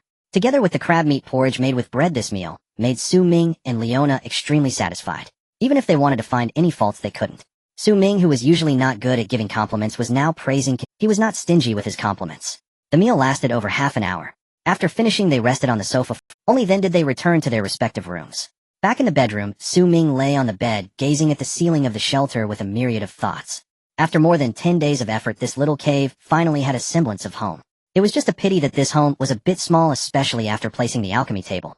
The already somewhat cramped living room became even more crowded. Aside from the sofa area that could barely accommodate 3 people, other places could at most fit 1 person. Adding in a dog made it feel even more cramped. During this time, Su Ming had not neglected the expansion plans. However, this thing was quite rare. In the market, it was a valuable but unavailable item. Every time Su Ming was about to take action, it would be snatched away by someone else. Of course, Su Ming had also considered abandoning the shelter and directly building a new camp on the surface, but because he had been busy these past few days, he hadn't had time to plan. Tonight, he finally had a rare moment of leisure and could finally put this matter on the agenda. As Su Ming thought about this, a familiar notification sound suddenly rang in his ears. Day 16 of Survival Reward 1, Complete Upgrade of Shelter 1 Reward 2, Ordinary Level Contract Reward 3, Meteoric Iron Heavy Sword, please choose. The shelter is fully upgraded. Su Ming was taken aback upon seeing this, and then his face lit up with wild joy. It truly was the case that what one lacked would come to them. He had been worried about the small space of the shelter, and the system had provided such a reward. It was simply perfect. I choose Reward 1. This time Su Ming did not hesitate at all. As soon as his words fell, the entire shelter was suddenly enveloped by a layer of faint white light. Immediately the shelter began to undergo changes. First, the wooden bed that Su Ming was lying on transformed into a 2-meter-wide mattress after the upgrade. The previously dilapidated small wooden table became a Nordic minimalist metal table. On the metal table, the flickering candlelight turned into a bright desk lamp. In addition, the entire bedroom space was visibly expanding at an astonishing rate. The bedroom, which was originally less than 20 square meters, expanded to 50 square meters in just a few minutes. These were all visible changes. The white light still enveloped the shelter, indicating that other areas were still undergoing transformation. However, Su Ming had not yet seen them. After waiting for half an hour, the white light had not disappeared. While Su Ming was delighted, he also felt fatigued. He didn't know how long he would have to wait like this. It was better to sleep first. He would check how the shelter had changed when he woke. Thus Su Ming did not wait any longer. He casually turned off the desk lamp and laid down on the 2-meter-wide mattress. Having gotten used to the wooden bed, he reclined back onto the soft mattress. Su Ming felt a bit unaccustomed at first, but after a moment he embraced the comfort of the large mattress and fell into a deep sleep. The next day, Su Ming opened his eyes, gazing at the exquisite ceiling before him, momentarily lost. Where is this? After a brief moment of confusion, he suddenly realized that he was still in the shelter, but it was the upgraded version. He had waited for over half an hour yesterday, without seeing the upgrade completed. He had no idea what the fully upgraded shelter would look like. A look of anticipation appeared on Su Ming's face as he got up to dress. Pushing open the brand new door, he saw the upgraded living room and was taken aback. Bright desk lamps, exquisite sofas, spacious dining areas, marble floor tiles, Nordic-style walls, and an orderly work area. Is this still the shelter he was familiar with? Even the top luxury apartments on the original planet couldn't compare to this. Not to mention, this 200 square meters living room space alone was enough to outshine all other shelters. Su Ming stood still, gazing at the living room before him. He was speechless for a long time. Not only him, but Xia Yishua, Leona, and Air Guzi were also bewildered at this moment. They didn't understand. How could the shelter change completely after just one sleep? This was no longer a shelter. It was simply a top-tier mansion that integrated leisure, entertainment, living, and office spaces. Su Ming. Xia Yishua looked at Su Ming when she saw him appear, her beautiful eyes filled with questions. Su Ming thought for a moment and said, I coincidentally got a prop called Full Upgrade for the shelter which I used last night. Not only Xia Yishua, but even Su Ming himself couldn't believe this. How could he coincidentally obtain such a precious prop? There's no such good thing in the world. Nevertheless, Xia Yishua did not press further. She understood that Su Ming had many secrets. These secrets were not something a subordinate like her could pry into. Since Su Ming was unwilling to speak, she wouldn't ask. She simply said, the living room is much more spacious after the upgrade. This was a statement of the obvious. Su Ming smiled and said nothing. He walked over to the sofa and lay down. It truly lived up to the name of a full upgrade. By common logic, the shelter's upgrade would only involve upgrading some hardware facilities, such as the walls, floor tiles, space, ceiling, and so on. However, this time the system even upgraded some of the furniture inside the shelter. The previously worn-out ordinary sofa had transformed into a luxurious large sofa. The half-used candle was replaced by a bright desk lamp. The rusty iron pot was exchanged for a brand new one. These upgrades seemed inconsequential, but they effectively improved everyone's quality of life. Not to mention, the system also thoughtfully divided the living room into several areas. A reception area, dining area, kitchen, and work area. Each part was planned very reasonably, as if it had been designed by a top designer. Even Leona, a noble knight, couldn't help but exclaim in admiration. This morning was destined to be an To celebrate the shelter's upgrade, Su Ming personally cooked 3 dishes and a soup. When Xia Yishua saw this, she also volunteered to make 2 special dishes. The 3 of them enjoyed a hearty meal of 5 dishes and a soup. In addition, Air Guzi was not neglected. Su Ming specially added 2 pieces of roasted meat to its breakfast. After they were full, the 3 sat on the sofa enjoying the rare piece. After a moment, Su Ming looked at Xia Yishua and said, I will be bringing someone over later. Although the shelter was his own, he had clearly stated when bringing Xia Yishua on board that they were in a partnership. Since it was a partnership, naturally, he needed to inform his original partner about adding another one. Upon hearing this, Xia Yishua did not seem overly surprised. She simply nodded lightly and replied, okay.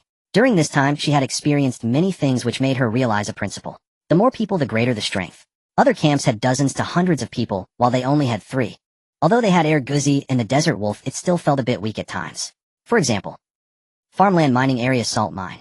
Each of the 3 places was very important, but because there were only 3 of them, they had to abandon the development of one. If they added a few more people, such situations would not arise. Of course, the premise was that the new people were. Xia Yishua trusted Su Ming. The people he found would certainly not be a problem. On the other side, Su Ming did not expect Xia Yishua to be so calm. He asked, aren't you curious about who I'm bringing? Xia Yishua shook her head and replied, not curious. Because I know that the person you bring will definitely be very useful for the shelter. Upon hearing this, a smile appeared on Su Ming's face as he said, that's true. After a pause, he added, he's a chemical engineering PhD who knows how to make salt and has always survived. After finishing, he stood up. I promised him yesterday that I would bring him over today. It's about time I will go. Air Guzi, let's go. Su Ming stood up and pushed open the security door. He was instantly taken aback by the scene outside. Surrounding the shelter were towering city walls. The city wall was made of mottled blue bricks standing 10 meters high and looking exceedingly solid. It provided a great sense of security. The temporary dwelling of the desert wolves had also been upgraded, transforming into separated stone houses. The stone houses were arranged neatly, possessing a unique beauty. Directly in front of the shelter was a massive iron gate. Just a glance revealed its substantial heft. Even artillery might not be able to blast it open.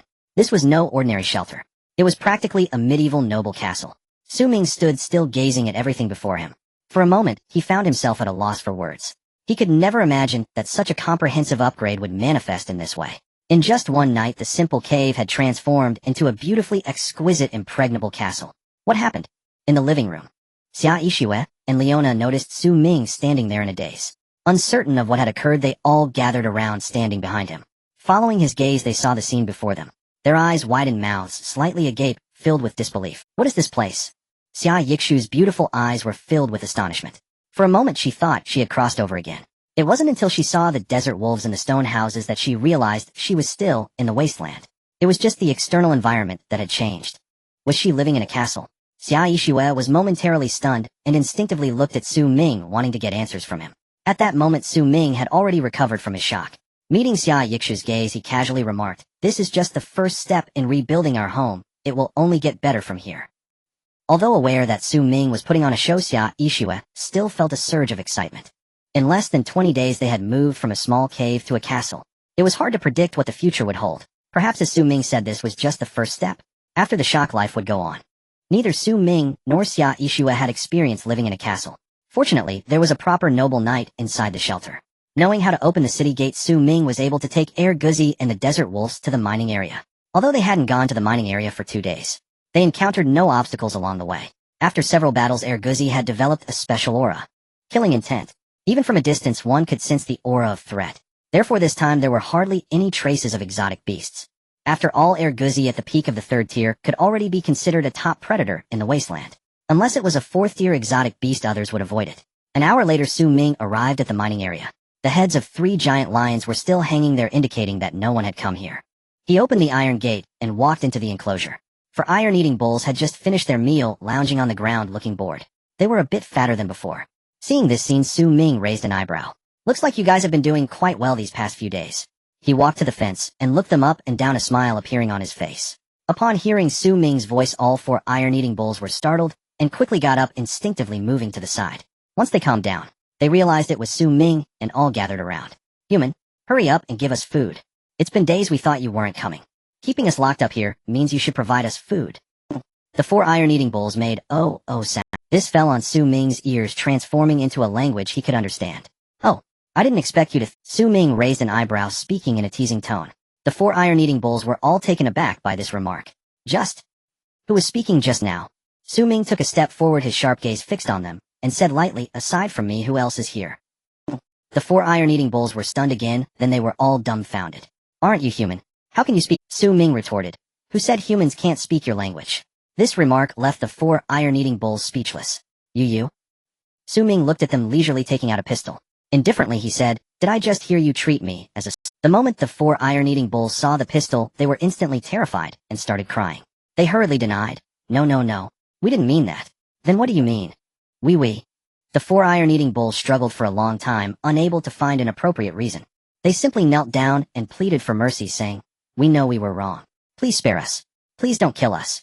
As long as you don't kill us, we'll do anything. We run fast and can be your mounts.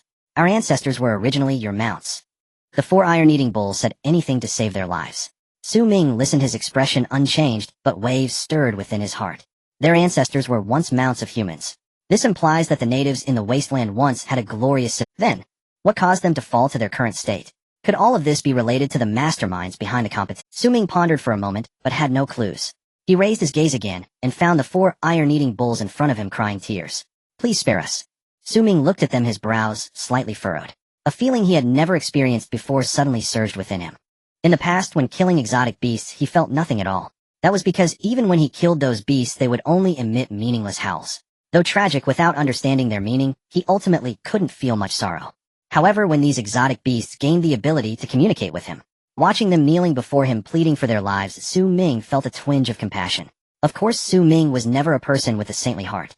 He merely felt how similar were these exotic beasts to himself. They all just wanted to survive in this harsh...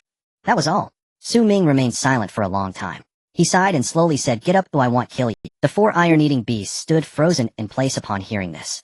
They never expected that Su Ming would truly be willing to let them go. In the wasteland, it has always been a struggle for the fittest. The tears of the weak are worthless in the eyes of the strong. Thus the 4 iron-eating beasts were a bit incredulous. "Really? You truly wish to let us go. Su Ming looked at them expressionless and nodded. Of course. The precondition is that you must contribute accordingly. If I find you shirking your duties, you will meet the same fate. As the last word fell, the 4 iron-eating beasts trembled in unison. They hurriedly replied, absolutely. Whatever you ask us to do, we shall do it. We will never slack off. Su Ming's sharp gaze scrutinized them, his tone as cold as ice. I hope you won't let. After saying this, he took out the prepared ore from his backpack and poured it on the ground. Hurry up and eat, we leave. The 4 iron-eating beasts dared not delay in the slightest, quickly agreeing and rushing forward to gobble it up. The ore was all in their bellies. Seeing this, Su Ming opened the enclosure. Follow behind. If I catch you trying to escape, you know the consequences. His tone remained cold. The 4 iron-eating beasts shuddered in unison and nodded eagerly. Yes, rest assured. We will never run away. Upon hearing this, Su Ming glanced at them and paid them no further mind, mounting air guzzi. Let's go. In a nearby shelter not far from the mining area, Yin Shui curled up on a simple wooden bed. She quietly awaited Su Ming's arrival. She knew this was a good opportunity.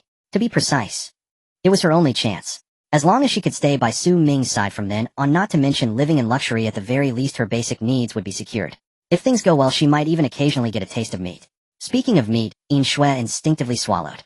The flavor of roasted meat flashed in her mind. In the many days she had been in the Wasteland, she had survived on sour wild fruits and moldy bread.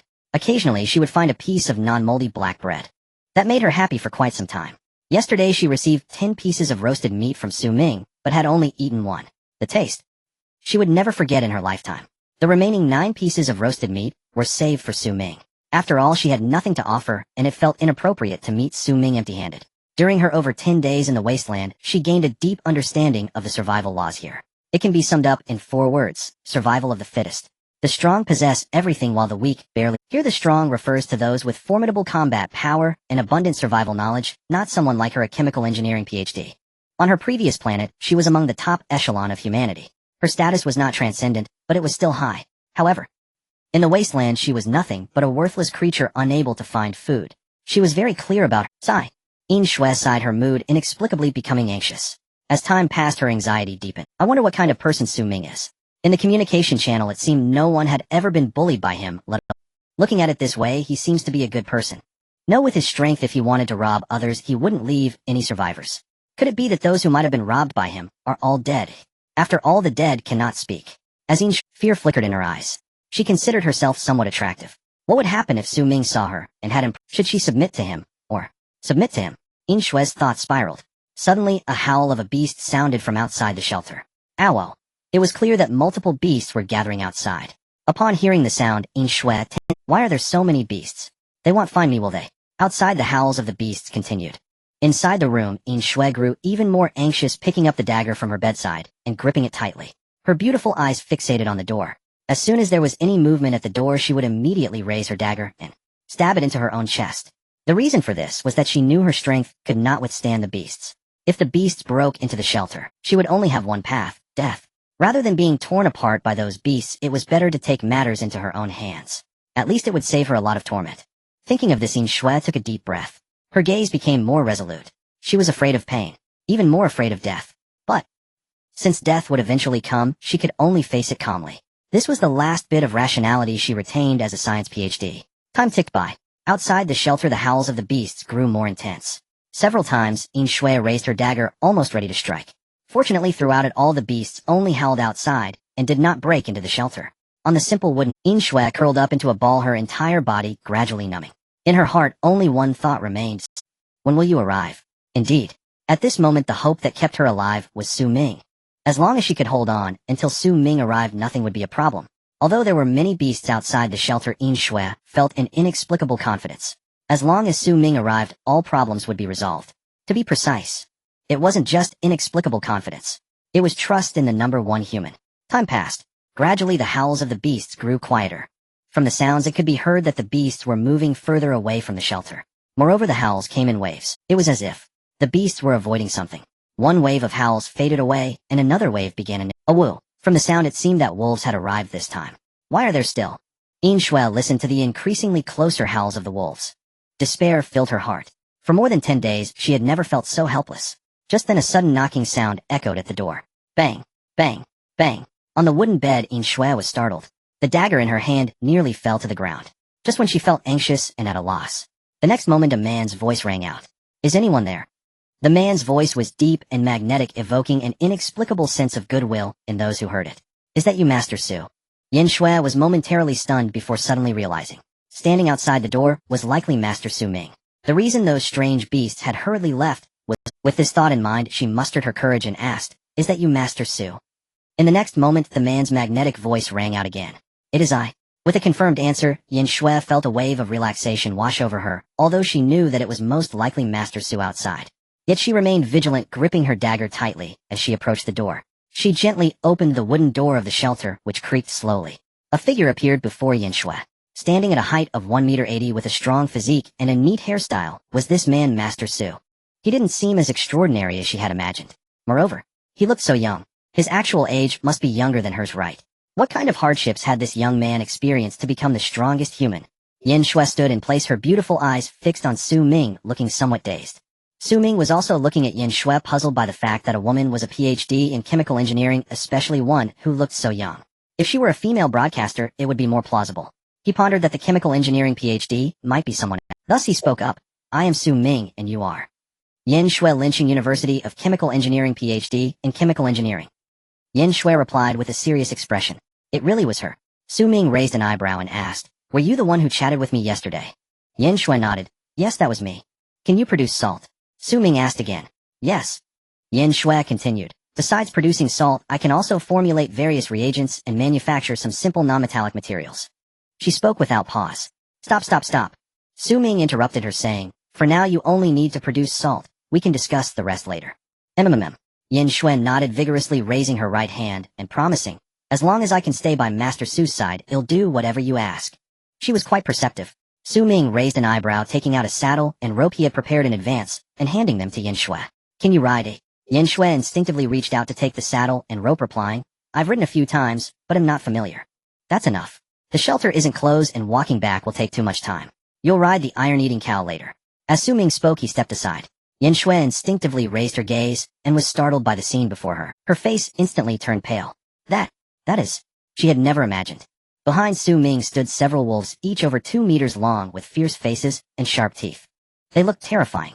The most frightening was the wolf closest to Su Ming, which was over 3 meters long. It was taller and longer than a small car. Yin Shui looked at it, having no doubt that it could crush her into a pulp with a... Seeing Yin Shui's face turn pale with fear, Su Ming reached out and patted her shoulder, comforting her. "It's okay, they're our own." "Our own?" Yin Shui looked at the giant wolf, unable to associate those words with them in any way. Any single wolf here could tear her apart. They would more likely consider her food than anything else. How could they be? "Yes, they are our own. If you don't believe me, go ahead and pat it and see if it will bite you." Yin Shui's mixture of fear, shock, and curiosity was quite amusing. Seeing this, Su Ming couldn't help but want to tease her. He turned to the desert wolves and said, "New members have joined, won't you welcome them?" "Welcome, of course." The desert wolves, seeing Su Ming's expression, immediately understood and stepped towards Yin Shui. Seeing this, Yin Shui was frightened and retreated, repeatedly waving her hands and trembling. "No need to welcome, no need to welcome. Don't come closer." Yin Shui stood in place, raising both hands, completely at a loss for what to do, and could only close her eyes. As time passed, the imagined pain of being torn apart did not come. Yin Shui's eyelids trembled slightly. Gathering her courage, she slowly opened her eyes. Not far away, the desert wolf stood still, looking at her with a speechless expression, as if to say, "Is this really necessary?" Seeing this scene, Yin Shui instinctively looked at Su Ming and suddenly found him looking at her with a teasing gaze. In an instant, a wave of embarrassment surged in her heart and her fair face turned crimson. Su Ming couldn't help but burst into laughter. Ha ha ha. On the way back to accommodate Yin Shui, who was riding a cow for the first time. The two walked side by side, slowing down their pace. Even so, Yin Shui still tightly held onto the saddle rope, cautiously surveying her surroundings. Fearing that she might fall off the cow and be devoured by the hidden strange beasts. Su Ming, seeing this, curiously asked, "How have you survived these past 10 days with such a timid heart?" Being pointed out on her weakness, Yin Shui's face turned slightly red as she quietly replied, "I managed to survive mainly because I went out very little." "Out very little?" Su Ming didn't quite understand. Yin Shui nodded, explaining, "In the Wasteland for 16 days, I only went out twice, once to collect a few bottles of water, and the other time encountered a strange beast, and almost got discovered." At this point, she suddenly stopped. Su Ming understood. "So you didn't dare to go out because you were almost discovered by the strange beast?" Yin Shui tightly gripped the saddle rope, lowering her head, speaking in a barely audible voice. "Just because I used to be timid doesn't mean I will always be. I will work hard to become bolder." While speaking, Yin Shui deliberately emphasized her tone to appear resolute. The reason she said this was because she was afraid that Su Ming would not want her because of her timid nature. Su Ming of course noticed this little concern, but he merely smiled and said, sometimes being timid isn't necessarily a bad thing, at least you're still. In Shue's face showed a look of surprise upon hearing those words. Instinctively she glanced at Su Ming. Su Ming maintained a smile on his face and continued, you haven't told me how you survived. Just hiding won't let you survive for 16 days. In Shue hesitated for a moment and replied, by some people want to make certain chemical reagents, but don't know how to mix them, so they come to me. As long as they provide a bit of food, I will tell them. Besides that, I also engage in some reselling business, barely managing to obtain some food and water. But it's mostly moldy bread and the like. Su Ming glanced at In Shue. Her beautiful face revealed a hint of pallor, clearly a sign of malnutrition. It's not easy. Su Ming looked at In Shue with a serious expression and said, I promise you as long as you follow me and work hard without any second thoughts, everything you had before will be yours again. What she had before referred to the previous planet. In Shue was slightly taken aback and instinctively glanced, seeing the determination in his eyes. For some reason her heart was filled with confidence. She nodded emphatically and replied, I believe in you. Half an hour later Su Ming and his group returned to the farmland. The No.01 artificial human was still working diligently. In the vast farmland various crops were growing vigorously. Around them bloodthirsty bees were patrolling. Everything seemed so harmonious. On the back of the iron-eating cow In Shue looked at everything in front of her, her mouth agape in disbelief. She couldn't be mistaken. In this barren wasteland, how could there be such a piece of farmland? How is this possible? In In Shue's astonished gaze, Su Ming jumped down to the ground and picked 2 ripe tomatoes. After rinsing them briefly with clean water, he tossed one to In Shue. He put the other one in his mouth and began to eat. Having not seen any vegetables or fruits for 16 days, In Shue certainly understood how precious this tomato was. She didn't care about possibly falling off the cow's back. She stretched out eagerly to catch the tomato. Huff! She caught the tomato. She let out a breath. Holding the tomato delicately in her hands, she was careful not to be the slightest bit negligent. Su Ming mounted the second dog. Seeing this scene, he curiously asked, why aren't you eating? In Shue hesitated for a moment and softly replied, can I eat it? In her eyes, she hadn't officially joined Su Ming's team yet. After all, she was just an external laborer. How could she eat such a precious thing? Although she didn't know how many loaves of bread a tomato was worth at the shop. But just by thinking about it, she knew it wouldn't be cheap. After all, rarity increases value. Nonsense. It's given to you, so of course you're meant to eat it. Su Ming looked at In Shue, his expression serious as he said, this thing is plentiful in the fields. Even if you eat freely, how much can you eat? Since you've decided to join my team, don't be so restrained, understand? Upon hearing this, In Shue felt a warm current flow through her heart. She gently nodded and replied, I understand. Thank you, Su Ming.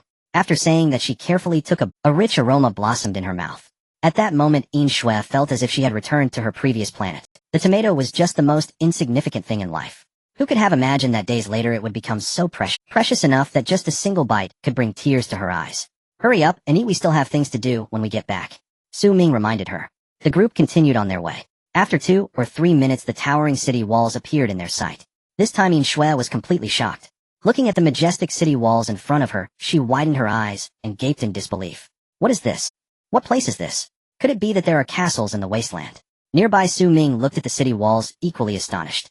At this moment, he still found it hard to believe that a day ago, it was merely a shelter in a cave now transformed into a splendid and impregnable castle. Su Ming, what is this place? In Shue looked at Su Ming and asked, her voice trembling. Su Ming feigned a calm demeanor and replied, a shelter. Shelter. Upon receiving this answer, In Shue was so shocked that she didn't know what to say. Both were shelters, yet how was she still in a small cave, while Su Ming already lived in a castle? People are compared to each other, making one feel inferior. On the city wall, Leona saw Su Ming and pressed a button. The city gates slowly opened. Let's go. With Su Ming's command, the group moved forward, arriving at the center of the castle. Su Ming jumped down and waved his hand, saying, you've all worked hard, go back and rest. Yes, leader. The desert wolves bowed and each left. Seeing this, In Shue was naturally once again shocked. At this moment, she still found it hard to believe that Su Ming could communicate with the beasts. Yet as she watched the beasts obediently leave, even if she didn't believe it before, she should now. Come down, we are home. Su Ming looked at In Shue and said, In Shue's heart was touched by those words. She opened her mouth wanting to say something, but felt that no words could describe her current feelings. After holding back for a long time, she ultimately couldn't help it and let the tears flow. I can't. Sob. In Shue sat on the cow's back, crying loudly. A shelter. In the living room, In Shue sat on the sofa, her pretty face flushed as if it were bleeding. It was her first time riding a cow, especially for a long-distance journey. By the time they reached the shelter, she had already lost all her strength. In the end, it was Su Ming who carried her down. Just thinking about Su Ming's teasing gaze after she landed made her face flush even more. How embarrassing. Meanwhile, Su Ming didn't take this matter to heart. He was only discussing the plans for the next few days with Xia Yixue and Leona. With Yin Shui joining, it won't take long to produce salt. Once we produce salt, we can mine salt resources on a large scale. When the time comes, if we lack manpower, we can recruit, of course. Even if we lack manpower, we must ensure that those we recruit have no ulterior motives. Therefore contracts are— Xia Yixue nodded slightly. Understood. Su Ming responded. Looking at Yin Shui beside her, he instructed, during your rest, check if there are any needed materials in the shop, and if so, purchase them directly. They'll give you 100 pieces of roasted meat first, and once the production increases, we can raise the budget. At this point, he seemed to recall something and paused before continuing. By the way, you haven't joined the team yet, right? I'll add you to the team now. Your 100 pieces of roasted meat will be taken directly from the team's backpack. Su Ming said as he opened the survival manual. Would you like to invite Yin Shui, overall score 215, to join the team? 215. It was already the 16th day, yet there was someone with such a low score. Su Ming's mouth twitched slightly as he said yes. In the next moment, a line of small text appeared in Yin Shui's survival manual. Su Ming, overall score 6159, has sent you a team invitation. Do you agree? 6159 points. That's 30 times her score. Yin Shui was momentarily stunned upon seeing this number. Then a wave of shame surged in her heart. Her delicate face turned red once again. I agree. Su Ming's team captain. Su Ming members Xia Yixue Yin Shui team, level 1 maximum number of members 20 team warehouse 500 slots 1. The captain has all rights over the team, including inviting members, expelling members, setting permissions, opening the warehouse, and closing the warehouse, etc. 2. If the captain dies, the team suffers the debuff team's grief. All members' attributes permanently decrease by 10. 3. If the captain dies, the team will be taken over by the vice captain. If there is no vice captain, the team will disband, and the team warehouse will be permanently closed. 4. Killing team members will be recorded in the team announcement. The items in the team warehouse should not be used casually unless it's an emergency. If you want to use them, you must inform me in advance. Understood? Su Ming looked at Yin Shui and said. For Xia Yixue, this restriction naturally did not exist, as the two had experienced numerous life and death battles together. They had long since developed mutual trust. However, Yin Shui was different. Regardless of anything, she was still a stranger who had just joined. No one knew her personality or character. It was quite necessary to impose some restrictions on her. Brother Su, I will never act recklessly. Yin Shui hurriedly raised her right hand, assuring him. Su Ming nodded and said, the journey has been bumpy. You must be quite tired. Rest a while before we start making salt. Yin Shui nodded heavily. She still sat on the sofa in a very reserved manner, somewhat resembling a serious student attending a class. Seeing this scene, Su Ming said nothing but got up and returned to the bedroom, leaving her with some private space. After a moment, Xia Yixue and Leona also left. The living room was left with only Yin Shui. She sat on the soft sofa. With curious eyes, she looked around the living room. A spacious living room. Exquisite walls. Bright lamps. For a brief moment, she almost thought she had returned to her previous planet. There were no ferocious beasts, no harsh weather, and no scarce resources. What she had were only the bottles and jars in the laboratory. Thinking of this, she couldn't help but relax a little. At least she dared to lean back now. After lying down for a while, she felt a wave of fatigue wash over her. It wasn't long before she fell into a deep sleep. In her dream, she returned to her previous planet. She was still the student protected by her parents, mentors, and senior brothers and sisters. Every day, she had nothing to worry about, only needing to focus on experiments and publishing papers. Everything was so wonderful. It's a pity. A dream is always a dream. One must eventually wake up. She opened her eyes again. Yin Shui found herself in a strange environment. After a moment of confusion, she finally realized that she was in Brother Su's shelter. This sofa is so comfortable. It's even more comfortable than my own bed. Moreover, here, I don't have to worry about being attacked by ferocious beasts. Because outside the shelter there is a 10-meter-high city wall. Inside the city wall there are also a dozen giant wolves 2 to 3 meters long protecting her. If only I could stay here forever. Thinking of this, Yin Shui suddenly ignited her fighting spirit. She could no longer go on living in a daze. I must strive. If I'm timid, I will train my courage. If I'm weak, I will strengthen my body. In short, I must not be despised by Brother Su. With this thought, Yin Shui climbed up from the sofa. She opened the survival manual and began searching in the shop. Sodium hydroxide. Soda ash. Slake lime. These are all raw materials for purifying brine. As natural minerals, they are not uncommon. However, in the Wasteland, few people pay attention to their existence and are even less aware of their potential uses. After searching for a long time, she only found a small amount of materials in some shops selling ores. The quantity was small, but it was enough for now. After purchasing the materials with the roasted meat from the team warehouse, Yin Shui also bought some clay jars. After cleaning them, she added pure well water. According to Brother Su, the well water here has been purified and contains no radiation, making it safe to use. After adding the well water, she also threw in some mineral salt that Brother Su had entrusted to her. The next step was to quietly wait for the mineral salt to dissolve into brine. Yin Shui took out the slake lime and added it in. After waiting for a while, she added the soda ash, also known as sodium bicarbonate. This way the Ca and Mg in the mineral salt would precipitate as CaCO3 and MgOH2. In addition, the mineral salt may also contain H2S. This substance is highly toxic to the human body. Comparatively, the method to remove it is quite complex. First, mix iron filings and wet sawdust thoroughly, adding 0.5 of quicklime to create a desulfurizer. Once everything is ready, the impurities in the brine have been purified. The next task is relatively simple, just place it on a flat-bottomed pot. What remains is table salt. This process may be dangerous. Therefore, Yin Shui chose not to sit in the living room, but pushed open the safety door and came outside the shelter. Several desert wolves looked at Yin Shui with curious eyes, wanting to see what this new member looked like. Upon seeing them, Yin Shui shuddered, heating the container filled with brine. As time passed, the gas gradually evaporated. The remaining white crystal, heating the container filled with brine. As time passed, the gas gradually evaporated. The remaining white crystals are the table salt. Clean, delicate. It looks just like the table salt sold in supermarkets on her previous planet.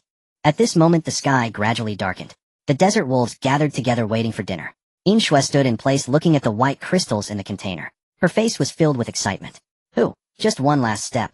Yin Shui took a deep breath to calm her emotions. Then, she pinched a bit of the white crystal with her fingers and put it into her mouth. The white crystal melted in her mouth, stimulating her taste buds. The texture and flavor were exquisite. The salt she produced was of the finest quality. This time, Yin Shui could no longer restrain her excited heart. She cheered. Nearby, the desert wolves were startled by her voice and retreated in unison, eyeing her with strange, thinking to herself, could this human be a fool? On the city wall, Leona noticed this scene and frowned slightly, ready. Seeing the container in front of her, she instantly understood. She had made salt. What's wrong? Su Ming and Xia Yishue heard the sound, pushed open the door, and walked out.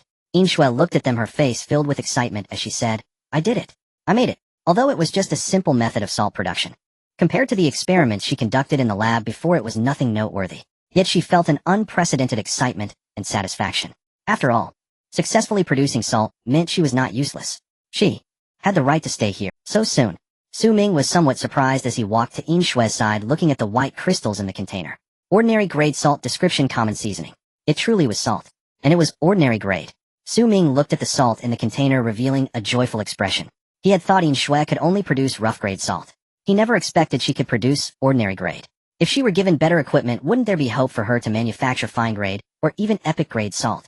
Producing salt from rock salt doesn't take much time. If we had a better furnace and container, the efficiency would be even higher, Yin Shui explained as she stood aside. Great. Su Ming looked at Yin Shui and said, in that case, I'll give you another 100 pieces of roasted meat to buy materials and equipment. If it improves efficiency from now on, you'll be fully responsible for salt production. Hearing this, Yin Shui's face lit up with excitement as she nodded vigorously. I won't let you down, Su De Lao. With the production issue resolved, the next step was sales. Salt was a scarce commodity in the Wasteland, so there was no worry about sales. The problem was how to set the price. After much contemplation, Su Ming ultimately decided to set the price at 1 piece of roasted meat for every 500 grams of salt. The reason for this pricing was that salt, unlike fruits and vegetables, was different. At this stage, survival was already a problem for everyone. Few could afford the time to cultivate and farm. Therefore, for a long time, fruits and vegetables would remain in a state of having value, but no market. Su Ming had no potential competitors. However, salt was different. Firstly, there were many ruins in the Wasteland that already contained salt. Although some had passed their expiration dates and were of poor quality, they were still edible. Additionally, there were oceans in the 4 major regions of the Wasteland. Survivors living near the ocean could produce large quantities of salt in no time. By setting the price lower, Su Ming could effectively suppress these potential competitors. After all, for the survivors near the ocean, producing salt was a costly endeavor. If Su Ming kept the salt price low, they would have to wait until their equipment improved, costs lowered, and profit margins became viable before they could compete with him. And that would take a long time. At this moment, the sky had completely darkened. Yin Shui still wanted to produce more salt. Su Ming stopped her.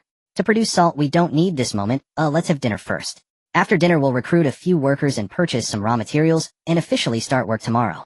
Yin Shui did not dare to delay and hurriedly responded, I will follow all of Su De Lao's instructions.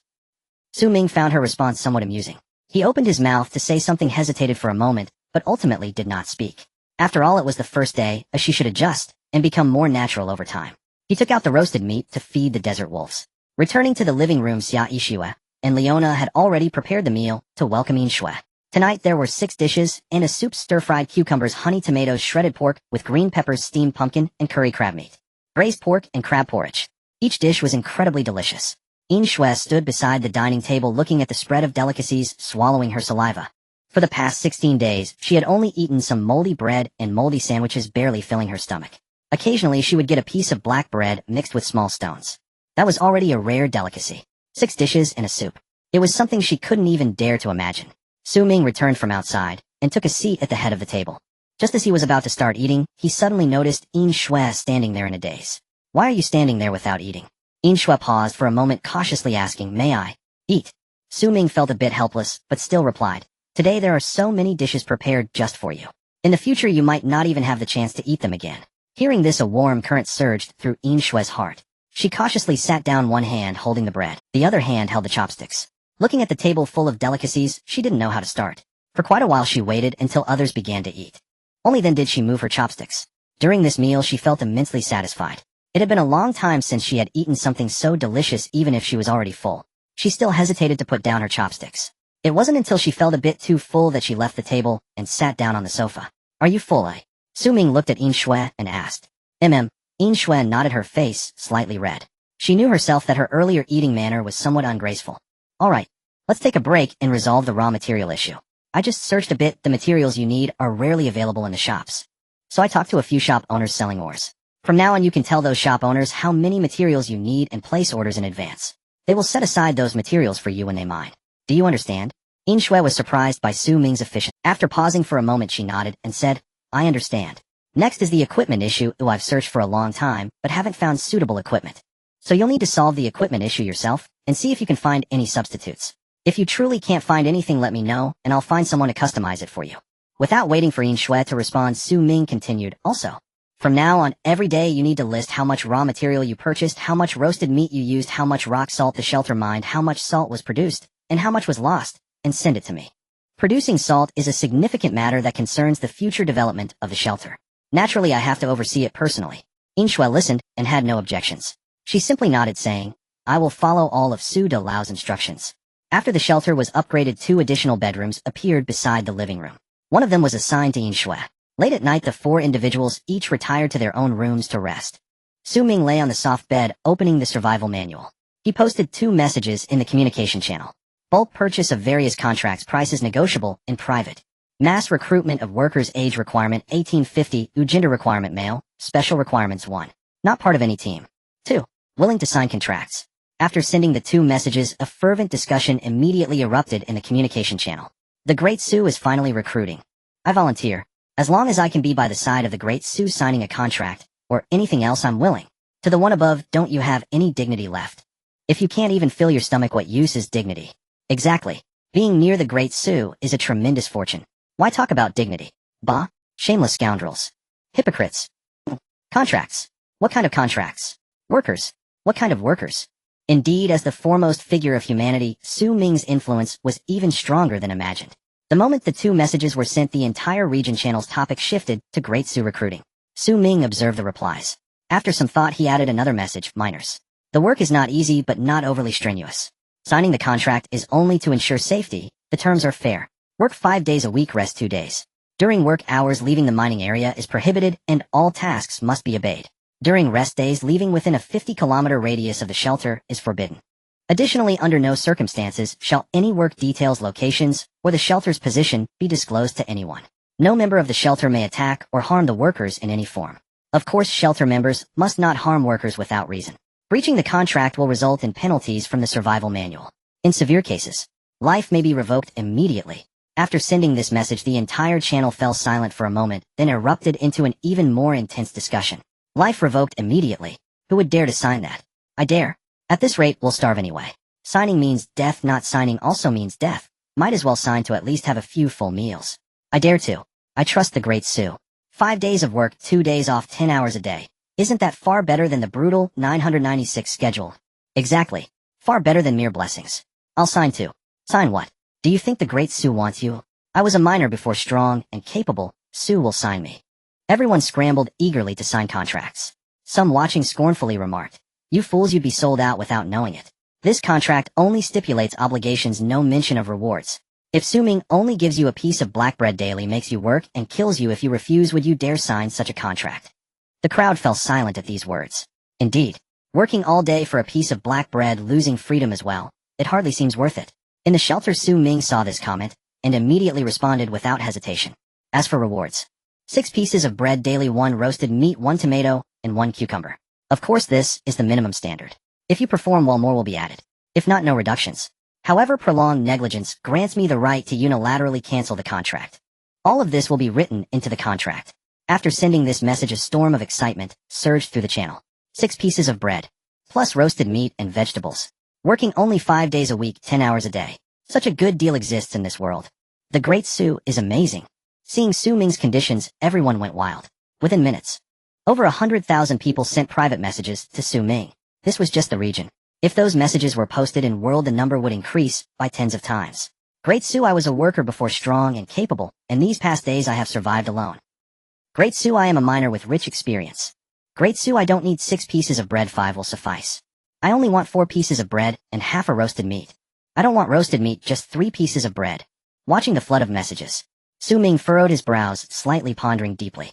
Eventually, he selected 5 individuals who were relatively close to the shelter and had mining experience. The reason for choosing only 5 was not concern over managing too many, but because only 5 contracts were. Although the shelter was guarded by desert wolves, even if 20 recruits were all bandits, they wouldn't pose a significant. However, Su Ming held an unwavering obsession with safety.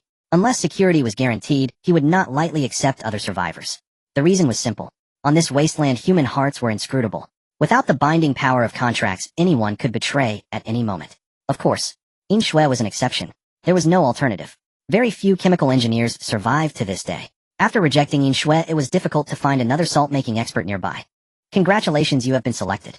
The contract has been sent to you, sign your name. Then, starting the day after tomorrow, all must proceed according to the contract. The contract is valid for 1 year. After that, you may choose to renew or leave. Naturally, you still have the chance to reconsider now. You have half an hour to decide whether to sign or not. Each of the 5 selected received the same message from Su Ming. Upon receiving, all were stunned, then overjoyed beyond measure. Tens of thousands fought for one spot. Only they succeeded. This was an extraordinary stroke of luck. Who would give up such a good job? Only a fool. Sign. Definitely sign. In less than a minute, all 5 sent messages back. Great Su, I sign. Good, the contract will be sent to you. After signing, you will receive prompts. Don't think you can slack off. Understood. The other party initiates a trade request to you, trade item common level contract. The next moment, all 5 receive the contract.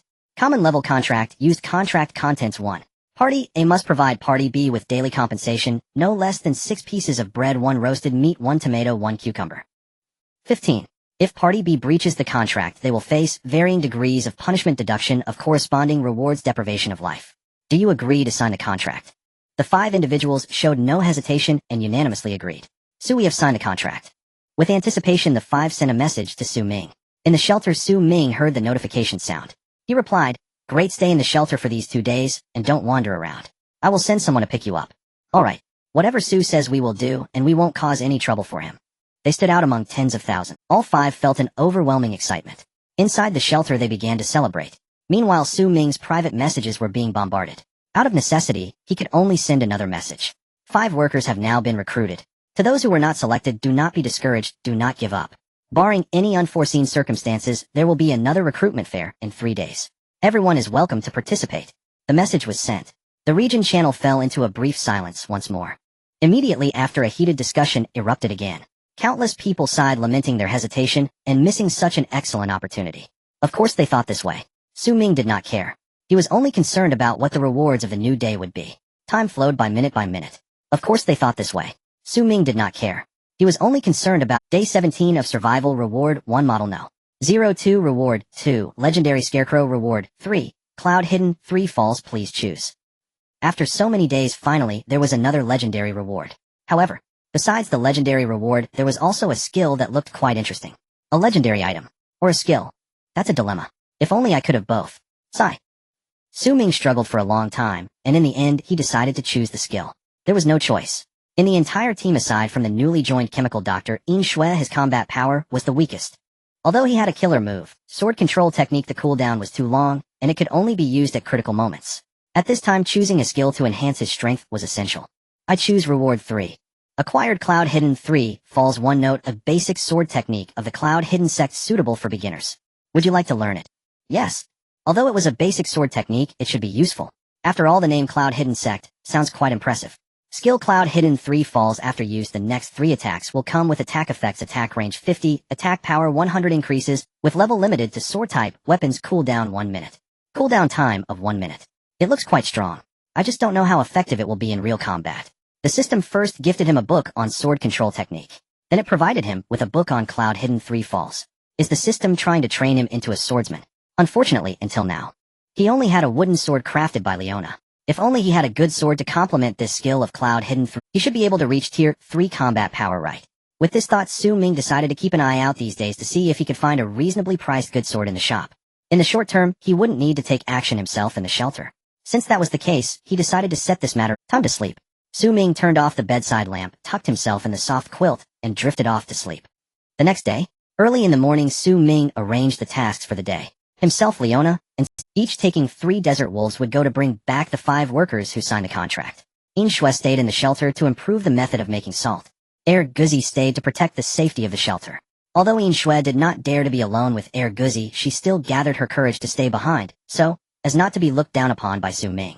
After finishing breakfast and bidding farewell, the 3 set off on their iron-eating bowl at the scheduled time. The workers' shelter was neither too close nor too far. The nearest was just an hour away, while the farthest would take 2.5 hours. Without Guzi's presence, the 3 were all very cautious. When encountering tier 3 beasts, they tried not to provoke them and avoided them whenever possible. If they could not avoid them, they would stop and observe, ensuring safety before passing through. Consequently, they were delayed. Nevertheless, before dark, Ming and the others managed to bring back all the workers. The 5 workers were 2 in their 30s and 3 in their 40s. They were all former miners with rich experience. At this moment, upon seeing Ming's castle, they were all their eyes widened in disbelief at what they saw. They knew Ming was formidable, but they had not expected him to be. While they were still curled up in a few square meters of small cave, he was already living in an exquisitely magnificent castle, leading a noble lifestyle. Surrounded by beautiful women, and with a dozen giant wolves at his command, each one possessing great strength. All one could say was, comparing people really brings frustration.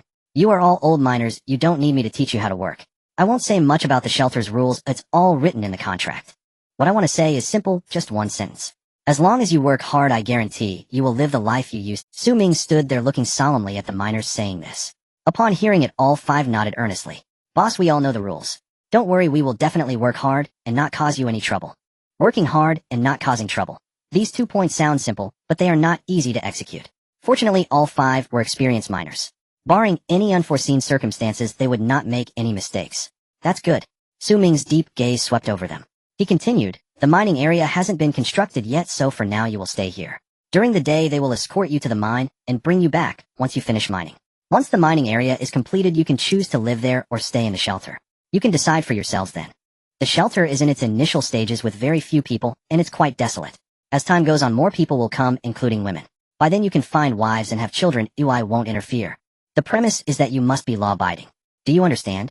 Upon hearing this, the 5's eyes lit up, rekindling their hope for life. They all nodded in unison and exclaimed, understood. The space within the city walls is vast. Ming temporarily constructed 5 stone houses for their accommodation. As night fell, he distributed food to the 5 individuals.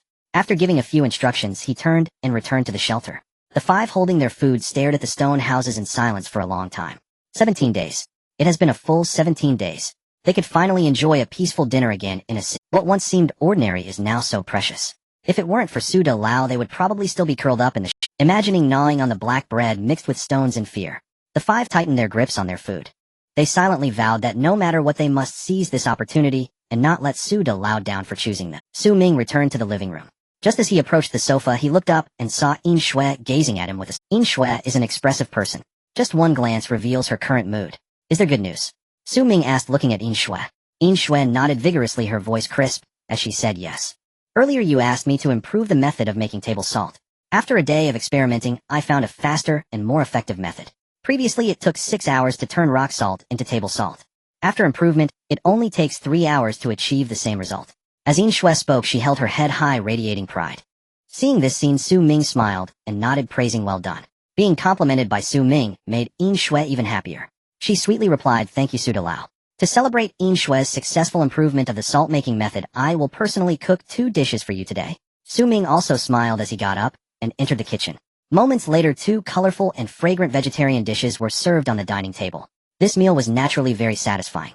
After eating and drinking their fill, the four lay back on the sofa to rest. Su Ming looked at Yin Shui and casually said, "Tomorrow we officially start work. You will come with me to the salt mine to understand the quality of the rock salt and guide the workers on how to mine it." Upon hearing about the salt mine, Yin Shui's face showed a hint of fear. But it was only for a moment as she quickly adjusted her state and nodded. Although they had only been together for a day, Su Ming was well aware of what kind of person Yin Shui was. She was timid as a mouse. Sending her to the salt mine would inevitably expose her to some dangers, so it was better to inform her in advance. Thinking of this, Su Ming said, "Strange beasts may appear near the salt mine, but don't worry. I will go with you, and there will be no safety issues." Hearing this, Yin Shui looked up at Su Ming, her beautiful eyes sparkling. After thinking for a moment, she said firmly, "I can go alone as long as Guzi accompanies me." Su Ming was a bit surprised by this, and asked why. Yin Shui replied, "Su de Lao, you have so much to do. You shouldn't waste your time on such trivial matters." Su Ming chuckled in disbelief. "The salt mine is not a trivial matter. I am not going to the salt mine just to accompany you. Even if you don't go, I still need to go." But Yin Shui opened her mouth wanting to say something, but was interrupted by Su Ming. "Alright, let's not discuss this any further. Rest well, we have a long journey tomorrow." After speaking, Su Ming looked at Liaona and Xia Yishui, instructing, "You two should also rest early and come with me tomorrow." Okay. Xia Yishui and Liaona were used to outings, appearing quite calm as they nodded without saying much. Seeing this, Su Ming had nothing more to say and returned to his bedroom. Upon entering his room, the first thing he did was lie down on the bed. Then, he opened the communication. "Brothers, have there been any anomalies with the indigenous people near you these days? Those indigenous people appear and disappear mysteriously. Who knows if they have any anomalies? Exactly, in over 10 days, I've only seen the indigenous people once. I don't even know how they normally are, let alone what an anomaly looks like." Anomaly. In the past few days, their frequency of going out to hunt has increased. Does that count as an anomaly? Yes. Previously, we could only see them once every 3 to 4 days, but now we can see them 2 to 3 times a day, and they are all hunting strange beasts. The indigenous people on our side are the same. Just this noon, I saw them hunting a 4th-tier strange beast. My goodness, it almost scared me to death. I feel like they're hunting strange beasts so frantically to store food. As soon as this news popped up, the entire channel fell into a momentary silence. Those who could survive until now are not fools. Storing food means something. Everyone is very clear. Could something significant happen soon? How do you know they are storing food? There's no evidence, just a guess. Perhaps there's something wrong with their camp. With so many indigenous people, and such a long distance, if there was a problem, it wouldn't have occurred suddenly in these few days. Do you think that's possible? Exactly. We are in the Wasteland. What kind of place is the Wasteland? It is no exaggeration to say that it eats people without spitting out bones. Any slight disturbance should alert us. That makes sense. In the past few days, let's all store some food. After all, those indigenous people have been living in the Wasteland for a long time. Following their lead won't be wrong. For an entire night, everyone's discussions revolved around the indigenous people. Su Ming watched their conversation with a slight frown. Indigenous people. Storing food. If that's the case, things could get troublesome. You have to know Su Ming has personally witnessed the prowess of the indigenous people. 3 of them can incapacitate a 4th-tier, 3-headed giant lion. Such power is terrifying. In other words, as long as they do not provoke beings like the food beast ants, they are at the top of the food chain in the Wasteland. Why would such indigenous people choose to store food? What makes them feel afraid? Sigh. If only I could find an indigenous person to ask about the situation. As Su Ming thought of this, an image of a little girl involuntarily surfaced in his mind. She was the only survivor among the 3 who hunted the 3-headed giant lion. Speaking of which, I could be considered her savior. It is a pity. I don't know where she lives. Otherwise, Su Ming really intended to ask about it. The crowd continued discussing. However, Su Ming had lost interest. Without concrete evidence, further discussion was meaningless. It would be better to rest a bit more. With this thought, Su Ming stopped doing anything else. After restocking the shop, he closed his eyes to recuperate. Moments later, the system's prompt sounded on time. Survival Day 18, Reward 1, Model 02 of a humanoid, Reward 2, Legendary Scarecrow 2, Reward 3, Meteorite Heavy Sword, please select. All 3 rewards had appeared before. The only difference was that the Legendary Scarecrow in Reward 2 had changed from 1 to 2. 2 legendary items. No matter how you think about it, it's a huge profit. Su Ming did not hesitate and decisively chose Reward 2. I choose Reward 2. Gained Legendary Scarecrow 2 description: a thin and rudimentary scarecrow wielding a tattered sickle, harvesting fear from all beings, effective range 3 kilometers. Inside the backpack, the Legendary Scarecrow held a tattered sickle displaying a fierce expression. Such a design was bound to evoke fear. According to the manual's instructions, this scarecrow should be a defensive item. Harvesting fear from all beings, the description was rather vague. But Su Ming guessed it was simply about attacking enemies within a 3-kilometer range. 3 kilometers. That is quite a large area. If its strength could reach the third level, the safety of the two mining areas would be assured. If it were only first or second level, its symbolic significance would far exceed its practical value. Of course, no matter what, having it is better than not having it at all. It is better than nothing. With this thought, Ming stopped dwelling on the scarecrow's strength. Lying on the bed, he closed his eyes. The next morning, 5 miners had already risen early. Staying in place, they quietly awaited Ming's arrangements. Moments later, Ming emerged from the shelter, distributing food to them. While doing so, he said, "After breakfast we will set off." The 5 eagerly reached out for the bread and tomatoes, all a bit excited, exclaiming, "Yes, boss." After finishing breakfast, the group officially set out. This time, aside from the 5 desert wolves guarding the castle, all other members were present. The main purpose of this arrangement was to see if there was a way to lure the Flesh Mountain beast from the mining area to near the castle. After all, the Flesh Mountain beast produces a significant amount of fresh meat. If it could be brought near the castle, it would provide an additional source of income for the shelter. The salt mine was not far from the shelter. With 4 iron-eating cattle serving as transport, it didn't take long for the group to reach the salt mine. Compared to before, there was no change here. Before them lay a vast expanse of white, looking quite beautiful. If it were on the previous planet, this place could have become a great tourist spot. It was a pity. This was a cruel wasteland. Even the most picturesque scenery had no one to enjoy it. "This is the salt mine. See if you notice any issues." Ming jumped off from the iron-eating cattle.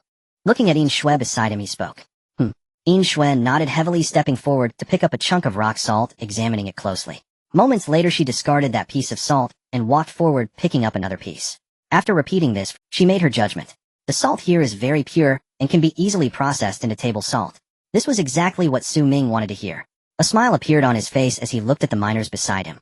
"This year your task is to mine the salt here. The one who mines the most each week will receive an additional reward. Once we have more people in the future, and someone is willing to take your place, you can also do other work." The miners heard this and hurriedly said, "Boss, we used to be miners. Aside from mining, we can't do anything else. Rest assured, we will work diligently and not get involved in any messy matters." Ming only smiled upon. He took out mining tools from his backpack and distributed them to the 5. "The salt you mine, trade directly with Shui. Typically those 5 will ensure your safety. If you encounter trouble that even they cannot handle, just message me. I will come to your rescue immediately," Ming said, pointing to the 5 desert wolves. Upon hearing this, the miners instinctively looked at the 5 desert wolves. Their expressions changed slightly. One of them swallowed hard. Cautiously, he said, "Boss, I know these wolves are following you, but they are still wild beasts. If one day they suddenly go wild, we have no means to protect ourselves. It's natural for them to have such concerns. After all, not everyone possesses the ability to communicate with." The miners were unaware of the desert wolves' emotions, and there might inevitably be some friction. The strongest of the 5 desert wolves was close to the 3rd tier. One could easily kill all 5 of them. If it truly became aggressive, they would have no way to deal with it. Ming pondered for a moment, and then looked at the 5. With a serious expression, he said, "I assure you that, as long as you do not provoke them, they will never attack you. You are responsible for mining, and they will protect the mining area. There will be no conflicts." Aside from making this guarantee, Ming had no other means. The 5 looked at each other unsure. Seeing this, Ming sighed, and said, "To be honest, there are only 3 of us capable of fighting in the shelter. We have other matters to attend to, and cannot always guard you. If you are truly worried, I can remove them, but then you will have to work without protection. Of course, you can also choose to dissolve the contract and leave. I respect your choice." Upon hearing this, the 5 looked anxious and quickly said, "Boss, please don't dissolve the contract. We will do it.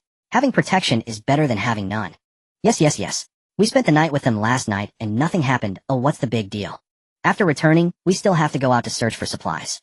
It poses the same risk of being attacked by exotic beasts. The food obtained is even less than what we can get here.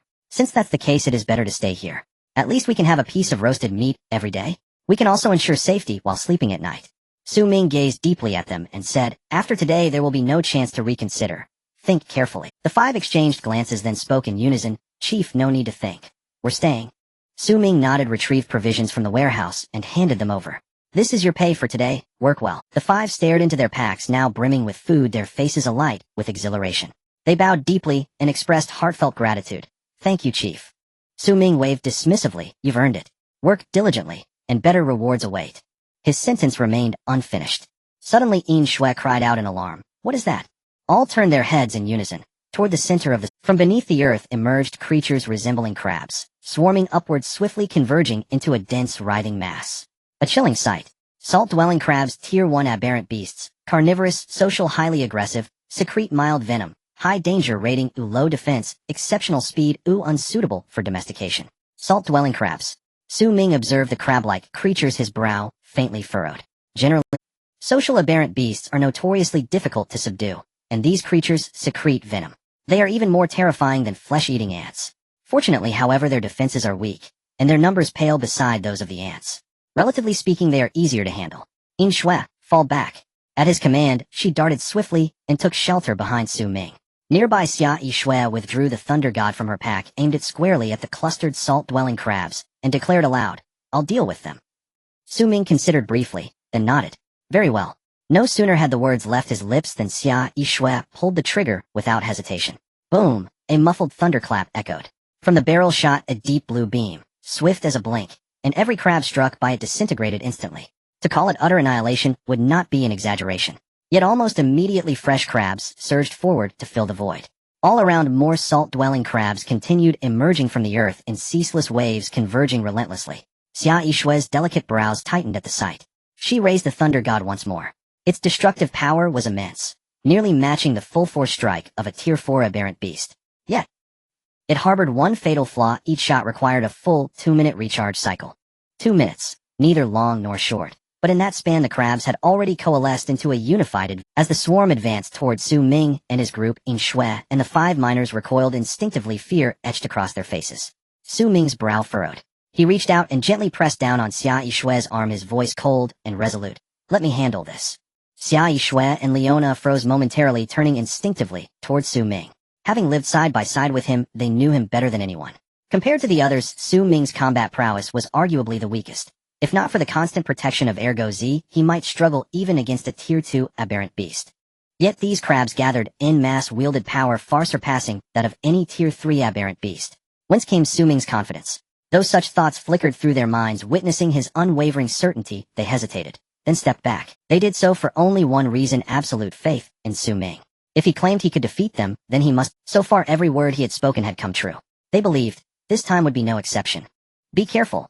Xia Yishui murmured softly, holstered the thunder god, and stood aside in quiet anticipation. Leona did likewise. Su Ming nodded, said nothing, merely drew a wooden sword and gripped it firmly. Behind him, In Shui and the miners watched, eyes gleaming with anticipation.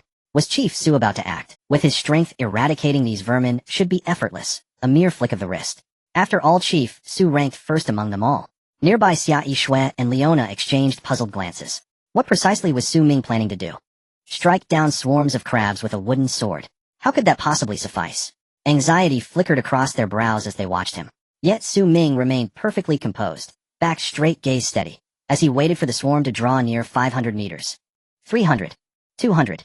150. The horde closed in relentlessly, until even the intricate patterns on their carapaces became clearly visible. In Shui and the miners stood rooted, hearts tightening with tension. Though they trusted Su Ming's might, the sheer density of the approaching swarm was profoundly unnerving. In Shui clenched her fists tightly, staring at Su Ming's back, her heart pounding. Why hasn't Chief Su? Just as she nearly gave in to the urge to retreat, the Su Ming before her moved. Cloud Stealth Triple Fall activates 3 consecutive attacks, imbued with special effects, extends attack range by 50 meters, and amplifies damage by 100 points, scaling with level, restricted to blade weapons, cooldown 60 seconds. Cloud Stealth Triple Fall. Su Ming tightened his grip on the wooden sword, vanished in a blur, and reappeared an instant later directly before the swarm. He swung the sword. Azure sword shadows erupted into being, striking the horde like celestial blades. Under that torrent of light and steel, the crabs fell in waves. They never even landed a single blow, obliterated utterly by the sword shadows. 3 strikes, like passages from a wuxia classic, killed without trace.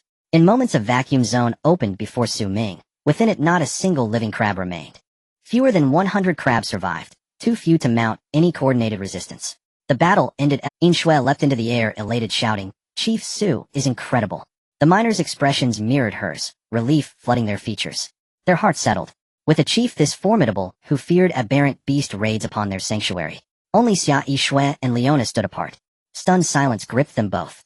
In that moment, one thought consumed their minds: when had Su Ming, Master Su, become so overwhelmingly powerful? Do not speak of them. Even Su Ming himself was startled. This Yunin Sanluo was far more formidable than he thought. It would take at least 3 or 4 attempts to completely eradicate the salt-dwelling insects. Unexpectedly, with just one strike, he had nearly wiped them out. With such prowess, his combat strength would surely surpass that of an ordinary Tier 3 exotic beast. If he were to wield a divine weapon as well, he might even stand a chance against a Tier 4 exotic beast. As this thought crossed Su Ming's mind, excitement lit up his face. But in the next moment, he composed himself. Stay calm. The sky is not falling. With so many people watching. As the leader of the refuge, how could he show his— Ming took a deep breath. He quickly adjusted his mindset, and turned to face the crowd wearing an expression of non— Xia Yixue Leona, come with me to clear the nearby exotic beasts to avoid disrupting the work. The scene left Yin Shui and the miners in awe. All of them displayed expressions of admiration. With every move he annihilated terrifying swarms of insects, yet remained so composed. What is grace? This is what grace looks like. No wonder Ming is such a big shot. At this moment, Yin Shui had transformed into a little fan girl, her beautiful eyes sparkling as she gazed at Ming, Xia Yixue and Leona. Although they were very curious about how Ming had become so powerful overnight, they wisely chose not to bring it up in front of others. They nodded in agreement and followed along. With the Thunder God and Yun, Yin San Luo, Xia Yixue, and Ming's strength had also reached Tier 3. Together the three of them had the power to contend with Tier 4 exotic beasts. Clearing the exotic beasts from the mining area was effortlessly done. In less than an hour, all the exotic beasts in the mining area had been reduced to dust dissipating in the wind. After clearing the exotic beasts, they proceeded according to plan. The desert head wolf guarded the mining area with 4 desert wolves. 5 miners wielded tools, sweating profusely. The mine salt was handed over to Yin Shui through the trading system. This process took less than a minute. Additionally, Ming also left them 3 iron-eating beasts for their return to the refuge at night. Once everything was arranged, the 4 of them set off on their way back. Upon returning to the refuge, it was already dusk. The setting sun cast a blood-red hue over the land. Facing the evening glow, the first thing Ming did was to spar with Leona. From the battle in the mining area, he clearly felt that his combat skills had improved, especially his swordsmanship, which had advanced significantly. He was eager to find out if he now possessed the strength to fight Leona. Leona, just like before, give it your all, and hold nothing back. Ming firmly gripped his long sword, his sharp gaze fixed on Leona. Opposite him, Leona was equally serious, nodding as she held her long sword. Yes, my lord. Aside, Yin Shui was witnessing such a scene for the first time, watching the two with excitement. Fight. Go ahead and fight. Xia Yixue heard the voice, glanced at Yin Shui with a strange expression. Yin Shui noticed Xia Yixue's gaze, instantly lowering her head and falling silent. Xia Yixue saw this and opened her mouth, wanting to say something, but before she could get a word out, suddenly a whoosh sounded beside them. The fight has begun. Xia Yixue's eyes narrowed as she turned to look at Ming and Leona. In the blink of an eye, the 2 wooden swords clashed together. Bang! A crisp sound echoed as the 2 swords quickly separated. In the next second, before Yin Shui and Xia Yixue could react, the 2 wooden swords collided again, back and forth for exchanges. Ming's stamina began to decline. In the 6th round, Leona struck fiercely. The sword in Ming's hand flew out in an instant. Compared to Leona, his physical condition and sword skills were still lacking immensely. Ming held his wrist. Opposite him, Leona looked at him with admiration, exclaiming, "My lord, your talent surpasses any knight I have ever seen. Even the most gifted knight requires at least 6 months of practice to withstand my 6th strike, yet you only needed 3 days." Ming merely smiled at this and said nothing. However, his fighting spirit surged even more. As long as he persevered, one day he would defeat Leona. Speaking of which, I wonder if the legendary scarecrow could defeat Leona. As this thought crossed Ming's mind, an idea suddenly emerged. To test the strength of the legendary scarecrow in the castle. If it were strong enough, it could be placed in the 2 mining areas to ensure their safety. Legendary scarecrow description: a frail and rudimentary scarecrow wielding a tattered sickle, harvesting fear from all living things, effective range 3 kilometers. Should it be deployed? Yes. As soon as the words were spoken, a frail and rudimentary scarecrow appeared in the center of the castle. The scarecrow was a dark red color, holding a tattered sickle. Its head was lowered, obscuring its features. Nearby, Yin Shui was startled by the sudden appearance of the scarecrow. She exclaimed, "What is that?" Ming looked at the scarecrow and explained briefly, "It's a tool that can attack enemies within a 3-kilometer range. I just don't know how strong it is." Hearing this, Leona's eyes sparkled with fierce battle intent as she said, "My lord, let me give it a try." Ming glanced at Leona and nodded. "All right, go ahead and try." As he finished speaking, options suddenly appeared. Notice the legendary scarecrow detects hostility. Should it initiate an attack? Ming pondered and asked, "Can it stop attacking midway?" The survival manual provided no response. Ming furrowed his brow, displaying hesitation. At that moment, the system prompt suddenly sounded. "It can stop attacking. Since that is the case, let's give it a try." "Yes." Notice the legendary scarecrow has begun attacking the intruders. In the next second, in the center of the castle, the scarecrow slowly raised its head. The straw head grinned cruelly, revealing a sinister smile. It raised the sickle high above its head, letting out a long howl. At the same time, the distant cawing of crows echoed eerily. As the sun set, the blood-red evening glow illuminated it, adding an extra chill. Even before it began attacking, everyone felt an indescribable fear. Even Ming felt a pang of trepidation. For a fleeting moment, he even entertained the thought of fleeing. harvesting fear from all living things. Is this what it means? Once he calmed down, Su Ming stared at the terrifying scarecrow, his gaze heavy. Leona, facing the scarecrow, also wore a serious expression. This scarecrow is not easy to deal with. Leona tightened her grip on the longsword. Her sharp eyes fixated intently on the scarecrow. The enemy remained still. I remained still. In a showdown between strong opponents, even the slightest movement could reveal a flaw. Thus Leona simply stood her ground, refraining from any rash moves. Suddenly the dark red scarecrow opened its mouth, revealing a cruel smile. Accompanied by the cawing of crows, it vanished from its original position. Not good. Leona realized something upon witnessing this scene. Her eyes narrowed. She spun around abruptly. In the next moment, a dilapidated scythe appeared before her raised. It swung toward her. The scarecrow grinned broadly, as if performing the most ordinary of tasks. Damn it. In a flash of lightning. Leona had no time to react, and could only raise her longsword, hoping to block the scarecrow's scythe. Clang. The scythe collided with the longsword. It emitted a piercing sound. In the next moment, Leona's expression changed. Instinctively, she wanted to retreat. The scarecrow's strength was far greater than she had imagined. If she didn't retreat, when the scythe fell, her head would be lost. However, what she did not expect was, the scarecrow was not only strong, but also incredibly swift. The swinging scythe gave her no chance to back away. The scythe was about to strike Leona. Su Ming hurriedly shouted, "Stop." As his voice fell, the worn scythe halted in midair, less than 5 fingers away. Had he shouted, even a moment later, Leona would have been skinned alive. Phew. Su Ming wiped the cold sweat from his brow upon witnessing this. He quickly retracted the scarecrow and approached Leona, apologizing. "I'm sorry, I didn't expect the scarecrow to be this strong. Had I known, I would never have put you in such danger." Recalling that moment still sent chills down his spine. Thankfully he had reacted quickly. Had he been any slower, Leona would have lost her life. If that had been the case, Su Ming would have blamed himself for a lifetime. After all, when faced with the beast's attack, Leona had steadfastly stood in front of him, willing to protect him with her life. Leona calmed herself and looked at Su Ming with a smile on her face. "You are exaggerating, my lord. I also didn't expect this scarecrow to be so formidable." On the side, Xia Yixue and Yin Shui stood in place, still unable to comprehend what had just happened. After a moment, they finally came to their senses and wiped the cold sweat from their brows. "This scarecrow's strength is probably even greater than that of a 4th-tier beast," Yin Shui exclaimed. She had just learned about the distinctions between 1st-tier and 4th-tier beasts.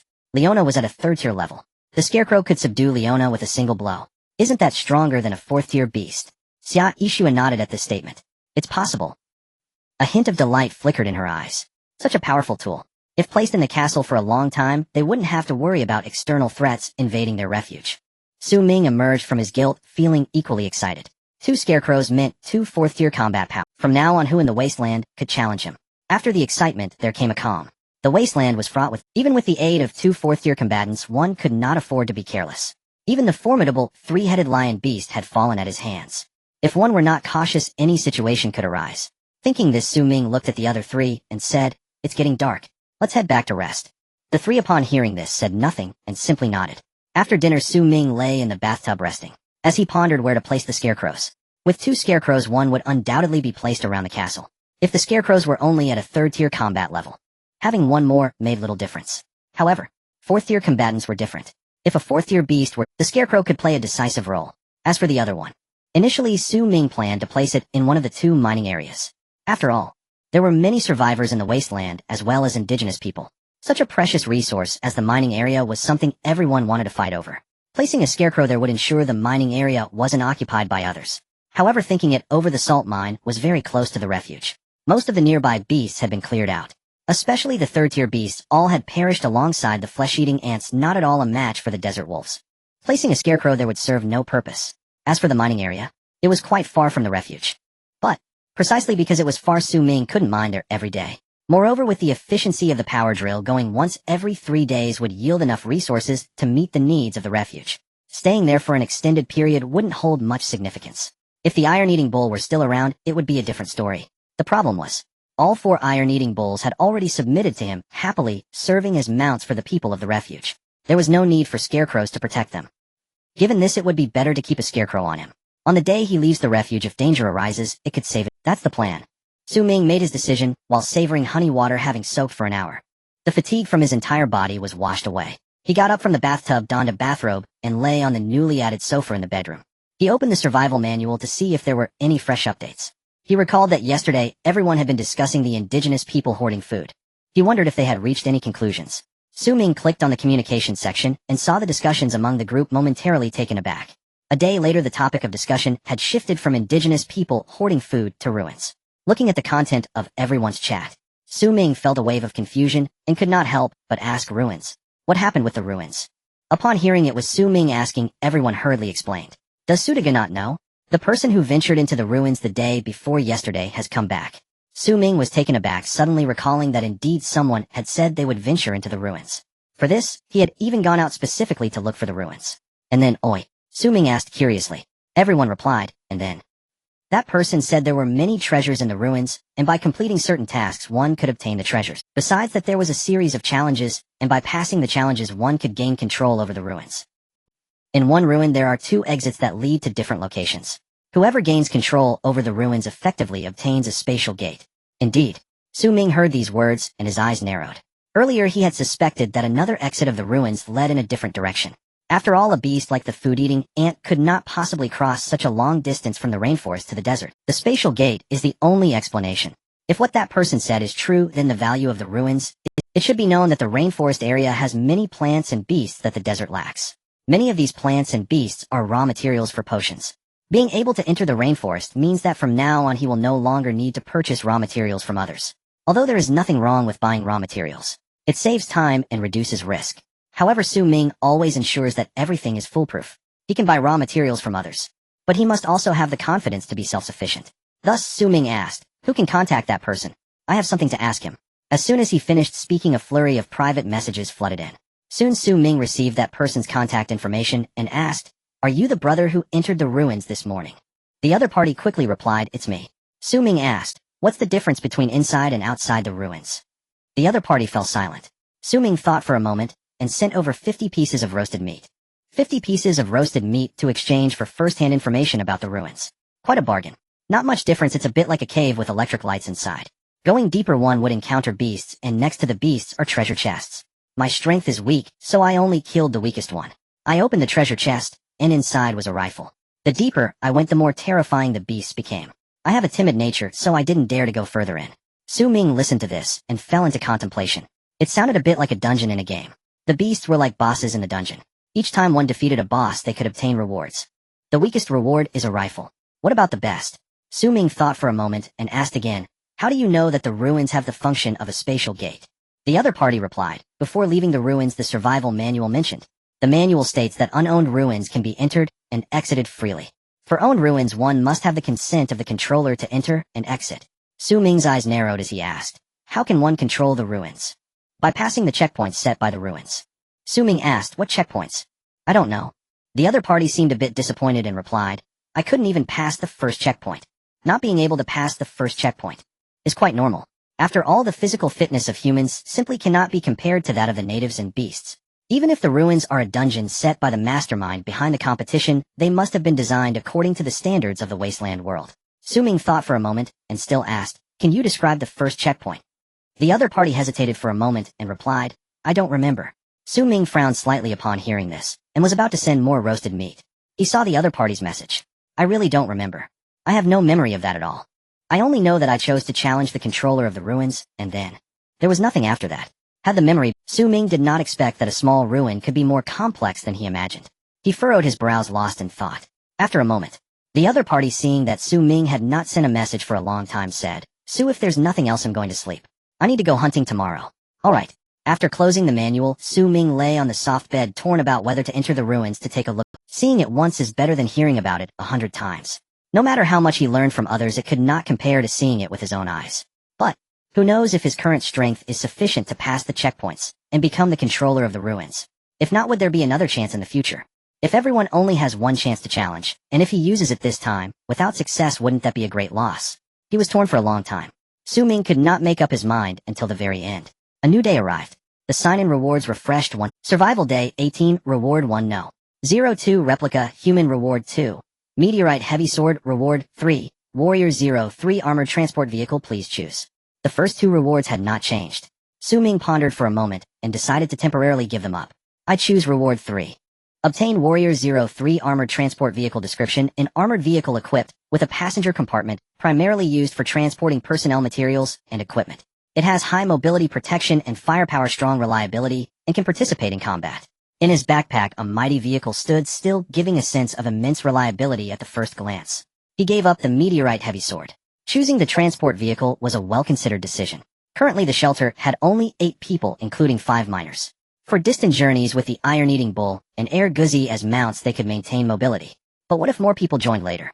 He couldn't expect the extra people to run behind, could he? Catching more iron-eating bulls didn't seem realistic at the moment. Choosing the transport vehicle would effectively avoid such situations. Moreover, the Warrior 03 armored transport vehicle was equipped with a small cannon. Its combat power was no weaker than a peak 3rd-tier beast.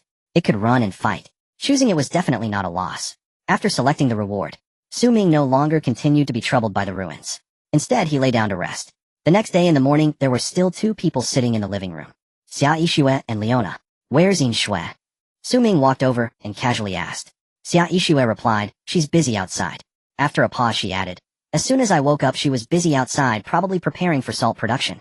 Ming looked outside through the shelter's one-way glass. Sure enough, Yin Shui was busily tinkering with jars and bottles. Quite diligent. However, it was reasonable for her to become a PhD working hard.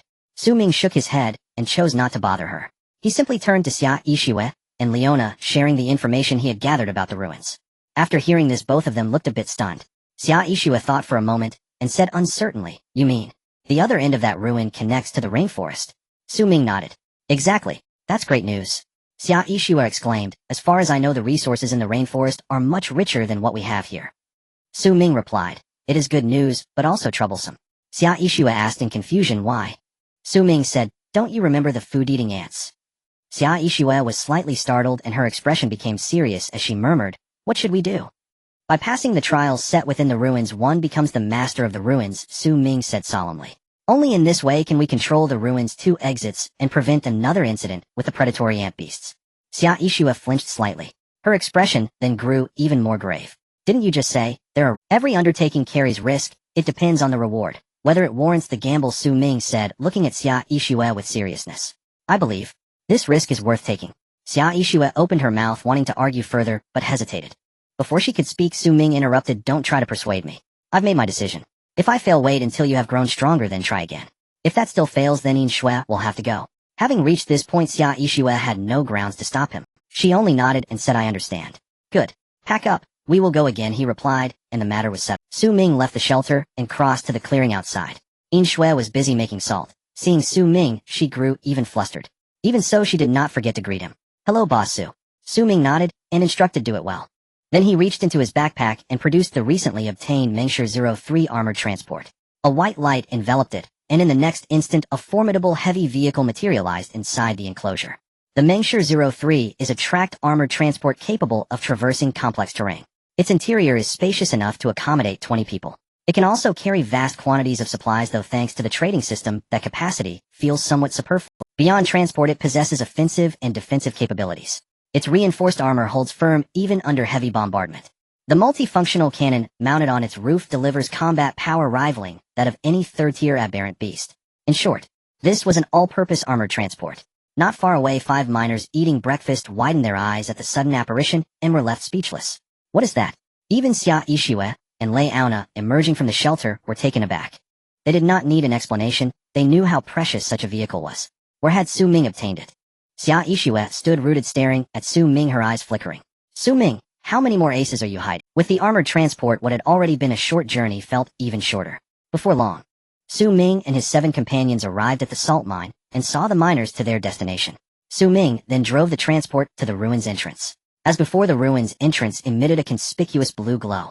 Not far from it, a meat mountain beast stood motionless, periodically expelling chunks of fresh flesh. Those pieces fell to the ground and were quickly devoured by a pack of 1st and 2nd-tier small aberrant beasts. As long as the meat mountain beast remained, the nearby aberrant beasts would not disappear. It seemed they would need to find. Ming shook his head and walked toward the ruins. The closer he drew, the more he felt a peculiar magical force, an indescribable sensation. He could not find words to define it. Reaching the entrance of the ruins, he halted. He looked back at Xia Yixue and instructed, if I'm not out by nightfall, drive the transport back to the shelter and come fetch me tomorrow. Xia Yixue nodded all right. With his instructions given, Ming did not hesitate and stepped into the bluiting. Lei Auna stayed faithfully at his side. The blue light flashed, and in the next instant Ming and Lei Auna vanished from sight. Xia Yixue stood there watching the scene unfold. Her expression was complicated. By now she could be certain Lei Auna was not human, or at least not a human like her. Most likely she had been summoned by Su Ming, just as summoned beings are depicted in games and novels. Only whereas games summon ferocious beasts, Su Ming had called forth a female knight. Xia Yishua let her thoughts wander. Su Ming and Liaona had fully entered the ruins. The scene before them matched the description they'd been given beneath the bright blue light. A narrow path led into darkness flanked by mottled rocks, the floor paved with neat bricks, little different from a dungeon in a game. Su Ming drew the long sword he had bought the day before and gripped it. He turned and ordered, "Stay close to me." "Yes, my lord," Liaona answered with unwavering resolve. Liaona's voice remained steady. According to the man's instructions, many forks would appear as they pressed onward. Different forks led to different aberrant beasts, and to different treasure chests. With that in mind, they pressed forward. They had to come back with something, not empty-handed. Su Ming inhaled deeply and stepped forth. Liaona followed without hesitation. After a short, while they reached a fork, 3 paths branching in different directions. Su Ming paused for a few seconds, then chose the middle path. 10 minutes later he arrived at a vast chamber. The space ahead was pitch black and indistinct, yet he could faintly hear the breathing of aberrant beasts. "We're here." Su Ming's eyes narrowed and he tightened his grip on the sword. He turned and cautioned Liaona. No sooner had the words fallen than there was a sharp crack. The darkness of the chamber exploded into blinding light. Before them stood a colossal winged lizard-like creature, its large bronze-belled eyes fixed unblinkingly on Su Ming. In the next instant the unknown creature bellowed in rage, "Despised humans. Damn you." At the sight of it, Su Ming grabbed Liaona's arm and backed away hurriedly. The beast issued an enraged roar and opened its cavernous maw. It spat forth a searing fireball that streaked towards Su Ming's position. Bang! The spot struck by the fireball erupted into an instant inferno. A blistering heat wave washed over them, forcing Su Ming and Liaona to recoil several paces. Once they had steadied themselves, Su Ming glared at the creature not far away. He opened the bestiary to identify the beast. The next moment, having seen the entry, Su Ming could not restrain a furious curse. "Damn it. They expect me to slay a dragon right from the start. What on earth?" Fire dragon. Description: a 4th-tier exotic beast, carnivorous in nature. The male is smaller and more aggressive, while the female is larger, extremely ferocious, and possesses high attack power. Its primary attack methods include charging and biting, and it can unleash explosive fireballs to inflict area damage on its enemies. With tough skin and thick flesh, it possesses formidable defensive capabilities with no obvious weaknesses, making it unsuitable for domestication. Also a 4th-tier exotic beast. This fire dragon is even harder to deal with than 3 giant lions. With myself and Liaona together, we can barely count as half a 4th tier. How could we possibly defeat a true 4th-tier beast? Su Ming's sharp eyes fixed intently on the terrifying giant beast before him. His mind raced, contemplating a strategy. With the strength of Liaona and himself confronting it head-on, there is absolutely no chance of victory. The only solution now is to get close to the fire dragon. To use his sword control technique to destroy its brain. The problem is, this creature can spit fireballs. Getting close to it is not an easy task. What to do? Su Ming was deep in thought. Suddenly the giant dragon emitted an angry roar. "Damn humans. You all shall die." In the next moment, the fiery giant dragon flapped its wings and soared into the sky. Roar. After the furious roar, a dazzling fireball appeared in midair. Then at a speed visible to the naked eye it rushed towards Su Ming's position. "Retreat." Su Ming's eyes narrowed as he shouted. He rolled backward, withdrew into the passage. Liaona reacted swiftly, closely following him. Boom. A tremendous explosion. The fireball exploded. A scorching wave of heat surged toward them. Su Ming almost couldn't breathe. Cough, cough. He coughed twice. Su Ming's eyes became sharper. His resolve to kill the fire dragon intensified. "I want to see what treasures are hidden in the chest guarded by the 4th-tier exotic beast." As he finished speaking, he took out a legendary scarecrow from his backpack, placed it in front of him. In the next moment, the prompt sound rang on time. Prompt: the legendary scarecrow detects hostility. Would you like to initiate an attack? Without hesitation, Su Ming nodded and said yes. Prompt: the legendary scarecrow begins to attack the intruder. In the middle of the passage, the scarecrow slowly raised its head. Its straw-made head grinned, revealing a cruel smile. With a pair of crimson eyes, it fixed its gaze at the end of the passage, accompanied by a terrifying long howl and the faint cawing of crows. The scarecrow raised the scythe in its hand and vanished from sight. In the next moment, the voice of the fire dragon echoed once again. "Damn humans. Die." The legendary scarecrow possessed 4th-tier strength. Even if it couldn't kill the fire dragon, it could still evade it. Time ticked away. At the end of the passage, the cawing of crows, intertwined with the dragon's roars, lasted for quite a while. Finally, after a somewhat exhausted roar, Su Ming once again stepped into that open space. Before him, a massive beast entirely fired with wings sprouting from its back, was swinging its claws to block the side's attack. The numerous wounds on its body indicated that it had not had an easy time over the past few minutes. Upon seeing Su Ming appear, The fire dragon's eyes as large as copper bells glared at him. Simultaneously, it emitted an angry roar. Human. Su Ming's sharp eyes showed no hint of fear. As he locked gazes with it, he declared loudly, "Submit to me, and I shall spare your life." These 8 words instantly infuriated the fire dragon. In its eyes, humans were like ants, merely relying on their cunning nature to achieve some meager success. Such creatures were unworthy to be their servants. However, this ant-like human before him dared to demand its submission. Damn, it was utterly You must die. The fire dragon widened its eyes, staring fiercely at Su Ming, ignoring the attacks from the legendary scarecrow. Flapping its wings, it soared towards Su Ming, and this was exactly what Su Ming wanted. The legendary scarecrow was indeed powerful, but killing the fire dragon would be quite difficult. If it dragged on, it was uncertain how long it would take. Yet with his sword control technique, killing the fire dragon would take only a moment. In the past few minutes, the fire dragon had used explosive fireballs against the legendary scarecrow multiple times. In the last 10 minutes, it hadn't used it even once. This indicated that at this moment it could no longer use explosive fireballs. At the very least, it couldn't use them for a short period. At this time to provoke the fire dragon, it could only use the most basic physical attacks to kill Su Ming. This also meant it needed to get close to him, so that Su Ming could use his sword control technique and easily turn the tables on the fire dragon. Roar.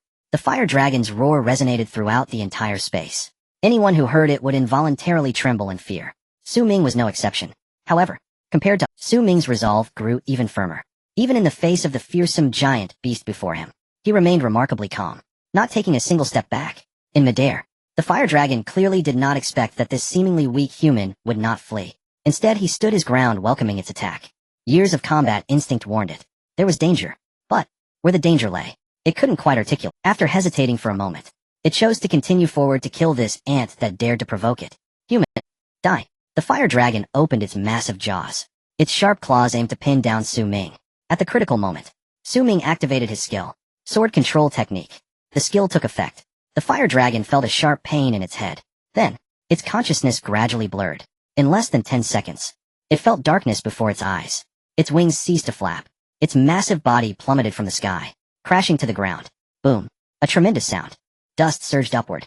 The once arrogant 4th-tier exotic beast, the fire dragon, had completely perished.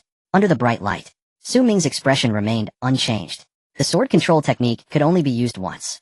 Used on the fire dragon. If he encountered an even stronger exotic beast again, he would have to leave it to fate. But, regardless of anything, from this day forward, he could be considered a dragon slayer. As Su Ming thought of this, a proud expression spread across his face. He took out the legendary stone axe and walked toward the fire dragon's corpse. Halfway there, he suddenly remembered something. Turning to Leona, he said, "Leona, be careful during the dissection." "Yes, my lord." Leona replied solemnly. "The 4th-tier exotic beast is full of treasures. Nothing must be wasted. You must know, the Lionheart from years ago brought him considerable benefits from the Merchant Guild.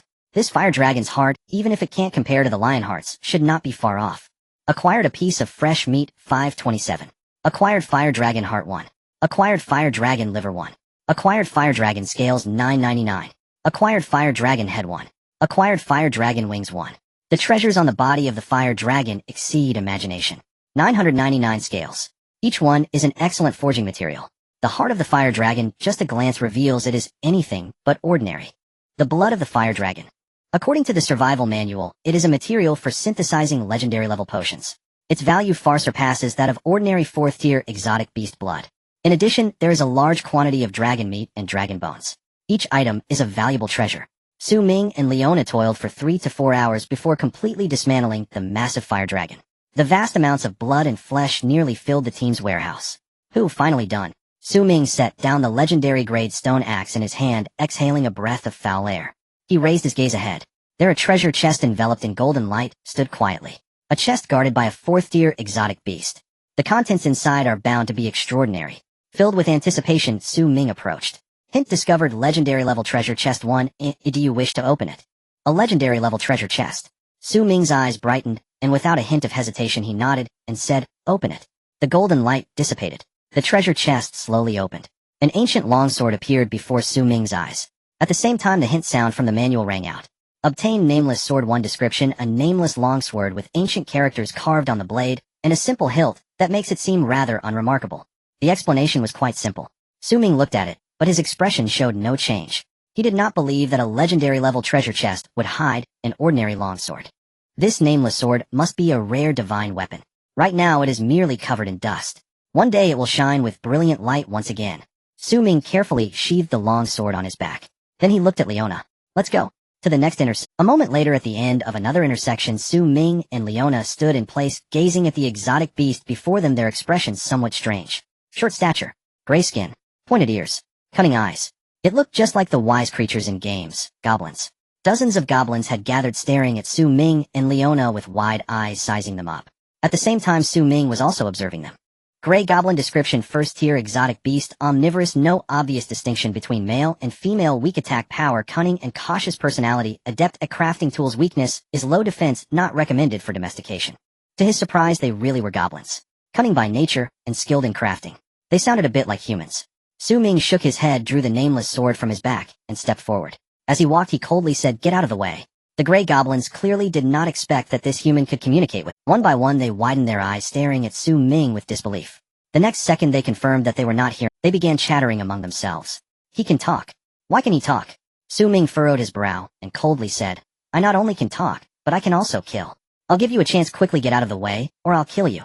These gray goblins were only first-tier exotic beasts.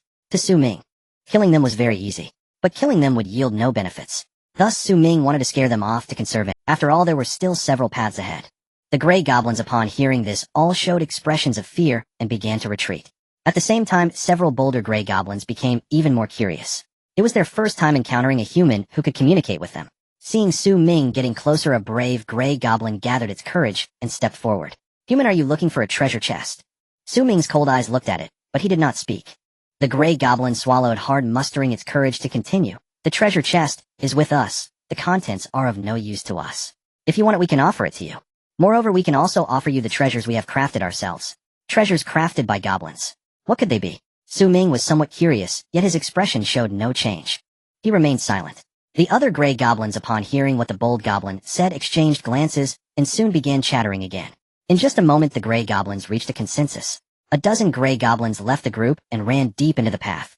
A few minutes later, they returned carrying a white treasure chest. The next second, the hint sound from the manual rang out. Hint discovered: crude level treasure chest 1. Do you wish to open it? Ming hesitated for a moment and replied, open it. The treasure chest slowly opened.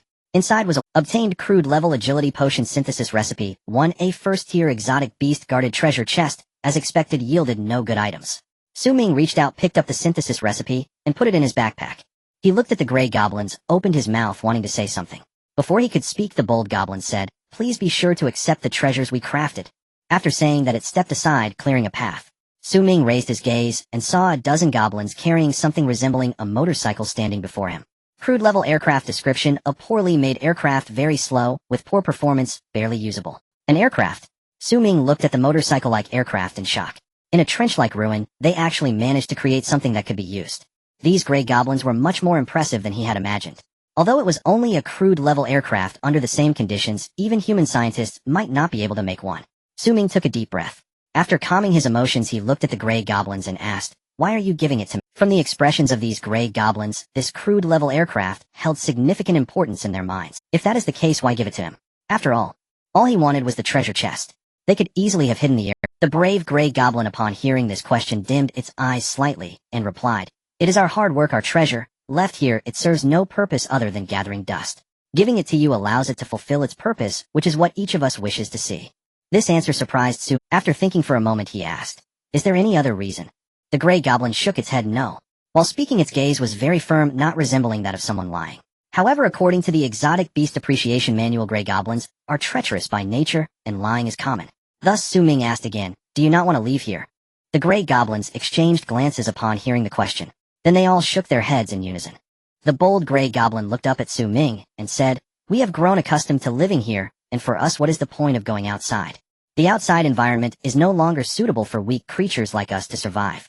Ming's eyes narrowed at this remark. He asked, do you know what the outside is like? The gray goblin nodded, saying, of course we do. Bloodthirsty beasts roam freely, the polluted land yields no crops, cities have turned to ruins, and rainwater has become toxic. Living in such a place is worse than staying here. At least we don't have to worry about being attacked by beasts, nor do we have to fear starvation. The only issue is that this place is simply too barren. There aren't enough materials for us to unleash our inherent creativity. This statement hardly seemed like something a small, cunning goblin could articulate. Su Ming surveyed the gray goblin. His perception of them shifted slightly. Perhaps they are not so different from humans after all. After all, to other beasts humans are equally cunning. You just mentioned not having to worry about food. Su Ming pondered for a moment and asked. From any perspective, the ruins are a completely enclosed space. Su Ming had long wondered how these beasts, with someone here to communicate with, he naturally wanted to ask for clarity. The gray goblin did not shy away from the question and pointed to a certain direction. It replied, every day fresh food appears there enough for us to survive. Su Ming looked in the direction it pointed at, and indeed there was a platform. If given the chance, Su Ming truly wished to stay here for a day and see how food could manifest out of thin air. After careful consideration, he chose to give up. Not to mention Xia Yuxue was still waiting for him outside. Moreover, such a vast ruin would take an eternity to fully explore.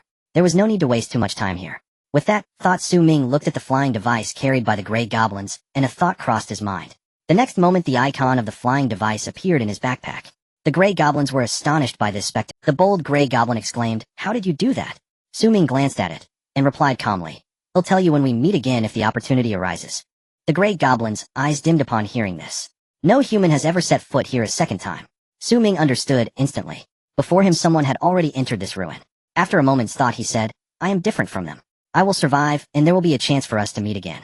After saying this, he took out several pieces of roasted meat from his backpack and handed them to the bold gray goblin. "Take this as a reward for your hard work." The gray goblins were clearly taken aback by Su Ming's offer of rewards. They all displayed expressions of astonishment as they watched Su Ming turn to leave. An older goblin stepped forward. "Please wait." Su Ming halted his steps and turned to look at it, asking, "Is there something else?" The elder goblin, leaning on a cane, unsteadily approached Su Ming. It took out a metal key from its tattered clothing. It handed the key to Su Ming. "Human, this is a symbol of our friendship." Su Ming hesitated for a moment, but still reached out to accept the key. Acquired Goblin Badge 1 description: congratulations on earning the trust of the goblins. Holding the Goblin Badge allows you to have the goblins craft exclusive tools for you at a certain cost. Seeing the description, Su Ming was momentarily stunned. He hadn't expected to gain an unexpected reward. He tucked the key into his pocket and nodded, saying, "Thank you." Then he waved his hand at the gray goblins and turned to leave. Until he exited this pathway, Su Ming still felt, strictly speaking, these gray goblins also belonged to the category of beasts. But Su Ming felt that compared to beasts they were more human-like. Or rather, they, like humans, possess extraordinary wisdom and are adept at crafting tools. Such a race should not be buried in a place as dark and dismal as this, even if this is their own choice. But Su Ming was still in a precarious state himself. He was far from he could only wait until he became stronger to come back and take them out. After all, this group could create flying devices from scraps. Su Ming exhaled a deep breath, stepping towards the next pathway. Leona followed closely behind. The ends of the next few pathways led to very ordinary beasts. The strongest being a third-tier pig-shaped beast, and the weakest merely a first-tier rabbit. As Su Ming expected, the quality of the treasure chests correlates with the strength of the guarding beasts. The treasure chests guarded by first-tier beasts were only of rough quality, while the treasure chests guarded by third-tier beasts were epic quality. However, none yielded anything good. In the blink of an eye, Su Ming and Leona had been in the ruins for 10 hours. Calculating the time, the sky outside was nearing darkness. After a moment of thought, Su Ming still chose not to leave, but to continue forward. Just as he reached a new pathway, an incomparably terrifying aura wafted from the end of the road. The growls were faint yet distinct. Even Leona, standing far away, picked up her shield and longsword. They continued onward. The horrifying growls grew increasingly clear. After a short, while Su Ming found himself unable to proceed, his body instinctively warned him that if he ventured further, he might suffer a mental breakdown from fear. Regardless of what lay at the end of the path, one thing was certain. That thing was beyond Su Ming's current capability. Even if it were not a being surpassing the 4th tier, it would certainly be more powerful than the previous fire dragon. Su Ming had already exhausted all his means against the fire dragon. He had utilized the legendary scarecrow, employed sword control techniques, and wasted a considerable amount of time. If he were to confront a beast even stronger than the fire dragon, he might very well perish here. After weighing the odds, he chose to give up and turn to leave. A wise person knows when to retreat. Currently his abilities were insufficient to challenge such a powerful beast. There was no need to force it. Otherwise, the one who would suffer would be himself. Retreating to the starting point, he decided to take another path. After a moment, Su Ming discovered that each path's end led to that incomparably terrifying existence. In other words, there was only one place in the entire ruin left unexplored. Since that was the case, there was no need to linger here any longer. Su Ming took a deep breath and decided to leave this place and start a challenge. After a moment, Su Ming arrived at the entrance of the ruins and stepped outside. In the next second, a tremendous change unfolded before him. The once mottled floor tiles vanished, replaced by deep gray marble. The surrounding space extended infinitely, as if there were no end. A faint blue light illuminated the entire space. At this moment Su Ming felt as if he was in a world. That person was right. Once he left the ruins he would enter the challenge. Without hesitation Su Ming nodded and said, not far away a figure slowly emerged from the void. In just a moment it stood before Su Ming gazing at him. Su Ming stared back at him. The two exchanged silent glances. The enemy is actually myself. For a moment Su Ming did not know what to say. This guy before him, although looking exactly like himself, was distinctly. Perhaps he possessed identical abilities, but in certain aspects he was not the same. Yet he could not pinpoint what exactly was different. Su Ming took a deep breath, removed the nameless sword from his back, and gripped it tightly. His sharp gaze turned dangerous. No matter what this guy was, there was only one thing he had to do to defeat him. In that case, let's begin. Cloud hidden 3 falls. Su Ming soared into the air, his sword tip aimed directly at his enemy, launching a lethal strike. Seeing this, the enemy showed no sign of panic. As he stepped back, he drew his nameless sword and swung it in the same manner. Cloud hidden 3 falls. The sword techniques of both were identical, without any difference. 3 sword energies collided, producing a sound, yet inflicted no substantial damage. This guy also has a nameless sword. Su Ming's eyes narrowed, instantly making a judgment. Whatever tools he had, this guy possessed as well. To verify his suspicions, Su Ming took out the legendary scarecrow. Notice the legendary scarecrow detects hostility. Shall it initiate an attack? Yes. Almost at the same moment, a scarecrow holding a worn-out scythe appeared beside the enemy. Their sharp cries rang out simultaneously. The 2 scarecrows wielded their scythes and clashed. Damn. Seeing this, Su Ming furrowed his brow and cursed under his breath. His greatest reliance in the Wasteland was the various rewards from the sign-in system. Without those rewards, Su Ming was no different from anyone else. However, here, all of Su Ming's advantages had turned to foam. Whatever he possessed, this guy had as well. Moreover, from this encounter, the guy appeared more composed than himself, with greater stamina. The longer it dragged on, the more unfavorable the situation became for him. Su Ming took a deep breath. His sharp eyes fixed intently on his clone, his mind racing. He contemplated countermeasures. Time ticked by, yet Su Ming could not think of a solution. In the end, why not just confront him? He had been in the Wasteland for over 10 days, sailing smoothly, without worries. He was even ranked first among a billion survivors, truly in the spotlight. But all of this was given to him by he had never won anything through his own true skills. Perhaps this was his challenge, to defeat the enemy without relying on the system, using his own abilities. Thinking of this, Su Ming's eyes grew more resolute. He gripped his sword tightly, leapt into the air, and lunged at the clone. Come on, let's have a real fight. Seeing Su Ming attack, the clone did not hesitate and followed suit.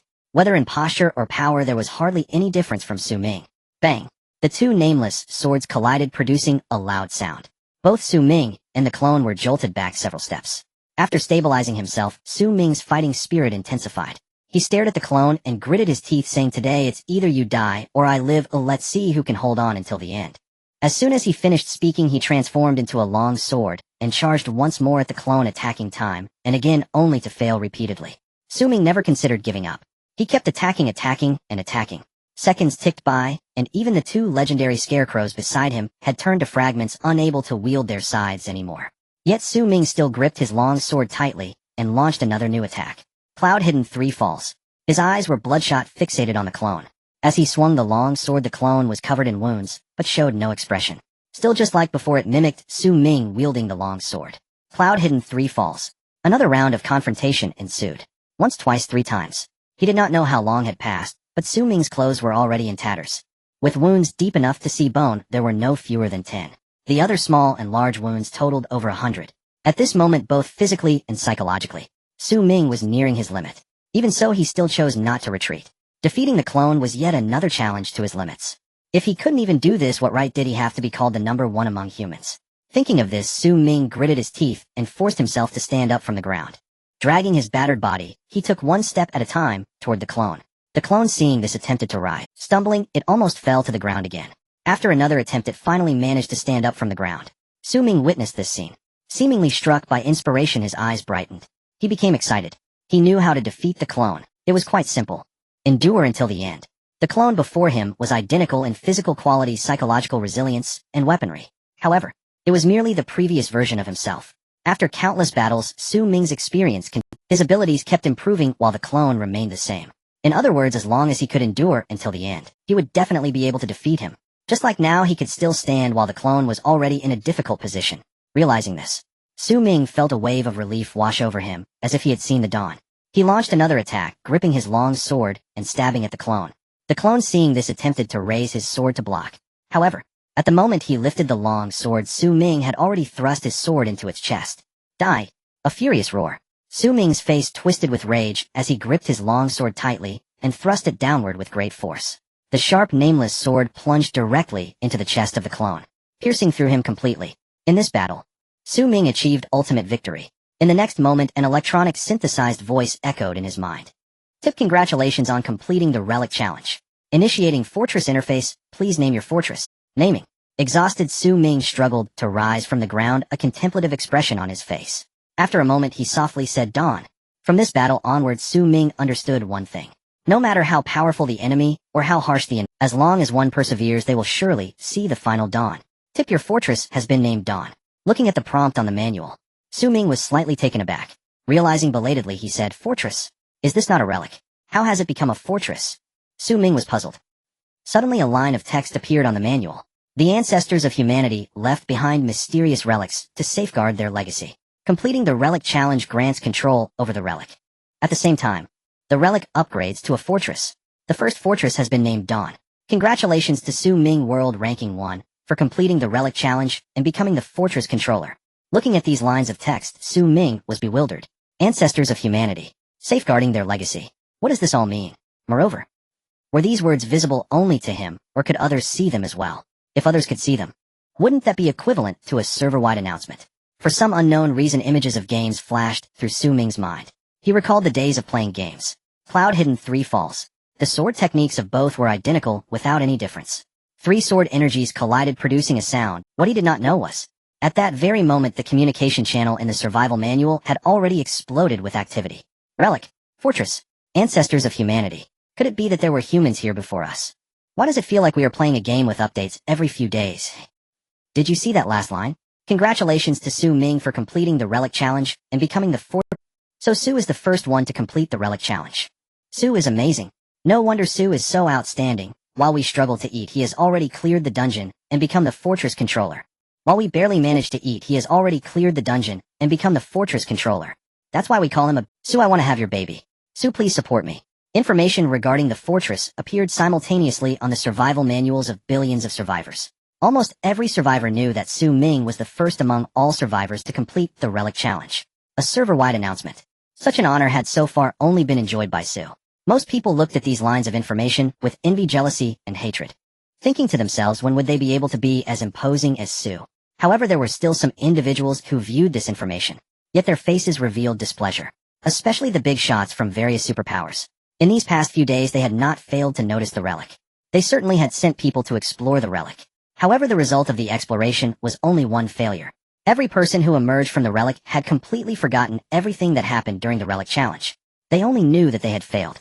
Even so, they continued to send people to the relic, and up until now they had gained nothing. However, Su Ming, a lone wolf not belonging to any superpower, had actually completed the relic challenge, and even became the so-called fortress controller. How could they possibly be happy about this? They knew that with the passage of time, the competition in the Wasteland would only become more intense. As a superpower, any new development must be immediately seized, or they risk falling behind. To these superpowers, every resource was of utmost importance. However, neither crops nor ores, these superpowers could not compare to a single Su Ming. What pained them the most was facing Su Ming. They could do nothing but stand there anxiously, unable to make any changes. After all, for now, widespread cultivation of fruits and vegetables was something only Su Ming could achieve. The only thing that gave them some comfort was salt. Such an important resource, Su Ming had yet to involve himself. However, some forces living in coastal areas had already begun attempts at mass-producing salt. Without salt, Su Ming's future development of power would undoubtedly be limited. This was good news for all the leaders. Inside the relic, Su Ming was still immersed in that brutal battle, unable to come to his senses. After resting for a long time, he finally calmed down a bit. Standing up, he intended to find an exit. In the next moment, a voice echoed in his mind. Tip, would you like to leave the challenge space? Yes. With a thought, Su Ming suddenly noticed a tremendous change in the scene before him. After a moment of he found himself back at the entrance of the relic. Everything around him had not changed at all, exactly like when he entered the challenge space. Su Ming was slightly taken aback.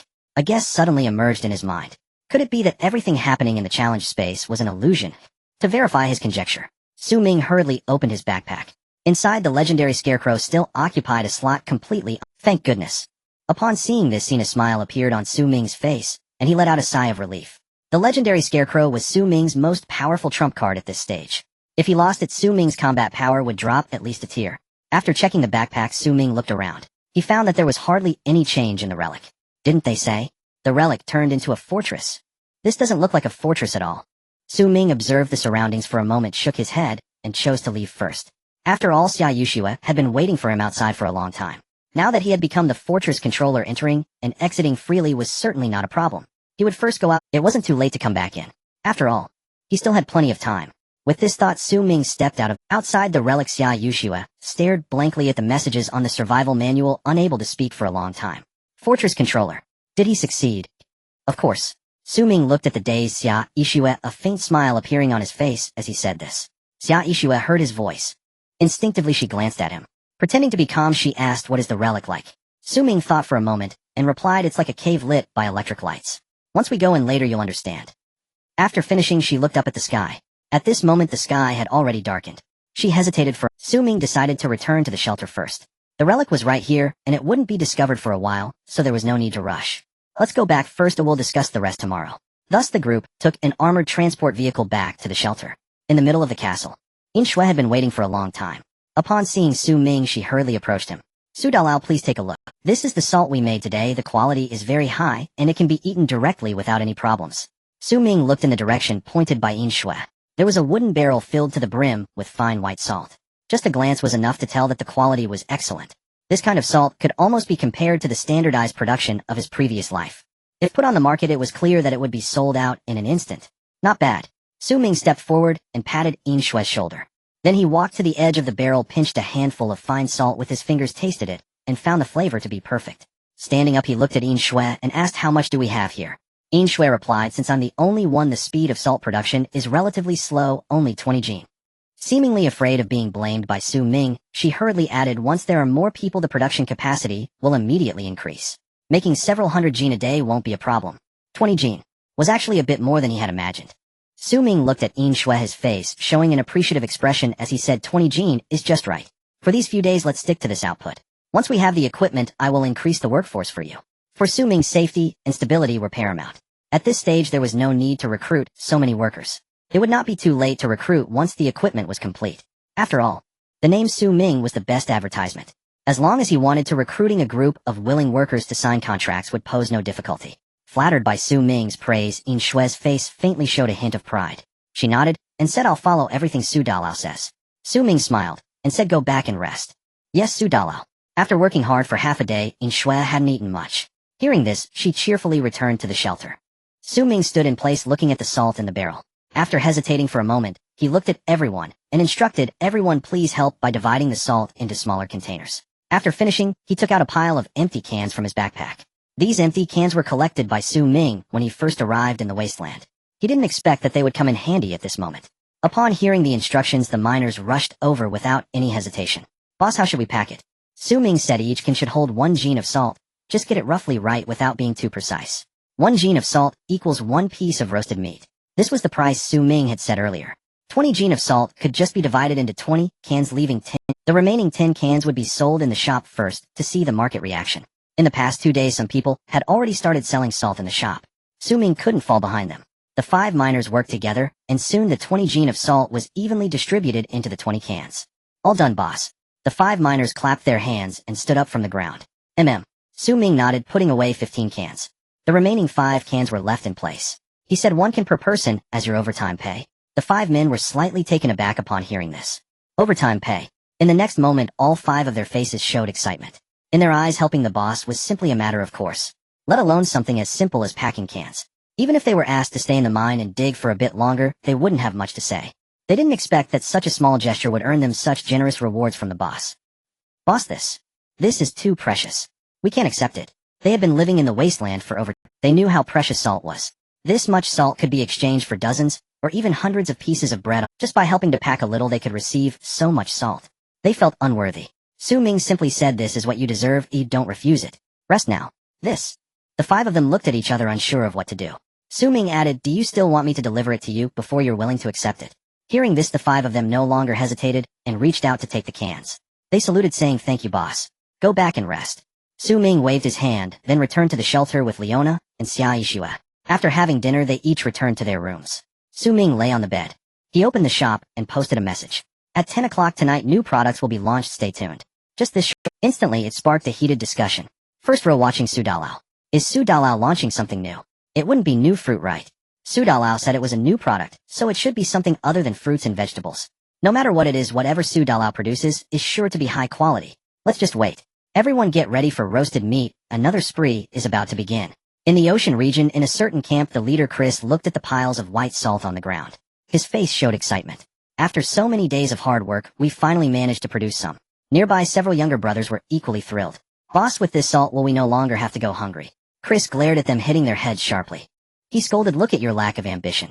With this salt, we will become the dominant force in the wasteland from now on. We can have whatever we want, not just food.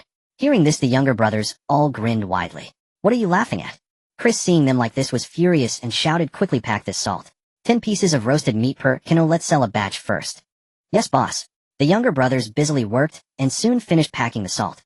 Looking at the cans of salt in front of him, Chris's mind filled with countless images. He imagined himself lying in a luxurious castle surrounded by beautiful women with tables full of fine wine and delicacies. Whenever he opened his mouth, someone would serve him. As soon as the salt hits the market, it wouldn't take long before he could live such a life. While Chris was fantasizing, at that moment one of the younger brothers seemed to have noticed something and exclaimed, boss, look quickly. What are you looking at? Chris wore a confused expression. His subordinate replied, look at the shop. That Huahua person has started selling salt too. The Huahua person naturally referred to the top-ranked Su Ming. In the whole of Huahua, only Su Ming was a household name among the entire group of survivors. What? Chris' eyes widened as he heard this, and he opened the shop. At the same time, a sinister premonition emerged. It should be noted that everything Su Ming did harmed the interests of those major powers. The matter of selling salt with his involvement was certainly not a good thing. He opened Su Ming's shop with ease. Sure enough, a new product appeared on the shelves. Premium grade salt, 500G. Below it, the stock was astonishingly zero. Premium grade salt, and still 500G. That guy Su Ming. Where did so much salt come from? Chris took a deep breath, trying to calm himself down. He opened the message board and began, how can it disappear all at once again? No kidding. 500G of salt with just one piece of grilled meat, it's a steal if you can get it. Who wouldn't rush for it? 500G of salt, one piece of grilled meat. In the past, it was something one wouldn't even dare to imagine. Enough said, just one sentence. Sudalao is amazing. Unfortunately, the quantity was simply too small, no one could get it. To buy salt, one would still have to buy high-priced salt from the ocean regions. By the way, if it weren't for Sudalao, we wouldn't even know that salt could be sold so cheaply. Those salt merchants are truly... Everyone looked at the salt in the shop, discussing among themselves. Chris watched the comments from the crowd, and his heart sank. 500G of salt, still premium grade, for just one piece of grilled meat. It should be noted that he originally planned to sell rough-grade salt for 10 pieces of grilled meat. With Su Ming suddenly intervening, selling 10 pieces of grilled meat was certainly out of the question. Everyone would rather wait a few more days to grab Su Ming's salt. They would never willingly buy his high-priced salt. After all, unless one reached a desperate situation, who would accept a tenfold price difference? Moreover, while salt was rare in the wasteland, there were other means for the human body to replenish sodium. Eating animal organs could also provide salt. Why spend so many pieces of grilled meat on his high-priced salt? If it weren't for Su Ming, people wouldn't have a concept of the price of salt, and there would be no comparison in their minds. He could still sell some, but now, it was difficult. Realizing this, Chris staggered, nearly losing his balance. Nearby, several subordinates quickly rushed to support him. Boss. Chris felt a wave of confusion in his mind. It took him a while to recover. Now he could only hope that Su Ming's production wouldn't be enough to supply the market. After all, a rough estimate showed that nearly 1 billion survivors were still alive in the entire wasteland. Even if only 1% could afford salt, that would still be 10 million. Could that guy Su Ming have such a large production capacity? Thinking of this, Chris opened the message board and looked closely to find out how much salt Su Ming sold today. After searching for a long time, he finally found the relevant message. 10 portions. Upon seeing the information on the message board, Chris burst into laughter. I thought he could sell so much. With this little stock, it's not enough to fill a gap between the teeth. If Su Ming's production was only 10 portions a day, then it wouldn't really impact the market. After all, a rough estimate suggested that there was a demand for 10 million portions in the market. Those who couldn't grab Su Ming's salt would have to settle for buying salt from him. Thinking of this, Chris couldn't help but laugh. Ha ha ha. The subordinates were all bewildered at this scene. What was wrong with the boss? One moment, crying. Chris laughed for a while and finally calmed down. With a wave of his hand, he said, don't worry about that guy, we will sell it. His subordinates exchanged glances and said in unison, yes, boss. They then got busy again. Chris stood in place and opened the shop again. Finding Su Ming's shop, he browsed carefully, wanting to learn more information. At that moment, a message suddenly popped up. Brothers who didn't manage to grab any, don't lose heart. Salt production will increase soon. It won't be long before we reach a daily production of 1,000 portions. All are welcome to purchase then. Seeing this message, Chris was slightly stunned. He rubbed his eyes to confirm he was not mistaken. Su Ming would recently increase production to 1,000 portions a day. Suddenly he felt a surge of frustration in his chest, unable to swallow or spit it out. After a while he frowned, and with a puff, he spat out blood. Then, his figure swayed and crashed directly to the ground. A fully alive person unexpectedly fainted from anxiety. On the other side, after Su Ming sent the message, he did not rush to recruit workers. Instead, he opened a fortress interface. It should be noted that the fortress was very close to the salt mine. If someone passed by the fortress, they would definitely discover the salt mine. Therefore, before deciding to recruit workers and increase production, Su Ming must ensure that the fortress would not encounter any issues. Or rather, he must ensure that he could defend the fortress and the salt mine. Skills. The next page of the interface is Fortress. Fortress Dawn Master Su Ming World Ranking 1, Building None, Hiring Forces None, Public No Building. Hiring Forces. Su Ming looked at these two options deep in thought. So if he develops the fortress well, could it be built into a second shelter? Never mind. Let's not think about these matters for now. First let's build the shelter, and then think about these things later. Su Ming shook his head, and looked at the two words below. Public. As the name suggests, public certainly means making the location of the fortress known in the survival. After all, at the moment the fortress' greatest function is just one, to connect two different areas, facilitating communication and trade among survivors from different regions. If the location of the fortress is not made public, others won't be able to find out where the fortress is at all. Then the existence of the fortress would lose all meaning. However, making the fortress public leads to another problem: Wasteland raiders. It should be noted that in the Wasteland, Su Ming is not an invincible existence. Even with the system, Su Ming still does not dare to guarantee that he can withstand all enemies. If those Wasteland raiders unite with other survivor forces to seize his fortress, what should he do? Moreover, next to the fortress is a salt mine. To make it public or not to make it public? For a moment Su Ming fell into a dilemma. After a moment of contemplation, Su Ming decided not to reveal the location of the fortress for now. He would wait a few days to understand the fortress functions and the surrounding situation. It wouldn't be too late to announce it later. After all, the position Su Ming occupied was merely one end of the fortress. He still had no clear understanding of the situation at the other end of the rainforest. After making his decision, Su Ming lay back down on the bed, closed his eyes, and began to rest. Moments later, the electronic alert sounded punctually. Survival Day 19, Reward 1, Replica No. 02, Reward 2, Fire Seed Reward 3, Meteorite Heavy Sword, please make a selection. 3 rewards. 2 of the rewards remained unchanged. The Meteorite Heavy Sword was self-evident. With the nameless sword in his possession, choosing it held no value. As for Replica No. 02, it was merely an upgraded version of Replica No. 01, and would not provide much assistance. Su Ming hesitated for a moment. Ultimately, he decided to take a gamble and choose Reward 2. Su Ming believed that at this stage the system would never place an easily obtainable item among the rewards. The fire seed here must be something beyond the traditional understanding of a fire seed. I choose Reward 2. Obtain Fire Seed 1 description: an unknown energy source that can endow mechanical forms with life and consciousness. Cooldown time, 3 days. Su Ming read the description and was momentarily stunned. Then a look of ecstatic joy appeared on his face. Wasn't this the fire seed from Transformers? With a cooldown of 3 days, in other words, he could have a transformer every 3 days. This was a divine artifact. Su Ming excitedly climbed out of bed. He wanted to try using the armored transport vehicle. However, after calming down, he lay back down on the bed. Having the fire seed in his hands, he could spare a few hours. Using it now would create too much noise. It was better to wait until tomorrow. Before he knew it, the next day arrived. Su Ming got up early and went outside the castle. Looking at the Warrior 03 armored transport vehicle before him, Su Ming took a deep breath, trying to calm his excited heart. He took out the fire seed from his backpack. Target Warrior 03 armored transport vehicle. Do you wish to use the fire seed? Yes. With sharp eyes, Su Ming fixed his gaze on the armored transport vehicle before him. Suddenly, a white light and the armored transport vehicle began to transform, just like in the movies.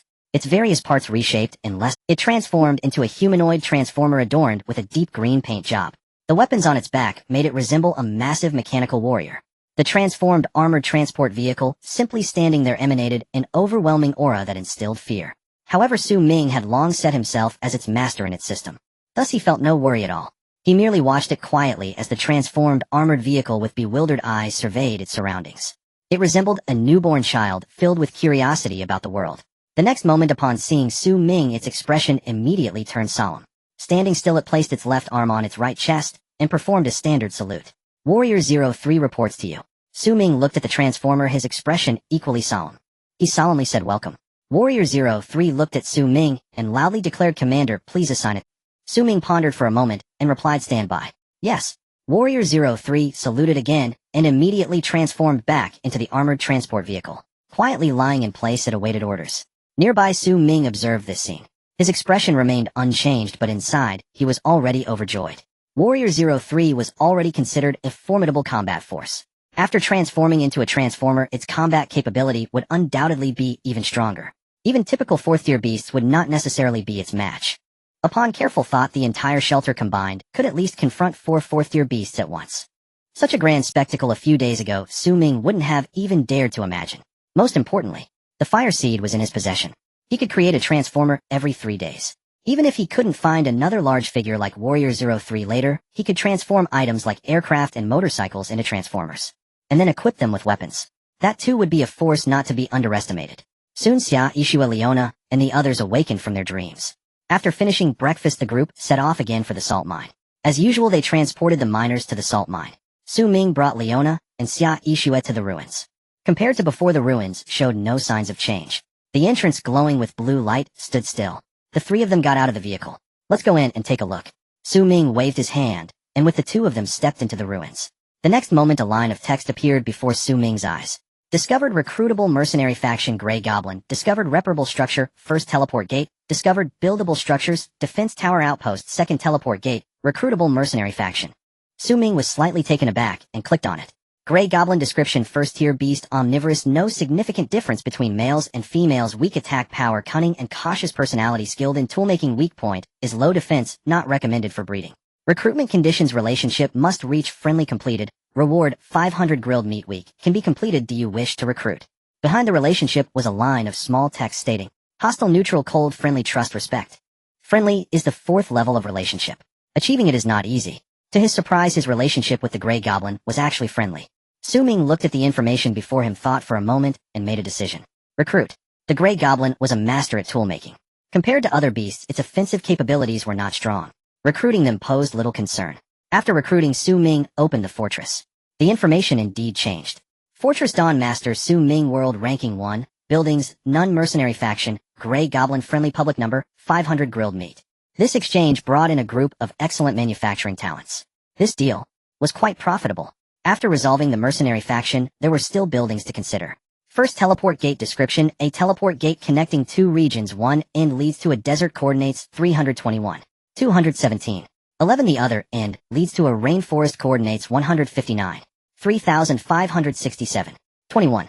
Repair conditions: none. Do you wish to repair? No repair conditions. Su Ming was slightly taken aback. If there were no conditions, why hesitate? He decisively chose repair. The next moment, the fortress information changed again. Building first teleport gate, meanwhile, before Su Ming.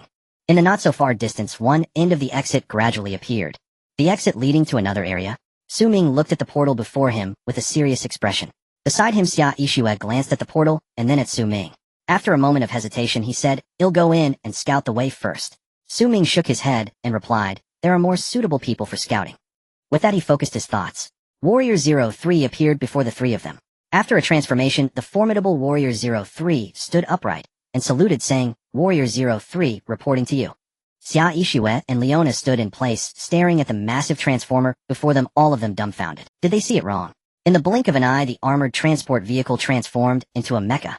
Compared to the 2 of them, Su Ming remained calm, commanding, "I have a task for you. Enter the portal and investigate the situation behind it." "Yes, Commander." Warrior 03 did not hesitate. After saluting, he turned and stepped into the portal. 10 minutes later, Warrior 03 returned to the fortress. "Reporting, Commander, everything is safe within a 3-kilometer radius behind the portal." Su Ming nodded, looking at Xia Ishua and Leona, saying, "Let's go in and take a look." With that, he stepped into the portal. Xia Ishua and Leona exchanged glances and followed closely behind. The next second, on the other side of the portal, Su Ming looked at the scene before him, a hint of surprise in his eyes. He had thought that the rainforest area in the Wasteland would not differ much from the rainforests on Earth. Yet it turned out to be completely different from what he had imagined. The plants here, whether flowers or trees, were all incredible. A single tree could grow over 100 meters tall. Moreover, the branches were lush and dense, blocking out the sun. Besides the trees, there were various other plants crowding together, covering most of the sky. The entire area seemed to be engulfed in darkness. Only a few flowers emitted various colors of light, allowing Su Ming and the others to barely see the situation here. Aside from that, the sounds of various exotic beasts came from all directions, sending chills down one's spine, as if they would be attacked by a beast at any moment. If it weren't for Warrior 03 having already scouted the area, Su Ming wouldn't have stayed in this eerie place for even a second. Meanwhile, seeing this scene, Xia Yixue was equally astonished, exclaiming, "I thought the rainforest plants would make survival easier, but now it seems it's not much better." Su Ming nodded and said, "In the Wasteland there is not a single place that can serve as a refuge for humanity." He paused and continued, "In the next few days we will clear out the nearby exotic beasts and plants to free up some space." Xia Yixue, hearing this, looked at Su Ming, opened her mouth to ask something, but before she could speak, they heard the sound of machinery operating from behind them from Warrior 03. "Commander, enemies are approaching." The fact that Warrior 03 was on high alert indicated that the incoming enemies were certainly not ordinary. Su Ming was very decisive, immediately pulling out a legendary scarecrow from his backpack and placing it on the ground. Then he commanded, "Prepare for battle." Yes. Warrior 03 picked up a sapling from the ground, readying for an attack. Xia Yixue and Leona also took out their weapons. They cautiously surveyed their surroundings. This was the first enemy they encountered in the rainforest. Su Ming hoped to achieve a clean kill. Hisses, a strange sound emerged. Su Ming and the others instantly went on high alert. It's an exotic beast. Su Ming heard the noise, his gaze sharpening as he looked in a certain direction. There a pair of crimson eyes were also fixed on Su Ming.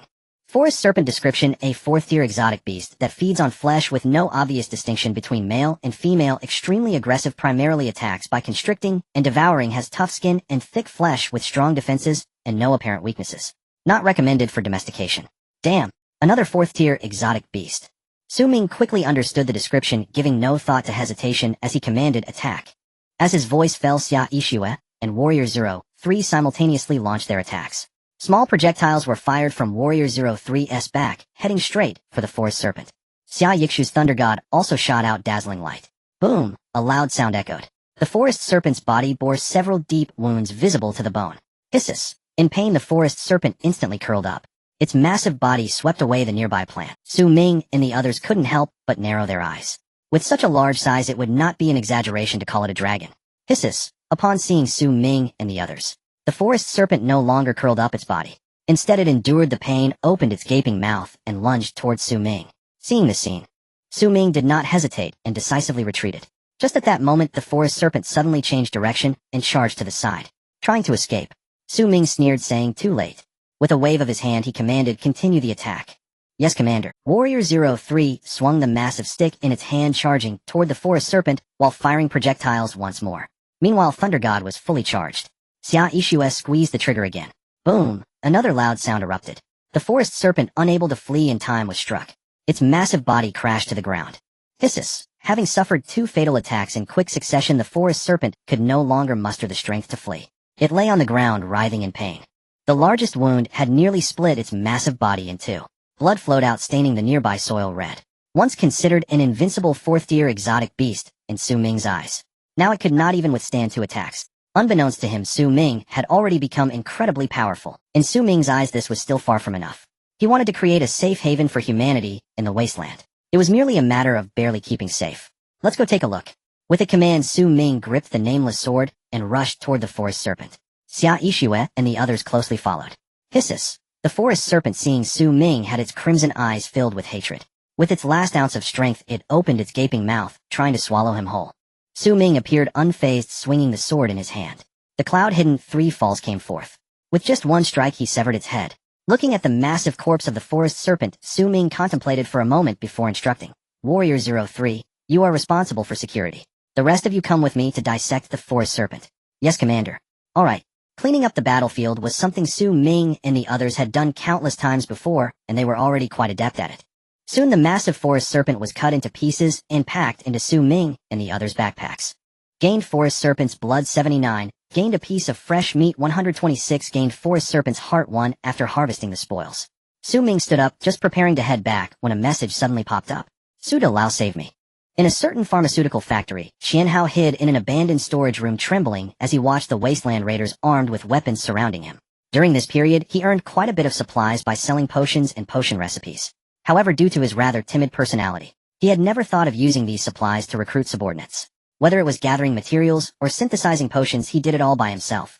He had thought he could comfortably survive in the Wasteland, but unexpectedly, he suddenly encountered a group of Wasteland raiders. Now, the only good news is that the Wasteland raiders do not know he is here. By hiding, he could survive a little longer. But that was only for a while. Once he left the pharmaceutical factory, his death was certain. Death was just a... Therefore he could only pin all his hopes on the big shot who had once helped him, Su Ming. If he remembered correct, Big Shot Su also lived in the desert region. If he was willing to come and rescue him, then he would have a way out. The Qian Hao opened the survival manual, found Su Ming's name, and sent a message. Big Shot Su, please save me.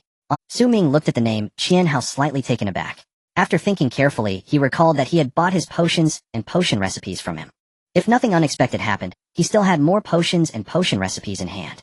If he saved him, he could obtain those potion recipes, which was worth a try. Of course, the premise was that he could solve the trouble he encountered. What happened? Su Ming pondered for a moment and asked. Qian Hao, seeing that Su Ming had replied, showed an excited expression. He hurriedly replied, Big Shot Su, my pharmaceutical factory has been occupied by a group of bandits, and I am hiding in a storage room. They haven't discovered me yet. I beg you, considering that I once delivered recovery potions to you, please save my life. The bandits. Were they the Wasteland raiders? Upon hearing this, Su Ming's face showed disdain. In the Wasteland, those with some capability were reluctant to become bandits. Anyone who became a Wasteland raider wouldn't be too strong. Of course, they wouldn't be too weak either. If the distance was close, he could consider rescuing him. However, Su Ming pondered for a moment and said, dealing with a group of bandits is not difficult for me, but the question is, what do I stand to gain? In the Wasteland, there were no twists and turns. At any time, benefits came first. At such a distance, risking manpower and effort, there had to be some benefits, right? Qian Hao certainly understood this principle. Without a moment's hesitation, he immediately offered his bargaining chip. As long as you can save my life from now on, my life, as well as the pharmaceutical platform potion recipes and materials, will all be yours. You tell me to go east, I will never go west. You tell me to catch fish, I will never kill chickens. Su Ming asked again what kind of potion recipes. Qian Hao's life isn't worth much. As long as Su Ming wanted, countless people would compete to be his subordinates. What is valuable are the potion recipes in Qian Hao's hands. If those potion recipes had no value, Su Ming wouldn't have traveled so far to rescue him. Qian Hao, hearing this, dared not hide anything. He immediately sent all the potion recipes he owned to Su Ming. Epic Strength Potion Synthesis Recipe, Epic Recovery Potion Synthesis Recipe, Fine Agility Potion Synthesis Recipe, Fine Insight Potion Synthesis Recipe, Common Stimulation Potion Synthesis Recipe, Big Shot Su, all the recipes are here. In addition to these, I also have some ready-made potions that I can send to you right now. In the storage room, Qian Hao peeked through the door crack, watching the fierce Wasteland raiders outside, terrified to the extreme. He just hoped that Su Ming could agree to help him quickly. On the other side, Su Ming examined these potion recipes, raised 2 epic recipes, 2 fine recipes, and a pile of common and rough recipes. All together were indeed quite tempting. After hesitating for just a moment, Su Ming made a decision. Send me the coordinates. Upon seeing these 4 words, Qian Hao felt like a drowning person grabbing a lifebuoy. He excitedly replied, all right. He'll send it right away. After sending it, he didn't forget to add, Big Shot Su, you must hurry up. I can't hold on much longer. Su Ming nodded and reassured him, just hide. Well, after finishing, he closed the manual, looked at Xia Yixue and Leona, and said, let's go to a place, there's a battle to be fought.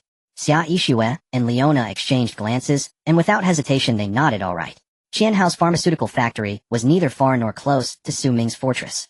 With Warrior 03, they could reach in at most 5 hours. Su Ming did not delay for a second. He took Air Guzzi and set off. Along the way, aside from a few daring badger-like creatures attempting to attack Warrior 03, which were resolved by Xia Yixue with a single shot, other creatures avoided Su Ming's group. After all, Warrior 03 was a big guy and looked intimidating. 5 hours later, that group of Wasteland raiders had completely taken over the pharmaceutical factory. Qian Hao hid in the storage room, nearly discovered several times. At this moment, he was already terrified to the extreme. He had called for help from Su Ming multiple times. Su Ming reassured him, telling him not to be nervous. Finally, after countless pleas for help, Su Ming finally replied, I've arrived. These 3 words felt like a lifeline. Looking at this message for a moment, he didn't know how to respond. After holding back for a long time, he could only muster a simple okay. After that, he couldn't help but feel nervous again. He knew that Big Shot Su was ranked first on the leaderboard. It was no exaggeration to say he was the strongest survivor at present. However, he still felt a bit worried. After all, those Wasteland raiders didn't look easy to provoke. Each of them was armed with weapons. Among the 20 or so people, at least half were holding guns, although most were not very lethal hunting rifles. But together their power was still quite astonishing. If Big Shot Su inadvertently fell into their hands, would he not be completely finished? So he cautiously reminded Big Shot Su, those people have guns, you must be careful. Su Ming heard this and chuckled disdainfully, because he had already seen the 2 guys standing guard at the entrance of the pharmaceutical factory, both holding poorly made hunting rifles. Let alone dealing with him, even Warrior 03's armor might not be penetrable. Therefore, Su Ming commanded directly Warrior 03, I crush them. Received. After Su Ming and the others got out of the vehicle, the Warrior 03 instantly transformed into a mech warrior wielding a steel bar scavenged from the ruins as a weapon, charging towards the pharmaceutical factory. In front of the pharmaceutical factory, two sentry raiders were chatting idly when they suddenly caught sight of the massive Warrior 03. What the hell? What on earth is that? The two stared wide-eyed in disbelief at Warrior 03, momentarily at a loss. In their stunned state, the steel bar in Warrior 03's hand had already pierced their chests. In the next moment, it was yanked out with blood gushing forth like a fountain. Pooh! The two couldn't even let out a gasp of despair before collapsing to the ground lifeless. With such a commotion, the people inside the pharmaceutical factory naturally could not remain oblivious. The leader, a scar-faced man, heard the noise and hurriedly picked up a rifle. He shouted, "What's happening outside?" The younger brother on lookout by the window looked at the scar-faced man, shock evident on his face, and trembled. "Outside. Out there. Damn it. Useless piece of trash, can't even speak.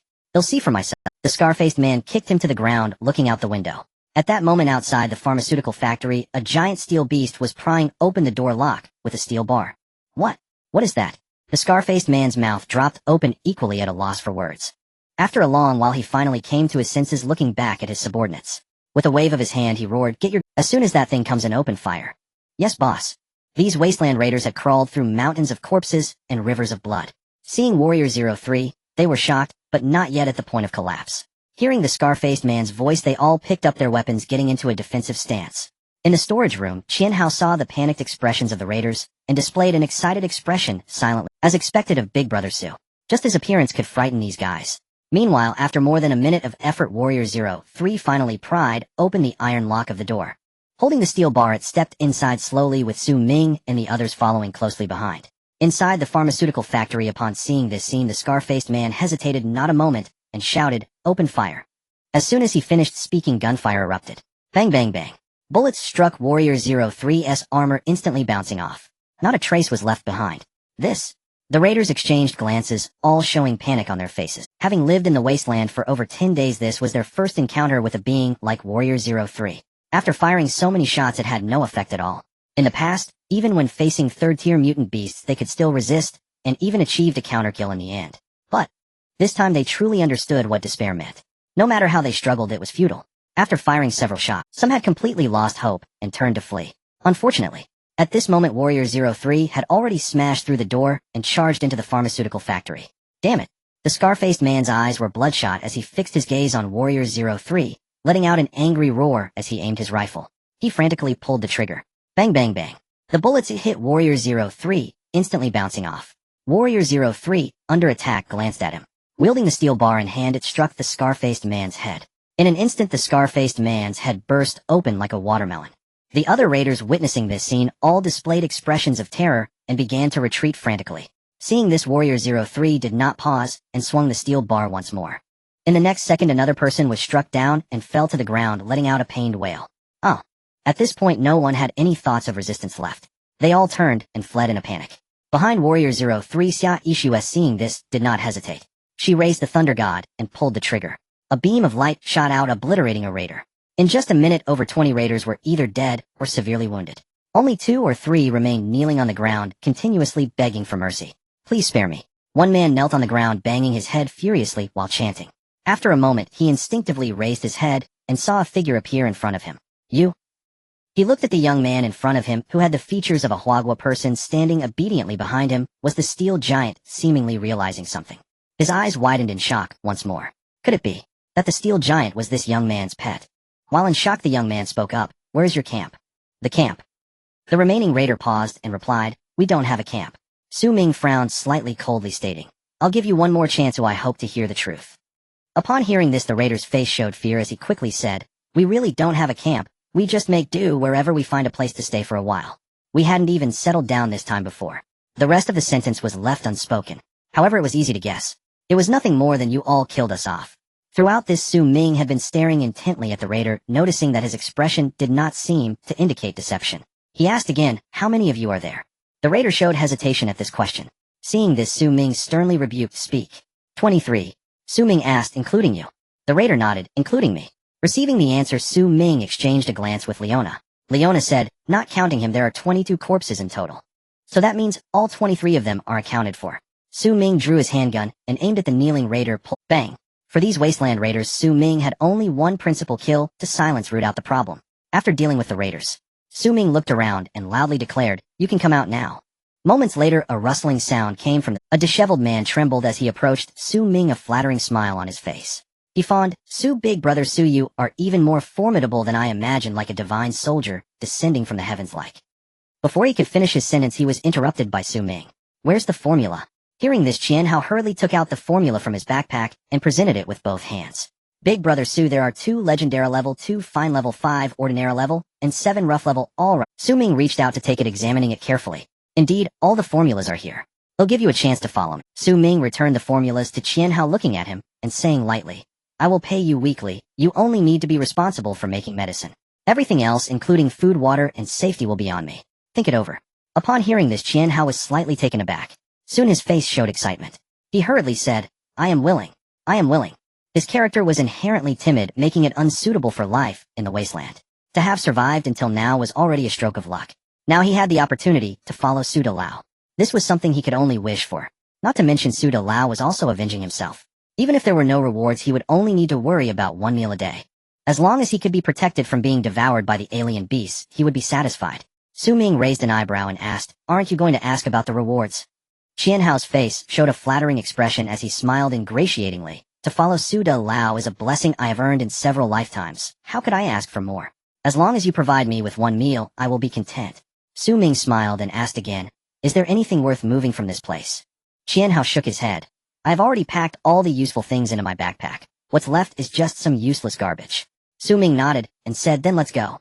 "All right, Su Lao." With Su Ming ensuring his safety, Qian Hao felt an unprecedented sense of ease and was visibly excited. Su Ming and the others remained as indifferent as ever. "Mighty 03, let's go home." "Roger that, Commander." With a single command, Mighty 03 transformed back into an armored transport vehicle. Su Ming, Xia Ishu, Eliona, and Air Guzi all climbed into the vehicle. Qian Hao stood in place looking at the massive armored transport, and then at the fierce Air Guzi. He swallowed hard, momentarily at a loss. It wasn't until Su Ming called him that he dared to get on the vehicle. Throughout the journey, he kept his head down. He didn't dare to look at the prone Air Guzi. At the same time, he silently marveled. Su Lao truly is remarkable. Such a large alien beast is like a lapdog in front of Su Lao. Who else among humanity could command such authority like Su Lao? Returning to the vicinity of the salt mine, the sky had already darkened. After picking up the miners, they headed straight back to the shelter. Back at the shelter, Qian Hao looked at the magnificent castle before him, once again marveling. There were no extra rooms. Su Ming temporarily built a room outside for Qian Hao. Then he took out food and water to share with Qian Hao. "Rest for the night. We will start working tomorrow." Su Ming handed a fresh tomato to Qian Hao, patted his shoulder, and turned back to the shelter. Qian Hao stood there looking at the tomato in his hand. It felt like a different world to him. For him, it took only a day to go from hell to heaven. He was still in a daze when "Brother, don't hesitate to eat. If you work diligently and honestly, tomorrow there will be." Qian Hao heard this and turned to look at the miner. He couldn't quite believe his ears. "Tomorrow there will be." The miner raised the fresh tomato in his hand and smiled. "Do you think I would lie to you? We've been here for 2 or 3 days, and every day it has been good food and drink." Qian Hao sat down beside him, the flickering campfire illuminating his face. His expression still showed a hint of disbelief. After all, a fresh tomato in a shop is worth a fortune. Many leaders of powerful factions find it difficult to obtain, and here he was just working for Su Lao, and he could eat one. Qian Hao felt as though he were dreaming. The miner beside him seemed to sense his thoughts and said, "Don't think too much. Su Lao has his own farm, and these vegetables and fruits are nothing to him. As long as we are honest and diligent, Su Lao will not treat us poorly." Qian Hao heard this and showed a worried expression, opening his mouth to say something. After hesitating for a moment, he ultimately remained silent. The miner seemed to understand his thoughts and whispered, "Are you wondering if Su Lao is treating us so well for some ulterior motive?" Upon hearing this, Qian Hao's face displayed panic, and he hurriedly waved his hands. "I didn't say that." Several miners exchanged glances and burst into laughter. "Ha ha, just think about it. If Su Lao had any other motives, would he need to use such means? With these few gray wolves around, who among us can handle them? Moreover, we have all signed contracts. Don't overthink it. Working hard is what truly matters." Qian Hao was slightly taken aback upon hearing this. He looked to the side. In the flickering firelight, pairs of deep eyes flickered in and out of sight. Qian Hao was startled, nearly bumping into the campfire. This action inevitably drew a round of laughter from the miners. "Don't worry, these gray wolves listen to Su Lao. Without his orders, they won't attack humans." When they first came here, the miners were also scared of the desert wolves. But after some time, they discovered these desert wolves were quite reasonable. Many times they could even understand human speech. Thus, gradually they became less afraid. But Qian Hao was different. It was his first time having such close contact with alien beasts. Even though he knew they wouldn't attack him, he still felt a bit frightened. It took a while for him to calm down. Curiously, he asked, how does Su De Lao control these alien beasts which seem fiercer than each other? Upon hearing this question, the miners exchanged glances and replied in unison, what else could it be? Of course it's because Su De Lao is stronger than them. Su De Lao, stronger than all these alien beasts combined. Qian Hao was stunned upon hearing this answer. The miners, seeing his disbelief, began recounting what they had witnessed earlier. Let me tell you, don't doubt it. That day we encountered a large group of alien beasts in the wild. We all thought Su De Lao would avoid them, but unexpectedly. Su De Lao drew out a long sword and swiftly eliminated the alien beasts. He didn't even take a minute from start to finish. Listening to the descriptions from everyone, Qian Hao could only envision an unparalleled expert slaying a dozen alien beasts with a single sword stroke. This was no longer a human, he was clearly a sword immortal. Truly, Su De Lao is extraordinary. On the open ground, everyone was still discussing animatedly. Inside the shelter, Su Ming and the others had already finished their dinner. Lying on the sofa to rest after a moment, Su Ming seemed to have thought of something and looked at Xia Yixue and Yin Shui, saying, by the way, there is something I need you both to help with. Xia Yixue and Yin Shui raised their gazes simultaneously, looking at Su Ming. Su Ming said, the shop is selling more and more items, I can't manage it alone. You each open another shop, naming them Dawn Pharmaceuticals and Dawn Mining, specializing in potions and minerals. He had just renamed his shop to Dawn Foods. Dawn. It is the light before dawn, just like humanity's current situation. As long as we persevere, we will surely see the light. Xia Yixue and Yin Shui nodded upon hearing this, saying, understood. Compared to Xia Yixue, Yin Shui appeared somewhat excited, looking at Xia Yixue and asked, Sister Xia, do you plan to sell minerals or potions? Upon hearing this, Xia Yixue looked Yin Shui up and down, her expression becoming a bit peculiar. Before coming to the Wasteland, Yin Shui had already studied for over a year in her doctoral program. And she had graduated from the academy less than 3 years ago. Speaking of which, she should be younger than Yin Shui. Nevertheless, she didn't dwell on the issue of addressing each other, thought for a moment, and said, minerals. Then I will sell potions. He'll rename the shop first. Yin Shui looked very excited, opening her manual and getting to work. Upon seeing this, Xia Yixue also started without hesitation. Potions and minerals are 2 essential resources for any shelter. By giving these 2 resources to them, Su Ming expressed his trust in them. They naturally understood this principle and dared not be negligent. Soon 2 new shops appeared in the shop interface, Dawn Pharmaceuticals and Dawn Mining. Then Su Ming posted an announcement in his shop. Announcement: due to the increase in customers from now on, mineral resources, potions, and miscellaneous goods will be sold in other shops I control, officially named Dawn Mining, Dawn Pharmaceuticals, and Dawn General Store. Dawn General Store is a new shop opened by Su Ming in the name of the team. Various miscellaneous goods that are rarely used are all placed there. If they can be sold, then sell them. If not, it doesn't matter to just hang them there. After this announcement was made, it instantly sparked a heated discussion. Dawn Foods. Is this Su De Lao's shop? How come I've never seen it before? Of course, aside from Su De Lao, who else in the Wasteland could sell so many fruits and vegetables? It's just a name change. Dawn Foods, Dawn Pharmaceuticals, Dawn Mining, Dawn General Store. Su De Lao is aiming to monopolize the market. While I'm scavenging in the ruins, Su De Lao has already started building a conglomerate. Sai people really can't be compared to each other. Everyone was buzzing with discussion. Su Ming watched for a while, merely smiled, and then closed the message board. At this moment, he had more pressing matters to attend to. That was collecting raw materials for potions. Just now, Qian Hao had already sent him the recipe for synthesizing epic-level potions, which was more complex than he had imagined. Epic Strength Potion Quality Blood 55 Danmu Leave 020 Heart of a Tier 3 Beast 01 Epic Recovery Potion Quality Blood 55 Shuejing Grass 5050 Heart of a Tier 2 Beast 01 compared to ordinary potions. Epic potions require not only 5 times the quantity of materials, but also an additional material, which is the heart of a beast. The heart of a Tier 2 beast is manageable. For Su Ming, hunting a Tier 2 beast is no longer difficult. The trouble lies with the heart of a Tier 3 beast. All along, Tier 3 beasts have been significantly stronger than Su Ming and his peers. Only during this period, with the boost from sign-in rewards, Su Ming's strength has rapidly expanded, and he no longer fears Tier 3 beasts. But it merely means he no longer fears them. To have Su Ming lead a team to actively hunt Tier 3 beasts, it's easy to know that the success rate would be very low. Fortunately, Su Ming still has 3 hearts of Tier 3 beasts in his backpack, enough to synthesize 3 epic-level strength potions. 1 for himself, 1 for Xia Yixue, and 1 for Leona, just enough. As for the others, they could wait until later. Of course, before that, Su Ming still needs to collect Danmu leaves and Shuejing grass. Do you still have the Shuejing grass I asked you about last time? Su Ming found the previous shop owner and asked. In the rainforest area, Lin Wanqing was carefully gathering medicinal herbs when she saw this message. After hesitating for a moment, she replied, 120 stalks, 10 pieces of roasted meat, do you want it? 120 stalks. Su Ming frowned slightly and said, too few. 120 stalks are too few. Lin Wanqing nearly spat blood upon seeing this. Taking a deep breath to calm her emotions, she asked, "How many do you want?" "As many as you have, I want them all, no limits." Upon hearing this, Lin Wanqing responded with annoyance, 1,000 stocks, do you want that? Su Ming replied yes. Lin Wanqing. She realized that this person was a big spender. 100 pieces of roasted meat is nothing to him. After thinking for a moment, she said, these days the beasts in the rainforest have become more aggressive than before, and I can't find that many at once, but I'll save the shuejing grass for you when I find it.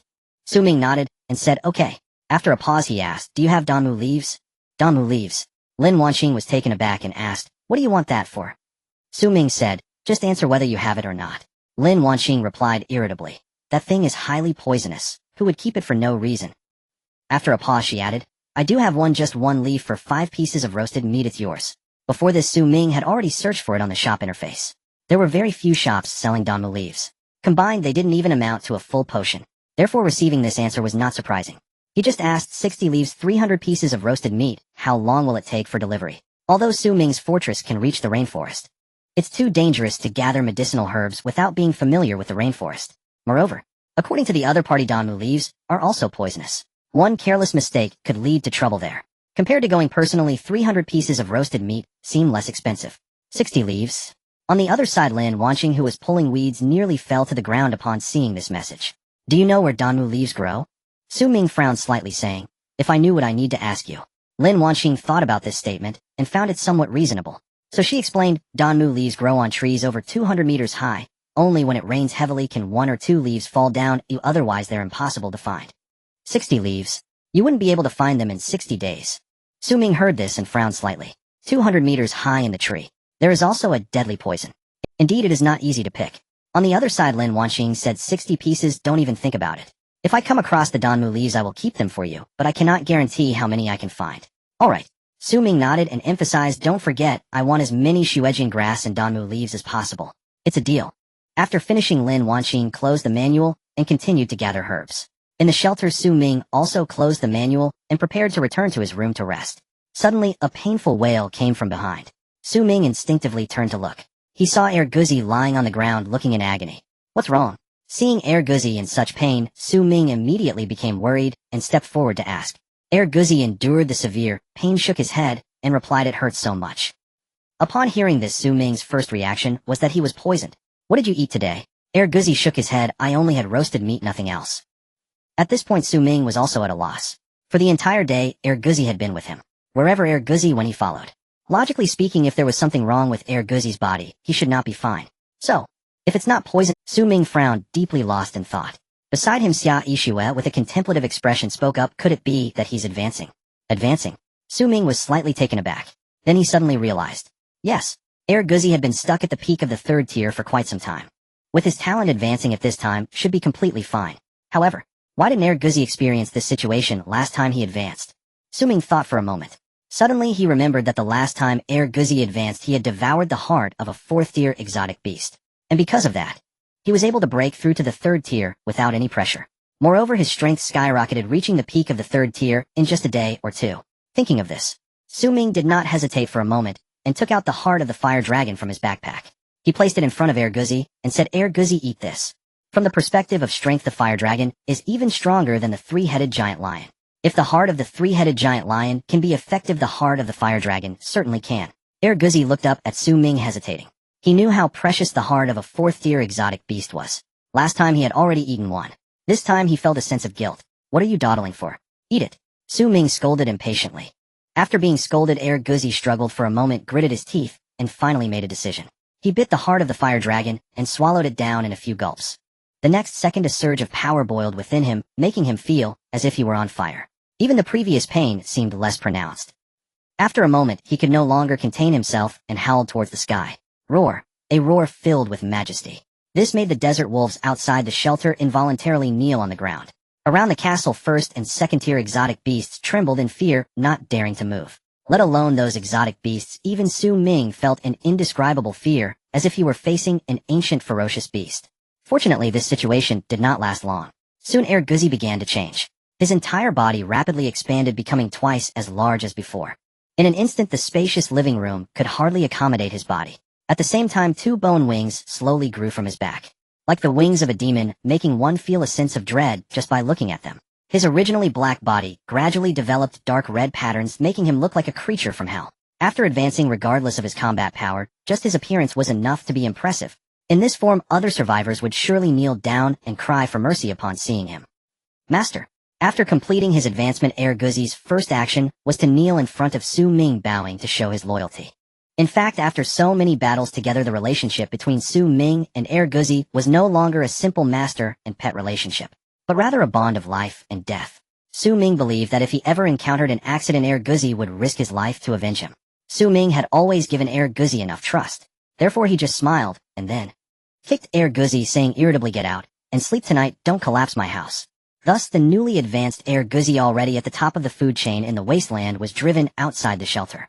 Due to his large size, he had to demolish a wall just to barely leave. After leaving the shelter, it naturally caused a wave of panic.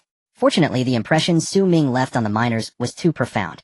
Even faced with the advanced Guzi, the miners still believed that Su Daolao would surely defeat this giant creature. Therefore, they did not flee in fear. Soon they discovered that this ferocious beast, which seemed to have crawled out of hell, was actually the pet that Su Daolao referred to as Guzi. Then there was another round of astonishment. On the other side, Su Ming had already returned to his bedroom. For him, Guzi's advancement was an unexpected delight. After Guzi advanced, Su Ming's exploration team effectively gained at least 3.5 fourth-tier combat powers. The legendary Scarecrow counts as 1. Guzi counts as 1. Mengsher 03 counts as 1. Himself, Xia Ishue and Leona together count as half. Such a lineup is considered luxurious wherever it is placed. In the next few days, Su Ming planned to take this luxurious team to explore the rainforest. Perhaps they would make... While thinking this, an electronic prompt suddenly sounded in his mind. Day 20 of survival, reward 1 no. 02 mimic reward 2, a mysterious egg reward 3, breeding farm, includes 3 types of livestock, 1 male and 1 female of each, please choose. Is it already early morning? Su Ming was slightly taken aback and looked at the options in front of him. All 3 rewards had appeared before, and he had passed on them. He did not expect them to come together. The no. 02 mimic was not considered. At this stage, he was not lacking helpers at all. As for reward 2 and reward 3, they were worth considering. Su Ming thought for a moment, and firmly said, Reward 2. At this stage, Su Ming has the ability to raise livestock. However, there is no necessity for it. Firstly, there is a massive meat mountain beast near the salt mine, which can produce a certain amount of fresh meat every day. Secondly, the desert is not lacking in exotic beasts. With Su Ming's current strength, dealing with those exotic beasts is as easy as slicing vegetables. There is no need to waste time, rewards, and food on raising livestock. Even if he were to raise them, there are exotic beasts like the iron-eating ox that can serve as mounts, so there is no need for the 3 types of livestock provided by the sign-in system. Obtained a mysterious egg 1. Explanation: the mysterious egg may contain the offspring of a dragon, or it may be completely empty. A digital prompt sounded. In the next second, a small egg appeared before Su Ming. It was entirely pure white, giving off a sense of sanctity. As Su Ming looked at it, he suddenly remembered that he had also bought an egg from the merchant guild before. He wondered if there had been any changes after so many days. Thinking of this, Su Ming took out that egg from his backpack and placed it next to this one. Compared to the egg received from the sign-in system, the egg from the merchant guild was a whole circle larger. Moreover, the white egg had a ring of blue patterns on it. He couldn't tell what they represented. After so many days, there hasn't been a single movement. Could it be a dud egg? Su Ming gazed at the 2 eggs. Could it be that being kept in the backpack prevents it from growing? Forget it, I'll just keep them in the room from now on. Su Ming shook his head, carefully picked up the 2 eggs, and placed them on the bedside. Then he lay back down and closed his eyes. What he did not see was that right after he placed the 2 eggs on the bedside, the egg with the blue patterns suddenly rolled around. In the deep night, at a hill 100 kilometers away from Su Ming's shelter, an unknown force suddenly shook the ground. The exotic beasts on the hill felt this tremor and were all startled. They crouched down, observing their surroundings, not daring to make a sound as time ticked by. Gradually, the hill ceased its movement, and the exotic beasts relaxed their vigilance, standing up to continue their hunt. However, at that moment, the hill suddenly shook violently. In an instant, the entire hill seemed as if it were about to crack. Even the 3rd-tier exotic beasts could not maintain their balance on the hill. Some of the exotic beasts lay on the ground, trembling, while others let out terrified cries and fled in all directions. As time passed, the tremors grew more intense. Even Su Ming, 100 kilometers away, sensed something and abruptly opened his eyes. At this time, the hill experienced even stronger shaking. Gradually, a crack appeared in the middle of the hill. Suddenly, a voice that seemed to come from hell resonated throughout the night sky. Roar. Within a 10-kilometer radius, all exotic beasts that heard this sound felt an indescribable fear rising within them. At this very moment, whether it was 1st-tier, 2nd-tier, or 3rd-tier exotic beasts, they all lay prostrate on the ground, trembling, not daring to make a sound. Meanwhile, from the crack in the hill, a gigantic exotic beast soared into the sky, charging towards the clouds. Under the moonlight it could be seen. This terrifying beast was covered in dark red scales. Its enormous wings spread wide as if they could cover the entire sky. A tail resembling that of a sheep emitted a faint blue glow, adding a bit of brightness to the night sky. Upon closer inspection one would notice. In front of the flapping wings were two heads that looked like those of lions. On top of these heads were sharp horns, also glowing faintly blue. This massive exotic beast seemed to come from hell, illuminating the entire night sky. Wherever it went, all beasts bowed down in submission. Roar, a roar echoed. The exotic beast seemed to sense something suddenly changing direction and ascending in height, disappearing from view in an instant. After a long time, the nearby exotic beasts finally recovered from their fear. Meanwhile, in a certain camp, a dozen natives looked up at the sky, their expressions solemn. Among the crowd, a young girl curiously gazed at the sky. After a moment, she could no longer contain her curiosity and asked an elder beside her, "Uncle Lou, what are you looking at?" The middle-aged man turned to look at the girl upon hearing her voice, appearing hesitant to speak. Seeing this, the girl instantly understood something and said, "Uncle Lou, I've hunted 3 giant lions before. Whatever it is, just say it. You won't scare me." The middle-aged man hesitated for a moment and replied, "A chimera has appeared." Chimera. When Zhaoi heard these 3 words, her expression changed, and she asked, "Is it the 2-headed monster from the dark forest mentioned in legends, the chimera?" The middle-aged man nodded, "It is." Receiving confirmation, Zhaoi was momentarily stunned, then curiously asked, "Wasn't it said that the legendary exotic beasts wouldn't appear for at least another month?" The middle-aged man frowned and said, "Nothing is ever certain in the Wasteland. As of now, there is only one chimera, so it doesn't have much impact on us. We must seize the time to gather supplies these days, otherwise when all the exotic beasts revive, things will get troublesome." With that, he looked around and shouted, "Third-tier warriors, come with me to hunt tonight. The rest stay at the camp." The others had no objections to his words and replied in unison, "Yes." In the shelter, Ming opened his eyes and pushed open the door. He was just about to step outside to see what was happening. He saw that the doors of Xia and Leona opened simultaneously. The 3 stood in the living room exchanging glances, all frowning. All 3 sensed something unusual. It was clear that the previous tremor was not an illusion. "Put on your coats and let's go check it out." "All right." They opened the safety door of the shelter. The 3 stepped outside and climbed up the city wall to observe. After a moment, the 3 regrouped. "Nothing unusual found," Leona said first. Meanwhile, Xia pondered and said, "I feel like it's a bit quieter outside than before." Ming, upon hearing this, asked, "Are you sure?" Xia shook her head, "Not sure. Even if it's a bit quieter, that's still normal." Ming frowned slightly upon hearing this. For a moment, he didn't know what to say. The reason was simple. He had not sensed anything unusual either. Since there was nothing abnormal, why had he been awakened? After pondering for a moment, Ming shook his head, looked at the other 2, and instructed, "Let's work a bit harder tonight. The 3 of us will each guard one side of the city wall." Xia and Leona nodded without hesitation, "Okay." With that, the 3 dispersed again. Time passed, and the sky gradually brightened. At this moment, a roar. Upon hearing the sound, Ming and the other 2 instinctively raised their eyes. In the next instant, a colossal figure surged toward the castle, so vast it seemed to blot out the sky. "Damn it! What the hell is that?" Staring at the chimera's immense form, Ming's expression twisted with raw agitation, and he cursed aloud. Even hovering high above the monstrous beast in the sky radiated palpable dread. Should it suddenly descend upon the castle?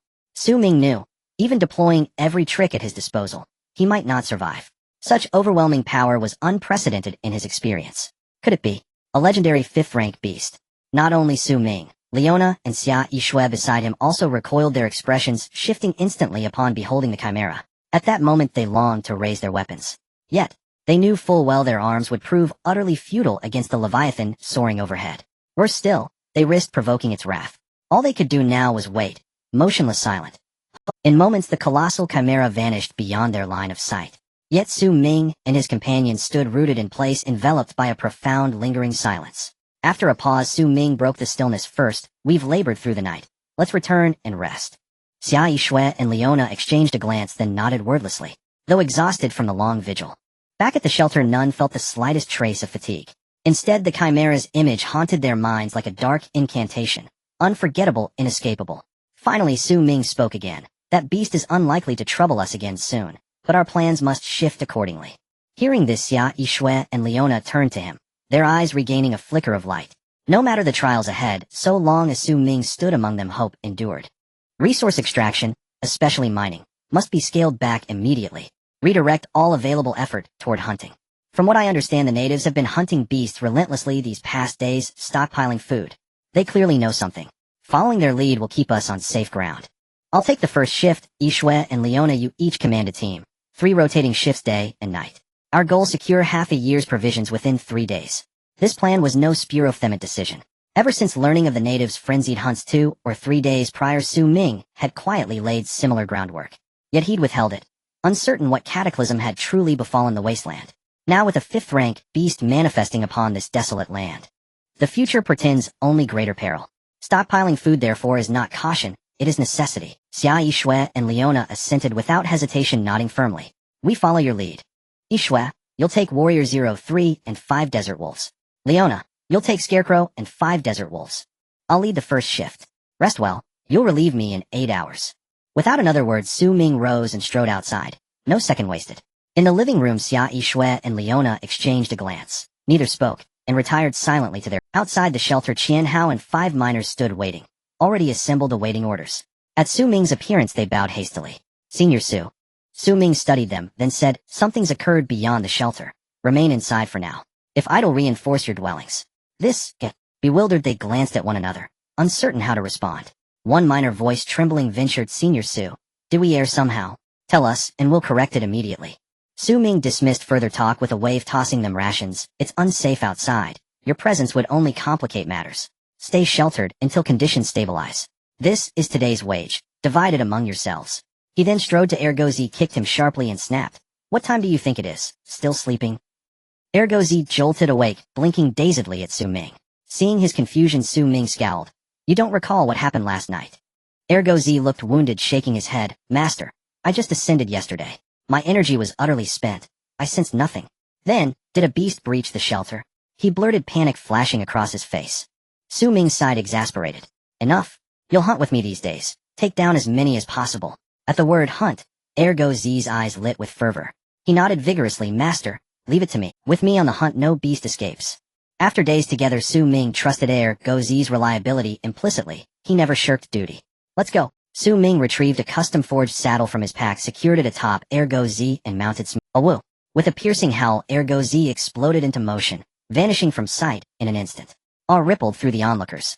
Truly worthy of Senior Su. Such a fearsome beast. Yet he scolds and strikes it freely, and it dares not even bare its fangs.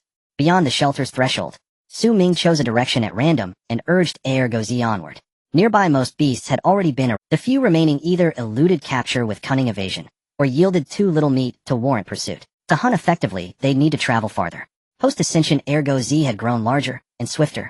His sprinting gale force whine tested even Ming's endurance. Fortunately, days of training with Leona had strengthened him. Had this occurred earlier, such velocity would have hurled Ming off balance instantly. Half an hour later, Ergozi halted. Master, shall we begin here? Ming opened his eyes and surveyed the surroundings. Behind earthen mounds, dozens of curious beasts peered forth, tentative, watchful. A faint cold smile curved Ming's lips. Perfect. He dismounted, then added, Ergozi, we race. Within 1 hour, who claims more prey? Alright. A look of excitement appeared on Ergozi's face. With a long howl, he suddenly darted forward. In the next moment, a poor pig-like monster had yet to react to what was happening before Ergozi bit it to death. Seeing this, Ming's lips curled into a smile. He took out the unnamed sword from his backpack and rushed towards the monster, shouting Yun In San Luo. 3 streams of sword energy, sharp and dazzling. In an instant, a second-tier monster was killed. At that moment, the surrounding monsters suddenly reacted. This guy is trying to catch them all.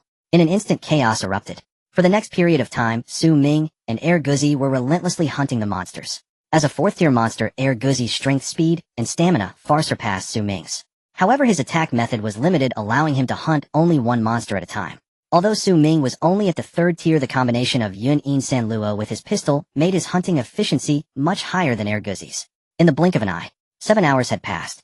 Ming and Ergozi had hunted a total of 21 monsters, perfectly balanced. Together, that made 42 monsters. 37 were 1st and 2nd tier. 5 were 3rd tier. The hunt was over. Next came the challenge of transporting them back. After a moment of contemplation, Ming ultimately chose to dismantle them on the spot, and then store them in the team's warehouse. Another busy hour passed. The meat, bones, and livers of the 42 monsters nearly filled the entire team warehouse. In the shelter, Yishui looked at the sudden influx of fresh meat in the warehouse, utterly bewildered. At this moment, she still couldn't believe. In just 8 hours, Suda Lao could catch so many monsters. To think just a few days ago, any random monster could have put her in mortal danger. Yet in front of Suda Lao, they couldn't even escape. After a long moment of shock, she finally came to her senses, gathered her courage, and proactively asked Suda Lao, how should we handle this meat? Seeing this message, Ming thought for a moment, and replied, take it all out, smoke it. And then let them build a warehouse for the smoked meat. Understood. In Shui felt the weight of responsibility upon reading the message. Taking a deep breath to calm herself, she opened the safety door and stepped outside. As soon as she stepped out, she saw miners chatting while building houses. After a moment's thought, she shouted, everyone quiet down. As her voice fell, the entire castle fell silent in an instant. Everyone turned their gaze towards In Shui, waiting quietly. They understood. This little girl appeared very fragile, but her identity was that of Su De Lao's teammate. In Su De Lao's absence, her words carried significant weight. Seeing everyone looking at her, In Shui cleared her throat and said, everyone put down what you're doing for now. You three find a spot and hurry to build a warehouse. You three come with me to start the fire for smoking the meat. Qian Hao and the 5 miners were a bit puzzled upon hearing this. But, in the next moment, they saw the mountain of meat that suddenly appeared before them. They immediately understood In Shui's meaning. Goodness! Where did all this meat come from? The crowd's eyes widened in disbelief as they stared at the pile of meat. Not to mention them. Even In Shui was taken aback by this scene. She hadn't expected that the numbers in the warehouse would translate into such a massive quantity in reality. With so much meat, it could probably feed the entire shelter for a lifetime, right? After a prolonged moment of shock, In Shui finally came to her senses and loudly declared, don't just stand there, let's get to work. Let's try to finish before dark. Upon hearing this, the others snapped out of their daze. After responding, they began. Some carried bricks while others continued their tasks. In an instant, the entire castle was bustling with activity. By the time Su Ming returned to the shelter, Xia Yixue and Berserker 03 were already prepared. Without any extra words, Berserker 03 took Xia Yixue on the journey. After giving a few instructions to everyone, Su Ming headed straight back to his room. Having not slept all night, and after hunting monsters for another 8 hours, Su Ming was utterly exhausted. As soon as he returned to his room and fell onto his bed, he quickly fell into a deep sleep. When Su Ming awoke, it was already late at night. He pushed open the door and stepped outside. The living room was very quiet. Su Ming glanced at the time.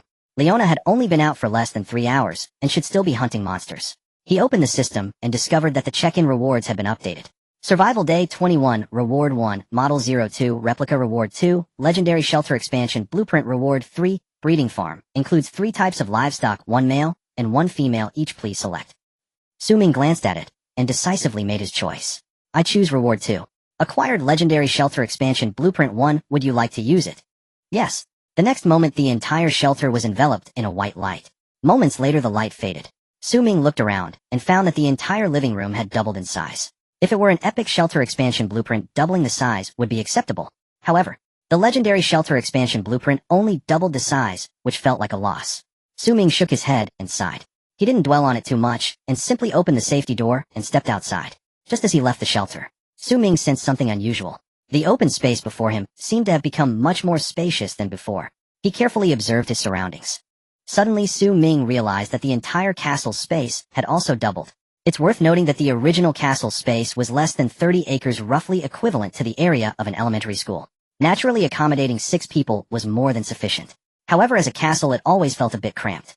After the expansion, the castle's area reached nearly 60 acres, comparable to that of most medieval castles. With the increased area, it naturally appeared more grand. Not far away, 2 miners on duty looked at everything happening before them, utterly confused. What just happened? Why does it feel like the castle suddenly got much bigger? After a moment of bewilderment, they suddenly saw Su Ming stepping out of the shelter and hurriedly stood up to salute. Su De Lao? Su Ming nodded and asked, how is the warehouse coming along? One miner replied, it's almost done, it should be finished within half a day. Pausing for a moment, he continued, Su De Lao, I feel like the castle seems to have gotten larger. Su Ming replied. At this point, he stopped speaking. The miner understood immediately and didn't pursue the question further, simply saying, Su De Lao, several significant events have occurred in the Wasteland while you were asleep for those few hours. Hearing these words, Su Ming's expression remained unchanged. Ever since he saw the Chimera, he knew that the Wasteland would not be peaceful during this time. Su Ming looked at the miner with a calm demeanor and said, go on.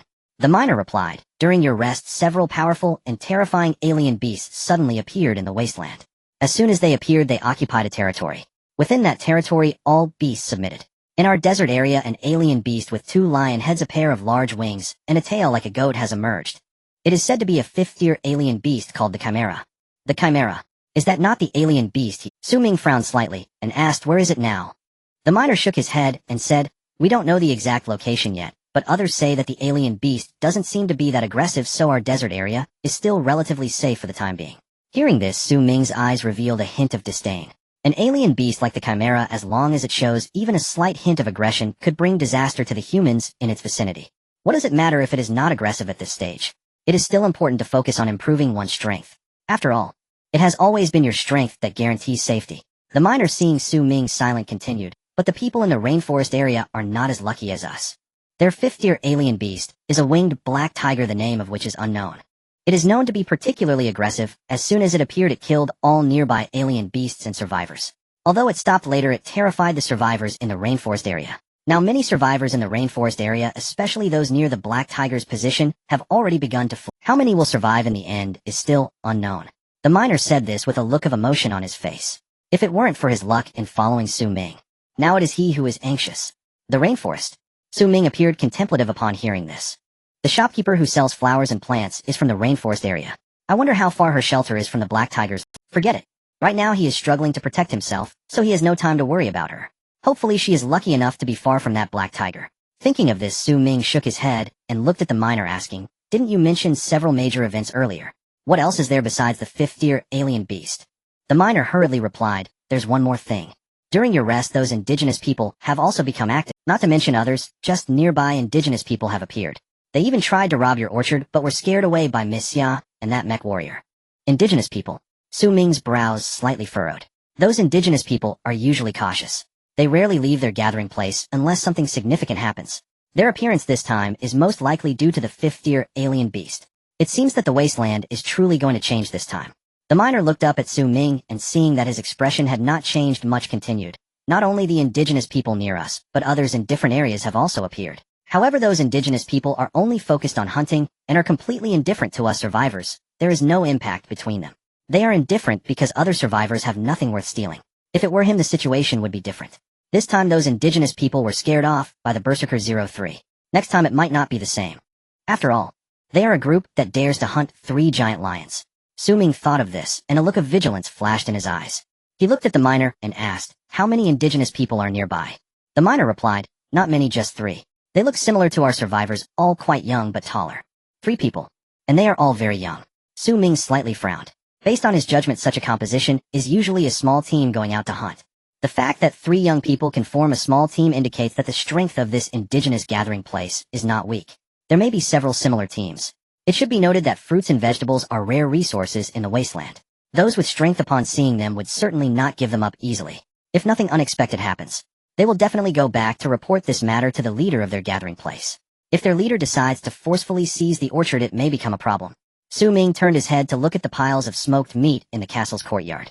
After hesitating for a moment, he made a decision. He opened the survival manual and sent a message to Xia Yixue. "Return quickly." Just a moment later, he received a reply from Xia Yixue. "Okay." With Xia Yixue's Thunder God along with Berserker 03, they are at least equivalent to 1.5 fourth-tier alien beasts. If those indigenous people really come, having one more piece of assurance. The smoked meat in the warehouse is enough to last for a while. It is not a big problem to slow down the hunting a bit. The biggest problem now is those indigenous people. Thinking of this, Su Ming looked at the miners and said, "You 6 split into 3 teams and take turns to keep watch. If anything unusual occurs, tell me immediately." Understood. The 2 miners looked at each other, their faces showing a hint of excitement, and nodded vigorously. Understood.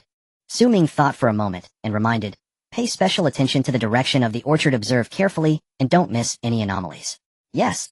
Don't worry, Su De Lao, we will do our best not to disappoint your expectations." The 2 miners replied in unison. Su Ming nodded, said nothing, stepped onto the city wall, and gazed into the distance. The long night is upon us. Not a moment can be relaxed. In a certain gathering place of indigenous people in the square, Zhao Yi, whose figure resembled that of a lowly, held a dagger in one hand and a piece of fur in the other, skillfully dissecting an alien beast. Beside her, elders in their 60s and 70s and children around 7 or 8 years old were all doing the same thing. The 5th-tier alien beast has appeared ahead of time. The original plan has been nearly scrapped. The entire gathering place must unite to survive the crisis. At this moment, almost all the young adults are out hunting. Naturally, the old and young cannot remain idle. After half an hour of busy work, Zhao Yi finally completely dissected a 3rd-tier alien beast and had no time to catch her breath. She heard a commotion not far away. Looking up, another team of successful hunters returned to the gathering place. The crowd glanced curiously for a moment, then averted their eyes and resumed their work. Zhao Yi did likewise. Yet, just then, a frantic voice suddenly rang out. "Where is that girl, Zhao Yi? Tell her to come here at once." Hearing the call, Zhao Yi paused briefly, then instantly realized what was happening and sprang to her feet. She called out loudly, "Here I am." Before sheathing her dagger, she dashed swiftly to the entrance. As expected, beside the prey, A battered warrior lay motionless on the ground, his body mangled and bloodied. Hurry, save him. Another warrior gripping a spear stood rooted in place, his face etched with anguish. Without hesitation, Zhao Yi extended a hand over the gravely wounded warrior's head, closed her eyes, and focused her intent. A wondrous energy stirred within her. In the next instant, a soft white radiance enveloped her palm, and the warrior's ravaged flesh began to transform before their very eyes. Within mere minutes, every wound, great and small, had sealed completely. Moreover, his breathing gradually steadied. Clearly he had passed beyond mortal peril. The two other warriors exhaled in unison, relief washing over their faces. How did this happen? A deep, resonant voice echoed forth. All raised their eyes and bowed respectfully. Chief, Uncle Lu. The middle-aged man surveyed both the slain beast and the wounded warrior. He spoke gravely. With your strength, hunting a Tier 3 aberrant beast should not have left you so grievously injured. At those words, the two uninjured warriors exchanged glances, their expressions shifting subtly. Chief Wusan's injuries weren't inflicted by the beast. Lu Jingdao, chief of the settlement, furrowed his brow slightly upon hearing this. Not the beast. Then, was it them? Undoubtedly them, referred to the survivors. The two men locked eyes and nodded in unison. Yes, it was them. Lu Jingdao's frown deepened further. He knew precisely what strength the survivors possessed. No exaggeration. Even an ordinary Tier 2 aberrant beast vastly surpassed them in combat prowess. Though Wusan ranked no higher than average within the settlement, his power equaled that of a Tier 3 warrior. How then could the survivors have reduced him to such a state? Seeing Lu Jingdao's stern expression, the two hastened to clarify. To be precise, Wusan was wounded by one of their artifacts. An artifact? Yes, a scarecrow wielding a scythe roughly equivalent to a Tier 4 entity. And alongside it a woman piloting a massive robot. Upon hearing this, Lu Jingdao's countenance darkened with grave concern. Those self-proclaimed survivors had appeared in the Wastelands barely 20 days ago, yet had already advanced this far. Why did they attack you? Lu Jingdao turned to the two men and asked again. As chief of the settlement, he had previously encountered several survivors, and believed he understood them well. From his knowledge, that group was weak and timid, averse to conflict. Under normal circumstances, they would never initiate hostilities. Even if their strength now exceeded others, they would still, absent provocation, almost certainly refrain from this. At the question, both men hesitated, their faces clouded with uncertainty. Sensing their reluctance, Lu Jingdao intuited something, and commanded firmly, speak plainly. Tell me exactly what happened. After a pause, they chose honesty. They'd cultivated some vegetables and fruits. We intended to harvest a few to bring back, but then...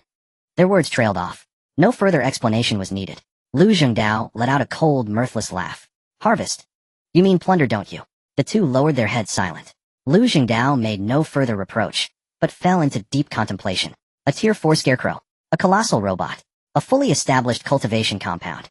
When had such a formidable survivor faction emerged so near the settlement?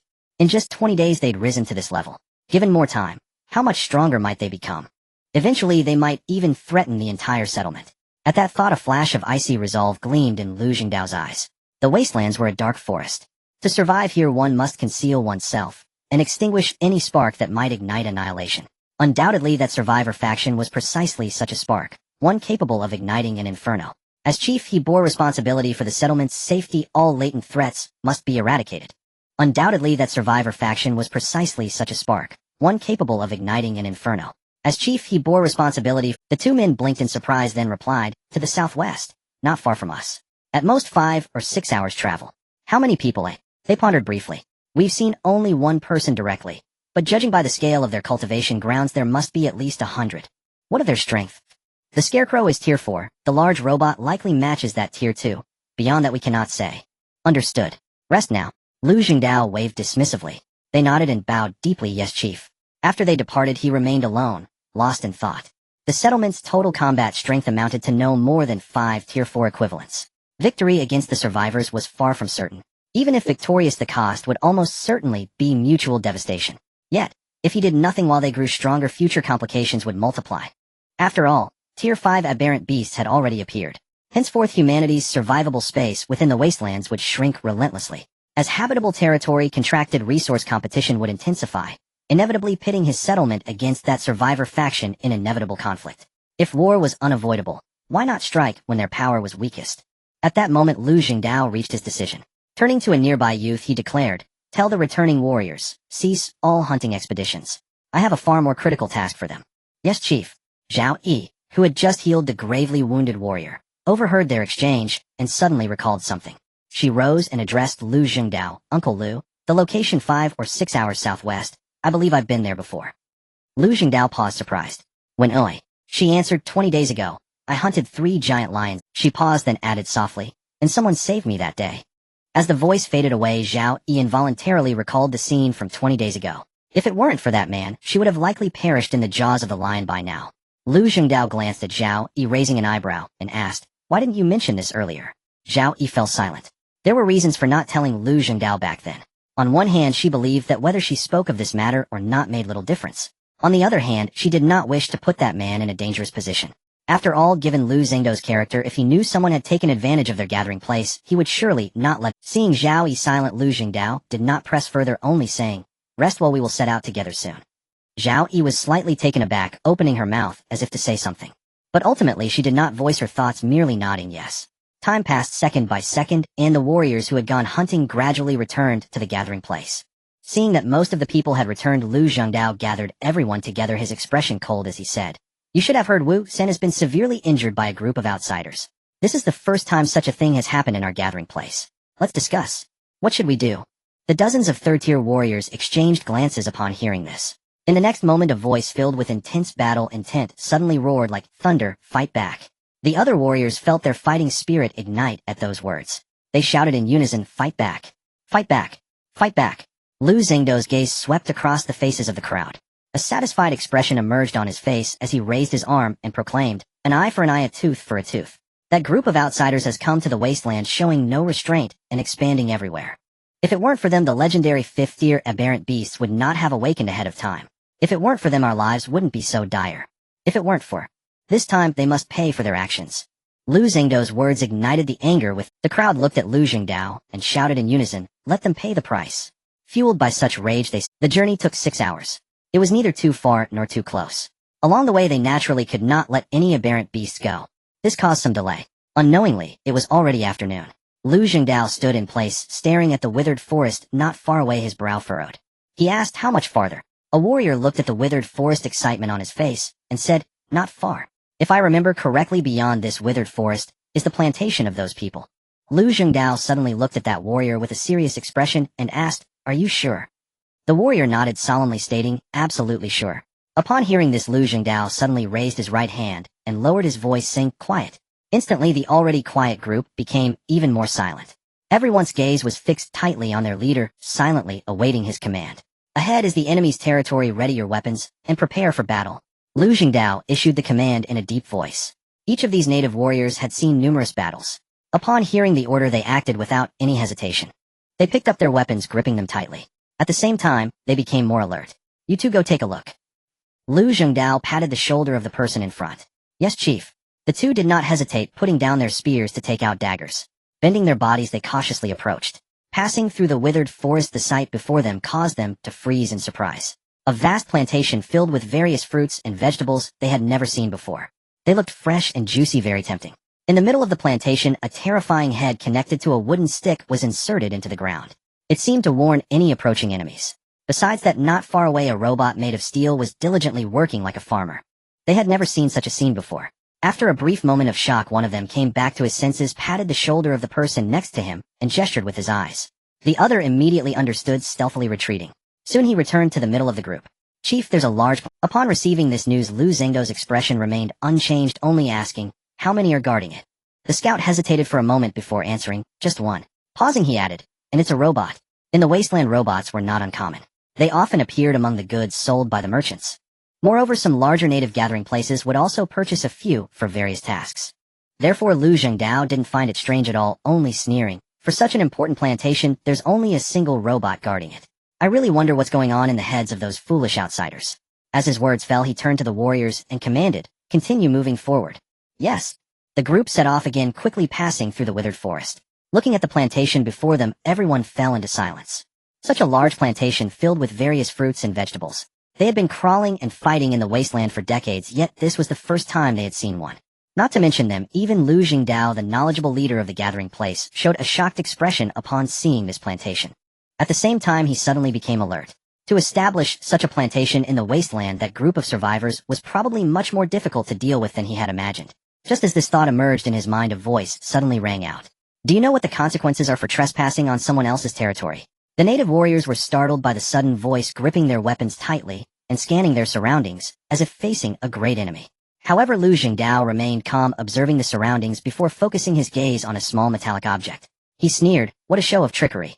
This is my territory. You did not obtain my permission to trespass, and yet you call me a showman. Don't you find that ridiculous?" This statement left Lu Jingdao speechless. He had thought that with decades of experience surviving in the Wasteland, he could approach the opponent quietly. Yet he had not expected to be discovered right from the start. In terms of strength and reason, his side was currently at a distance. Nevertheless, even so, he still spoke in a cold tone. "This has never been your territory." As the voice fell, a cold laughter echoed throughout the plantation. "Whether this territory belongs to me is not up to you to decide, but rather it is I who holds the final say. I give you a chance to leave this place within 3 minutes, and I may consider sparing you." The cold laughter struck the crowd like a heavy hammer. The indigenous warriors exchanged glances, unsure of what to do. Given their strength, they should not have felt such unease, even when facing a formidable fourth-tier beast. However, they had never encountered a situation like this before. As the saying goes, the most terrifying things are always those that remain unknown. It was precisely because they did not know how powerful the enemy was that these seasoned indigenous warriors exhibited such anxiety. Not just them. At this moment, Lu Jingdao, the leader of the settlement, was also engulfed in intense anxiety, especially as he gazed at the lush plantation before him. Even more so, how could these outsiders create such a plantation in just 20 days? Their strength must be tremendous. In a moment, Lu Jingdao found himself in a dilemma. Just then a startled voice suddenly came from behind him. "Leader, look, what is that?" Lu Jingdao raised his eyes and suddenly discovered a massive steel robot appearing not far away. In front of the robot was a fierce-looking beast with enormous wings. Of course, that was not the main point. The key detail was that atop the beast sat a human. From a distance, the person's face was indistinguishable, but one could vaguely sense that it was a young man. The beast and the robot approached step by step. Upon witnessing this scene, the indigenous warriors became vigilant, gripping their weapons tightly. They readied themselves to counter an attack. However, the young man across from them appeared remarkably calm, as if the powerful warriors before him were nothing more than frail women and children. Such an air of nonchalance further unsettled the indigenous warriors. Seeing this, Lu Jingdao furrowed. He opened his mouth about to say something, but at that moment the young man across took the initiative to speak. "I have given you a chance, so I hope you make the right choice, or else you will regret it for a lifetime." The chilling voice made everyone present shudder. A woo. Suddenly, air guzzi beneath Su Ming flapped its wings and howled at the sky. The crowd was startled, instinctively taking a step back. These actions only fueled Su Ming's confidence. He realized that the indigenous warriors were uncertain when facing him. Confirming this, Su Ming adopted an even more carefree demeanor. Looking at Lu Jingdao not far away, he said with an indifferent expression, "Was it you who spoke earlier?" Lu Jingdao's deep-set eyes fixated intently on Su Ming, silent. Su Ming let out a cold laugh and said, "You have 1 minute left." After saying this, he took out 2 scarecrows from his backpack and placed them in the middle of the plantation. Caw! A sudden caw of crows echoed. The 2 hunchbacked scarecrows abruptly appeared before everyone, their eerie straw combined with sharp sickles. This sight instinctively stirred a sense of fear among the crowd, as if they were facing 2 fearsome harbingers of death. Logically speaking, the fearsome nature of legendary scarecrows should not have had much effect on seasoned indigenous warriors. However, due to the series of preceding events, the indigenous warriors already on edge were further shaken by the sudden appearance of the scarecrows. At this moment, fear was evident on the faces of all the indigenous warriors, some even instinctively retreating. It was only because their leader was still standing before them that they managed to hold their ground and not flee. If Lu Jingdao were not present, they likely would have fled from this eerily unsettling place long ago. Lu Jingdao gazed at the nonchalant young man before him, trying to catch a glimpse of any differing expression on his face. Time ticked by. Throughout, the young man's expression remained unchanged. At this moment, his emotionless voice rang out once more. "There are still 30 seconds left." Upon hearing this, Lu Jingdao could no longer maintain his composure. Gritting his teeth, he said, "Leave." Then turning around, he headed towards the desolate forest. The other indigenous warriors, seeing this, did not hesitate and followed suit. They had long wanted to leave this place. Only Zhao Yi remained rooted in place, gazing at the young man in front of her with a complex expression. At this moment, she was already certain that the young man before her was the one who had saved her back then. Although her eyes had been covered at that time, she would never forget his voice. He was that person. There was no way she could be mistaken. On Air Guzzi's back, Su Ming looked at the little girl who remained where she was, a hint of surprise flashing in his eyes. If he remembered correctly, this girl was one of the 3 who had hunted the 3-headed giant lion. Why was she here? Could it be she was the one who brought these indigenous people here? As Su Ming thought of this, his brows furrowed slightly. At this moment, he somewhat regretted not eradicating the threat back then, and instead letting her go. "Zhao Yi." Lu Jingdao, who was about to leave, called out to her when he saw Zhao Yi standing still. Zhao Yi, however, seemed not to hear, standing in place. Her beautiful eyes were fixed on Su Ming as she spoke. Su Ming remained silent. Zhao Yi continued. You saved me from the three-headed giant lion. Ooh, I have always remembered that. Su Ming remained silent. Faced with this little girl, he didn't know what to say.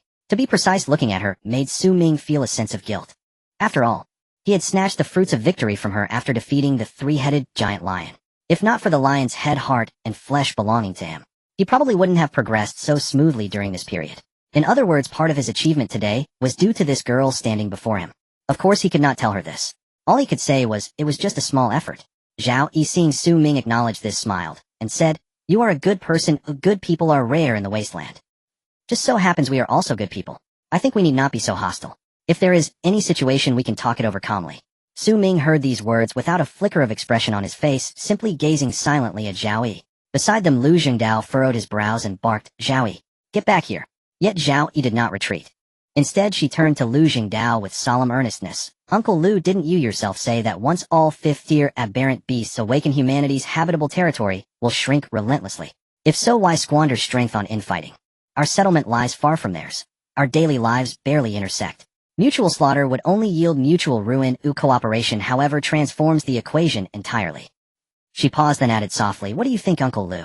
Of course, there remained one even more critical point. One Zhao Yi left unspoken. Namely, that our forces as they stand may well be incapable of defeating them outright. If victory is uncertain, why not turn adversary into ally? Should such an alliance succeed, we would eliminate a grave threat, albeit at least for the foreseeable future. That logic was clear even to Zhao Yi, a girl barely 17 or 18. As leader of the settlement, Lu Jingdao understood it too. Yet, could cooperation truly be trusted with strangers whose origins remained unknown? At that thought, Lu Jingdao instinctively raised his gaze towards Su Ming standing before him, his brow deeply furrowed. He did not trust this young man.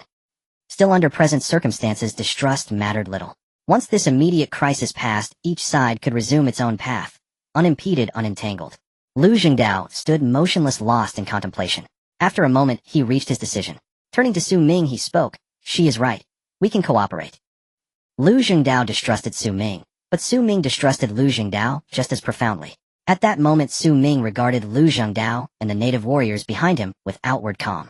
Internally, however, he weighed cost against benefit. What advantage would cooperation bring him? For now, beyond diminishing a threat, none appeared evident.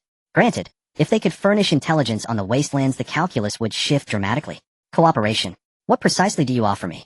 Su Ming swept his eyes over Lu Jingdao and remarked coolly, Spears, or bows and arrows.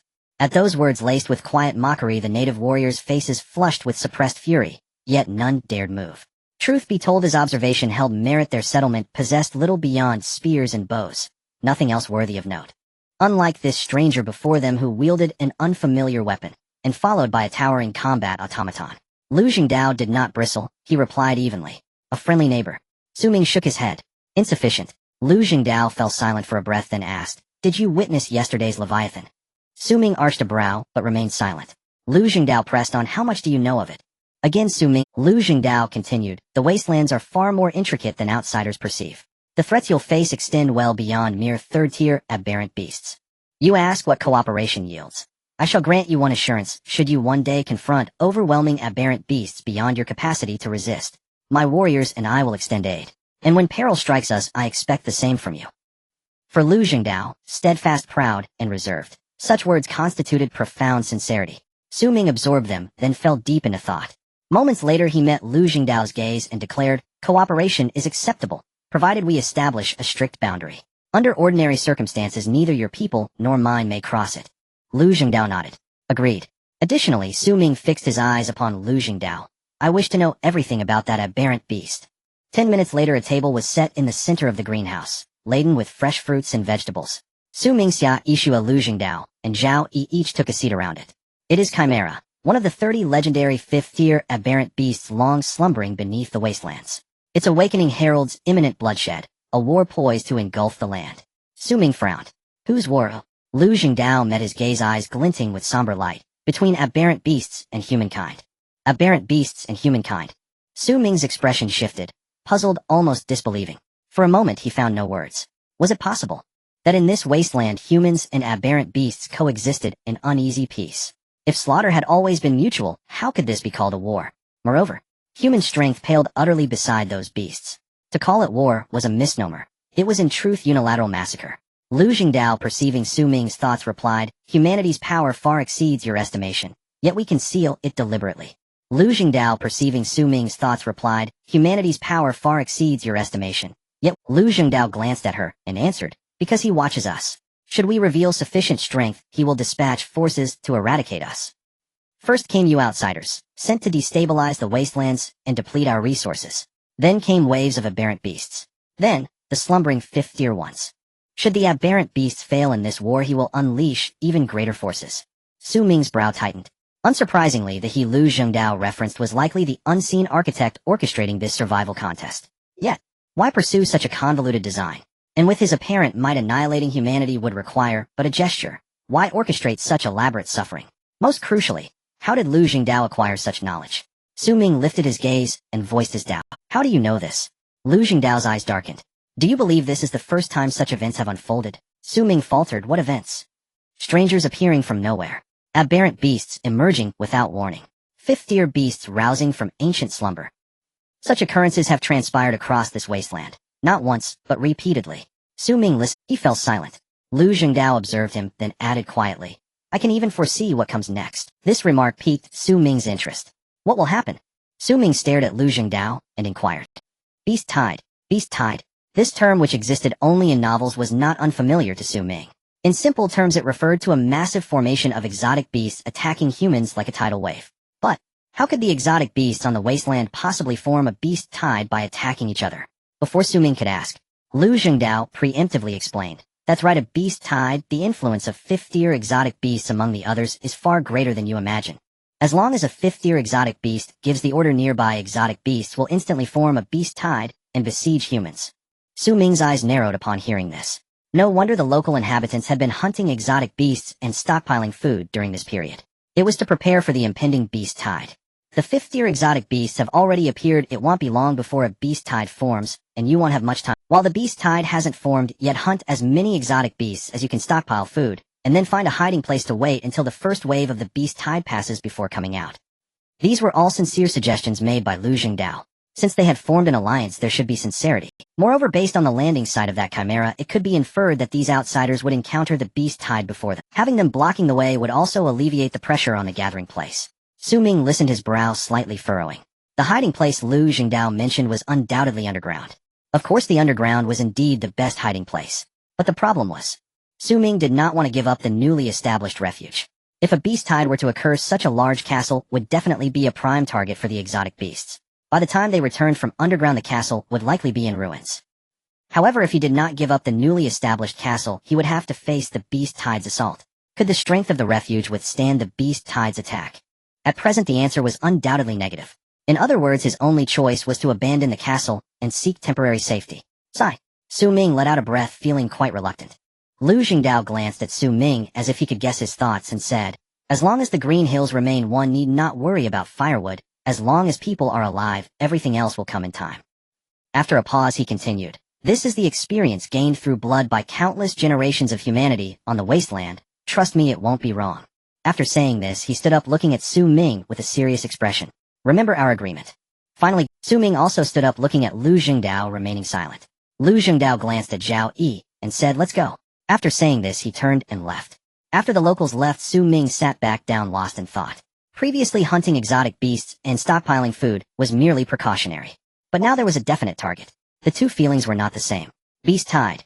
Su Ming raised his gaze towards Lu Zhengdo's back, his eyes heavy. Beside him, Xia Yixue pondered for a moment, and then asked, what should we do next? Su Ming glanced at Xia Yixue and said, let's stick to the original plan. Well, split into 3 groups to hunt exotic beasts, and for the rest, well, decide based on the situation in a few days. All right, Xia Yixue replied. They'll go back and tell Leona. Su Ming nodded.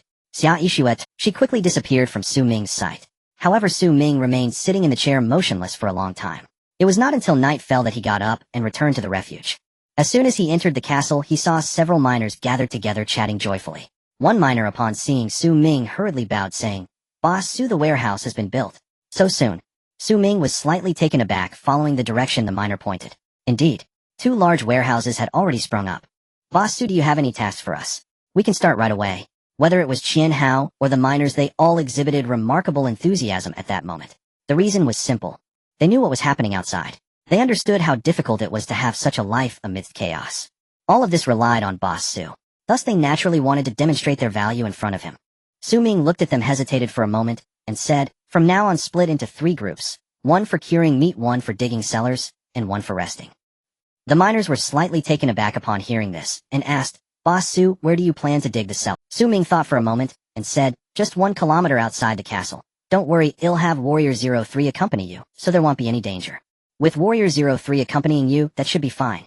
The miners all sighed in relief. Su Ming looked at them, waved his hand, and said, "You can divide yourselves into groups, and get started." The miners all replied in unison, "Yes." Boss Su. After assigning the tasks, Su Ming returned to the He lay back on the sofa, and before he could rest for a while, he opened the communication. In the past few days various matters had come in quick succession. Su Ming hardly had any time to pay attention to what was happening elsewhere. Now that he had a moment to spare, he certainly could not waste it. He opened communication. Su Ming's first impression was, the number of speakers had decreased compared to before. Many messages lingered for 2 to 3 seconds before being pushed down. Such a situation was impossible before. What's going on today? The exotic beasts are behaving as if they've been pumped with adrenaline, running amok everywhere. I'm hiding in the refuge, terrified and afraid to go anywhere. Getting pumped with adrenaline is one thing, the exotic beasts here are even scarier, all running in one direction as if they are going to attend some kind of meeting. Could it be related to the exotic beasts that appeared previously? Perhaps. I encountered a local inhabitant and chatted with him for a bit. It seems that the exotic beasts that appeared yesterday are all 5th-tier exotic beasts with the ability to lead other exotic beasts. Could it be that they are not on good terms with each other, gathering the exotic beasts to prepare for a fight? It's not impossible.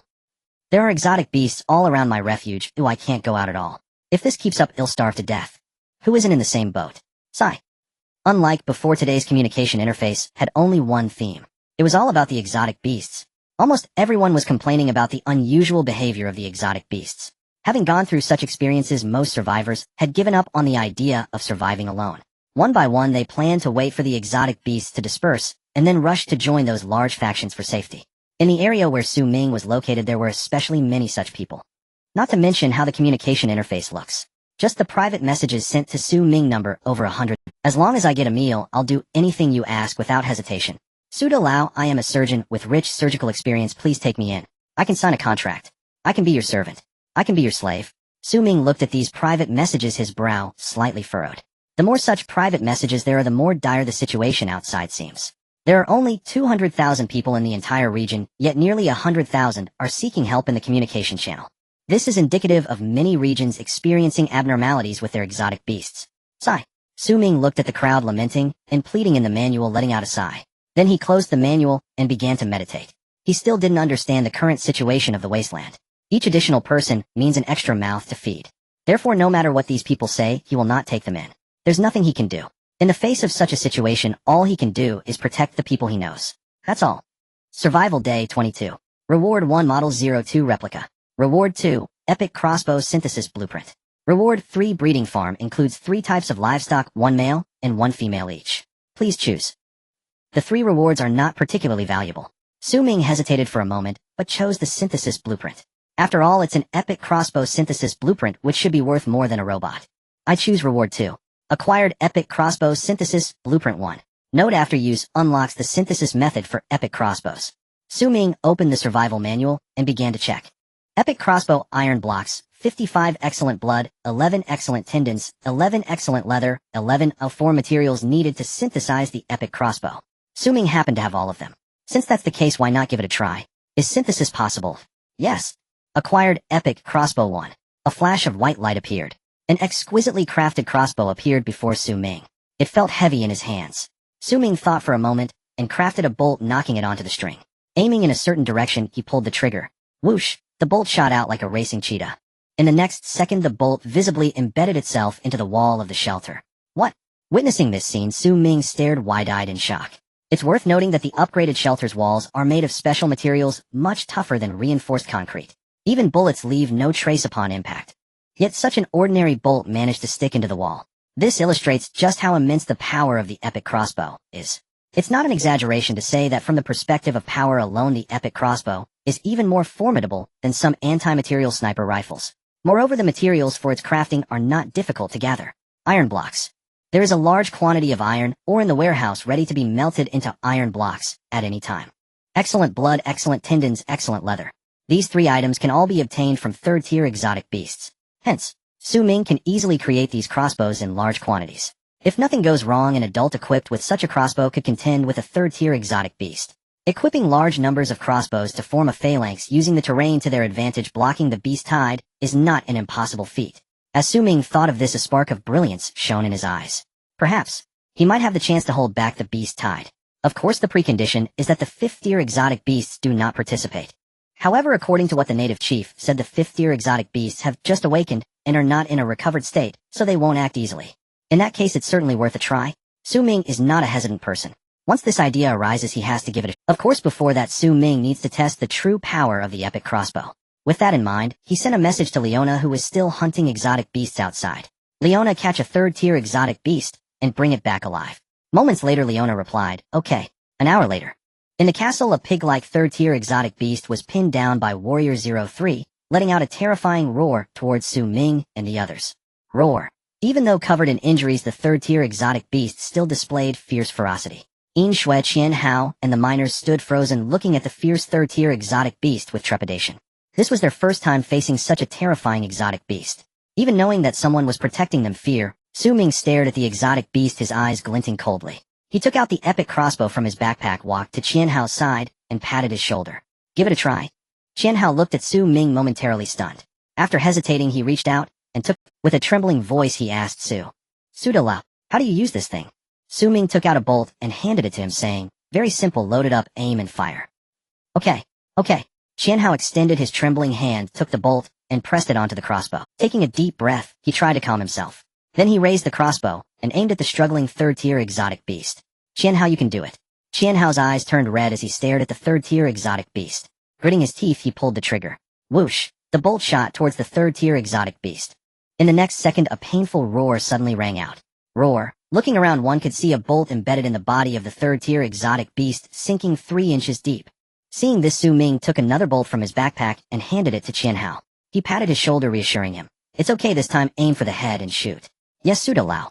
Having gained some experience, Qian Hao appeared calmer this time. He reached out to take the bolt and clumsily pressed it onto the crossbow. Raising the crossbow, he aimed. Half a minute later, he pulled the trigger again. Whoosh! The bolt shot out unerringly, striking the eyes of the 3rd-tier exotic beast. This time, the 3rd-tier exotic beast didn't even have the chance to roar, just kicked its legs and met its end. The epic crossbow combined with an ordinary bolt. In the face of a 3rd-tier exotic beast, hitting the head can lead to a one-shot kill. This is much more effective than a sniper rifle. Watching the scene before him, Su Ming couldn't help but smile. Blocking the beast's tide. There's hope. With this thought, Su Ming took a deep breath and forged 6 epic crossbows, distributing them to everyone. Each person gets 1 practice with it during your breaks, and it will surely come in handy. Qian Hao and the miners reached out to receive the crossbows. Feeling the weight, their expressions were solemn as they collectively responded, yes, boss. Alright, everyone get back to your tasks. Yes. Su Ming waved his hand. The crowd dispersed, returning to their respective positions to continue working. Su Ming returned to the living room and lay on the sofa. He opened the communication tool and sent out a message. Dawn City is recruiting warriors. Message me if you have a contractor. This brief message instantly ignited the entire channel. Dawn City. Is that the city established by Boss Su? I have a contractor as long as Boss Su is willing to take me, and he'll do anything. Boss Su, even though I don't have a contractor, I am very obedient. Please give me a chance. Within just a minute, thousands of private messages flooded in for Su Ming. Most people did not have a contractor and pleaded with Su Ming, hoping to be recruited. Only a small portion actually possessed a contract. For those few, Su Ming sent out his demands one by one. To join Dawn City, there is only one condition. No matter what happens, you must obey my orders. Unless I agree to terminate the contract, it's a path to death. Those willing sign the contract, and I will give you an address. Gather there, and I will send someone to pick you up. To those unwilling, I won't force you. You have 1 hour to consider. Think carefully. Upon seeing this message, many fell into silence. Those who could have a contract were already a group that fared relatively well in the Wasteland. Suddenly asking them to entrust everything to a stranger they had never met was quite difficult. Despite this, some people did not hesitate at all and immediately agreed to Su Ming's demands. The reason was simple. They knew that with their abilities they could not cope with the potential changes that might arise. Not signing the contract meant death. Signing the contract meant the worst outcome would still be death. But if luck was on their side, they might survive. So why not sign the contract? With this thought, dozens of people sent messages to Su Ming. Boss Su, the contract has been signed. Ooh, please review it. On the sofa, Su Ming looked at the contracts, verifying each one. Then he sent a message. Within 3 days, come to this location on the map. Once you arrive, send me a message, and I will send someone to pick you up. Okay. The recruitment message was published in the region channel, so these people were not too far from Su Ming. 3 days is enough time for them to travel. If they cannot reach the designated location, Su Ming could only blame their lack of ability. As time passed, more and more people signed contracts. By dawn, nearly 200 had signed. 200 people. That is 200 crossbows. There was still enough blood, tendons, and leather. However, iron ore was somewhat lacking. Fortunately, there were many vendors selling iron ore in the shop. Su Ming spent a small price and gathered all. Then, he forged 200 epic crossbows in one go. Acquired epic crossbow, 200. Looking at the prompt on the survival manual, Su Ming felt a surge of excitement. 200 warriors equipped with crossbows could unleash tremendous combat power. He was very eager. For the next hour, Su Ming lay in the legendary bathtub recuperating. After 1 hour, Su Ming opened his eyes, dressed neatly. He opened the safety door and stepped out of the shelter. Inside the castle, a miner was busy smoking meat. Another miner moved the smoked meat into the warehouse.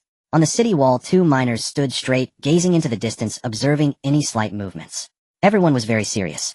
However, Su Ming knew they could not sustain such a level of intensity for long.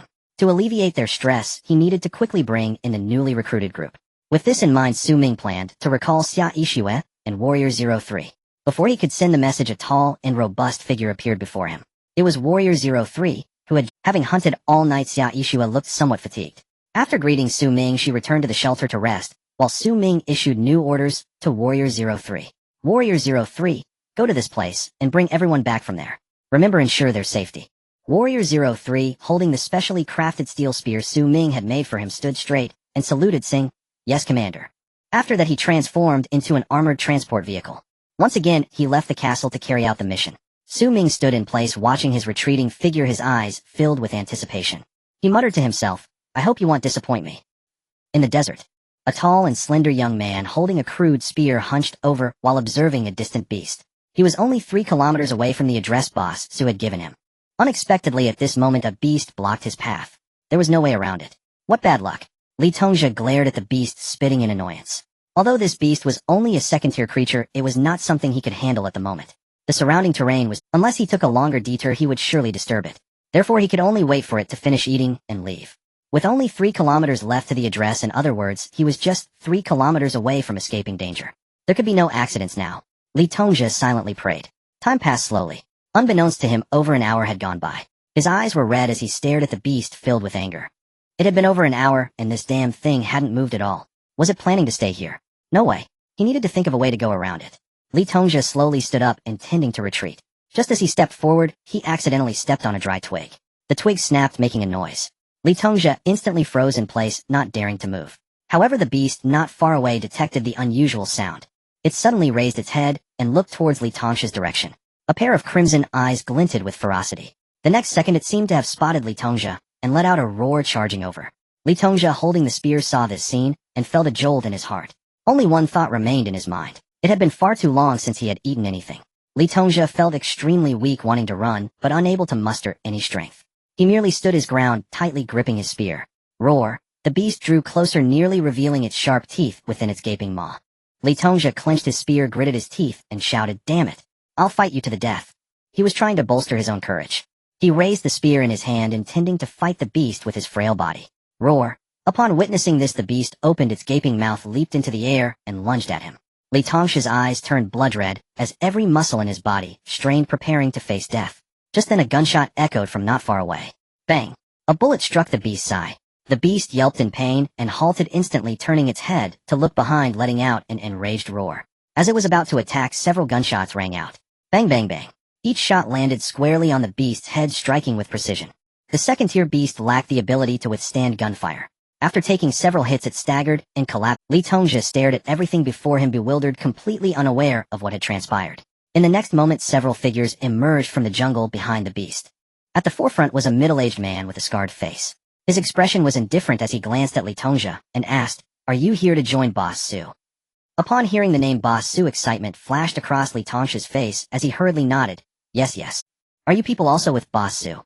Behind the scarred man, a young man shook his head and said, "Like you, we are also here to join Boss Su. We have about 3 kilometers left, so we can walk together." Li Tongxia paused slightly at these words, then gratefully replied, "Thank you. Without you guys, I probably would have been..." "No worries. From now on, we are all family, so there's no need for thanks."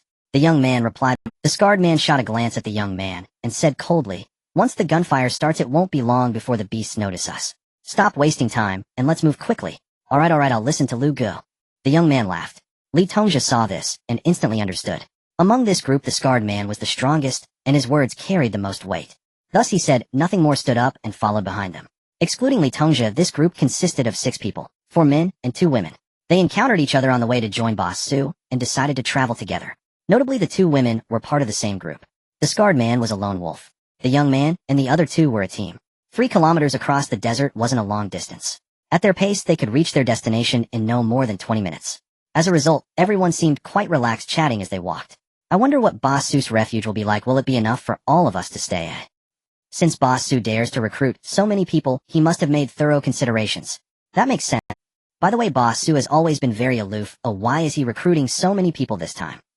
At the mention of this question, everyone fell silent. The young man, noticing the silence, instantly understood. Something was off. According to common sense, a top figure like Boss Su in the Wasteland wouldn't need to recruit so many people. He could manage well on his own. But recruiting at this time could only mean one thing. The situation in the Wasteland was not optimistic. Even a top powerhouse like Boss Su might not be able to cope. Thus more warriors were needed. Everyone remained silent. Suddenly the scarred man spoke.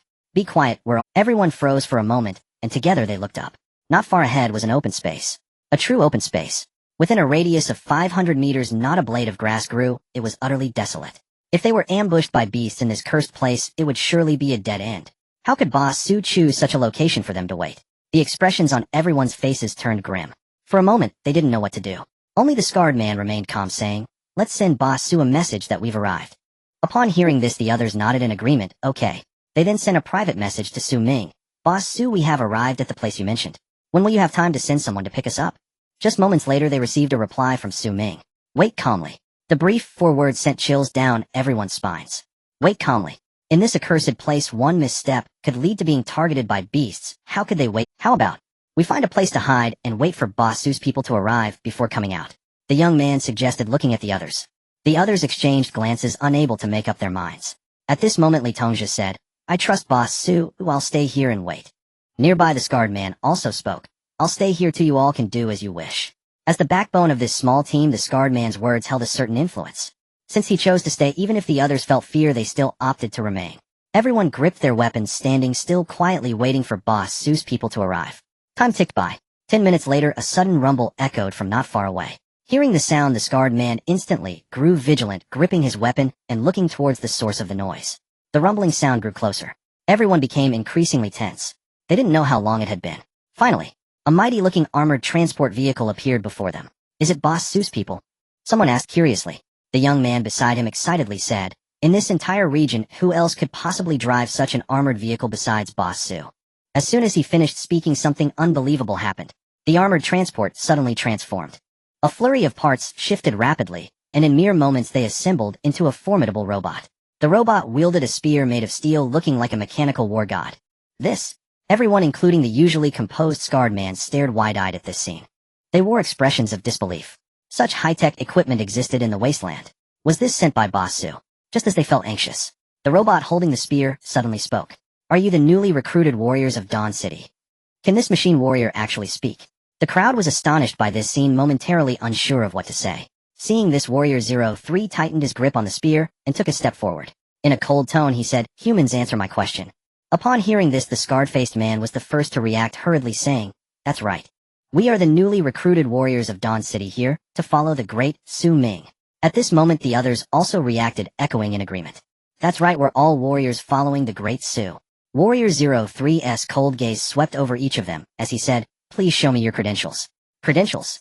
The scarred-faced man was momentarily taken aback and quickly retrieved the contract from his backpack, handing it to Warrior 03.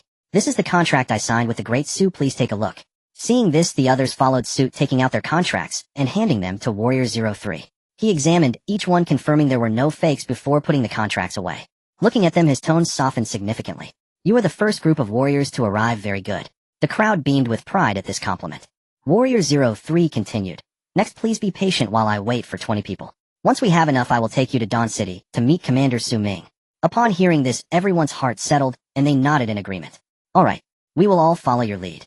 With such a formidable mechanical warrior overseeing them, the The crowd no longer worried about a beast attack and sat down to rest. Warrior 03 stood in place, spear in hand, his sharp eyes scanning the surroundings like a statue of a war god. Time passed slowly. Not long after, a few more people arrived, one of whom was severely injured on the brink of death. The others surrounded him, all at a loss for what to do. Warrior 03 approached and asked, "Are you a warrior recruited by Dawn City?" The dying man lay on the ground, opened his mouth to say something, but ultimately lacked the strength to speak. His companion, seeing this scene, anxiously said, "He was with me. I've seen his contract, it's definitely signed with the Great. Please find a way to save him." His voice trembled. Though this mechanical warrior was under the command of the Great Su, his companion was already so injured that even modern medical technology might not be able to save him, let alone in a wasteland like this. He pleaded with Warrior 03 for help, holding onto the last shred of hope. Warrior 03 stood still, glancing at the weeping man, and then at the severely injured one.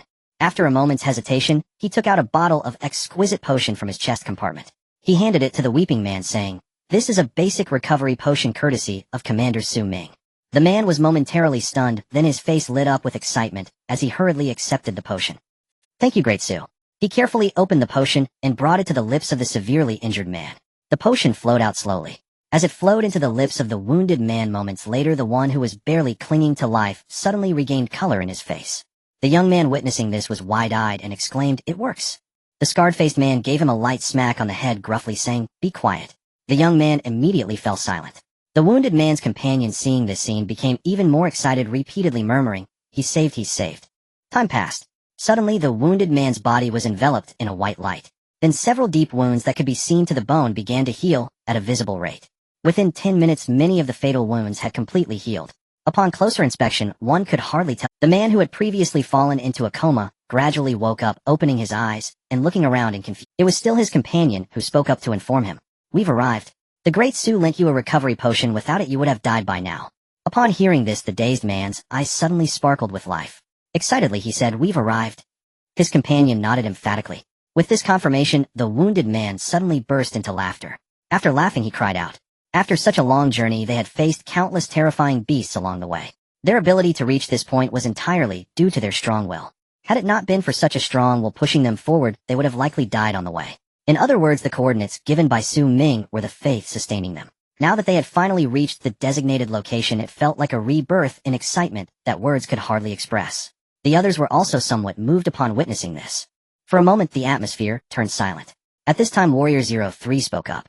"We have enough people, get in." As soon as the words fell, he transformed again, reverting to the appearance of the armored transport vehicle. The newcomers stared in disbelief at this scene. Though the scarred-faced man and others were not as shocked as before, they still felt quite astonished. "Get in the vehicle." Warrior 03's voice rang out. Everyone snapped back from their state of shock and hurriedly got into the vehicle. Once everyone was aboard, Warrior 03 drove towards the city. To be precise, it was called Dawn City. After all, calling it a castle or a shelter sounds unappealing and lacks distinctiveness. Renaming it to Dawn City seemed quite fitting. Inside the vehicle, the scarred-faced man, the young man, and Li Tongja sat together, gazing out at the scenery with deep emotion. Especially seeing many beasts avoiding Warrior 03, a sense of shock mingled with longing filled them. "We saw those beasts retreating before we could even hide, yet today we have the chance to see them avoid us." "Yes. Look at those beasts retreating from a distance, clearly recognizing this vehicle that carries us. They must be frightened by it. That's why they say it's humanity's hope. As long as we can survive in the wasteland, that's enough, but they come to the wasteland to spread the seeds of humanity. Their missions are different. I suddenly feel so excited. I wonder what kind of person the Great Su is. He wouldn't have more than 2 arms, would he?" "What are you thinking?" The group chatted idly. They didn't know how much time had passed when the vehicle suddenly stopped. In an instant, the entire carriage fell silent. Everyone held their breath, quietly waiting. The next moment, the door of the carriage opened. A familiar voice rang out. "Congratulations, you have successfully arrived at Shuguang City. Please disembark." Hearing this, Li Tongja took a deep breath. He stood up and stepped off the vehicle. Others followed closely behind. As soon as they disembarked, they found themselves in a splendid and sturdy castle. Surrounded by towering city walls, warriors armed with weapons stood on the ramparts, providing a strong sense of security. "So this is Shuguang City." Li Tongja gazed at everything before him, stunned in place. Before coming here, he had imagined countless times what Shuguang City might be like. Previously, he thought the city walls of Shuguang City were made of wood, only 2 to 3 meters high at most. The walls were filled with warriors wielding various weapons. Within the city walls, there were various farmlands with countless farmers working the fields. In other words, Shuguang City did not differ much from the gathering places established by other survivors, except that it was on a larger scale. Based on this, he had already formed a rough outline of Shuguang City in his mind. But Seeing Shuguang City for real, he realized how wrong he had been. The city walls were towering, made of mysterious materials he had never seen before, looking quite solid. On the walls there were only a few scattered sentinels gazing into the distance. Inside the walls there were only a few houses and no other structures to be seen. There were no farmlands, not even a handful of people. How did such a few people develop Shuguang City to this extent? Was it all the work of the great Su Ming alone? That seemed a bit too unbelievable. Li Tongxia and the others, like country bumpkins entering a city for the first time, looked around in shock. At that moment a figure approached. "Are you the new recruits that the boss has brought in?" Qianhao stood still looking at Li Tongxia and the others and asked. Li Tongxia was slightly taken aback and hurriedly nodded. "We are." Qianhao appraised them and said, "The boss is busy with important matters and couldn't spare the time, so he sent me to welcome you." Hearing this, everyone quickly responded, "We are not worthy of a personal welcome from the Great Su. Just let us know what you need us to do." These people had been struggling in the Wasteland for over 20 days. Most of their initial bravado had long since worn off. At this moment they all appeared humble and did not dare to be the least bit presumptuous. Qianhao looked at them as if he saw a reflection of himself from a few days ago. Shaking his head, he took out food from his backpack and handed it to them, saying, "Have something to eat first, and later it'll take you to training." After saying this, he turned to leave. Li Tongxia and the others looked at the abundant food and water before them, swallowing their saliva instinctively. Before setting off, the Great Su had already provided them with food, but they had consumed it all on the road.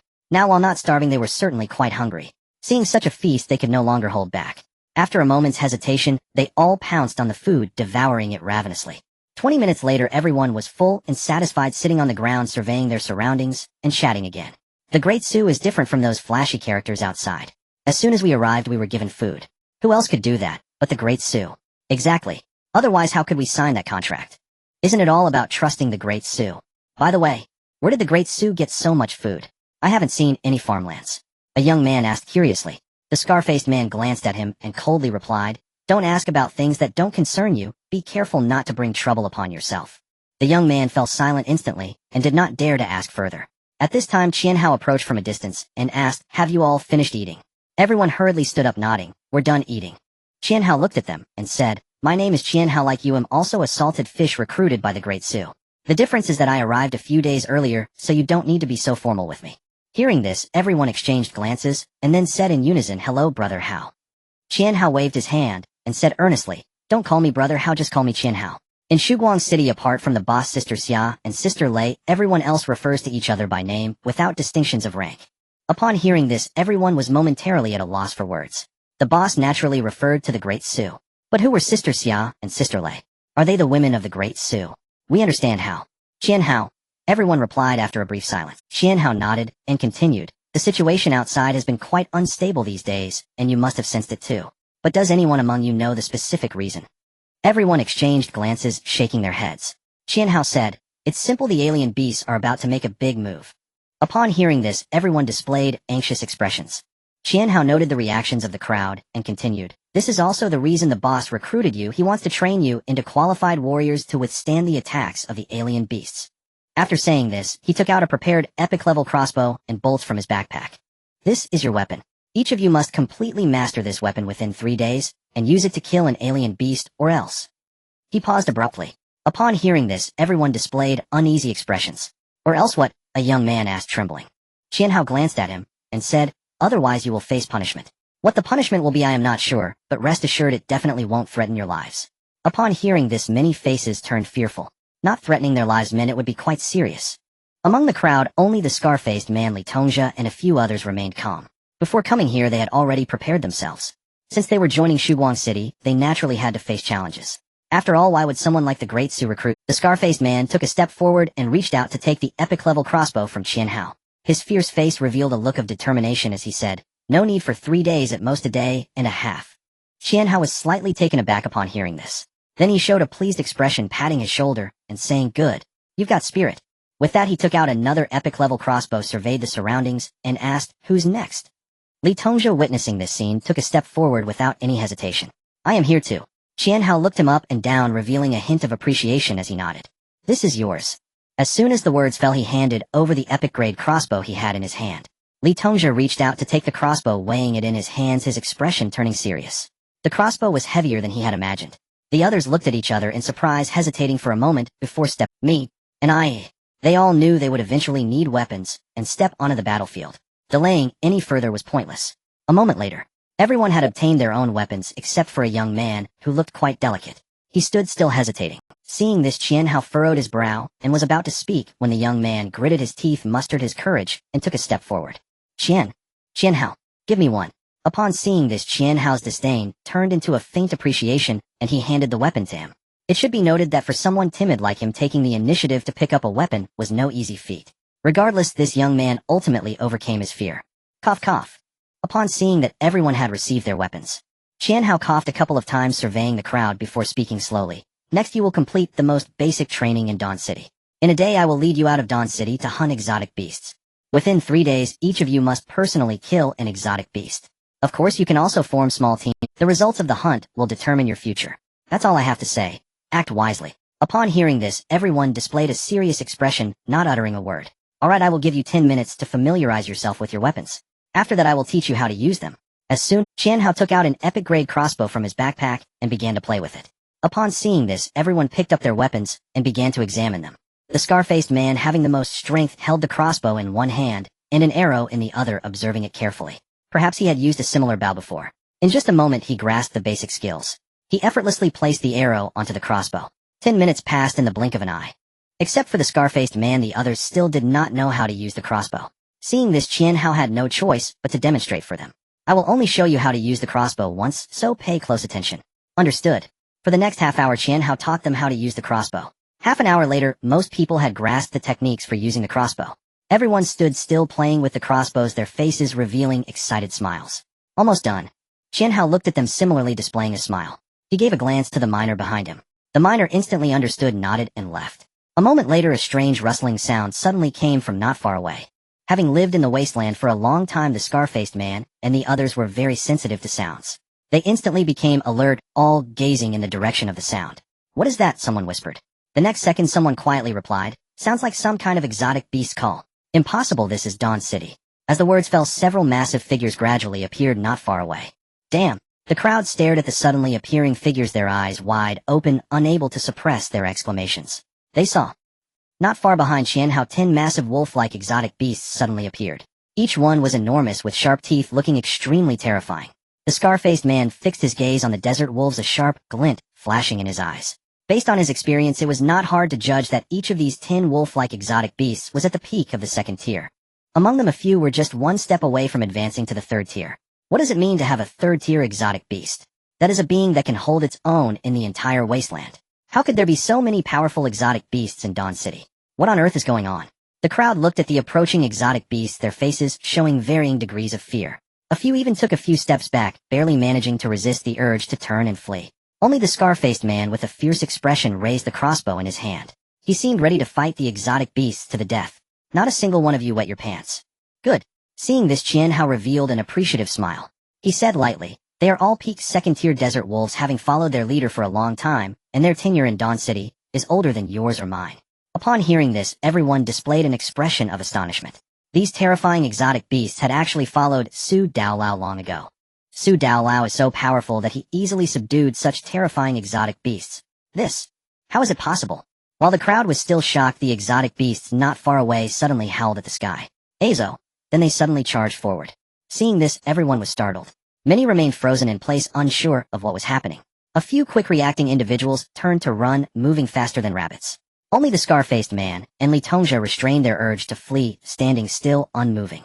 However, their trembling bodies indicated how terrified they were at that moment.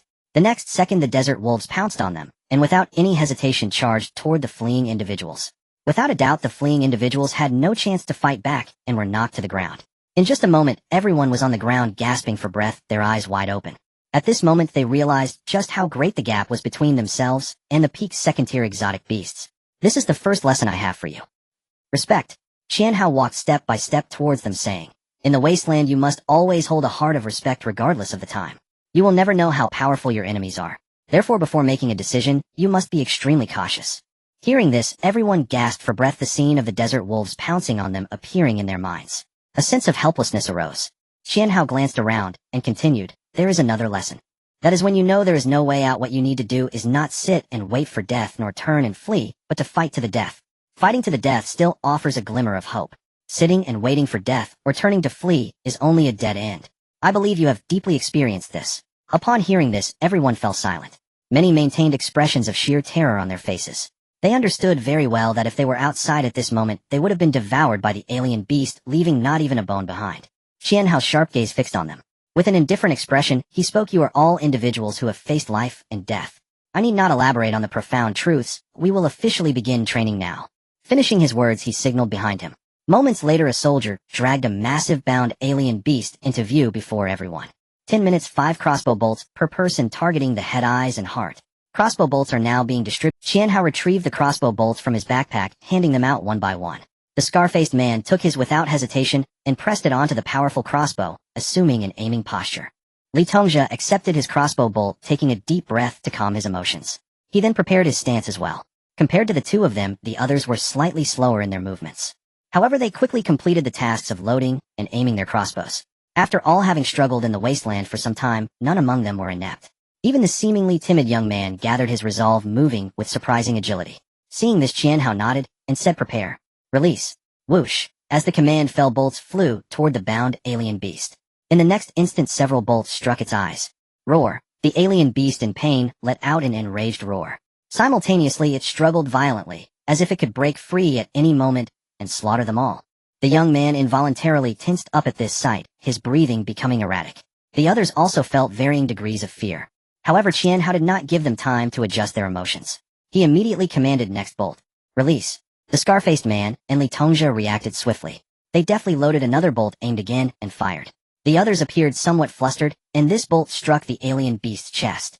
The powerful bolt embedded deep into its chest. The once vibrant alien beast instantly became weak and breathless. In the meantime, Qianhao's voice rang out once more. "Next bolt. Release." With the previous experience, everyone seemed more at ease this time. Their movements were not as frantic as before. 1 bolt. 2 bolts. 5 bolts. Soon, all 5 bolts were fired. Just as everyone sighed in relief, thinking they could rest for a moment, a row of targets appeared before them, seemingly out of nowhere. Simultaneously, Qianhao's voice came from behind. 10 minutes, 10 bolts, at least 5 must hit the bullseye. Begin. Next, they spent the entire day at the shooting range practicing their archery skills. During this time, Soldier 03 returned with about 10 more individuals. Including them, nearly 30 people joined the ranks of Shuguang City. These 30 individuals were all equipped with epic-grade crossbows, forming a formidable force. By evening, the day of training was nearing its end. Qianhao looked at the bloodshot eyes of the individuals before him with an indifferent expression. He slowly said, "Take a break." Huff, finally a chance to rest. After pulling the bow all day, my arms are numb. I can see double images of people now. Exhausted, everyone collapsed onto the ground, each one nearing their physical limits. Qianhao looked at them, secretly relieved. Thankfully, he had arrived early and was not assigned to the combat sequence by Su, or he would be the one suffering now. Thinking this, he maintained a calm demeanor, taking out the prepared roasted meat, water, and vegetables from his backpack, distributing them to everyone. "This is tonight's dinner. After eating, you'll have half an hour of rest. After sunset, we continue training." When everyone heard that there would be more training, they were almost on the verge of breaking down. However, upon seeing the feast before them, their expressions changed. Roasted meat and vegetables. In the past, these two items would have been unthinkable to eat, but now they could have as much as they desired. With such treatment, even if the training was tough and tiring, what did it matter? They could endure a night without sleep, let alone a continuation of training. At the moment the food appeared, everyone fell silent, staring at it, swallowing their saliva. Soon Qianhao finished holding their food and swallowing. Not a single person dared to eat. Without Qianhao's nod, they felt too intimidated to do so. The closer one gets to their limits, the more one can discern their true strength. During the evening training, the boss will come to observe you.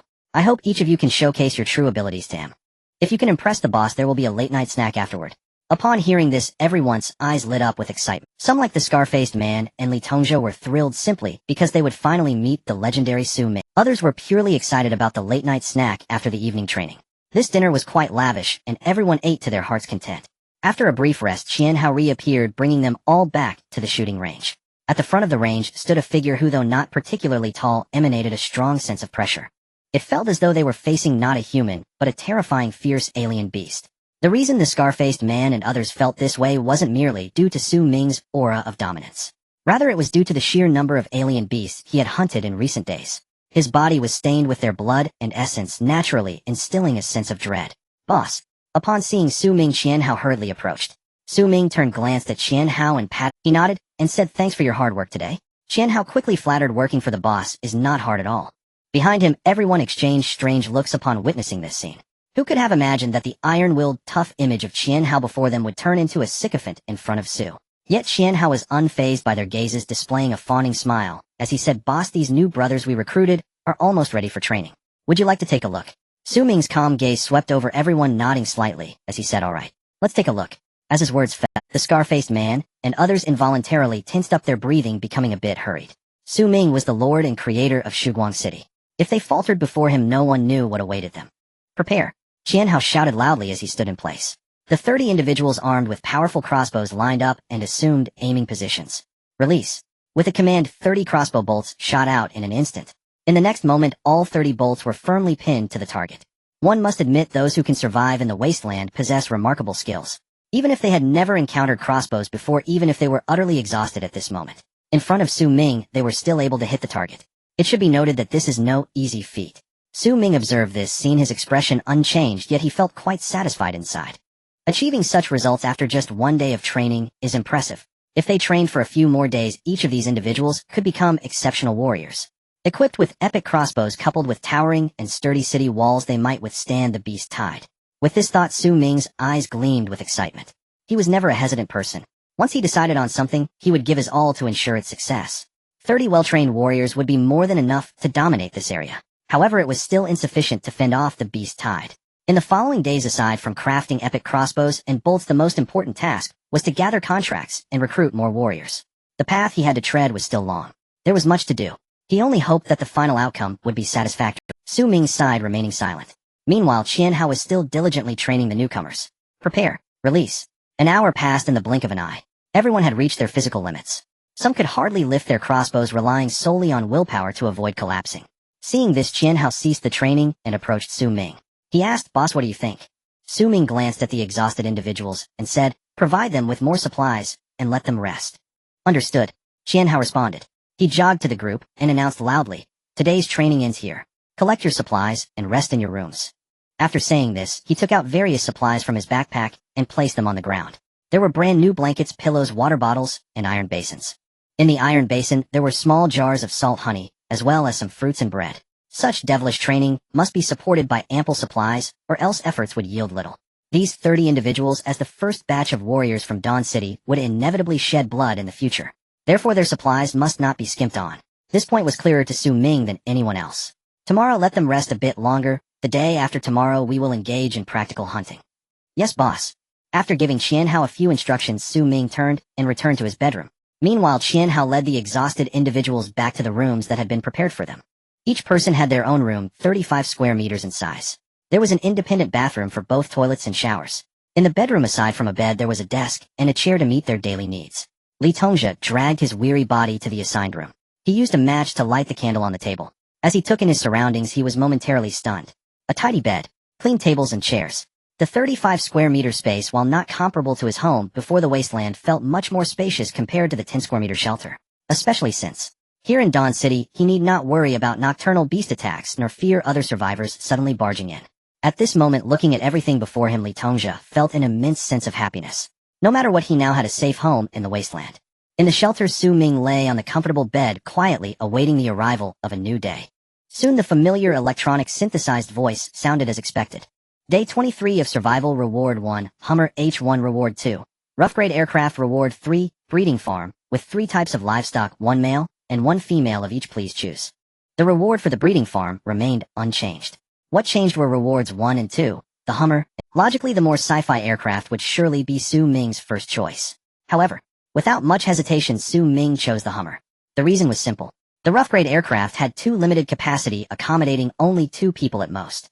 Moreover, compared to the Hummer, it was far too conspicuous and easily attracted attacks. For this reason, the rough grade aircraft gifted to Su Ming by the Grey Gnome had been lying in his backpack in use. The Hummer was different. Although it couldn't ignore rugged terrain like an aircraft, it was sufficient for use in desert areas. Additionally, it could carry more people, making it convenient for patrols and relocations. Besides this, there was another important reason for Su Ming's choice of the Hummer. That was the Hummer's body, which was large enough compared to the rough-grade aircraft. Su Ming's spark could grant mechanical forms life and consciousness, and this form was based on the size of the machine itself. Choosing the Hummer not only provided another means of transport, but also resulted in an additional excellent warrior. The role of the Mengsher 03 is well known and evident. Even if the Hummer H1 is slightly inferior to the Mengsher 03, it wouldn't be significantly lacking. I'd choose reward 1. Acquired Hummer H11. The moment the Hummer H1 appeared in Su Ming's backpack, the cooldown of the spark had just ended. Su Ming contemplated for a moment and decided to transform the Hummer H1 into a transformer first to avoid any prolonged delays. He pushed open the security door and stepped into the spacious square. He took out the massive Hummer H1 from his backpack and then retrieved the small spark. Target, Hummer H1, large off-road vehicle. Would you like to use the spark? Yes. Su Ming's sharp gaze was fixed intently on the armored transport vehicle before him. Suddenly, a burst of white light enveloped it. The off-road vehicle began to change just like in the movies. Various parts transformed. Compared to the Ming 03, the Hummer's size was slightly smaller. There were no various weapons on its back, but the dark paint combined with its distinct angles still exuded a strong sense of pressure. Like the Ming 03, the transformed Hummer H1 appeared bewildered. It looked around curiously like a newborn child filled with wonder at the world. In the next moment, upon seeing Su Ming, its expression became serious. It stood in place with its left arm resting on its right chest, performing a standard salute. Hummer H1 reporting to you. Su Ming, witnessing this scene, nodded in satisfaction. He took a moment to inspect it and said, not bad. He'll find a Gatling gun for you to install in a few days. Yes, sir. Hummer H1's personality mirrored that of Ming 03. Both were stoic, no-nonsense warriors who never wasted words. Su Ming gazed at it with a faint smile and waved dismissively, rest now. Yes. Hummer H1 obeyed instantly. Its frame shifted and reconfigured, reverting smoothly into a rugged off-road vehicle before settling silently onto the ground. Su Ming then returned to his room to continue resting. In the blink of an eye, dawn broke. Inside the dwelling, Li Tongzhe slowly opened his eyes. As he took in his surroundings, a subtle flicker of surprise crossed his face. Spacious quarters, neatly arranged furniture, and a candle flickering precariously on its stand. Where am I? In the next instant, realization struck him like lightning. He had signed a covenant with Master Su and arrived in Dawnlight City. This was his home in Dawnlight City. Regaining his bearings, he attempted to rise from bed. Yet yesterday's grueling training had left his muscles searing with deep, persistent ache. Even the slightest movement sent waves of sharp, stinging discomfort through his limbs. HSS. Gritting his teeth against the pain, Li Tongzhe forced himself upright. Before he could even snuff out the candle, a firm knock echoed at the door. Knock, knock, knock. Enter. The door swung open. A stranger stood framed in the doorway, unfamiliar yet calm, holding a generous tray of food. This is your breakfast. Finish it within 30 minutes, then assemble at the Central Plaza for today's training. With those words, the man placed the tray upon the table and departed without another glance. Li Tongzhe watched him go, then turned his gaze to the meal laid before him. A profound, almost overwhelming sense of fulfillment swelling within his chest. In this perilous wasteland, what greater blessing could there be than waking to such abundance? Thank goodness. I didn't make a foolish choice back then. Li Tongzhe murmured softly, eyes lingering on the lavish spread before him. After all, the covenant offered by Master Su had been drafted entirely by their side, and its terms were exceptionally stringent. Many, clinging stubbornly to the illusion of freedom, had refused the pact and continued struggling alone across the desolate wastes. He himself had wrestled with indecision for days before finally committing to the covenant. Had he just one day prior chosen as they did, sacrificing security for hollow autonomy, he would likely still be huddled inside some cramped, ramshackle shelter, fretting over tomorrow's meager rations. Having eaten heartily, 20 minutes remained before assembly. Li Tongzhe smoothed his clothing, then laid back down for a brief reprieve. When the appointed hour arrived, he stepped promptly onto the plaza. At that moment, all his fellow trainees from yesterday stood already assembled, silent, disciplined, awaiting the new day's rigor. Qianhao stood before them, posture relaxed, demeanor unruffled. Li Tongzhe moved forward without pause, slipped seamlessly into formation, and stood rigidly at attention. Moments later, Qianhao raised his heavy crossbow, surveyed the ranks, and bellowed, all present. Training begins. First exercise, target practice. For the next 4 hours, they stood once more upon the firing range, honing their marksmanship with unwavering focus. After only one day's discipline, many had already achieved flawless accuracy, hitting every single shot. And those whose prowess predated training, like the scarred-faced man, struck 8 bullseyes out of 10. Following lunch, the group reconvened at the plaza. Qianhao stood once again at his accustomed spot, his piercing gaze sweeping across them as he declared, "You've progressed faster than I anticipated. Therefore, after consulting with the city lord, I've decided to advance the live combat training by half a day." His words hung in the air, met with stunned silence and wide-eyed disbelief. Live combat training. Put plainly, it meant dispatching them into the wasteland to fight monstrous beasts. They knew full well the terrifying strength these creatures possessed. Could a single heavy crossbow possibly prevail against such abominations? Impossible. At this announcement, fear flickered across many faces. Most among them had survived over 20 days in the wasteland, yet never once dared confront a beast heathen. Encountering one, even the weakest specimen, warranted immediate detour. To send novices, trained for barely a day, into battle against such horrors seemed nothing short of cruel. Yet amid the crowd, only a handful, including Scarface and Litonja, remained composed, their expressions steady and resolute. Clearly they had long steeled themselves for this very trial. Qianhao observed this without flinching, his countenance unchanged, cold, austere, unyielding. He continued, "You are 30 in total, divided into 3 squads, each assigned to a distinct location. Each squad must slay at least one beast of rank 2 or higher to complete the exercise. Otherwise, you remain outside the city walls, permanently." A ripple of shock passed through the ranks. 10 fighters versus 1 rank 2 beast. On the surface, not an unreasonable demand. Qianhao paused briefly, then resumed. Squad 1. Commander Xing Fei members. Xing Fei was. Squad 2. Commander Li Tongxia members. Squad 3. Commander Gong Zhu members.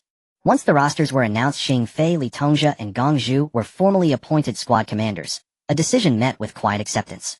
After all, during these past 2 days of training, these 3 had consistently outperformed their peers. Their leadership promised the highest likelihood of mission success. "You have 30 minutes to prepare. Any questions?" Qianhao stood motionless, scanning the assembly with commanding authority. Glances flickered between them, hesitant, uncertain. No one dared speak. Seeing their silence, Qianhao boomed, "No questions. Then rest well. Hunting beasts is far less simple than you imagine." With that, he turned sharply and strode away. Left standing on the plaza, the trainees exchanged blank stares for a beat, then, as instructed, regrouped into their designated squads. "Tongxia, our squad rests squarely on your shoulders.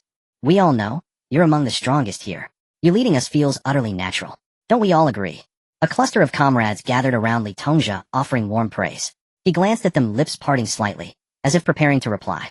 Before he could utter a word, a startled cry erupted nearby. "Whoa, look over there. What is that?" All heads turned toward the source of the commotion. There, beyond the plaza, the city gate stood wide open. A lone figure emerged slowly into view. From afar, details blurred, but unmistakably, it was a woman. Clad in imposing layered armor reminiscent of medieval knights, she exuded palpable, crushing authority. Yet this was not what seized their breath. What froze them in awe, what shattered their assumptions, was the colossal beast dragging behind her. Her hand gripped the creature's massive tail. Clearly the beast had long since perished. Only its immense, lifeless form remained. Its body bristled with overlapping scales, towering, mountainous, radiating dread, even in death. Such a monstrous entity, dragged like a discarded toy into the city by a single woman, spoke volumes of her terrifying might. Just how formidable was she? Everyone looked at the figure, whispering among themselves. At that moment, a chilling gaze suddenly turned towards them. Instantly, a powerful sense of oppression swept over them, causing their breath to stutter. Qianhao saw this and hurriedly stepped forward, wearing a sycophantic smile as he said, "Sister Lei, these are the new recruits that the boss has just recruited. I am training them now." Upon hearing this, Lei Auna retracted her gaze and replied lightly, "Understood." Then, she tugged at the tail of a massive beast and slowly left the square. After she left, everyone instantly felt much more relaxed. A few people looked in the direction Lei Auna had departed, filled with awe. Is this the legendary Sister Lei? Indeed, she is extraordinary. Yesterday they heard the names Sister Xia and Sister Lei from Qianhao's lips. They had thought they were mere ornamental figures raised by Su De Lao. Seeing her today, they finally realized how ridiculous their thoughts were. A person like Su De Lao could never be surrounded by useless individuals. If the women beside Su De Lao can tear apart beasts, then isn't Su De Lao himself capable of moving heaven and earth, doing anything? A young man leaned close to Li Tongxia, his face brimming with respect. Li Tongxia glanced at him and thought for a moment before simply saying, "There are still 20 minutes left, so make sure to rest up." After speaking, he withdrew his gaze, sat cross-legged on the ground, and closed his eyes to meditate. The rest of the group, witnessing this scene momentarily, did not know what to say. After hesitating for a moment, they followed his example and sat cross-legged to rest. Half an hour of rest quickly passed. Qianhao once again stood before them, loudly declaring, "Rest time is over. Everyone stand up." As soon as he finished speaking, 30 people instantly stood up, standing straight. After a day and a half of training, they had developed a certain level of basic discipline. I declare, the practical training officially begins. The 3 groups will proceed to their respective designated locations. Upon hearing this, everyone appeared somewhat confused. Their respective designated locations. Where are they? How did they get there? Could it be that they just walked there? Just as they were puzzled, the Mengsher 03 and Hummer H1 appeared before them. The Mengsher 03, as an armored transport vehicle, could carry not just 10 people, but even 30 without any issues. Although the Hummer H1 did not have as many seats, carrying 10 people was also not a problem. If they were heading to different locations, the 2 vehicles could carry a maximum of 20 people. What about the remaining 10 people? Everyone exchanged glances, just about to ask, when they saw, behind the 2 vehicles, a number of massive desert wolves slowly emerged. Together there were exactly 10 of them. Could it be that They were to ride the desert wolves to their designated locations. Everyone widened their eyes, staring at the desert wolves, momentarily blank-minded. This is truly thrilling. Qianhao's sharp gaze swept across the crowd as he loudly proclaimed, "Each group will choose their own method to proceed to their designated location." After a pause he shouted, "Let's go. Captain, should we stand still and wait for the beasts to come to us, or should we spread out and search for the beasts?" Young student Feng Jia looked at the endless barren woods before him. He stepped closer to Li Tongxia and asked, "When we were choosing how to proceed to our designated locations." Li Tongxia's group was a bit slower than the other two groups. They neither got the powerful Mingshi 03 nor the fiercely protective desert wolves. They could only squeeze onto the seemingly ordinary Hummer H1. The other two groups encountered danger either protected by the Mingshi 03 or by the desert wolves. As for them, they had no choice but to resign themselves. Because of this, the members of the group appeared very cautious, especially the already timid young man. Upon hearing Feng Jia's words, he immediately said, "There are only 10 of us, so we must concentrate our forces, stay put, and wait for the beasts to come to us." The others looked at the young man after hearing this, but said nothing. A moment of silence followed. Suddenly someone spoke up, "The nearby beasts have already been cleared out by Su De Lao. If we wait idly, by who knows how long it will take to complete the task. In my opinion, it's better to take the initiative." After this was said, someone echoed, "That's right. As long as we don't spread out, even if we encounter a tier 3 beast, we might still have a chance to fight." The young man's expression changed instantly upon hearing this. He retorted, "Tier 3 beasts. Do you know how powerful tier 3 beasts are? Let alone that we have only trained for a day. Even if we trained for 10 days or half a month, we still might not be able to defeat them." The other person glanced at him and said lightly, "Qianhao said that the weapons we are using can easily break through the defenses of tier 3 beasts. As long as we cooperate well when we encounter beasts, if we don't scare ourselves silly, taking them down would be completely fine." The sarcasm in his words was evident. The young man showed anger on his face upon hearing this. However, it was just for a moment. He adjusted his mood and said, "I'm not saying that everyone shouldn't actively hunt beasts. I just want to say that when facing beasts, we should be cautious, and again cautious. After all, those fellows are not to be trifled with. Some people see Su De Lao easily dealing with a tier 3 beast, as if it takes no effort at all, and think they can do the same. Here I advise such people to look in the mirror, weigh their own worth, and see if they have such strength." His words caused several people's expressions in the group to change. The way they looked at the young man also became different. Li Tongxia, seeing this scene, stood up. "Alright, it's normal to have differing opinions within the group. Oh, everyone, don't argue, let me say a few words. First of all, I believe that when facing beasts, being very cautious is right. But caution must also have its limits. We cannot confuse inaction with caution. Secondly, we are out here to accomplish the task of hunting beasts, and taking the initiative is justifiable. We are all part of one group. In other words, we are all tied to the same rope. If the task is not completed, therefore do not make decisions that are detrimental to the group because of certain flaws in your personality." The meaning of this statement was quite clear. He supported taking the initiative. With the captain speaking out, the 3 or 4 who had previously hesitated also made their decisions. "I agree to take the initiative." "I agree too." In just a moment, the number of people agreeing to take the initiative reached 7. The young man, witnessing this scene despite feeling very unwilling, could only nod.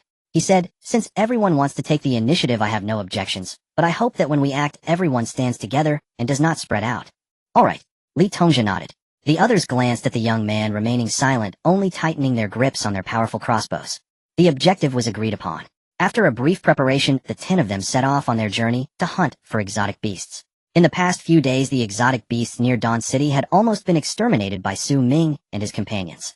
Occasionally 2 or 3 stragglers managed to escape, frightened and fleeing from the area. Therefore, finding an exotic beast of 2nd rank or higher here was not an easy task.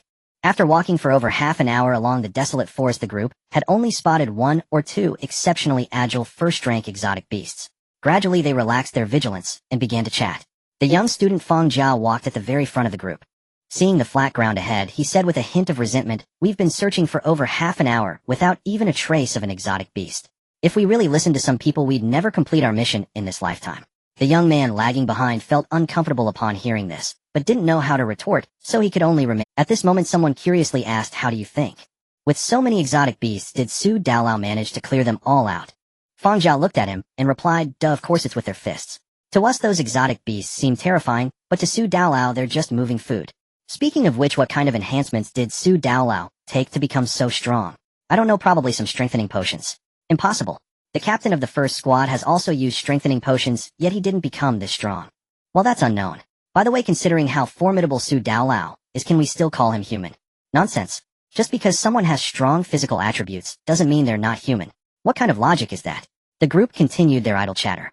Suddenly, Li Tongzhi noticed something and lowered his voice, saying, "Be quiet." Instantly, everyone raised their crossbows and fell silent. This was a conditioned reflex formed from living in the wasteland for some time. Rustling sounds suddenly erupted not far away, but they could not discern what it was. Li Tongzhi's eyes narrowed as he lowered his voice and commanded, "Prepare for battle." Upon hearing this, everyone tensed up instantly. A pair of eyes fixed intensely ahead. Time ticked by. The raucous noise grew closer. The tension among the group increased. Bang! Suddenly a muffled sound came from ahead. A large exotic beast, its appearance indistinguishable, erupted from the ground. Seeing this scene, Li Tongzhi's eyes sharpened, and he decisively issued an order. "Aim, shoot." As soon as he spoke, he took the lead and pulled the trigger. Whoosh! A crossbow bolt shot out and struck the massive exotic beast's body. Hit by the bolt, the enormous beast recoiled in pain and curled up instantly. At that moment, everyone finally saw its true form. Headless and tailless, it was a long creature. Its segmented body was covered in fine scales resembling a giant headless viper. This was the first time the group had a direct confrontation with an exotic beast. Though they held weapons in their hands, they momentarily froze in place at a loss. Seeing that no one was attacking, Li Tongzhi shouted angrily, "Shoot, damn it." His roar snapped everyone back to reality. Fang Jia reacted the quickest, adopting the posture they had practiced before aiming and shooting. Whoosh! Another bolt struck the massive exotic beast. The enormous beast writhed in pain, its body twisting violently. Seeing this, the others quickly joined in firing bolts that traced elegant arcs through the air, embedding themselves in the beast's body. In mere moments, the exotic beast could no longer withstand the assault. One end of its body sank into the radiation-filled soil as it attempted to flee. Li Tongzhi, witnessing this, bellowed, "Don't let it get away." After all, it was not easy to catch such an exotic beast. If it escaped, who knows when they would complete their mission. The others, upon seeing this, hastened their actions.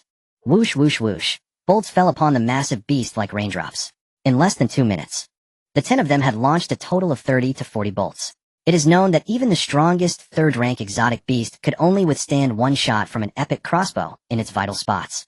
Thus, before the massive exotic beast could comprehend what had happened, it was shot dead on the spot, half its body still stuck in the soil, unable to escape.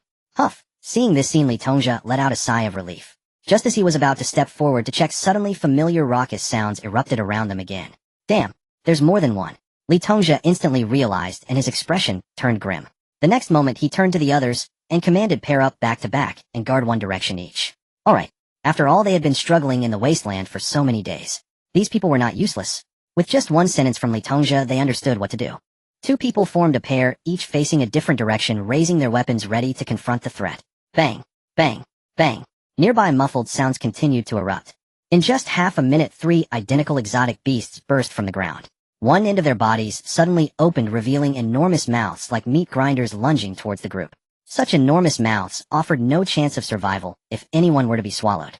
However, having experienced the previous battle, everyone understood in their hearts. As long as they remained calm, killing them wouldn't take much effort. Aim, fire. With a command, everyone skillfully pulled the triggers. Whoosh, whoosh, whoosh. Bolts flew towards the exotic beasts like a tempest, their speed as swift as thunder. The 3 exotic beasts were hit by the bolts, curling up without exception. Clearly their defenses were even weaker. Seeing this, Li Tongzhi's face brightened as he shouted, "Don't stop. Keep attacking." In fact, without his reminder, the others had already begun their second round of attacks. Whoosh, whoosh, whoosh. Accompanied by the whistling sound of air, another wave of bolts struck the exotic beasts. Beautiful. Li Tongzhi was overjoyed at this sight, and was about to load another bolt, when suddenly a roar like thunder echoed from not far away. Roar. The 3 massive exotic beasts all simultaneously burrowed into the ground, trying to run again. Too late. Li Tongzhi's face darkened as he aimed at the front end of the beast's body and pulled the trigger. Whoosh! The sound of air slicing through was heard. Before the beast could fully burrow into the ground, it was killed. Of the 3 exotic beasts, only one managed to escape. "Captain, let's chase after it, or we can't let it get away." Fang Jia shouted excitedly from the side. Li Tongzhi hadn't even had the chance to respond. The thunderous roar echoed once again. Roar! In the next moment, the entire ground began to tremble. Everyone instinctively raised their eyes. Not far away, a massive ape-like beast was charging towards them. With fists like iron hammers smashing into the ground, it created an overwhelming sense of pressure. Damn it! Li Tongzhi's eyes narrowed as he muttered an oath. Quickly adjusting his mindset, he commanded once more, "Raise your weapons and prepare to fire." Drawing from the experience of their previous battle, this time everyone appeared remarkably calm. Without a hint of hesitation, they raised their powerful crossbows, aiming at the colossal beast charging towards them. Fire! At the command, bolts flew forth like a torrential storm rushing toward the beast. The ape-like beast reacted swiftly. Letting out an enraged roar, it picked up a nearby dead tree as a weapon. With a sweeping motion, it knocked most of the bolts to the ground. Only one bolt struck its shoulder, but it caused little damage. Roar. With a furious growl, the beast yanked the bolt from its shoulder and tossed it aside. It then continued its charge towards Li Tongxia and the others. Damn. Li Tongxia couldn't help but curse upon seeing this scene.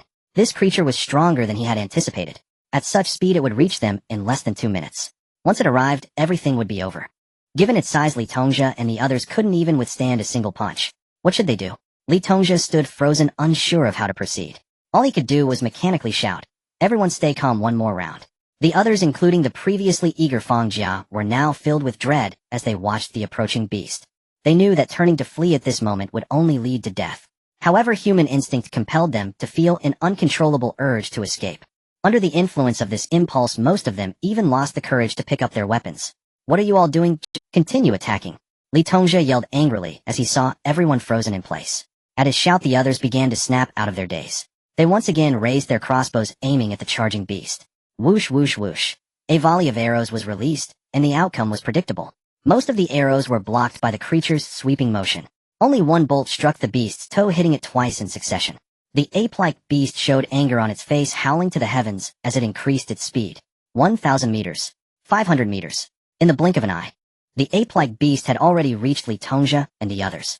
The young man looked at the colossal beast not far away, his lips pale, his body trembling like a leaf. He wanted to say something, but his lips trembled for a long time, and not a single word escaped.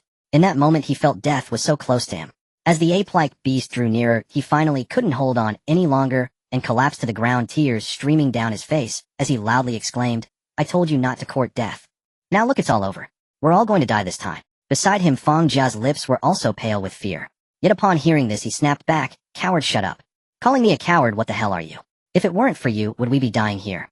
The young man cried as he retorted. Fang Jia opened his mouth wanting to say something, but just as he was about to speak, he saw the ape-like beast right in. Roar. The ape-like beast lifted the dead tree in its hand, roaring as it swung it down towards the group, including Li Tongxia, Fang Jia, and the young man. As they looked at the enormous beast and the falling dead tree, a wave of despair surged within them. This time they truly were facing inevitable doom.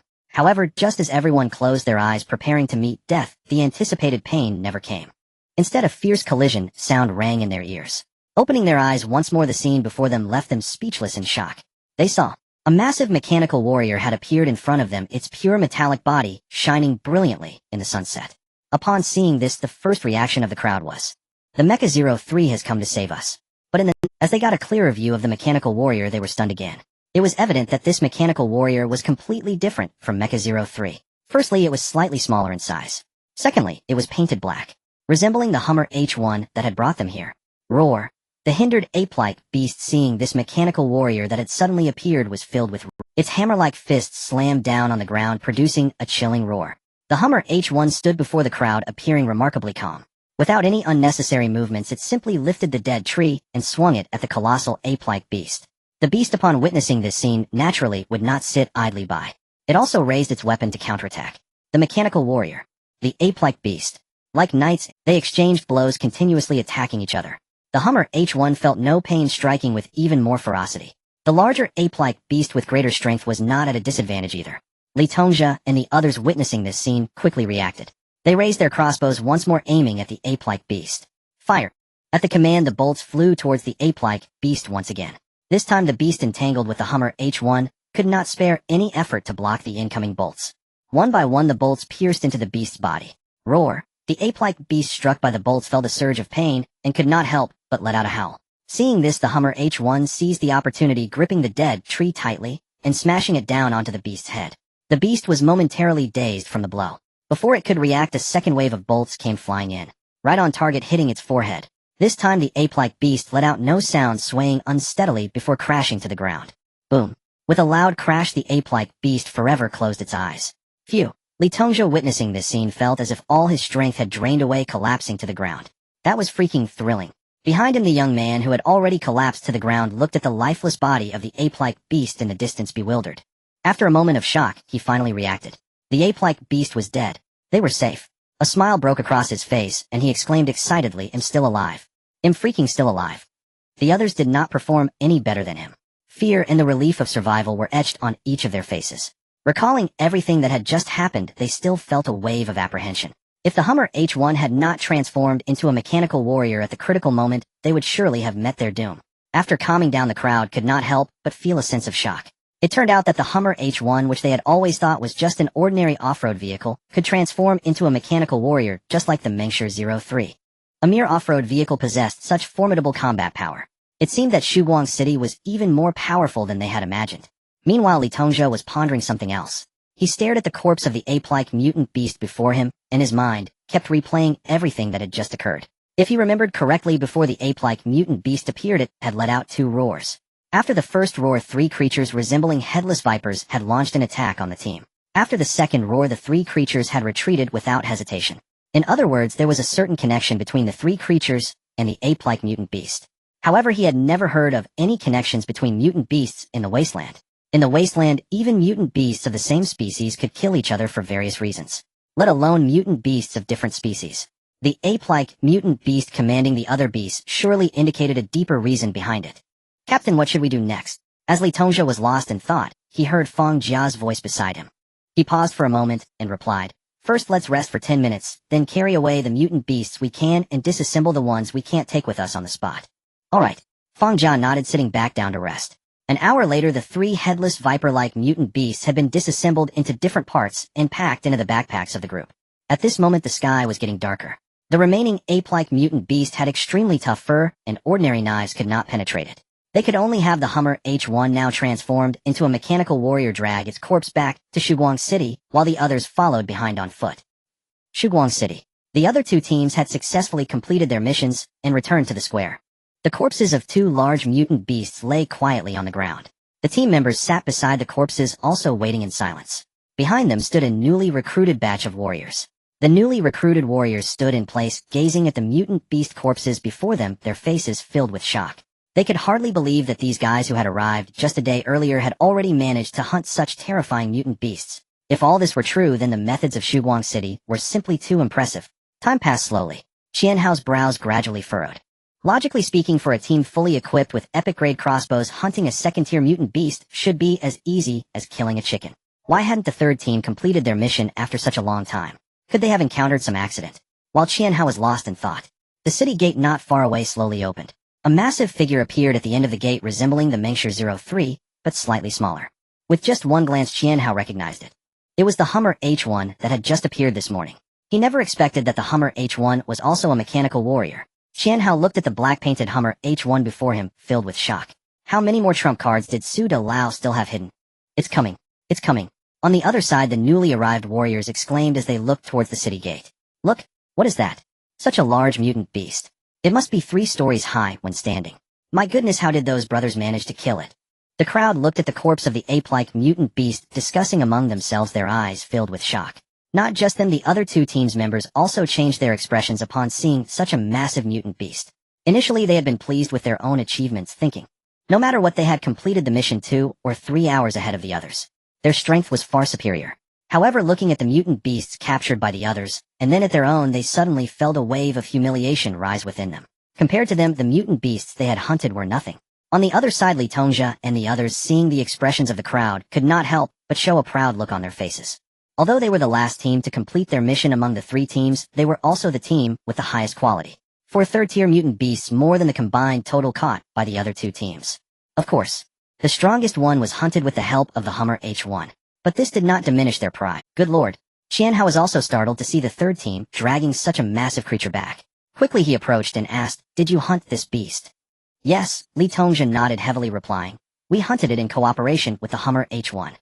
We had already hunted 3 third-tier mutant beasts before this one, but due to their large size we couldn't bring them back, and had to dissect them on the spot. The materials obtained from the dissection are now in our backpacks." Qianhao was startled again upon hearing this. So that means, could it be 4 third-tier mutant beasts? These guys. Impressive. Qianhao opened his mouth, just about to say something. Before he could speak, Li Tongzhou said, "Instructor, there's something I need to report to you." For the past few days it had been Qianhao leading their training, so calling him instructor was not inappropriate. Qianhao hesitated for a moment, then nodded, and said, "Go ahead." Li Tongzhou looked serious and said, "The 3 mutant beasts we hunted, and this one are not of the same species, yet they obeyed the orders of this one. Therefore I suspect that there are connections between different mutant beasts."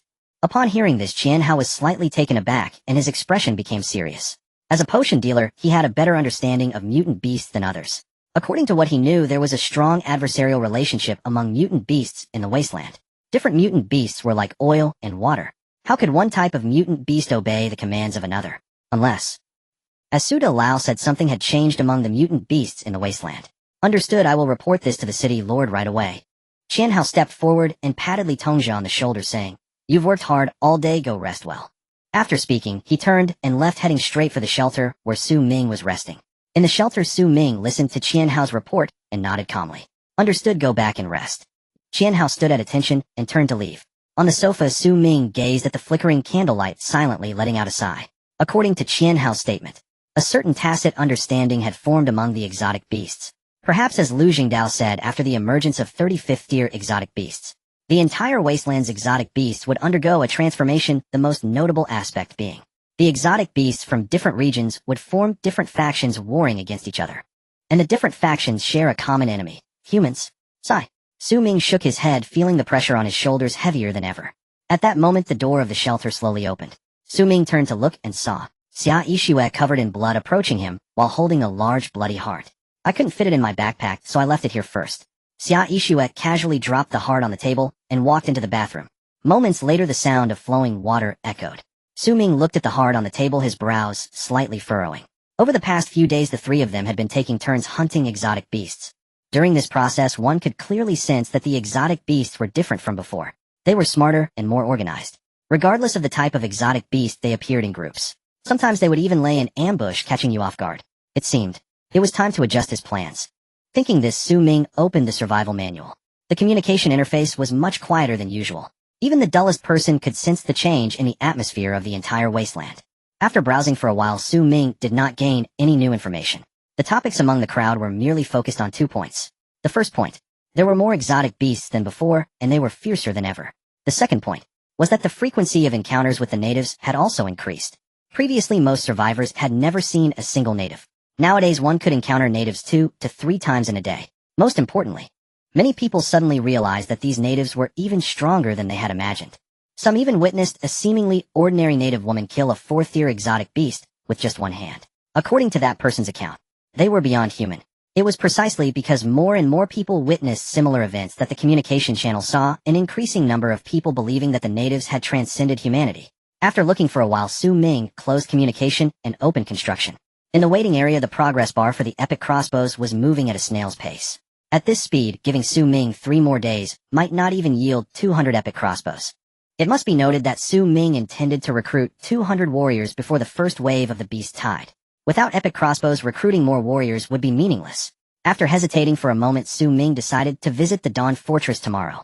He planned to teach the Grey Goblins how to make epic crossbows and leave them some materials. With the addition of those Grey Goblins, it wouldn't be long before all 200 epic crossbows could be gathered. As Su Ming was pondering this, the bathroom door suddenly opened.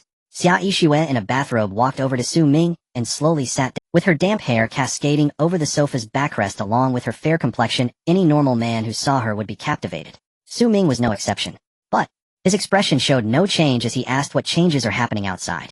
Xia Yixue picked up the teacup on the table, took a sip, and replied, "Just as Lu said, those exotic beasts have you." "I know that." Su Ming thought for a moment, and said, "In the past few days the food we've gathered is sufficient, so let's rest for 2 days. Xia Yixue nodded, slightly raised her teacup, and then drank it all in one go, saying, "I'm going to sleep now." After saying that, she got up and returned to her room. Having worked continuously for several days, even the legendary bathtub couldn't alleviate her fatigue. Su Ming watched Xia Yixue go back to her room and sat on the sofa for a while. Likewise, he returned to his own room. Lying on the bed, Su Ming's mind was still filled with the plans ahead. In the last 2 days, the newly recruited warriors in Dawn City had reached 70. With 70 warriors equipped with epic crossbows, their combat power was extraordinary. Additionally, with the city walls, it would be no problem to withstand the first wave of the beast tide. But defending against the beast tide was not a long-term solution. No matter how many warriors were recruited or how many epic crossbows were manufactured, as long as the 5th-tier exotic beasts were still there, an endless stream of exotic beasts would continue to charge towards them. Therefore, to eradicate future threats, they must kill that 5th-tier exotic beast. According to Lu Jingdao, this was the weakest phase for the 5th-tier exotic beasts. In other words, it was also the best time to kill it. If they missed this opportunity, who knows when the next chance would come. So what this means is, the urgent priority now is to increase strength. Only by increasing strength can they have a chance to kill the 5th-tier exotic beast. As Su Ming thought of this, the image of the chimera from that night involuntarily surfaced in his mind. Such a powerful exotic beast, even in a weakened state, was not something he could challenge in a short time. Feeling a wave of anxiety, an electronic notification suddenly sounded. Survival Day 24 Reward 1 Epic Mechanical Exoskeleton Synthesis Blueprint Reward 2 Rough Level Aircraft Reward 3 Breeding Farm includes 3 types of livestock, 1 male and 1 female of each. Please choose. Mechanical Exoskeleton. An epic one. Su Ming was slightly taken aback upon seeing the first reward. Immediately he became excited. It must be noted that compared to exotic beasts, the greatest weakness of humans is their fragility. Their strength is too small. Even with the use of enhancement potions, humans still cannot compare to exotic beasts. Only by continuously using several enhancement potions and undergoing constant training could they barely contend with exotic beasts just like Su Ming. But in the barren wasteland, where would there be so many resources for humans? If humans wanted to become strong, the most realistic path was to rely on external forces. In other words, they had to rely on equipment. The appearance of epic crossbows significantly increased the attack power of the warriors in Dawn City, and the epic mechanical exoskeleton could effectively enhance the strength and defense of the warriors in Dawn City. This was far more valuable than any breeding farm. Without any hesitation, Su Ming excitedly said, "I choose Reward 1. Obtained an epic mechanical exoskeleton synthesis, Blueprint 1. After use, unlock the synthesis method for the epic mechanical exoskeleton." Su Ming opened the survival manual to take a look. Epic Mechanical Exoskeleton Fine Steel, 2020 Epic Electronic Chip, 01, Ordinary Energy Core 01. He examined the materials required for the Epic Mechanical Exoskeleton. Su Ming fell into silence. Fine steel was manageable. He could obtain it by further processing iron blocks. The electronic chip and energy core, however, posed a problem. He had to realize that during all his days in the wasteland, it was the first time he had heard of these 2 items. Forget it, he'll take it one step at a time. Perhaps he'll come across them later. Su Ming sighed, posted 2 acquisition messages in the trading section, then laid down on the bed to rest. When he opened his eyes again, it was already the next morning. He stepped out of the bedroom. In the living room, Leona was lying on the sofa with her eyes tightly closed. There was food on the table that was only half eaten. Clearly too tired, she had fallen asleep without finishing her breakfast. Seeing this, Su Ming took a blanket from his backpack and laid it over her before leaving. In the square, newly recruited warriors were training with the epic crossbows, performing some basic drills. Dawn City now had nearly 100 warriors. However, there were fewer than 70 epic crossbows available. As a result, about half of them had no weapons and could only stand aside to observe. Qianhao. Not far away, Qianhao, who was training new recruits, heard the call and hurried over. "Boss, what can I do?" Su Ming looked at him and said, "I have something to attend to outside. You are in charge of Dawn City for now." Everyone in Dawn City, except for Xia Yixue, had signed an agreement with Su Ming. Therefore, he was not worried at all about these people betraying him. "Yes, boss." Qianhao appeared very excited upon hearing this, standing straight and bowing respectfully. Su Ming simply nodded and left Dawn City with Air Guzzi, heading towards Dawn Fortress. Originally, he intended to develop Dawn Fortress into the second Dawn City. However, due to the sudden appearance of Tier 5 mutated beasts, this plan had to be temporarily shelved. For now, they could only wait until Dawn City reached a certain scale where further expansion was impossible before developing Dawn Fortress. The path was smooth and unobstructed. Soon Su Ming arrived at Dawn Fortress, following the road from his memory to the tribe of the Grey Goblins. As soon as he appeared, a group of Grey Goblins surrounded him. Human, you're back, you're back." The Grey Goblins chattered excitedly. They all seemed very enthusiastic. Soon an elder Grey Goblin with a cane appeared before Su Ming. He respectfully asked, "Sir Su, how may we assist you?" He remembered that Su Ming had said before leaving. They were friends. Since they were friends, it was natural to seek their help. Moreover, based on past experiences, if there were no special circumstances, humans would not visit them uninvited. Su Ming heard this and spoke plainly, "I need your help to craft a weapon." "A weapon?" Upon hearing the word weapon, the Grey Goblins began to chatter again. These creatures were previously known for crafting various tools and weapons, making them very sensitive to such terms. However, most of the Grey Goblins still appeared very excited. Clearly being cooped up in this place, they felt cold. The elder Grey Goblin, upon hearing this, nodded without hesitation and said, "Human, your badge is a symbol of our friendship. We can help you forge weapons, but you need to pay a certain price." Su Ming asked what price. The elder Grey Goblin trembled slightly and replied, "Raw materials and a certain amount of gold coins." Su Ming was momentarily taken aback by this. Gold coins. The trading rules in the Wasteland had always been bartering. Where did this gold coin come from? Could it be that these Grey Goblins had been in the fortress for too long and still thought that the Wasteland, like before, had fixed equivalents for exchanges? Su Ming hesitated for a moment and replied, "Honestly, I don't have the gold coins you want, but I can offer other items." "No gold coins." The elder Grey Goblin also appeared somewhat surprised. After pondering for a moment, he asked, "If there are no gold coins, what do you trade with now?" "Food or other supplies," Su Ming replied. The elder gray goblin fell silent upon hearing this. With its intelligence, it was not difficult to guess what the outside world had become from these few sentences. Alright, we can substitute with other items. After a moment, the elder gray goblin looked up at Su Ming and asked human, what kind of weapon do you want us to help you forge? A type of crossbow. Su Ming took an epic crossbow from his backpack and handed it to the elder gray goblin. The elder gray goblin received the epic crossbow and examined it closely. Then shaking his head with a pained expression, he said the craftsmanship of this is simply disastrous. What did he mean? Su Ming was slightly taken aback and felt a bit confused. The elder gray goblin continued, in the past, only those short humans would be willing to craft such things. Su Ming raised his eyebrow, beginning to be curious about what the wasteland was like before. As long as you can provide enough raw materials, we can give you as many of these as you want. The elder gray goblin looked at Su Ming with confidence in his tone. It turned out these gray goblins had some skills. Su Ming smiled and said, I want 100. The raw materials can be delivered in a day at most. He paused and asked, how long will it take to complete all of them? The elder gray goblin replied without hesitation, at most 2 days. To craft 100 epic crossbows in 2 days. This was much more efficient than the synthesis system in the survival manual. If he had known it would be like this, he should have come to them 2 days ago. Alright, they'll go get you the raw materials right now.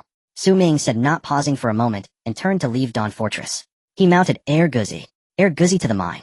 A woo. A long howl followed, and Air Guzzi started to run wildly. Several hours later at the mine, Su Ming had just jumped off Air Guzzi's back, and hadn't even caught his breath when he heard Air Guzzi's voice. Master, look. Su Ming looked up, and was stunned by the scene before him.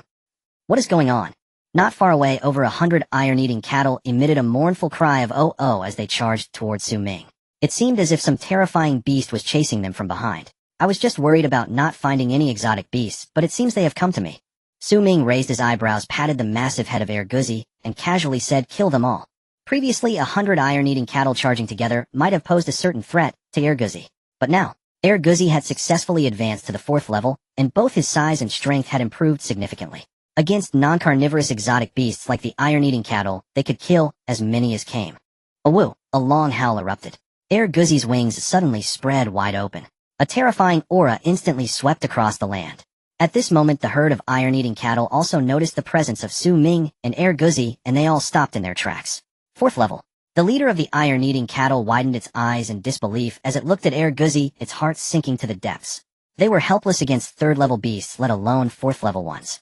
In the face of a 4th-level beast, they were like meat on the chopping block waiting to be slaughtered. Oh, the other iron-eating cattle clearly understood this principle. One by one, they looked at Air Guzzi, who was blocking their path, and began to wail. At the same time, terrifying roars came from not far away.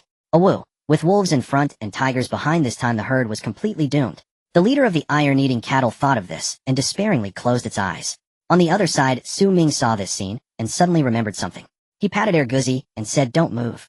Air Guzzi, who was about to pounce on the wolves, was suddenly called to a halt, and nearly stumbled. Master. Air Guzzi looked at Su Ming in confusion. Su Ming thought for a moment, and said, kill those behind, leave the iron-eating cattle, I have use for them. Air Guzzi paused slightly, raised his gaze towards the herd of iron-eating cattle, and nodded, saying, yes, master. With that, he lunged forward and disappeared in an instant. It's over. The iron-eating cattle fell into despair upon witnessing this. However, a few minutes later, they were astonished to discover that this 4th-level powerhouse did not kill them. Instead, he bypassed them and headed straight towards the back. Is he not interested in us? How is that possible? Our meat is famously delicious in the wasteland. The iron-eating cattle exchanged confused glances. At that moment, a sudden voice rang out. Submit to me, and I will spare your lives for the time being. Hearing the voice, the iron-eating cattle looked up at the human before them. He appeared to be nothing special. It was just that he could walk alongside that 4th-level powerhouse. This human was certainly not an easy target. The leader of the iron-eating cattle heard this, and without hesitation replied, we are willing to submit. Then it knelt on its front legs to express its submission. The other iron-eating cattle, seeing this, followed suit. As non-carnivorous exotic beasts, they were at the bottom of the food chain in the wasteland. Previously, they could barely survive relying on their numbers. Now, with the carnivorous exotic beasts suddenly forming an alliance, they had only one path left: death. Since that was the case, why not try to submit to this human? At least they could live a few more days. These iron-eating cattle looked fierce and low in intelligence, but they actually had a certain level of wisdom, otherwise they wouldn't have survived in the wasteland for so long. Roar. Suddenly a deafening roar erupted. Su Ming and the iron-eating cattle instinctively looked towards the back. They saw a beast resembling a tiger was thrown into the air, uncontrollably crashing towards the ground. Shortly after, in less than a minute, another similar beast was thrown into the air. Is this the power of the 4th level? The iron-eating cattle were deeply shocked upon witnessing this. In their eyes, the formidable and unresisting wind-piercing wolf was merely a toy for the 4th-level beast. 10 minutes later, the fierce roar echoed again, although now it carried an undisguised dissatisfaction. In less than 20 minutes, all the exotic beasts surrounding the herd of iron-eating cattle were killed by Air Guzzi. The speed of it surprised even Su Ming. "Master, the task is complete." The bloodied Air Guzzi approached Su Ming as if seeking praise. Su Ming nodded in appreciation. Over the past few days, Air Guzzi's progress exceeded his expectations. Su Ming patted Air Guzzi's head, and then looked at the iron-eating cattle coldly, saying, "Wait here. Without my command, you are not allowed to move an inch." The iron-eating cattle, still terrified, nodded frantically. Seeing this, Su Ming climbed the mountain with Air Guzzi. Having not come for a few days, there was no change here. Broken stones were scattered on the ground. Su Ming stepped on them, a pensive look on his face. Before producing the epic-level crossbow, the mine stones were still sufficient. After producing the epic-level crossbow, the original stones were no longer enough. Therefore, someone must be sent to stay here and continuously mine. However, this place is not close to Dawn City, and the number of exotic beasts nearby is unknown. If they were to be attacked by exotic beasts, those sent here could very well be wiped out. To send people or not to send people? This is a dilemma. After hesitating for a long time, Su Ming gritted his teeth and thought, if they are attacked, then let them be attacked. At worst, send more people and turn this place into a fortress. Taking some risks is certainly better than running out of stones. Several hours later, Dawn City. Hundreds of warriors who had already signed agreements stood in the square looking at the Lord before them. Each one held their breath, their expressions solemn, not daring to make a sound. Before coming to Dawn City, they had heard about this top-ranking powerhouse and knew his strength was terrifying, far beyond what ordinary people could imagine. But seeing it in person still left them immensely shocked. A single person was able to bring back hundreds of exotic beasts, and each one of them was trembling in fear. "I have called you here to assign you a task. The task is not difficult, but very important. There is a mine located 2 hours travel from here, rich in resources. Next, I will select 20 of you to go to the mine, build a fortress, and stay there. Those chosen will have their supplies doubled every day. Is there anyone willing to step forward?" As soon as he finished speaking, the square fell silent. Everyone was weighing the pros and cons. While the doubled supplies were extremely tempting, it was clear that guarding the mine would be very dangerous. How to choose was indeed a dilemma. Just as everyone was in a determined voice suddenly rang out. "Lord, I am willing." Su Ming turned to look.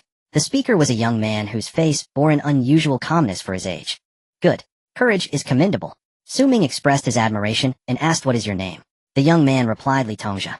Su Ming's sharp eyes fixed intently on him. "Li Tongxia, do you believe you can handle the position of the guard officer in the mining area?" Li Tongxia was taken aback for a moment. Then he resolutely replied to the city, "Lord, I can." Su Ming nodded, saying, "Good. From now on, you will be the guard officer of the mining area, responsible for its defense and mining." Choosing him for this role was not a spur-of-the-moment decision, but one made after careful consideration. Firstly, he was young, filled with passion, and unafraid of danger. Secondly, he had sufficient ability and was willing to actively go to the mining area. He was perfectly suited for the task of ensuring the area's defense. On the other side, upon hearing the city lord appoint him as the guard officer, Li Tongxia could not help but feel a surge of excitement. He took a deep breath to suppress his inner thrill. He firmly declared, "City Lord, I will not disappoint you." Su Ming nodded and looked at the others, asking, "Is there anyone else willing to step up?" I. The promise of double supplies was a significant temptation for those who had long been underfed. In less than 10 minutes, 20 people were gathered. Su Ming looked at them and instructed, "Before the fortress is built, I will send people to protect you. Once it is constructed, everything will depend on you. The road ahead is long and obstructed, yet progress will come. As long as you persist to the end, Dawn City will not forget you." This speech stirred the hearts of the 20 while also imparting a sense of pressure. The city lord's words clearly indicated that the journey would not be easy. No need for extra words. Rest a bit and prepare to set off. Su Ming surveyed the group. The 20 stood straight and saluted, saying, "Yes, City Lord." An hour later, the mighty 03 and Hummer H1 left Dawn City with the 20. The others continued their train. Su Ming stood on the city wall overlooking Dawn City. After such a long period of busyness, he found himself unexpectedly relaxed at this moment. After watching for a while, he turned his gaze beyond the city. In front of the barren forest next to the legendary water well lay vast fields of fertile land. Those unaware would think they had returned to the time before the Wasteland. In these past few days, aside from recruiting warriors and constructing weapons, Su Ming had not neglected any task: smelting steel, synthesizing potions, building weapons, and cultivating new fields. Dawn City was thriving. In the past, with so few people, everything had to be done by Su Ming himself. Now the population had increased. Some tasks no longer required Su Ming's personal involvement. Thus, compared to before, things had indeed become easier. He took a sunshare from his backpack and placed it on the city wall. Then he lay down, closed his eyes, and quietly enjoyed the rare tranquility. However, before long, a cacophony of noise disturbed his peace. Opening his eyes, he spotted a familiar figure not far away arguing with the patrol team outside the city. Is that her? Su Ming furrowed his brows, just about to speak. He then saw a message from the patrol team. City Lord, there is a native outside claiming to be your friend who has urgent matters to discuss with you. How should we handle this? Let her in. Yes. Outside the city, the patrol team waved at the 15 or 16-year-old native girl, saying you may enter. Zhao Yi looked at him with wide eyes, wanting to say something. However, recalling the urgent matter, she swallowed her words and silently hurried towards Dawn City. 20 minutes later, Zhao Yi appeared before Su Ming, her youthful face filled with anxiety. Su Ming, please help us. Su Ming frowned slightly and asked what has happened. Zhao Yi and her people were even stronger than those in Dawn City. For her to be this frantic and come to plead for help, something major must have occurred. Tears brimmed in Zhao Yi's eyes as she anxiously stated, those strange beasts don't know where we are, but they seem to have gone mad, attacking us relentlessly wave after wave. We cannot kill them all. When I broke out of the encirclement, the clan leader and others were already on the brink of collapse. Su Ming sighed silently upon hearing this. This girl is still young. If you describe the situation as so dire, how could anyone dare to send aid? If what she says is true, even her clan cannot hold on. Even if he brought all of Dawn City's forces, it would likely be of little use. It might even implicate Dawn City. However, just a few days ago he had made an agreement with their clan leader Lu Jingdao. In times of trouble for one side, the other must extend a helping hand. Su Ming did not consider himself a good person, but he was certainly not someone who would betray his word. After a moment of silence, he looked at Zhao Yi and said sternly, I will take my strongest warriors with me to accompany you. If Lu Jingdao and the others are still alive, I will strive to rescue them. He paused and continued, this is the limit of what I can do. Before coming here, Zhao Yi had mentally prepared herself for Su Ming to ignore her. At this moment, seeing him willing to extend a helping hand, she was overjoyed. So she nodded eagerly, saying, great. When can we set off? Su Ming replied, right now. 3 hours later, riding on Guzi's back, Su Ming looked over at Zhao Yi, who was on the back of a beast of burden. He asked how much longer. Zhao Yi's voice trembled slightly as she replied, just ahead. Before arriving, she wished she could rush over from Dawn City in a minute. But now that they were close, she felt increasingly uneasy. She feared returning to the tribe and finding it in ruins. Ishue, Leona, prepare for battle. Su Ming looked at the two and reminded, once we arrive, if things seem off, retreat immediately, without hesitation. Understood. Xia Ishue and Leona were seasoned fighters. Even when facing numerous enemies, they remained calm. Under Zhao Yi's guidance, the group continued forward. 10 minutes later, they could hear the roars coming from not far away. The clan leader is still alive. Zhao Yi's eyes lit up upon hearing the sounds, and she became excited. However, Su Ming's brow furrowed tightly. From the sounds, the strange beasts attacking Lu Zhengdo's clan might be more numerous than expected. Now all we can do is hope to rescue them. Su Ming silently sighed, thinking to himself. Moments later, crossing over a small hill, ferocious beasts appeared before Su Ming and the others, their terrifying roars growing increasingly clear. On the back of Guzi, Su Ming's sharp gaze fixed on the various shapes of the beasts not far away, his brows. Indeed, the beasts involved in the siege were of different kinds. In other words, this beast siege against the indigenous tribe was planned and organized. Behind them must stand a more powerful beast. It was uncertain whether it was a 4th or 5th rank beast. Su Ming was positioned on a small hill that wasn't very high. From here, he could see everything happening up ahead. On the walls, Lu Jingdao and a dozen indigenous warriors fought, with various weapons drenched in blood. Each person's clothes were stained red, making it hard to discern their original appearances. Below the walls, countless beasts surged from all directions, heedless of death, madly pouncing toward the elders. Women and children huddled together, trembling. Many children were already crying in fear. Clearly, the situation was critical. After observing for a while, Su Ming made a decision. Zhao Yi and Ishue, stay here. We will attack from the south. Once we break in, we will stay for no more than 10 minutes, then begin our breakout. Ishue, your thunder god, must be used at the critical moment, understand? Xia Ishue nodded calmly and replied, rest assured, my bullets will only be reserved for the most deserving one. Good. Su Ming took out the nameless sword from his backpack, looking at Leona and Soldier 03. Let's go. Yes, my lord commander. With a single command, Su Ming and Leona rode Guzi along with Soldier 03, charging down the hill. Roar. The siege had persisted for too long. At this moment, all sorts of beasts had fallen into madness, their eyes red as they charged toward the walls, completely forgetting about their own backs. In fact, they would never think that having reached this point, there would be anyone daring to come and save those humans they had. But Su Ming did just that. Cloud hidden 3 falls. The skill was activated. The nameless sword gleamed fiercely. In an instant, the beasts before him fell in droves. A vacuum zone was thus formed. Guzi lunged forward, jumping into the vacuum. Leona hopped off Guzi's back. Armor, shield, and heavy sword appeared in an instant, arming her to the teeth. Her task was simple: to hold this vacuum area and prepare for the upcoming retreat. Meanwhile, Guzi, Su Ming on its back, and Soldier 03 did not pause, continuing onward. The nameless sword kept slashing. Cloud-hidden 3 falls was used time and again. In less than 3 minutes, Su Ming carved out a bloody path with his own strength. On the walls, the indigenous warriors battling the beasts had already despaired. Upon seeing this scene, they were stunned. Who is that? Tribe leader looked quickly. Another indigenous warrior also noticed Su Ming's presence and shouted. Lu Jingdao, having just beheaded a third-rank beast with his axe, was about to welcome a new enemy when he instinctively looked forward at the call of his tribesmen. Seeing everything happening below the walls, he was momentarily stunned. Then his face showed an expression of wild joy as he shouted, "Everyone hold on. Reinforcements have arrived."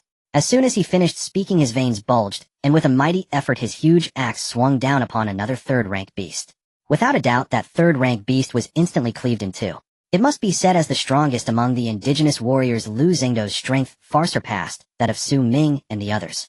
If it were a unknown fight, Erguzi might not even be his match, had it not been for the overwhelming number of beasts and the sudden attack. Even if Lu Jingdao couldn't repel the beasts, escaping with his tribesmen wouldn't pose much of a problem. Unfortunately, after the beast's surprise attack, he misjudged the situation and missed the best opportunity to retreat. Now thinking of retreating was already too late. To be precise, thinking of taking the whole tribe away was already— if it were just about breaking out with the indigenous warriors, it wouldn't have been a problem. But, as a tribe leader, how could he bear to abandon his own people? Die, you bastards. Lu Jingdao swung his axe at a beast resembling a blood-soaked war god, his eyes bloodshot. Meanwhile, Su Ming had already led Erguzi and Soldier 03 to break through to the base of the walls. Up! With a command, Erguzi lightly leaped onto the walls. As for Soldier 03, it was effortless for him to jump onto the walls given his height. Tribe leader Lu, I am here. As Su Ming swung the nameless sword, he shouted loudly. Although exhausted upon hearing the voice, Lu Jingdao replied, Lord Su is willing to lend a hand. Lu Jingdao was immensely grateful. After a pause, he added, did Lord Su only bring a few people this time? Just a few people, and driving back the beasts was no easy task. If not done carefully, Su Ming and his group might end up sacrificing themselves here. I am here to take you all away. Su Ming beheaded a beast with a swing of his sword, speaking loudly. Hearing this, Lu Jingdao paused in his movements, helplessly saying, Lord Su's kind intentions are appreciated, but there are still these tribesmen. Without needing to think, it was obvious that when Su Ming spoke of taking you all away, it referred to him, and it did not include those tribesmen. If it were just about leaving, he could leave by himself. The main concern was still those tribesmen. On the other side. Upon hearing this, Su Ming immediately understood Lu Xingdo's meaning and replied, since it is about taking you away, your tribesmen naturally count as well. But Lu Jingdao opened his mouth wanting to say something. Before he could speak, he witnessed a shocking scene. He saw the massive mechanical warrior following Su Ming suddenly transform. In just a few seconds, it changed from a huge mechanical warrior into an armored transport vehicle. It appeared capable of transporting dozens of people. At the very least, it could take away those tribesmen who lacked combat capability without any issues. On the other side, the now transformed armored transport vehicle Soldier 03 approached the elderly, women, and children. A mechanical voice sounded. The clan leader spoke. Naturally, the elders, women, and children of the tribe no longer hesitated and began to board the vehicles. Seeing this scene, Su Ming looked at Lu Jingdao and shouted, open the city gates. All right. Lu Jingdao gripped the giant axe with both hands, leaping into the air to land atop the city gate. With one mighty swing, the iron chain connecting the city gate to the wall snapped with a resounding crack. Kill a path through the blood. Su Ming roared. Then, wielding his sharp sword, he jumped down from the city wall with Erguzi. Cloud-hidden 3 falls.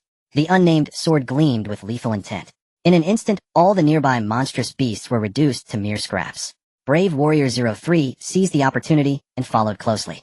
Seeing this scene, Lu Jingdao and the other indigenous warriors did not hesitate for a moment and jumped off the city wall. They followed closely behind. Roar!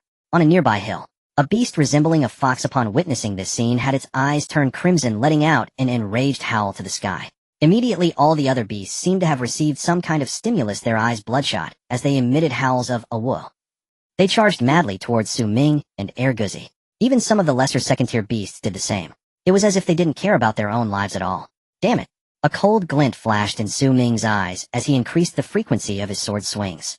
The majority of the beasts attacking them were second-tier and third-tier monsters. They posed no real threat to Su Ming and the others. What they could do was merely delay Su Ming and his companions here. Then they would use their lives to wear down their stamina. When Su Ming and the others were exhausted to the point where they could no longer lift their weapons, they would launch a fatal strike. This reckless strategy could only be executed by these beasts. If this time Su Ming did not provide support, Lu Jingdao and the others would certainly die from exhaustion. However, with Su Ming appearing here, he would undoubtedly lead Lu Jingdao and the others to escape. Su Ming trusted his sword. Those behind, keep up. Su Ming and Air Guzi seemed like war gods descending to the mortal realm. The sharp sword combined with the sharp claws. Like a bulldozer, they advanced continuously. Any enemies blocking their path were turned into fragments. At the rear, Lu Zhengdao and the other indigenous warriors formed a wall of iron. Any beast attempting to ambush Su Ming from behind was stopped by them. Of course, this process was not without bloodshed and sacrifice. In just 2 minutes, 3 or 4 people could not keep up with the group and were left behind. Although they were still fighting the beast, the final outcome was already determined with only one word: death. Lu Zhengdao watched this unfold, his heart heavy with pain. But he knew, at this moment the group could only keep moving forward, never stopping. Once they stopped, there would be only one path: death. Time passed second by second. The roars of the beasts, the clashing of swords, and the curses of the indigenous warriors mixed together. Bright red blood clouded everyone's eyes. But no one halted their actions. Advance. Keep advancing. Finally, the roars of the beasts gradually weakened. The beasts rushing up also became fewer. Su Ming and the others' pace quickened. Not knowing how long had passed, Su Ming turned his head. He discovered only a few stray beasts were left following behind. Kill them. Su Ming's voice was icy. 2 or 3 indigenous warriors heard this. Without hesitation, they stopped and stood in front of the beasts. The isolated second-tier beasts appeared like sheep in the eyes of the indigenous warriors. In just a few moves they were all dealt with. Are there any beasts behind? Su Ming looked back and asked. Lu Zhengdao wiped his eyes and stared behind for a moment. Then he shook his head and said solemnly, none left. After breaking through the encirclement, Su Ming led them for another hour or 2. At this moment they were already nearing exhaustion. Hearing this, he finally let out a sigh of relief. Let's circle for another hour and shake off those beasts completely. Okay. Lu Zhengdao nodded, having no. Thus, Su Ming and the others circled for another hour. After an hour, Su Ming took out the water buckets that Qian Hao had prepared long ago from the warehouse. He placed them on the ground. Looking around, he said, those beasts have noses more sensitive than dogs. They clean themselves of any filth on them. All right. Without another word, Lu Zhengdao took off his shirt, picked up a water bucket, and started to wash himself. The other indigenous people, seeing this, followed suit and began to wash. Once everyone was clean, Su Ming took out clean clothes from his backpack and handed them to them. Change into these first. After the group changed into clean clothes, they set off again. Half an hour later, confirming that those beasts would not chase them anymore, Su Ming stopped, looked at Lu Zhengdao, and asked, if nothing unexpected occurs, we have shaken off the beasts. How does clan leader Lu plan to proceed? They certainly could not return to their original gathering place. As for Dawn City, Su Ming did not plan to take them in. After all, these indigenous people were fiercer than the last, especially Lu Zhengdao, who was akin to a human-shaped beast. If this group remained in Dawn City, it would be like a ticking time bomb.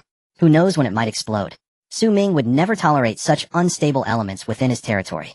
He had to ask Lu Zhengdao to see what his thoughts were. Lu Zhengdao pondered for a moment, then looked up at Su Ming and said solemnly, the speed at which the beasts are gathering is much faster than I imagined. My original plan for a shelter is not yet completed. However, the beasts have already formed a force. In other words, there is no longer a safe place in the entire wasteland. So I want. Can Lord Su provide us with a place to stay? Before Su Ming could respond, Lu Zhengdao added, once we reach Lord Su's territory, my clansmen and I will certainly obey your orders. As long as the demands are not excessive, my clansmen can agree. Su Ming's brow furrowed slightly, thinking. In the most desperate moment, he did not abandon his clansmen. This Lu Zhengdao could be considered a man of loyalty. But knowing someone's face does not mean knowing their heart.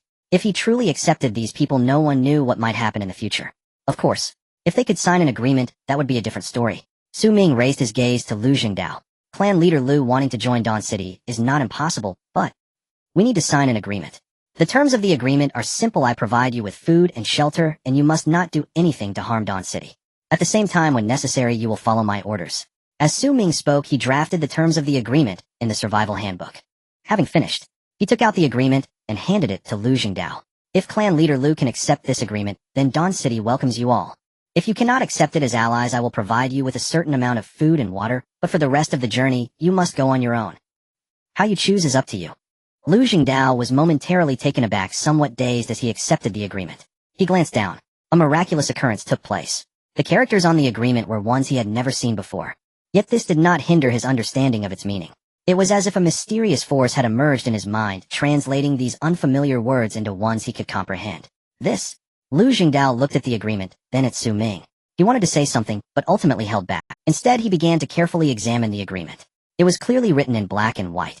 The City of Dawn would provide them with a fixed supply of basic necessities sufficient for their living.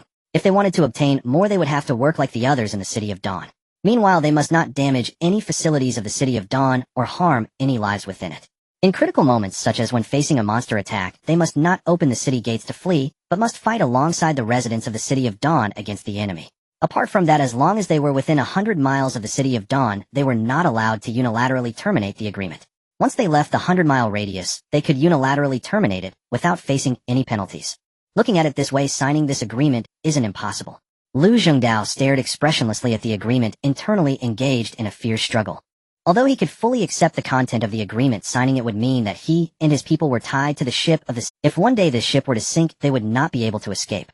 After a moment of entanglement, he suddenly recalled that this time, without the desperate rescue from Su Ming and the others, he and his people would have long been reduced to the monster's dinner. There was no time to weigh the pros and cons here. When he was in danger, Lord Su had not abandoned him. If one day the City of Dawn faced danger, how could he just leave with his people and not feel guilty about his conscience? Thinking of this, Lu Zhengdao no longer hesitated. He looked at Su Ming and said firmly, "We will sign this agreement." Su Ming was not surprised by this outcome. After all, this agreement was much more lenient than those he had signed with other survivors. All right, Su Ming nodded and said to Lu Zhengdao, "Next, just drop your blood on this agreement." He paused and added, "There is something I need to clarify. This agreement is guaranteed by a mysterious power. Anyone who signs it cannot violate it, or they will face divine retribution. Before signing, it's best to think it through." I thought it through. Signing this agreement will bring us only benefits, no drawbacks. I understand in my heart. Lu Zhengdao said, biting his finger and pressing it onto the agreement. Immediately a faint red light appeared, then the notification sound from the survival handbook rang out. Agreement signed with Native 159379, Agreement Content 1. Native 159379. Su Ming was slightly taken aback.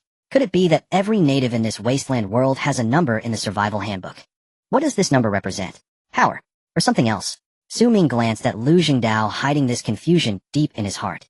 On the other side, seeing their leader sign the agreement, the other natives no longer hesitated and stepped forward. They bit their fingers and pressed their prints down. Agreement signed with Native 19798888. Agreement signed with Native 15566923. As expected, the subsequent natives who signed the agreement also had their own numbers. Most were 9-digit numbers, starting with the digit 1. Could it be that there are over 100 million natives in the wasteland? After all the natives signed the agreement, Su Ming couldn't help but ask, "Leader Lu, I have a question I'd like to ask." Lu Zhengdao looked at Su Ming, a faint smile appearing on his steady face. "Since I have joined the City of Dawn, I am no longer a leader, but an ordinary resident of the City of Dawn. Lord City Master can just call me Old Lu. If you have any questions, Lord City Master, feel free to ask. I will definitely answer truthfully." As the leader of a tribe, Lu Zhengdao was not only strong in power, but also well-versed in human emotions, not inferior to the humans from another world. He spoke very appropriately. Su Ming didn't hold back and asked, "Old Lu, do you know how many natives like you there are in the wasteland world?" Upon hearing this question, Lu Zhengdao was taken aback for a moment. Then he shook his head and said, "I don't know." He seemed to feel that this answer was somewhat evasive. He explained, "I've heard that you all have a special ability to contact any compatriots in the wasteland. Therefore you can be aware of everything happening in the entire wasteland. But we do not have this ability, we do not understand the situation in other parts of the wasteland as well as you do." Lu Zhengdao's expression was somewhat heavy as he spoke these words, because he knew deep down that with the various incomprehensible abilities enhancing them, these new humans who appeared from who knows where were far more competitive than he and his fellow natives. At this stage, the natives could still suppress these new humans with their own strength. However, as time passed, they would inevitably be suppressed by the new humans. Or perhaps they would have to integrate with these new humans. Just like him. I see. Su Ming showed a thoughtful expression and asked, "Then where did you hear about those things you mentioned earlier?" So surely there must be a reliable source for this information. Lu Zhengdao thought for a moment and decided to tell the truth. Those words were so surely there must be a reliable source for this information. Lu Zhengdao thought for a moment and decided to tell the truth. Those words were passed down by our ancestors, I have not experienced them myself. Indeed, Su Ming silently sighed. He stood up and said, "It's getting late, we should head back. The rest of the matters can wait until we return to the City of Dawn." After finishing, he mounted Air Guzi and set off in a certain direction. Lu Zhengdao followed behind, watching Su Ming walk in a certain direction without any hesitation. A ripple rose again in his heart. Su Ming, like himself, had been chased before and had no energy to remember, but now he seemed to be incredibly familiar with the area, able to accurately find the way back to the City of Dawn. Is this also the ability of the new humans? How terrifying. Returning to Dawn City, it was already deep into the night. He arranged for Lu Zhengdao and the others to settle down. Su Ming returned to his bedroom. The events of the day had been too sudden. He needed to calm down. After resting for a while, he opened the survival manual. A day had passed, yet he didn't know if anyone had inquired about the energy core. "So I have news about the energy core. Just one piece of roasted meat, and I will tell you. Su, I know someone who has an energy core and an electronic chip. There were many similar messages. But he couldn't find anyone truly willing to trade. Ming shook his head after watching for a while. Forget it, let's just ask someone, perhaps I can really obtain some news. Ming casually clicked on a person's chat box and sent a message. Where can I find the energy core? Soon the other, one piece of roasted meat. For Ming, a piece of roasted meat was now insignificant. Even throwing it away to feed dogs wouldn't be a loss. Alright. Ming agreed to the request. The person received the roasted meat and sent another message. A few days ago I saw a glowing sphere in an underground ruin guarded by a strange beast I didn't dare to approach. I guess that might be the energy core you mentioned, Su. Although he had no idea what that thing actually was. But there was indeed such a thing. Trading one piece of roasted meat with Su didn't count as fraud. The person thought this way, holding the roasted meat and gobbling it down. The glowing sphere. Ming fell into deep thought. He clicked on several chat boxes of people claiming to know about the energy core. As long as the conditions weren't too harsh, Ming met all their demands. Su, just last night, I saw a glimmer in a cave. Upon closer inspection, the manual indicated it was the energy core, but the cave was too deep. I didn't dare to go down. The energy core is actually a small reactor, just like in science fiction movies. I heard from others that there are many treasures in the ruins. How could there possibly be what you're looking for? Ming looked at the responses from everyone and extracted the key information. As it stands, the messages provided by everyone had a few common points. That is, they were glowing spherical, small in size, and hidden underground. If he followed these clues, perhaps he could However, where would he find the energy to explore the underground ruins? Ming sighed and temporarily dismissed the idea of searching for the energy core. He lay down on the bed. Time passed, and a new day arrived. The electronic prompt sounded. Survival Day 25, Reward 1, Indestructible Skill, Reward 2, Rough Level Aircraft, Reward 3, Breeding Farm, with 3 types of livestock, 1 male and 1 female, each please choose. The other 2 rewards remained unchanged. Only Reward 1 had turned into a technique. As the Lord of Dawn City, he was not the strongest in individual combat. At this point, it must be changed. Without a doubt, he chose the technique. I choose Reward 1. Acquired Indestructible Skill 1 Description, an ancient supreme skill passed down, cultivated to the extreme, invulnerable, immune to all poisons, indestructible and unbeatable. Would you like to learn? So powerful. Joy flashed in Ming's eyes as he eagerly said learn. The skill panel changed. Indestructible skill after use, defense 100, poison resistance 100, increases with level, lasts 5 minutes, cooldown 1 minute. Both defense and poison resistance increased by 100. Not bad. It could save his life at a critical moment. Ming looked at the skill description and fell asleep contentedly. The next day he opened his eyes. The first thing Ming did was find Lu Jingdao to ask many questions he hadn't finished asking yesterday. The first question was, why are you guys so physically strong? And some even have special skills, just like certain special classes in game. As Ming sipped tea, he asked these questions. Lu Jingdao sat in a chair and replied in a serious tone, living in a wasteland world, a strong body is a necessary quality for every living being. I'm not sure about other tribes, but in our tribe, everyone must undergo the baptism of strange beast blood from the moment they are born. The blood of strange beasts contains a certain special energy, and when poured on the body, it can unleash powerful energy. By the age of 7, both boys and girls must undergo training from the tribe's elders. The elders will cultivate them into warriors. By the age of 16, they must go out and hunt strange beasts on their own. Only by successfully hunting a strange beast can they be qualified to return to the tribe. Listening to this sounded a bit like Sparta. However, it was also understandable. If they didn't do this, how could their tribe survive in the perilous wasteland until now? From this perspective, it was normal for these native warriors to possess strength at the 3rd or even 4th stage. Ming looked at Zhao Yi beside Lu Jingdao, curious, has she also hunted strange beasts on her own? It wasn't that Ming looked down on Zhao Yi. It was just that this little girl always gave him a sense of frailty. Sending her to hunt a strange beast alone wouldn't. Lu Jingdao glanced at Zhao Yi and explained she hasn't turned 16 yet. Ming was somewhat surprised. This girl isn't even 16. Lu Jingdao continued, even when she turns 16, she doesn't have to hunt strange beasts alone. Why? Ming showed a puzzled expression. Just now he said that everyone must hunt strange beasts alone. Why did the situation change with Zhao Yi? Lu Jingdao explained, because she has awakened the bloodline of our ancestors. The bloodline of our ancestors. Ming was even more confused. Our ancestors possessed various magical abilities capable of traversing heaven and earth, moving mountains, and filling seas powerful. But as time passed, these abilities gradually disappeared, and only a few people could awaken these abilities under special circumstances. Zhao Yi is one of them. Ming looked at Zhao Yi in realization. The power of bloodline inheritance. So your bloodline ability is to heal wounds? Ming asked. To be precise, it's healing. Zhao Yi raised her head, displaying a proud demeanor. Ming heard this and showed no change in expression. His mind was racing. With the same bloodline, why could some awaken special abilities while others could not? What do special circumstances refer to? Are these people's special abilities derived from bloodlines as Lu Zhengdao said, or do they have other sources? While Su Ming was pondering, a message interrupted his thoughts. I have an energy core. Energy core. Su Ming instantly perked up and opened the survival manual.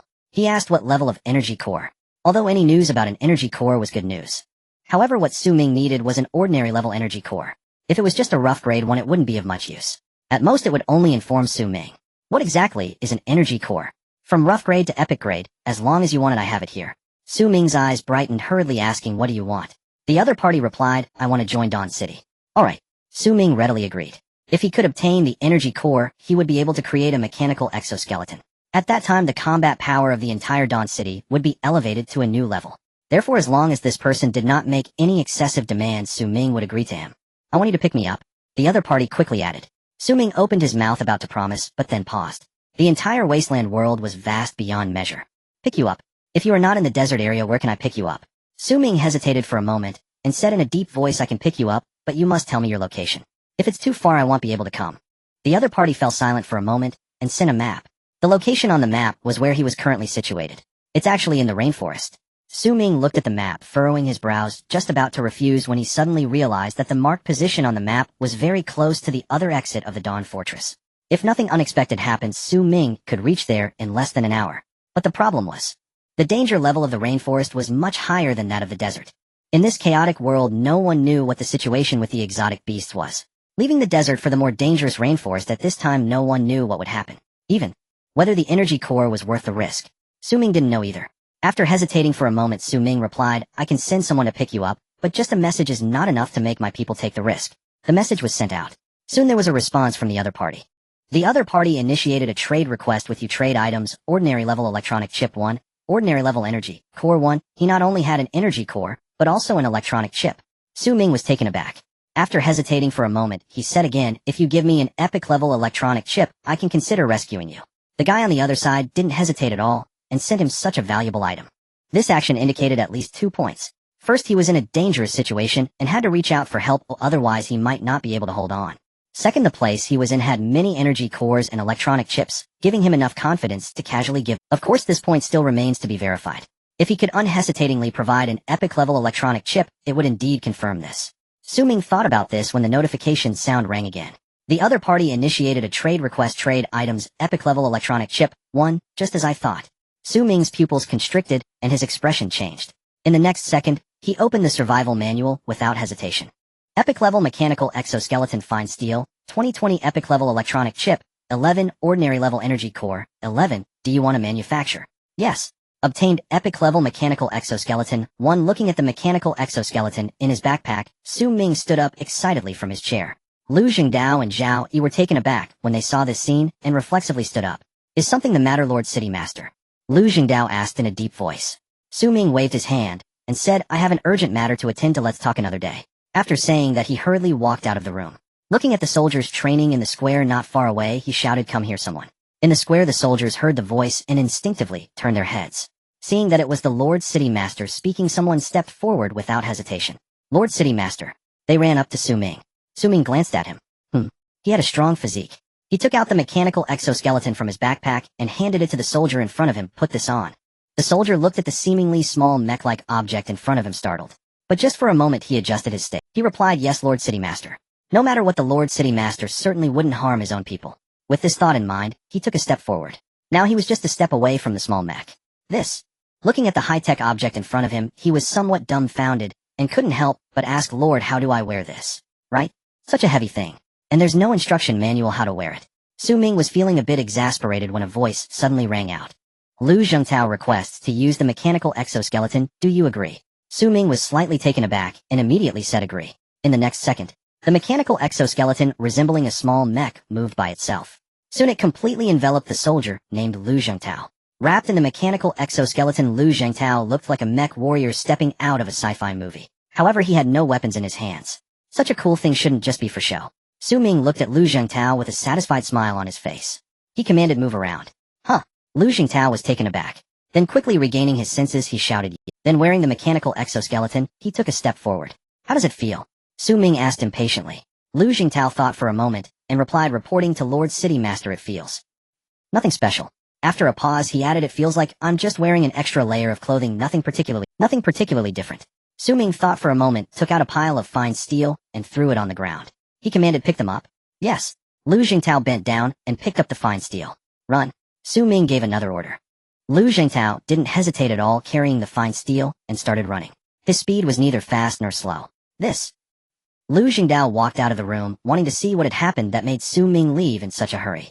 Then, he saw a person surrounded by steel, carrying a bunch of steel, jogging around Lord City Master. That's at least 500 pounds of steel. Lu Jingtao made a judgment after just a glance. Adding these things he's wearing, the fact that he can run, means this person must have at least 3rd tier strength. A warrior at random is already at the 3rd tier. It seems that Dawn City is even more powerful than I imagined.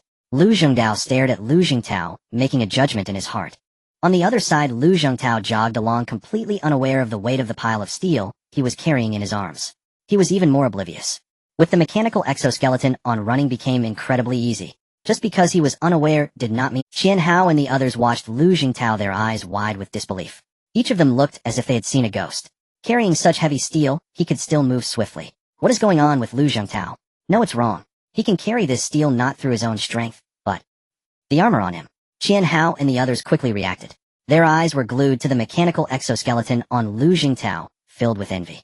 If this thing were on me, I would definitely be stronger than Lu Jingtao. Not bad.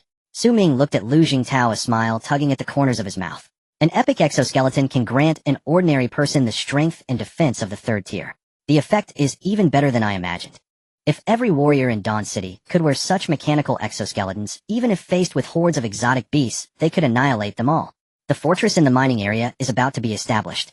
In the coming days, a steady stream of iron ore will flow into Dawn City through trade. Steel will no longer be a problem. The current issue is the epic-grade electronic chips and ordinary-level energy cores. Ming waved his hand and said, all right, take off the armor and go back to training. Yes. Lu Jingtao immediately stopped, bowed, unsure of how to remove the armor. Suddenly a voice flashed in his mind. Would you like to deactivate the epic-grade mechanical exoskeleton? Yes. Without him needing to do anything, the mechanical exoskeleton automatically detached. Lu Jingtao returned to the team. Ming also put away the mechanical exoskeleton. He opened the survival manual. How many epic-grade electronic chips and ordinary-level energy cores do you have? The other party quickly replied, countless. Countless. How is that possible? Ming paused for a moment, then felt his blood boiling. If this person isn't lying to me, obtaining those chips and energy cores will not take long, and I will be able to form an incredibly powerful city guard army. By that time, vast Wasteland could it not belong to Dawn City? Ming took a deep breath, suppressing his excitement, and said solemnly, I need an accurate number.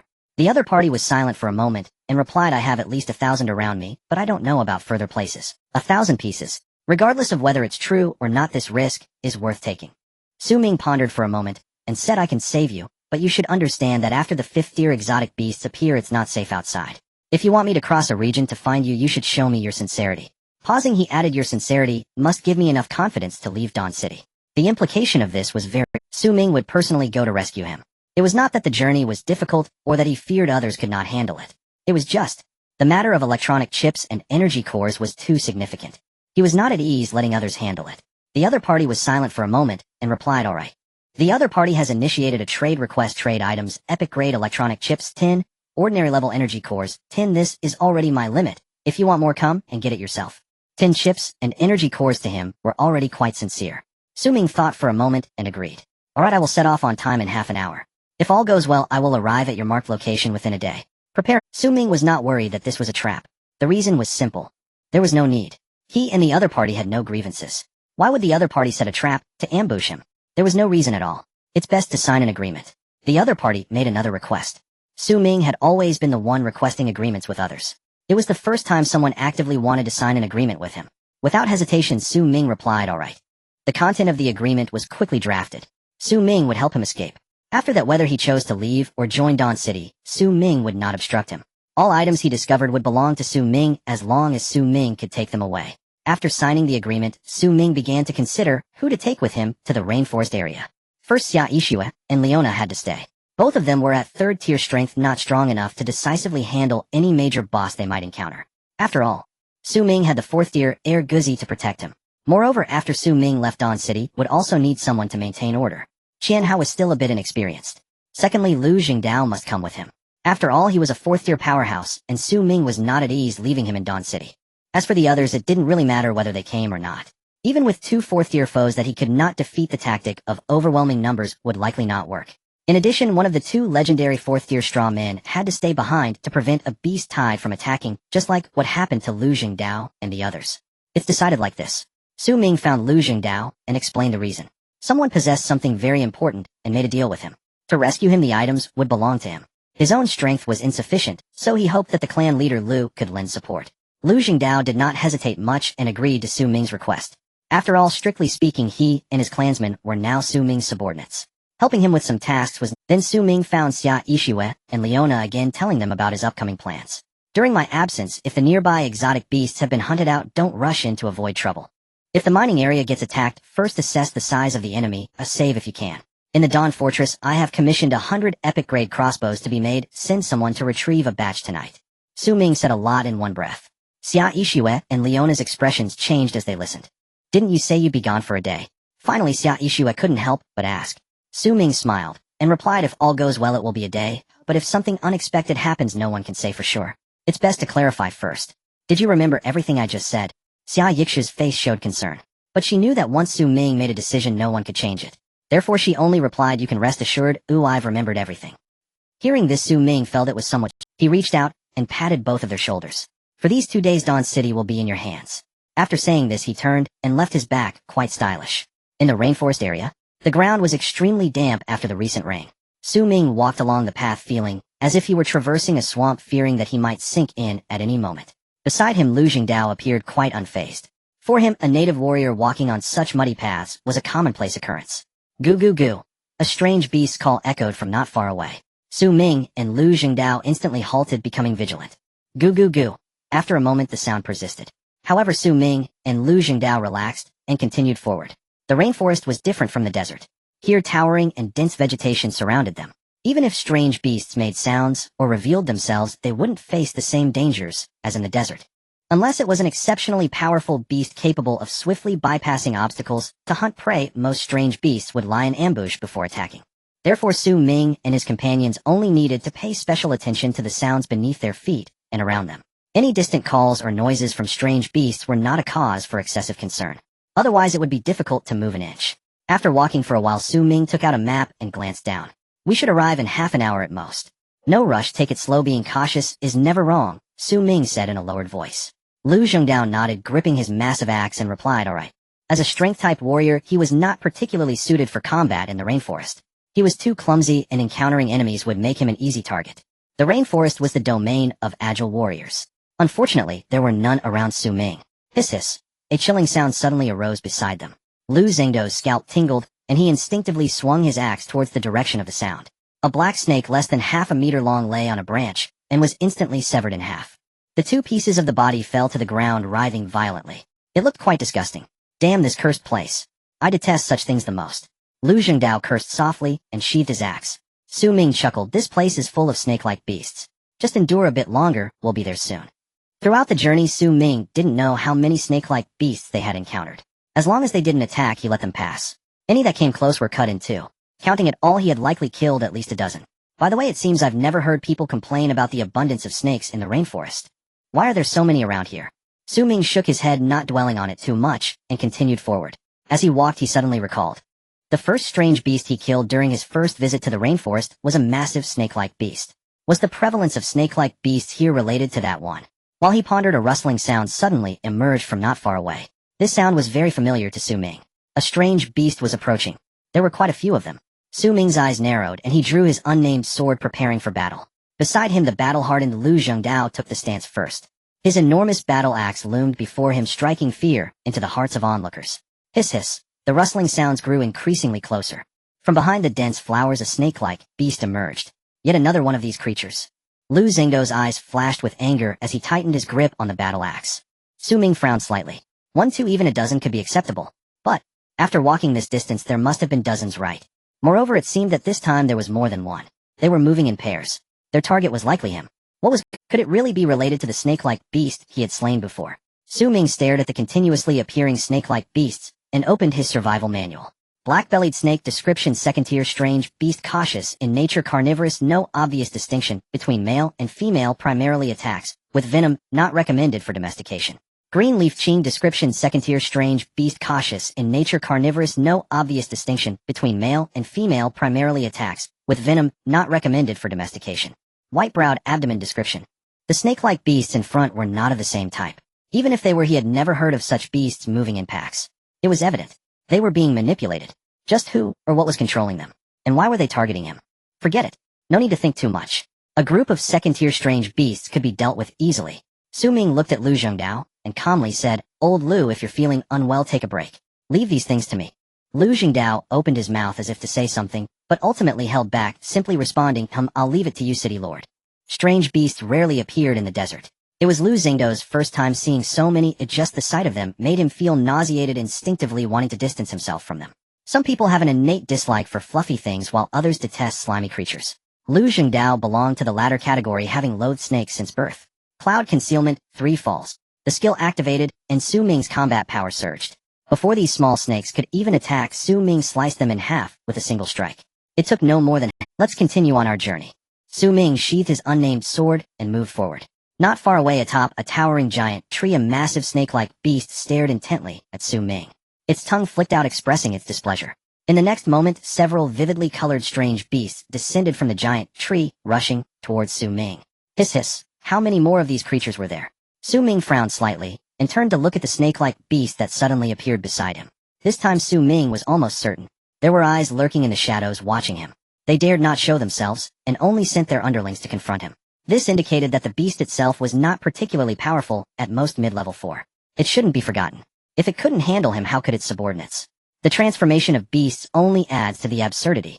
Su Ming shook his head, drew his unnamed sword, and prepared to step forward to deal with them. But, in the next moment, he caught sight of the snake-like beast's appearance. He was taken aback. So vibrant. This snake-like beast was not very large, measuring at most half a meter long. However, its body was adorned with striking colors. By initial estimation, it had at least 6 or 7 colors, all bright and eye-catching. Such a creature could survive in the perilous rainforest to reach such a size, indicating it must possess exceptional traits. Su Ming's first reaction was, "This thing must be very poisonous." Open the Beast Appreciation Manual. Several pieces of information about small snakes appeared before him. Emerald Tree. They are all third-tier beasts. Su Ming stared at the brightly colored small snakes, his gaze slight. He could nearly confirm that everything he encountered after entering the rainforest was not mere coincidence. Behind these small snakes, there must be a more powerful beast commanding them to attack him. Otherwise, with the cautious nature of these small snakes, how could they provoke an enemy stronger than themselves? 1, 2, 3, 4, 5. There are a total of 5. This could be troublesome. 5 third-tier serpentine beasts that spit venom. Su Ming was not sure if he could deal with them cleanly. He glanced at Lu Zhengdao. Lu Zhengdao's brows were tightly furrowed, his grip on the battle axe was tense. Forget it. Lu Zhengdao was a brute. Sending him to deal with these venomous snakes would likely cause him great harm. Better for him to take action himself. Indestructible Vajra technique. With a thought of faint golden light enveloped his body. The indestructible Vajra technique provided an additional 100 resistance to poison. Dealing with third-tier toxins should not be a big problem. Of course, it must be a quick battle. A fierce glint flashed in Su Ming's eyes as he gripped his nameless sword and swung it through the air. Cloud concealment, 3 falls. Sword energy rapidly condensed in the void. The next second it struck the nearby serpentine beast. After several days of practice, Su Ming had already mastered the technique of cloud concealment, 3 falls. Now he gained not only property boosts, but also a longer attack range. In practical combat, this manifested as sword energy. In truth, Su Ming did not know where this sword energy came from. He simply felt an indescribable power permeating the air. Through cloud concealment, 3 falls, he could transform this power into his own, evolving it into sword energy. Whoosh whoosh whoosh. Waves of sharp sword energy slashed toward the vividly colored serpentine beasts. The serpentine beasts clearly did not expect that Su Ming could attack them from such a distance. For a moment they were caught. By the time they reacted, it was too late. The first serpentine beast charging at the front couldn't even spit out a single drop of venom before being sliced into pieces by the sword energy. The remaining 4 serpentine beasts, being positioned further back, narrowly escaped disaster. This time there was a hint of caution in their green beam-like eyes. From a distance they stared intensely at Su Ming. Seeing that the human behind him had no intention of intervening, a glimmer of delight appeared in their eyes. That human had the strength of a 4th tier. Although their venom could kill a 4th tier creature, it required some time to take effect. That time was enough for a 4th tier creature to eliminate them. Thus they did not wish for that fourth-tier human to take part. Their target was simply the tender third-tier human before them. The blue coral primarily colored sky blue fixated its venomous eyes on Su Ming. In the next second the entire snake reared up like a spring and lunged at Su Ming. With its mouth wide open, two terrifying fangs sprayed dark green venomous mist heading straight for Su Ming's face. Su Ming's gaze sharpened as he swiftly retreated several steps. Given his reflexes, dodging the venomous mist would not be a problem. But it was in that moment of retreat that the other three serpentine beasts simultaneously launched their attacks. Different colored venoms and mists sprayed towards Su Ming. Nearby flowers and trees upon contact with the venomous mist rapidly withered at a visible rate. In just a moment the ground between Su Ming and these serpentine beasts became a desolate land devoid of life. So poisonous. Su Ming's pupils constricted. These creatures were even more toxic than he had imagined. He could not delay, it must be a quick battle.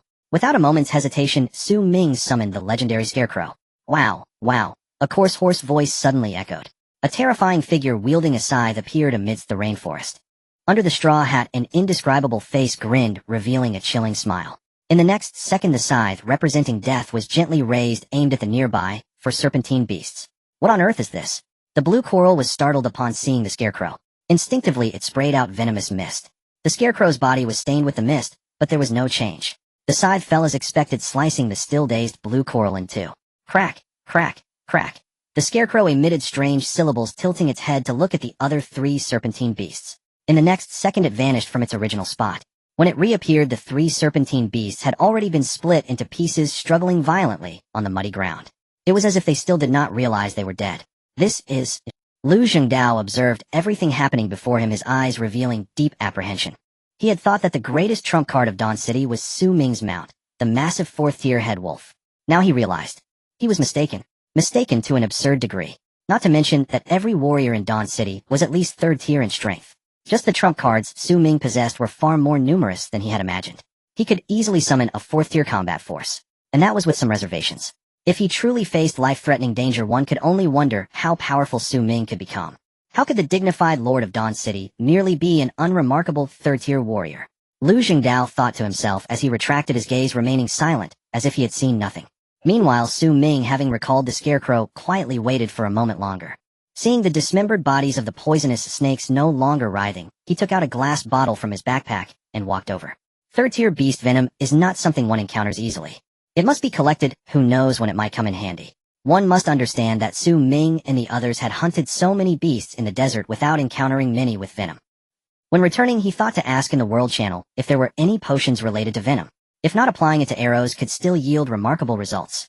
As Su Ming thought this, he carefully collected the venom. Not far away on the ancient giant tree, a massive serpentine beast fixed its venomous eyes on Su Ming. Kill all the humans in sight. This is the command of the master. Those two humans, one at the fourth stage and one at the third stage. Logically I should intervene. Yet for some reason, as it gazed at the two humans, it felt an inexplicable sense of dread. After much hesitation, it decided to send its subordinates forward to probe. Though its subordinates were merely third-stage beasts, the venom they sprayed was more than enough to kill a fourth-stage human. It thought that even if they couldn't kill those two humans, they could at least severely injure them.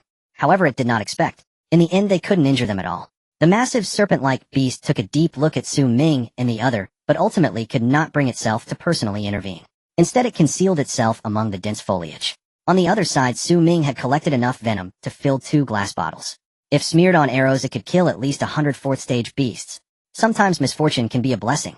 Su Ming sighed, putting away the venom. He raised his gaze to the distance. After some thought, he decided to let that. His time was precious, and there was no need to waste it on such a trivial clown.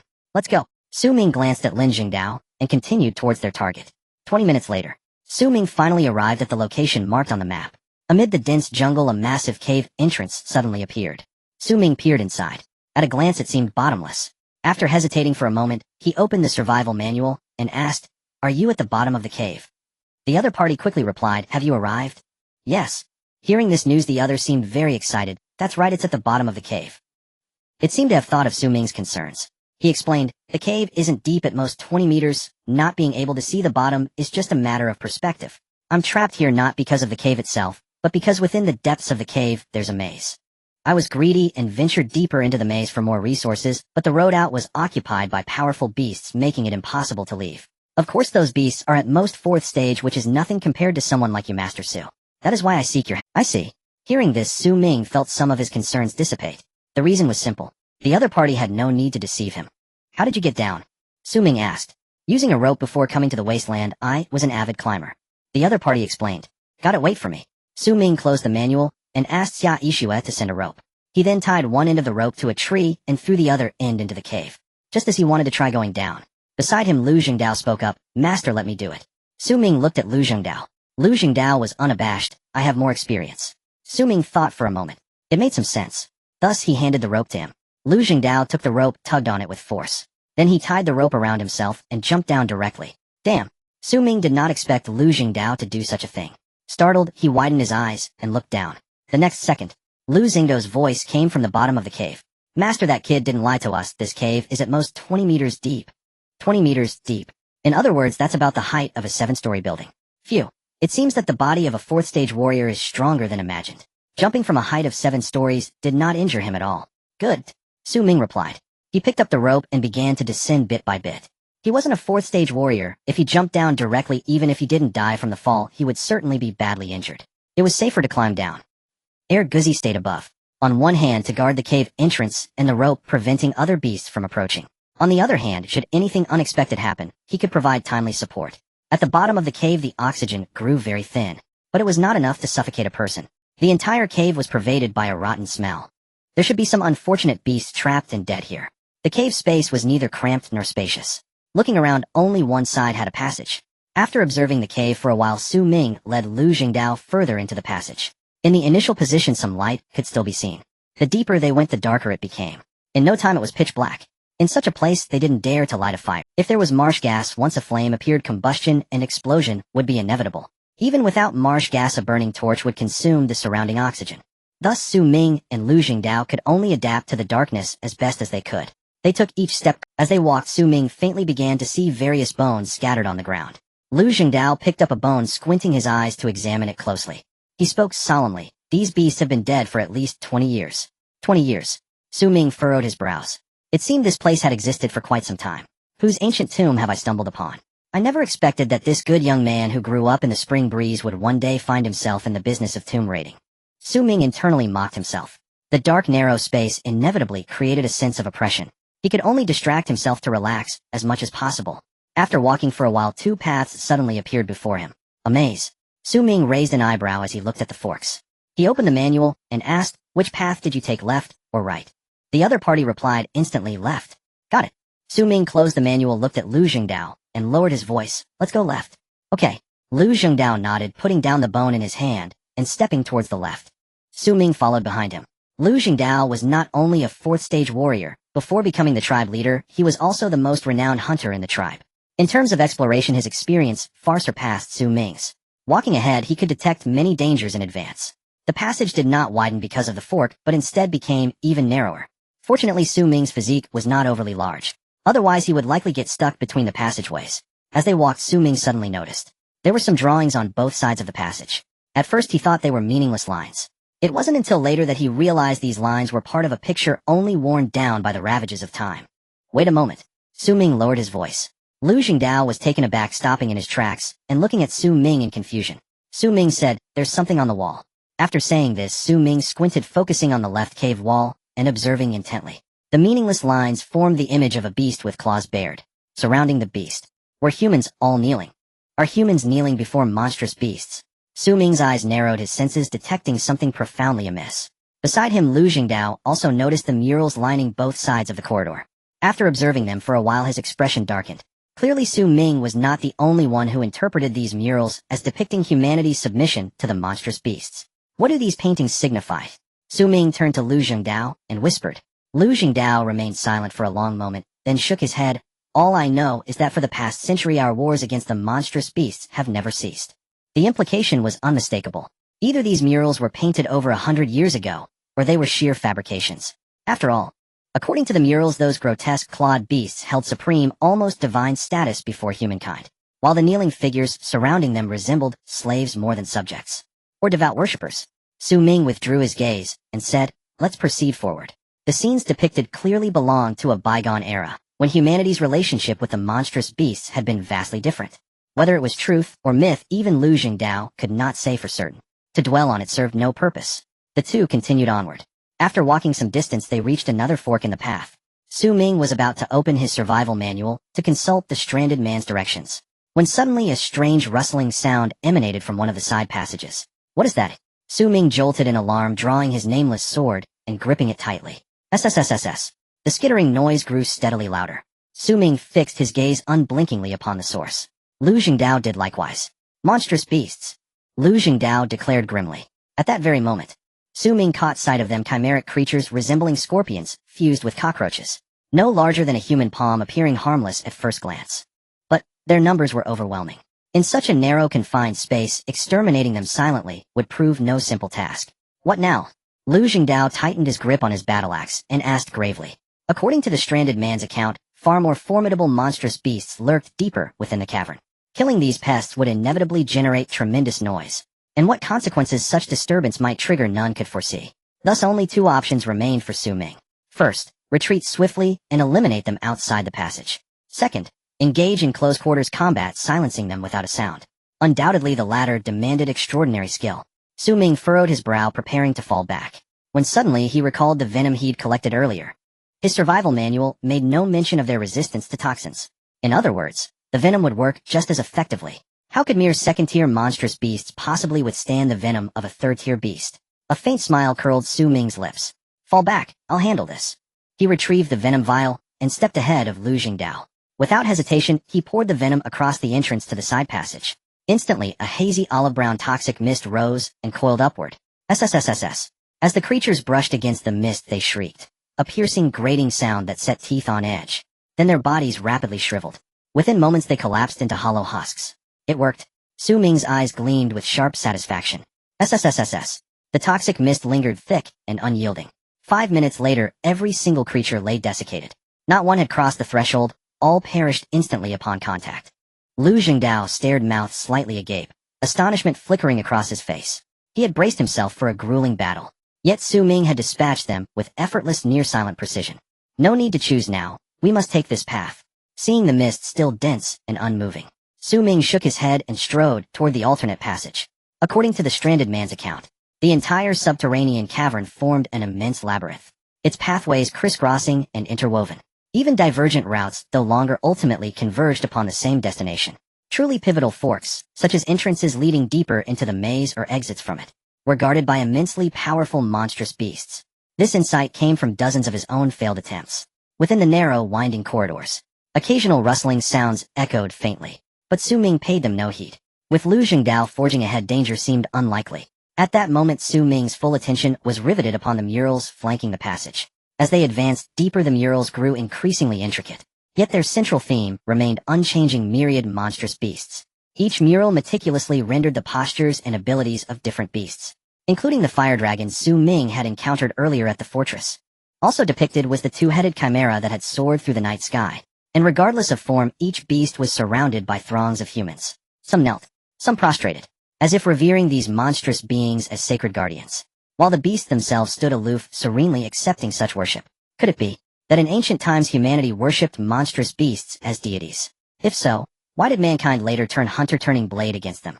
Does the emergence of a fifth-tier monstrous beast, summoning its kin to annihilate humankind, bear any connection to the primordial scenes portrayed in these murals? Ming pondered deeply. Suddenly Lu Jingdao halted. I hear breathing, he murmured, voice low and grave. As a seasoned hunter, detecting another's respiration in absolute silence posed no great challenge. Upon hearing this, Ming held his breath. The next instant he indeed perceived a faint, distant exhalation. Subtle, yet undeniably real. Ming's gaze sharpened. Could it be another monstrous beast? Or was it the very man who had called for help?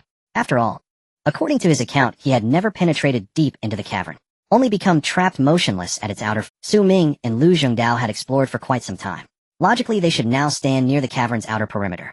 At this thought, Ming's mind quickened. He opened his survival manual and sent a message. I think I found you, tap the wall. An instant reply flashed. That's him. Ming and Lu Jingdao exchanged glances, both relaxing visibly. They had assumed locating the man would demand near-fatal peril, or at the very least leave them battered and broken. Instead, it had proven astonishingly simple. I'm right beside you. Stay where you are and wait. After sending the message, Ming signaled Lu Jingdao with whispering, find the entrance, he added. Lu Jingdao gave no verbal reply, only a curt nod, just as he stepped forward. A sudden deafening boom erupted nearby. Su Ming, Lu Jingdao, and the stranded man all recoiled in shock. Bang! The sound of explosions echoed continuously, growing ever closer, as if something were crashing through the wall, charging towards Su Ming. Su Ming gritted his teeth, his face darkening. It was clear without thinking that his earlier conversation with Lu Jingdao had disturbed some kind of beast. I knew it wouldn't be that easy. Since that's the case, let's have a decisive battle. Su Ming drew his nameless sword, gripping it tightly with a sharp glint in his eyes. Beside him, Lu Jingdao held his battle axe, his expression equally stern. Bang! Another explosion sounded as a breach suddenly opened in the passage where Su Ming stood. Dust filled the air. Cough, cough. Su Ming couldn't help but start coughing. Lu Jingdao in front held his breath and swung his battle axe down forcefully. Die! A furious shout. The battle axe struck the creature, producing a dull thud, yet it seemed to inflict no damage whatsoever. Su Ming and Lu Jingdao didn't even hear the creature emit a sound of pain. How thick is its skin? Su Ming was startled and opened the appraisal manual. The pages of the manual were completely blank. What's going on? This creature isn't a beast. Su Ming quickly realized a moment of confusion flashing in his eyes. If it's not a beast, then what the hell is it? Before Su Ming could think further, he heard a dull thud and looked up to see Lu Jingdao slammed against the wall by that thing. Can even a fourth-tier warrior not withstand it? Su Ming's expression turned serious. He hesitated no longer and summoned the legendary scarecrow, accompanied by a cawing of crows. A horrifying scythe appeared before Su Ming. Clang, clang, clang. The eerie sound resonated. The legendary scarecrow grasped the scythe and charged at the unidentified object. Bang! In less than a minute, the scarecrow, like Lu Jingdao, was slammed against the wall. This. Su Ming was startled at this scene. Indestructible Vajra skill. The skill activated a burst of golden light, enveloping Su Ming's body. With the light, Su Ming clearly saw the monster not far away. It stood 3 meters tall, composed of dark metal, appearing, as if assembled from unknown materials, into a giant. Indeed, it is not a beast. Su Ming's eyes narrowed as he speculated, is it a robot made by the indigenous people? The murals on both sides of the passage suggested that this place was likely built long ago by the natives.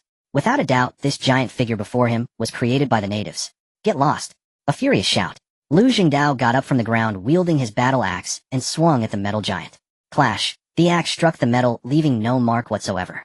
Instead, the axe showed fine chips. What kind of material is this? Su Ming stared at the metal giant, gritting his teeth, thinking, it will be mine sooner or later. Bang! A faint light flickered in the metal giant's eyes. It then raised its hand and crashed into Lu Jingdao. Unsurprisingly, Lu Jingdao was once again slammed against the wall. City Lord, run! Lu Jingdao said through clenched teeth, blood at the corner of his mouth, looking at Su Ming. Run? How could that be possible? Su Ming ignored Lu Jingdao and charged towards the metal giant with the nameless sword. Cloud hidden 3 falls. I want to see whether your shell is harder or my nameless sword. Su Ming knew that the nameless sword in his hand was an exceptional weapon. According to the manual, there are hardly a few weapons in the Wasteland stronger than the nameless sword. Such a divine weapon should have no problem dealing with a metal giant. Right? Clash. The blade of the nameless sword struck the metal giant's body. For a moment, the giant's movements paused. Then Su Ming clearly saw a deep scratch appear on its body, while the nameless sword remained completely unharmed. It really is effective. Su Ming was delighted, seizing the moment of its pause, and swung the sword again. 3 blades of energy appeared out of thin air, striking the metal giant and forcing it back a step. This. Lu Jingdao was astonished at this scene, disbelief evident in his eyes. He had always thought that Su Ming's strength lay between the 3rd and 4th tiers. More than 3rd tier, but less than 4th tier. The only reason he could command Dawn City was that he was skilled with beast taming and had a 4th tier beast under him. Yet he never expected. Su Ming's strength was far beyond his imagination. 1 person and 1 sword facing something that could easily overpower him, yet he was not at a disadvantage. Of course the credit goes to that sword.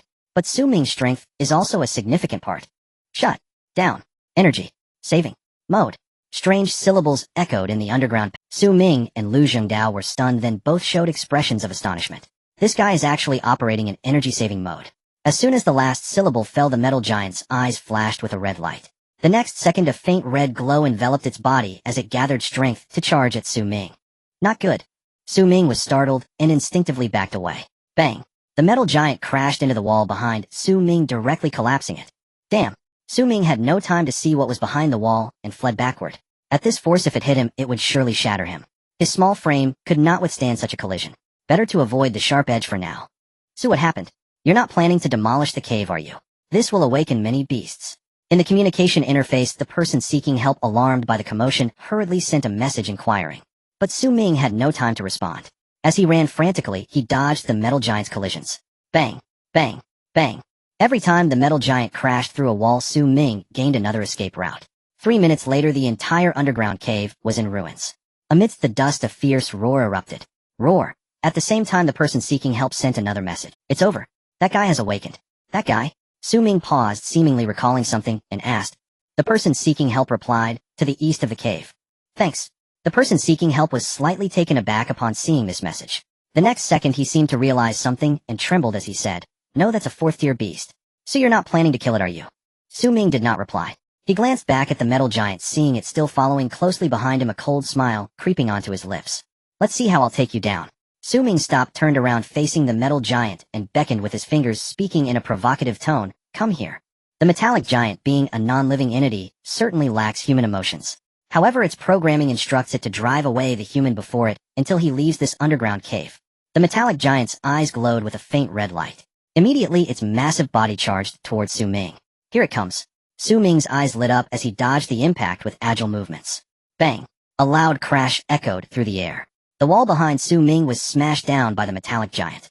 Under the cover of dust, the giant's faintly glowing red eyes locked onto Ming once again. Not good. Ming frowned slightly, hurriedly getting back up from the ground as he intended to retreat. Suddenly, a chilling roar pierced the air. A woo. In the next moment, a figure rapidly approached from the darkness, appearing before Ming in less than half a minute. With the dim light from the metallic giant's eyes, Ming discerned the appearance of the figure. A massive body, dense scales, a fierce face, sharp horns, and membranous wings. It resembled a hybrid of a bat and a dinosaur. A woo. The suddenly emerging beast howled at the sky, opening its gaping maw to viciously bite down on the metallic giant. As expected, the metallic giant remained unaffected. It turned and delivered a punch, slamming the beast to the ground. The creature yelped in pain. Then it struggled violently. In less than 3 seconds, it got back on its feet and lunged at the metallic giant once more. Learning from its previous mistake, this time it chose not to use its claws against the metallic giant, but instead utilized its physical advantage to charge at it. The metallic giant stood about 3 meters tall. In contrast, the beast stood at least 5 meters high, its body covered in seemingly impenetrable scales. The clash of their bodies was not something to be underestimated. Bang, bang, bang. 3 consecutive impacts. The previously invincible metallic giant nearly toppled over. Unfortunately, it just wasn't enough. With each successive strike, the beast's strength dwindled. It had not managed to knock down the metallic giant after 3 attempts. The metallic giant seemed unfazed, steadying itself before raising its right arm and striking down at the beast. Bang! The metallic fist smashed into the beast's chest, leaving a dent. A woo! The beast reared back, letting out a piercing scream. Bang! The metallic giant's eyes glimmered as it raised its left arm for another punch. This time the beast's screams were even more heart-wrenching. Bang! Bang! Bang! 1 punch, 2 punches, 3 punches. Before the 4th punch could land, the beast was already a mess devoid of vital signs. A powerful 4th-tier beast met its end under the metallic giant's iron fist without any clarity. Goodness! With such strength, it would be a shame to waste it on guarding graves. Witnessing this scene, Ming sighed. If I could take this guy back who needs an excavator to build houses. Detecting that the life form before it had lost its vital signs, the metallic giant ceased its attack and turned its gaze towards Ming. It reacquired its target. In the next second, it charged at Ming again. Damn! Ming was startled and hurriedly dodged. Bang! Another wall collapsed thunderously. Damn! Even a 4th-tier beast could not withstand this guy's iron fist. What now? Having come this far, giving up now felt utterly frustrating. Ming dodged while contemplating a strategy, executing a nimble roll to avoid the metallic giant's punch. Suddenly, Ming noticed that the red light in the metallic giant's eyes seemed to have dimmed somewhat. Could it be that this guy's energy is running low? Ming recalled the energy-saving mode the metallic giant mentioned earlier, his eyes lighting up. The underground cave had been here for at least 20 years. In other words, the metallic giant had been guarding this place for at least 20 years. During that time, who knows how many beasts it had driven away. Just driving away the beasts must have consumed a lot of its energy. Otherwise, it wouldn't have automatically activated energy-saving mode. Now that it had disabled energy-saving mode, how much longer could its remaining energy last? It seems it wouldn't hold out for much longer. With this thought, Ming stopped hesitating, opened the manual, and asked, "Where are there any more beasts nearby?" With such a commotion outside, that person had long been scared and hiding. At this moment, seeing the message from Ming, he was stunned. "Suda Lao, you're still alive." "Of course." Ming snapped back. "I traveled 1,000 miles to save you, and you dare wish for my death." No, that's not what I meant." "Stop rambling. Tell me, where are there any more beasts nearby?" Ming shouted as he narrowly evaded the metallic giant's attack. The person dared not waste more words and hurriedly replied, "There are 2 to the west, and 1 to the south. Those 2 to the west are closer to here." "West?" Su Ming closed the manual and dashed towards the west. The metallic giant naturally followed closely. Bang! The walls crumbled one after another. A minute later, the roars of beasts echoed once again. Whoa! This time the beast was of the same type as the one that appeared earlier. Both had dense scales, fierce faces, and sharp horns. Moreover, this time there were two, one larger and one smaller. It was likely a male and female pair. From their posture, they appeared to be engaged in a delightful activity. Goodness! Su Ming raised an eyebrow as he watched the two beasts. He thought, despite all this commotion, you two still have the leisure to enjoy yourselves. That's quite impressive. Woo! The joyous activity of the two beasts was abruptly interrupted, and they were clearly furious. The smaller one turned to glare at the metallic giant. Before the metallic giant could act, it charged at it first. Clearly, it intended to vent its anger on the metallic giant. The larger beast, seeing this, was not to be outdone and charged right behind it. The metallic giant, evidently unaware of why the two beasts were so enraged. It only knew that these two beasts had crossed a boundary and needed to be driven away. Or eliminated. Its eyes glowed red again as it raised its iron fist. Bang! Bang! Bang! 3 punches landed on the smaller beast, instantly stunning it. The larger beast became more cautious upon witnessing this. Yet it still maintained an aggressive stance. Woo! With a furious roar, both beasts suddenly launched an attack, charging at the metallic giant. The metallic giant raised its iron fist to retaliate.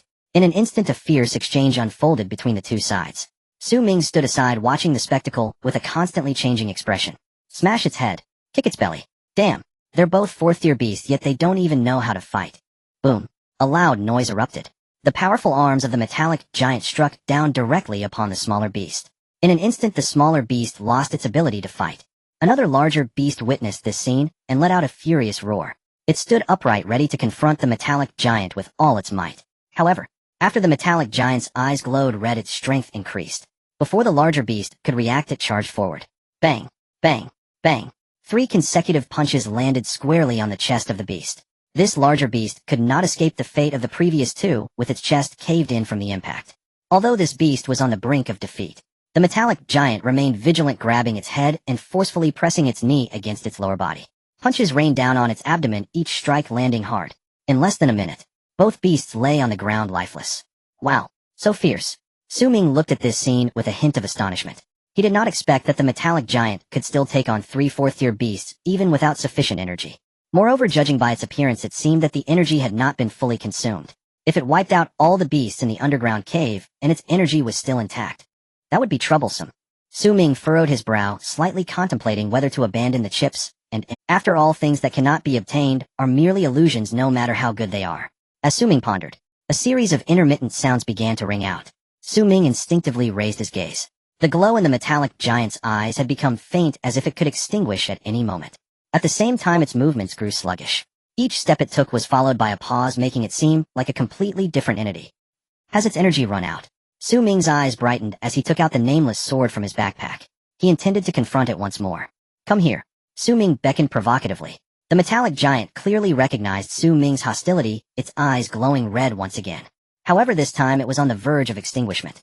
If one did not pay attention, they would hardly notice it still emitted. Just as I thought. Seeing this, Su Ming smiled. 3 falls of cloud and shadow. 3 sharp sword energies appeared out of thin air, heading straight for the metallic giant. Clang! The sword energy collided with the metallic giant, producing a resounding noise. The giant raised its arms, attempting to defend, yet halted midway, ceasing all movements. Entering sleep mode. The intermittent sounds continued. The metallic giant froze in place like a statue, unmoving. Is that it? Su Ming let out a sigh of relief, feeling somewhat proud. He had thought that the metallic giant could force him to retreat from the underground cave, yet it turned out to be nothing more than this. Judging by its displayed combat power, even without those 3 beasts. If Air Guzi were called here, he Air Guzi Lu Zhengdao and a legendary scarecrow could work together to exhaust its energy. However, for a manufactured non-living entity, to possess such combat power is already beyond imagination. If he could master the method of creating the metallic giant and produce 100 of them, would humanity still fear the beasts? As Su Ming thought of this, a glint flashed in his eyes, confirming that the metallic giant had entered sleep mode. He approached it, reached out a finger, and gently tapped. This material was something he had never seen before. He wondered if he could bring it back to Dawn City for thorough study. As Su Ming thought, he attempted to store the metallic giant in his backpack. Item bound, cannot be stored in backpack. The notification from the survival manual sounded. Su Ming shook his head with a hint of helplessness. As expected, it could not be stored. If so, transporting this behemoth back would indeed be no easy task. Su Ming stared at the metallic giant, surveying it up and down for a moment. He decided to temporarily set aside the plan to take it back. He would leave it here for now, and send someone to retrieve it later when the opportunity arose. Not far from Su Ming, Lu Yong was trembling. What on earth did Su Daolao do? Why was there such a commotion? Even if it were a battle between fourth-tier beasts, it shouldn't be this intense. Lu Yong thought to himself, hiding deeper, afraid that his presence would attract the attention of a powerful beast. Su Daolao could confront those beasts directly, but he could not. Let alone fourth-tier beasts, even a random third-tier beast could crush him like an ant. He dared not take any risks. After a while, the commotion outside finally subsided. Phew, it's fine. The roars of the beasts ceased. This indicated that Su Daolao had won. He was saved. Lu Yong let out a sigh of relief. And in that moment, a sense of joy from surviving a disaster welled up within him. Su Daolao truly is strong. He had made the right bet. With this thought, Lu Yong hurriedly opened the survival manual. Su Daolao, have you dealt with those beasts? Can you come and save me? Just wait. Alright, I'll wait for you. Lu Yong suppressed his excitement and quickly replied. 10 minutes later, Su Ming spotted Lu Yong hiding behind a rock, looking dirty and disheveled. Are you Lu Yong? Su Ming raised an eyebrow and asked. Hearing the voice, Lu Yong instinctively looked up. Upon seeing Su Ming, his face lit up with excitement as he hurried to stand up. Yes, Su Daolao, I am Lu Yong. I finally waited for you. As he spoke, tears welled up in his eyes momentarily, leaving him speechless. This joy of surviving a disaster is indescribable with words. Once he thought he was surely doomed this time. In the entire wasteland, no one could save him. Yet unexpectedly, he truly was saved in the end. Perhaps. In the entire wasteland, only Su Ming, ranked first on the human leaderboard, could save him. Su Ming examined Lu Yong with a blank expression and said, stop crying. Where are the electronic chips and energy cores you mentioned? Lu Yong wiped his tears, took a deep breath, and calmed himself. He pointed to the ground where there were scattered fragments, saying, they're all at your feet. My. Su Ming raised an eyebrow and looked down. Indeed, the ground was covered with spherical energy cores and electronic chips. Many energy cores were flickering with faint light. At a glance, there were actually over 1,000 of them. Su Ming picked up a piece. Acquired ordinary level electronic chip. Acquired epic level energy core, damaged one. Damaged. Su Ming furrowed his brows, slightly examining it closely. The damaged energy core was significantly different from other energy cores. The most obvious difference was its brightness. The light emitted by the ordinary level energy chip far surpassed that of the damaged epic level energy core. Su Ming raised his gaze and looked around. There weren't many energy cores on the ground that still emitted a clear light, probably no more than 100. However, even a little over 100 was sufficient for now. Su Ming looked at Lu Yong and asked, how did you find this place? With the illumination from the energy cores, he could clearly see Lu Yong's appearance. His body was lean, not particularly strong. His face was handsome, appearing to have not suffered much hardship. Such a person would generally be among the first to die in the wasteland. The fact that he had survived until now must indicate some extraordinary qualities. Lu Yong wiped away his tears and cautiously replied, a single misstep can lead to eternal regret. Misstep? Su Ming's expression grew cold. Such a large pit. Could he not see it? Lu Yong's eyes darted away as he said, it wasn't exactly a misstep. Someone told me that there was treasure here enough for a lifetime of food and drink in the wasteland. I was blinded by greed, thinking I would take a chance, and then I couldn't get out.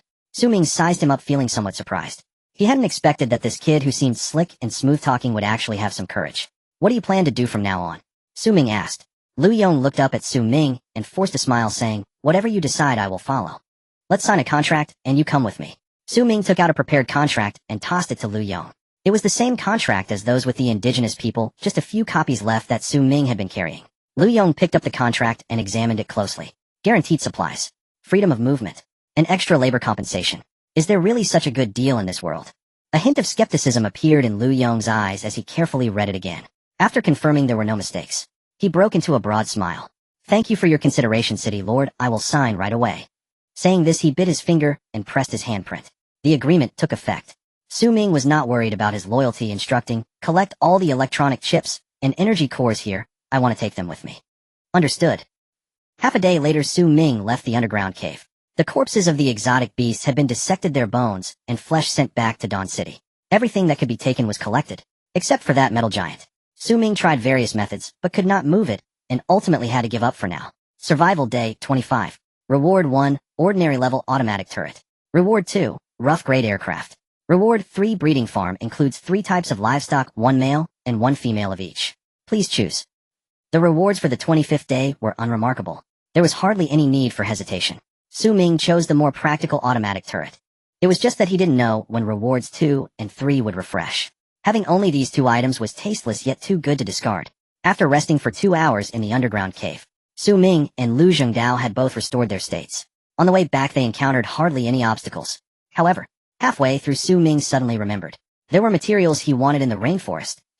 He had previously contacted the owner of that shop. The owner had clearly stated that it was too chaotic outside and to wait a while before delivering. Therefore Su Ming had put that matter out of his mind.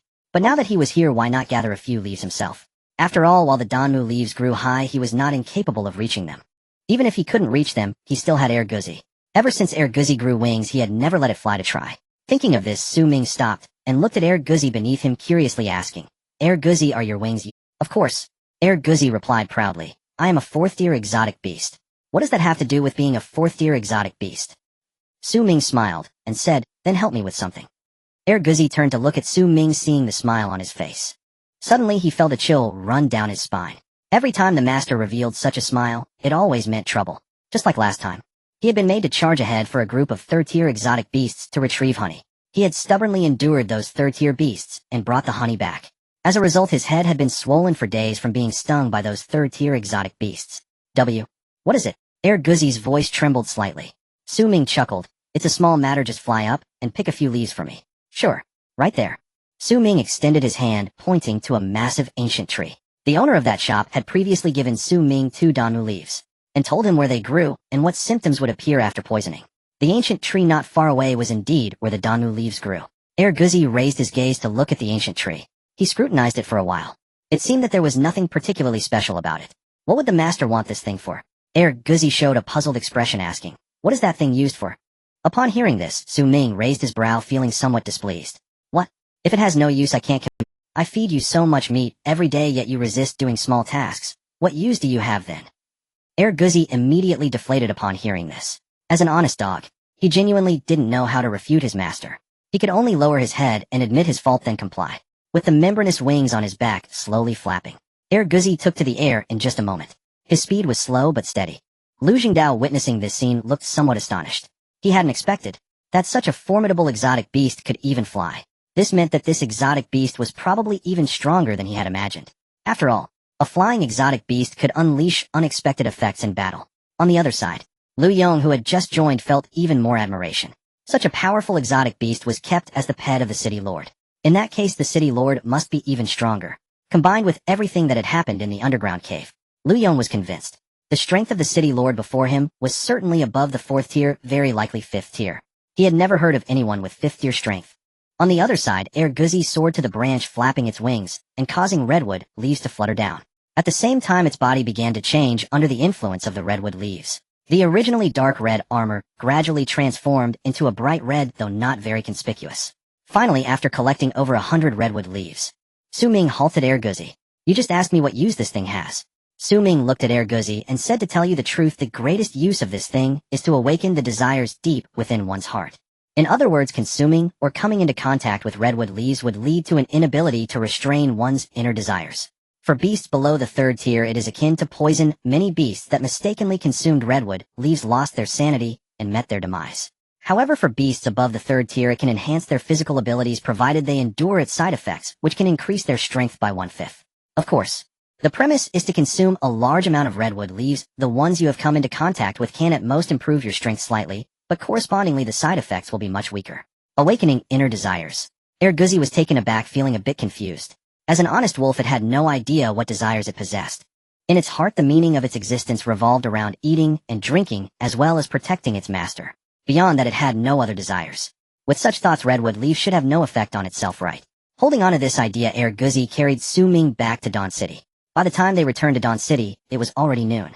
The newly recruited warriors were still training. However, compared to before, each of them was now equipped with epic-level crossbows.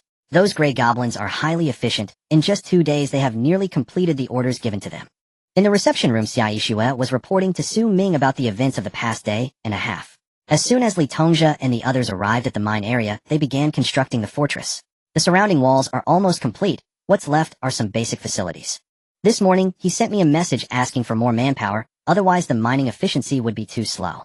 I haven't replied to him yet. 20 people barely managed to hold the mine. To ensure the efficiency of extraction, we indeed need to increase manpower. But the first wave of the beast tide has yet to begin. No one knows how many beasts Dawn City will face. Drawing manpower at this time would further weaken Dawn City's defensive strength. This was something Su Ming did not want to see. Tell him to fortify defenses first, mining can be postponed. At the latest, I will send more manpower in 5 days. Xia Yishua nodded, and continued, there's one more thing. Last night the guards at the city wall reported seeing a beast approaching, but the patrol team did not find anything after they went out. If this is true, it means that a beast pack has already set its sights on Dawn City. This is not good news. But to confirm whether it is true or not, we need to ask the Blood Spirit Bee King. With the abilities of the Blood Spirit Bee King, if beasts are indeed approaching, it is highly likely that it will know. Su Ming said calmly, understood. He looked at Xia Yishua and asked, is there anything else? Xia Yishua thought for a moment and shook her head. The rest are just trivial matters. Then you can go ahead and busy yourself. Let me rest alone for a while. Xia Yishua nodded and left the reception room. Su Ming sat alone on the sofa in the reception room, taking out the redwood leaves that Guzi had dropped. He also took out the remaining materials and approached the alchemy table. Epic level strength potion, high quality blood, 55 redwood leaves, 20 heart of a tier 3 beast, 11, after the previous hunt. Currently Su Ming lacked nothing but high quality blood and the heart of a tier 3 beast. Moreover, the redwood leaves that Guzi had dropped totaled 112. In other words, Su Ming had enough materials to produce 5 epic level strength potions. 5 portions were neither too many nor too few. Just enough for the core personnel of Dawn City to each have one. Su Ming, Xia Yishua, Leona, Guzi. The remaining portion was reserved for Lu Jingdao. Though Lu Jingdao may not be entirely aligned with Dawn City at this moment, there was an agreement in place, and in the face of the beast tide, there was no fear of him not contributing. Moreover, he had no better place to go other than Dawn City. With this in mind, Su Ming began to concoct the potion. Would you like to synthesize 1 epic level strength potion? Yes. Su Ming threw all the materials into the alchemy table. In no time, a bottle of potion with a mesmerizing red glow appeared before him. This thing looks a bit dubious. There shouldn't be any issues, right? Su Ming examined it carefully for a moment. Ultimately, after gritting his teeth, he opened the potion and swallowed it. Produced by the system. It should be fine, Su Ming thought as he began to meditate. The epic level strength potion took effect immediately upon entering Su Ming's stomach. He could distinctly feel his stomach being stimulated. A sharp pain coursed through him. The sharp pain persisted for a while, then was followed by a warm sensation. Warm and comfortable. The epic level potion was indeed different from those inferior products. Su Ming closed his eyes and thought this. He clearly remembered that when he consumed the ordinary level strength potion, the pain he experienced was so excruciating it could be described as worse than death. Indeed, that level of pain was something ordinary people would find hard to endure. Even knowing there would be no danger, it was still daunting. This epic level strength potion, however, was different. Apart from the initial sharp pain, there was no other painful sensation, and it was rather comfortable. Su Ming felt the changes in his body and exhaled. Time passed second by second. 5 minutes later, Su Ming's brow furrowed. This feeling was not quite right. Why was it getting more painful? This kind of pain was hard to describe in words. It felt as if he had an upset stomach, while simultaneously having an electric drill constantly stirring in his lower abdomen. This pain was incredibly clear and steadily increasing. In just a minute, the pain had already surpassed that of the previous ordinary level strength potion. Damn. 3 minutes later, Su Ming finally couldn't hold it in any longer and cursed through gritted teeth. What the hell is this potion? Why does it hurt so much? Su Ming was drenched in cold sweat. His entire body trembled from the intense pain. Pain. Excruciating pain. At first it was only his lower abdomen that hurt. Now every part of him was in agony. Even his head was throbbing unbearably. If this continues, I could very well die from the pain, Su Ming thought through gritted teeth. As time passed, the pain continued to intensify. At this moment, blood had already begun to seep from Su Ming's nose, eyes, ears, and mouth. It was horrifying. As time passed, Su Ming's body gradually oozed blood. Before long, his clothes were stained a deep crimson, transforming him into a blood-soaked figure. The bright red blood flowed across the ground, continuously spreading. At the same time, 2 strange eggs by the bedside, upon contact with the blood, seemed to come to life, swaying back and forth. At this moment, if anyone were to see Su Ming in this state, they would surely be shocked. How could someone who looked like this still be alive? However, at this moment, Su Ming had become completely numb. It was unclear how much time had passed when a familiar electronic prompt awakened the unconscious Su Ming. Skill upgrade Yun Insen Luo. After use, the next 3 attacks come with additional effects. Attack range 100, attack power 200 increases, with level valid only for sword-type weapons. Cooldown, half a minute. Indestructible diamond skill. After use, defense 200, poison resistance 200 increases, with level lasts for 10 minutes. Cooldown, 2 minutes. Skill upgraded. Su Ming's mind jolted instantly, bringing him back to full awareness. Why is there such a strong smell of blood? Su Ming frowned and looked down at his own body. What the hell? The next second, upon seeing himself drenched in blood, Su Ming was startled, nearly bouncing off the ground. Next came the bath, cleaning the floor, changing clothes. After everything was restored, Su Ming carefully examined the sword control technique had no changes, which was to be expected. For a powerful skill, upgrading it would surely be more difficult. Yun Insen Luo and the indestructible diamond skill, as relatively ordinary skills, had both received upgrades. The attack range and attack power of Yun Insen Luo had doubled. Simultaneously, the cooldown time was also halved. As for the indestructible diamond skill, its cooldown time doubled, but its duration also doubled. Overall, this was a significant enhancement. Moreover, it was evident that after using the epic power potion, his physical attributes had undergone a tremendous change. Su Ming clenched his fist, feeling as if his body was filled with boundless strength. If before Su Ming could barely defeat a third-tier beast using various skills without the sword control technique, after using the epic power potion, Su Ming could effortlessly slay third-tier beasts.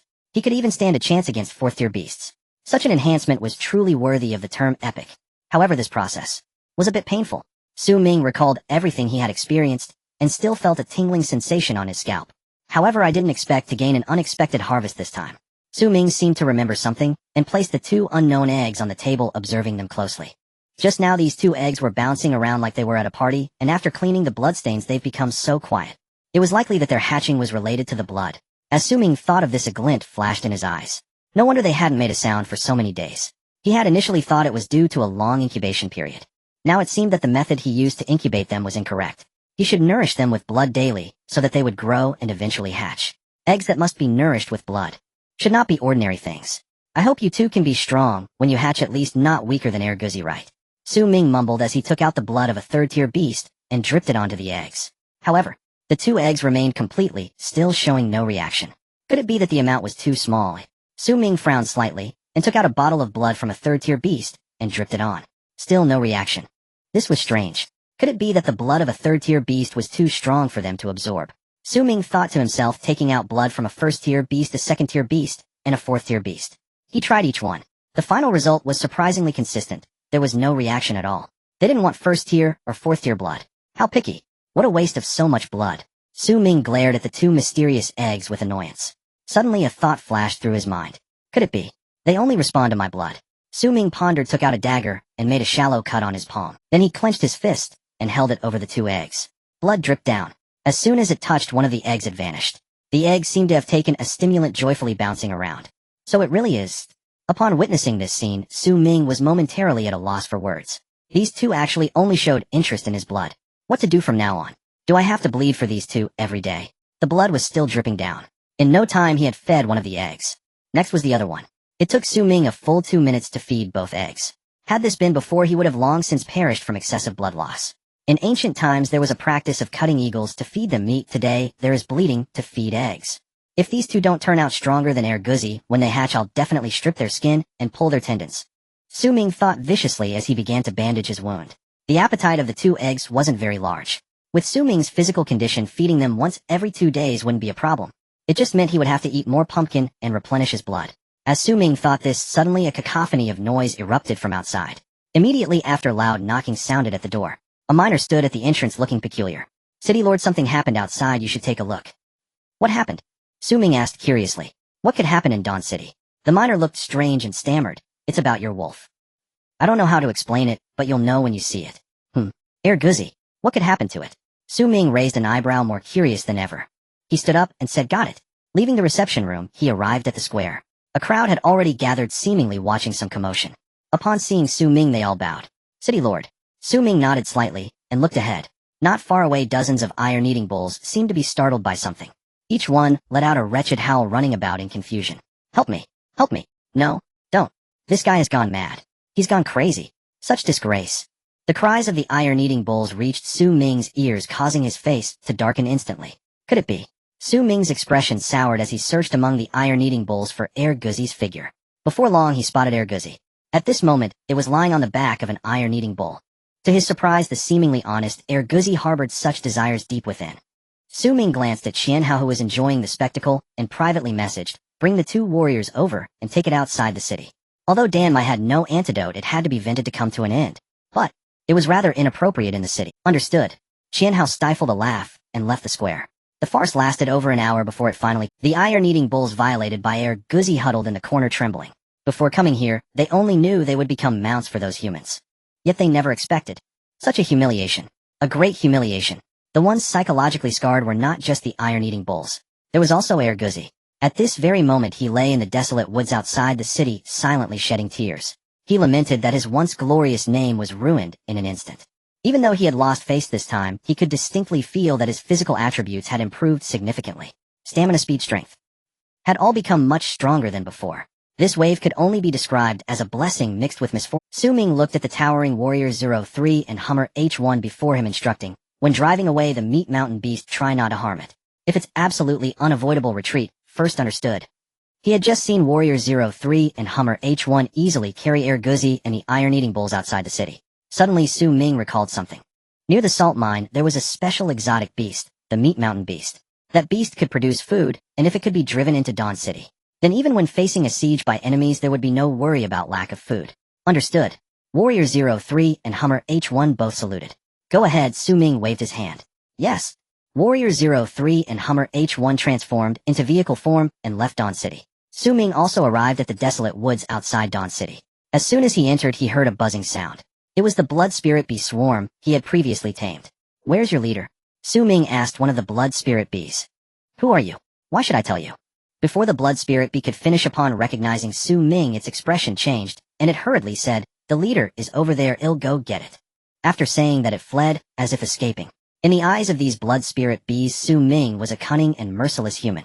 Anyone they could offend, they should not offend him. Moments later the blood spirit bee king appeared before Su Ming. You've gained quite a bit of weight in just a few days, Su Ming teased as he sized it up. The blood spirit bee king chuckled. It's all thanks to the blood of the city lord. To be clear, it was my blood you received, not mine. Yes, whatever the city lord says goes. After a few days the blood spirit bee king seemed to have transformed. Compared to its former arrogance it now resembled a sycophant. It wasn't that the blood spirit bee king lacked dignity. It was simply that Su Ming had given too much. The blood of a tier 3 exotic beast was more than enough. Occasionally it could enjoy the blood of a tier 4 exotic beast. For the blood spirit bee king this was something it could never have imagined before. In other words, Su Ming was its benefactor. How could it not flatter its benefactor? Enough with the small talk. Last night, did any exotic beasts approach Dawn City? Su Ming inquired. Last night. The blood spirit bee king fell into thought. It seems that there was an exotic beast approaching, but it disappeared after a while, and hasn't appeared again since. The blood spirit bee king was a tier 3 exotic beast with keen senses. If it said so, then there was a high chance it was true. There indeed was an exotic beast that approached. The blood spirit bee king was a tier 3 exotic beast with keen senses. If it said so, then there was a high chance it was true. There indeed was an exotic beast that approached Dawn City last night. But as soon as it showed itself, it left. If this was the case, it could be troublesome. Su Ming shook his head and looked at the blood spirit bee king, commanding. You have a little time, take your kin into Dawn City. The blood spirit bee king was taken aback, showing hesitation. It and its kin had lived in this desolate woods for so long they had grown accustomed to it. Suddenly asking them to leave felt empty in their hearts. If you don't want to die, then listen to me, Su Ming shot it a cold glance. After saying that he turned and left. Since Dawn City was being targeted by exotic beasts, it wouldn't be long before they attacked. He had to hurry and move everything from outside the city back to Dawn City. For example, farming robots, legendary wells, soil purifiers, etc. As for those farming fields, they could only be temporarily abandoned. As long as the Green Mountains remained, there was no fear of lacking firewood. As long as the soil purifiers were still there, it wouldn't take long to re-establish farms. On the other side, the blood spirit bee king, seeing Su Ming leave, finally made up its mind. It would listen to Su Ming and enter Dawn City. After all, most of their food came from the humans of Dawn City now. Staying in the woods was no different from living in the city. It was just that when working for humans they had to put in a bit more effort. With no other choice, they had given too much. They spent half a day fortifying their defenses. At this time, Warrior 03 and Hummer H1 had also driven the Meat Mountain Beast near Dawn City. The size of the Meat Mountain Beast was almost comparable to half of Dawn City. It was unrealistic to stuff it into Dawn City. There was no point in dwelling on what could not be obtained. After driving the Meat Mountain Beast nearby, Su Ming directly instructed Hummer H1 and Warrior 03 to return. Whether the exotic beasts killed the Meat Mountain Beast was their business. If after a fierce battle the Meat Mountain Beast still survived, Su Ming would begin to expand Dawn City. He would use the current Dawn City as the inner city and build an outer city to encompass the Meat Mountain Beast and the farming fields. In this way, even when facing the most powerful beast, Dawn City could hold out for a long time. Of course, besides that, the most important thing was to recruit enough warriors and workers. As night approached, Su Ming stood on the city wall, gazing into the distance. He wondered when those exotic beasts would come to besiege the city. Hopefully it was just his imagination. City Lord, look. A voice called out. Su Ming turned to follow the direction the person was pointing. Suddenly there appeared a shadow like a tide. It was a mass of darkness, unclear to see. Just a glance made Su Ming's brows furrow. Unsurprisingly, what was meant to come had arrived. Gather the brothers. Prepare to defend the city. Su Ming turned to the warrior beside him, his expression calm and resolute. The warrior blinked faintly, instinctively glancing forward. The dark silhouette continued, drawing nearer. By now the ferocious mutant beasts leading the vanguard were clearly diverse in species and form. Yes, Lord Citymaster. At the sight, the warrior's countenance hardened instantly. He sprinted down from the ramparts. Within moments, over 100 warriors of Dawnlight City assembled atop the walls, gripping legendary grade ballistae tightly as they gazed into the distant horizon. Each stood resolute and utterly focused. No superfluous words, no hesitation. From the moment they stepped onto the wall, every soul entered a state of absolute concentration, for they knew well. Whether they could repel this tide of beasts would determine the very survival or annihilation of Dawnlight. Su Ming stood behind them and spoke gravely. You've surely heard over the past few days that numerous factions have fallen to the beast tide, while others have successfully repelled it. I speak with unwavering confidence. Dawnlight City shall always be among those who triumph over the beast tide. And if humanity is destined to endure with but a single faction remaining, it shall be ours. But, beneath a shattered nest, how can an egg remain unbroken? This time a fifth-tier mutant beast has emerged. Every human will face a desperate, brutal struggle. Victory means returning home to wife and children by a warm hearth, living in peace and comfort. Defeat means only death. I demand your utmost effort, not merely for humanity's future, but for your own survival. As his words faded, Qianhao, standing nearby, surged with fervent resolve and roared, "Fight! Fight! Fight!" Inspired by his cry, the entire city echoed with thunderous cries of fight. "Qianhao, come here." Su Ming placed a hand on his shoulder. "Yes, sir," Qianhao replied promptly. The two stepped aside to an open stretch of ground. Su Ming retrieved a set of mechanical exoskeletons from his pack and handed it to him. "Put it on, and don't remove it until the beasts are repelled." Qianhao stared at the exoskeleton before him, momentarily stunned. Then his eyes brimmed with tears. The mechanical exoskeleton. He knew its significance. He had assumed only senior veterans like Xia Yixue or Leona would be granted such gear. Never did he imagine the city master had reserved one for him. I. Qianhao choked up, then said hoarsely, "Chief, my combat prowess falls far short of my brother's. This exoskeleton is priceless. Wearing it would be a waste." "Wear it now? Spare me the rhetoric." Su Ming retorted, exasperated. "Yes, sir." With that, Qianhao ceased all protest, saluted sharply, and donned the exoskeleton. There were 7 sets in total. Su Ming kept one for himself. The rest went to Xia Yixue, Leona Yinxue, Lu Zhengdao, Qianhao, and Li Tongzhe, who guarded the mining colony. Additionally, one more artifact awaited deployment in the coming defense. Su Ming turned to Qianhao and instructed, "Ascend and keep watch. Report immediately once the beasts near firing range." "Yes, sir." Qianhao accepted the order and returned to the ramparts while Su Ming circled the wall, searching for an optimal site to mount the artillery emplacement. Yesterday's lottery draw had yielded an artillery emplacement, still unused. Its effectiveness remained uncertain. After careful deliberation, Su Ming chose the central section of the wall. It offered the broadest coverage. Though conspicuous, the beasts possessed no means to counter it. "Deploy standard automatic artillery emplacement." "Yes." As the word left his lips, a blinding white light enveloped the center of the wall. "Look, what is that?" The warriors atop the wall quickly noticed the phenomenon and turned curious glances toward it, only to find their city master standing calmly beside the light. Their curiosity deepened. It was common knowledge that the city master's greatest strength lay not in raw power, but in uncanny, almost supernatural abilities conjuring objects seemingly from thin air. Indeed, even Dawnlight City itself had been erected by the city master in a single night. Yet they understood, too, that these conjured marvels were simply hidden assets masterfully deployed.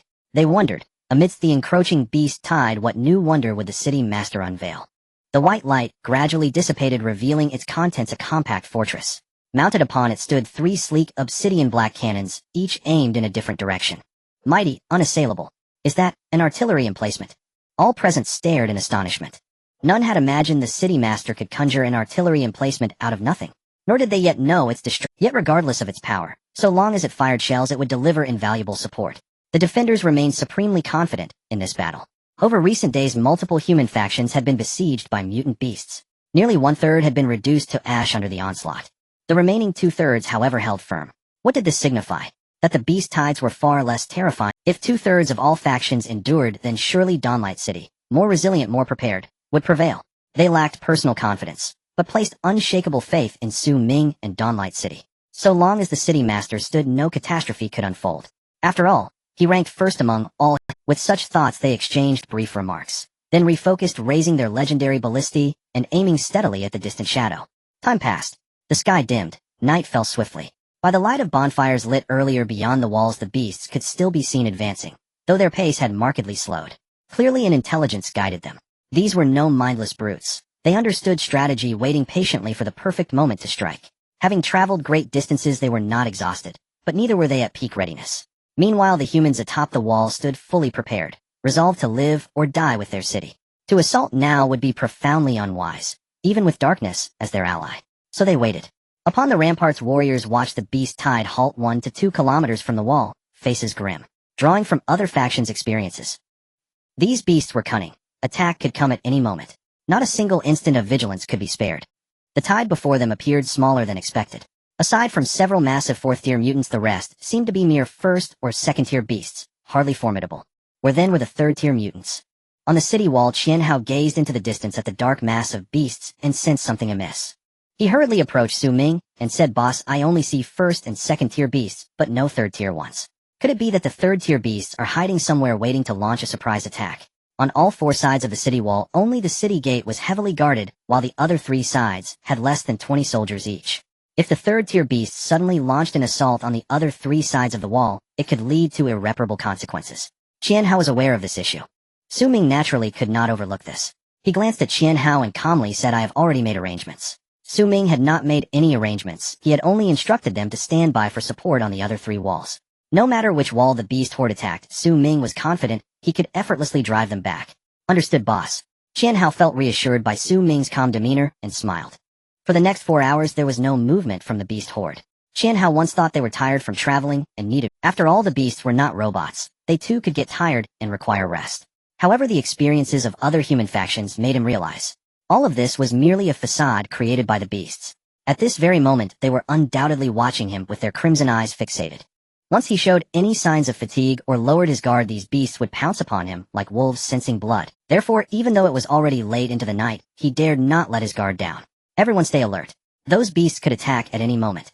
As Qianhao walked along the city wall, he noticed a soldier holding a crossbow who was drowsy. He approached, kicked him, and scolded, "Are you trying to get yourself killed? Still thinking of sleeping? If the beasts come, you might never wake up again." The soldier kicked awake instantly. He gripped his crossbow tightly, staring intently at the distant beasts, not daring to slack off. In the meeting room, Su Ming sat on the sofa looking at the map before him with a thoughtful expression. The beast horde had surrounded the city for 4 or 5 hours. In another 3 or 4 hours, dawn would break. From experience, these beasts preferred to attack just before dawn. Generally speaking, at this time, people were most prone to slack off. Logically, what he should do now was urge the defending soldiers to stay vigilant and be prepared for the impending attack. However, after hours of observation, Su Ming discovered that these beasts were far weaker than he had imagined. Even if the 3rd-tier beasts were nowhere to be found, the numbers of 1st and 2nd-tier beasts were significantly less than expected. If that were the case, why couldn't he choose to launch a proactive attack? Although it was a taboo for the defenders to leave the walls, that was under the condition of a significant disparity in strength between the 2 sides. Facing the group of beasts outside the wall, Su Ming was confident he could crush them. There was no need to mobilize the current defending forces. Just a few high-level combatants would suffice. Even if they couldn't defeat the beast horde, they could catch them off guard, significantly depleting their strength. With this in mind, a cold light flashed in Su Ming's eyes as he made his decision. In the square, Su Ming looked at the few people before him and instructed, "Remember, do not get attached to fighting. Once you sense a risk of being surrounded, retreat immediately. The brave warriors and cavalry will support us from behind." Xia Yishua, Lu Zhengdao, and the indigenous warriors under him all nodded in agreement. "There is one more thing." Su Ming turned to the other indigenous warriors and said seriously, "I already know where the 3rd-tier beasts are. They are hiding on the opposing slope to the west, likely waiting for the beast horde to attack the city before trying to sneak in to attack the western wall. To prevent those guys from becoming desperate, you will stay in the city and watch the west. Once you notice any movement from the 3rd-tier beasts, immediately fire a signal flare. Do you understand?" The location of the 3rd-tier beasts was discovered by the blood spirit beast swarm after 4 hours of scouting.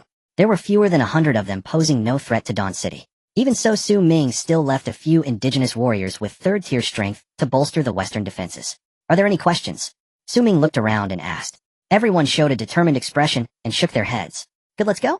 In the midst of the beast horde, a 4th-tier beast that resembled a lion munched on the meat of an unknown beast while grumbling, "You guys are just too cautious.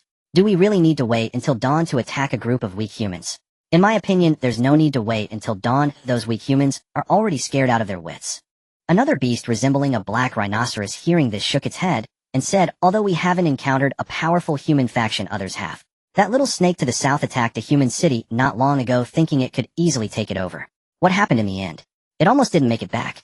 Since our master ordered us to eliminate humans, we should follow through without taking unnecessary risks. Being cautious is never a bad thing. Another beast with 2 heads, one of which nodded in agreement, said, "You're right.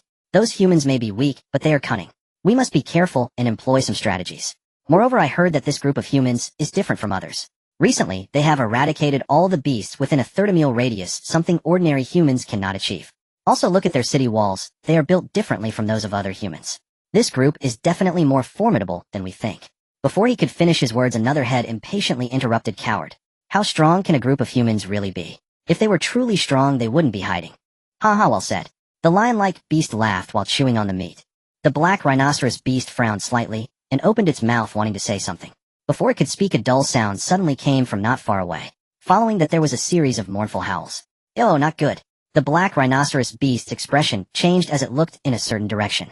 There a dazzling blue light illuminated the sky. Wherever the blue light reached, the alien beasts burst and perished. A beam of light effortlessly killed thousands of low-tier alien beasts. What is happening? The 3 4th-tier alien beasts were momentarily stunned upon witnessing this scene. It took them a while to react. Those weak humans actually dared to launch a surprise attack on the camp. Damn humans. The 4th-tier alien beast, resembling a lion, roared furiously towards the sky. Without the slightest hesitation, it charged towards the source of the chaos. The other 2 4th-tier alien beasts exchanged glances, but remained still. In their eyes, a single rampaging lion was enough to deal with that audacious group of humans. Meanwhile, a small team consisting of Su Ming, Xia, Ishua, Leona, Lu Jingdao, and some native warriors was advancing with great momentum. As they progressed, they effortlessly beheaded various alien beasts, cutting through them like mowing grass. Not to mention Air Guzi, Lu Jingdao, and the legendary Scarecrow, all of whom were 4th tier. Even Su Ming and Leona, who were slightly below 4th tier, were incredibly easy against the 1st and 2nd tier alien beasts. The 3rd tier was a threshold. Only by crossing this threshold could they barely threaten the safety of Su Ming and the others. Unfortunately, at this moment, all the 3rd tier alien beasts were huddled on some reverse slope to the west. In other words, for the fierce tigers like Su Ming, the beast horde before them was like a flock of sheep ripe for slaughter. Soon nearly 1/5 of the beast horde lay in pools of blood, unable to rise again. "Don't let your guard down, keep moving," Su Ming commanded. The assault squad continued to advance. The nearby beast horde, resembling a tide, instinctively felt a surge of fear upon seeing Su Ming and the others. Even with the 4th tier alien beasts backing them, they couldn't suppress the urge to flee. After all, these humans were simply too terrifying. Just as the beast horde was about to retreat, a heart-stirring roar suddenly roar. Upon hearing the roar, the low-tier alien beasts instantly perked up. "It's the Lion King. The Lion King is here." No matter how strong these humans were, could they possibly defeat the Lion King? The low-tier alien beasts looked back, where a massive beast 3 stories tall was roaring towards the sky. A 4th tier alien beast. Su Ming spotted the rampaging lion, and its information instantly flashed in his mind. High offense, low defense. As long as he avoided its claws, there would be no problem. "This guy's claws are very tough, so be careful," Su Ming shouted. Upon hearing this, Lu Zhengdo's eyes lit up as he gazed at the rampaging lion's sharp claws. "City Lord, am in need of materials to forge a new axe. Leave this alien beast to me." Su Ming glanced at Lu Jingdao, pondered for a moment, and nodded, saying, "Be careful. Even without this mechanical exoskeleton, I could kill the 4th tier rampaging lion. Rest assured, City Lord." Lu Zhengdo's eyes glinted coldly as he spoke. Without the mechanical exoskeleton's support, he could still kill a 4th tier rampaging lion. Now with it, defeat was out of the question. He had experience dealing with such alien beasts. Lu Jingdao wasted no time hefting his giant axe and charging towards the rampaging lion. "Weak humans daring to come here to seek death. Watch how I tear you into pieces and swallow you whole." The rampaging lion's crimson eyes fixated on Su Ming and the others. With its legs slightly bent, it exerted force and then leaped forward. Simultaneously, Lu Jingdao, holding his giant axe, collided head-on. The rampaging lion revealed a hint of mockery in its eyes upon witnessing this. "Ridiculous humans.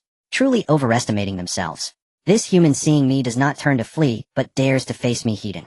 Simply ignorant of the vastness of heaven and earth. Seeking death." The rampaging lion's sharp claws suddenly extended, stabilizing its form in midair, and struck fiercely at Lu Jingdao. Lu Jingdao seemed to have anticipated its actions. His body suddenly halted, and then he swiftly retreated, creating distance from the rampaging lion. The rampaging lion's primary offensive method was its long and sharp claws. Once the enemy distanced themselves, it had no other means than to chase after them. If the opponent's speed surpassed its own, it could only watch helplessly as they escaped. This was because this alien beast had allocated all its stats to offense during its evolution. Other attributes, such as defense, strength, agility, and speed, were no different from third-tier alien beasts. Only its claws ranked among the sharpest of fourth-tier alien beasts. So far it's difficult to find materials in the wasteland that are harder than its claws. Roar. A failed strike. The rampaging lion emitted an enraged roar, soaring once again towards Lu Jingdao. Seeing this, Lu Xingdao's eyes flickered. Suddenly he made a decision. Glancing at Xia Yixue, not far behind, he shouted, "Give it a shot." Besides Su Ming, Xia Yixue's Thunder God's gun had never left the rampaging lion. She had only refrained from pulling the trigger because Lu Jingdao said he would handle it himself. At this moment, hearing this command, she no longer hesitated and immediately pulled the trigger. Bang! A dull sound echoed. A dazzling blue beam suddenly illuminated the night. The powerful force struck the rampaging lion, instantly piercing through it. The rampaging lion hadn't even realized what had happened, only feeling a surge of intense pain in its chest. Instinctively, it looked down. Suddenly, it noticed a moderately sized blood hole had appeared in its chest, penetrating its body. What? How could this happen? The rampaging lion was slightly stunned, then its expression turned to one of disbelief. It could never have imagined that a human weapon could actually penetrate its chest. It wanted to roar to the sky to express its fury. However, the blood hole in its chest prevented it from making any sound. In that moment of daze, Lu Jingdao had already charged in front of it. Die! With a roar, the massive battle axe came crashing down. The rampaging lion's head fell to the ground, shocked before losing consciousness. How could it die at the hands of a human? Lu Jingdao stepped on the rampaging lion's corpse, which resembled a small hill, with a very indifferent expression. Without lingering, he returned to Su Ming's side, bloodied axe in hand. City Lord, in slaying this rampaging lion, Xia Yixue was the main attacker. Before he could finish, he was interrupted by Su Ming. Whoever killed it makes no difference if we can take the corpse. Take as many claws as needed. The Thunder God given to Xia Yixue was provided by Su Ming. Even if Su Ming wasn't the City Lord, he had sufficient reason to handle the alien beast slain with the Thunder God. Without lingering on this matter, Su Ming looked ahead, a cold glint flashing in his eyes as he said, "There are still 2 fourth-tier alien beasts ahead. Oh, let's kill them first, then we can discuss the distribution of the spoils." All around, thousands of low-tier monstrous beasts watched in terror as the rampaging lion, a creature they perceived as overwhelmingly powerful, was decapitated within moments by that band of humans. Terror instantly flooded their minds. They could scarcely fathom the sheer magnitude of these humans' strength. Such formidable beings were utterly unprecedented in their experience. Even at the cost of their lives, they stood no chance of posing any threat. Unlike high-tier monstrous beasts, low-tier ones lacked intellect comparable to humanity's. Yet this did not render them foolish. Witnessing the 4th-rank rampaging lion slain so effortlessly, the surrounding low-tier beasts abandoned all thought of resistance. They whirled about en masse, fleeing the battlefield in blind panic. Think you can run? Not a chance. Su Ming seized his nameless sword and charged forward without hesitation. The others needed no command. They surged after him in unison. In an instant, the once arrogant beast tide collapsed entirely. Su Ming's assault squad tore through the ranks like tigers unleashed upon a flock of sheep, slaughtering low-tier beasts with ruthless efficiency. At first, some still attempted resistance. But within moments, every low-tier beast had surrendered, all will to fight. Each scrambled desperately to flee, as if wishing for extra limbs to hasten their escape. Not far away, the 2 remaining 4th-rank monstrous beasts, the horned rhinoceros and the flesh-shredding lizard, stood frozen in utter bewilderment, utterly unaware of what had transpired, until in the next breath agonized shrieks echoed from the distance. They grasped it instantly. The rampaging lion was finished. Those humans actually slew the rampaging lion, and having done so, they continue massacring the entire beast tide. The horned rhinoceros and the flesh-shredding lizard exchanged glances. Astonishment and flickers of dread shimmered unmistakably in each other's eyes. This was not their first campaign against humanity. Twice before, their assaults had been effortless triumphs. Human-built fortresses reduced to rubble without resistance. Not even a 3rd-rank beast strike force had been required, not to mention the rampaging lion. Yet this time, not only had the humans mounted a coordinated counteroffensive, they had slain the rampaging lion. Such a scenario had never occurred in their memory. The 2 4th-rank beasts stared at one another, and simultaneously arrived at the same conclusion: flee. The rampaging lion was the strongest among their trio, yet it fell in mere moments. If they stepped forward now, their fate would be identical. If not now, then when? Though their master had commanded them to eradicate all humans within a 300-kilometer radius. Their capacity was limited, and failure, though fatal in the end, was preferable to immediate annihilation. Better to live a moment longer than to perish here and now. With this resolve, the 2 4th-rank beasts turned without hesitation and fled, forgetting entirely that a 3rd-rank beast strike force still awaited their orders. Their sole thought echoed like thunder: flee. And as the 4th-rank beasts fled, despair swallowed the remaining low-tier beasts whole. Within half an hour, the attackers had become helpless lambs awaiting slaughter. The siege had transformed in an instant into a one-sided massacre. Su Ming wielded the nameless sword, without pause cutting down low-tier beasts until not a single one remained standing before him. Lord Mayor, the beast horde has retreated. Lu Jingdao approached axe in hand and respectfully inquired. The two fourth-rank beasts escaped swiftly. We couldn't catch them, but their trail remains. Shall we pursue? Su Ming replied gravely. We cannot know whether greater forces back them. For now, let them go. Yes, sir. Lu Jingdao snapped upright. After several days together, he held profound respect for this. To organize a nighttime assault squad and launch a decisive counteroffensive against a besieging beast tide, achieving such overwhelming victory, was no feat for ordinary men. Leaving aside all else, the sheer audacity to strike first marked him as truly exceptional.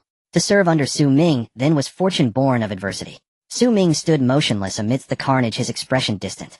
Wiping blood from his face, he commanded firmly, scour the battlefield. Take everything of value. Over 1,000 monstrous beasts lay dead at the hands of the assault squad, even without accounting for usable bones or blood, let alone rare materials. The fresh meat alone would sustain the fortress for an entire year. Viewed thus, Su Ming almost wished the beasts would besiege the city again. He dispatched several native warriors as scouts while the assault squad began clearing the field. Upon the ramparts, Qianhao and newly recruited fighters watched in awe as their Lord Mayor, accompanied by barely a dozen men, drove back tens of thousands of beasts. That unimaginable spectacle struck their young hearts with seismic force. Our Lord Mayor is simply unstoppable. He chases down thousands of beasts single-handedly. I'd believe he's a celestial deity. What was I ever worried about? With Lord Mayor at our side, how many beasts could possibly matter? These new recruits to Dawnlight Fortress knew their Lord Mayor was formidable, but never imagined he had ascended to such an inhuman level of power. Just days earlier they had fought tooth and nail for scraps of food. Even the weakest monstrous beasts sent them scattering in terror. Never could they have believed that Su Ming, entering the Wasteland realm at the same time as them, had already transcended mortal limits. Qianhao, who had previously witnessed Su Ming's prowess, remained markedly calmer than the others. After brief reflection, he sent Su Ming a private message. Chief, shall I send a few brothers to assist with battle? He knew the terrain beyond the walls was perilous. Though the beast tide had receded, a counterattack might erupt and thus his comparatively weaker troops would best serve by holding the ramparts, armed with legendary-grade crossbows, while maintaining defensive readiness. Yet, sending just a dozen men to aid in cleanup posed no risk. Soon Su Ming's reply arrived. Approved. Upon reading the message, Qianhao rose and announced loudly, by order of the Lord Mayor, 10 volunteers shall exit the fortress to assist with battlefield cleanup. Who volunteers? At once excitement erupted across the ramparts. Me. Instructor, choose me. Having just witnessed such a crushing decisive victory, morale burned white-hot. Hands shot up in eager calm. Qianhao selected 10 robust warriors and opened the gate. Beyond the walls, Su Ming, overseeing the cleanup, suddenly heard the voice of the blood spirit bee queen. They're moving. The fellows they referred to were naturally the dozens of Tier 3 mutated beasts lurking in the west. No matter where they were a formidable force that could not be underestimated. Even Su Ming had to give these mutated beasts a certain level of respect. He pondered for a moment, glanced at the blood spirit queen bee, and nodded, saying, understood. He then sent a private message to Qianhao saying, there are dozens of Tier 3 mutated beasts west of the city wall. Take some people and kill them. Su Ming had initially planned to take Lu Jingdao and his native warriors for another trip. However, after a second thought, he remembered that the more than 100 newly recruited warriors on the city wall had yet to shoot a single arrow. Although every one of them had struggled and fought in the wasteland for some time, most of them still had an instinctive fear when facing the mutated beasts. This time, letting those Tier 3 mutated beasts be their training targets could serve as a means of honing their skills. On the city wall, Qianhao received the message and was momentarily stunned. There are mutated beasts west of the city wall.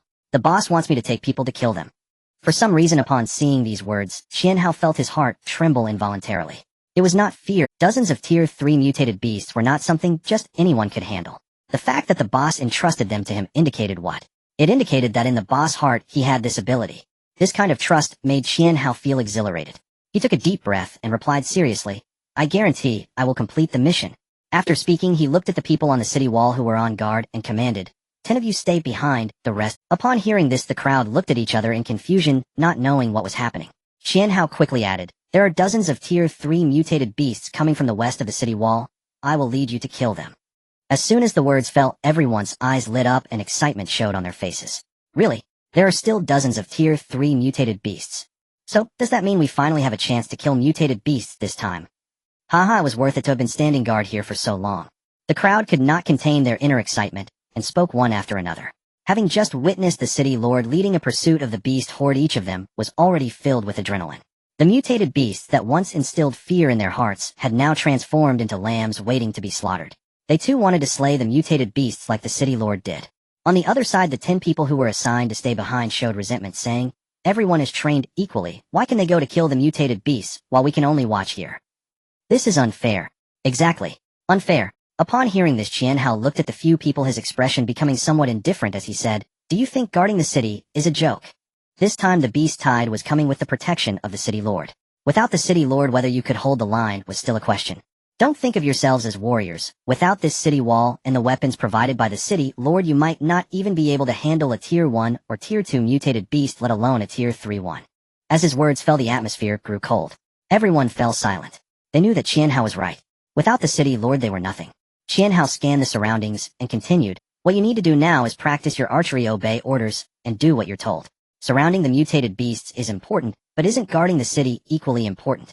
Let me tell you, none of you have the right to voice your opinions. When you can slay a tier 3 mutated beast by your own strength, then come and ask me why you should guard the city." The 10 people who were called out turned a little red upon hearing this. One of them looked up at Qianhao and said, "Instructor, we know we were wrong. Don't worry, we will complete the mission properly." The others echoed, "The instructor is right. We can talk and joke here because we are relying on the city lord. We have no right to complain. Whatever the city lord asks us to do, we will do it. But one day I will prove that I am stronger than the others. Next time we besiege the mutated beasts, I will definitely be among them."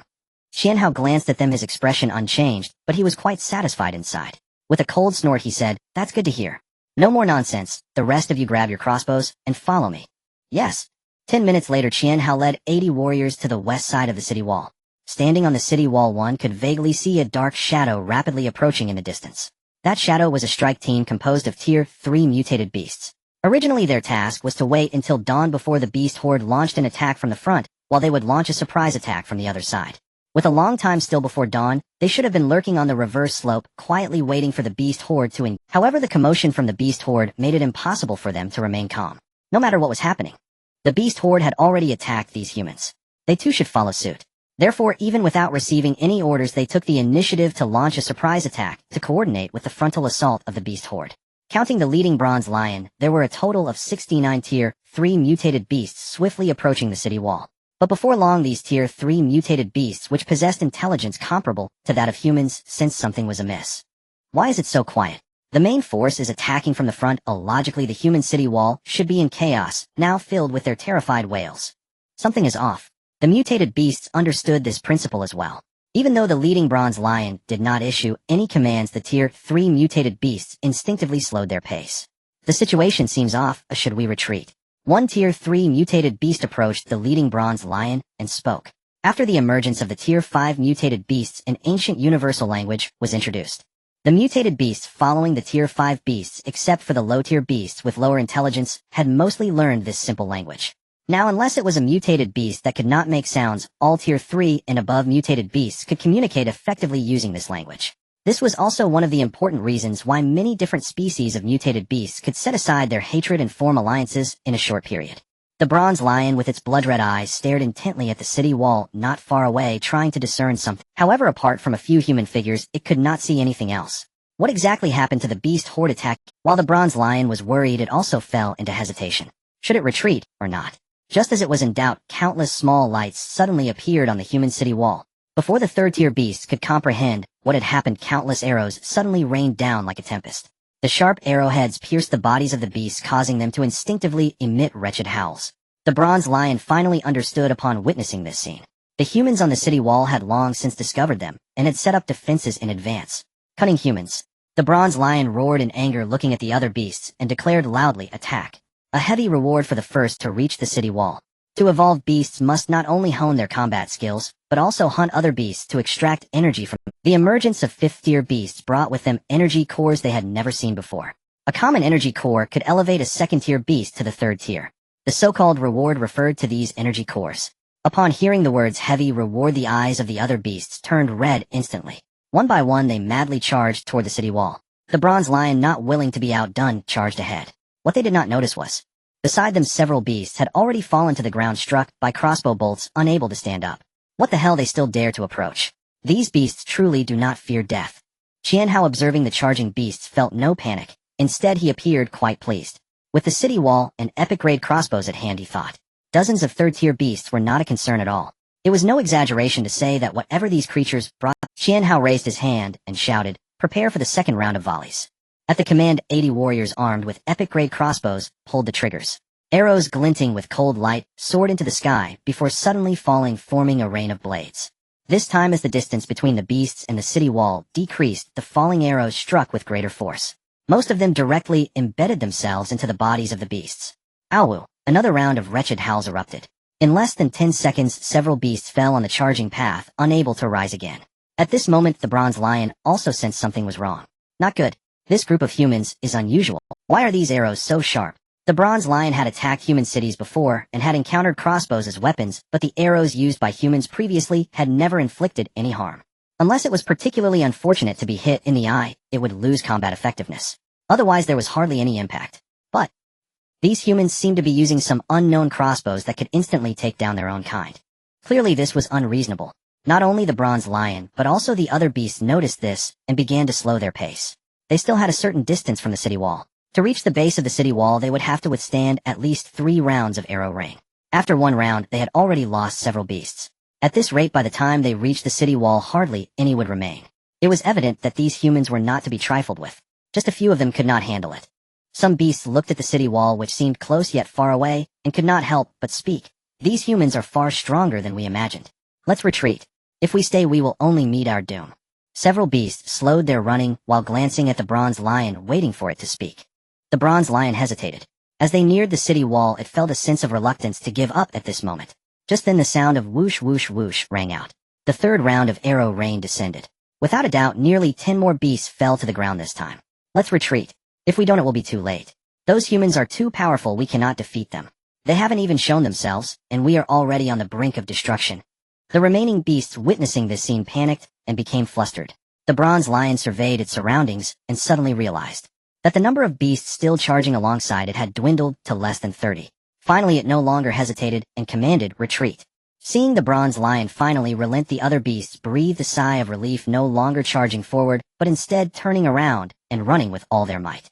They wanted to escape this deadly place. They are running already. Qianhao on the city wall was somewhat stunned as he saw the beasts change direction. He truly did not expect these beasts to be so timid, turning tail and fleeing after losing less than half of their number. But thinking about it, in a normal war, 1/3 of the forces could flee after sustaining losses. These beasts ran after losing half, which was already quite remarkable. They are running already. I haven't shot enough yet. How did I not notice before that these beasts are all cowards? Indeed, a group surrounding a city, yet they ran without even touching the walls. Ridiculous. Everyone felt somewhat disappointed at this scene, discussing among themselves. I was hoping to hit one of those beasts in the head, but it seems that's not going to happen. It's all volleys. My shooting skills are utterly useless now. Many appeared somewhat regretful. Some were eager to try, looking at Qianhao and asking, "Instructor, should we pursue them?" Qianhao glared at that person and replied impatiently, "Do you think you can stay calm once you leave the city? Everyone here must remain vigilant. If those beasts dare to return, kill them without mercy. Leave not a single one alive." Understood. Everyone tightened their grip on their crossbows, their eyes once again focused ahead. Qianhao opened the survival handbook and sent a message to Su Ming. "Boss, those beasts attempted to attack the city, but were repelled by us." After a pause, he added, "If nothing unexpected happens, they should have fled." "How many escaped?" Su Ming inquired. Qianhao thought for a moment and replied, "Probably half, over 30. So you mean Qianhao and the others killed nearly half of the third-tier beasts?" Su Ming remarked, "Did not expect you to leave behind so many beasts. Well done. Don't worry about the ones that fled. You take a few people back to rest, and when dawn arrives, send in a new group." Understood. Qianhao, who had been uneasy about letting over 30 beasts escape, could not help but smile upon hearing the Lord's praise. Su Ming closed the survival handbook, stood up, and looked at the busy crowd, asking, "How many beasts are still unprocessed?" Someone estimated and replied, "Lord, there are still several hundred." Su Ming opened the shop and began to list the goods. Goods: a piece of fresh meat, 500 low-grade beast meat can be exchanged for 50 units of spirit stone. Goods: a piece of fresh meat, 50 meat from a third-grade beast, the black blood jackal. Consuming it can enhance physical quality, can be exchanged for 500 units of spirit stone. Goods: a piece of fresh meat, 50 meat from a third-grade beast, the giant lizard. Consuming it can enhance physical quality, can be exchanged for 500 units of spirit stone. Different beast meats have varying effects when consumed, and their values differ accordingly. Low-grade beast meat mostly satisfies mere cravings. Unless consumed in large quantities, it can only slightly enhance physical quality. In contrast, consuming just a piece of high-grade beast meat can noticeably enhance physical quality. However, after reaching a certain level, consuming more high-grade beast meat no longer has any effect. To continue improving physical quality, one must use the blood of high-grade beasts to create potions or directly consume the hearts of high-grade beasts. The former is relatively safe. The latter may lead to unforeseen incidents, such as failing to absorb the contained energy and ultimately exploding. Has Su Dalao updated his inventory? It's actually food. Soon someone entered Su Ming's shop looking at the various foods inside. Everyone was shocked. Right now, with beasts going wild, everyone is short on food. How does Su Dalao still have extra food to sell, and such a large amount at that? Meat from the giant lizard, and also meat from the black blood jackal. These are all from third-grade beasts. How did Su Dalao acquire them? Look! Su Dalao is still updating the inventory. Third-grade beasts, still third-grade beasts. Everyone widened their eyes watching the new goods continuously appear in the shop. For a moment they were so shocked that they couldn't speak. During this period, beasts seemed to go mad, attacking humans. Most people could only huddle together for warmth, barely surviving, eating tree bark if they could find it, or even dirt if they had none. Only a few strong factions had the ability to kill beasts. However, the meat obtained could barely sustain the upper echelons, let alone be sold. Looking at the dozens of types of third-grade beast meat in the shop, everyone was momentarily at a loss for words, only able to silently lament. Su Dalao truly deserves his reputation.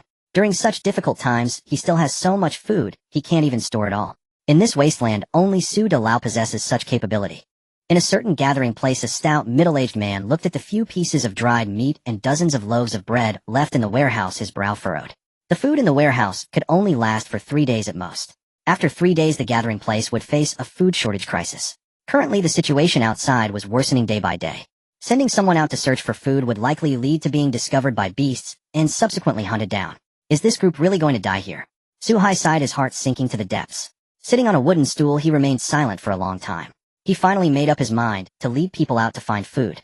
Staying in the gathering place means death. Going out also means death. It's better to take a gamble. Perhaps they could find food and survive this hard time. Brother, stop what you're doing. Suhai suddenly stood up, looking at the followers still vigorously mining around him. Around him, more than 30 miners stopped their work, all looking at Suhai. Suhai scanned the surroundings and said solemnly, I need to clarify something with everyone. The food we've been trading is almost used up, and no matter how we save it, it can only last for 3 days. So I want to take everyone out to see if we can find some food. If we really can't find any, we'll look for any lone beasts and take one down.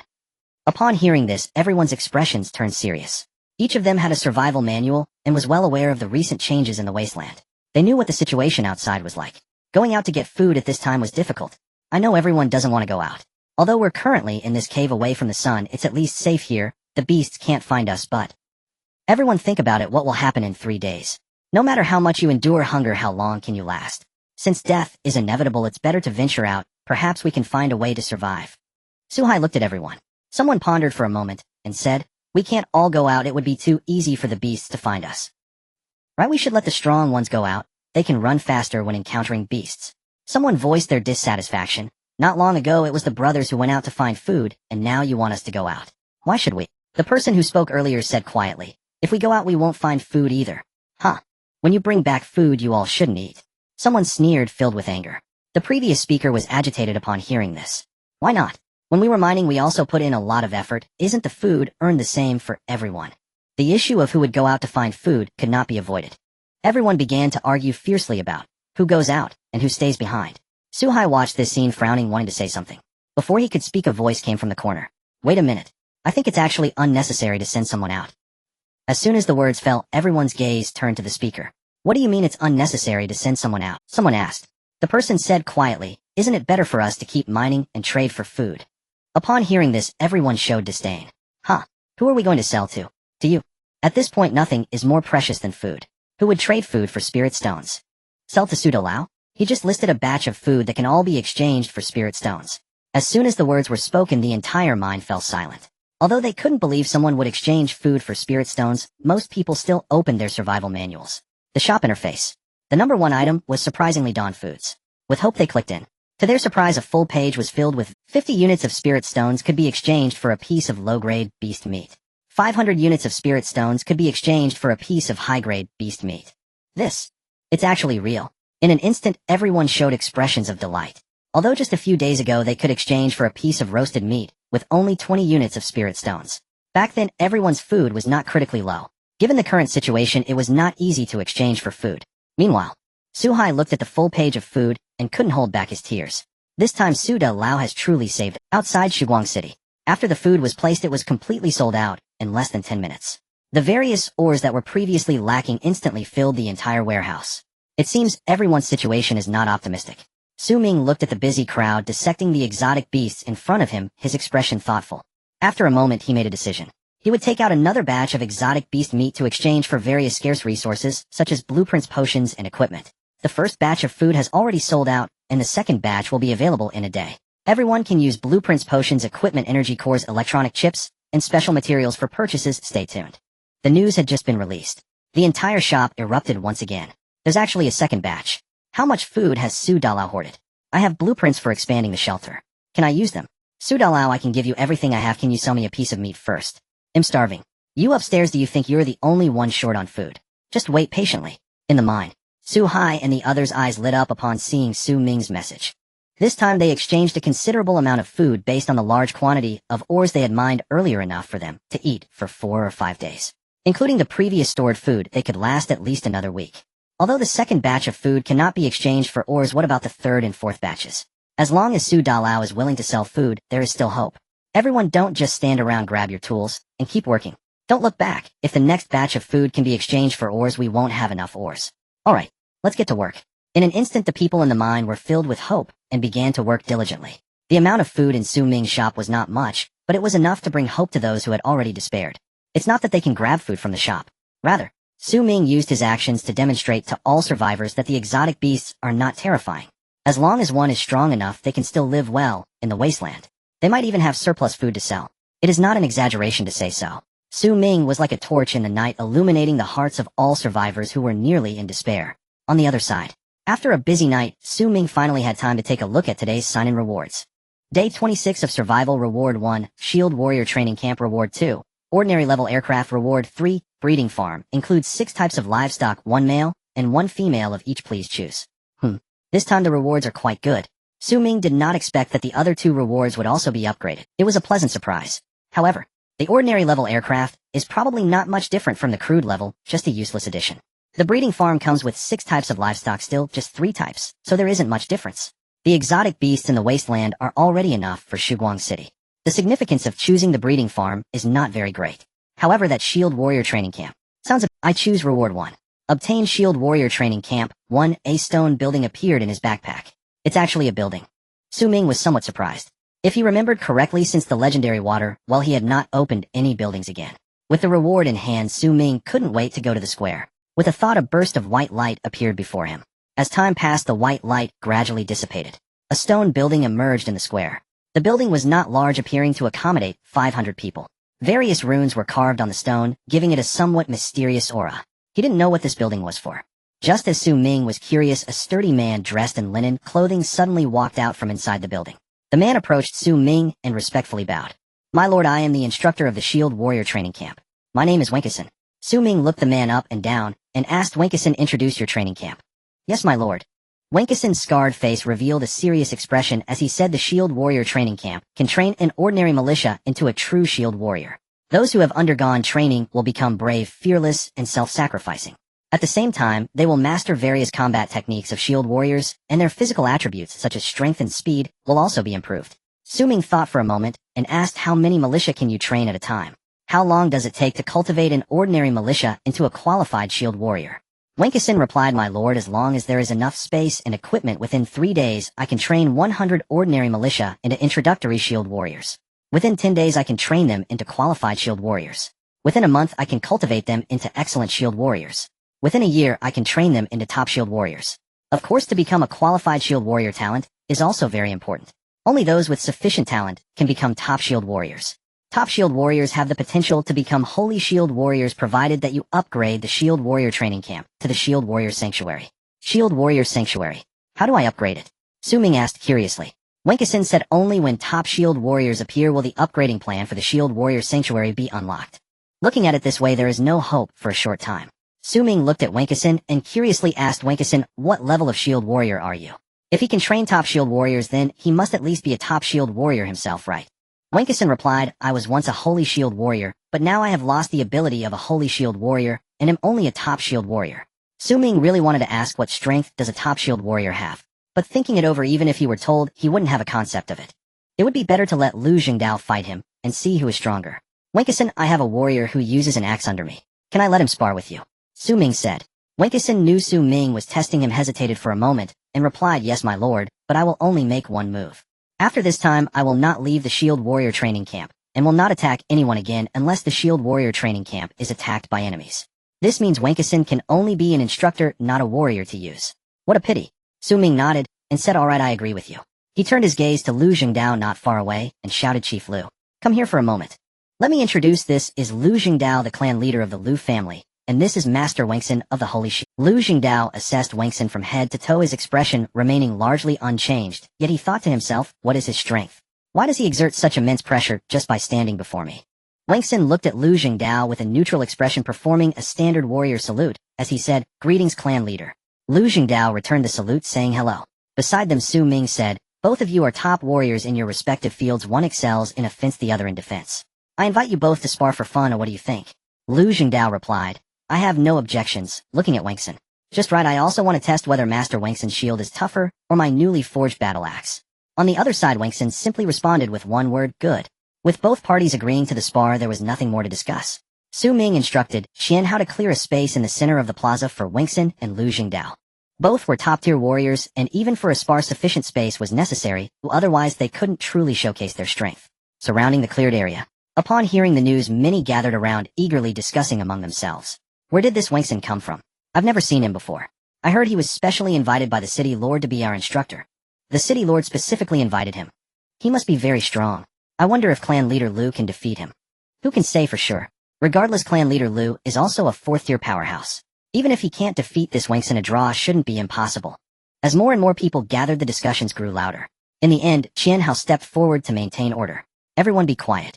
A duel between top warriors is not something you can see every day. You lot keep your eyes wide open and pay attention. Watch closely and learn, understand. Upon hearing this, everyone fell silent, their expressions turning serious. Indeed, a spar between two top-tier fourth-level warriors is a scene that can only be witnessed in the entire Wasteland in places like Dawn City. Master Wangsan, are you ready? Su Ming stood aside, acting as the referee. Wangsan nodded, not saying anything further. Su Ming then turned to Lu Jingdao, asking, what about you, clan leader? Lu Jingdao also nodded. At this moment, both of their attentions were fully focused on each other. In a battle between experts, if either side reveals a flaw, they could very well lose the entire spar. Since both of you are ready, I declare the spar officially begins. As Su Ming's voice fell, he immediately stepped back a few paces, maintaining a distance. Lu Jingdao, wielding a massive axe, had already leapt into the air. The giant axe he held, as if imbued with the power of thunder, came crashing down towards Wangsan. If that axe struck true, even a fourth-tier beast would be left crippled. The onlookers were instantly excited at the sight. Look at that. The axe swings with such force that you can feel the gust from a distance. If it were me, that axe would chop me in half. No kidding. Even a third-tier beast wouldn't be able to withstand it. How could you compare with a third-tier beast?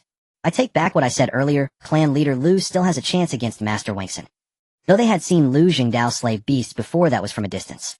Now with Lu Jingdao and his terrifying giant axe right before their eyes, the visual impact was entirely different. The crowd realized the immense gap between themselves and fourth-tier warriors. Even if given decades, they might not be able to reach Lu Zhengdo's level. While the crowd was in awe, Wangsan, facing the giant axe, remained remarkably calm. He didn't even blink as the axe came crashing down. With a composed demeanor, he raised his shield, directly blocking Lu Zhengdo's attack. Both began with a straightforward confrontation, employing only the most practical techniques. In an instant, the giant axe struck Wangsan's shield. In the next second, a faint golden light enveloped Wangsan's shield, completely nullifying the force of the blow. As the axe struck the shield, the resulting power transformed into an invisible shockwave, rapidly expanding from the two warriors. The surrounding spectators were knocked back half a step by the shockwave. So powerful. The crowd looked on in disbelief at what was unfolding before them.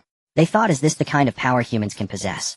Having failed to land a hit, Lu Jingdao felt a chill in his heart. He had used 80% of his strength for that axe, and he had thought that even if he couldn't break through the shield, he could at least force the opponent back a few steps. But in reality, the other party stood firmly in place, not moving an inch. Such incredible composure couldn't be achieved merely by having a good shield. Just from that single exchange, Lu Jingdao made his assessment. This fellow in front of him was at least half a tier stronger than himself. In other words, this guy's strength was likely close to the 5th tier, or perhaps equivalent to the 5th tier. His thoughts stemmed from the fact that Lu Jingdao had never encountered a 5th tier beast, so he didn't know just how powerful they were. Although he recognized that the opponent was stronger, admitting defeat wasn't Lu Xingdo's style. He took a few steps back to stabilize his stance. With a sudden surge of strength, his muscles bulged instantly. Gripping the handle of the giant axe, he charged towards Wangsun again. Break! With a roar, the giant axe came crashing down with the force of thunder, sweeping sideways towards Wangsun. The speed was incredibly fast, reaching a point where it was nearly invisible to the naked eye. The onlookers could only see the afterimage of the giant axe as it headed for Wangsun. With such strength, clan leader Lu could probably match a beast. The crowd gasped in amazement. It was known that the giant axe Lu Xingdao wielded could only be barely lifted by 2 or 3 ordinary people, let alone swung with force. Yet Lu Xingdao managed to swing it with such speed that it left an afterimage. It was simply inhuman. Looking at the other side, Wangsun remained surprisingly calm, his expression unchanged. Once again, he raised his shield, effortlessly blocking Lu Xingdo's attack. His movements conveyed a sense of ease, as if lifting a weight was a trivial matter. Before the crowd could fully express their astonishment, they witnessed Wangsun, having blocked the axe, embrace his shield and vanish from sight. When he reappeared, he was already in front of Lu Xingdao. At that moment, Wangsun seemed to merge with the shield. The shield was him. A single entity, a man and a shield, charged towards Lu Xingdao with unstoppable momentum. All of this happened in an instant. Lu Xingdao had no time to react, and could only instinctively raise the giant axe in his hand, attempting to block the incoming attack. Just when he thought he would be struck with tremendous force, Wangsun suddenly stopped, standing firmly before him with a shield. The golden shield was merely half a step away from his battle axe. This person is incredibly strong. Lu Xingdo's eyes widened as he stared at Wangsun, disbelief etched across his face. Before this, he could never have imagined that someone could wield their body's power with such finesse. One moment he was surrounded by an unstoppable, thunderous momentum. The next, he stood still, as if nothing had happened. At this moment, Lu Xingdao was almost certain that the warrior named Wangsun possessed 5th-tier strength. Only a 5th-tier powerhouse could wield such formidable power. I concede. Lu Xingdao looked at Wangsun and readily admitted defeat. Wangsun, with an indifferent expression, said, "Your battle axe is fiercer than I imagined. With more practice, you will find a broader world awaiting you." Lu Xingdao listened, momentarily taken aback, then bowed respectfully, saying, "Thank you for your guidance." Though their styles differed, ultimately, they were both warriors. The opinion of a 5th-tier warrior was incredibly valuable and worthy of his remembrance. After admitting defeat, Lu Xingdao appeared quite calm as he approached Su Ming, exclaiming, "There truly is a wealth of talent around the lord of the city. I had tried to overestimate Master Wangsun's strength, but it turns out I still underestimated him in the end." Su Ming smiled and patted Lu Xingdao on the shoulder, saying, "With more practice, it won't be long before you can reach." Lu Xingdao replied, "To reach Master Wangsun's level, merely honing my skills may not suffice. If I can attain his current strength within 10 years, I would be content." Su Ming chuckled, not denying it. It is known that Wangsun was once a holy shield warrior. Now, even with only the strength of a top-tier shield warrior, he could easily defeat Lu Xingdao. This shows that it won't be easy for Lu Xingdao to catch up to Wangsun's pace. After this match, Su Ming also formed a certain judgment regarding Wangsun's strength. At the very least, he was a top-tier 4th-tier warrior, and possibly even 5th-tier. A warrior as formidable as this, if he could leave the shield warrior training camp, then there would be no enemies for Radiant City to worry about in the Wasteland. Unfortunately, he would not leave the training camp. However, being able to invite him as an instructor for the shield warrior training camp was already a stroke of luck. There was no need for excessive expectations. "Sir, I have completed the match." Wangsun approached Su Ming with a still indifferent expression. Su Ming looked at him, contemplated, and asked, "Do you have any requirements for recruiting students?" Wangsun replied solemnly, "As long as one can pass the training camp's trials, they can become my student." The training camp's trials? Su Ming did not quite understand the meaning of this statement. Wangsun explained, "You can have your warriors enter the training camp to undergo the trials. Those who gain the training camp's recognition can become my students. Of course, those who pass the trials can also choose to forego the opportunity to become shield warriors and accept other inheritances. Since that is the case, it would be best to let some people give it a try and see how difficult it is to gain the training camp's recognition." Su Ming looked at the warriors nearby who were watching with interest and spoke, "You have all witnessed Master Wangsun's strength. To be honest, Master Wangsun is the instructor I have invited to the shield warrior training camp. In a while, I will select some of you to enter the shield warrior training camp.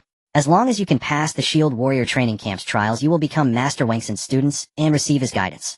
As soon as he finished speaking, a cacophony of discussions erupted throughout the square. The shield warrior training camp. What is a shield warrior?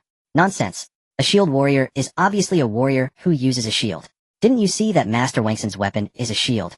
Master Wangsun is so powerful, if I could receive his guidance, I wouldn't say I could reach the 3rd or 4th tier, but at the very least, becoming a 2nd-tier warrior wouldn't be a problem. Of course, the problem is whether you are willing to become a shield warrior. Just by the name, one can tell that this isn't an exactly shield warriors will be the first to charge into battle. It's too dangerous. I would rather be a crossbowman. Where in the Wasteland is there no danger?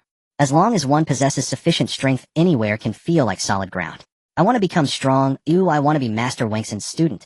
Different people had different opinions when facing this opportunity. Some wanted to become shield warriors while others dismissed the idea. However, many remained indecisive, torn between not wanting to be a human shield and not wanting to give up this opportunity. The discussions around them reached the ears of Su Ming and Wangson. Wangson calmly stated, "Those who fear for their lives can never become qualified shield warriors." Su Ming understood his meaning upon hearing this and spoke again. "Today I will select 10 people to enter the shield warrior training camp for the trials. Those who wish to become shield warriors step forward." As soon as he finished speaking, the entire square fell silent. The next moment, a robust-looking middle-aged man stepped forward to Su Ming. "Lord of the city, my name is Chu Feng. I wish to become a shield warrior and defend Radiant City with my body." Su Ming looked at him smiling and said, "I believe you will achieve your wish." Onlookers saw someone step forward and also no longer hesitated approaching Su Ming. "Lord of the city, I also want to become a shield warrior." "Lord of the city, me too." "Me too." In less than 3 minutes, 30 to 40 people stood before Su Ming. The willingness of these individuals to step forward indicated that they were mentally prepared. At the very least, they would not turn tail and flee before even seeing the enemy. "Good. You. And you 10 of you step forward and enter the shield warrior training camp to undergo the Su Ming selected 10 individuals in the order they stepped forward. The 10 individuals displayed joy on their faces and bowed, saying, "Thank you, Lord of the city." Then the 10 of them followed Wangson into the newly established shield warrior training camp. Those who were not selected showed disappointment, regretting not stepping forward sooner. Su Ming looked at them and said, "These 10 individuals are only the first batch. In the future, anyone who wishes to become a shield warrior can enter the shield warrior training camp for the trials. Only those who pass the trials will have the opportunity to become shield warriors. So in the future, anyone who wants to become a shield warrior can go in." "That's great." Upon hearing this, the crowd became excited again. Su Ming glanced at them and waved his hand, saying, "Those wishing to undergo trials come back tomorrow. Everyone disperse and get back to what you were doing." The crowd bowed in unison, saying, "Yes, Lord of the city." On the other side, Chu Feng and his 10 companions followed Wen Kassen into the shield warrior training camp. Although it was called a training camp, it resembled more of an auditorium. In the center of the auditorium lay a dilapidated wooden shield. This is the sacred shield used by the first holy shield warrior, the founder of the shield warrior training camp. It contains extraordinary power, and besides that long-gone predecessor, no one else can wield it. When Kassen walked at the front introducing, the 10 individuals instinctively looked at the wooden shield, their expressions turning somewhat strange. To their eyes, this so-called shield that contained extraordinary energy was merely a decaying wooden shield, likely incapable of withstanding even a single arrow. However, when Kassen, as the instructor, had his reasons for saying so, they only needed to agree. They continued. They then noticed several portraits hanging between the windows on both sides. The figures in the paintings varied. There were elderly men with white hair, strong middle-aged men, delicate young people, ugly dwarfs, and beautiful young girls. In total, there were 29 portraits. When Kassen glanced back at them and said, "The individuals in these portraits were all holy shield warriors who emerged from the training camp. In their time, each of them shone brightly and was revered by the world." Hearing this, the faces of Chu Feng and his companions displayed both surprise and respect. They had already heard Wen Kassen speak about it before. His strength was merely that of a top-tier shield warrior, and a top-tier shield warrior was just qualified to become a holy shield warrior, nothing more. Each of the figures in the portraits was a holy shield warrior. In other words, each was a powerhouse above the 5th tier. Regardless of the era, the strong are always revered. However, it was somewhat unexpected that the beautiful young girl was also a holy shield warrior. When Kassen led the group forward until they arrived in front of a massive banner. The banner was white, devoid of any extra colors. 2 golden shields were depicted on it, crossed to form an insurmountable iron curtain. It looked very solemn, evoking a sense of reverence. When Kassen stood beneath the banner looking at the 10 individuals with a neutral expression, saying, "Close your eyes and prepare to accept the test of the shield warrior training camp." How can one take a test with their eyes closed? Chu Feng and the others felt puzzled. However, after thinking it over, they decided to obediently comply and close their eyes. Time passed second by second. When Kessen's voice did not sound again. Had the test begun? With his eyes tightly shut, Chu Feng felt quite conflicted. On one hand, he wanted to open his eyes and ask Wen Kassen. On the other hand, he feared that closing his eyes was part of the test, and if he opened them first, he would fail. Time continued to elapse. Chu Feng felt his legs starting to tingle from standing still. There was still no sound around. Just as he was about to lose his patience, a sudden cacophony erupted around him. The chaotic noise gradually became clearer. It was the terrified and panicked cries for help of a crowd. "Help us! Please save us! It's over this time, we are all done for. The beast has breached the city gate, and we are all going to die. Wah wah wah." The cries of children, wails of despair, and frantic pleas for help mixed together, reaching Chu Feng's ears. In an instant he was bewildered. What was happening? Had the city of Dawn been breached by beasts? How could that be possible? Moreover, where did the children in Dawn City come from? Finally, unable to contain his curiosity and confusion any longer, he opened his eyes. Where is this? Upon seeing the scene before him, Chu Feng was stunned. He found himself in a completely unfamiliar city. Surrounding him were people dressed in modern clothing, each with fearful expressions fleeing in all directions. Men, women, the elderly, and children pushed against each other, all trying to escape. Chu Feng wanted to stop one person and ask about the situation. At that moment, a terrifying roar suddenly came from not far away. Roar, is that a bronze lion? Hearing the sound, Chu Feng's expression changed. He had just heard this type of beast roar. There was no mistake. After all, this was a third-tier beast. With his strength, without an epic-grade crossbow, he could barely defeat even a first-tier beast, let alone a third-tier. A single paw of the bronze lion could easily send him flying. Listening to the beast's roar so close at hand, Chu Feng's mind went blank, leaving only one thought. Run. No matter what happened, staying here meant only one road to death. To survive, he had to flee this place. As for what was going on, that could be dealt with later. With that thought, Chu Feng instinctively wanted to flee. However, before he could move, a 4- or 5-year-old child suddenly clung to his leg, crying out, "Uncle, save me. Please help me." Chu Feng instinctively looked down and saw a tender face. The child's face was covered in dirt, tears, and mucus flowing down like rainwater mixing with the grime, making him look extremely pitiful. Roar. The roar of the bronze lion sounded again. Compared to the previous time, it was even closer. Damn it. Chu Feng cursed, picking up the child as quickly as possible and sprinting backward. After running for a short, while he felt a chill behind him. At the same time, the roar of the bronze lion erupted. That beast is right behind us. In an instant, Chu Feng made a judgment. At that moment, the instinct to survive told him to throw the child in his arms. Not only would this lighten his burden and allow him to run faster, but it would also draw the bronze lion's attention away from him, allowing him to escape. Most people in critical moments, especially when their lives were at stake, would lose their ability to think. Just like Chu Feng, after being chased by the bronze lion for a while, his mind went completely blank. He simply had no time to think about why he was here, where this place was, or why there was a bronze lion-type beast. All that filled his mind was one thought, the most primal instinct of humanity: to survive. Now, to survive, he had only one choice: to throw the 5- or 6-year-old child he didn't even know out. If he threw the child away, he could live. If he didn't throw the child away, both he and the child would die. In that moment, Chu Feng was caught in a struggle. Roar. The roar of the bronze lion rang out once more. This time it was almost deafening in Chu Feng's ears. Damn it. In this life-and-death moment, Chu Feng's eyes turned red with desperation. Gritting his teeth, he finally made a decision. He held the child tightly in his arms and suddenly threw him out. However, he did not throw him toward the bronze lion, but in the opposite direction. Either way, it's death. In one, Chu Feng shouted bravely, picking up a broken plastic basin from the ground. His red eyes fixed on the bronze lion that was several times larger than himself, showing no intention of retreat. The bronze lion's scarlet eyes were fixed on Chu Feng. Come on, kill me. Chu Feng roared as if this could banish his fear. In that moment, he truly forgot his fear. There were no epic crossbows, no towering walls, no godlike lore. At this moment, he held only a broken plastic basin in his hand. Yet he possessed unprecedented courage. He screamed and roared, trying to enrage the bronze lion to delay its advance and give the child behind him a chance. This time he was doomed regardless. If that child could escape, it would not be in vain for him to be devoured by the bronze lion. Chu Feng continued to roar. Unbeknownst to him, the bronze lion gazed at him with a calm expression, even showing a hint of admiration. Meanwhile, the surrounding environment began to change. The chaotic shouts gradually quieted down. As the collapsed houses were rebuilt, the bronze lion transformed into a phantom and vanished into the air. When Chu Feng regained his senses, he found himself still in the hall of the Shield Warrior training camp. What was going on? Could it be that everything just now was an illusion? Did he dream? If it was just a dream, then it was too real. Congratulations, you have passed the training camp's test.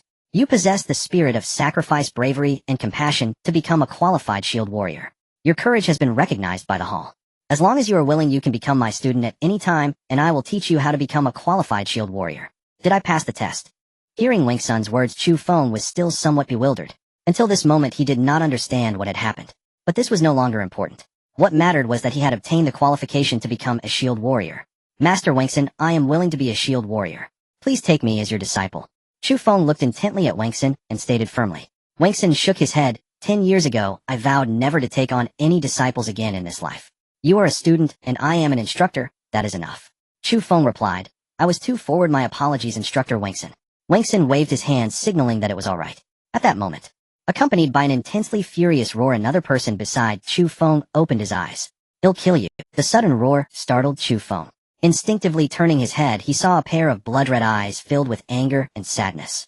Wang Sun also looked at that person calmly, saying, Congratulations, you have passed the training camp's test. You possess. The words were the same as before.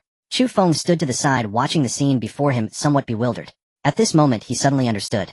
It turned out that the dream from earlier was the test of the training camp. If at that moment he had not chosen to face the bronze lion alone, but instead used the child in his arms as bait to throw at the bronze lion, then he would never have passed the test and obtained the qualification to become a shield warrior. I am willing to be a shield warrior. The same scene played out once more. The first batch of people taking the training camp test were all determined to become shield warriors. Since they passed the test, they naturally would not give up. An hour passed, and 7 more people passed the test, expressing their willingness to join the shield warriors. Out of 10, 9 passed the test, leaving only the last person who remained with closed eyes, sweat covering his forehead. Chu Feng and the others stood to the side quietly waiting. For them, passing the test was neither as simple as it sounded nor as difficult. If given another chance, they would still make the same choice, adhering to their principles. Time passed by second by second. The remaining person was drenched in sweat, looking as if he had just been pulled from a river. In the next moment, he suddenly opened his eyes, letting out a terrified shout, "No!" Wangsun looked at him, his expression still indifferent, but a hint of disdain flickered in his eyes. "Go back, you are not suited to be a shield warrior." The person had just awakened from the dream, his expression still filled with. Upon hearing Wangsun's words, a look of confusion appeared on his face. Seconds later, realizing what had happened, his face turned pale. He stammered, "Master Wangsun, give me another chance this time. I definitely won't run away. I promise I won't." Wangsun looked at him and said coldly, "The test is only once. You have already made your choice. Leave now." After a pause he added, "Not becoming a shield warrior is not a shameful thing. Perhaps other legacies are more suited to you." Wangsun, though disdainful of those who failed the test. But those who passed the test were not many. Those who did not pass were not necessarily evil. They simply loved themselves a bit more, which is only human nature.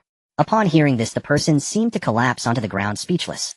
In the end, it was the others who helped him out of the hall. The remaining 9 stayed in the hall quietly waiting. "From now on, I will teach you how to become a qualified shield warrior. In the coming month, I will impart to you the fearless spirit of the shield warrior's combat skills and glorious history."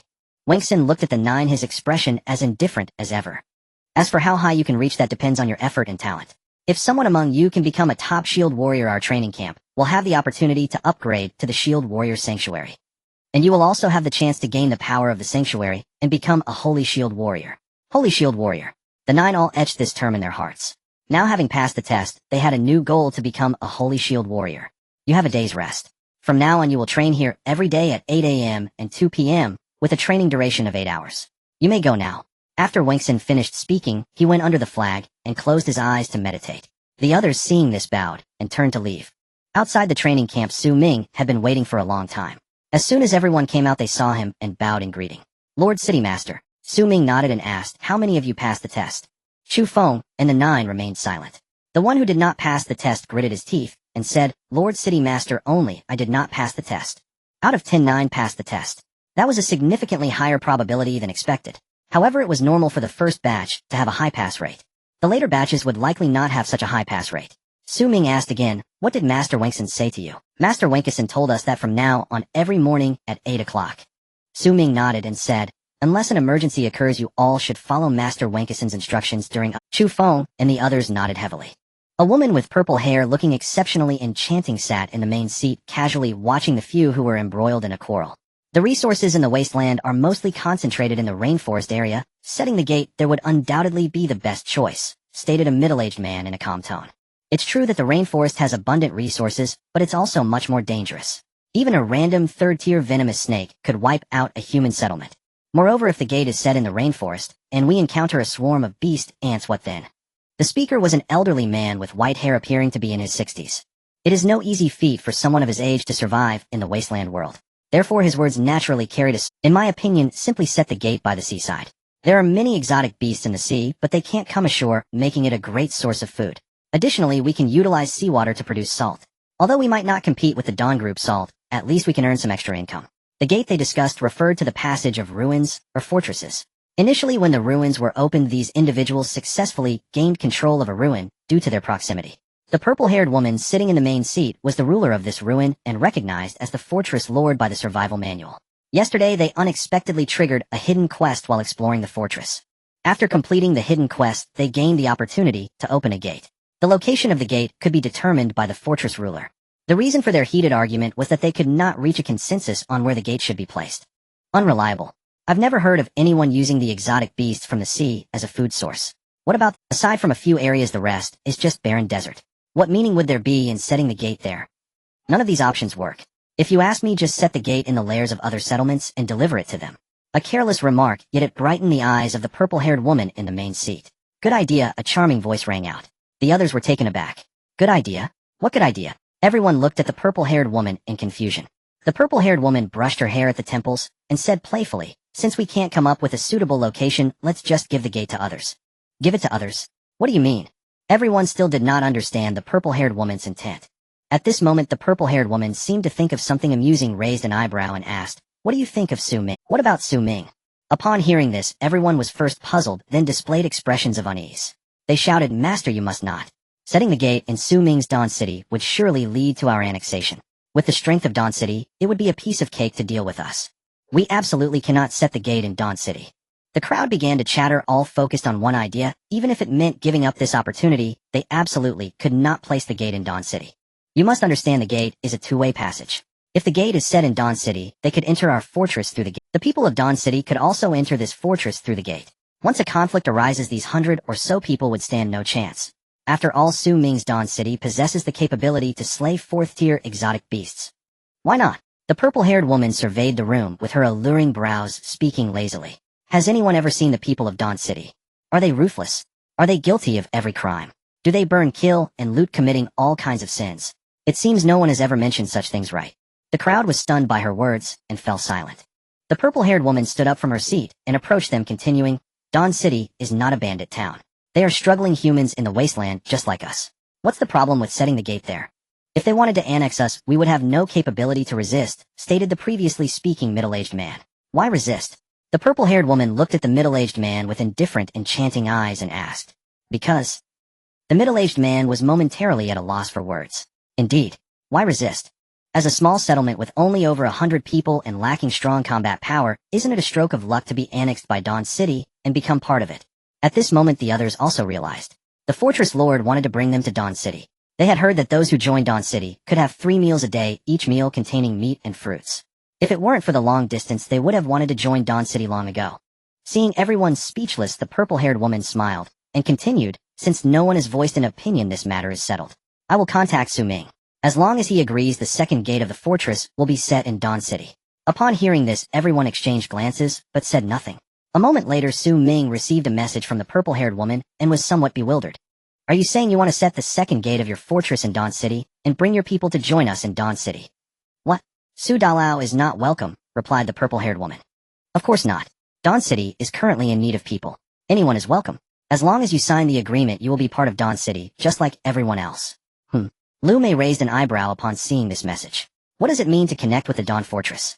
Could it be that different fortresses can connect with each other? All along, Lu Mei had harbored doubts about the true function of the fortresses.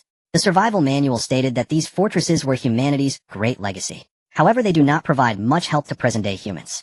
The creatures and rewards within the fortresses can at most offer some trivial assistance to humanity. It is a luxury, but not a necessity. Yet at this moment, Lu Mei suddenly realized. Perhaps the fortresses possess some undisclosed, more powerful abilities, such as connecting different fortresses together. Doors are indeed useful, but the conditions for opening them are too harsh. If different fortresses could connect without needing doors, the assistance to humanity would be unimaginable. It is no exaggeration to say that if all of this is true, then, as long as everyone unites, humanity will no longer be a scattering of isolated warriors, but a formidable force.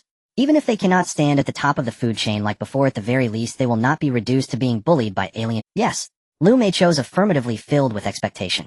In the next moment, a door leading to the void slowly appeared in the center of the fortress. At the same time, the door obtained from completing the task was still there. In other words, connecting different fortresses does not require a door.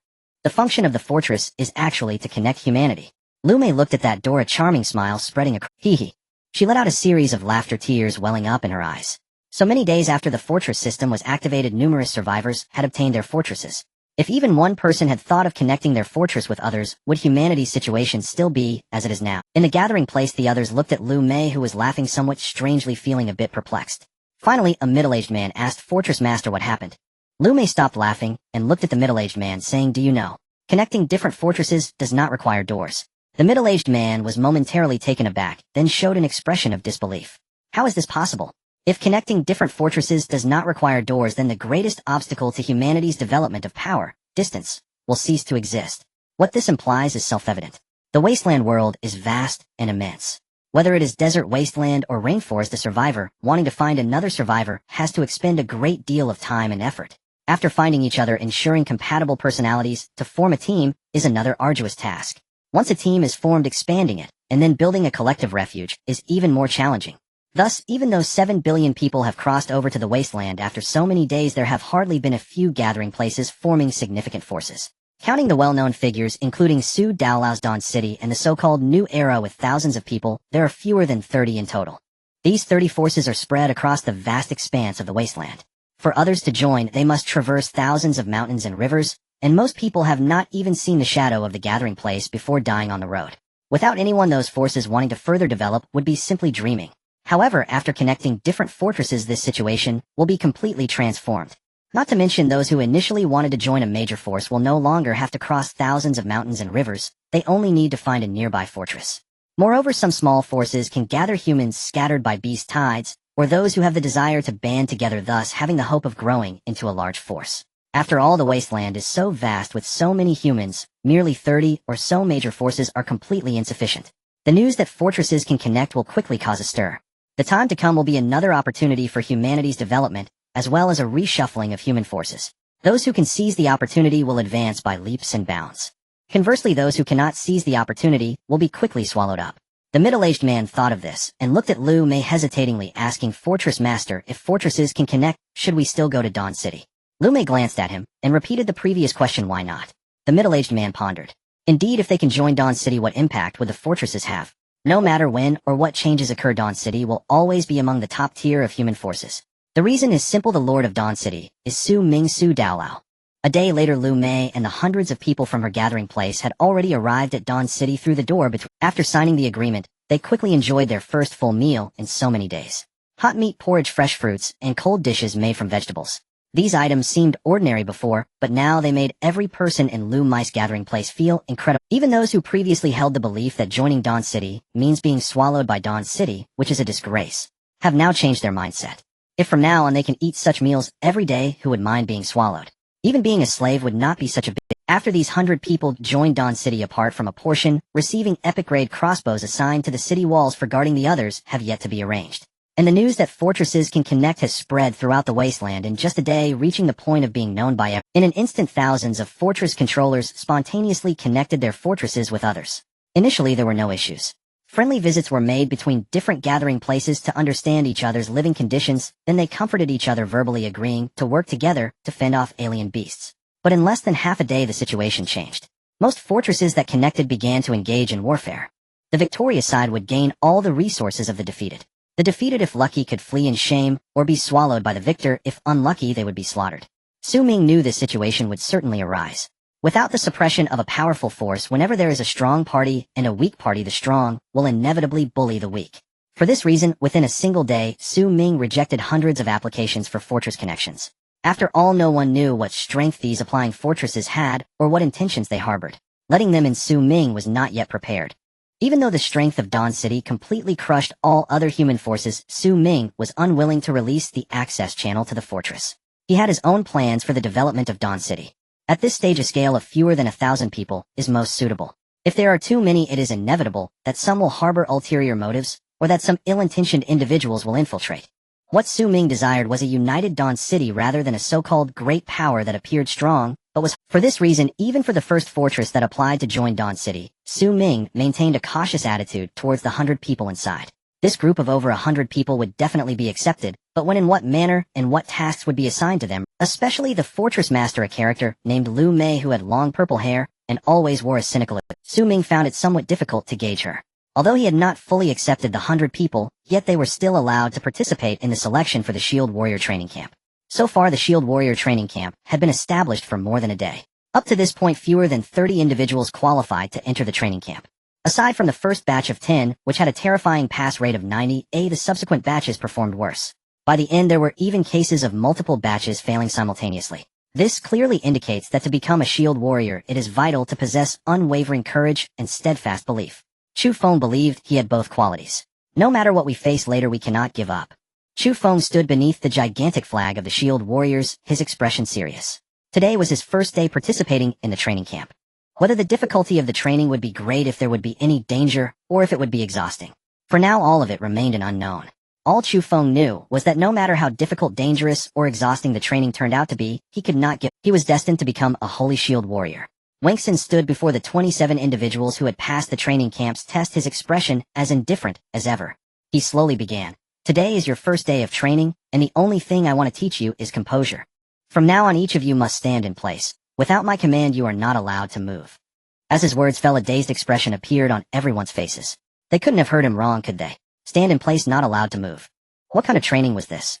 They had thought that by entering Master Wangsun's tutelage they would learn some top-notch combat techniques, but instead it felt like elementary school military training. Who could endure this? Some remained expressionless, but internally they felt displeasure. However, most people remained calm, standing still, as per Wangsun's orders. Especially Chu Feng, who didn't even blink. In his eyes, since Master Wangsun instructed them to do so, there must be a deeper reason behind it.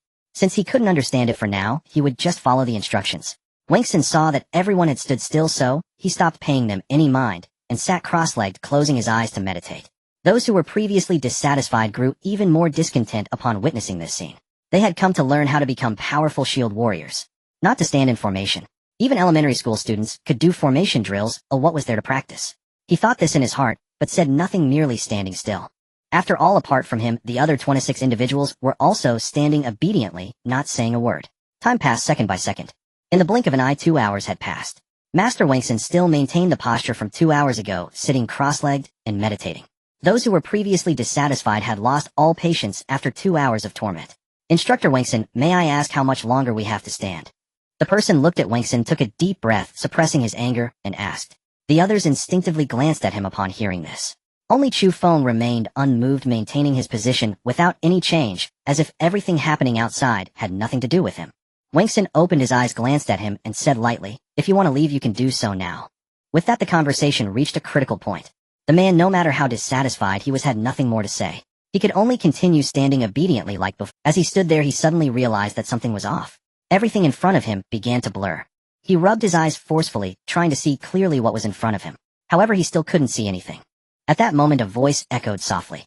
First training result, unqualified. Unqualified. The man was taken aback, just about to say something. He suddenly found himself sitting beneath the flag of the Shield Warriors Hall. The other 26 individuals were also seated around him, all with their eyes closed and expressions devoid of any emotion. Another dream. With prior experience the man quickly realized this time that everything he had just experienced was not real, but merely a dream. In the dream 2 hours had passed, while in reality, it was just the blink of an eye. Among the 27 people only he was unqualified, indicating that he alone could not endure to the end. As he lamented his actions, Master Wangsun's voice came from behind. Among the 5 training sessions, those who fail 2 assessments will lose their chance to become shield warriors. Next time I hope you can endure until the end. Hearing this the man opened his mouth to say something, but ultimately remained silent, simply saying, understood, thank you Master Wangsun. Regardless, there was still one more opportunity. A moment in the real world equated to several hours in the dream. After the man left, not long after, the remaining 26 individuals successfully endured a full 24 hours in the dream and moved on to the next phase of training. This time it was not merely standing still. Surrounding each person were various entities. Some were encircled by beautiful young ladies, while others were surrounded by charming women. Some were surrounded by a group of strong, muscular men. In addition to people, there were also piles of money, food, and all kinds of tempting items scattered around. Many gazed at these suddenly appearing things, their eyes betraying an uncontrollable greed. They knew these were mere illusions, completely unattainable. The moment they touched them, they would shatter. Yet despite this, they still could not restrain their inner impulses wanting to seize them.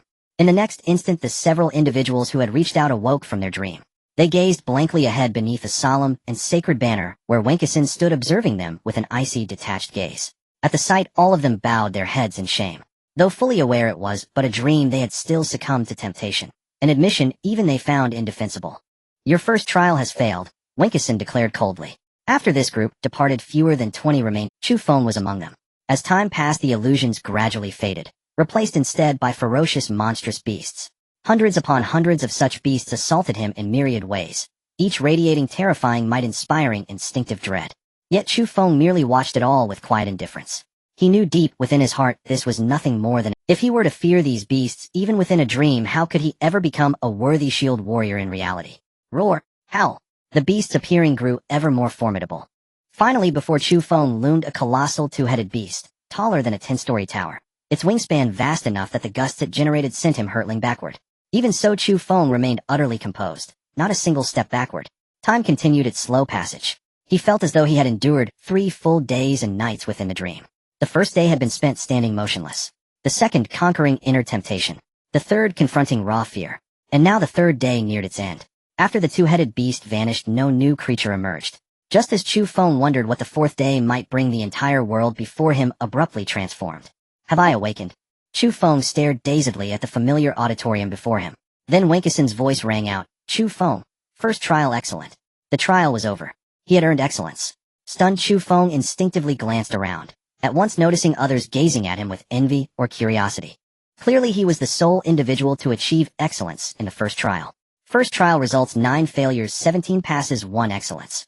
Winkison swept his gaze across the assembly and said calmly, this afternoon we begin the second trial. With that he closed his eyes and withdrew into silence. Hearing this, Chu Feng blinked in bewilderment. Had the morning session truly ended? So only 3 or 4 hours had elapsed in the real world. 3 days in the dream equaled 3 hours in reality, meaning each hour within the training camp carried the weight of 24. Rounded off, 1 day's training in the auditorium equaled an entire month's practice outside. If true mastery would come far sooner than imagined. Others grasped this implication too, their whispers swelling with excitement. 1 hour here matched a full day's training elsewhere. Such an opportunity was rare beyond measure, and their resolute choice to become shield warriors now seemed perfect. Lunch was brief. Soon after, the 27 trainees returned to the shield warrior training camp. Winkison stood before them, as always, expressionless, unyielding.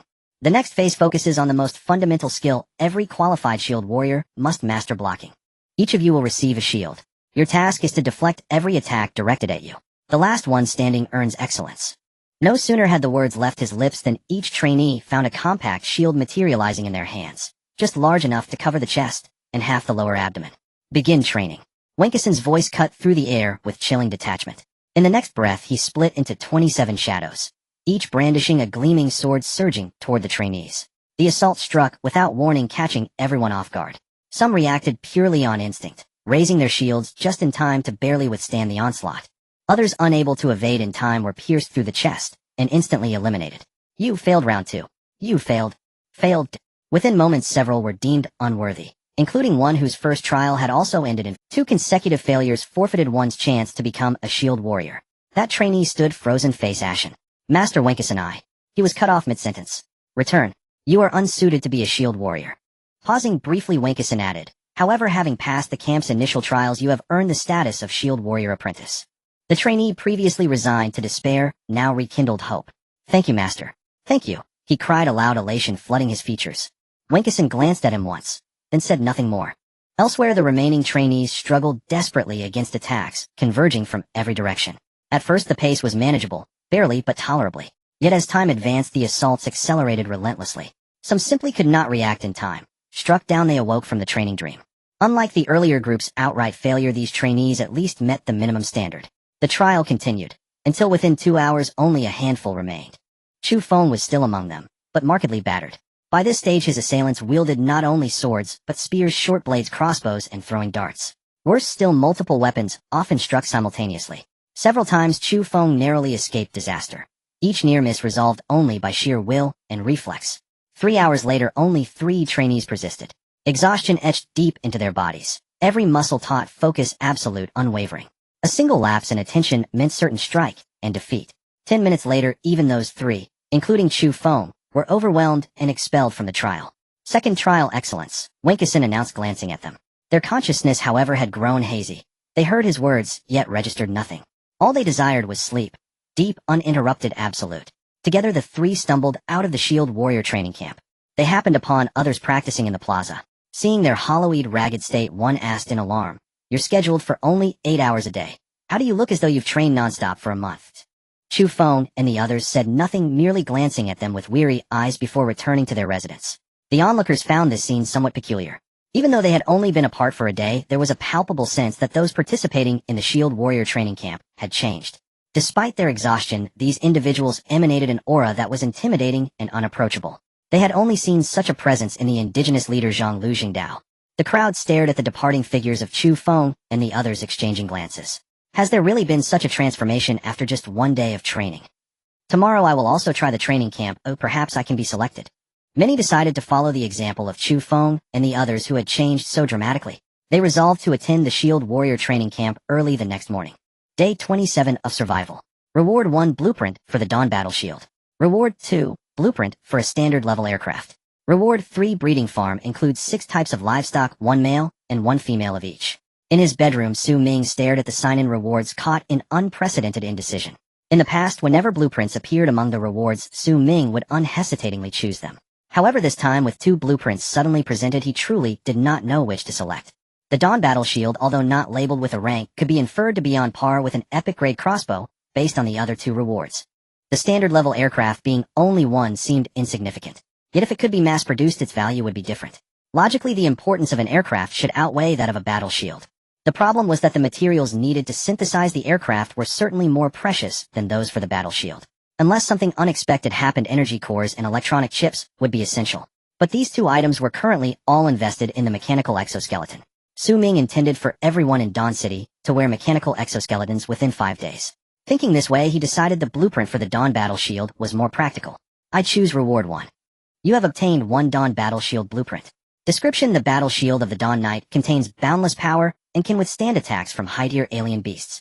Upon reading the description, Ming raised his eyebrows, revealing a joyful expression. I made the right choice. Being able to withstand the attacks of high-tier alien beasts would be of great significance to Dawn City. With an epic-grade crossbow in their possession, Ming had no worries about their combat strength. What truly concerned him was the defensive capability of Dawn City. The warriors he recruited were physically inferior compared to the alien beasts. Once the first line of defense was breached, they would be left vulnerable to the alien beasts, unable to resist. With the Dawn Battle Shield, the situation would be different. At the very least, they would have the ability to protect themselves against close-range attacks from alien beasts. Would you like to use the Dawn Battle Shield blueprint? Yes. Dawn Battle Shield: High-tier Oak 010 Fine, Steel 0-0 Rough, Energy Core 01. The Battle Shield also requires an energy core. Seeing the materials required to synthesize the Dawn Battle Shield, Ming was somewhat stunned. He never expected that even a shield would require an energy core for synthesis. It seems that anything of a certain level in the future will require an energy core. Ming sighed, saying no more. He simply posted a message in the shop. Announcement 1, some items can only be purchased with energy cores. Announcement 2, some items can only be purchased with high-tier oak. Once the 2 messages were released, they attracted considerable attention. Someone excitedly shouted, I have high-tier oak. I have high-tier oak. I can finally eat. What exactly is this energy core? It seems that various factions are buying it. Like in the new era, even eating has become a problem as they need to exchange food for energy cores every day. This thing seems to allow alien beasts to evolve and can enhance our physical constitution as well. Is that so? Why have I never heard of it before? The widespread appearance of energy cores is a recent occurrence. How could you have heard of it before? The crowd discussed the 2 newly released announcements. Meanwhile, those with energy cores and high-tier oak exchanged them for food without hesitation. Although energy cores and high-tier oak might be more precious than food at that moment, they had no choice but to think about such matters. If they didn't exchange their items for food soon, they would starve. On the other side, in less than a minute, Ming gathered the materials needed to synthesize the Dawn Battle Shield. Dawn Battle Shield: High-tier Oak 1010 Fine Steel 2020 Rough, Energy Core 11. Would you like to manufacture it? Yes. You have obtained 1 Dawn Battle Shield. A burst of white light enveloped the area. In the next moment, an ancient shield appeared before Ming. The main body was made of wood adorned with metal strips, and besides that, it bore some patterns that looked unremarkable, not much different from an ordinary shield. This is the Dawn Battle Shield. Ming furrowed his brow, lifting the shield and swinging it a couple of times. It still felt very much like an ordinary shield. Of course, Ming understood in his heart. The more ancient and seemingly unremarkable an item appeared, the more precious it was. Just like the Dawn Battle Shield, it looked plain, but who knew it could withstand the attacks of high-tier alien beasts? Holding the shield, Ming waved it a couple of times and said, "They'll bring this to the training camp tomorrow and see how they perform with it." The next day, with this thought in mind, Ming found the 20 or so individuals at the training camp. "This is the new shield I developed. Who wants to come up and try it?" Ming looked at the group and spoke. No sooner had he finished speaking than one person stepped forward, saying, "Lord City Master, let me give it a try." Ming glanced at him and nodded, saying, "I remember you. Your name is Chu Feng, the first to join the Shield Warrior." Chu Feng was surprised that Ming remembered him, but quickly regained his composure and replied, "Yes, Lord." Ming took a step forward, tossing the shield in his hand and saying, "It's for you." Chu Feng caught the shield and brandished it a couple of times in the air. His eyes instantly lit up. What a good shield. Although the shield appeared to have a large blocking area, it was surprisingly agile in operation. Such craftsmanship was certainly not something anyone could produce. Hearing this, Ming smiled and said, "Whether it's a good shield or not will be determined through testing. With that he took out a long sword from his backpack. It was the Nameless Sword. Su Ming grasped his long sword and struck downward.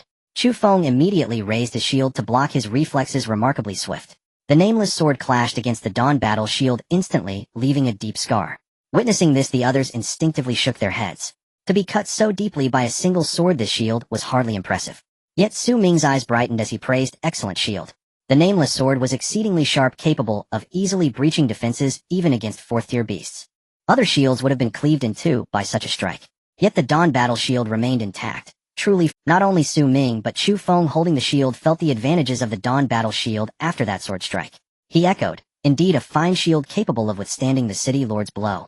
Hearing this, everyone suddenly understood. Indeed, the City Lord possessed fourth-tier strength, and the sword in his hand was no ordinary weapon. For the shield to remain unbroken after a single strike was already an extraordinary feat. This is called the Dawn Battle shield. Su Ming looked at them and said, it can now be mass-produced though output remains limited. Whoever desires one must earn it through strength. Those who qualify as shield warriors will be granted a Dawn Battle shield.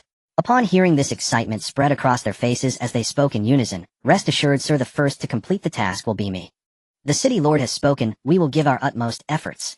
Su Ming smiled upon hearing this, nodding silently. Before arriving here, he had met with Wen Kusin. Wen Kusin informed him that among these people only Chu Feng was likely to break through within 2 days and qualify as a shield warrior. The others still had some distance to cover. Train diligently, a Shuguang city relies on you to defend it. After saying a few words, Su Ming left the place. Returning to his room, Su Ming received a message from Xia Yishue. Have you seen the news on the communication channel? Su Ming asked, what news? Xia Yishue explained, major factions are preparing to establish a fortress as a peace zone serving as a transit hub between fortresses. They want you to join awaiting your consent. Fortresses can connect through channels, yet these channels lack any protection. In other words, once a fortress links to another, it must always be prepared for invasion. Because of this, many fortresses are reluctant to connect recklessly. At this moment, a transit hub is essential. Within the transit hub, fighting is forbidden. One faction must obtain others' consent before entering a fortress. This effectively ensures cooperation and exchange between fortresses. To achieve this, the greatest necessity is the guarantee of a powerful faction. This faction must be capable of subduing all fortresses, deterring them from causing trouble within the transit hub or forcibly entering others' fortresses. Frankly, no such faction exists across the entire Wasteland. Thus, led by the new era faction, major powers seek to unite and create a peace zone as a transit hub. Su Ming and Shuguang City, as one of the top forces in the Wasteland, were naturally invited. Understood. He then opened the communication channel, witnessing various messages from the factions flooding the interface. Still worried about the distance to the destination. Still concerned about being bullied after connecting fortresses, Still worried. Come to the central town. 7 great factions jointly forge a land where only peace prevails, free from war. Anyone entering Central Town without permission to access another's fortress will be wanted by the Central Town. Su Ming watched the near spam of messages with a slight smile. Interesting. He opened his private messages and saw one addressed to him. After considering, he replied, Shuguang City can join the Central Town Management Committee. The other party responded swiftly, thank you for agreeing to join the committee. Su Ming asked, where is Central Town located? They answered, somewhere deep within the desert where no city exists within hundreds of kilometers. A transit hub in the desert suits well. Su Ming nodded, understood. I now apply to connect with Central Town. After speaking, he opened Shuguang Fortress's interface and selected to establish contact with Central Town Fortress. The request was promptly approved. Soon after, Su Ming noticed the communication feed had changed. 8 great factions unite to build Central Town Fortress, peaceful and harmonious. Anyone wishing to enter another's fortress must obtain consent. Clearly, the powerful faction just added was Su Ming's Shuguang City. With Shuguang City joining, it no longer matters whether the others agree or not. I propose we hold a small meeting before officially opening Central Town to clarify its rules. I agree. Very well, please speak freely. Su Ming realized instantly that the others were the remaining 7 factions. Firstly, the Central Town Management Committee will maintain only 8 seats, each faction appointing 1 representative to participate in managing the fortress. Secondly, the committee is established today with all seats filled. Henceforth, anyone wishing to join must gain unanimous consent from all factions. Finally, the committee will appoint a rotating president responsible for Central Town's daily affairs. Should enemy attacks or unforeseen events occur, the other 7 factions must offer assistance promptly. The speaker spoke eloquently, addressing only the rules without mentioning what benefits each faction would gain or how profits would be shared. However, apart from him, the others tacitly avoided the topic. It was understood that while the presence of Central Town Fortress would greatly benefit the 8 committee members, their strengths varied, as did their contributions to the fortress. Equal division of benefits would surely breed resentment among the stronger members. Allocating profits based on contribution would similarly displease the majority. This was human nature. Thus, everyone mutually agreed to set aside this issue. The current priority was to establish rules and build Central Town before other factions could seize the opportunity. In truth, this issue need not cause excessive worry. After all, among the 8 committee members, 6 ranked within the top 10 of the team leaderboard. In other words, only they possessed the strength to construct such a Central Town. After a round of negotiations, the rules of the Central Town Fortress were finally established. The rotating chairperson would change every 7 days. After discussions, the committee ultimately appointed Ming as the first rotating chairperson. In terms of personal prestige and overall strength, Ming is undoubtedly the foremost figure in the Wasteland. Choosing him as the rotating chairperson serves 2 purposes. On one hand, everyone is in agreement, and on the other, it can deter those who might consider causing trouble. As a member of the management committee of the Central Town Fortress, the 8 major forces, including Dawn City New Era and the Southern Mutual Aid Association, were the first to connect their fortresses to the Central Town Fortress. Thanks to prior promotions, most forces in the Wasteland are already aware of the existence of the Central Town Fortress. A significant portion of them is still in a wait-and-see phase. The reason is simple: they do not believe that merely 8 forces can establish a new order in the Wasteland. In their eyes, the so-called Central Town Management Committee is merely a facade. If someone attempts to cause trouble, they would be unable to withstand it. This Central Town will inevitably become a joke. Chairman Ming, today is the first opening of the Central Town Fortress. Should we offer some support? Yes. Although we are not as large as Su Daolao's family, there is strength in numbers. On the first day of opening, we must strive to avoid any mistakes. The first day is the most crucial. If there are issues today, gaining trust in the future will be difficult. The other major forces chimed in. They all understood how important the first day of the Central Town Fortress opening was. If the first day goes smoothly, the Central Town can stabilize. If the first day cannot be stabilized, the Central Town will be in jeopardy. Seeing the discussions among the crowd, Ming pondered and said, "All right, you can send your warriors of 3rd rank or above to form a reserve team in Central Town. If trouble arises and my people cannot handle it, then let the reserve team take action." The reason Ming asked them to send warriors of 3rd rank or above is that all those he dispatched to Central Town possess 3rd rank or higher strength. If they cannot handle the troublemakers, those dispatched by other forces who are below 3rd rank will be of no use. That said, the expressions of the other 7 forces turned somewhat strange upon hearing this. A reserve team of 3rd rank warriors. What is this supposed to mean? It would be a challenge for their entire force to gather 10 3rd rank warriors. If they send them all to Central Town, what will they do? Moreover, the 3rd rank warriors can only serve as a reserve team. Who does Dawn City intend to send to Central Town? Although they thought this way, everyone still smiled and agreed, each sending a few individuals to Central Town. On the other side, commissioned by Ming, Xia Yixue had already brought her team to Central Town. The Desert Wolf Pack Berserker Team 03, Shield Warriors Team, and a strong crossbow team of 30 members. In addition, there were Lu Zhengdao and a legendary scarecrow. Such a configuration is undeniably luxurious. With their strength, even facing a siege by exotic beasts, they could respond with composure. Is this Central Town? Zhao Yi looked at the unfamiliar fortress before her face displaying curiosity. Xia Yixue surveyed the surroundings and noted for this place to develop it needs expansion or it cannot accommodate so many people at all. Is it really that crowded? How many people are expected to come later? Zhao Yi asked in surprise. Xia Yixue replied, many. As her voice fell, 7 doors gradually appeared in the void.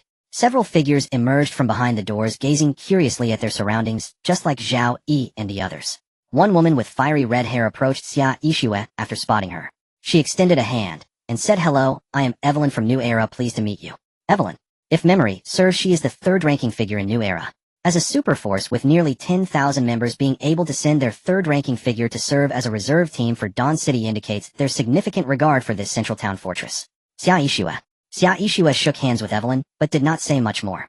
She simply followed the original plan, allowing the Desert Wolf Pack and the warriors to occupy advantageous positions. At this moment, the representatives sent by the 7 major forces had all arrived.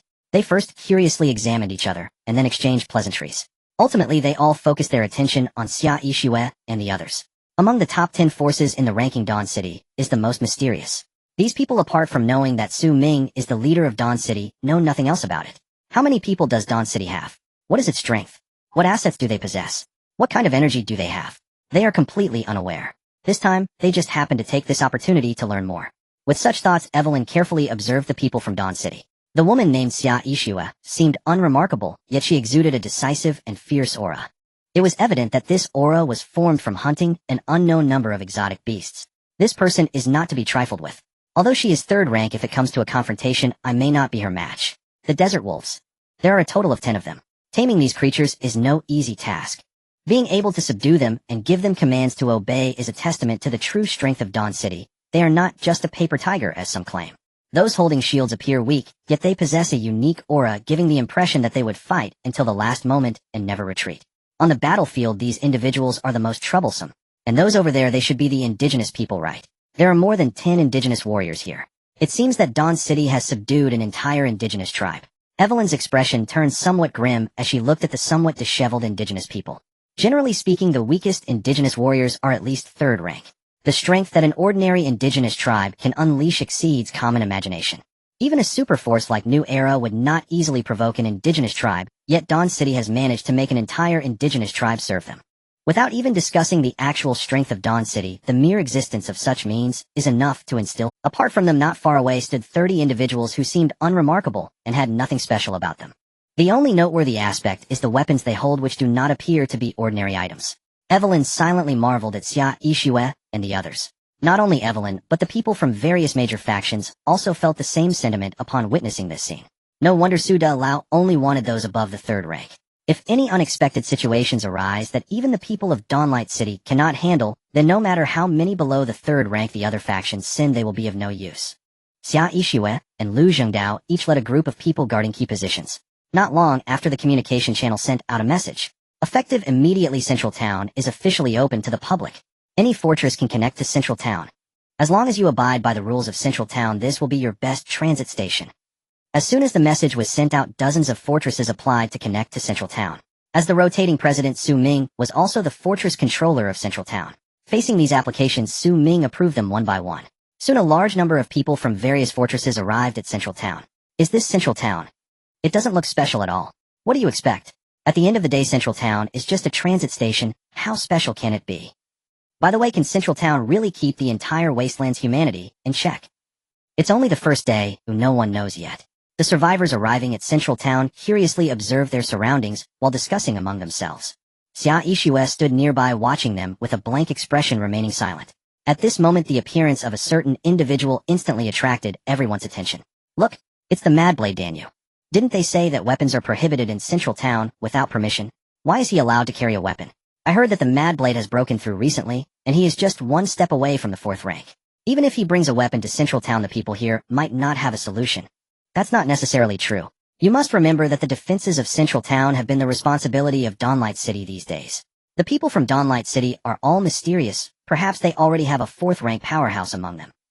Everyone looked at the rugged man with a long knife on his back, discussing fervently. Xia Yixue glanced at the man known as the Mad Blade, her brow slightly furrowing. Before she could speak, Lu Zhengdao walked up. According to the rules of Central Town, weapons are prohibited here. The Mad Blade glanced at Lu Zhengdao, his gaze icy, and replied in a tone devoid of emotion. Where the person goes, the knife goes. That's my rule. As soon as he finished speaking, the entire Central Town fell into several seconds of silence. Then a wave of heated discussions erupted. I see it now. This guy is looking for trouble. If I remember correctly, the Mad Blade is from the Northwest Alliance. Since they couldn't get into the management committee of Central Town this time, of course, they want to send someone to provoke us. If the people from Dawnlight City can't hold him down, their prestige will be in jeopardy. Everyone stared at the Mad Blade and Lu Zhengdao with expressions of eager anticipation. Lu Zhengdao heard this and showed no change in expression, yet he felt deep disdain inside. Before coming, Lord Su had already advised him. On the first day of Central Town's opening, if there was an opportunity, he should establish authority. He was worried that everyone would follow the rules, and that he wouldn't find anyone to make an example of. Then this Mad Blade jumped out. A mere third rank dares to cause trouble in front of him. He simply doesn't know how to write the word death. Lu Zhengdao looked at the Mad Blade, his expression indifferent, and coldly said, "This is Central Town. If you come here, you must follow the rules here." Upon hearing this, the Mad Blade sneered and replied, "I only follow my own rules." "Then please leave Central Town." Lu Zhengdao said this, but secretly prayed, "Please do not leave. If you leave, where would I find another example to make an example of?" The Mad Blade sized Lu Zhengdao up and provocatively said, "What if I don't leave?" Here he comes, here he comes." Lu Zhengdao was afraid of scaring Danyu away, and still spoke in a calm tone. "Then I will escort you out." Danyu, upon hearing this, scoffed disdainfully, "You can try." As soon as he finished speaking, Lu Zhengdao moved. He stepped forward with his left foot, while swinging his right fist. This punch carried the might of thunder, crashing down towards Danyu. To others in that instant, Lu Zhengdao, who initially seemed unremarkable, resembled a ferocious tiger, descending the mountain, pouncing on its prey. For Danyu, who faced Lu Zhengdao directly, this feeling was even stronger. No matter what, he could never have imagined that this man in his 40s possessed such terrifying strength. If that punch landed on him, even if he didn't die, he would be heavily injured. Fortunately, those near-death experiences had made him sensitive to danger. Almost the moment Lu Jingdao made his move, Dan Yu also reacted, but he retreated. Huh. Seeing this, Lu Jingdao let out a disdainful snort. Then, as if he had anticipated it, he retracted his right fist, bent his legs, and exerted force, propelling himself like a cannonball towards Dan Yu. All of this happened in the blink of an eye. Dan Yu had no time to react. Bang! A muffled sound echoed. Dan Yu was knocked away by Lu Jingdao, crashing heavily onto the ground, stirring up a cloud of dust. Puff! Dan Yu, who had hit the ground, struggled to get up. At that moment, he felt that his internal organs no longer belonged to him. Let alone getting up from the ground, even moving a bit caused excruciating pain. After struggling a couple of times, he ultimately gave up. He spat out a mouthful of blood and lost consciousness. Lu Jingdao, witnessing this scene, wore a cold smirk. He was very confident in his own strength. That last hit would only incapacitate the opponent, but wouldn't knock him out. This guy is just pretending to be unconscious. Looking at how robust he is, I didn't expect him to be someone who cares about face. But, if you don't give me face, why should I give you face? Lu Jingdao stepped forward, approaching Dan Yu, and said in a cold tone, "You have 1 minute to leave Central Town, otherwise I will kill you." Each word was filled with coldness. The members of the Northern Alliance originally wanted to step forward to take Dan Yu away. Seeing this scene, they all dared not act rashly. The others looked as if they had seen a ghost, their eyes wide open in disbelief, watching all that was happening before them. Can anyone tell me what just happened? Did this guy just take down the Mad Blade Dan Yu, who was ranked in the top 500 with a single move? I heard that the Mad Blade was just 1 step away from advancing to the 4th rank. For someone to take him down with a single move, he must be an established 4th rank powerhouse. Looking at him, he seems a bit like a native. He's just a native who has submitted to Su Ming Su De Lao, that's all. Everyone discussed animatedly. Up until now, they still couldn't believe that Lu Jingdao had defeated the Mad Blade Dan Yu with just 1 move. After all, no matter what, Dan Yu was a ranked entity among humanity in the top 500. Upon witnessing this scene, the members of the Northern Alliance attempted to step forward and carry Shan Yu away. However, just as they moved, the soldiers of Dawn City, armed with powerful crossbows, raised their weapons and aimed at them. At this moment, Lu Jingdao coldly stated, "There are still 30 seconds. Lying on the ground, pretending to be unconscious, Shan Yu felt an inner turmoil. Standing up now and leaving in disgrace was for him more unbearable than being killed. Yet if he did not act, this guy before him might truly kill him. 10, 9, 8. The countdown echoed in Shan Yu's ears like the proclamation of death. At this moment, everyone present held their breath, eager to see how things would unfold. Would this powerhouse of Dawn City actually kill Shan Yu? 5, 4, 3. The countdown continued. Finally, Shan Yu could no longer withstand the pressure. Wordlessly, he crawled up from the ground and left the central town in disgrace, never once lifting his head. Once a wild swordsman, at this moment, he resembled a cowardly clown.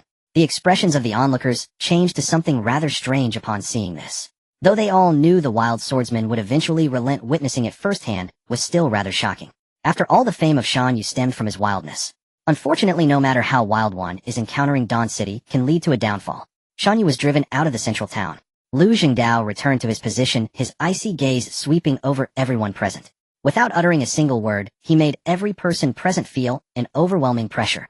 Even a casual guard captain turned out to be a 4th-tier powerhouse. Dawn City. So terrifying. The events that transpired in the central town quickly spread throughout the Wasteland.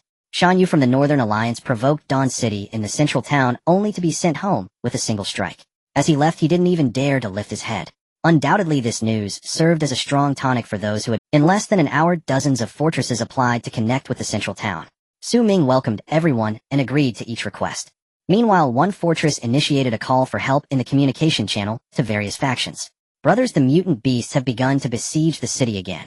If that big brother can help us defend the city, there will definitely be a generous reward afterward." This message sparked immediate discussion. Previously, such calls for help held no significance. After all, everyone was scattered and no one knew where you were. Even if they did, they couldn't rush over. What use was— But the situation was different now. With the establishment of the central town, everyone could easily access another fortress through it. Thus, calls for help became possible. However, someone disdainfully said generous rewards afterward. Who knows if you can even hold out? If you can't, what good is it to express gratitude? Exactly, you can't just toss around empty promises. Do you take us for fools? If you truly want help, offer something tangible. Stop playing these meaningless games. The crowd chimed in with their comments. The lord of the fortress seeking help looked at the responses, and then glanced at the army of mutant beasts surrounding the city walls not far away. Gritting his teeth, he resolutely declared, "For everyone willing to help defend the city, 50 pieces of roasted meat." 50 pieces of roasted meat, and you want us to risk our lives? Is there such a good deal in the world? Indeed, if we do manage to fend off the mutant beasts, the meat we earn will far exceed this amount. The lord of the fortress seeking help gritted his teeth, and said 50 pieces of roasted meat is just the base reward. Anyone who kills a mutant beast during the defense will receive half a beast's corpse after repelling them. Half a beast's corpse is roughly 30 to 40 pieces of roasted meat. Adding the previously promised 50 pieces of roasted meat means that helping defend the city equates to earning a month's worth of rations. Many people displayed expressions of interest upon hearing this. Especially those who hadn't joined any major factions. A month's worth of rations was a significant attraction for them. However, they also understood in their hearts that the other side was willing to pay such a high price for their assistance, indicating that the situation had become urgent. Perhaps the army of mutant beasts was already launching their attack right now. Even so, the wasteland was vast, and there would always be some desperate individuals willing to earn this money. After all, under heavy rewards, there will surely be brave men. It's just defending the city you'll go? I don't want half a beast's corpse. Give me 70 pieces of roasted meat, and I will share fate with your fortress. Me too. Soon thousands of people sent messages to the Lord of the Fortress seeking help. The Lord of the Fortress was stunned upon seeing so many private messages. He never expected that so many people would be willing to support him. Although it was paid assistance, it was still far better than he had imagined. In any case, at least the fortress could be preserved. With excitement in his heart, the Lord selected over 100 individuals. The chosen individuals received the advance payment given to them by the fortress lord. Then they found the nearest fortress and through its passage arrived at the central town. After a round of checks, they entered the employer's fortress from the central town. Is this the support you called for? Yes, it is. The lord of the fortress looked at the suddenly increased 100+ reinforcements and was overjoyed. Let's distribute the tasks. The more than 100 individuals who arrived were very professional, not uttering a single unnecessary word. They all followed the arrangements of the fortress lord and took up defensive positions. As time passed, the beast tide launched its attack. This assault was fiercer than any before. Had the beast tide attacked with such intensity from the beginning, his fortress would not have held out for long. Damn mutant beasts. Why are there suddenly so many? The fortress lord frowned tightly upon seeing the mutant beasts charging forward fearlessly. The number of mutant beasts participating in this attack was even more than he had anticipated. Had he known, he would have recruited more mercenaries. Even if it cost more, it would be better than not holding out and falling into the hands of the mutant beasts. Roar, a woo, fierce howls reverberated through the heavens and the earth. A brutal battle officially commenced. The fortress lord had initially thought that the 100 temporary recruits he had summoned could at most slow down the advance of the mutant beasts or reduce the ferocity of their assault. However, in reality, the situation seemed far from that. These individuals from all corners of the world lacking in good weapons and gear were nonetheless remarkably fierce. Some of them were even unafraid when facing mutant beasts a tier above them. In less than 3 hours, this small group of temporary workers easily repelled the beast tide. Soon this news spread throughout the entire wasteland. On this day, the communication interface became unprecedentedly lively. Countless individuals eagerly exchanged messages on the communication interface, hoping to recruit a reliable mercenary group to help defend their fortress. At the same time, more people had set their sights on the mercenary business. Previously, their strength was insufficient to deal with large-scale beasts, and they could only hunt small ones to barely make a living. But now they could fully leverage the power of other factions to slay various large beasts. The shares they earned from this would be enough for them to reap substantial profits. The emergence of the central town brought great relief to humanity. The factions besieged by beasts could easily defend their gathering spots with the help of mercenaries. Those so-called freelance warriors also benefited greatly from the original strength of those factions. For a time, not a single gathering place in the wasteland was breached by the beasts. Just a day prior, this was unimaginable. The popularity of mercenaries continued to rise, and the central town became bustling with activity. An increasing number of people arrived at the central town, but everyone was very well-behaved, adhering to the town's requirement. The reason was simple: the process in which Lu Jingdao defeated the Mad Blade had left a deep psychological scar on the survivors of the wasteland. With this lesson in mind, they dared not provoke the massive beast that was Dawn City. Everything in the central town was on the right track. During this period, the management committee of the central town held another meeting. The focus of the meeting was when to collect the city entrance fee. It should be noted that the 8 major factions paid a considerable price to maintain order in the central town. Their willingness to do this was certainly not for the sake of their fellow citizens in the wasteland, but for profit. In the entire wasteland, only the 8 major factions could maintain order in the central town, meaning that any fortress connected to the central town must pay a certain protection fee. At the very least, it should ensure that the 8 major factions could profit. During this meeting, the discussions were heated, but Su Ming remained silent throughout. In fact, the benefits of the central town appeared to him as mere trifles. Just as the central town was getting on the right track, these individuals began discussing when to collect protection fees. In Su Ming's eyes, this was undoubtedly a short-sighted strategy. Without the skin, where would the hair attach? If humanity could not survive the onslaught of the beasts, then what significance would the might of the 8 major factions hold? I believe this is the best time. If we do not collect fees now, it will certainly lead to public dissatisfaction if we try to collect them later. If it causes unrest, all our efforts will be in vain. I agree. Now is the perfect time to collect fees. The central town has just been accepted by everyone. Perhaps we should wait a little longer to avoid backlash. Indeed, we cannot represent all factions. Besides us, there are many other strong factions. If we collect fees now, pushing them to establish a similar fortress, what shall we do? Among the 8 major factions, some agreed to collect fees now while others opposed it. In an instant, supporters and dissenters became locked in a fierce debate. With neither side able to convince the other, everyone turned their gaze to Su Ming. After all, he was the rotating president of the management committee and ranked first among all of humanity. His words carried more weight than those of anyone else. Big Brother Su, please speak up. What should we do about this matter? Yes. The stability of the central town owes much to Big Brother Su. Without his decisive actions, those fellows from the Northern Alliance would have caused trouble in the central town long ago. Whatever Big Brother Su says, we shall follow. Everyone expressed their opinions, handing the decision-making power to Su Ming. Su Ming looked around and said in a calm tone, I believe this matter should not be rushed. As soon as he spoke, several individuals who opposed the idea smiled. Though the supporters were somewhat disappointed, they said nothing further, simply stating, since Big Brother Su has said, so we shall set this matter aside for now. Now, let's discuss the next matter. Afterward, they talked about trivial matters which Su Ming did not take to heart. After the meeting concluded, it was already late at night. Su Ming glanced at his watch. It was almost midnight. After waiting for a moment, the familiar voice rang out as usual. Day 28 of Survival. Reward 1. Blueprint for the Dawn Battle Sword. Reward 2. Crossbowman Training Camp. Reward 3. Breeding Farm. Includes 6 types of livestock, 1 male and 1 female each. Upon seeing the rewards, Su Ming's eyes lit up. This time the rewards were quite good. 2 of them caught Su Ming's interest. He had already experienced the Dawn Battle Shield, and it was quite impressive. If he could obtain the blueprint for the Dawn Battle Sword this time, and use it in conjunction, it should yield even better results. The problem was that Reward 2 was also very tempting. The Crossbowman Training Camp. As the name suggested, is a place to train crossbowmen. The previous Shield Warrior Training Camp had given Su Ming a great surprise. Not to mention, just those few individuals from Chu Feng had trained for only 2 days in the Shield Warrior Training Camp.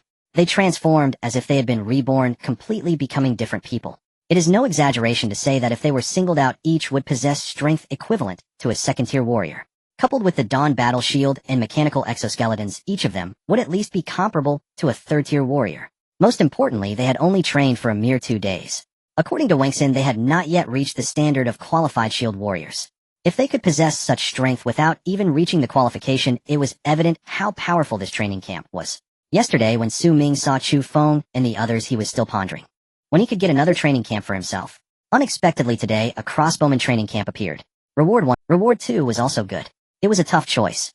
Su Ming looked at the rewards before him, his expression conflicted. After a moment, he gritted his teeth and finally made a decision. I choose Reward 2. A powerful warrior was far more important than equipment. Without the Dawn Battle Sword, Su Ming could still choose to forge one himself, albeit with slightly less power. However, without the crossbowman training camp, it would be impossible for Su Ming to train qualified warriors by relying solely on himself. In this regard, choosing the crossbowman training camp was the more suitable option. Obtained crossbowman training camp 1. After receiving the reward, Su Ming eagerly headed to the square.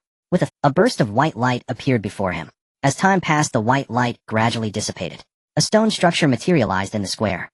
The stones of the building were engraved with various runes exuding a mysterious aura. It appeared quite similar to the Shield Warrior Training Camp. The blinding light faded. A tall, leather-armored figure materialized before Su Ming. My lord, I am Catherine, instructor of the Crossbowman Training Camp.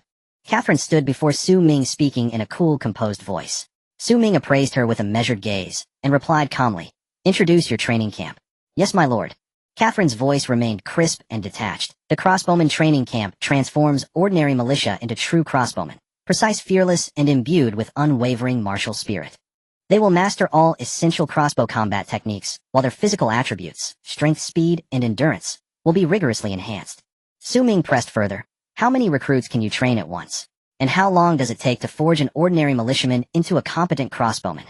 Catherine replied without hesitation. My lord, given sufficient space and equipment, I can train 100 recruits to novice proficiency within 3 days, to full competence within 10 days, to excellence within 1 month, and to mastery within 1 year. She paused briefly, then added, Moreover, attaining mastery demands exceptional innate talent. A master crossbowman may ascend to the rank of crossbow grandmaster, but only if you elevate the crossbowman training camp into the crossbowman sanctum. The crossbowman sanctum. Su Ming blinked faintly, his expression shifting to mild bemusement. So this training camp was no different from the Shield Warrior Training Camp. They merely produced warriors specialized in distinct modes of combat.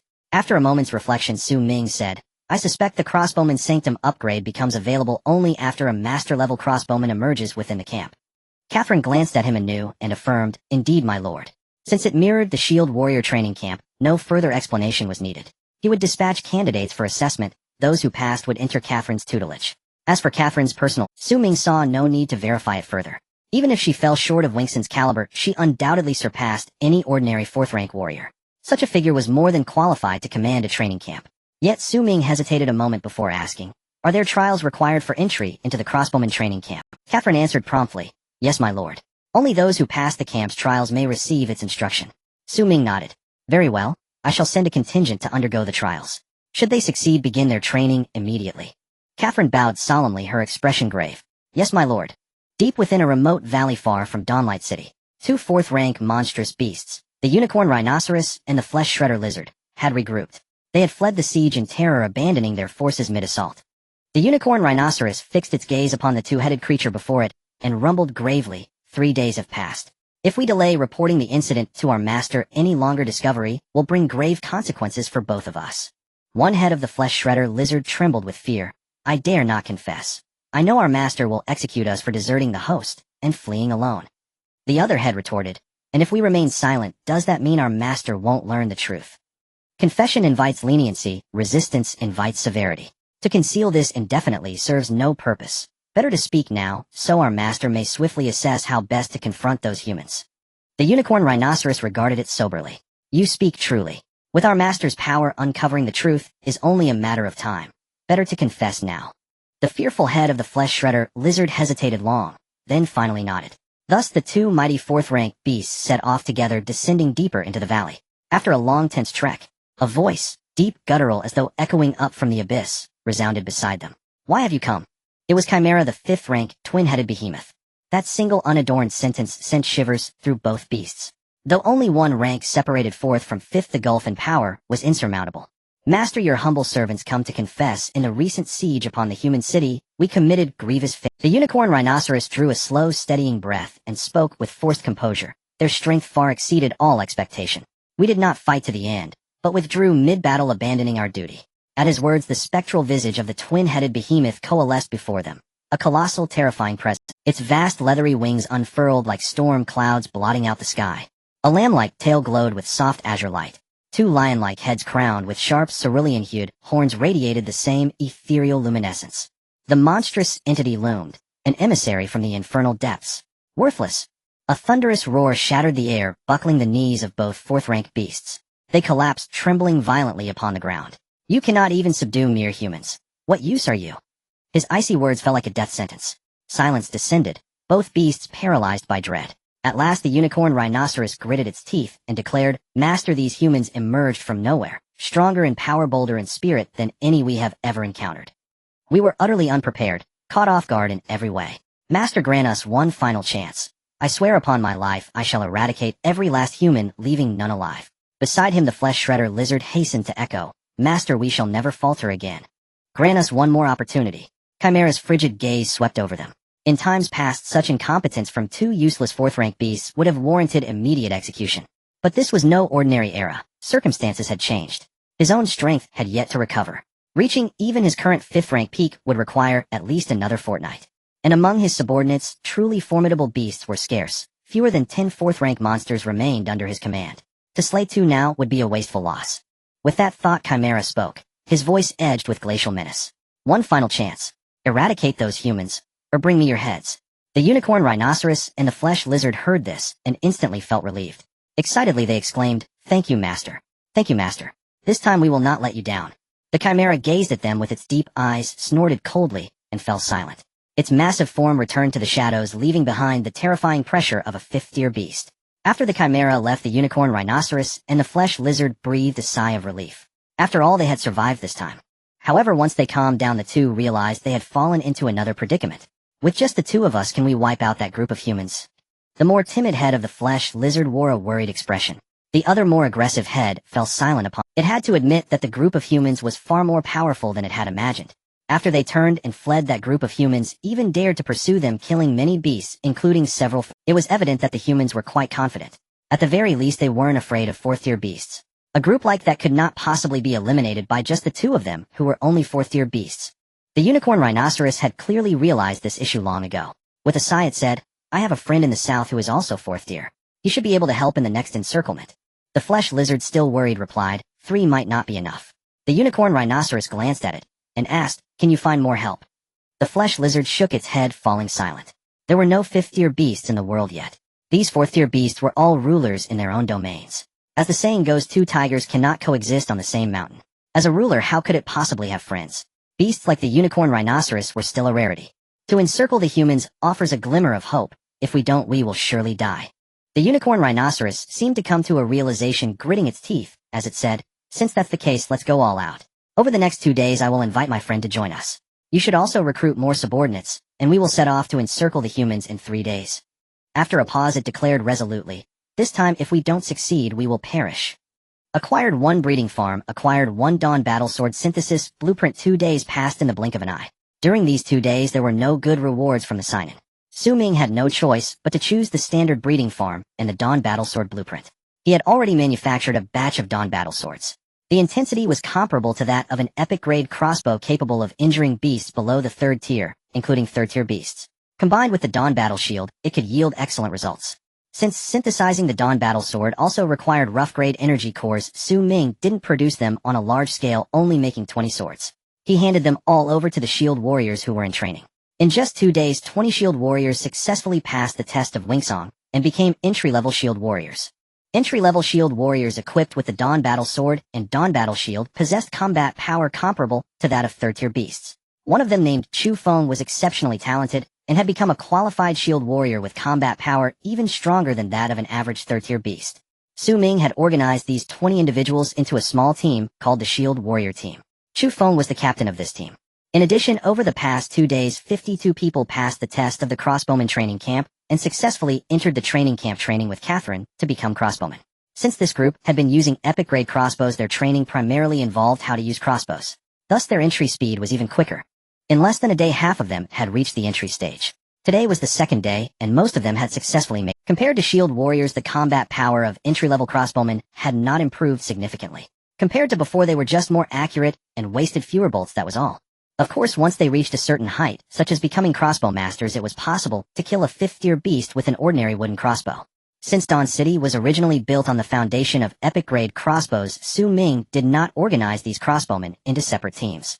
On regular days, they were no different from other crossbowmen, except that their meals included an extra piece of roasted meat for energy replenishment. Yesterday, Warrior 03 patrolled outside the city and discovered that some agile 2nd-tier beasts had appeared nearby. Ming stood in the square looking at the warriors below and said in a deep voice, I believe you all know what this means. On that day, although we repelled the tide of beasts attacking us, we did not completely wipe them out. I thought that having suffered a loss they would learn their lesson, and upon seeing our Dawn City banner, they would take a detour. But what happened? Not only did they not learn their lesson, but they also secretly plotted little schemes, hiding in the shadows, waiting for a chance to launch a new attack. Therefore I have made a decision. This time, if those beasts dare to invade, we will slay them all and hang their heads on the city wall to display, letting all beasts know that they cannot provoke Dawn City. As soon as he finished speaking, the warriors in the square showed excitement on their faces and began to cheer, kill. Kill.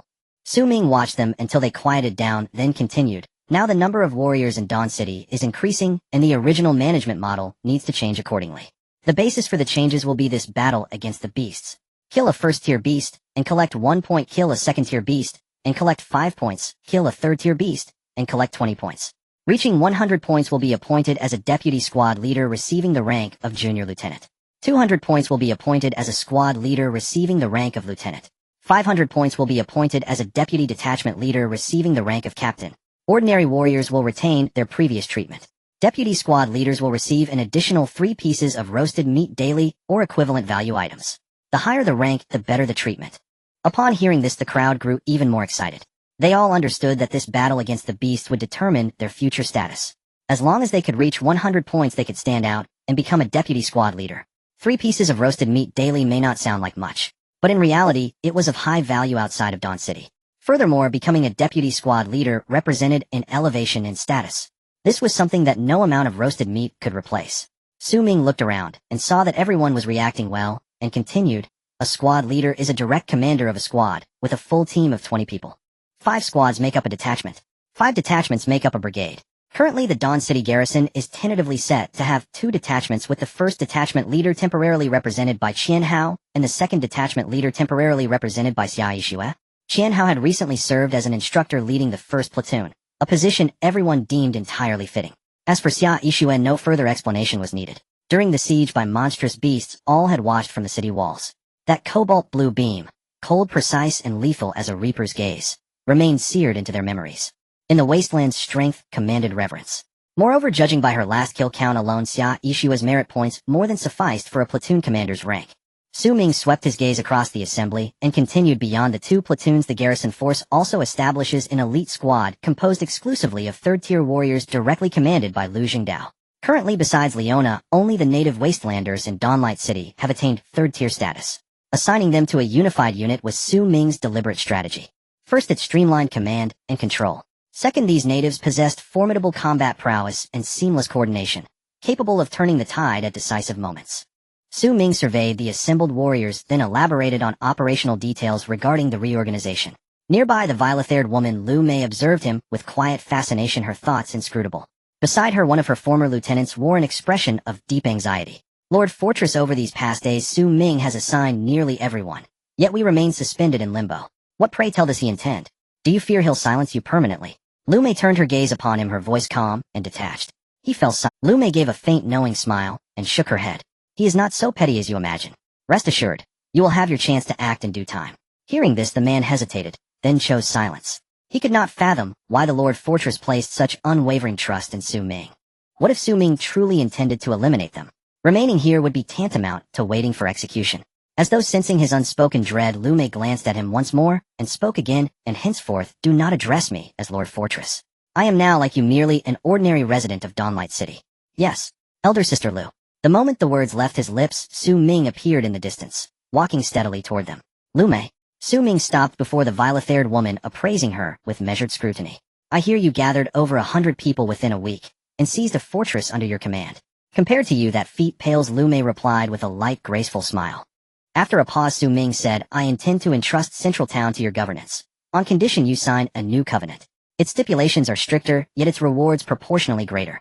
The sheer volume of daily affairs across Dawnlight City had already begun to exhaust Su Ming. Diverting further energy to administer Central Town was simply untenable. He had initially considered appointing Xia Yixue. Yet upon reflection, she lacked both aptitude and inclination for civic administration, and held no desire to anchor herself to bureaucratic duty. After careful deliberation, the former fortress lord, who had voluntarily pledged allegiance, proved the most dependable candidate. Entrusting Central Town to her brought Su Ming genuine peace of mind. Of course, this hinged entirely upon her signing the covenant he had drafted. Lu Mei's expression remained unruffled. She simply smiled and said, very well. Su Ming, taken aback by her immediate assent, asked, you won't even review the terms? Lu Mei replied, I trust a figure of your stature would not deceive a woman such as I. Su Ming offered no reply. He withdrew the document and handed it to her. Sign it if acceptable, then proceed to Central Town. I've stationed a contingent there. They will answer solely to your command. Lu Mei accepted the parchment without glancing at its contents and signed her name with effortless grace. Instantly, her survival manual chimed, confirming covenant activation. She employed no subterfuge, a fact that startled Su Ming. He found himself unable to decipher her true motives. Lord Mayor, I shall depart from my post forthwith. With a casual wave, Lu Mei turned and strode toward the city gate, without hesitation, without pause. Su Ming watched her receding silhouette and sighed softly. He prayed he had not misjudged her. Central Town. After 2 days of intensive outreach, it had become the most vibrant human settlement across the entire Wastelands. Owing to overwhelming influx, Su Ming imposed strict entry restrictions. First, any violator of established ordinances would be permanently barred from Central Town. Should the offender belong to an organized faction, all members of that faction would likewise be banned for 1 week. Second, a rotation system was instituted, based on fortress registration numbers. Those ending in odd digits entered on alternate days, those ending in even digits followed suit. Even so, Central Town teemed with bodies pressed shoulder to shoulder. Fortunately, the region lay within a desert expanse, free of monstrous beasts, permitting expansion beyond the fortress perimeter. Otherwise, Central Town would have collapsed under its own density within days. The sheer volume of traffic rendered governance exceedingly difficult, though the 8-faction Administrative Council had enacted numerous regulations. Such rules bound only the honorable, not the deceitful. Some inevitably resorted to covert schemes. With only 60 envoys dispatched from Dawnlight City, oversight proved grossly insufficient against the tide of arrivals and departures. Upon arriving in Central Town, Lu Mei arched a delicate brow, taken aback by the sheer scale of the throng. The crowd surpassed even her expectations. Greater numbers meant exponentially greater complexity, and complexity she knew was precisely what she relished most. She stepped through the gateway, and had scarcely advanced a few paces when raucous shouting erupted. "Wretch! Dare you step outside Central Town, and I'll end you."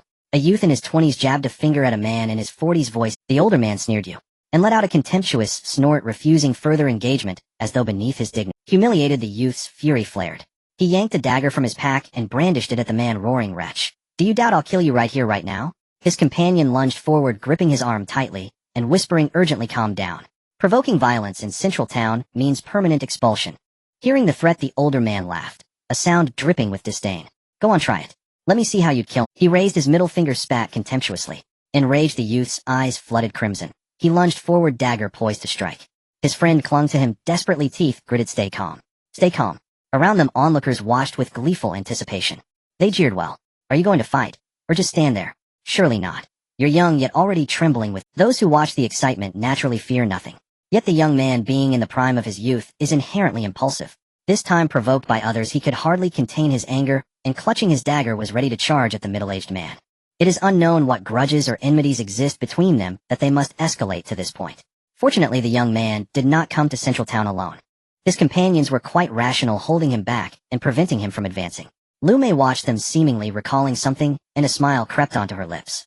Before the farce could conclude, she turned to leave. "Director Lu, the data for Central Town is right here, please have a look." A soldier stood before Lu Mei, handing her a stack of documents. Ming had appointed Lu Mei as the office director of the Central Town Management Committee. Thus others referred to her as Director Lu. Lu Mei took the documents, but did not even glance at them before setting. Then she casually asked, "How many cases of fights and disturbances do you handle daily?"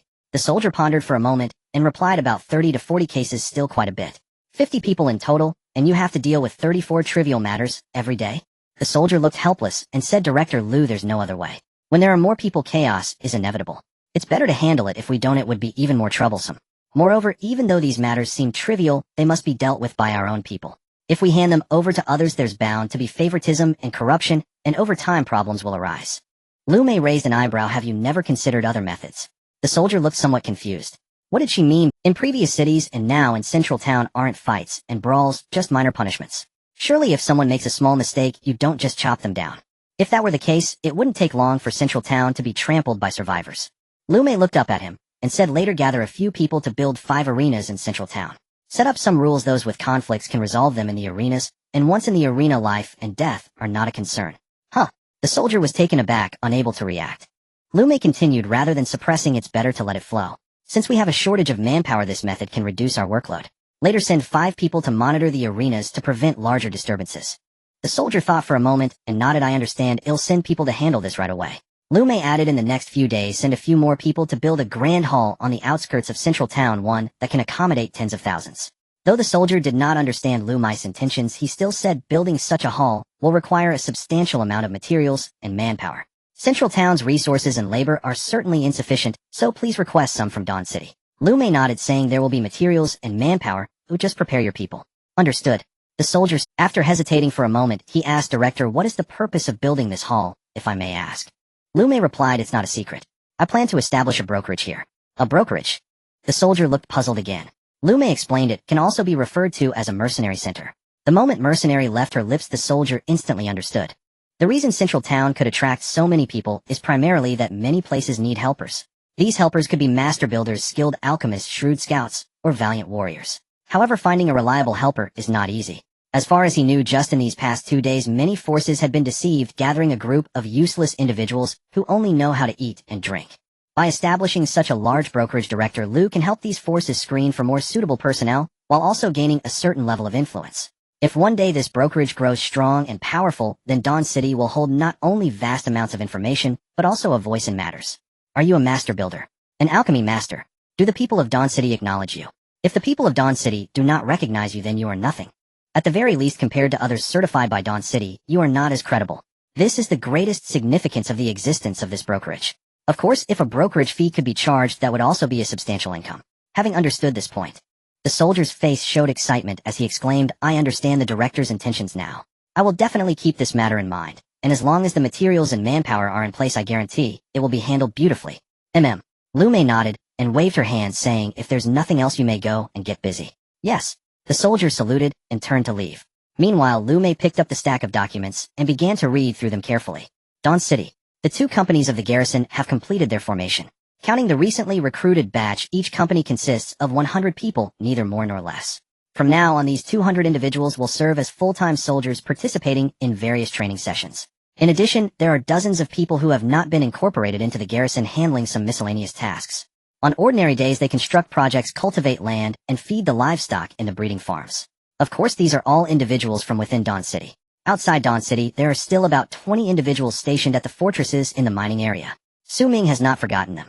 For the time being they are organized into a mining defense team, with no change in their treatment. In the square 200 soldiers stood straight, engaged in their daily training.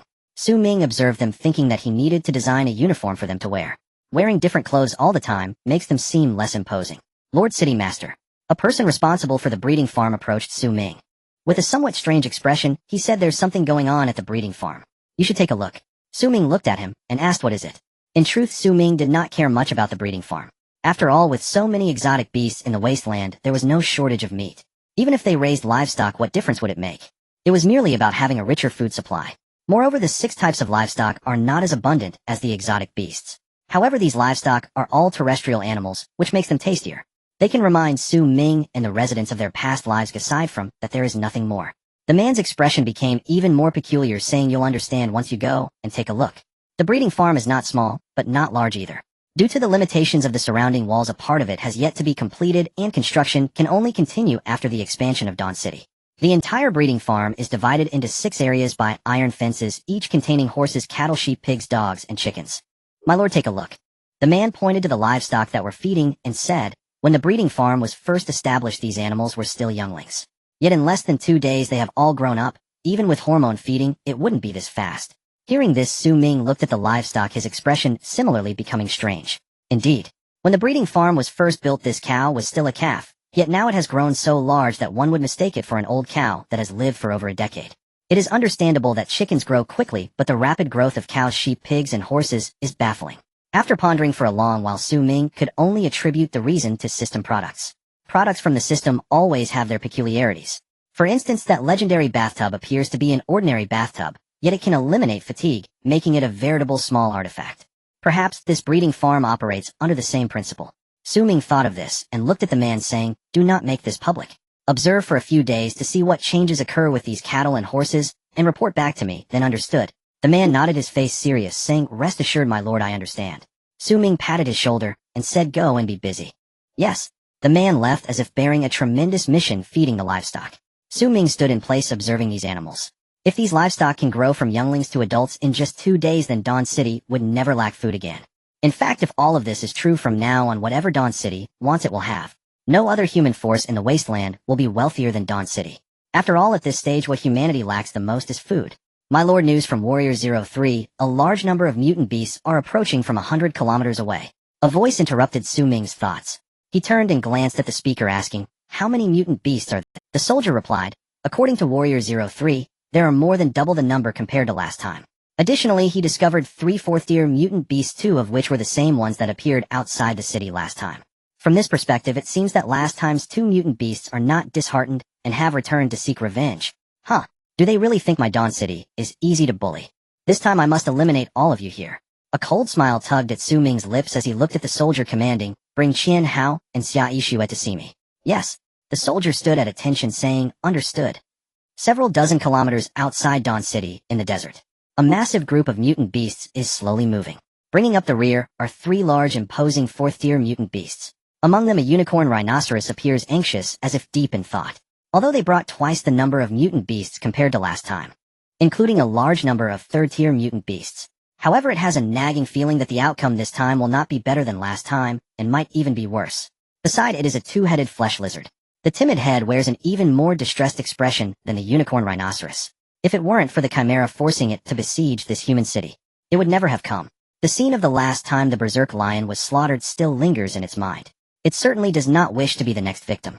The other head, however, is full of enthusiasm, eager to try, saying, last time we were unprepared, but this time we are fully equipped, and with Brother Tiger's assistance we can surely annihilate those despicable humans. Next to it is a giant tiger with wings. Its brown fur is interspersed with black stripes, and combined with its strong sturdy limbs and bright piercing eyes it appears very majestic. This is a berserk tiger. Its enhancements are similar to those of the previous berserk lion. All attributes have been invested in attack power at the expense of agility. With its muscles fully engaged, even a fourth-tier mutant beast would struggle to withstand a single swipe from it. However, compared to the berserk lion, the berserk tiger is even stronger. The reason is that in addition to its immense strength and sharp claws, it also possesses a pair of wings that allow it to temporarily leave the ground. Furthermore, in a state of emergency, it can spit explosive fireballs. The damage and range are not inferior to the fire dragon that Ming encountered in the fortress dungeon. If the berserk lion's strength is deemed average among fourth-tier mutant beasts, then the berserk tiger ranks among the top tier. It is precisely because the berserk tiger is here that the combative head of the flesh lizard is so excited.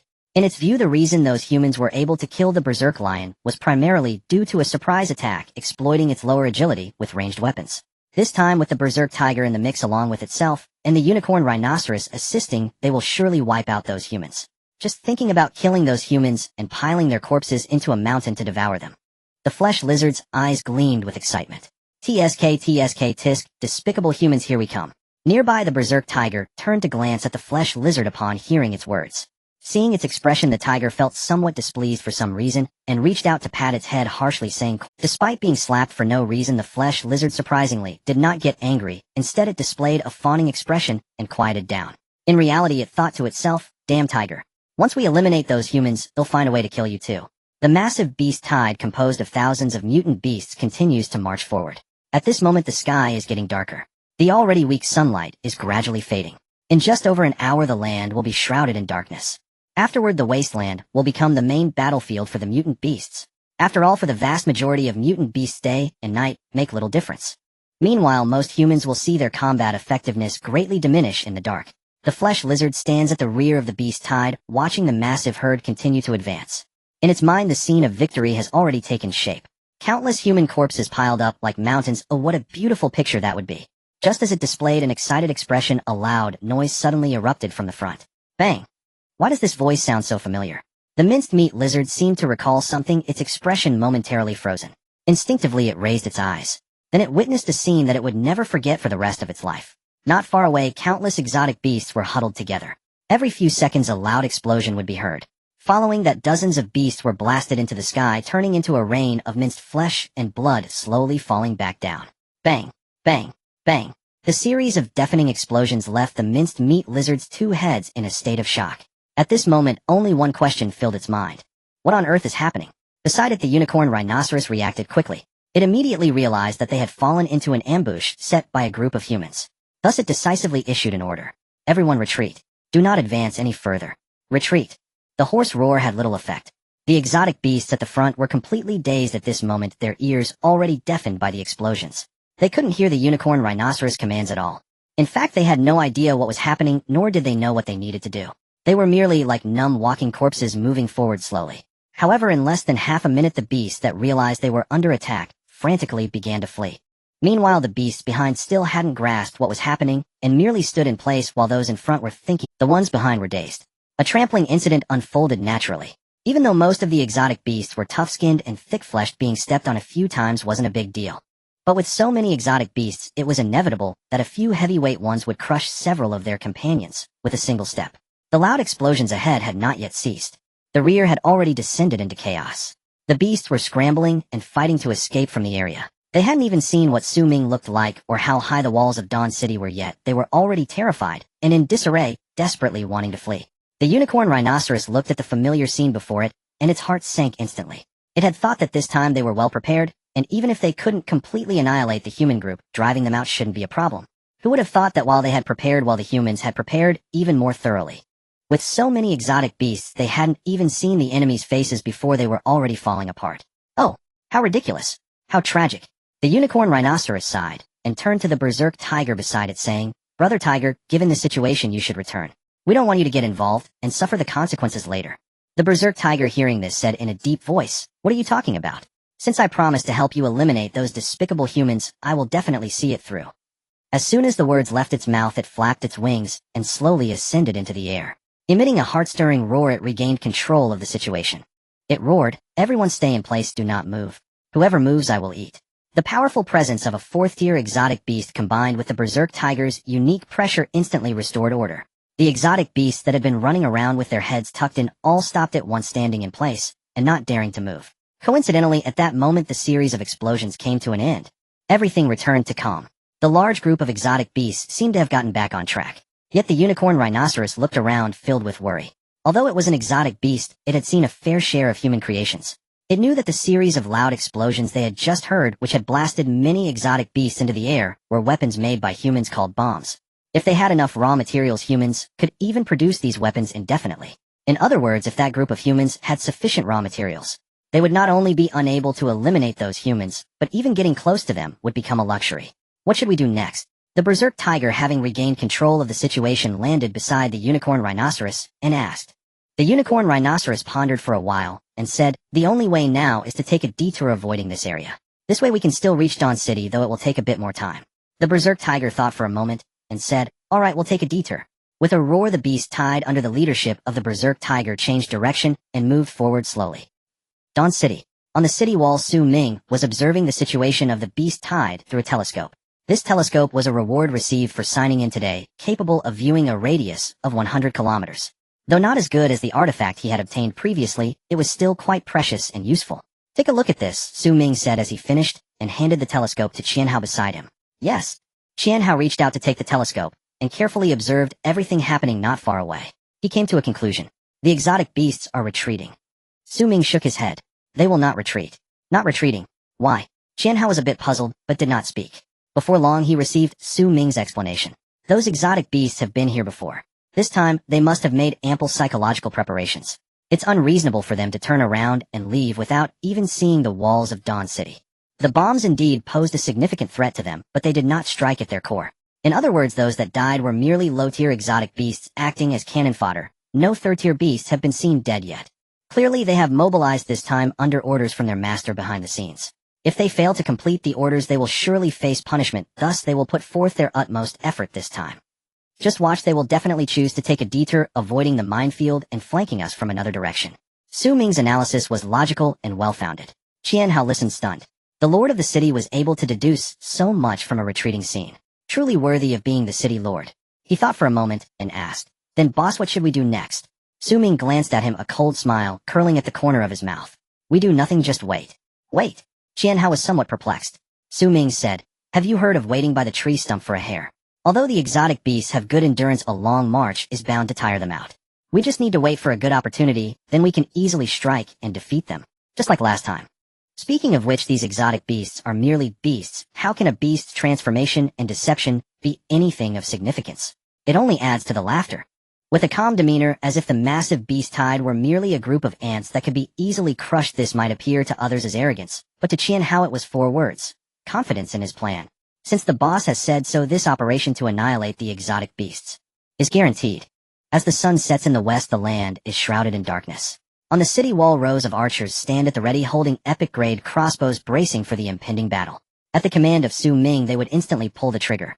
Inside the city, 20 shield warriors with the Dawn Battle Shield in one hand and the Dawn Battle Sword in the other stood in a line before the city gate. They could not see how far the alien beasts had advanced, nor could they gauge their strength. Yet each of them wore an expression of unwavering determination. Even if the path ahead were a mountain of knives or a sea of flames, they would advance, without hesitation, at Ming's command. It is no exaggeration to say that within Dawn City, whether archers or shield warriors, each person exuded an air of grandeur and steadfast will. Standing together, they emanated a formidable presence. It is worth noting that just 3 days ago they were merely ordinary people, timid and fearful, struggling to survive in the Wasteland. In just 3 short days, such a transformation was entirely reliant on the training camps for archers and shield warriors. Ming stood upon the city wall, gazing into the distance. Before long, he spotted a dark wave surging toward Dawn City. "They're coming," Ming said with a cold smirk, his voice laced with chill. Nearby, Qianhao was momentarily stunned by these words, then his expression turned to astonishment. Those alien beasts really haven't retreated. The boss is truly insightful. "Take this." Ming tossed the binoculars to Qianhao, then turned to the archers and shield warriors, loudly declaring, "The alien beasts are closing in. This time, unless a 4th-tier beast joins the attack, I will not intervene. I want to use this city defense battle to see just what you are capable of." If you cannot even deal with this group of alien beasts, then I advise you to pack your things and go feed pigs at the breeding farm. Hearing this, the archers and shield warriors all displayed intense battle fervor. Without Su Ming's prompting, they too desired an opportunity to prove themselves. Without a doubt, this city defense battle was the best opportunity. Su Ming surveyed the crowd and declared loudly, "This is the final clarification of the mission. Whether you are from the first squad or the second squad, whether archers or shield warriors, whether men or women, you have only one goal: annihilate the beast tide. Tell me loudly, can you accomplish this?" Below, the crowd nearly roared, "We guarantee to complete the mission." This powerful shout surged into the sky. "Good." Su Ming nodded in satisfaction and gestured, "Prepare yourselves." "Yes." The crowd complied and began to ready for battle. Su Ming then turned around to continue observing the movements of the beast tide. Compared to the last time, the beast tide was moving more slowly, wary of falling into an ambush. In addition, some agile alien beasts were dispatched at the front of the group to act as scouts. However, this was ultimately meaningless. With the binoculars produced by the system, everything they did was clearly visible to Su Ming. Even so, he did not make any targeted deployments. The reason was simple. He wanted to use this opportunity to train the defense army. Although the defense army had undergone the training camp's refinement, it was still just a dream. Training in a dream, no matter how real, was ultimately just a dream. Su Ming aimed to ignite their potential through a real battle, achieving the goal of training. The beast tide is still approaching. 5 kilometers. 3 kilometers. 1 kilometer. Finally, the leading forces of the beast tide halted 1 kilometer away from Dawn City. From the perspective of the 3 fourth-tier alien beasts, a distance of 1 kilometer was just right. It could exert immense pressure on the enemy while preventing them from shooting arrows. Of course, the alien beasts were also aware that humans had a weapon that could not be blocked even at a distance of 1 kilometer. However, the problem was that such weapons, namely guns, were difficult to obtain. Camping at a distance of 1 kilometer not only caused pressure on the enemy, but also established their own authority, indicating their stance, while preventing any underhanded tactics from the opposition. This was the thought of the unicorn rhinoceros, and it was indeed executed. It must be said that compared to other alien beasts, the unicorn rhinoceros was both meticulous and powerful. Any beast that could become a 4th-tier alien beast was no fool. Under the command of the unicorn rhinoceros, the beast tide ceased its advance, halting at a distance of 1 kilometer from Dawn City. All patrolling ones stay alert. Report any movements on the human walls immediately. Those not on patrol, rest up. We will officially attack the city in 3 hours. The unicorn rhinoceros surveyed the surroundings and said this. Its powerful aura caused many alien beasts to instinctively lower their heads. The alien beasts planned to rest for a while before launching their attack. In this way, Dawn City was very likely to let its guard down, while they also recovered a certain state just right. Su Ming did not give them that opportunity. The alien beasts had just found their footing and had not yet begun to rest when Su Ming issued his orders. "Archers, fire!" With a loud shout, over 100 archers on the city wall simultaneously pulled the triggers of their crossbows. Immediately, arrows rained down like a storm, most accurately striking the alien beasts. Although the first volley consisted of just over 100 arrows, each arrow possessed the power to breach the defenses of a 3rd-tier beast. Thus, after a single volley, many alien beasts fell to the ground. In less than 5 minutes, the archers conducted several rounds of volleys. At this moment, the sounds of curses and cries were the 2 most prominent noises among the alien beasts. With each volley, dozens of alien beasts fell. At this rate, it wouldn't be long before the arrows alone could kill all the alien beasts. The problem was, not all arrows coupled with epic-grade crossbows could exert great power. Without the corresponding arrows and equipment, the power of the epic-grade crossbows could not reach such levels. The power of the epic-grade crossbows remained formidable, but it was by no means that powerful. Whoosh whoosh whoosh, the volleys continued. After a few rounds, the vast majority of alien beasts had completely lost the will to resist. Some huddled in place, too scared to move, while others ran wildly trying to escape. However, behind them stood 3 fearsome 4th-tier alien beasts. If it were just the unicorn rhinoceros and the meat-slicing lizard, it would be one thing. The key factor was that furious tiger. Among the alien beasts in the tide, no one dared to provoke that furious tiger. Advance, and there might be a chance of survival. Retreat, and they would surely be killed by the furious tiger. Thus the chaos lasted only a short while. The beast tide regained its order and began organizing an effective attack. The target of the attack was none other than Dawn City. 1 kilometer away was neither too far nor too close. Soon some alien beasts, unable to maintain the 1 kilometer distance, arrived at the gates of Dawn City. To deal with these cannon fodder-like alien beasts, Su Ming had 100 ways to eliminate them. However, this time, he chose not to intervene. Instead, he stood aside quietly watching. He hoped that they could repel the beast tide with their own strength. The strange beasts approached the city wall. The archers aimed their powerful crossbows at them and pulled the triggers. Whoosh whoosh whoosh. Arrows pierced their bodies, splattering blood mist. The walls of Dawn City are neither too high nor too low. For most low-tier strange beasts, climbing up with their own strength is extremely difficult. They can only stack on top of one another. This is the scene the archers are most eager to see. At this moment, they hardly need to aim. Just pulling the trigger allows them to kill a strange beast. It's important to note that killing a strange beast, even a low-tier one, earns points. As long as they accumulate enough points, they can obtain higher positions and better treatment. A soldier who does not aspire to be a general is not a good soldier. Among those present, how many do not wish to become generals? Without Su Ming having to say a word, each of them exerted all their effort to kill more strange beasts. However, the number of strange beasts is simply too many. Even if the archers do not rest for a moment, a significant number still manage to slip through. In less than 3 minutes, a large group of strange beasts climbed over the corpses of their companions and reached the city wall. At this moment, the shield warriors who had been waiting for a long time stepped forward. A total of 20 shield warriors stood at a certain distance from each other, each guarding a section of the wall. "Kill!" came a furious shout. All 20 shield warriors drew their dawn battle swords and then positioned their dawn battle shields in front of them. Each of their gazes was incredibly resolute. In the training camp, they had experienced similar scenes countless times. Even when facing the strongest enemies, they would not retreat, even a single step. As long as there are people, the city will stand. Of course, with these creatures, they are far from being a threat to Dawn City. Roar! A third-tier strange beast resembling a crawler climbed up the city wall, emitting an unpleasant roar. Its crimson eyes locked onto an archer. In the next second, it shot out its long tongue, using its limbs to leap into the air and pounce on the archer. The archer sensed the danger, instinctively took a step back, and was about to adjust the crossbow. Suddenly, a furious shout rang out. "Die!" A flash of cold light passed by. In an instant, the head of the third-tier strange beast resembling a crawler was severed.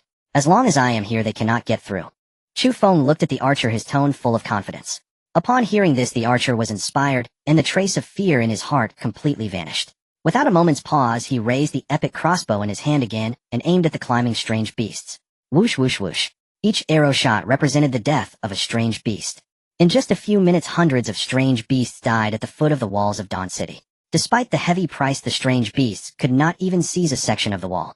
The 20 shield warriors stood like 20 steadfast pillars. As long as their dawn battle shields remained, no strange beast could break through their defensive line. The shield warriors and archers cooperated seamlessly, forming an iron curtain that kept the beast tied at bay.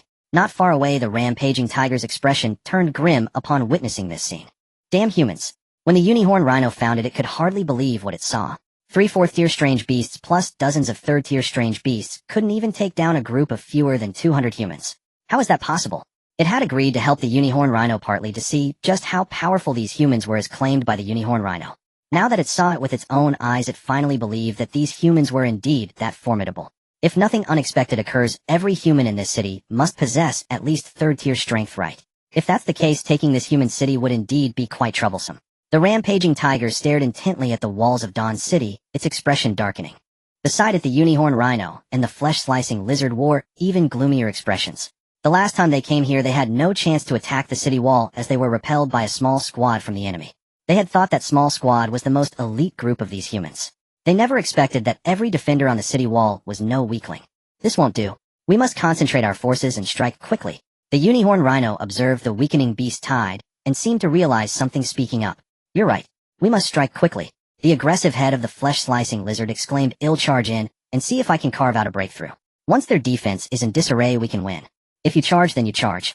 "I'm not going," protested the timid head of the flesh-slicing lizard. "If we are to charge, it should be after the fighting has softened up." The two heads controlled a single body. If one head resisted doing something, the other could not proceed either. Unable to control their body, the aggressive head cursed, "Useless coward. You deserve to be roasted and eaten by humans."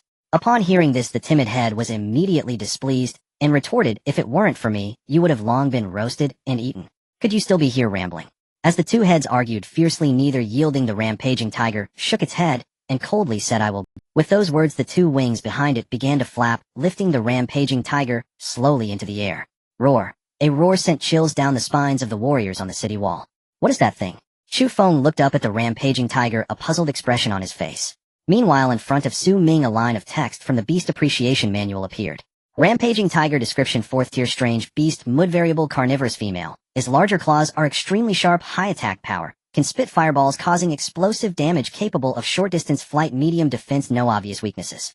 Goodness, that's an upgraded version of the rampaging lion. With high attack and thick health, able to run and fly, and capable of spitting fireballs. If I hadn't seen its appearance, I would have thought a little fire dragon had revived. Su Ming looked at the rampaging tiger in the air without underestimating it. He ordered Xia Yishua shoot it down. Understood. Xia Yishua immediately raised the Thunder God. With a bang, a gunshot rang out. A dull sound echoed as a blue light shot forward. The rampaging tiger's eyes narrowed, instinctively adjusting its body just in time to dodge the shot. Goodness. Su Ming didn't expect the rampaging tiger could dodge the Thunder God's attack, and he was momentarily stunned. Looks like he'll need to use sword control technique this time. Without hesitation, Su Ming prepared to use the sword control technique against the rampaging tiger. In the next second, a mechanical voice sounded. Distance insufficient, sword control technique cannot be used. Not close enough. Then let's get a little closer. Su Ming did not hesitate and jumped down from the city wall. He pulled out the nameless sword from his backpack and began his mowing mode. Cloud Shadow 3 falls. Wherever the sword light reached, not a single beast survived. In just 1 minute, Su Ming broke through numerous obstacles and arrived before the rampaging tiger. With a thought, the sword control technique was activated once more. Target exceeds weight limit, cannot use sword control technique on target. Su Ming was taken aback. He instinctively glanced at the rampaging tiger. He didn't expect this creature's heart to be so heavy. The sword control technique is not invincible. As long as the target exceeds a certain weight, the technique becomes ineffective. Weak human. At this moment, the rampaging tiger's blood-red eyes fixed on Su Ming, cruelly saying, "I will torment you thoroughly." Hearing this, Su Ming let out a cold laugh and disdainfully replied, "A beast is just a beast. With such arrogant words you might as well lose those eyes." As soon as he finished speaking, Su Ming extended a hand towards the rampaging tiger. The rampaging tiger looked on with an even more disdainful expression. It did not believe that this human who was not even at the 4th tier could inflict harm on it. However, in the next moment, it suddenly felt a chill run down its spine. It felt as if some crisis was about to occur. Just as this feeling arose, its eyes suddenly experienced a sharp. In the next second, the sharp pain instantly transformed into excruciating agony. In another second, it could no longer see. Roar, blinded and engulfed in pain. The rampaging tiger instantly became frantic, letting out a furious roar. On another side, whether it was the warriors on the city wall, the surrounding beasts, or the observing unicorn rhino and flesh lizard nearby, they all fell into silence. At this moment, they were utterly shocked, because just a moment ago they had witnessed Su Ming snatch the rampaging tiger's eyes from afar. Is this something a human can achieve? Or is Su Ming? The beasts were all plunged into panic. Meanwhile, on the city wall, regardless of whether they were archers or shield warriors, seeing this scene, they all felt a surge of excitement. Even if that beast can fly, what of it? Once the Lord of the City makes a move, it won't even get the chance to escape. The Lord of the City can kill from afar. This ability I've never seen before. If I hadn't seen it with my own eyes, I wouldn't have believed it. With the Lord of the City here, no matter how many or how strong the beasts surrounding the city are, we need not fear. At this moment, the trust and reverence of the people of Dawn City towards Su Ming reached its peak. On the other side, the rampaging tiger, engulfed in darkness, could no longer maintain its flying state and fell from the sky, crashing to the ground. Simultaneously, it entered a rampaging state. Damn human, what have you done to me? The rampaging tiger let out a series of angry roars. Seeing no one respond, it opened its huge mouth and spat out explosive fireballs. However, because it couldn't see it, the fireballs it spat out didn't even hit Su Ming's position. Instead, several of the attacking beasts were killed by the... Seeing this, Su Ming reacted swiftly, making quick work of it. Indestructible Divine Art. Cloud Shadow 3 falls. Both skills activated simultaneously. Su Ming wielded the nameless sword and charged at the rampaging tiger. The rampaging tiger's ears twitched as it barely discerned the direction of Su Ming. It raised its sharp claws to counterattack. Roar. The nameless sword came down, severing one of the rampaging tiger's claws. Blood gushed out instantly, staining the ground red. Roar. With the intense pain, the rampaging tiger couldn't help but howl. At the same time, as if it had gone mad, it opened its huge mouth, spat out fireballs, and charged at Su Ming. A mere trick. Su Ming sneered, showing no fear as he charged forward. Bang! The fireball struck the ground, producing a loud bang. Mud flew everywhere, and smoke enveloped Su Ming in an instant. Lord of the City. On the city wall, everyone's heart raced upon witnessing this scene. That fireball from the beast could easily kill a 3rd-tier beast. If it really hit the Lord of the City, it would certainly cause great harm. Lord of the City, please be safe. Everyone stared intently at the smoke, silently praying. A few seconds later, the smoke dissipated, revealing Su Ming's figure. At this moment, he stood firm with only some damage to his clothes, completely unharmed. With the indestructible divine art, such an attack could not inflict any damage on him. It was precisely because of this that Su Ming dared to face it head-on without taking a step back. However, the people on the city wall did not know that this was a result of Su Ming's skill. Seeing that even the beast's fireballs could not harm their Lord of the City at all, they believed that Su Ming's strength had grown to the point where he could ignore 4th-tier beasts. One by one, they were incredibly excited, shouting, "Lord of the City is amazing." At this moment, Su Ming had already raised his sword and approached the rampaging tiger. Remember, in your next life, do not provoke those you cannot afford to offend. Su Ming's expression was cold as he raised the nameless sword. He directly severed the rampaging tiger's head. The rampaging tiger, which stood at the top of the food chain in the Wasteland world, met its demise at Su Ming's hands. Not far away, the other two fourth-tier beasts were utterly terrified upon witnessing this scene. This human is too strong. We cannot defeat him. Run. The cowardly head of the flesh lizard, having seen the rampaging tiger killed, was left with only one thought in its mind: run. The other head, however, with red eyes and gritted teeth, said, run. What good will running do? When we reach Chimera, we will still die. Might as well fight this guy. I don't believe he fought the rampaging tiger without suffering any wear and tear. Fight him. Are you crazy? If you want to die, go ahead, but don't drag me with you. The cowardly head screeched in terror. The other head pretended not to hear and controlled their body, moving toward. The two heads of the flesh lizard were usually the more dominant one. Thus they naturally held some control when steering. You're insane. You're sending us to our deaths. Don't move forward, or we will all die. I beg you, this time just listen to me. The cowardly head was already crying. Meanwhile, the unicorn rhino beside them said nothing. At this moment, no one knew what was on its mind. On the other side, Su Ming looked at the flesh lizard, which was stepping towards him, and a cold smile crept across his lips. The smile was laced with a chilling aura. A fourth-tier agile beast wants to fight me. Seeking death. Su Ming was too lazy to move himself. He simply took out a legendary scarecrow from his backpack. In the next second, the legendary scarecrow swung its weapon. Both heads fell to the ground. The scarecrow let out a terrifying laugh, its eyes fixed on the nearby unicorn rhino ready to charge. At this moment, the unicorn rhino spoke. I surrender. Cackle, cackle, cackle. Ignoring the unicorn rhinoceros's plea, the scarecrow raised its scythe, high poised to strike. The unicorn rhinoceros stood frozen in place, trembling violently. I've never devoured humans, it cried out desperately. Spare my life. I'll serve you as ox or horse for eternity. Halt. Su Ming spoke calmly. At his words, the scarecrow's arm froze mid-swing, scythe suspended in midair. The razor-sharp blade hovered mere centimeters from the unicorn rhinoceros's throat. Its heart skipped a beat in sheer terror. Instinctively, it lifted its gaze toward the scarecrow. Seeing the scythe motionless, it exhaled in profound relief. Thank the heavens, I'm still alive. Sign this covenant, and I shall spare your life. Su Ming retrieved a scroll from his pack and tossed it before the unicorn rhinoceros. The creature glanced at the script, utterly indecipherable to its eyes. This hesitation flickered across its face as it opened its mouth to speak. Before a single word emerged, Su Ming cut in. This is your sole chance to live. Refuse, and death is inevitable. His voice carried an unmistakable undercurrent of lethal intent. At those words, the unicorn rhinoceros abandoned all hesitation. I'll sign. Whatever the covenant demanded, refusal meant certain annihilation. No alternative remained but to affix its mark. Covenant activated. Acquired slave unicorn rhinoceros 1. Su Ming skimmed the creature's attributes. It ranked only slightly below Air Guzzi, still commendable. Not bad at all. Transported to Central Town, it would undoubtedly prove highly effective. Su Ming fixed his gaze upon the unicorn rhinoceros and commanded, order all these monstrous beasts to surrender, or face utter extinction. The creature inwardly mused, does surrender truly guarantee survival? In the end, isn't death inevitable? Yet such thoughts remained locked deep within, never to surface. It obeyed without protest. Turning toward the surrounding beasts, it bellowed, stand still, do not move. Mid-assault, the monstrous beasts paused, swiveling their heads toward it. Witnessing its subjugation by humankind, their hearts plunged into icy despair. 3 commanders, 2 slain, 1 captured. This battle, we have lost once more. What of it? Surrender means death, resistance means death. I will never yield. These humans are overwhelming. We cannot prevail. Better to submit, as our commander did, and perhaps cling to a sliver of life. Among the third-tier beasts, opinions diverged. Some pressed onward, determined to perish alongside their human foes. Others relinquished resistance entirely, standing motionless, awaiting judgment with silent resignation. Yet no choice they made could alter one immutable truth. Victory in this war was utterly beyond reach. Within the hour that followed, beasts of every tier, low and high alike, were slaughtered to the last by the warriors of Dawnlight City.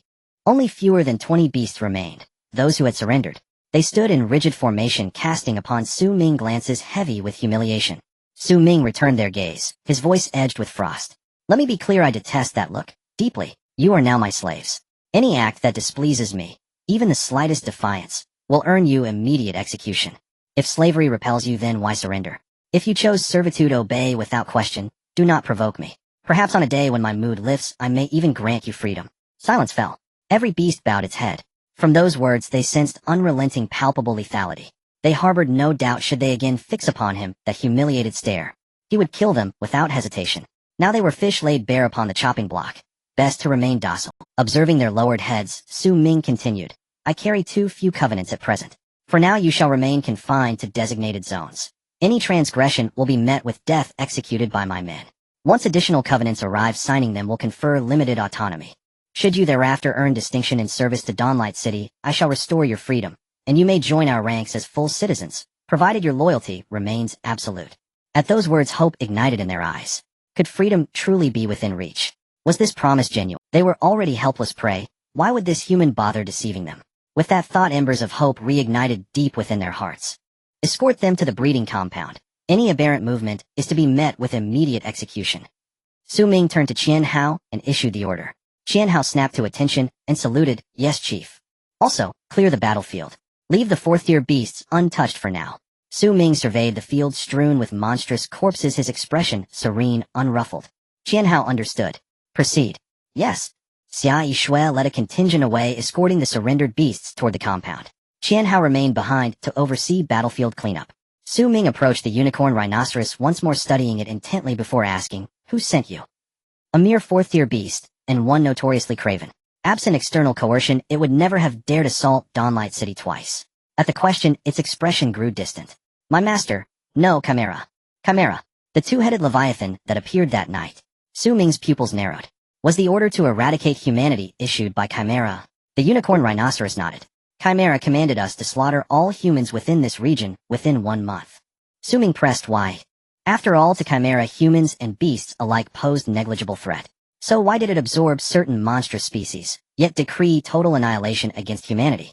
The unicorn rhinoceros shook its head. "I do not know. Chimera seems to loathe humans profoundly."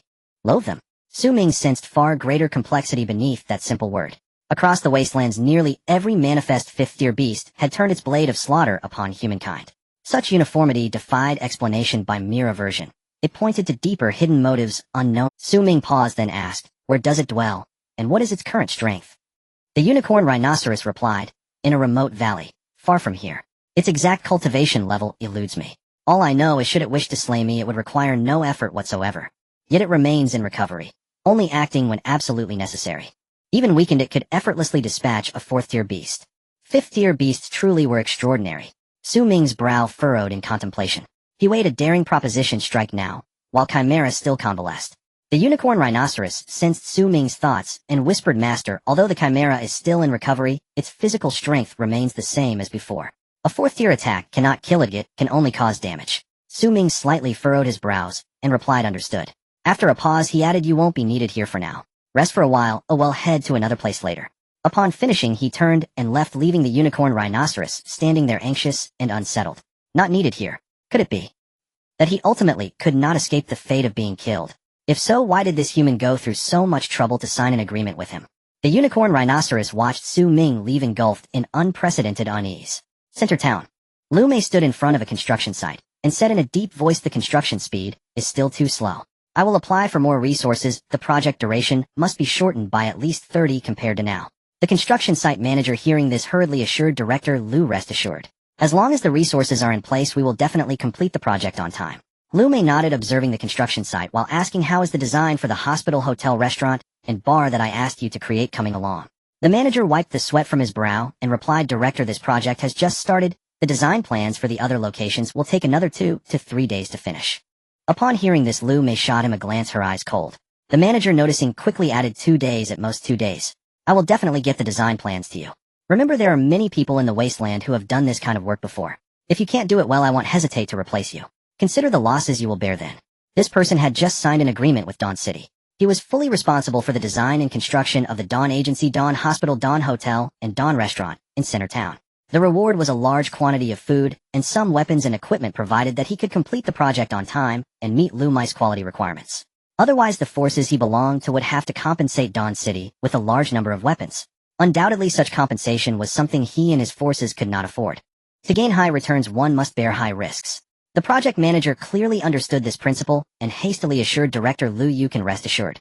No matter what, I will ensure the project is completed with quality and on time." Lu Mei nodded, continuing to observe the construction situation. At that moment, a soldier from Dawn City approached her and whispered, "Director Lu, there are more disturbances."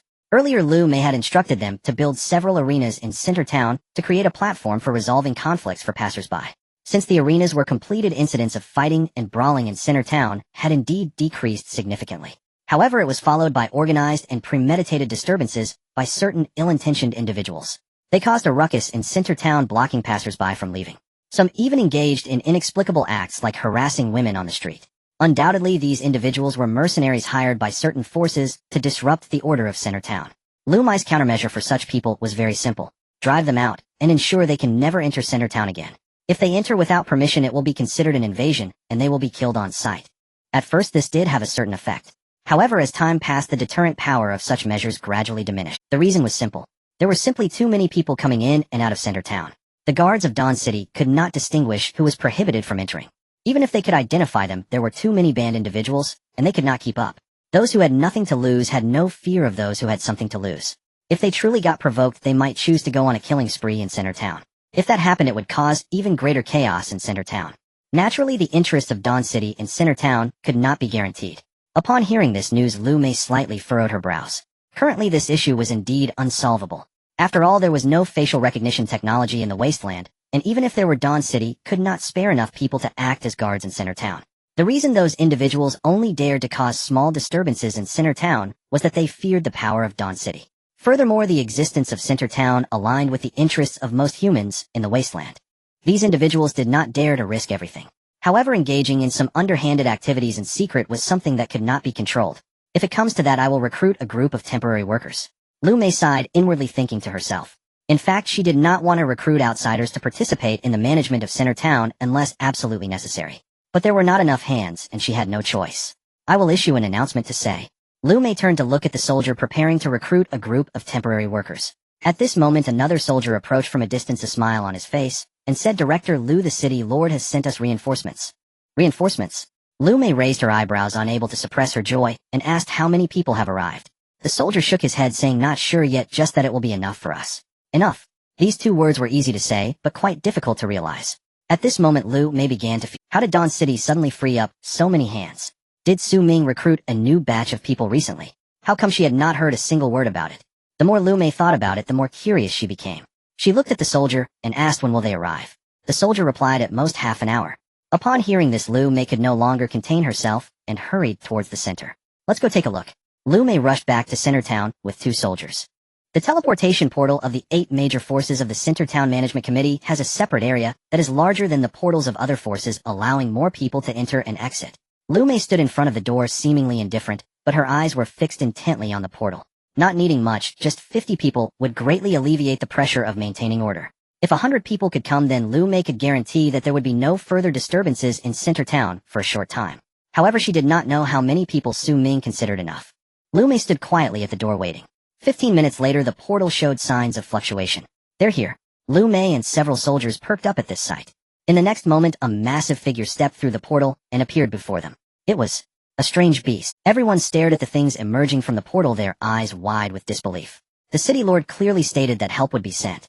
Why did a group of exotic beasts arrive? Moreover, each one was a Tier 3 beast. Could it be that the Dawn City has been overrun by exotic beasts? As soon as this thought crossed his mind, it was quickly suppressed. As long as no Tier 5 beasts participated in the siege with the city lord's strength, dealing with the beast tide would be a piece of cake. So what exactly is the situation with these exotic beasts before them? Everyone was puzzled. Suddenly, a massive figure caught their attention. Its dark shell resembled an indestructible armor covering its entire body. The sharp horn, over a meter long, exuded an overwhelming sense of intimidation. Its fist-sized eyes, tinged with blood, surveyed everything around. This is a Tier 4 exotic beast. The crowd stared at the horned rhinoceros, momentarily stunned into silence. There were indeed Tier 4 exotic beasts in Dawn City. For example, the city lord's pet Air Guzzi is a top-tier Tier 4 exotic beast. But Air Guzzi had been by the city lord's side since it was very weak. It obeyed only the city lord's commands. That was only natural. However, could a wild Tier 4 exotic beast be easily tamed? The answer was undoubtedly negative. At this moment, whether it was Lu Mei or the warriors, their hearts sank. They all simultaneously harbored the same thought. Has Dawn City fallen? Is that a Tier 4 exotic beast? It's the portal from Dawn City. How could a Tier 4 exotic beast come to the central town? Could it be that Dawn City has fallen? How is that possible? Lu Mei and the others had not yet reacted to how to deal with this situation. The passers-by in the central town also noticed the situation here and began to murmur. There was no way around it. In the small central town with the sudden appearance of over a dozen exotic beasts, all of which were large Tier 3 beasts, it was impossible not to draw attention. At first, only a few Tier 3 exotic beasts appeared. The passers-by did not react so intensely. After all, they had heard about Dawn City raising Tier 3 exotic beasts before. However, when more than a dozen Tier 3 exotic beasts along with that fearsome-looking Tier 4 exotic beast emerged from the portal, they could no longer remain calm. No matter how powerful Dawn City was, could they really subdue over a dozen different types of high-tier exotic beasts, plus a Tier 4 beast, in such a short time? It was unrealistic to think so. Therefore, the appearance of these exotic beasts here represented that Dawn City was very likely already overrun by them. Just imagine how terrifying the beast tide that could conquer Dawn City must be. In an instant, fear spread across the faces of the passers-by, and they instinctively wanted to flee this place. A Tier 4 exotic beast. If it goes wild, none of us can stop it. Run quickly. If we don't run now, it will be too late. Everyone stay calm. So what if it's a Tier 4 beast? Dawn City has been raising a Tier 4 beast all along. It's not unusual to raise another. Do you think Tier 4 exotic beasts are like kittens or puppies that can be raised at will? Enough chit-chat, let's get out of here. The passers-by staring at the suddenly appearing horned rhinoceros unanimously chose to retreat. In just a few seconds, chaos ensued. If a stampede were to happen at this moment, the consequences would be unimaginable. Seeing this scene, Lu Mei frowned and thought to herself, this won't do. I need to find a way to stop these exotic beasts. Just as she was about to gather the warriors to form a human wall to block the beasts, a deep voice suddenly rang out. Excuse me, is there a Lu Mei here? As the voice fell, the entire central town fell silent. Did I hear that right? That Tier 4 exotic beast just spoke. What? The crowd looked at the horned rhinoceros in confusion, completely unaware of what was happening. At this moment, the horned rhinoceros spoke again in somewhat non-standard human language. Which one is Lu, director? Holy crap. It really is talking. Today has been an eye-opener. Exotic beasts can actually speak human language. The wasteland is vast, and there's no end to the wonders. The instant the horned rhinoceros spoke, the entire central town erupted. Lu Mei, who had focused her attention on the horned rhinoceros, was momentarily stunned, but quickly reacted. These exotic beasts are exactly the reinforcements mentioned by City Lord Su. 17 Tier 3 exotic beasts and 1 Tier 4 beast are definitely enough. Lu Mei looked at the horned rhinoceros and said, I am Lu Mei. Upon hearing her voice, the horned rhinoceros turned to Lu Mei and sized her up. Seeing that she had no special traits, it felt a bit disdainful. Huh, a weak human. Though it felt disdain, it still showed great respect, and said, Lu, director, my master told me that during this time I and them are under your command. As long as we do not leave the central town, I and they will carry out your tasks diligently. Undoubtedly here they refers to those Tier 3 exotic beasts. Master. Who is its master? Isn't that obvious? Who else in the entire wasteland has the ability to tame a Tier 4 exotic beast but Su Ming, the great figure? Speaking of which, Master Su originally had a Tier 4 exotic beast as a pet, and now he has tamed another one. Doesn't that mean that he has 2 Tier 4 pets? Wow, our entire settlement might not be able to defeat a single Tier 4 exotic beast, and yet Master Su already has 2 Tier 4 pets. Comparing people really makes one feel inferior. The crowd looked at the exotic beasts in front of the portal, filled with emotions. Not just the passers-by, even Lu Mei herself felt a bit dazed looking at these beasts. She never imagined that the reinforcements mentioned by City Lord Su would actually be a group of exotic beasts, and high-tier ones at that. It's important to note that although these beasts may not necessarily have stronger combat power than the warriors of Dawn City, their endurance, sense of smell, and intimidation factor are far beyond what the warriors can compare to. Deploying them in front of the portal means they are like physical filters. Anyone previously banned from entering, if they dare to come again, will be taken down one by one. Let's see who else dares to cause trouble in the central town from now on. Not to mention, just having the horned rhinoceros stand in the center of the town square, who would dare to be impudent? Thinking of this, Lu Mei raised her eyebrows and looked at the horned rhinoceros, saying, your task is very simple, guard the portal, and once you see anyone previously banned from entering the central town reappear, take them down immediately. Banned individuals. Though the horned rhinoceros didn't fully understand in front of so many humans, it also felt embarrassed to ask, just nodded saying understood. Behind it, the Tier 3 exotic beasts all nodded in agreement. In fact, without the language talent of a Tier 4 beast, they had no idea what Lu Mei was saying. They only knew that whatever the horned rhinoceros did, they would do as well, and it would be the right choice. In truth, the beasts needed to do nothing but stand before the portal, causing passers-by to refrain from their previous recklessness. The intimidation from the 4th-tier beasts far exceeded Lu Mei's imagination.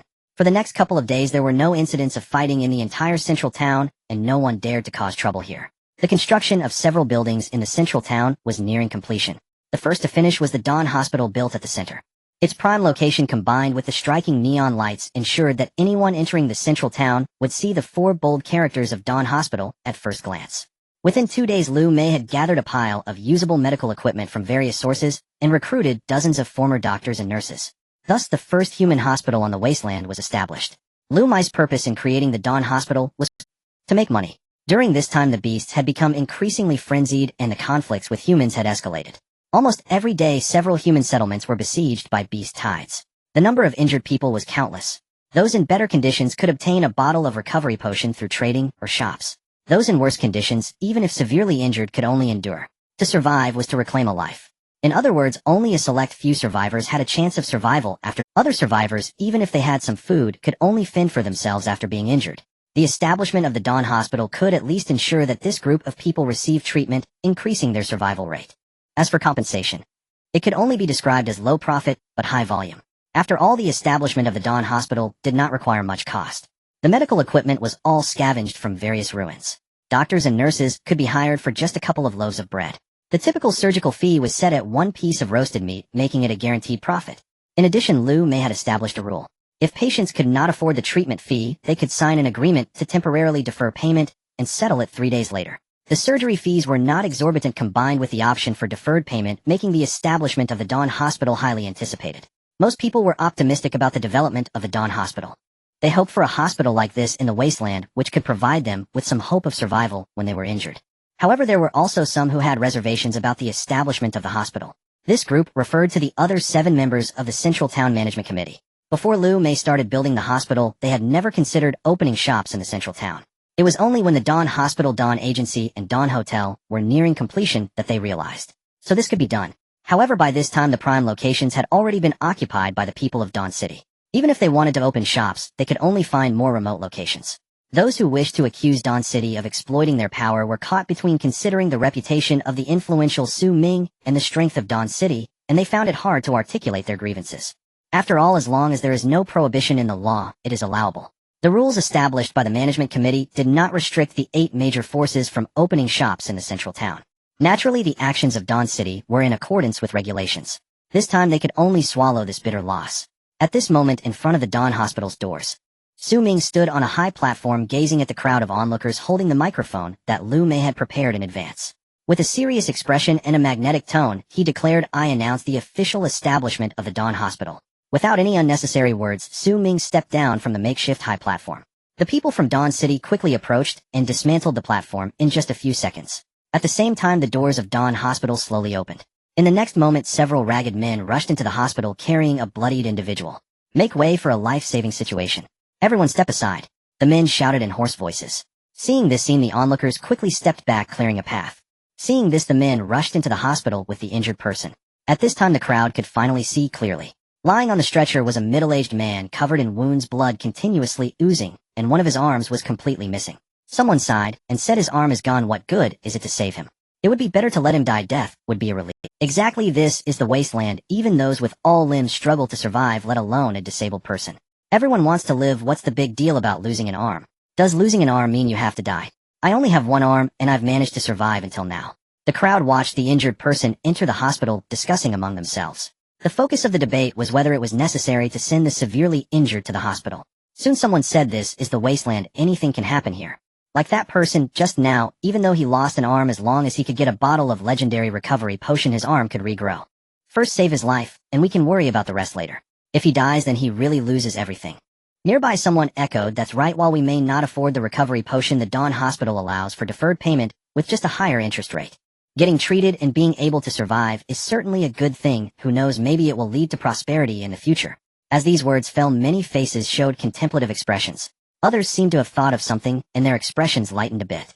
At this time, several people stepped out from the crowd and walked toward the Dawn Hospital. Previously, they had been tormented by ailments for some time. They had thought that since they couldn't afford the recovery potion, they would endure for as long as possible. If worse came to worse, they could simply confront the beasts heat-in and die trying. However, the establishment of the Dawn Hospital brought them some hope. Although there was no recovery potion, perhaps the Dawn Hospital could still treat their illnesses. Regardless, the treatment costs at Dawn Hospital were certainly much cheaper than the recovery potion. Dawn Hospital. Orthopedics. Zhu Wentao sat in his office chair looking around and feeling an overwhelming sense of disorientation. For a moment, he thought he had returned to his previous world. Back then, he was not an ant trampled underfoot, but rather a chief orthopedic surgeon with a certain social standing. Arriving in the Wasteland, his once proud skills had no place to be utilized. His not-so-strong physique placed him in the lower ranks of the community. He could only receive one piece of bread a day, which hardly filled his stomach. Now having joined the Dawn Hospital, he could guarantee 3 pieces of bread daily. For each patient he treated, he would also receive additional compensation. One day being able to eat roasted meat might become a possibility. Moreover, the most important thing was that he could return to his old profession.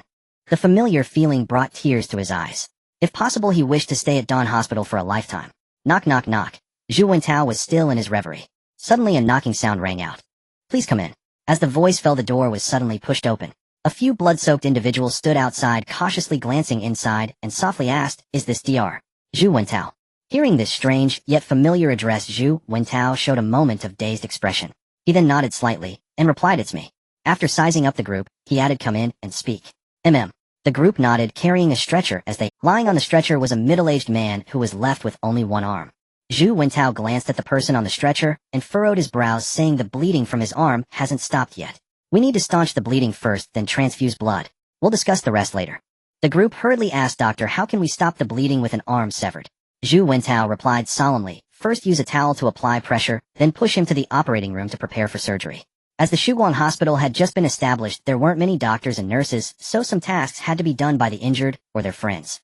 The group frantically wheeled the middle-aged man with the severed arm into the operating room. Zhu Wentao changed into surgical attire and took the necessary sterilization measures before entering the operating room with several doctors. The others anxiously waited outside the operating room. "Brother Zhao, do you think old Lu will pull through this time?" A young man looked at his companion, concern etched on his face. His companion thought for a moment and said, "It's just a severed arm, and he's been brought to the hospital. He should be fine." After this remark, the group fell into silence again. In the past, a severed arm brought to the hospital would at least ensure one's life. However, this was indeed Wasteland. Even though the Shuguang Hospital looked no different from hospitals in the old world, they were still deeply worried. Occasionally, they glanced towards the operating room, their faces filled with concern. Every time they raised their eyes, their expressions would change, slightly tinged with the sorrowful empathy of the rabbit and the fox. They understood. Living in the Wasteland, such a day would inevitably come.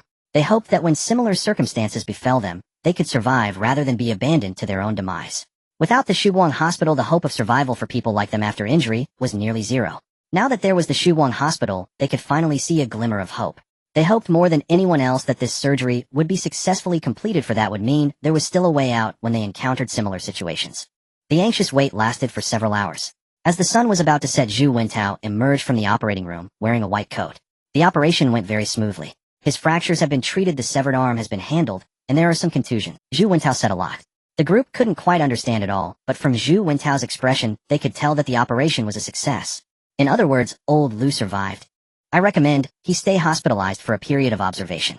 If no complications or infections occur, he can be discharged. The costs incurred during this time can be temporarily deferred after signing the agreement. Zhu Wentao looked at the group and spoke. Hospitalization. The group was taken aback and asked, "How much will it cost for hospitalization?" Zhu Wentao explained, "If you provide your own food, it will be 2 pieces of bread or items of equivalent value per day. The cost of medication and consumables will be charged separately. 2 pieces of bread a day.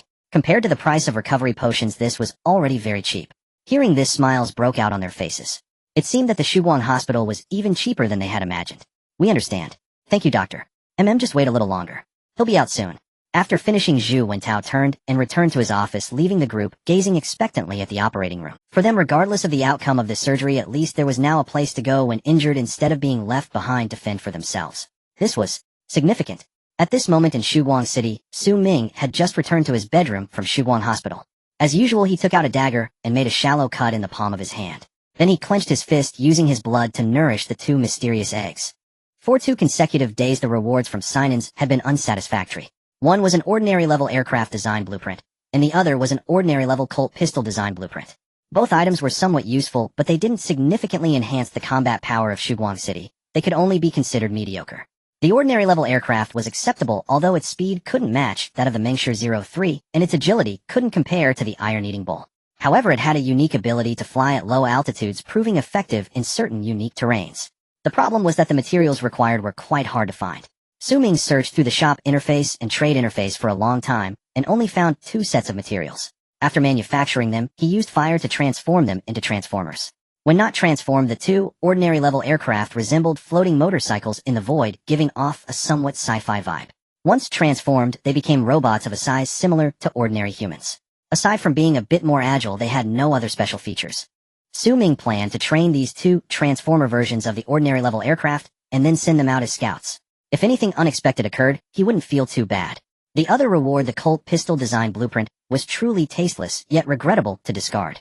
Setting aside the need for ammunition, its power was far inferior to that of an epic-grade crossbow. The advantage was its firing speed, which far exceeded that of an epic-grade crossbow, making it more efficient against first-tier aberrations. Its only function was to serve as a secondary weapon for bowmen and shield warriors. 2 consecutive days of unsatisfactory rewards. I hope today will be a bit more generous. Ming sighed, placing his clenched fist on another mysterious egg. Blood dripped onto the mysterious egg. It immediately reacted, shaking side to side, as if it were thoroughly enjoying it. I wonder when these 2 vampires will hatch. If this continues, I'll be drained dry. Since that day when he discovered the mysterious eggs could absorb his blood, Ming had been feeding them with his blood. Each time he fed them, the eggs would react. Especially this one, which was becoming increasingly active, rolling around as if it were alive several times. If I keep feeding you with blood every day and you end up hatching into 2 little chicks, I swear I'll boil you both.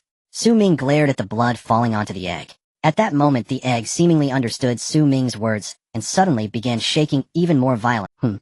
Is it about to hatch? Ming raised an eyebrow at the scene before him, a look of anticipation spreading across his face. Suddenly, with a violent shake, a crack appeared in the eggshell. Before Ming could react, the crack rapidly expanded. In less than 3 seconds, the eggshell shattered into pieces. Chirp, chirp, chirp. A series of cries erupted. Ming looked at the scattered eggshells. Among the fragments, a small head suddenly popped out. Just the head alone resembled that of a lizard. After all this effort, it hatched into a lizard. Ming stared at the small head with a touch of helplessness. Despite this, he still took out the prepared nutrient solution, ready to feed this newly born life. At that moment, the small head finally noticed Ming, seeming to break into a smile, as it made chirping sounds, struggling to crawl out of the eggshell. Quite the little mover, aren't you? Seeing this, Ming revealed a faint smile and extended his finger to push aside the eggshell fragments. Without the cover of the eggshell fragments, the newly born creature finally revealed its full form. Beneath its lizard-like head was a body resembling that of a lion. At the end of its tender limbs were sharp claws, and the most striking feature was its back, where a pair of bat-like wings were gently flapping. Its long serpentine tail ended in a sharp stinger somewhat resembling that of a scorpion. This is a dragon. Ming looked at the little creature, moving towards him, his pupils narrowing. This little creature bore an uncanny resemblance to the fire dragon he had seen in the fortress. The only difference was that while the fire dragon was entirely crimson, this little one radiated a faint blue glow. Chirp, chirp, chirp. The newly born creature, still unfamiliar with language, could only emit meaningless syllables. However, it was clear that it was very interested in Ming, constantly moving in his direction. It seemed that the closer it got to Ming, the more secure it felt. This was also within Ming's expectations. Generally speaking, newly born creatures tend to develop a dependency on the first thing they see. Moreover, before it hatched, Ming had been nurturing it with his own blood. It would be strange if it didn't feel close to it. Unexpectedly, this tiny egg could really hatch a dragon.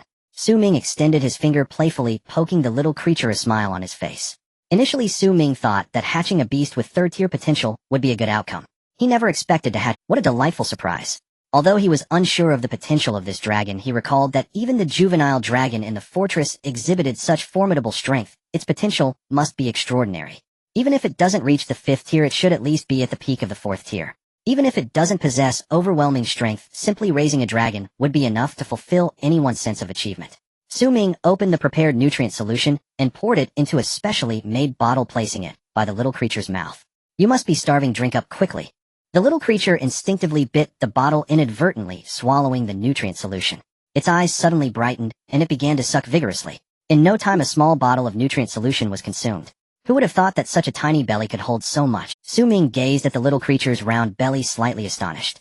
The little one licked its tongue, clearly wanting. Despite this, Ming did not dare to give it more, fearing it might burst. He extended his finger, poked its head, and said, "That's enough for today. Play for a while, and I'll feed you again once you've digested it."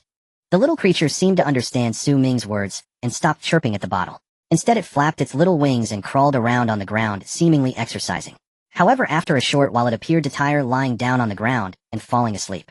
Ming was startled to see it lying still, fearing it had truly overstuffed itself. He quickly extended his finger to its nose. It was still breathing. It was merely asleep. What a lazy one. Ming looked at the little creature and shook his head helplessly. He picked it up and placed it on the bed. Watching it sleep, he still felt somewhat uneasy, so he quickly made a small nest and placed it inside. Given its earlier display of energy, it probably wouldn't be able to escape this small nest anytime soon. After settling the little one, Ming stood up, preparing to leave. Suddenly remembering that he still had the Beast Appreciation Manual not yet used, he turned back and aimed it at the Frost Giant Dragon. Description: second-tier beast adult form is a 6th-tier beast, carnivorous, highly aggressive. Its primary attack methods are charging and biting, capable of releasing frost breath that deals area damage to enemies. Thick skin and strong defense with no obvious weaknesses. An adult form is a 6th-tier beast. Su Ming was stunned upon reading the manual's description. If it were a 5th-tier beast, he wouldn't have been so surprised. But a 6th tier. It's worth noting that as of now, none of the survivors in the Wasteland have even heard of the existence of a 6th-tier beast. It was as if the most formidable beasts in the Wasteland were all 5th tier. Who would have thought that the so-called mysterious egg he had easily obtained could hatch a frost giant dragon capable of growing into a 6th-tier beast? However, upon reflection, it did make sense. After all, the dragon he encountered in the fortress was only named Fire Dragon, not Fire Giant Dragon. And the little one's name includes Giant Dragon, which suggests it possesses even greater potential, which is not surprising. Su Ming gazed at the little creature sleeping in its nest, his expression becoming somewhat complex. On one hand, he hoped the little one would grow quickly to assist him. On the other hand, he feared that once it grew, it might not be under his control, potentially leading to adverse consequences. After watching for a while, Su Ming sighed. Regardless, it was raised by him, and even if it turned out to be disobedient, it probably wouldn't cause any harm to Dawn City. What would happen to it in the future, no one knew. For now, he decided not to think too much. He would address matters once it grew up. With that thought, Su Ming stood up and left the bedroom. After settling the little one, he still had more important matters to attend to. That was to take people to the coordinates provided by the unicorn rhinoceros and investigate the situation regarding the 5th-tier beast chimera. Regardless of whether they could kill the chimera, if possible, weakening its power would certainly not hurt. In the square of Dawn, Xia Yishu, Lu Jingdao, and Chu Feng had been waiting for quite some time. Upon seeing Su Ming, they all saluted him. City Lord. The 3 individuals were all carefully selected by Su Ming. Xia Yishu excelled in long-range combat, capable of providing effective fire support. Lu Jingdao wielded a battle axe, able to hold his own against foes below the 5th rank. Although Chu Feng's strength was somewhat lacking after several days of training, he had already touched upon the threshold of the 4th rank. He was just one step away from breaking through. Moreover, as a gifted shield warrior, his advantage lay in the Dawn Battle Shield, which could block the majority of attack. The entire team was complete. They had ranged support, a tank, and damage output. They just lacked a healer. Initially, Su Ming planned to bring Zhao Yi, but after some thought, Zhao Yi's current abilities were insufficient to heal a 4th-rank warrior in a short amount of time. Bringing her along would not significantly enhance the team's combat power, but would rather reduce their mobility. Thus, Su Ming ultimately decided to leave her at Dawn Hospital. With the newly established Dawn Hospital in need of staff, her work there not only allowed her to earn extra income, but also helped her develop her skills, which was beneficial. Everyone's here, so let's go. Su Ming waved his hand. Then the 4 of them climbed into the Hummer H1. The Hummer H1 carried them toward their target. Along the way, they encountered some low-level beasts, but they were not worth engaging for Su Ming and the others. After half a day, they finally reached a desolate stretch of forest not far from their destination. To avoid alerting the enemy, the 4 chose to advance on foot. After an hour, they finally arrived at the valley mentioned by the unicorn. The valley was much larger than Su Ming had imagined. The towering peaks on both sides loomed high, and from time to time low growls from unknown beasts echoed from within, sounding quite eerie. Before coming here, Su Ming had heard from the unicorn that the valley was home to not only a chimera but also 6 or 7 4th-rank beasts, each formidable and not to be trifled with. The purpose of their visit was to scout enemy activity. The enemy in question referred to the 5th-rank beast, the chimera. Su Ming had no interest in these 4th-rank beasts. As long as the chimera was killed, these creatures were hardly worth mentioning. Thus, Su Ming chose to lead his companions around this section, climbing the peaks on either side to approach the chimera's nest from above, then devise a way to descend. Everyone be careful not to be discovered. Su Ming turned to remind them before moving forward. The others followed closely behind. Everything was proceeding smoothly. The 4 successfully climbed one side of the peak and, guided by the coordinates provided by the unicorn, reached above the chimera's nest. From their vantage point, they could occasionally hear the low growls of the chimera, identical to those they had heard that night. Below is the chimera. Su Ming took a deep breath, holding the legendary telescope as he looked down. In the valley, a massive 2-headed beast, glowing with blue light, lay on the ground, seemingly greedily sucking on something. Immersed in its activity, the chimera had not noticed Su Ming and his companions hovering directly above it. What is that? Su Ming furrowed his brow at the sight. Initially, upon learning from the unicorn that the chimera resided in a valley, Su Ming felt something was amiss. Setting aside the fact that such terrain was easily ambushed by enemies, it was not suitable for a giant beast to inhabit. Moreover, regarding its habits, the murals Su Ming had seen depicted the chimera living atop high mountains. How could this one reside in a valley? It made no sense from any angle. Unless the valley had something to attract the chimera. In other words, the chimera had come to the valley for something. The reason Su Ming led this scouting mission was to determine whether the chimera indeed lived in the valley, as the unicorn had said. If it truly did, what was the reason for its presence? Through the legendary telescope, Su Ming could see the chimera's actions clearly. Undoubtedly, it was feeding. However, what it was sucking on was obscured by its massive body, making it unclear to Su Ming. If only I had brought those two ordinary-grade flying devices, he thought. The valley was too deep. Clearly descending from this height was impractical. After observing for a while, Su Ming chose to give up. He looked at the three preparing to lead them away, when suddenly an excited roar echoed from the valley. Woo! The strange sound instantly put Su Ming and the others on high alert. Each person drew their weapon ready to confront the enemy. However, half a minute passed, and there was no further sound from the valley. Evidently, this call was not directed at them. Something's up. Su Ming suddenly had a realization, his eyes lighting up as he picked up the legendary telescope to look at the valley. This time the chimera had ceased its feeding motion. Instead, it lay quietly to the side, resting. Compared to before, its blue glow had become even more dazzling. At the same time, Su Ming finally saw what it was sucking on. It was an energy core. High-level energy cores stacked one after another, resembling a small lake radiating brilliant light. It was no exaggeration to say that such a plethora of energy cores was enough to transform an ant into a fourth-rank beast. No wonder the chimera made its nest here. It was for the energy cores. Su Ming, gazing at the scene before him, fell into deep thought. Since the emergence of fifth-rank beasts, the most precious resources in the Wasteland had shifted from food to energy cores. The appearance of numerous ruins had brought forth a vast number of energy cores. The energy within these cores could be directly absorbed by both beasts and humans. Energy cores themselves were also crucial materials for crafting high-level weapons and equipment. Many once obscure factions and individuals soared to prominence upon discovering high-grade energy cores. One could say that possessing energy cores meant possessing everything. At first, no one understood the utility of it. Su Ming could still trade some food for energy cores. However, as time passed, the importance of energy cores grew. Dawn City had not exchanged for energy cores from others or factions in a long time. This also led to the cessation of mechanical exoskeleton production. After all, Su Ming had to ensure that Dawn City maintained a certain reserve of energy cores. At this moment, Su Ming, or rather all beings in the Wasteland, yearned for the energy cores which lay quietly in the chimera's nest like a lake. Who could see them and not be tempted? Moreover, the energy that so many energy cores could provide was unimaginable. As long as the chimera occupied this place for a day, its strength would recover at an astonishing rate. Once it regained its peak strength, humanity in the entire region would face utter disaster. Thus, Su Ming had to eliminate this menace as soon as possible. The sooner the better. Su Ming thought for a moment and opened the Beast Appreciation Handbook, aiming it at the chimera in the valley. Its main attack method is the spitting of venom, which can cause area damage to enemies. It has tough skin and strong defense with no obvious weaknesses. The description of the chimera was brief, with only one useful piece of information: it can spit venom. This was not good news for Su Ming. Although his indestructible body greatly increases his resistance to poison, it would be nearly impossible for Su Ming to defeat the chimera alone. Within Dawn City, apart from the Shield Warriors, no one else had the ability to resist venom. Once a conflict ensued, Dawn City would surely be at a disadvantage. Su Ming stared at the chimera in the valley, contemplated for a moment, and ultimately decided to leave for now. He would attack once he found a way to slay the chimera. Of course, if he couldn't find a solution in a short time, Su Ming would still choose to assault the chimera's lair.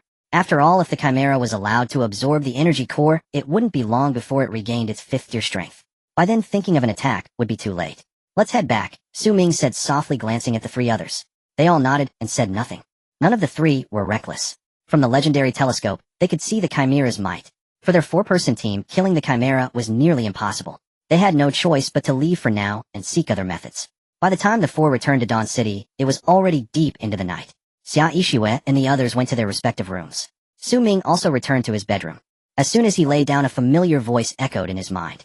Day 33 of Survival Reward 1, E-Priest Training Camp Reward 2, Mage Training Camp Reward 3, Ranch Beast Taming Center. Su Ming was taken aback for a moment at the three options. Then excitement spread across his face. Wow, this reward is fantastic. The previous 4 days had yielded nothing but tasteless, regrettable options. Who would have thought that the reward on the 5th day would be so generous? 2 training camps and an upgrade to a building. Each was something Su Ming desired. The question was, which one to choose? After more than 10 days, Su Ming once again felt the joy and pain of his indecisiveness. The mage should be more than just a ranged damage dealer. If there were functional spells like sheep transformation, then the mage's role would be significant. The priest, without needing to think, one could tell what it was for. The entire wasteland was lacking in healing potions. If he could train a competent priest and place them in Dawn Hospital, it should yield considerable benefits. That was secondary. The most important thing was that during battles, having a priest behind to heal would effectively increase the survival rate on the battlefield. The warriors fighting bravely would have fewer worries. Naturally, the overall combat effectiveness of the team would rise.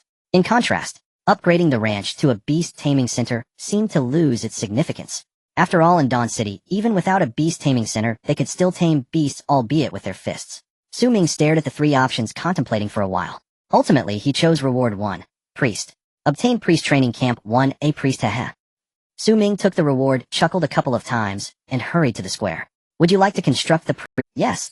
Ming did not hesitate at all, and chose yes. In the next moment, a blinding white light enveloped the vacant land in front of him. Ming could feel that this white light was far more dazzling than that of the previous Shield Warrior Training Camp and Archer Training Camp. Time ticked away. After a full hour, the white light gradually dissipated. Then a building made of marble appeared in the square. Ming's eyes lit up as he looked at the structure before him. The marble construction was solemn and sacred. Various symbols and images were carved on it, making one feel as if they were enveloped in spring breeze, with the day's fatigue seemingly vanishing. Ming stood in place, staring at the priest training camp for a while.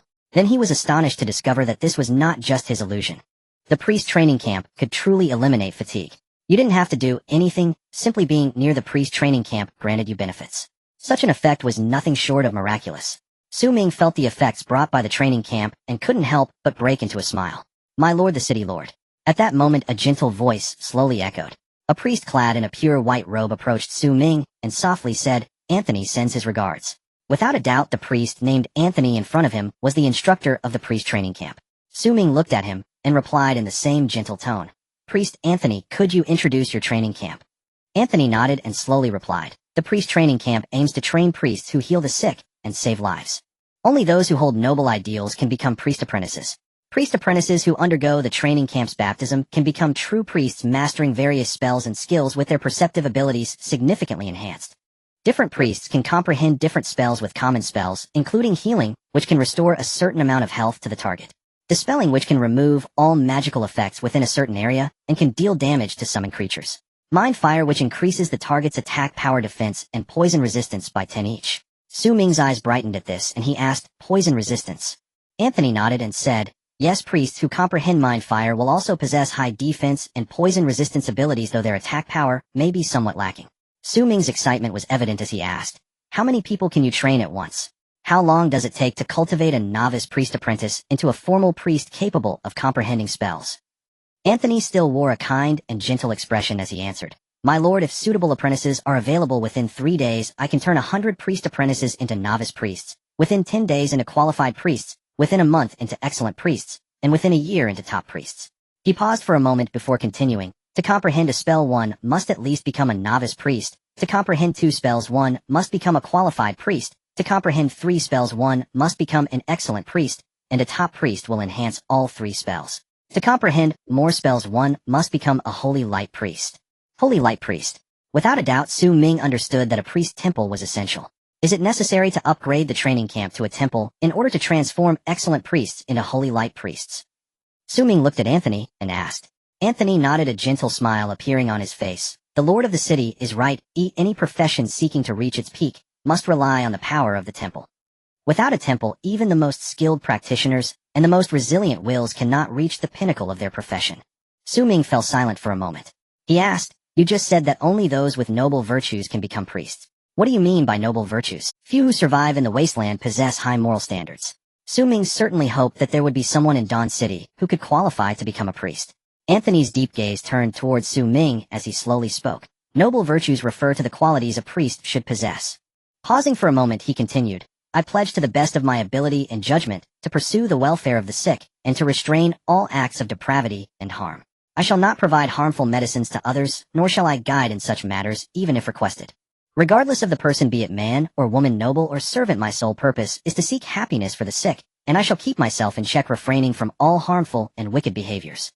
As long as one can adhere to the above oath, they can be considered to possess noble virtues. Upon hearing this, Ming breathed a sigh of relief. If that were the case, Dawn City should still be able to find some individuals who meet the criteria. After all, when Dawn City recruited warriors, they also filtered out a batch. Those who are morally corrupt would never be allowed into Dawn City. Priest Anthony, tomorrow morning, I will send some people to take the training camp's test. I wonder if that would be convenient. Ming looked at Anthony and inquired. Anthony nodded and said, Of course I hope they can successfully pass the test and become priests who hold noble ideals and beliefs. Pausing again, he continued, for every additional priest in the world, people's suffering will diminish. Cultivating more priests is also my duty. This old man Anthony indeed seemed to have the heart of the world, aiming to aid humanity. Ming clasped his hands in respect towards Anthony, said nothing further, and turned to return to his bedroom. The next day, Ming informed Qian Hao about the priest training camp. Qian Hao then relayed this to the warriors. Upon hearing the news, joy spread across everyone's faces. A new profession has emerged again. A priest. Isn't that just a healer? I used to play as a healer in games. I never bothered with shield warriors or archers. This time, I must have the Speaking of which, with the tank the damage dealer and now the healer, shouldn't the next training camp focus on support roles? I'm even more curious about where the Lord of the City got these training camps. Indeed, each of these 3 training camps is extraordinary, and the instructors, each one is quite remarkable. If they say they are 5th year, I would believe it. It's best not to pry into matters that shouldn't be probed. The Lord of the City is the number 1 among us survivors. It's perfectly normal to acquire good things.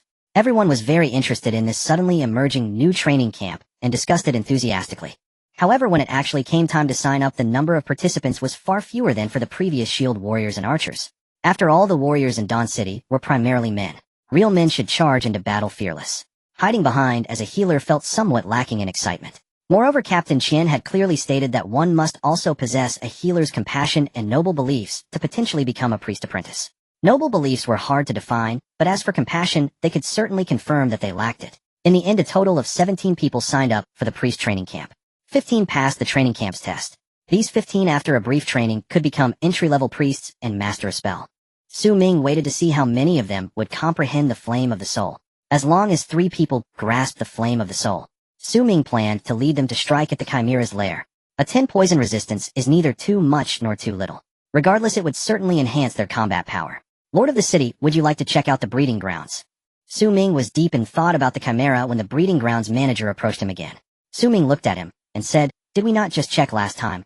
The manager had a slightly strange expression as he replied, "Yes, my lord, but actually it's about the last situation. Those livestock are growing too quickly, and not only that, they are reproducing rapidly.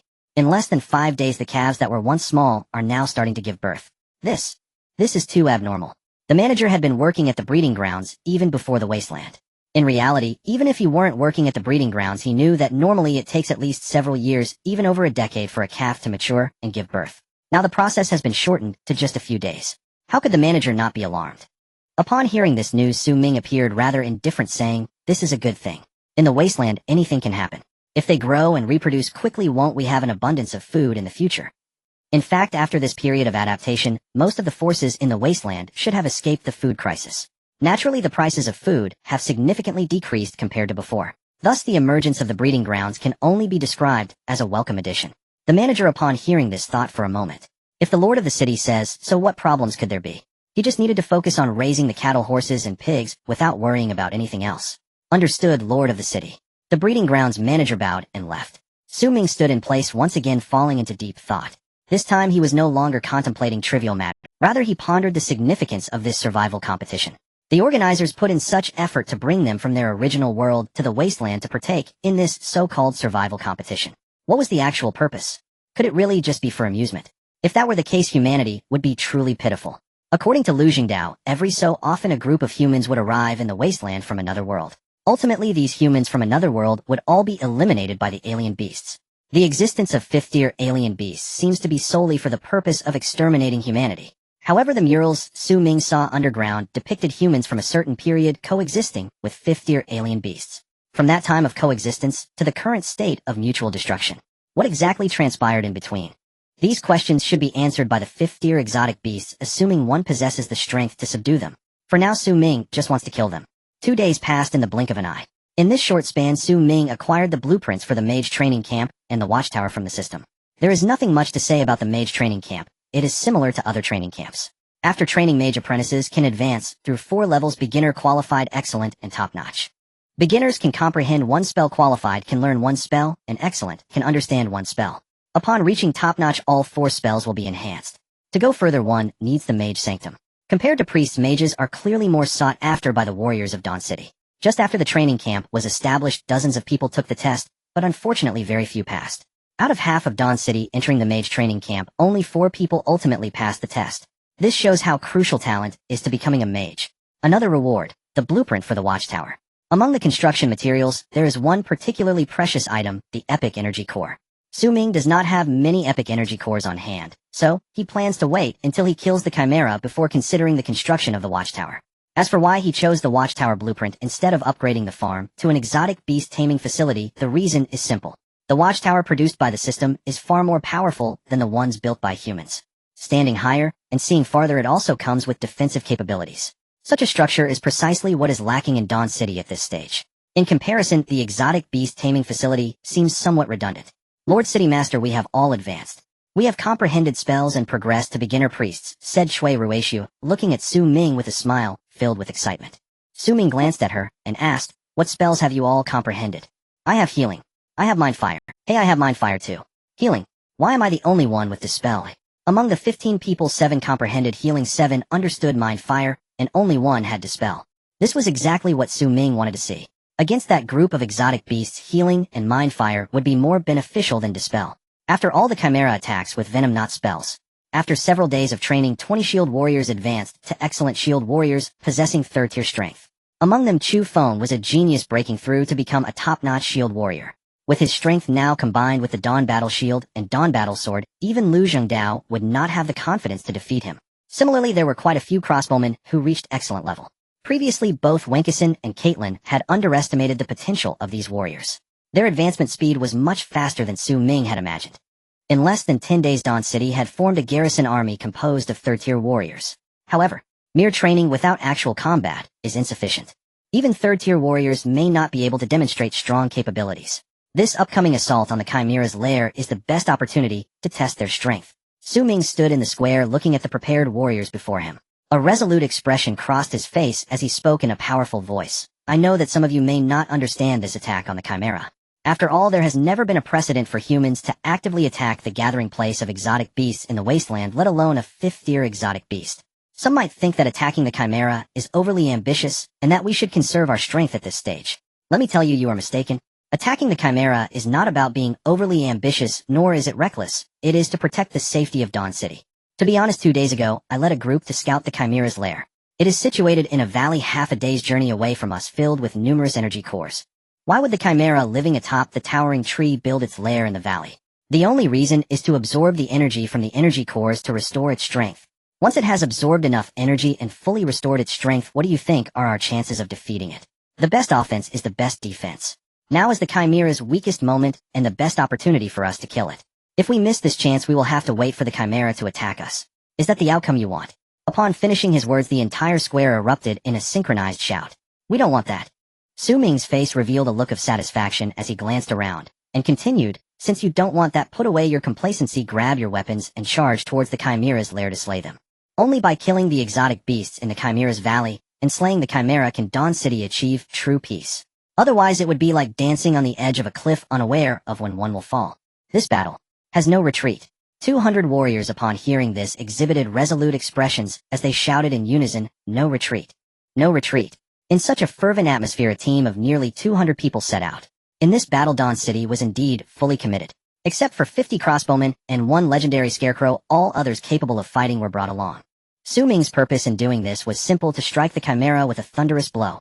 Even if they could not kill it, they must slay the exotic beasts gathered around it to weaken its power. Mighty Soldier 03 Hummer H1 and Air Guzzi led the way. Any exotic beast with eyes that saw them immediately fled far away. Ming paid no attention to the fleeing exotic beasts and simply led his team forward. Those scattered exotic beasts were inconsequential. What truly mattered was the Chimera. The 200 men marched with haste. After more than half a day, they finally reached a clearing not far from the Chimera's valley. By this time, the sun was nearly setting. Choosing to attack immediately was clearly an irrational decision.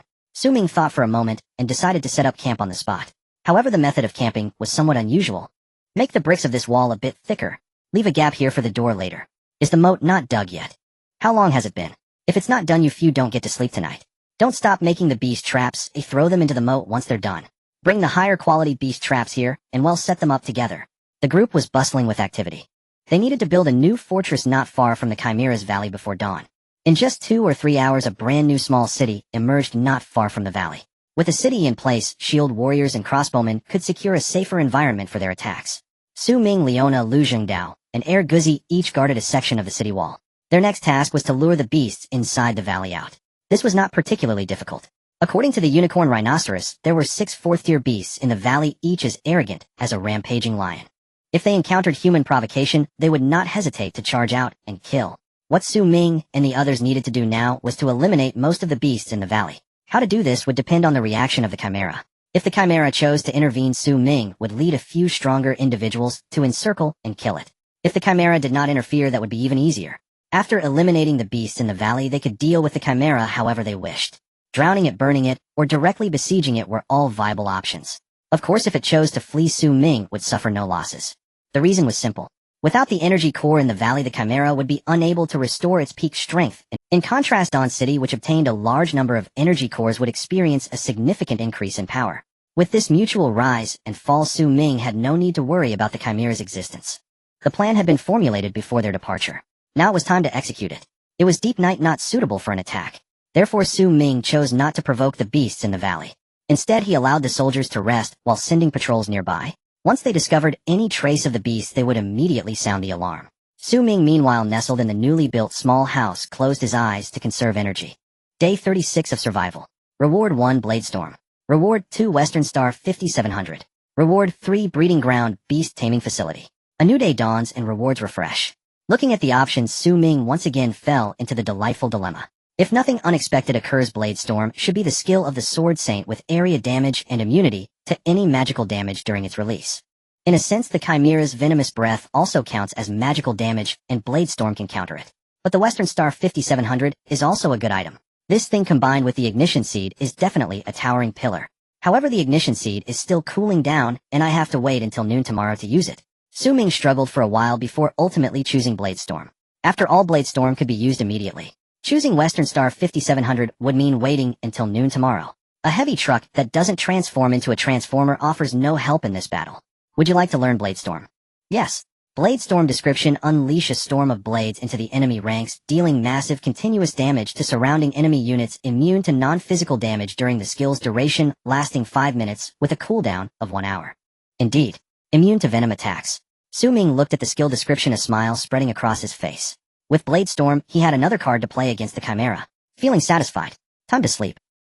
The next day, the sun rose as usual. Sunlight pierced through a thick layer of haze, illuminating the earth. In the ash-filled air, there was the familiar faint scent of blood. In the valley, a massive beast slowly a fourth-tier beast, pale giant crab. Its 2 enormous powerful claws waved in the air as if displaying its might. Its white bleached shell combined with 8 slender legs gave off an inexplicable eerie feeling. Master, I apologize for disturbing you, but there is something I need to report. A small crab climbed up to the pale giant crab and whispered. The pale giant crab glanced at it disinterestedly, then grabbed a piece of blood-soaked flesh from an unknown creature and stuffed it into its mouth. While chewing it said, "Speak." The small crab replied, "Master, a human city has appeared outside the valley. It's not large, and we can see humans patrolling the walls. What should we do?" "Outside the valley. A human city? Do you know what you're talking about?" The pale giant crab fixed its small eyes on the little crab, speaking in a cold tone. The small crab lowered its head and trembled, saying, "Master, I'm not lying. That city is not far from outside the valley. I'm not the only one who saw it, everyone did." The pale giant crab fell silent upon hearing this. It knew that this despicable creature wouldn't dare to joke with it. Without a doubt, a human city had truly appeared outside the valley. In just a day, a city had been built, and it was located outside the valley. Clearly, those humans had done this intentionally. Those human beings were all cunning. They must have some ulterior motive for doing this. However, regardless of their purpose, it would only lead to even if they could deal with themselves and the other 5th-tier beasts. How could those humans deal with the Chimera? The gap between the 4th and 5th tiers cannot be bridged by mere numbers. Self-righteous humans. The pale giant crab scoffed sarcastically, and then looked at the small crab. "Without my orders, you are not allowed to act recklessly. If they attack that human city, send a few of the older ones to join in." Understood. Without a doubt, they referred to the subordinates of the other 4th-tier beasts. Upon hearing this, the small crab immediately said, "Understood. Understood. Master, rest assured he'll take care of it right away." It then turned and left. The pale giant crab paid no more attention to this matter, and continued to chew on the bloody piece of flesh. On the other side of the valley, another 4th-tier beast resembling various beast bones stitched together and sewn with the flesh of different beasts revealed an excited smile upon hearing the news. It let out a cackling laugh, seemingly in a daze, mumbling to itself. "Humans. Hee-hee. Humans. Hee-hee." It murmured as it got up and headed toward the valley's 2 other 4th-tier beasts did the same. The other fourth-tier beasts sent their subordinates to prepare to eliminate the human city that had suddenly appeared, intending to slaughter the ignorant humans within. In other words, 3 out of the 6 fourth-tier beasts had taken the initiative to present themselves before Su Ming, without him having to make any moves. Humans. Haha. Humans. An eerie voice reverberated through the valley. On the city wall, the soldiers, all tensed with vigilance. And though they had already endured 2 prior assaults by monstrous beasts. This time, however, they faced a wholly new adversary, the 5th-rank Chimera. And should the Chimera intervene directly, they would be forced to confront the entire beast tide alone, a trial they had never before encountered. Su Ming stood at the vanguard, peering ahead through a legendary telescope. In 3 4th-rank monstrous beasts, 291 3rd-rank beasts, and 10,000 1st and 2nd-rank beasts. Not an overwhelming number, nor particularly formidable in quality. And the legendary telescope possessed a unique function. It could instantly tally every enemy within its field of view. Thus, the moment the monstrous beasts emerged, Su Ming acquired complete intelligence. And the host now advancing from the valley matched previous assaults in sheer quantity. These beasts posed no threat requiring Su Ming's personal intervention. And the Chimera remains motionless. It will not act. And is this arrogance? Or some other motive? Su Ming gazed into the distance, utterly serene. And roar, and howl. And the guttural shrieks and thunderous roars drew ever closer to the city. Archers wielding epic crossbows grew tauter by the second. Every muscle coiled, every breath held awaiting Su Ming's final command. Fire, not a single order echoed. And over 100 archers raised their epic crossbows skyward and loosed the triggers. NSHHHSHHHSHHH. Mean the next instant. Hundreds of bolts, each carrying the force of 10,000 genes, shot forth like celestial thunder. And simultaneously behind them, 8 priests raised wooden staves toward the soldiers, chanting incantations. They were casting the spell, Heartfire. And empowered by Heartfire, the crossbow bolts inflicted far greater devastation. And seconds later, each bolt traced an elegant arc across the sky. And each descent ignited a crimson bloom. And each blossom marked the annihilation of a monstrous beast. Fire again, and another command rang out. And the archers recalibrated their aim and fired once more, repeating the same lethal ballet. Within 10 minutes, over 1,000 monstrous beasts lay dead beneath the barrage. And yet, the beast tide remained far from the city walls. At that moment, the 4th-rank beasts sensed something deeply amiss. And at this rate of human assault, half their numbers would perish before even reaching the ramparts. So the 3 4th-rank beasts made their decision, and they advanced to the very front of the formation, using their colossal bodies as living shields for the lower-rank beasts. Especially Rotting Bone. Its form was stitched together from the corpses of countless slain beasts. And no physical strike could pierce its grotesque frame. Standing foremost, it shielded scores of lesser beasts from harm. And upon the wall, Su Ming observed this shift at once. And humph. Bold of them. To position themselves as living bulwarks. Not cold smile flickered at the corner of Su Ming's lips as he turned to Lu Zhengdao and commanded, "Take several brothers down. Meet them heathen." "Yes, sir." And Lu Zhengdao bowed deeply to Su Ming. Then without hesitation leapt from the wall. And clutching a massive battle axe, he charged unflinchingly toward Rotting Bone, who stood at the vanguard. Behind him followed Leona Chu Feng, Air Guzi Mingshi 01, and the legendary Scarecrow. N6 4th-rank warriors versus 3. Victory was inevitable. Before the 3 4th-rank beasts could even comprehend what had transpired, their heads were severed by Lu Zhengdao and his comrades. And Rotting Bone, devoid of any discernible head, was hacked into unrecognizable pulp. The entire engagement lasted less than 10 minutes. Only Lu Zhengdao sustained injury, his arm briefly corroded by unknown venom during his duel with Rotting Bone. All others remained unscathed. And moreover, the priests healed Lu Zhengdao's wound completely within a single minute. No restorative elixir required. Witnessing this carnage, the remaining beasts fled in abject terror, turning tail and scattering in panic. Lu Zhengdao's squad pursued relentlessly, cutting down many more. And meanwhile, archers on the wall continued raining bolts, claiming countless lives. In the end, fewer than 6,000 beasts escaped back into the valley. And first engagement concluded. Su Ming's side suffered 0 casualties, slaying 3 4th-rank beasts and over 4,000 lower-rank monsters. This was no longer warfare. It was slaughter. In truth be told, even Su Ming had not anticipated such decisive victory. Everything unfolded more smoothly than imagined. And inside the valley, 6 4th-rank beasts had been reduced to just 3. And even if the Chimera now led the remaining trio into battle, it could no longer pose a serious threat to Su Ming. This war's outcome had been sealed the moment the Chimera chose to ignore Su Ming. And Su Ming's triumph was inevitable. And deep within the valley, Xiao Pangxia trembled. "Master, they're all dead." Slain by those humans. Without even a chance to resist, impaled giant crab stared solemnly at Xiao Pangxia with its pale diminutive eyes. "You mean they never even approached the human city walls?" "Yes, master." "And and the humans chose not to pursue further. Pale Giant Crab asked again. En Xiao Pangxia affirmed firmly. Only a few humans gave chase, for a short distance, then halted. In hearing this, Pale Giant Crab reached near certainty. Those humans' true target was the Chimera. And the Chimera, emboldened by its own might, had pressed the humans to their absolute limit, leaving them no path to survival. Now it faced retribution. And I foresaw it long ago. Even the weakest humans, when cornered, will bite back, with lethal fury. Let us see how you extricate yourself from this. Pale Giant Crab fixed Xiao Pangxia with a stern gaze. From this moment forward, no one leaves the valley without my explicit command. Not even if the Supreme One commands you otherwise. Understood? Understood, Master. And deeper still within the valley, the Chimera glared down at the kneeling monstrous beasts, pleading their grievances, its brow furrowed in displeasure. You cannot even subdue a band of feeble humans. What use are you to me? Its voice dripped with glacial contempt. The supplicant beasts froze, chilled to the marrow, and hastened to plead, Supreme Master, these humans are unlike any we have faced. Each is terrifyingly powerful, and wields weapons of extraordinary might. We never even drew near them. They now blockade the valley entrance. The moment we emerge, they unleash devastating crossbow volleys. We cannot evade them. Mercy, O Supreme One. Intervene, slay these humans, and deliver us from ruin. Waste. The Chimera's cold gaze fell upon them. With a sudden flap of its wings, it soared into the sky, looking down upon the countless strange beasts with an air of superiority. March with me and eliminate those despicable humans. As soon as the words were spoken, the Chimera flapped its wings again and shot into the sky, vanishing in the blink of an eye. Upon witnessing this scene, the many strange beasts revealed expressions of excitement. In their eyes, the Chimera was an invincible existence. No matter how powerful the humans were, facing the Chimera meant certain death. As long as the Chimera took action, this farce would soon come to an end. Outside the valley, Ming stood on the city wall, observing the eastern direction of the valley. Suddenly, he seemed to sense something. He raised his gaze to the sky, muttering to himself, "It's coming." In the next moment, an indescribable aura of iron-blooded determination erupted from him as he scanned his surroundings. He shouted, "Prepare for battle." Instantly, the shield warriors, archers, and priests became alert, taking on a combat-ready stance. "Awoo!" A strange cry echoed from the sky.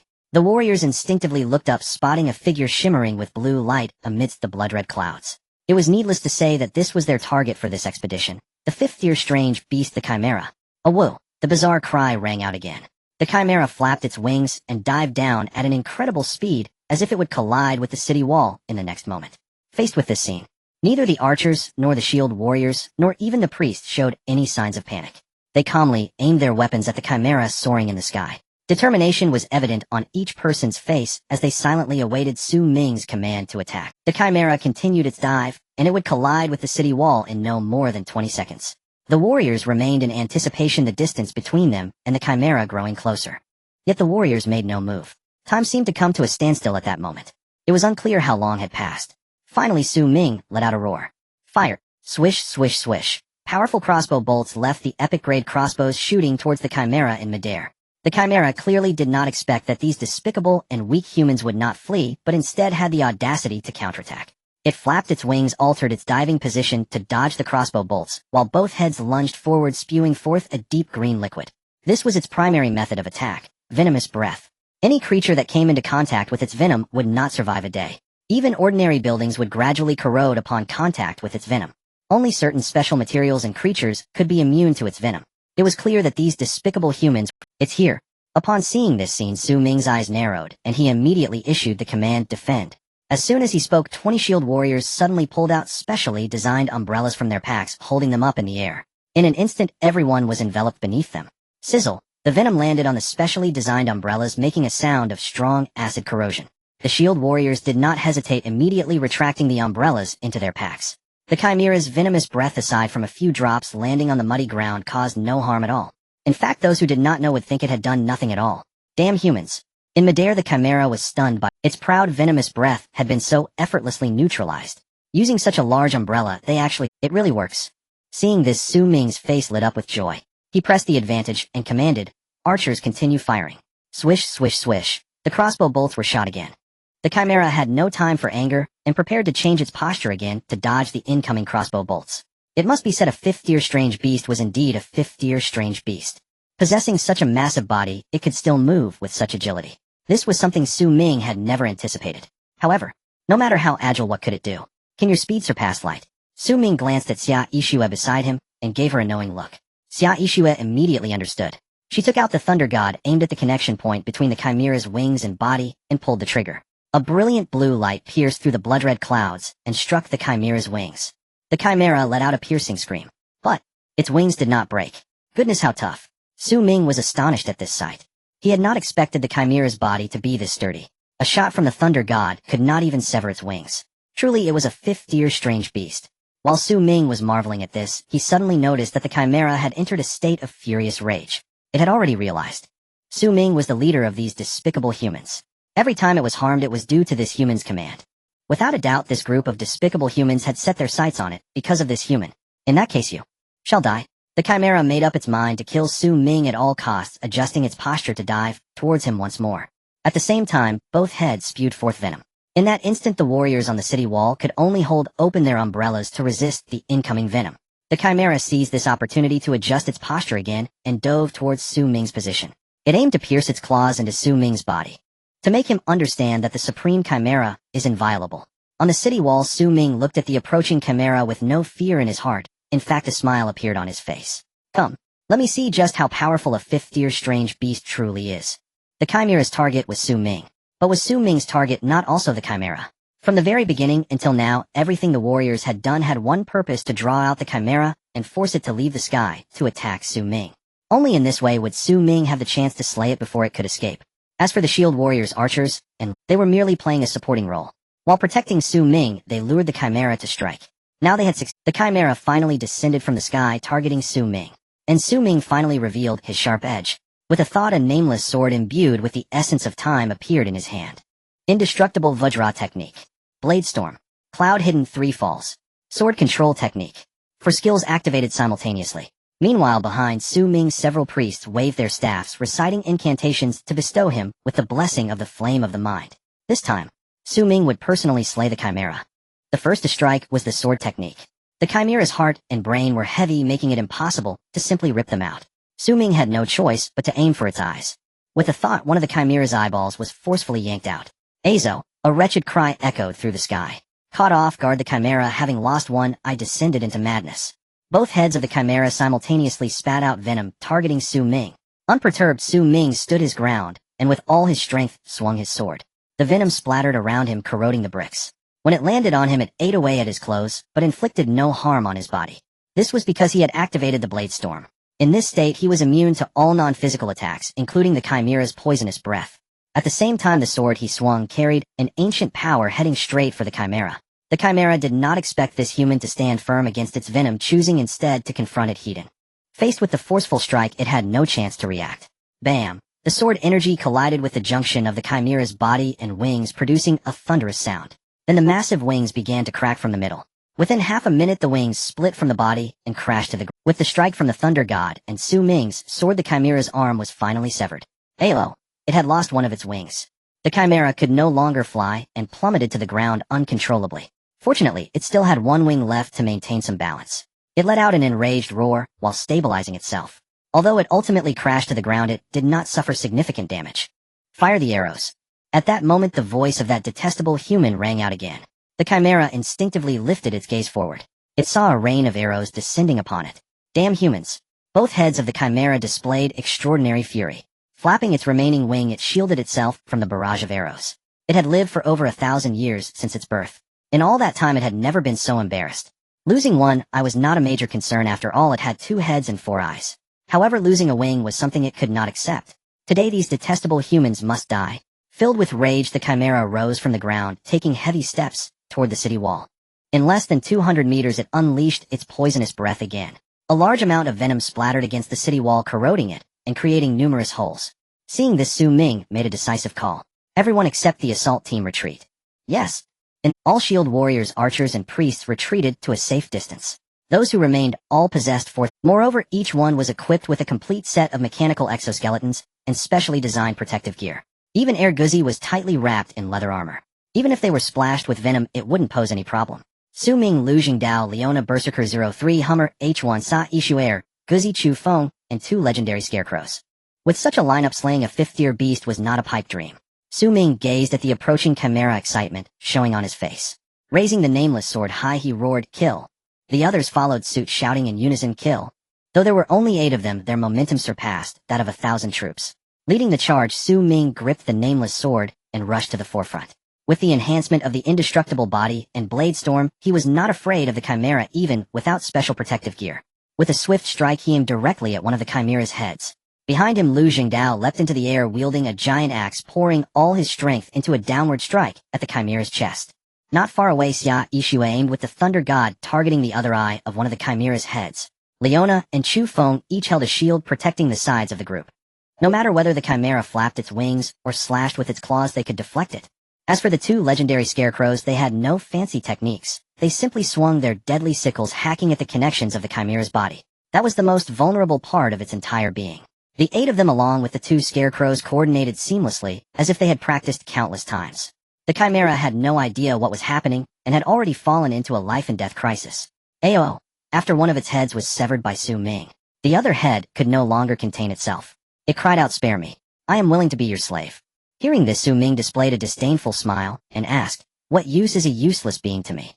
The Chimera was silent for a moment before responding, "I know many secrets of this world. If you spare my life, I can tell you everything." Although the Chimera spoke these words, it had other thoughts. The reason 5th-tier beasts were classified as such was not only due to their immense strength, but also a more critical reason. It was that they possessed an undying body. The undying body here does not mean they can never die. Rather, it means that no matter how severe the injuries they sustain, as long as they absorb enough energy, they can recover to their original state. Despite the Chimera's current severe injuries, having lost both wings and one head, as long as it absorbed enough energy, all of these could regrow. Its strength could return to its peak. This is what truly makes 5th-tier beasts terrifying. It was evident that these humble humans before it were unaware of this secret. Therefore, as long as it pretended to surrender, seeking the opportunity to absorb energy, it would have a chance for revenge. Thinking of this, the Chimera lowered its stance and spoke in a humble tone. "I can tell you everything I know if you show mercy and spare my life." Su Ming glanced at the Chimera and said, "All right, I will give you a chance. Speak all that you know, and I can spare." The Chimera replied, "Please establish a contract." Su Ming raised an eyebrow. It seemed this Chimera was not so easily fooled. Establishing a contract would mean that as long as it revealed some so-called secrets, he would have to let it go. The unicorn rhinoceros had told him, as long as a 5th-tier beast was not dead, it would eventually recover to its peak strength. For the sake of some so-called secrets of the world, is it worth leaving such a future threat in Dawn City? The answer was clearly no. Su Ming fixed his gaze on the Chimera and said coldly, "You have no room for negotiation. Reveal the secret or die." Chimera did not expect Su Ming to be so resolute. After a brief moment of shock, he gritted his teeth and said, "You must first promise me to spare my life." Neither side was willing to back down, and the situation fell into a stalemate. Su Ming's sharp gaze fixed firmly on Chimera. Determining that it would not yield, Su Ming finally made his decision. "In that case, you shall die." Su Ming grasped the nameless sword, raising it high before bringing it down, and a massive head rolled onto the ground. Until the very last moment, Chimera's eyes were wide open, filled with disbelief. Clearly, it did not expect that this human before it would truly kill it. However, in reality, from the very beginning, Su Ming had no intention of allowing Chimera to live. Rooting out the problem at its source, he understood this principle better than anyone. Perhaps sparing Chimera's life could maximize his own benefits. But at the same time, it could also bring immense risk, something Su Ming could not accept. Since he could not extract its value, he decided to kill it and be done with it. Su Ming caught a glimpse of Chimera's second head. A phrase emerged in every survivor's manual. Congratulations to Su Ming, rank 1, for successfully slaying the 5th-order behemoth Chimera, earning the title Beast Slayer. Note your renown spreads widely in the Wasteland world. In the eyes of beasts, you are a fearsome enemy, and in the eyes of humans, you are a powerful guardian. Those who possess this title have all attributes increased by 20. I didn't expect an unexpected reward. Su Ming looked at the announcement in the survival manual, a faint smile appearing on his face. As the announcement appeared, he could feel a mysterious force surging into his body. Opening the attribute panel, he saw that agility, strength, perception, and other attributes had all increased by 20. Nearby, except for the native Lu Jingdao, everyone else gathered around laughing. "Congratulations, Lord City Master, on earning the title of Slayer." Su Ming looked at them and smiled. "If slaying a 5th-order behemoth earns this title, let's strive to ensure everyone has one within a month." As soon as he finished speaking, the survival manual suddenly issued another announcement. The death of Chimera has caused widespread panic in the Wasteland world. In the following week, the beasts will launch wave after wave of fierce attacks on nearby humans. The Beast Slayer will attract even more beasts. Contestants, prepare yourselves for the challenges ahead. Su Ming was momentarily stunned upon seeing the Beast Slayer will attract even more beasts. Does this include 5th-order behemoths? If it does, then is it too late for him to decline this title? drag Chimera's corpse, dissect all the other beasts, and transport them back to Dawn City via the trading interface. Move quickly. Strive to resolve the battle within a day and return to Dawn City. Ming surveyed his surroundings, his expression serious. The warriors stood at attention, responding in unison yes. The warriors of Dawn City were busy dissecting the beasts, preparing supplies for the upcoming battle. Survivors in other gathering places were in complete disarray. What's going on? The beasts had finally calmed down a bit these past few days, and now this happens. Are we not allowed even one day of leisure? This is the Wasteland.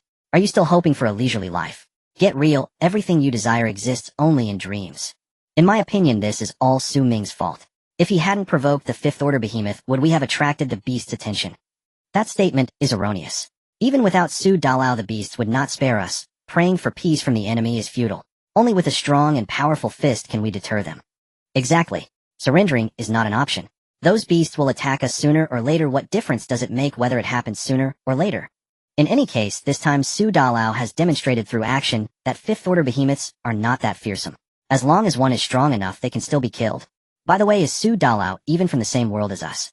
Over here, being able to eat a full meal and slay a Fourth Order behemoth is already exhausting all our means. What about him? Not only has he opened a tavern and a hospital in the central town, but he has also slain a Fifth Order behemoth. Sigh. We can't compare. Indeed, I have heard that the gap between Fifth Order behemoths and Fourth Order behemoths cannot be bridged by mere numbers. For Dalao to kill a Fifth Order behemoth this time is truly remarkable. All this talk can wait for later. Let's discuss something serious. What are your plans for this beast tide? What else? As before, we will fortify our defenses and hold the walls. We will endure as long as we can. As he finished speaking, the communication interface fell into a moment of silence. Fortifying defenses and holding the walls. These 8 words sound easy to say, but in practice it is as difficult as ascending to the heavens. In the last beast tide, how many factions were annihilated because they could not hold on? Unofficial estimates suggest that at least half of the survivors perished in the last beast tide. This time, although there was the experience from before, it was expected that there would still be significant casualties. I only have about 100 people left. If the beasts attack, we definitely won't hold out. So now I want to join a larger faction. A so-called large faction must at least have over 1,000 able-bodied men. Let's not discuss treatment. After repelling the beasts, will there be any shortage of meat? As long as they provide us with something to eat, that's all that matters. All of my 100 people have fought beasts. They are not weaklings. I just happen to need people, so you all come over. Head to the central town first, and I will pick you up. The new era is recruiting males aged 16 to 50. Those who have killed beasts are prioritized with a total of 1,000 slots, first come first served. The existence of the central town provided a new avenue for both large and small factions. Members of small factions chose to join large factions to band together for warmth, thereby increasing their chances of survival.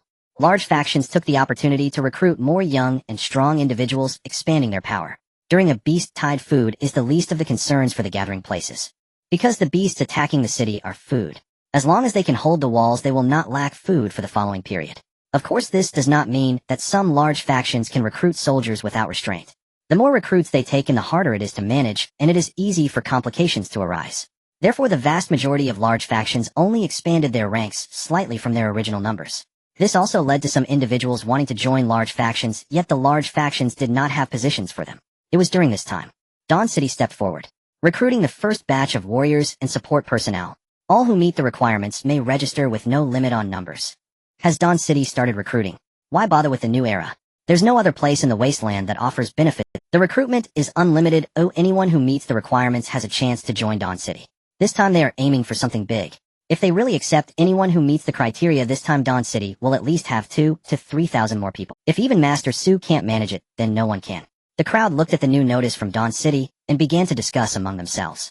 At the same time, thousands of people began sending application reports to Dawn City, hoping to become part of it. The benefits of Dawn City are renowned throughout the Wasteland. 3 meals a day, always filling, and occasional private rooms, clean hot water, tidy bedding, and a safe environment are simply unimaginable in other forces. For them, as long as they can join Dawn City, they are willing to do anything. I must pass the application.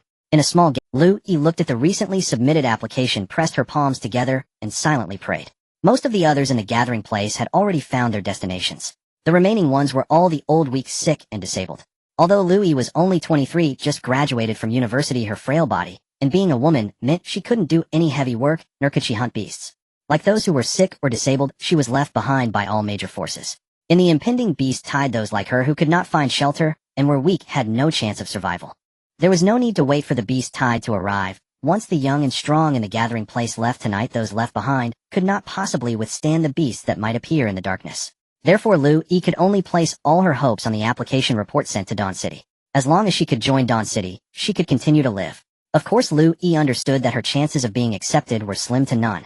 After all, so many people in the Wasteland were vying to join Dawn City. How could such an opportunity fall upon a frail woman like her? In the Wasteland world, the weak are eliminated by the strong. Thinking of this, Lu E's mood became even more. Despair showed clearly in her eyes. Just then a message suddenly popped up. Were you a doctor before? It was someone from Dawn City asking. Lu E was taken aback for a moment, then her face lit up with joy as she hurriedly replied yes. I was hired as a general practitioner at a secondary hospital after graduating. I worked for 2 months. The person from Dawn City quickly responded, your application report states that you once helped other survivors. Is this true? Do not lie, or we have the means to verify your words. Lu E paused for a moment and cautiously said, a few days ago someone in the gathering place was about to starve to death. Seeing their plight, I shared a bit of bread with them. Although they still died in the end, I believe I should count as having helped them. Okay, your application has been approved. Please report to the Dawn City Resident Statistics Office within 3 days. Late arrivals will not be accepted. My application has been approved. Upon seeing this message, Lu E's first reaction was to wonder if she was dreaming. Can someone like her really join Dawn City? After pinching herself to confirm she was not dreaming, Lu E instantly jumped. I finally made it. Lu E looked at the message of her application, approval momentarily speechless. After a while she finally calmed down from her excitement. Looking around, she found several sick and disabled people lying in despair on the ground. Lu E hesitated for a moment, but decided to approach them and tell them the news about Dawn City's recruitment, to encourage them to apply. As for whether they could pass, that was no longer her concern. Report to the Dawn City Resident Statistics Office within 3 days. We must not delay. Let's set off now. After informing the others about the recruitment news from Dawn City, Lu E did not linger for a moment longer. She immediately packed her things and headed towards the nearby fortress. It was still quite a distance from her gathering place to the fortress. It would take at least 3 hours to arrive. This stretch of road was the most dangerous part of her journey to Dawn City. As long as she could safely reach the fortress, the rest of the journey would pose no significant danger. Cautiously avoiding detection, Lu E finally arrived at the nearby fortress before sunset. We are not accepting anyone here. The guard looked Lu E up and down with indifference. In his eyes she appeared to be frail and weak. Accepting her into the gathering would bring no benefits whatsoever.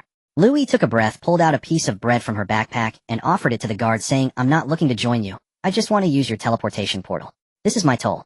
Currently, the Central Town Management Committee has not imposed tolls on the teleportation portals. However, the major fortresses, being the controllers of the portals, have begun to charge tolls for forces not belonging to their fortress. The fee is generally not high. 1 piece of bread suffices. After all, setting up the portals incurs no cost. The guard glanced at the bread in her hand and replied coldly, 1 piece of bread is not enough. The toll has increased to 3 pieces of bread or equivalent supplies. 3 pieces of bread. Upon hearing this, Lu E was stunned. This 1 piece of bread was her only valuable. There was no way she could find 3 pieces of bread. Having just gained the qualification to join Dawn City, was she really going to fall at the last hurdle before reporting? Lu E gritted her teeth and looked up at the guard with a serious expression, saying, I have already obtained the qualification to join Dawn City. This trip to Central Town is just to report to Dawn City. I only have 1 piece of bread on me. If you let me in once I reach Dawn City and receive supplies, I will definitely have 3 pieces of bread. The guard was taken aback by her words.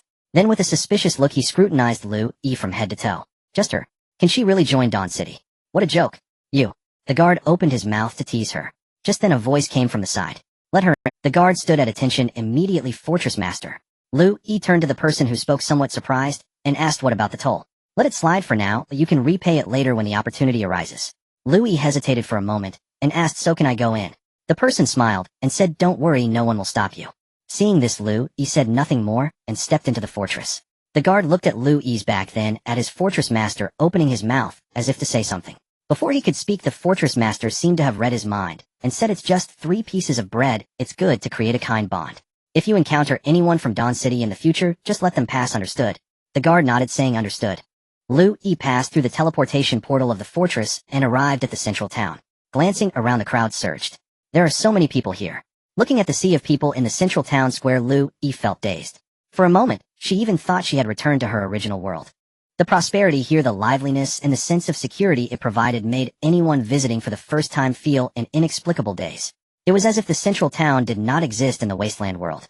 However, the central town was ultimately just the rule that everyone could only stay here for 1 day, forced visitors to seize the time and complete their tasks. Want to break the rules? Look up at the massive alien beast standing in the center of the square and ask if they will agree. The powerful force and relatively complete rules allowed the central town to operate. People arriving here would not linger for long after all, it was just a transit station.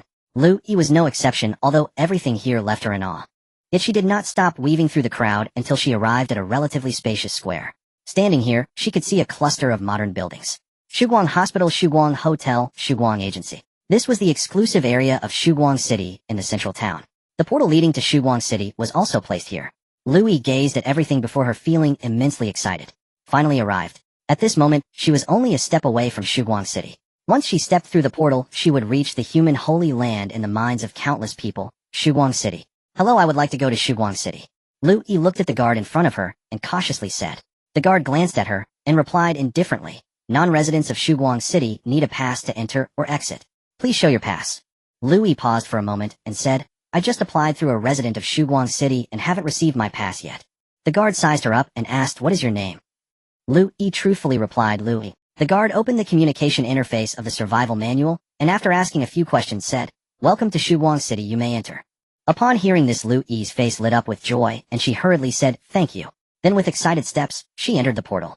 In the next moment, she found herself in a brand new fortress. Bright lights, clean walls, and busy crowds. And peculiar little creatures. Are they goblins? Lu Yi curiously observed the busy little beings. At that moment, a woman's voice came from beside her. To be precise, they are gray goblins. They excel at crafting weapons and tools, and at least half of the weapons used in Shuguang City come from their skilled hands. Lu Yi turned to look at the speaker and found a charming lady with long purple hair.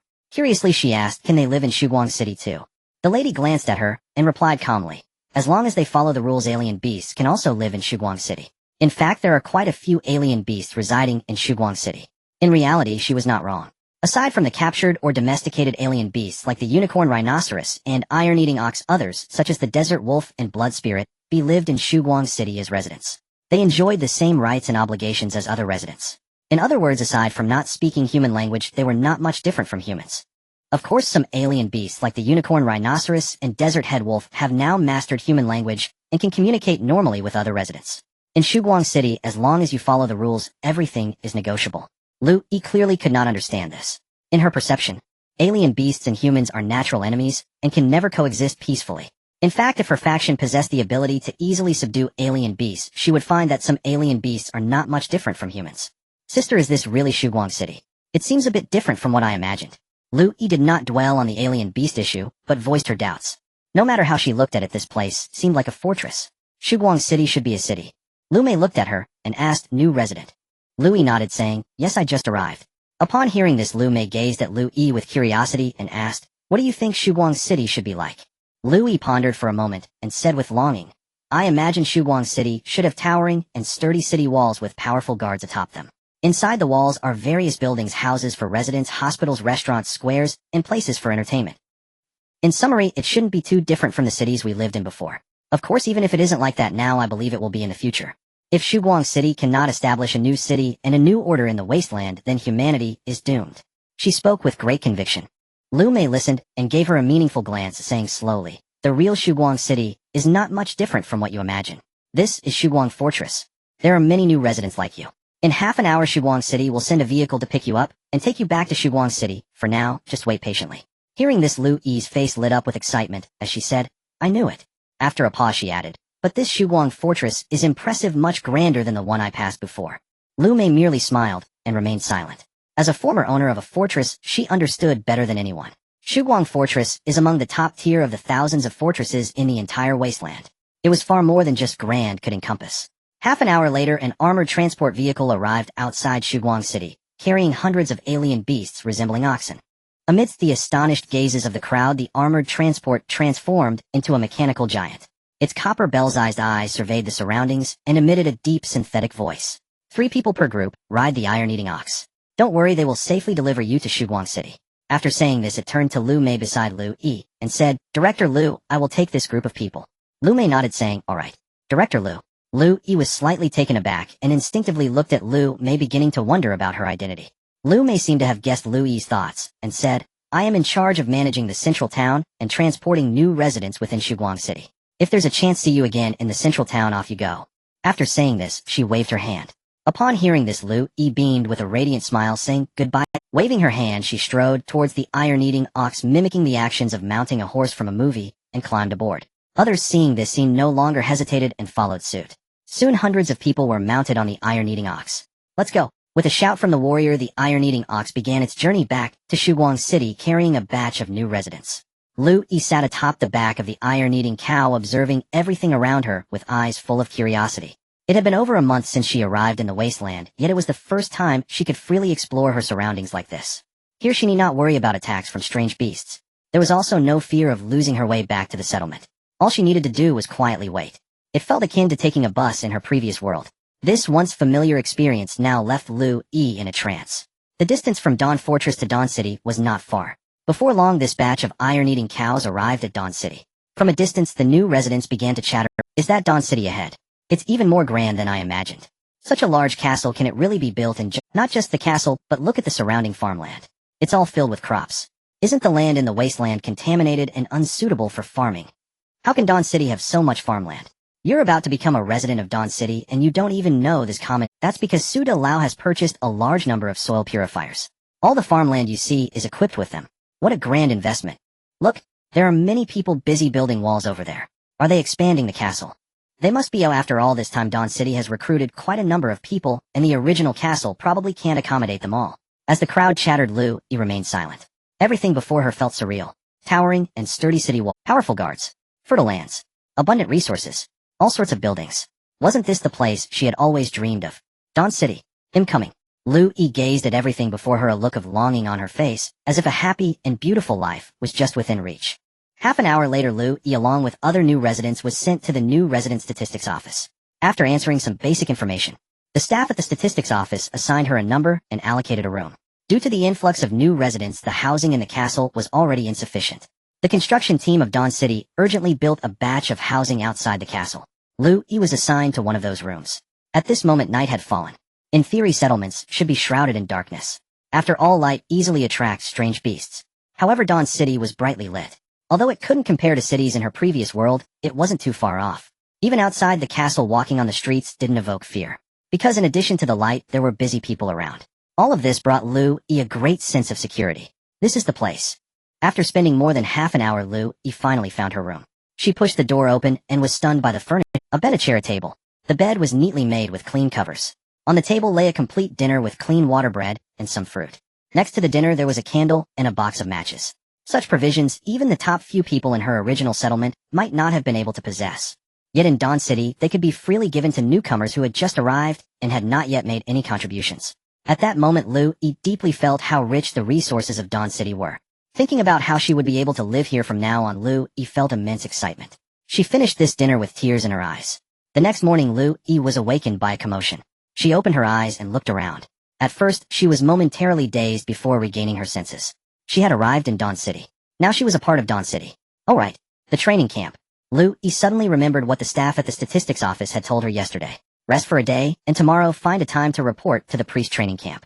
If she could pass the training camp's test, she could learn the skills of a priest and strive to become a qualified priest. If she failed the training camp's test, she would return to the statistics office, which would arrange suitable work for her. Lu Yi got out of bed, tidied her clothes, and hurriedly opened the door.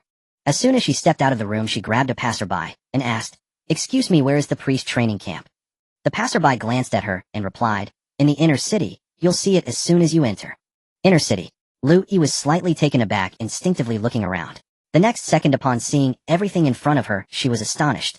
In just one night, Dawn City had expanded the castle by building an entire circle of city walls. Such a project in the past would have required years with various large machines working together. Although in the Wasteland world buildings could be constructed out of thin air in a short time as long as there were enough materials, building such a large circle of city walls overnight was truly incredible. Is this the power of Dawn City? Lu Yi muttered to herself. After a moment of astonishment, she came back to her senses. She had important matters to attend to and couldn't waste time here. Following the directions of the passerby, she first went to the inner city. At a glance, she saw several very unique buildings. These buildings all shared a common feature: they were constructed of marble. Moreover, the facades of the buildings were adorned with various exquisite patterns and mysterious symbols. Is this the training camp? Lu Yi observed for a moment and noticed that there were many people queuing at the entrance of each training camp. Clearly these people, like her, were new residents who had just joined Dawn City. It seems new residents must undergo training at the training camp before officially taking on their roles. Thinking of this, He couldn't help but exclaim, as expected of Dawn City. Even in the Wasteland, they thought of setting up various training camps. But I wonder what the priest training camp is like. Speaking of which, will the priest profession be of any use in the Waste? With such thoughts in mind, she found the priest training camp. Like others, she stood in line at the entrance quietly waiting. 2 hours later, she finally entered the training camp. Inside the training camp was a solemn hall. Various portraits hung around the hall. Each of these portraits represents a legendary story belonging to a priest. A deep voice echoed. He instinctively looked up. Then she saw an elderly man clad in a white robe. The old man had a kind and benevolent appearance with a gentle smile on his face. Children, congratulations on passing the training camp's test and becoming entry-level priests. The priest training camp is different from other training camps. Other training camps set various tests, and only those who pass the tests can become apprentices. The priest training camp can automatically detect who is qualified to become a priest and who is not. In short, anyone who can enter the hall is qualified to become a priest apprentice. Priest apprentice. He looked at the kind-faced old man in front of her, feeling somewhat confused. At this moment, she still had not figured out what exactly was happening. In her eyes, a priest is a profession in religion whose daily tasks involve reciting religious texts and providing spiritual comfort to people. But it seems the reality is not so. The priests of Dawn City are completely different from the kind of priests she understood. As a priest, the most important thing is to have a heart of compassion to heal the sick and save lives, is the priest's duty. He and the others who came here together were still somewhat at a loss. At this moment, Anthony began to speak. Although you are just apprentices, you should keep these principles in mind. In the coming days, I will teach you how to maintain a heart of compassion and what qualities a qualified priest should possess. If all goes well, you will comprehend your first spell related to the priest profession. Then I will teach you how to use this spell. Spell? He was confused upon hearing this. Why was this old man speaking so mysteriously? The mention of spells was already out in the open. Could it be that the so-called priests are actually the healers in a game? He suddenly realized and looked up at Anthony in front of her. Listening to his words, she felt increasingly convinced she was right. If all this is true, it means that Dawn City can now produce healers and warriors in batches. No wonder in the past Dawn City could easily fend off wave after wave of beast tides with only a few hundred people. It turns out it was because each of them was extraordinarily powerful. 200 powerful warriors plus the healers. It is not surprising to repel even more beast tides. Moreover, Dawn City also has the formidable city Lord Su Ming. Thinking of this, He's heart suddenly calmed down for some reason.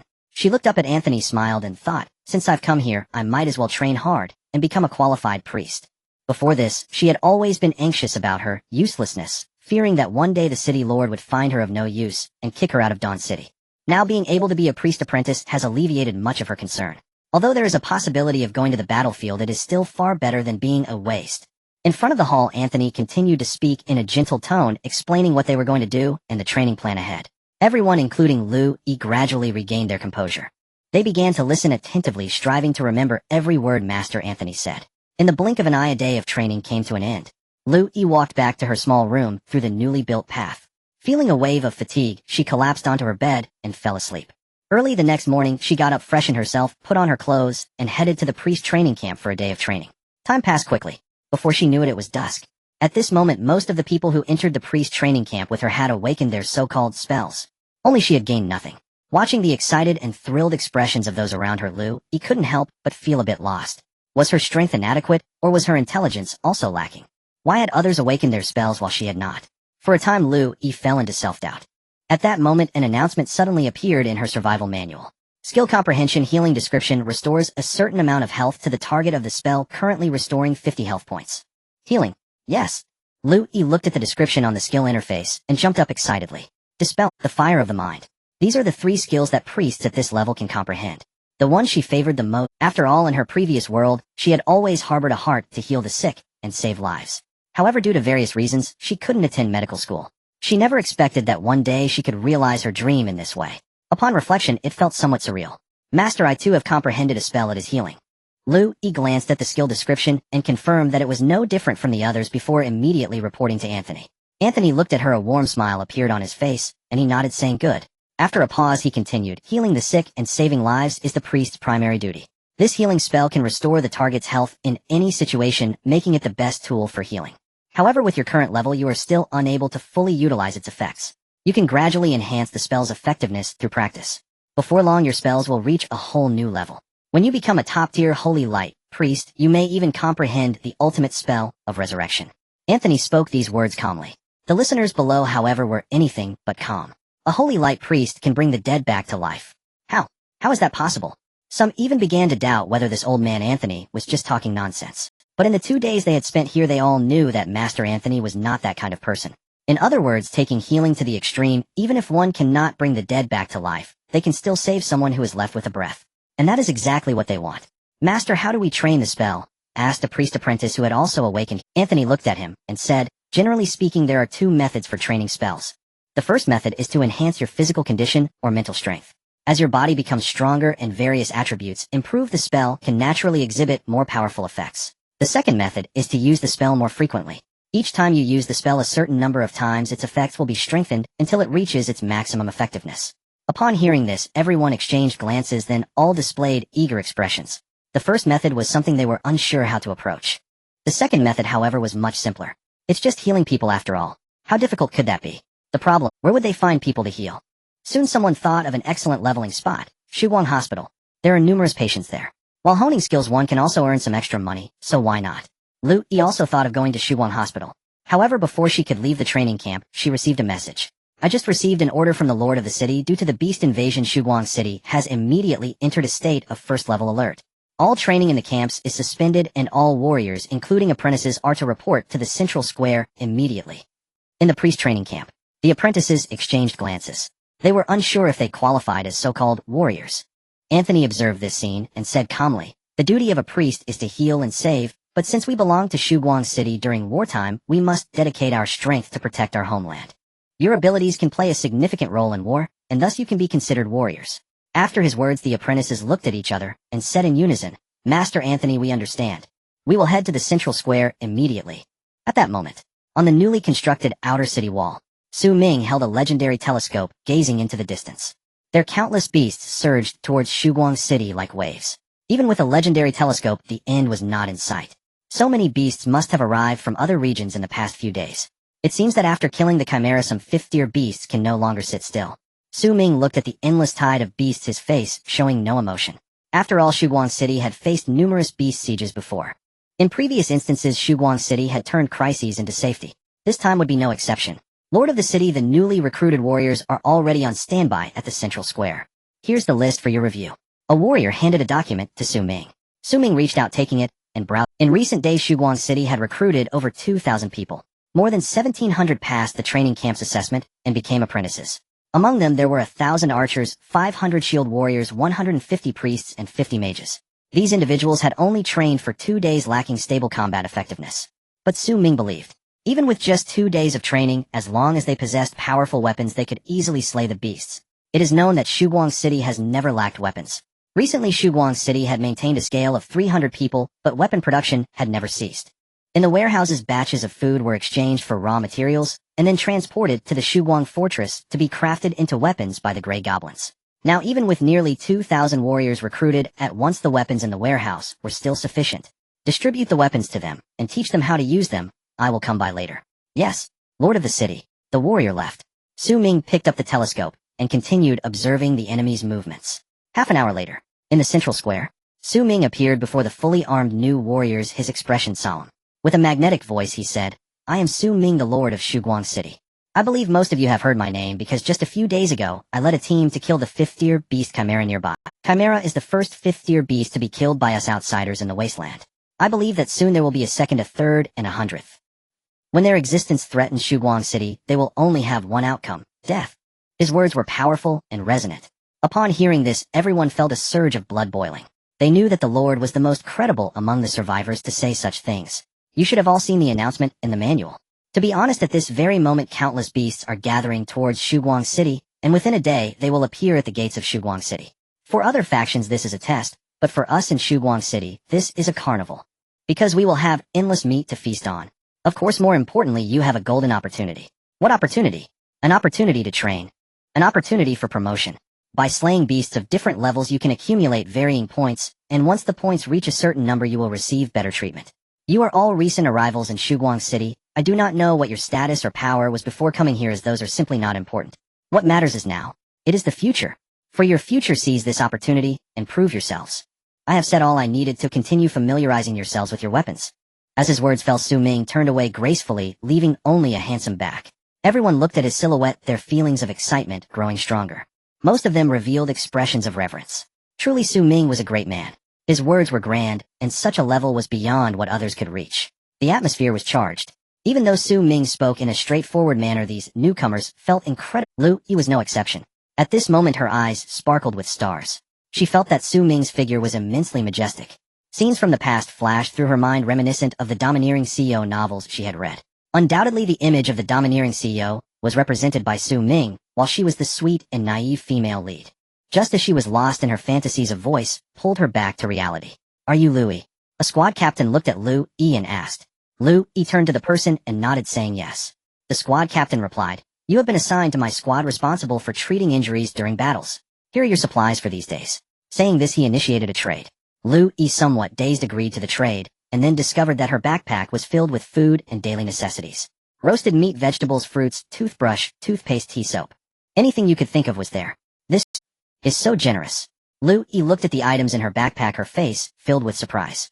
"In our squad, you are the only priest responsible for healing. Work hard, and if you survive, your achievements will be substantial." The squad captain smiled at Lu Yi, grinning broadly. "I will definitely do my best." Lu Yi reined in her smile, her face showing determination as she said firmly. 100 kilometers outside of Shuguang City, countless exotic beasts were slowly marching. A deer-shaped fourth-tier exotic beast, while walking, instructed the beast beside it. "Tell the brothers to slow down a bit, don't act like they're rushing to be reincarnated." "Understood, boss." The nearby exotic beast chuckled. "Let them do the hard and thankless tasks. We can just enjoy the benefits." Hearing this, the deer-shaped exotic beast glanced at it and said, "Enjoy the benefits? You think too highly of yourself. Do you really believe that with our strength we can break through Shuguang City? Not a chance. Those guys above just want to use us as cannon fodder to test the waters." The nearby exotic beast was taken aback and asked, "Boss, is Shuguang City really that formidable? Are we not going to be able to defeat them even with over a dozen forces combined?" The deer-shaped exotic beast replied indifferently, "As long as those guys above don't take action, no matter how many of us there are, what use is it? When strength reaches a certain level, quantity can no longer compensate." The nearby exotic beast was at a loss for words after hearing this. However, it suddenly noticed that the entire team's marching speed seemed to have slowed down a bit more.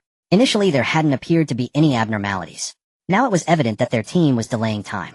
So it caught a third-tier exotic beast and asked, "Why is the speed getting slower?" The third-tier exotic beast replied, "The ones in front are slow. If we want to follow behind them, we can only go slower." Upon hearing this, the deer-shaped exotic beast and its followers were somewhat speechless. It appeared that the desire to slack off was not just limited to them. Among the more than a dozen forces, there were probably quite a few wanting to hide at the back and preserve themselves. One could see everyone's thoughts from the increasingly slow marching speed. If it weren't for those fifth-tier exotic beasts above forcing them to encircle Shuguang City, they would never want to provoke a force like Shuguang City.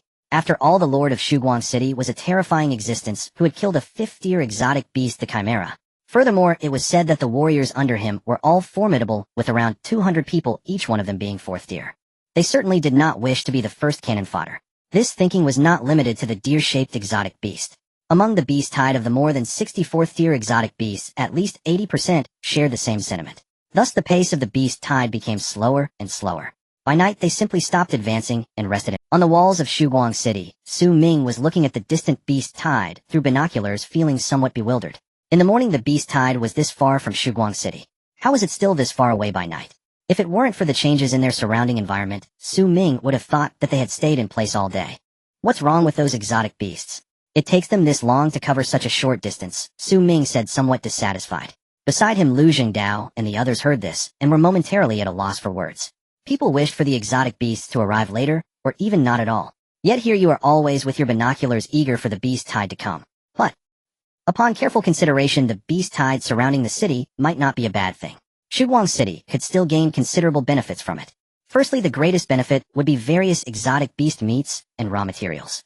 The last beast tide allowed Shuguang City to stock up on food for over a year. Looking at the scale of this beast tide, it was estimated that Shuguang City wouldn't have to worry about food supplies for the next 5 years. Secondly, the newly recruited warriors had only been training in the camp for a few days and had no real combat experience. No one knew whether they could withstand the ferocious exotic beasts.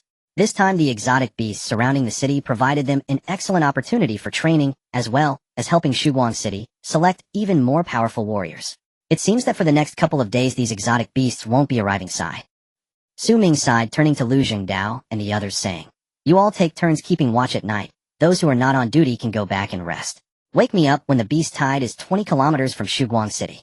100 kilometers journey, don't mention running, even crawling should have covered it in a day. These exotic beasts dawdle and waste an entire day without making much progress. That's quite impressive. Ming knew very well that the reason for this situation was that the exotic beasts came from all directions, their hearts not united. Each force's exotic beasts wanted to hide at the back and enjoy the benefits, so naturally they couldn't rush to the front. Each force wanted to stay behind, the further back the better, which resulted in the increasingly slower pace. It must be said that in certain aspects these exotic beasts were really no different from humans. After reminding Lu Jingdao a few more things, Ming returned to his room. Before long, a new day arrived. Rewards refreshed. Survival Day 39, Reward 1, Swift Wind Step, Reward 2, Farlagon Trant Special Unit, Reward 3, Breeding Ground Exotic Beast Domestication Center, previous 3 days rewards. Aside from the Optimus Prime Western Star 5700, there was nothing good. Unexpectedly today, 2 interesting items popped up at once. Aside from the Optimus Prime Western Star 5700, there was nothing good. Unexpectedly today, although he still wanted to choose a skill out of curiosity, he ultimately chose Reward 2, the Farlagon Trant. I choose Reward 2. Acquired Farlagon Trant Special Unit 5, 5 of them. Ming was instantly excited upon seeing the prompt. He had originally thought he could only get 1, but unexpectedly received 5 at once. Regardless of what this unit was like or its combat power, Ming felt that he had made a good deal. Trant. I wonder if it's like those in the movie The Lord of the Rings. If it is, then this space should not be enough for them. Ming thought for a moment and decided to go out. He took out the Farlagon Trant from his backpack. The next second, a vast expanse of white light appeared before him. As the white light gradually dispersed, a tree about 5 to 6 meters tall appeared before Ming. It was lush and green, looking not much different from the street trees of his previous life. Is this the Farlagon Trant? It doesn't look special at all. Ming stared at the street tree before him for a while and came to this conclusion. Just as he was filled with disappointment, a deep voice suddenly resonated. My lord, the Farlagon Trant is indistinguishable from an ordinary tree when it is resting. Who is speaking? Ming was startled and hurriedly looked around. He suddenly realized that the one speaking was the tree right in front of him. That's right, my lord. It's me, Farlagon Trant, no. One. The one speaking is a tree. Ming was taken aback, instantly intrigued, and curiously asked, what can you do? The deep voice echoed once more. My primary duty is to protect our home from the invasion of foreign enemies. Upon hearing this, Ming was about to ask, how do you protect it? Before he could speak, he saw a tree suddenly uproot itself, towering 5 to 6 meters high. Its dense root system gathered together, forming 4 movable legs. Several stout tree trunks waved in the air like weapons, producing a rustling sound.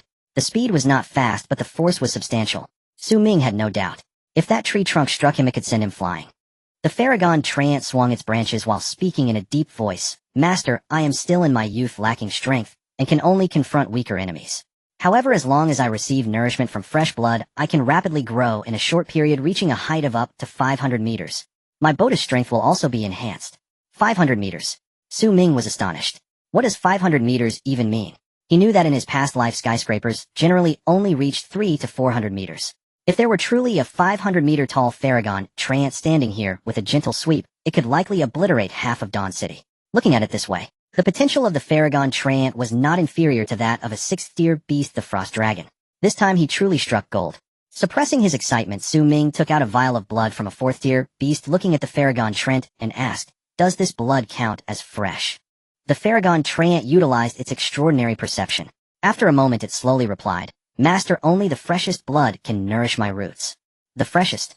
Ming pondered for a moment and asked, if I place you among the enemies and let you hunt on your own, can you protect yourselves?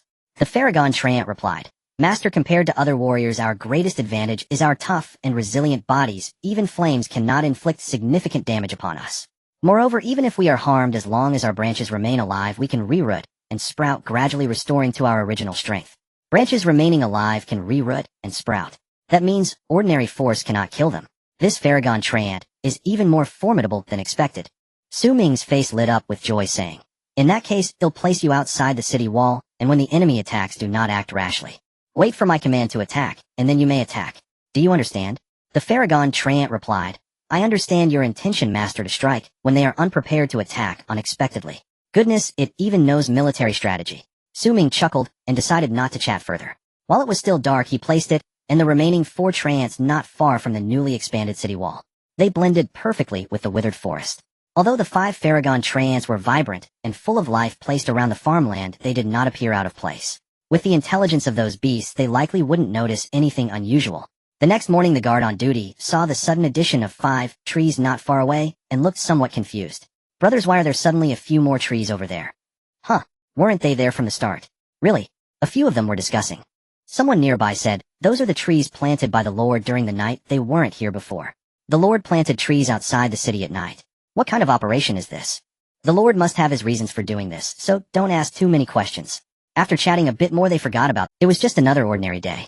Until the sun set, the beast tide had not reached the city. For some reason, the advancing speed of those beasts was slower and slower. A journey that should have taken a few hours stretched into an entire day.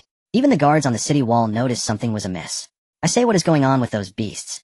It's been 4 days, and they haven't even reached yet. Exactly. I remember the previous batch of beasts set up camp under the city wall in just 1 day.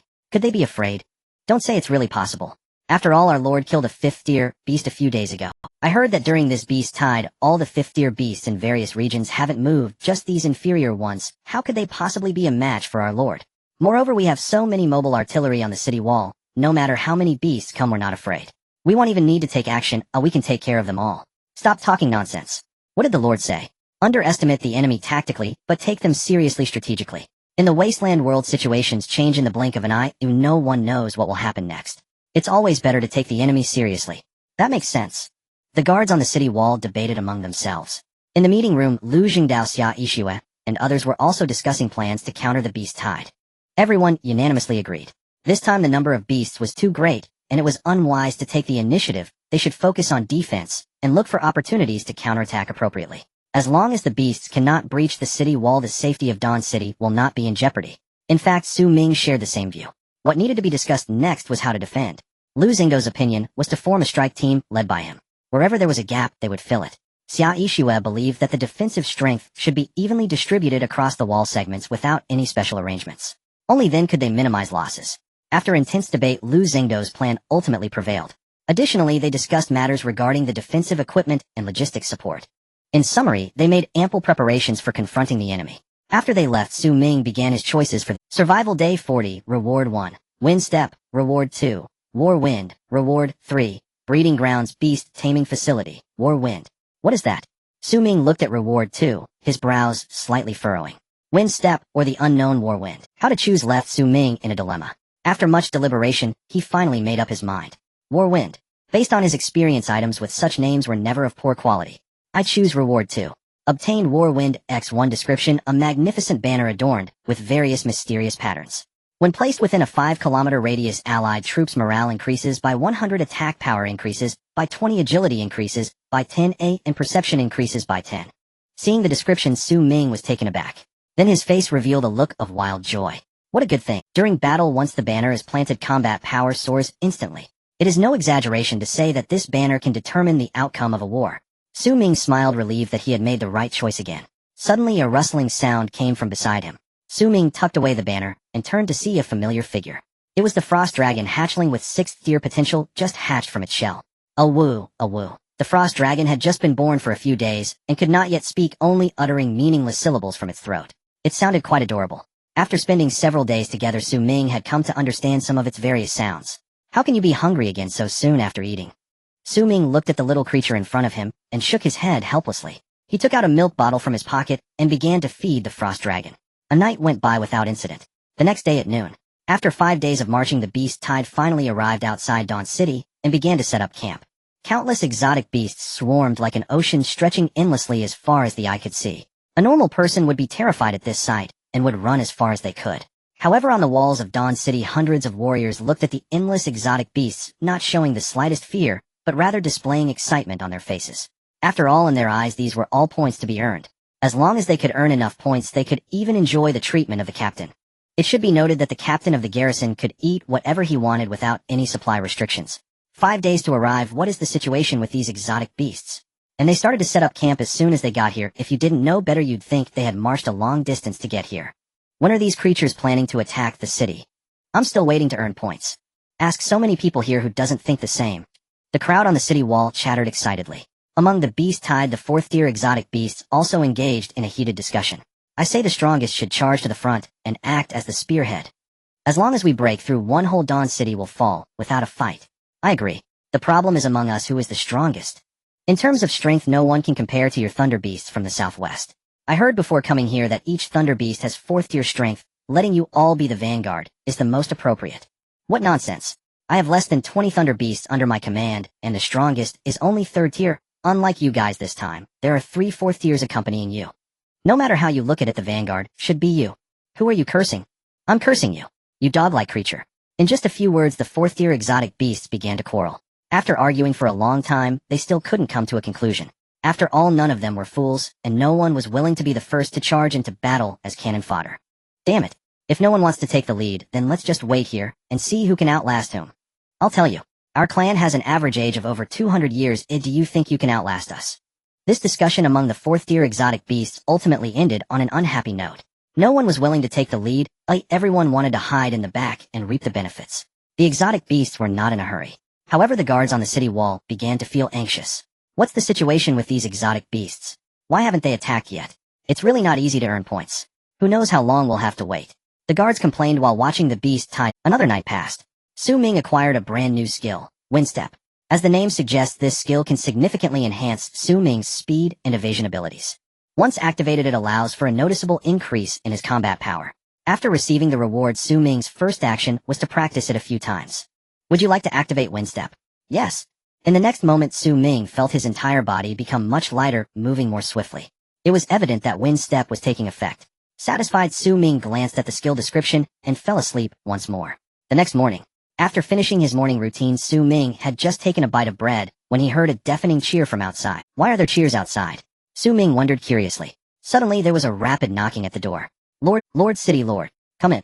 The person who entered took one look at Ming and spoke hurriedly. My lord, a battle has broken out. A battle has started outside. Ming frowned slightly and asked, the exotic beasts are attacking the city. The person nodded vigorously and said, you were right, the exotic beasts have begun their assault. As he spoke, he revealed an excited smile. Clearly, he had full confidence in the city he was in. Understood. Ming's expression showed no change upon hearing this. Calmly, he said, tell Lu Jingdao, Xian Hao and Xia Yixue to ensure they defend the city. If there's a breach, I will hold them accountable. Yes, my lord. The messenger left happily. Ming tidied up his belongings and also left his room, heading towards the city wall. From far away, he could hear the roars of various exotic beasts, as well as the nearly frenzied cries of survivors. Shield warriors stood at the forefront. Behind them were archers continuously launching attacks at the enemies not far away. Further back were the priests. Their spiritual flames and healing abilities provided great assistance. Besides these 3 troop types, there were also mages. The number of mages was extremely scarce, but their displayed power was quite formidable. Every section of the city wall was guaranteed to have at least 3 to 4 mages stationed. Even so, this battle still looks quite difficult.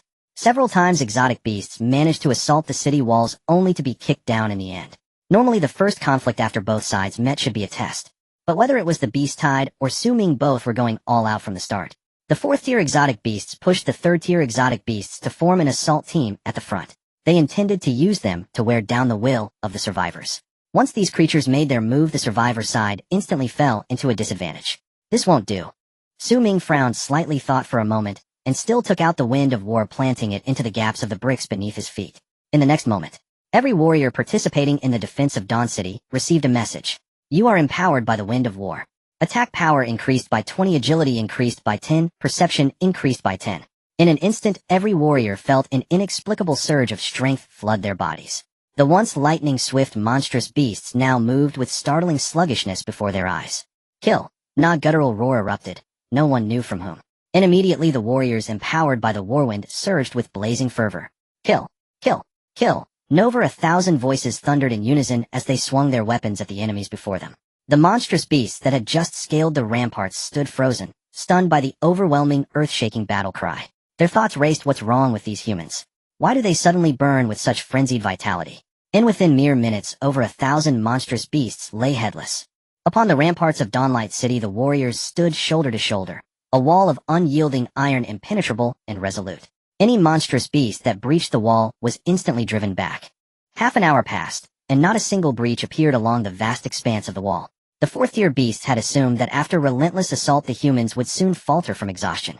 Yet to their astonishment, no sign of fatigue emerged, not even a flicker of weariness. Instead, many warriors grew fiercer with each strike, drenched in blood, resembling demigods, forged in war itself.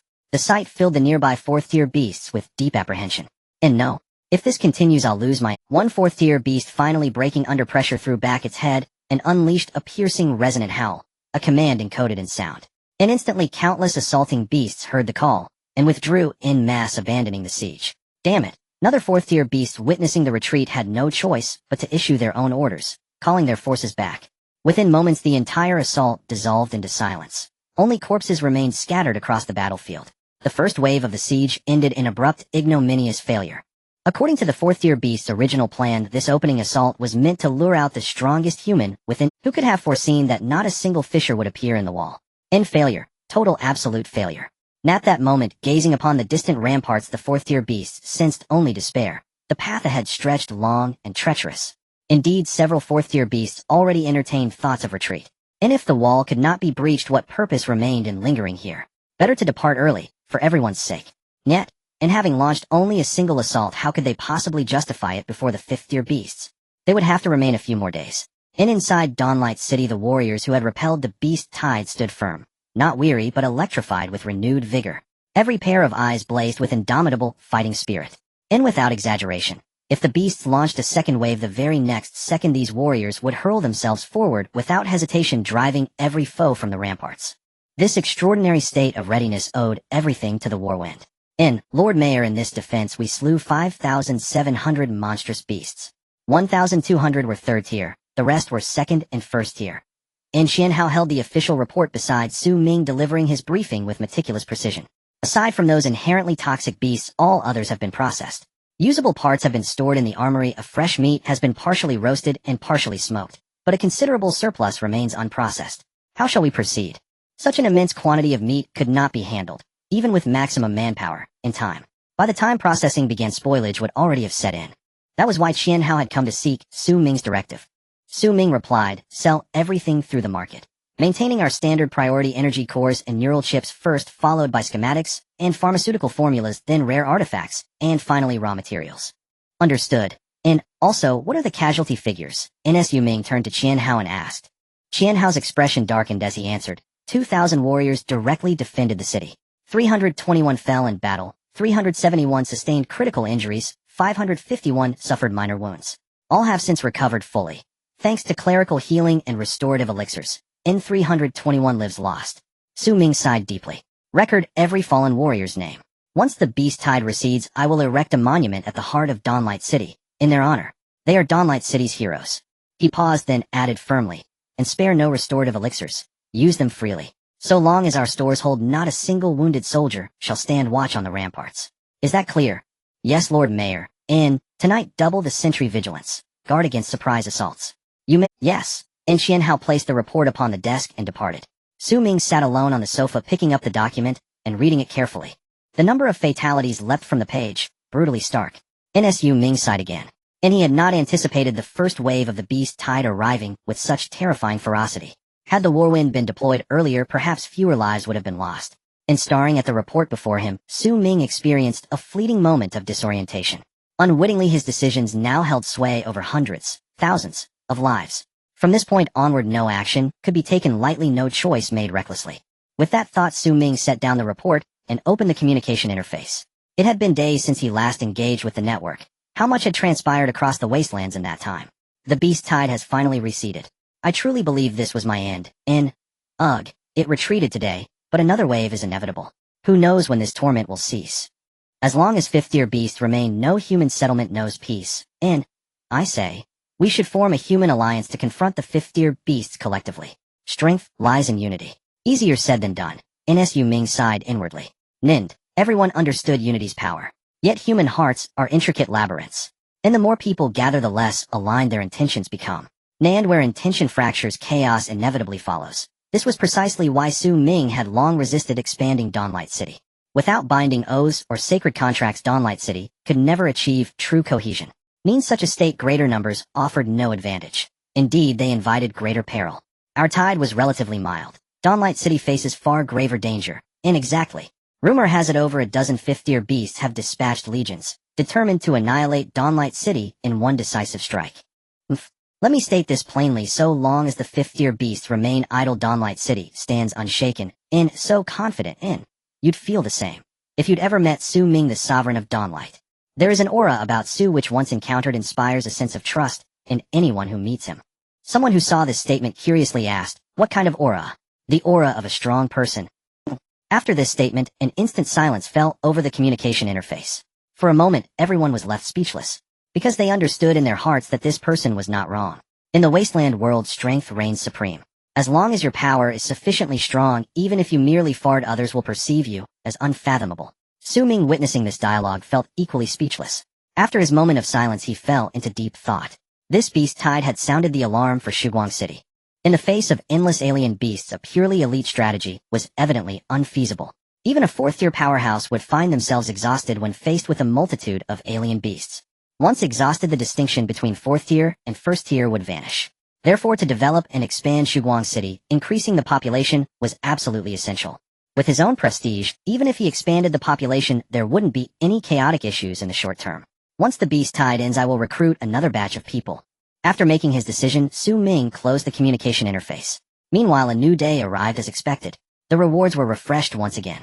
Survival Day 42, Reward 1, Hero Tavern Reward 2, Exceptional Beauty Reward 3, Breeding Ground Alien Beast Training Facility has another exceptional beauty appeared. Su Ming glanced at the rewards, and without a moment's hesitation chose. Reward 1. Exceptional Beauty is nice, but I still choose the Hero Tavern. Acquired Hero Tavern X1 description, a quaint little tavern where heroes from various regions gather. For a certain price, one can recruit suitable heroes. Good stuff. Su Ming gazed at the description of the Hero Tavern, his eyes gleaming with excitement. In recent days, Shuguang City had expanded rapidly, and ordinary combat power was not as lacking as before. What was lacking were high-end combat powers like Lu Jingdao. With the Hero Tavern, there was now an additional pathway to recruit high-end combat power. This was precisely what Su Ming wanted. Upon receiving the reward, Su Ming went outside to place the building. Would you like to place the Hero Tavern? Yes. A flash of white light enveloped him. A brand new building appeared in the inner city. The walls built from green bricks, the tiles on the top floor, and the two bright red lanterns hanging at the entrance. From the outside, it looked unremarkable, just a small Chinese-style tavern meant for drinking. Let's go in and take a look. Su Ming pushed open the door and entered the tavern. To his surprise, the tavern was not small at all. It had 2 floors and hosted over a dozen tables. 2 or 3 waitstaff stood at the entrance. At the counter stood a shopkeeper dressed in traditional attire.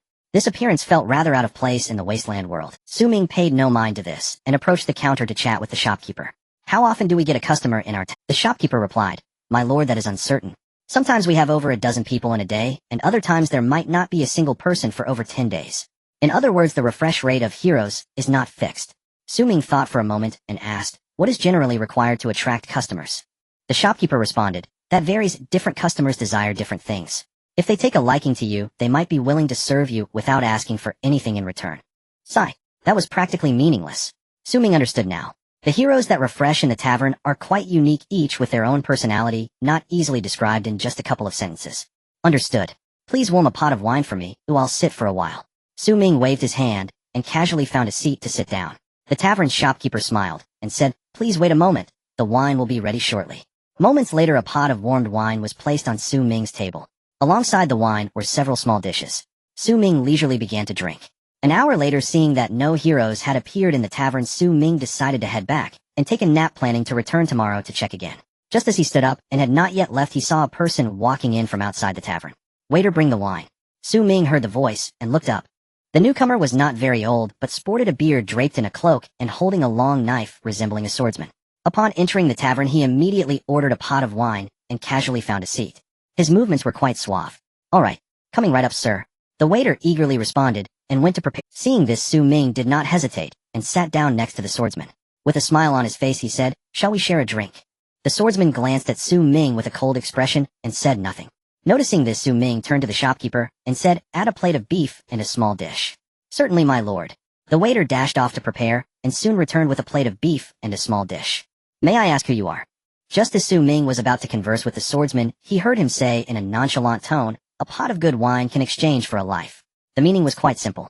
If you want me to kill someone for you, bring good wine in exchange. Oh, no need for any other unnecessary words. How straightforward. This was exactly what Su Ming wanted. No beating around the bush, straight to the point, saving time and energy. What kind of wine do you want? Su Ming looked at the swordsman before him and asked. The swordsman raised his gaze to Su Ming. A hint of desolation flickered in his eyes as he coldly replied, What kind of wine do you have? This was indeed a question. In the Wasteland world, wine is not something easily found. Su Ming thought for a moment and looked at the tavern's shopkeeper saying, "Bring out your best wine here." Upon hearing this, the shopkeeper hesitated for a moment. Then he leaned closer to Su Ming and whispered, "My lord, ordinary wine can be easily provided by the tavern, but the more precious wines require something in exchange. After all, wine also requires raw materials for brewing. Without those, the wine will eventually run out." Su Ming looked at the shopkeeper and asked, "How much of something is needed for the best wine?" The shopkeeper immediately replied, "The prices for the tavern's wines are fixed. The best wine, if exchanged for grain, requires at least 1,000 jin for a small pot. 1,000 jin of grain for a small pot of wine." No matter how one looked at it, it felt like a bad deal. Su Ming hesitated for a moment and asked, "Does fresh meat count as grain?" The tavern shopkeeper chuckled, "Of course that counts." Su Ming gritted his teeth and said, "Then bring me a small pot. I will deliver the grain shortly." "All right, my lord." "Superb drunken flower brew. Enjoy your drink, esteemed guest." The shopkeeper brought over a pot of fine wine and opened the lid. In an instant, the fragrance of the wine wafted through the air. The swordsman's attention was immediately drawn to the wine. He instinctively exclaimed, "Good wine." Su Ming wore a faint smile on his face as he poured a cup of wine and handed it to the swordsman in front of him. "Good wine for a hero. This pot of wine is my treat to you." The swordsman glanced at Su Ming and replied calmly, "I don't like owing anyone anything. Tell me whose life do—" His words were spoken plainly, yet they carried an unwavering conviction. Su Ming, hearing this, no longer hesitated, saying, "There is a demon beast outside the city towering 15 zhang. Kill it, and this pot of wine is yours." "Good." The swordsman showed no hesitation, agreeing, and then rising to leave the tavern. Su Ming sat in his chair watching the swordsman depart, feeling a bit uneasy in his heart. That 15 zhang tall beast was a 4th-tier monster. For the swordsman before him, it should not pose a significant threat. However, there were also over a dozen 4th-tier monsters surrounding it. Delving into the tiger's den, the adversaries faced were not limited to that one beast. Could the swordsman handle it? Su Ming raised his wine cup, took a sip, and waited quietly. 20 minutes later, he heard a commotion outside the tavern. 5 minutes later, the tavern door was pushed open. Su Ming looked up and saw the swordsman standing at the entrance, as lonely as when they first met. "I have killed the demon beast. This pot of wine is now mine," the swordsman said, lifting the pot of wine and heading. The second floor had several private rooms. Those who got drunk could find a room to sleep for the night. Although it was called a tavern, it also served as an inn. Is that how easily he killed it? Su Ming watched the swordsman's back, momentarily stunned. Unknowingly, a thought surfaced in his mind. Taking the enemy general's head from within a myriad of soldiers is as easy as reaching into one's pocket. Slaughtering a 4th-tier beast so effortlessly amidst the beast-tide, this fellow must possess 5th-tier strength. If only he could be kept in the tavern. The combat strength of Dawn City would surely rise to a new level. Unfortunately, this swordsman clearly did not seem like someone who would stay in one place for long. Su Ming shook his head, lifted his wine cup, and drank it all in one go. At that moment, the noise outside the tavern grew even louder than before. Someone pushed open the tavern door. Su Ming looked over. It was Qin Hao. "My lord, the demon beasts are attacking the city again." After a pause, he continued, "There's one more thing. The brothers guarding the city said they saw a person rush into the beast tide, kill a 4th-tier monster, and then disappear. What do you think? Should we strengthen the defenses within the city?" Su Ming waved his hand, saying, "I know that person, no need to worry about him. Focus on defending the city. At this time, the demon beasts attacking the city won't gain any advantage. As long as we withstand the first 2 waves, they will soon leave." "Yes, my lord." Qian Hao cupped his hands in respect and turned to leave. As Su Ming had anticipated, the demon beasts attacked the city in 2 waves, but finding no advantage, quickly retreated. The city defense battle lasted only an hour from start to finish. Both sides suffered minimal losses. Su Ming went to the city wall to comfort the defending soldiers. Afterward, he returned to his room to rest. The next day, as dawn broke, Su Ming climbed out of bed and headed to the tavern. The tavern was empty save for tables and chairs and the innkeeper. Seeing this, Su Ming felt a chill in his heart and asked the innkeeper, "What about that swordsman from yesterday?" The innkeeper replied, "He's still resting in the room. As long as he was still here, it was good." Su Ming sighed with relief and said to the innkeeper, "Bring me 20 more pots of that wine from yesterday." The innkeeper showed a look of astonishment and said, "My lord, that requires food as payment. 1 pot costs 1,000 pounds of grain. I know you won't lack for food. Just bring me 20 pots. The innkeeper replied, "This is a small business. We do not offer credit. When will your food arrive?" Su Ming had no choice but to take out all the fresh meat from his backpack and stack it outside the tavern, saying, "It's right outside the tavern. Go fetch it yourself." Hearing this, the innkeeper signaled to the waiter. The waiter immediately ran out and returned shortly, nodding at the innkeeper hurriedly displayed a flattering smile and said, "Please wait a moment, my lord. The wine will be here shortly." Moments later, 20 pots of fine drunken flower wine were placed before Su Ming. Next came the waiting. Su Ming sat in his chair for 2 hours. The swordsman finally came down from the second floor, emanating the scent of drunken flower wine. It was evident that this swordsman had a penchant for alcohol, drinking from evening till dawn. As he descended the stairs, he noticed the 20 pots of wine placed in front of Su Ming. His previously calm expression finally showed some fluctuation. He spoke, "First, such fine wine, and there's still—" Su Ming looked at the swordsman and said, "As long as you are here there will never be a shortage of good wine." The swordsman smiled and replied, "No matter how good the wine, there will always come a day when one grows tired of it." Su Ming replied, "When you grow tired of it, it'll change to another good wine." Hearing this, the swordsman fell into silence. After a moment, he looked at Su Ming and said, "There are still about 20 more demon beasts like the one from yesterday outside the city. I can help you kill them as a reward." Su Ming shook his head, saying, "You want me to take action against them. These 20 pots of wine will ensure you stay in the tavern for 3 months. If you are needed during these 3 months, there will be additional rewards. If you are not satisfied with the rewards, you can choose not to take action." 4th-tier monsters. Dawn City could kill them all with its own strength. It would be overkill to have this swordsman with 5th-tier strength do it. 3 months. The swordsman muttered thoughtfully, a contemplative expression crossing his face. After a moment he nodded and agreed, "All right." Seeing the swordsman agree, Su Ming smiled, no longer bothering him, and left the tavern. The swordsman, left alone in the tavern, could no longer restrain himself, picking up a pot and pouring it directly into his mouth. After finishing a pot, he couldn't help but exclaim, "Good wine." Dawn City was peaceful. Outside the city, however, the 4th-tier beasts were filled with anxiety. Last night the strongest among them had been unknowingly killed by those humans. From beginning to end they had no inkling of it. If it hadn't been for the chance encounter of a beast, they might not have even realized humans had come. Last night that human was able to kill their kin silently. Tonight that human could just as easily kill them without a sound, regardless of the human's strength or methods. One thing was beyond doubt: if that human wished to kill them, there was no way for them to escape. To them that human was like a sword of Damocles hanging over their heads, poised to fall at any moment. If you ask me, we should retreat sooner rather than later. What meaning is there in staying here? As soon as these words were spoken, the other 4th-tier beasts fell silent. They understood that this statement was true. Staying here held no significance. With their strength, they were fundamentally incapable of breaching the Dawn City. After an unknown amount of time, a 4th-tier beast spoke again. "I want to go back. Those who wish to stay can do so." Having said that, it left this place with heavy footsteps. The low-tier beasts under its command followed suit immediately. All the low-tier beasts looked at their leader with hopeful eyes. For them, attacking Dawn City was a perilous endeavor that yielded no rewards. Naturally, they were unwilling to stay behind. Breaching Dawn City brought no benefits. The little flesh of humans was hardly worth the trouble. In fact, they did not understand why those high-tier beasts were always at odds with humans. Was there anything about those humans worth their attention? The same question lingered in the hearts of the 4th-tier beasts. They did not want to trouble humans. Ultimately, it was merely the command of the 5th-tier beasts that compelled them to comply. However, as the days passed, all evidence indicated that they could not breach Dawn City. Leaving at this time would also provide an explanation to the 5th-tier beasts. Thus, several 4th-tier beasts chose to depart. "I'm leaving too. Staying here is meaningless. Dawn City is different from other human factions. Without their assistance, we cannot breach their city." Here the "they" referred to the 5th-tier beasts. In just over 10 minutes, 6 or 7 4th-tier beasts led their subordinates away from Dawn City. The remaining 4th-tier beasts, even those who wished to stay and continue fighting, found themselves powerless to do so. They too could only choose to leave. In less than 3 hours, the beast tide, which had initially surged like a wave, gradually dispersed. It had taken them 5 days to reach Dawn City. To leave Dawn City, they only took a mere 3 hours. Even the guards on the city walls watching the departing beast tide were momentarily taken aback, unable to comprehend what had happened. As the beast tide gradually dispersed, the guards finally reacted. These beasts were fleeing. One by one they hurried to report to Su Ming. "My lord, those beasts have run away." Su Ming was taken aback and looked at the person reporting, asking, "How many?" "All of them. Not a single one left." Su Ming was speechless. After a moment he said, "Tell the brothers not to let their guard down and continue, as we were before."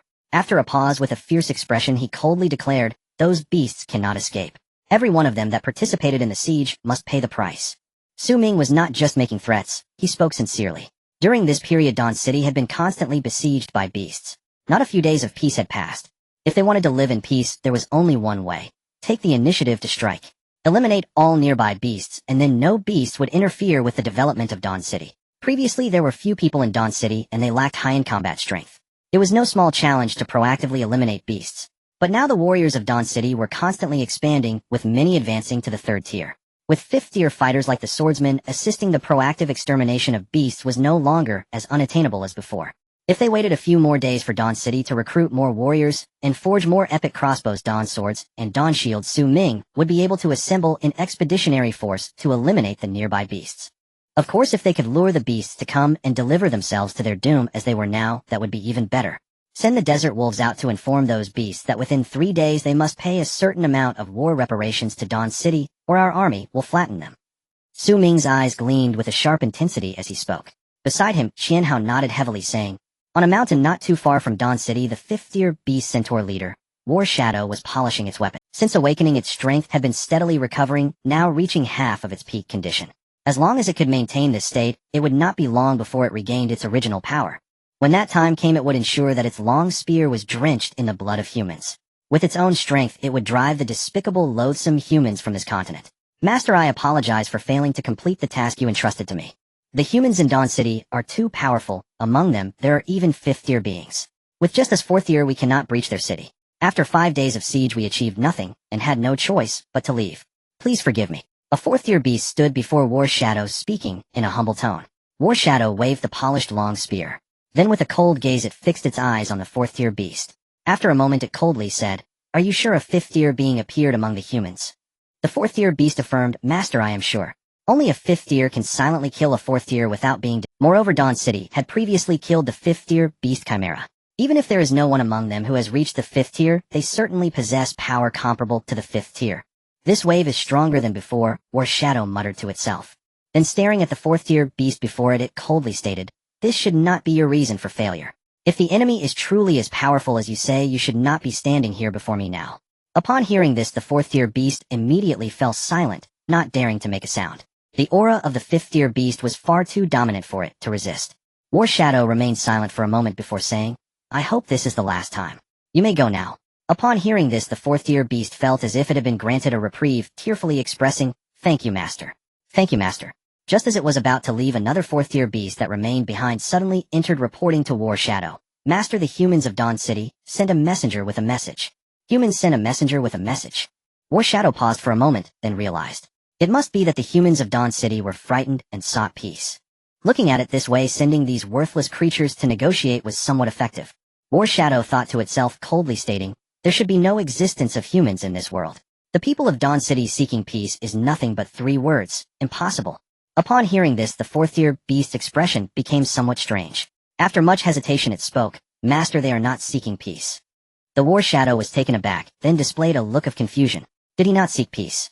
Was he perhaps looking to surrender? Even before the battle began, thoughts of capitulation already emerged, truly typical of those humans.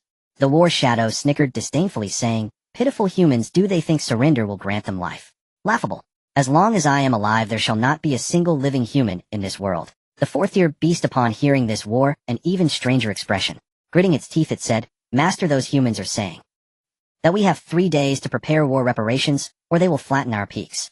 The War Shadow was momentarily stunned by this. War reparations? Flatten our peaks? Surely I did not hear wrong. How dare those humans make such demands? Have they gone mad? Realizing what had transpired, the War Shadow felt a raging fire ignite within its chest. Its furious eyes fixed intently on the fourth-tier beast that had just returned defeated from the Dawn City. Suppressing its anger, it coldly demanded, what did you do in Dawn City to make those humans so audacious as to make such bold demands? The fourth-tier beast, sensing the War Shadow's overwhelming fury, cowered to the ground, trembling in fear. After a while it stammered, Master. We attacked the city twice, but could not take it, so we withdrew. We did nothing else. Nothing else. Huh. The War Shadow snorted coldly, saying in an icy tone, it is precisely because you did nothing that they have grown so brazen. It then turned to another fourth-tier beast, coldly stating, gather all nearby beasts. In 3 days I will personally lead them to breach Dawn City. Yes, Master. Nearby Dawn City. It was not just the War Shadow that received the notice from Dawn City. The other 3 fourth-tier beasts received the same message. The content was no different. They were ordered to prepare war reparations within 3 days or face annihilation. This was no longer mere provocation. It was a blatant threat. Undoubtedly, as a 5th-tier overlord, receiving such news would certainly cause a thunder. However, unexpectedly, all 4 overlord-level beasts managed to suppress their anger and did not choose to strike first. Instead, they released fierce words vowing to annihilate Dawn City. Yet, for Dawn City, such fierce words held no weight. After all, just a day prior, they had successfully repelled the coalition formed by these beasts. The war had already begun. Oh, what significance did threats hold? At the same time, the news of Dawn City ordering the 4 overlord-level beasts to prepare for war reparations spread throughout the entire human world. Countless survivors could not sleep due to excitement over this news. Even though Dawn City had yet to take action, such a resolute stance was enough to rekindle their hope of standing at the top of the food chain. In an instant, the message, Boss Su is amazing, flooded the communication interface. At this very moment within Dawn City, Ming sat across from a swordsman in a tavern, raising his glass with him. The swordsman was a taciturn individual. Even after a bit of drinking, he rarely spoke. After drinking all afternoon, Ming didn't even know his name or where he was from. He only knew that the swordsman had a penchant for wandering and enjoyed fine wine. In fact, one could glean quite a bit from his demeanor. This wine is fine enough to trade for 3 lives. The sun set, and the swordsman put down his cup, finally saying what Ming had long anticipated. Ming looked at the swordsman and said, "This wine in exchange for 1 life." What did this mean? The swordsman was very clear in his mind. To exchange so much fine wine for just 1 life meant that that life must be exceptionally hard to take. Even so, he displayed no hesitation, agreeing, "All right." Seeing the swordsman agree, Ming said no more. He took out a form from his pocket and placed it on the table. It contained various information about the war shadow, how strong its attack power was, its defensive capabilities, what weapons it wielded, what special abilities it possessed. Additionally, there were details on how to attack it and the potential siege that could ensue. Everything was written clearly. The seemingly drunk swordsman picked up the form, glanced at it, and said, "To take its life, just 2 days are needed." Upon finishing, he closed his eyes and slumped on the table. Ming was startled, thinking, is this guy pretending to be? Just as he was about to check on him, a series of snores erupted. It turned out he had fallen asleep. Ming shook his head, looking at the tavern keeper, saying, "Take good care of him." The tavern keeper nodded, smiling, "Rest assured, my lord. He won't come to any harm while in the tavern." Ming acknowledged with a grunt and said nothing further, turning to leave the tavern. Returning to his room, it was already a new day. The electronic synthesized voice chimed right on time. Survival Day 43, Reward 1, Ordinary Cannon, Epic Cannon, Reward 2, Stunning Beauty, Reward 3, Breeding Ground, Beast Taming Facility. Compared to these, Reward 1 was more practical. Ming did not hesitate and chose Reward 1. The Ordinary Cannon, owned by the host, has all been upgraded to Epic Cannons. A prompt sound echoed. Nothing happened. Ming thought for a moment and decided to check what the upgraded cannon looked like. Thus he got up and went to the city wall. At the city wall, the guards were quietly discussing among themselves. Upon seeing Ming approach, they hurriedly saluted him. "Lord City Master." The guard captain jogged to Ming's side, reporting, "My lord, just now the cannons on the city wall have all changed appearance. I was about to report to you." Ming nodded, saying, "I know about this matter. You may continue with your duties as usual." The guard captain bowed, responding, "Yes, my lord." Upon hearing this, the guards also set aside their curiosity and continued patrolling. In truth, they understood without needing the city lord's words. This change must surely have been orchestrated by the city lord. Whenever there was a new development in Dawn City, a white light would appear. As long as the white light was present, it was undoubtedly related to the city lord. They had grown accustomed to it. Everything returned to calm. Ming approached the cannon and began to observe carefully. The upgraded cannon was smaller than before and less easily detected. Its design was quite sci-fi in nature, resembling an electromagnetic cannon from a movie. The ordinary cannon could already kill 3rd-tier beasts and severely injure 4th-tier ones. The upgraded epic cannon, even if it couldn't severely injure a 5th-tier beast, should still have no problem killing a 4th-tier beast. With these several cannons in place, even if more 5th-tier beasts sent their subordinates to besiege Dawn City, would encounter no issues. Of course, if the 5th-tier beast chose to join the fray personally, that would be another story. After several rounds of fortification, Dawn City was not just solid as a fortress, it was not far from it. The next step was to strike out, letting the fame of Dawn City echo throughout the Wasteland world. Let all beasts tremble in fear at the mere mention of the words Dawn City. Under the moonlight, Ming gazed into the distance, his eyes growing sharper. Atop the mountain peak, the king of centaurs, War Shadow, was absorbing energy from the core. Suddenly, he seemed to sense something, and abruptly raised his gaze towards a certain direction. There a cloaked swordsman stood still, as if merging with the heavens and earth. Undoubtedly his ability to appear here silently indicated his extraordinary strength. War Shadow's eyes locked onto the swordsman, every muscle in his body tensed. From the swordsman, he sensed the breath. "Who are you?" War Shadow asked in a low voice. The swordsman lifted his gaze, devoid of any emotion. "The one who will take your life." If anyone else had said that, it would have sounded pretentious and exaggerated. But coming from the swordsman, it felt utterly natural. It was as if his appearance was solely to take War Shadow's life. In an instant, War Shadow moved. He grabbed the war spear beside him and swiftly retreated, seeking to distance himself from the swordsman. The current distance between them made him anxious. Only by increasing the distance could he unleash his full power. Unfortunately, the swordsman being able to appear within this distance naturally would not allow his escape. The moment War Shadow retreated, the swordsman moved as well. Both of their speeds were incredibly fast.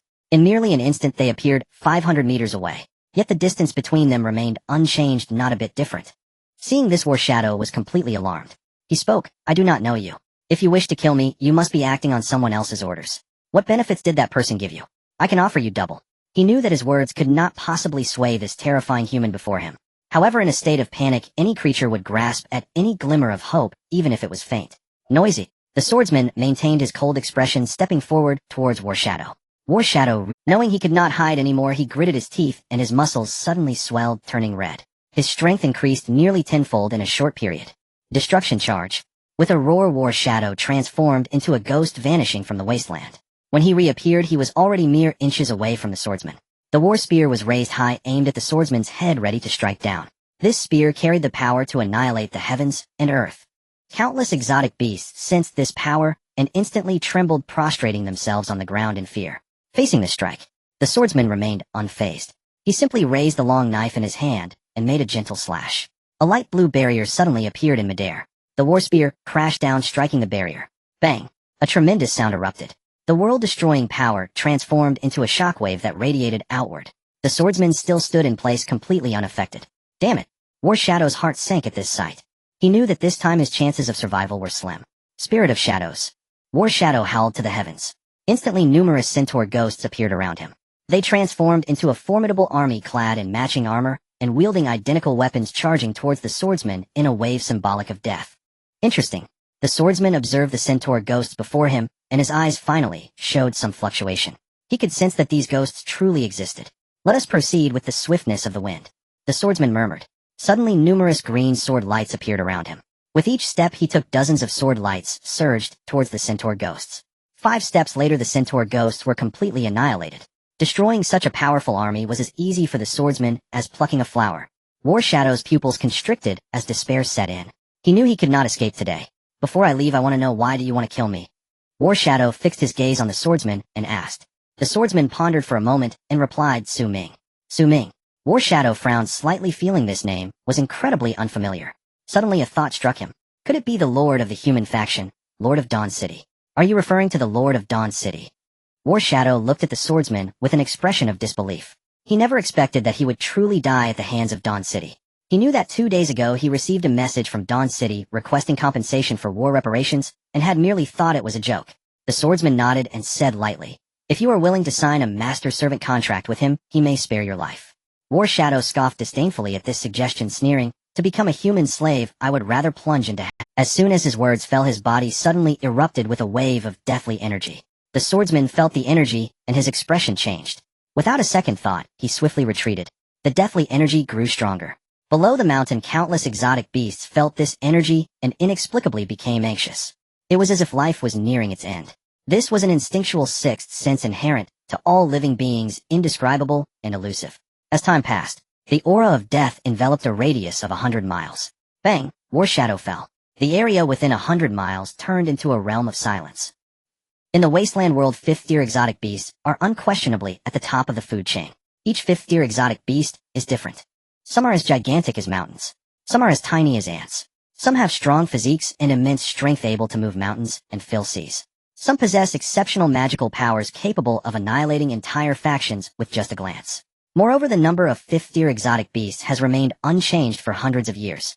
There have been neither falls nor births. However, in this brief span of days, 2 5th-tier exotic beasts have perished in the wasteland. And both of these 5th-tier beasts met their demise at the hands of one person, the Lord of Dawn City, Su Ming. Many exotic beasts have no idea where Su Ming is, who he is, or what he looks like. But just hearing these 2 words inspires an inexplicable fear. It is this person who in just a few days killed 2 5th-tier exotic beasts. Have you heard? That guy Su Ming has 3 heads, 6 arms, and is as large as a small mountain. Isn't Su Ming a human? Can a human have 3 heads and 6 arms? Could it be a human who can kill War Shadow? Even if he is a human, he must be different from other humans. What nonsense are you saying? Humans all look the same, how can there be anything different? Have you seen Su Ming? No. If you haven't seen him, how do you know he doesn't have 3 heads? In an instant, various rumors about Su Ming spread throughout the entire wasteland. The fear was not limited to 3rd-tier and 4th-tier exotic beasts. Many 5th-tier exotic beasts were equally engulfed in a state of anxiety.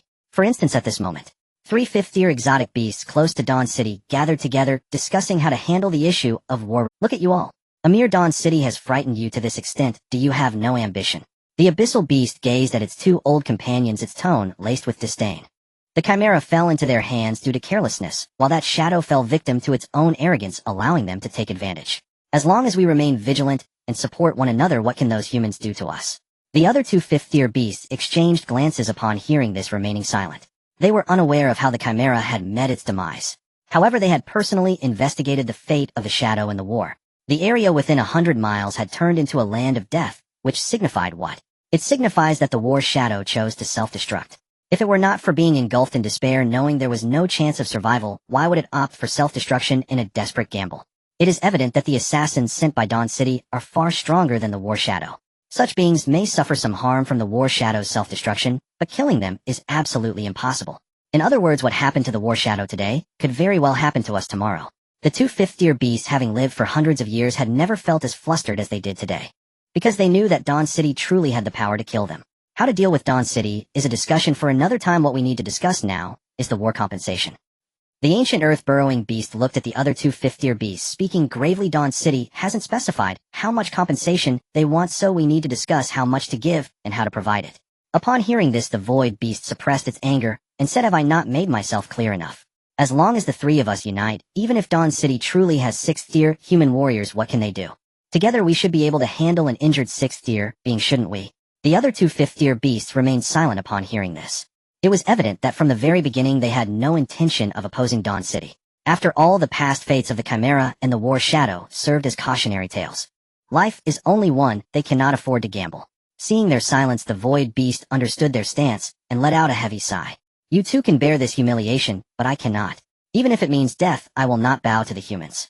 1,000 years ago, how did humans treat us? Have you forgotten? I will not forget. We fought alongside them, yet after victory they imprisoned us in this desolate place, forcing us to endure all kinds of suffering and torment just to select suitable successors. Such humiliation is etched into our bones and can never be washed away." As the void beast said this, a surge of anger rose within the hearts of the other two fifth-tier beasts. Yet upon recalling the fate of the war shadow and everything seen a century ago, a wave of fear surged within them. This fear ultimately led them to choose silence. The void beast saw this scene and knew that these two were determined to surrender to the humans. Thus it said no more, stepping forward and dragging its massive body away. Only a sigh of disappointment remained. Sigh. The void beast left while the remaining two fifth-tier beasts, the ancient earth-burrowing beast and the king of trolls, remained silent. After a long while, the ancient earth-burrowing beast finally spoke. "I plan to send 1/5 of the energy cores to Dawn City. The remaining cores will be enough for me to use for 500 years. The king of trolls, upon hearing this, said 1/5 of the energy cores is not much, but the question is whether Su Ming is willing to accept it. They understood. After Su Ming killed the Chimera, he had pulled back a large number of energy cores from its valley. Seeing so many energy cores and considering their compensation, it was inevitable they would feel it was too little. If they angered Dawn City because the compensation was too low, it would be a loss. The ancient earth-burrowing beast fell silent for a moment, shaking its head. 1/5 is already my limit, and any more would not be enough. The king of trolls did not say anything further, stating, "Then it shall be 1/5 of the energy cores. If Su Ming is dissatisfied, we will add some more. Let's first send a letter of intent to Dawn City, letting Su Ming know that we are willing to compensate, then hold off, and see how they deal with that void beast. If the void remains unharmed, it indicates that the being who forced the shadow to self-destruct is severely injured, and the three of us can unite to strike at Dawn City, not only avoiding compensation, but even regaining some energy cores. If the void is killed, we can still deliver the compensation to Dawn City later." Upon hearing this, the ancient earth-burrowing beast abruptly lifted its spiky head, its eyes shining. "That makes sense. Let's do it your way." With the plan established, the two fifth-tier beasts no longer reminisced and departed separately. At this moment within Dawn City, Su Ming was raising a toast with the swordsman in a tavern. Qian Hao stood beside him, saying, "Boss, after absorbing the bloodline power, Chief Lu's sister Na and the Wolf King have been frantically drawing energy from the energy cores. They have already absorbed 1/10 of the energy." Here the Wolf King refers not to the desert head wolf, but to Erguzi. As for the bloodline power, it is a curious item that Su Ming obtained through a lottery in the past few days. It is called the Great Success bloodline. The so-called Great Success is a powerful ancient creature. Merging its bloodline grants a portion of its abilities. The so-called abilities include enhancements to strength, agility, and perception by geometric multiples. Beyond that, there is little else. According to the system's classification, the Great Success bloodline belongs to the ordinary level. Bloodlines of this rank can be merged by anyone without any side effects. After merging, one can still continue to merge with other bloodlines. Su Ming divided one bloodline into 4 parts. If not divided with their current strength, they would be unable to fully absorb it, and most of it would be wasted. Su Ming kept one part of the bloodline. The remaining 3 parts were given to the 3 strongest individuals within Dawn City, Lu Jingdao, Leona, and Erguzi. He hoped that after merging the bloodlines they could break through to the 5th tier.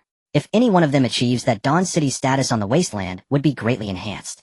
After all, no matter how strong the swordsman's power is, he is ultimately an outsider. Su Ming set down his cup and said understood, send a few more people to protect them and ensure nothing unexpected happens. Report to me immediately if there is any situation. Yes, my lord. Qian Hao acknowledged and left the tavern. Su Ming raised his cup once more and downed it in one gulp, looking at the swordsman about to say something. Suddenly on the second floor of the tavern, the door to a guest room was pushed open. On the second floor, a woman with an alluring figure stood still, her cold eyes directed at Su Ming. Are you the man? Her voice was chillingly cold, perfectly matching her appearance. Su Ming raised his gaze, surveying the woman from even in the frigid wasteland, the woman was only partly clad in leather with no excess flesh or unnecessary adornments.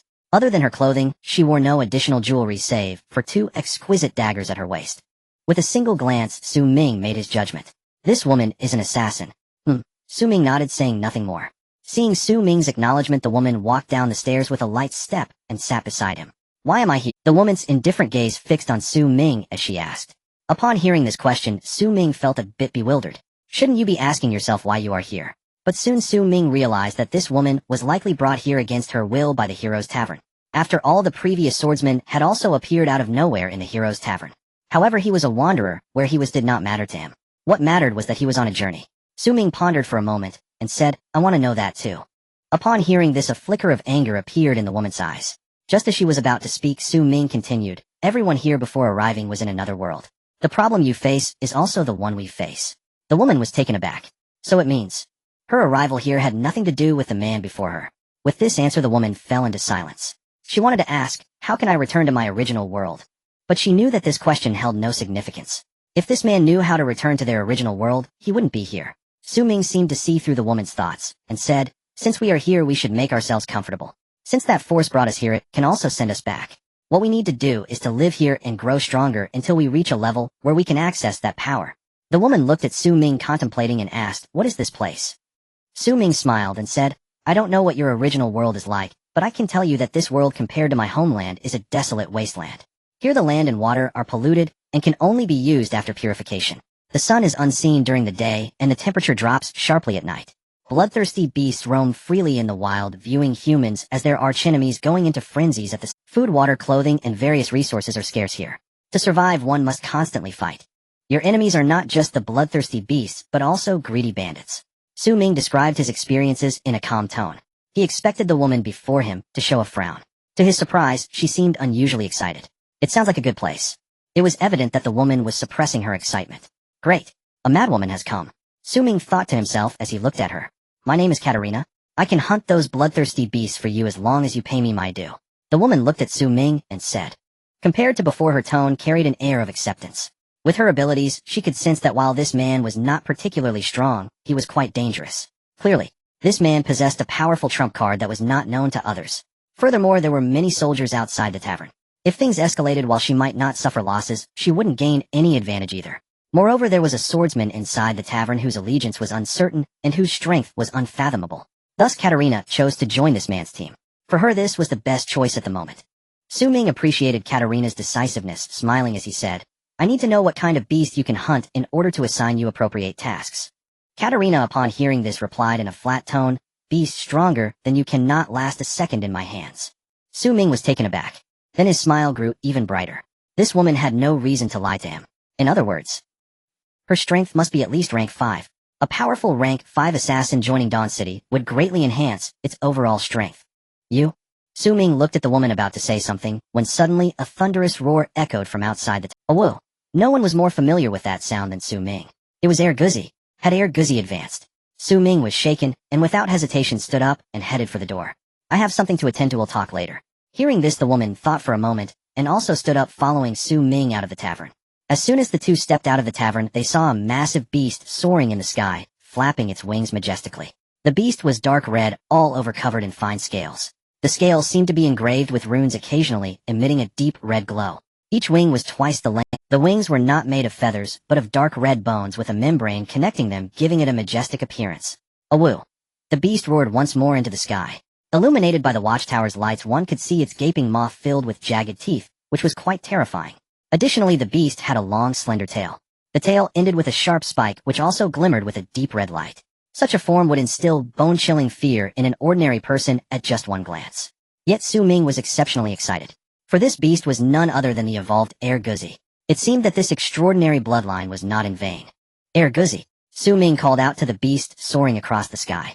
Upon hearing the voice, the beast quickly lowered its head. At the moment it saw Su Ming, an excited expression appeared on its face. With a loud "awoo," it dove down swiftly. The surrounding people were startled, retreating in haste. Moments later, Air Guzzi landed steadily, its massive head affectionately rubbing against Su Ming. "Master, I have advanced." Its tone was filled with pride. It was like a child who had aced a test showing off to their parents. Seeing this, Su Ming reached out to pat its head, feeling a surge of emotions. Air Guzzi was the first living being Su Ming encountered upon arriving in the Wasteland. Together they supported each other and made it this far. It had been nearly 2 months. Su Ming watched it grow from 1 meter to 3 meters and now to a gigantic beast. This feeling was akin to watching one's child grow up. Countless words welled up, but were distilled into one. Not bad. After advancing, Air Guzzi's strength, agility, and perception had increased exponentially. He also comprehended a brand new skill, Wild Howl. It can unleash terrifying sound waves in a designated area, causing enemies within the range to momentarily lose their ability to act. If there were another beast tied surrounding the city, a single Wild Howl from Air Guzzi could make them meet their demise. Air Guzzi and Katarina. Both were 5th tier. It is no exaggeration to say that the current Dawn City is the strongest force in the Wasteland without a doubt. Behind Su Ming, Katarina stared at Air Guzzi, her eyes full of vigilance.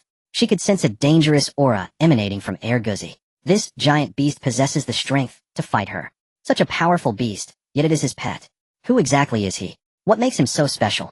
Katarina redirected her attention back to Su Ming, her heart filled with curiosity. Just then, Su Ming suddenly turned to Katarina and said, "Katarina, there is a task now to assassinate a beast of similar strength to yours. Are you willing to do it?" Katarina did not hesitate and replied, "I would be delighted." Assassination was precisely what Katarina excelled at. For her it was an art. Completing a task for her is not just about finishing it, it is also a form of enjoyment. The fear and struggle of her enemies just before death intoxicate her.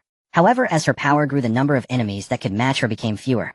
Every time she executed a task, either the enemies were too weak, making the assassination uninteresting, or the enemies were too strong, and she had no ability to confront them heat-in.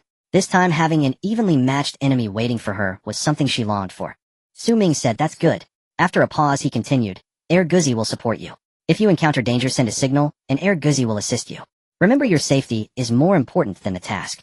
If you cannot complete it, do not force it." Upon hearing this, Katarina slightly furrowed her brows and opened her mouth to say something. Before she could speak, a person stepped forward to Su Ming. "My lord, the 3 5th-tier beasts have delivered a message. 2 of them are willing to pay war reparations, a certain amount of energy cores. As for the exact number, they said they would send envoys to discuss with you later. The other one not only refuses to pay reparations, but also sent beasts to provoke, saying they want to flatten our Dawn City." Su Ming raised his eyes to look at him and asked, "Who is it?" "It is the Void Beast." The Void Beast.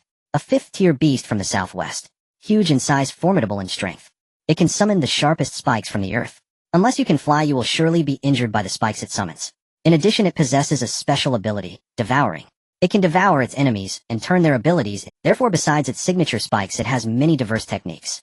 However, it rarely uses them, as it is not. This is all the information that Su Ming had gathered. If the 3 beasts unite, I truly have no way to deal with them in a short time. But if there is only one, if we don't kill it, the authority that Dawn City has just established will surely be lost. With this thought, Su Ming slowly spoke. "Reply to the 2 5th-tier beasts willing to pay reparations. Tell them that as long as they cooperate, they will not come to harm. Release the news that within a day Dawn City will definitely slay the Void Beast and display its corpse at the city gate."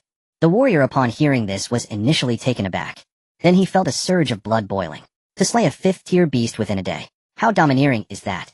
In the entire Wasteland, aside from the Lord, who else could speak such words with confidence? "Yes, my lord, I will handle it right away." The warrior bowed and slowly retreated. After he left, Su Ming looked at Air Guzzi and Katarina and said, "The beast I want you to kill is called the Void Beast, which is best at summoning spikes."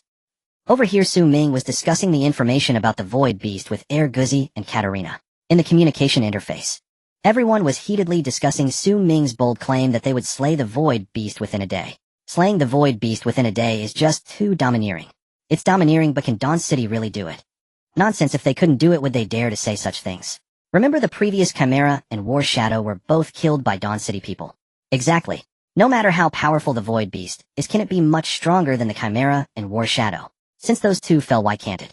We are still figuring out how to deal with 4th-tier beasts, while Sudaga has already viewed 5th-tier beasts as mere ants. This gap is just too large. People are incomparable. It's infuriating. Our human race is fortunate to have someone like Sudaga. If it weren't for Sudaga, we might have already become a dish on the menu for the beasts. Once I get a bit stronger, I will definitely join Dawn City and follow Su de Go to conquer the south and north. Come on, you think you can follow Su de Go? At the very least, you need to reach tier 3 like me to fight alongside Su de Go, do you understand? In the entire Wasteland world, all the humans were excited by Su Ming's declaration of slaying the Void Beast within a day. Even the New Era and other super-large powers that viewed Dawn City as a rival were looking forward to the great display of power from Dawn City this time. Just as they said slaying the Void Beast within a day, the news of slaying the Void Beast within a day spread throughout the survivor world in just 1 hour. Meanwhile, with the encouragement of many survivors, many beasts also learned of this news. 3 hours later, the Void Beast also heard this news. You will definitely slay me within a day. Haha, ridiculous. The Void Beast's first reaction upon hearing this was disdain. In its view, even a 6th-tier powerhouse when faced with the self-detonation of a war shadow would not escape unscathed. Thus, Dawn City currently has no capability to slay it. Their proclamation to some extent indicates they are bluffing. They want to throw it into confusion and then force it to compromise with Dawn City. Yet it simply does not believe in this evil. I am right here today, let's see if Dawn City has the guts to come find me. The Void Beast instinctively raised its gaze forward and beheld a figure hurtling toward it at blinding speed. In the blink of an eye, that figure had already arrived before its very eyes. Human, the Void Beast had no time to think. It focused all its attention, assuming a defensive stance to brace for the imminent assault. Yet, in the next instant the human vanished, leaving no trace as though never having appeared at all. Damn it! The Void Beast instantly grasped the truth upon witnessing this. It had stumbled into grave trouble. Clearly the assassin who had come for it was no ordinary foe. Void Rupture. With unwavering concentration, the Void Beast unleashed its technique. In mere moments, countless razor-sharp earthen spikes erupted around it. Any attacker seeking to close in would be forced to navigate this lethal thicket, unless they descended from above. Huff! Its technique expended. The Void Beast drew a brief breath, but remained vigilant. It knew well any human daring to appear here must have prepared meticulously. This battle demanded absolute vigilance, not a single lapse. Otherwise it risked suffering the same fate as Chimera and War Shadow. Whoosh! A piercing sonic tear ripped through the air. The Void Beast reacted with lightning swiftness, turning its massive head toward the source of the sound. Its colossal taloned forelimb shot upward, ready to intercept the unknown strike. By the faint ambient light, it discerned the weapon hurtling toward it, an exquisitely crafted dagger, the most common tool of human assassins. Typically reserved for clandestine strikes between humans, such a blade had never been seen wielded against a monstrous beast. After all, it was absurdly small. You dare face me with a dagger? Oomph. Fool. The Void Beast sneered contemptuously at the diminutive weapon. The dagger sliced through the air at staggering velocity. Within a single second it stood poised before the Void Beast's face. Its claw rose and fell, aiming to bat the blade aside. Yet, upon impact the dagger did not fall as expected. Instead it twisted unervingly midair and veered straight for the beast's palm. Thud! The razor-edged blade pierced the Void Beast's thick palm as effortlessly as paper, then reversed course once more, plunging deep into its flesh. An excruciating bone-deep agony surged through its body. Its visage contorted into a snarling mask of fury. Accursed human! Its enraged roar shook the heavens. Nearby beasts scattered in terror. At that very moment, several more identical daggers whistled through the air, hurtling toward it from afar. A single dagger had inflicted grievous harm. How could it withstand several more? With no time to deliberate, the Void Beast instinctively attempted to evade. But its colossal frame, compared to those delicate daggers, was like a needle before a man. Evade. Thud. Without hesitation the dagger spiraled midair and plunged once more into the Void Beast's body. Whether due to its extraordinary material or some unseen toxin, the effect was devastating. Even its thick leathery hide could not withstand the repeated stabs. The beast recoiled, writhing in agony. Now, a cold, emotionless voice cut through the air. Wings beat overhead, sharp, rhythmic, unmistakable. The Void Beast lifted its gaze and discovered suspended in midair a colossal skeletal winged beast it had never seen before. Instinct screamed danger. This creature was no mere threat. It rivaled even 5th-tier beasts in power. In the Wasteland world, such apex predators were exceedingly rare. Where had this monster emerged from? Before the Void Beast could ponder further, it watched, horrified, as the winged beast bore a human rider straight toward it. Damn it! That creature is allied with those humans. The realization struck instantly. This airborne behemoth was no indifferent bystander seeking advantage. It was a sworn executioner sent to end its life. Gritting through searing pain, the Void Beast staggered upright. It stood firm, channeling immense focus into its spellcraft. Void spikes. With a thunderous bellow, countless jagged spears materialized midair and shot toward Ergo Z, blazing fast, matching even Katarina's daggers in velocity. Ergo Z and Katarina exchanged sharp glances. Ascend. Without hesitation, both abandoned their perfect opening and soared higher once more. Within moments, Ergo Z soared beyond the reach of the spikes. Below, the void beast watched, teeth grinding in impotent rage. Yet it was powerless. Each casting of void spikes drained tremendous energy and possessed strict range. So long as those two refused to descend, it could not touch them. After all, it bore no wings. It could not fly. A tense stalemate ensued. When the void beast fell silent, Ergo Z dove again, Katarina clinging tightly.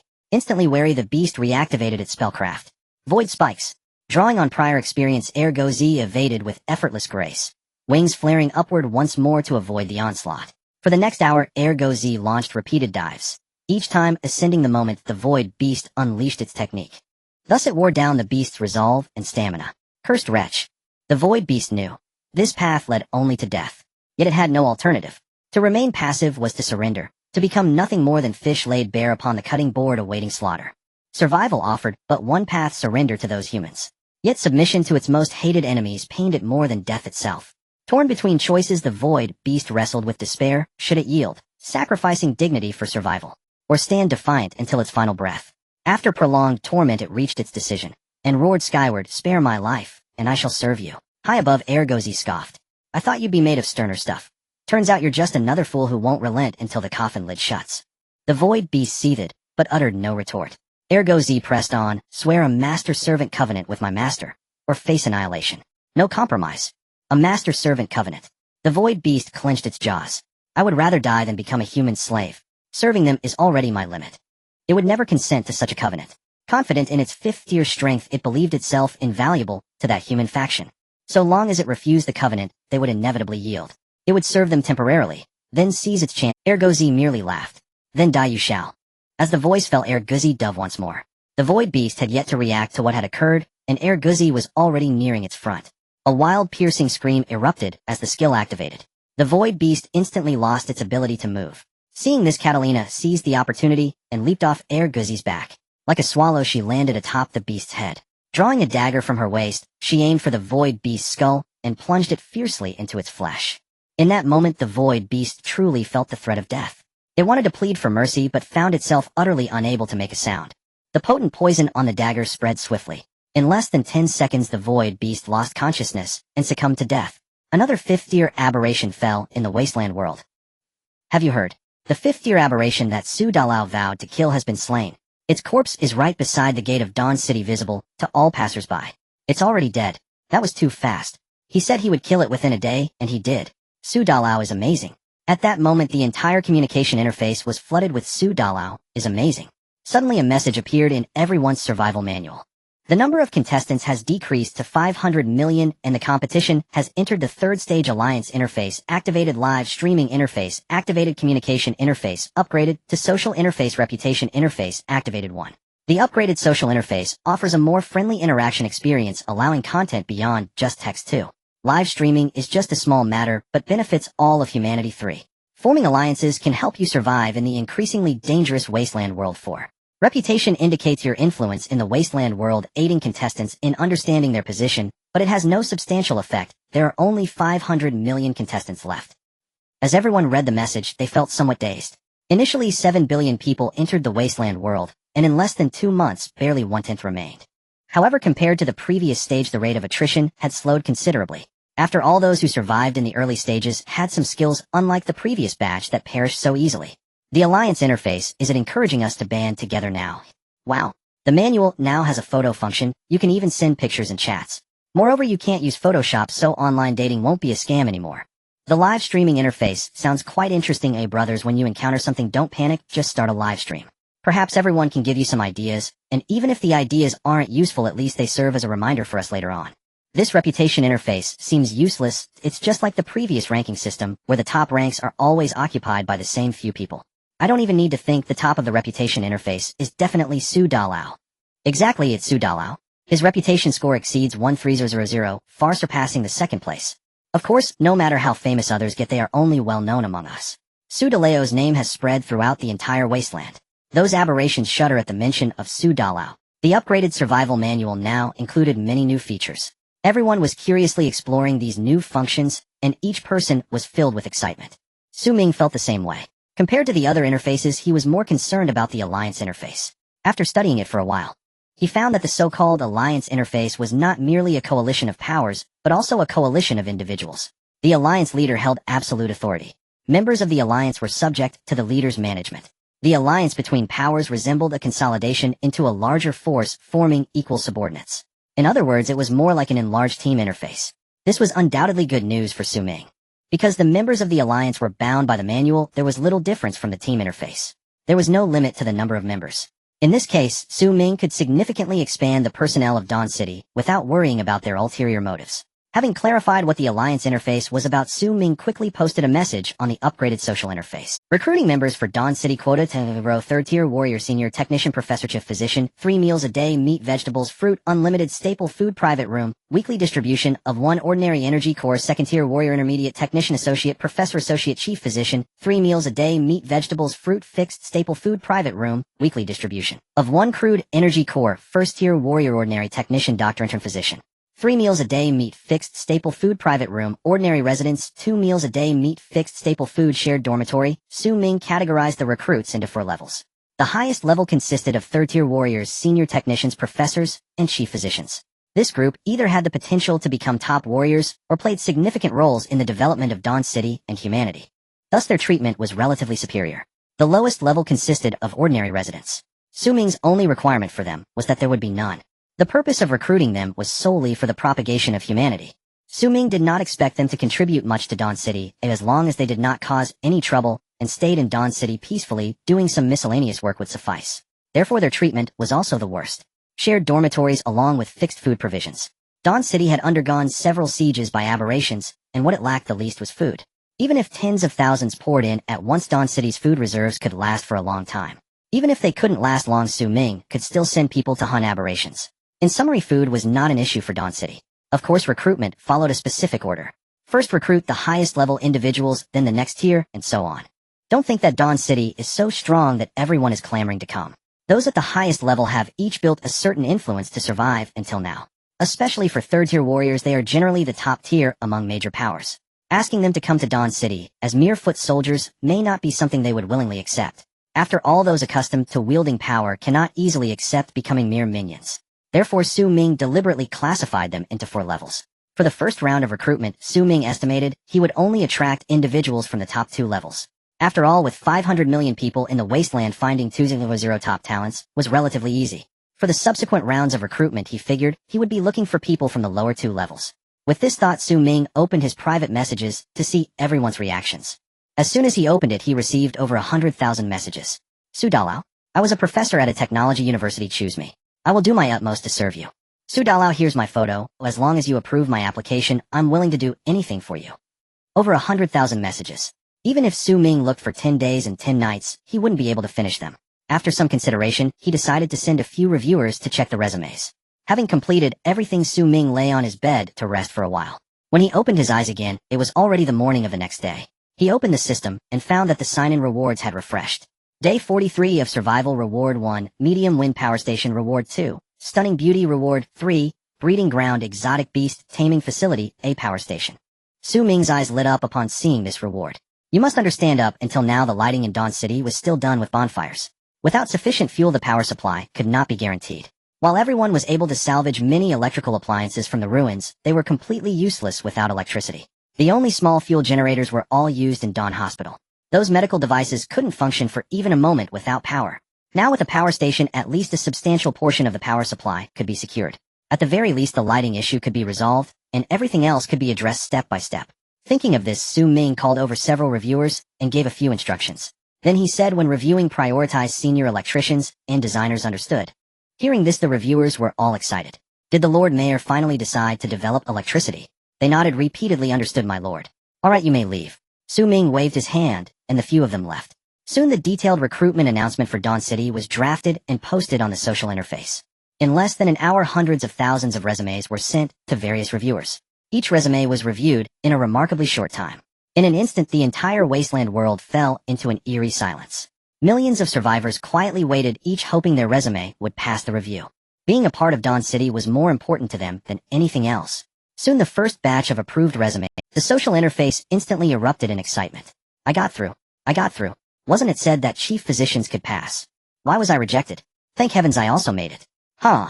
With the results out, some were elated while others were Those who passed the review hurriedly packed their bags and set out for Dawn City, fearing that if they delayed even a moment something might go wrong. The fortresses in various places did not dare to neglect these new residents of Dawn City. As long as there were no deep-seated grudges, they would allow them entrance into the central town. Soon the first batch of new residents arrived outside the city gates of Dawn City. Is this Dawn City? The new residents gazed at the towering city walls and formidable guards, their faces filled with astonishment. Look over there. What is that? A gasp rang out. Everyone instinctively turned to look, only to see a massive beast lying on the ground, evoking fear. Upon closer inspection, one could see a delicate dagger protruding from its fearsome head. Clearly this was the corpse of an exotic beast. Seeing this scene, everyone instantly remembered. This was the fifth-tier exotic beast, the Void Behemoth, that Dawn City had slain in just one day. The pinnacle of the food chain in the Wasteland world, now tossed aside like rotten fish and stinking shrimp at the city outskirts. Witnessing this scene, everyone felt an immense shock once more. After the shock, someone recalled something, opened the survival handbook, and started the live broadcast interface. The camera of the survival handbook was the eyes of the survivors. Once the live broadcast was started, whatever the survivors saw, the viewers could also see. Hello everyone, I am Lu Jun, and this is my live broadcast room. People from Dawn City, what is this broadcast about? Lu Jun, seeing someone speaking, hurriedly replied, the content of my broadcast today is quite simple. I will take everyone on a tour of the fifth-tier exotic beast, the Void Behemoth, killed by the big shots of our Dawn City. As Lu Jun spoke, he directed his gaze toward the corpse of the beast not far away. While watching, he introduced, this is the Void Behemoth, approximately 30 meters tall and 70 meters long. Its size can only be considered medium among fifth-tier exotic beasts, but it possesses many special abilities, the most formidable of which is the Void Spike, which can summon incredibly sharp spikes to attack enemies moving at high speed and difficult to defend against. In addition, it also has the ability to devour. The capabilities of fifth-tier exotic beasts were not a secret in the Wasteland. After all, each fifth-tier exotic beast had lived on the Wasteland for hundreds of years. Over these hundreds of years, most fifth-tier exotic beasts had encountered challenges from the natives. This information was written in blood by the natives themselves. The simple visuals coupled with the mundane commentary made the live broadcast seem a bit dull. However, in just a few minutes, tens of thousands of viewers flooded into the live room. Moreover, the number of viewers continued to soar. So this is a fifth-tier exotic beast. I've really learned something. Slaying a fifth-tier exotic beast in a day, the people of Dawn City actually did it. This is too strong. How did the people of Dawn City manage this? Could it be that they also have fifth-tier powerhouses among them?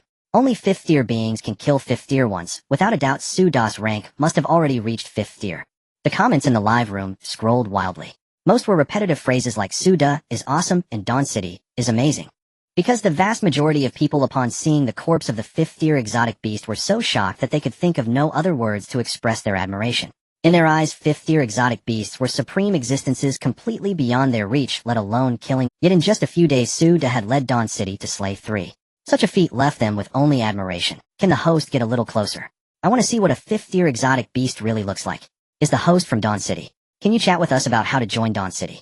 Before coming to the Wasteland, Lu Jun was just a live streaming enthusiast. He would stream everything he did, but unfortunately, due to his lack of humor and distinctive style, no one ever watched. At this moment, looking at the rapidly increasing numbers in the live room, he was so excited that he couldn't speak. After a while, he finally managed to control his excitement and said, "Get a little closer." No problem. With that, he walked toward the Void Behemoth. Soon he stood right in front of the massive beast. Looking up, the enormous corpse seemed to block out the sun, providing a tremendous visual shock. Instantly, the live room erupted again in gasps. So damn big. At a certain distance, one cannot intuitively perceive the immense size of the Void Beast.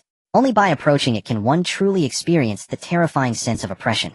The audience in the live stream stared blankly at the Void Beast on the screen. How much effort would it take to kill such a massive creature? This thing might not even be brought down by missiles. Just as everyone was in a daze, a voice suddenly came from behind the streamer Lu Jun.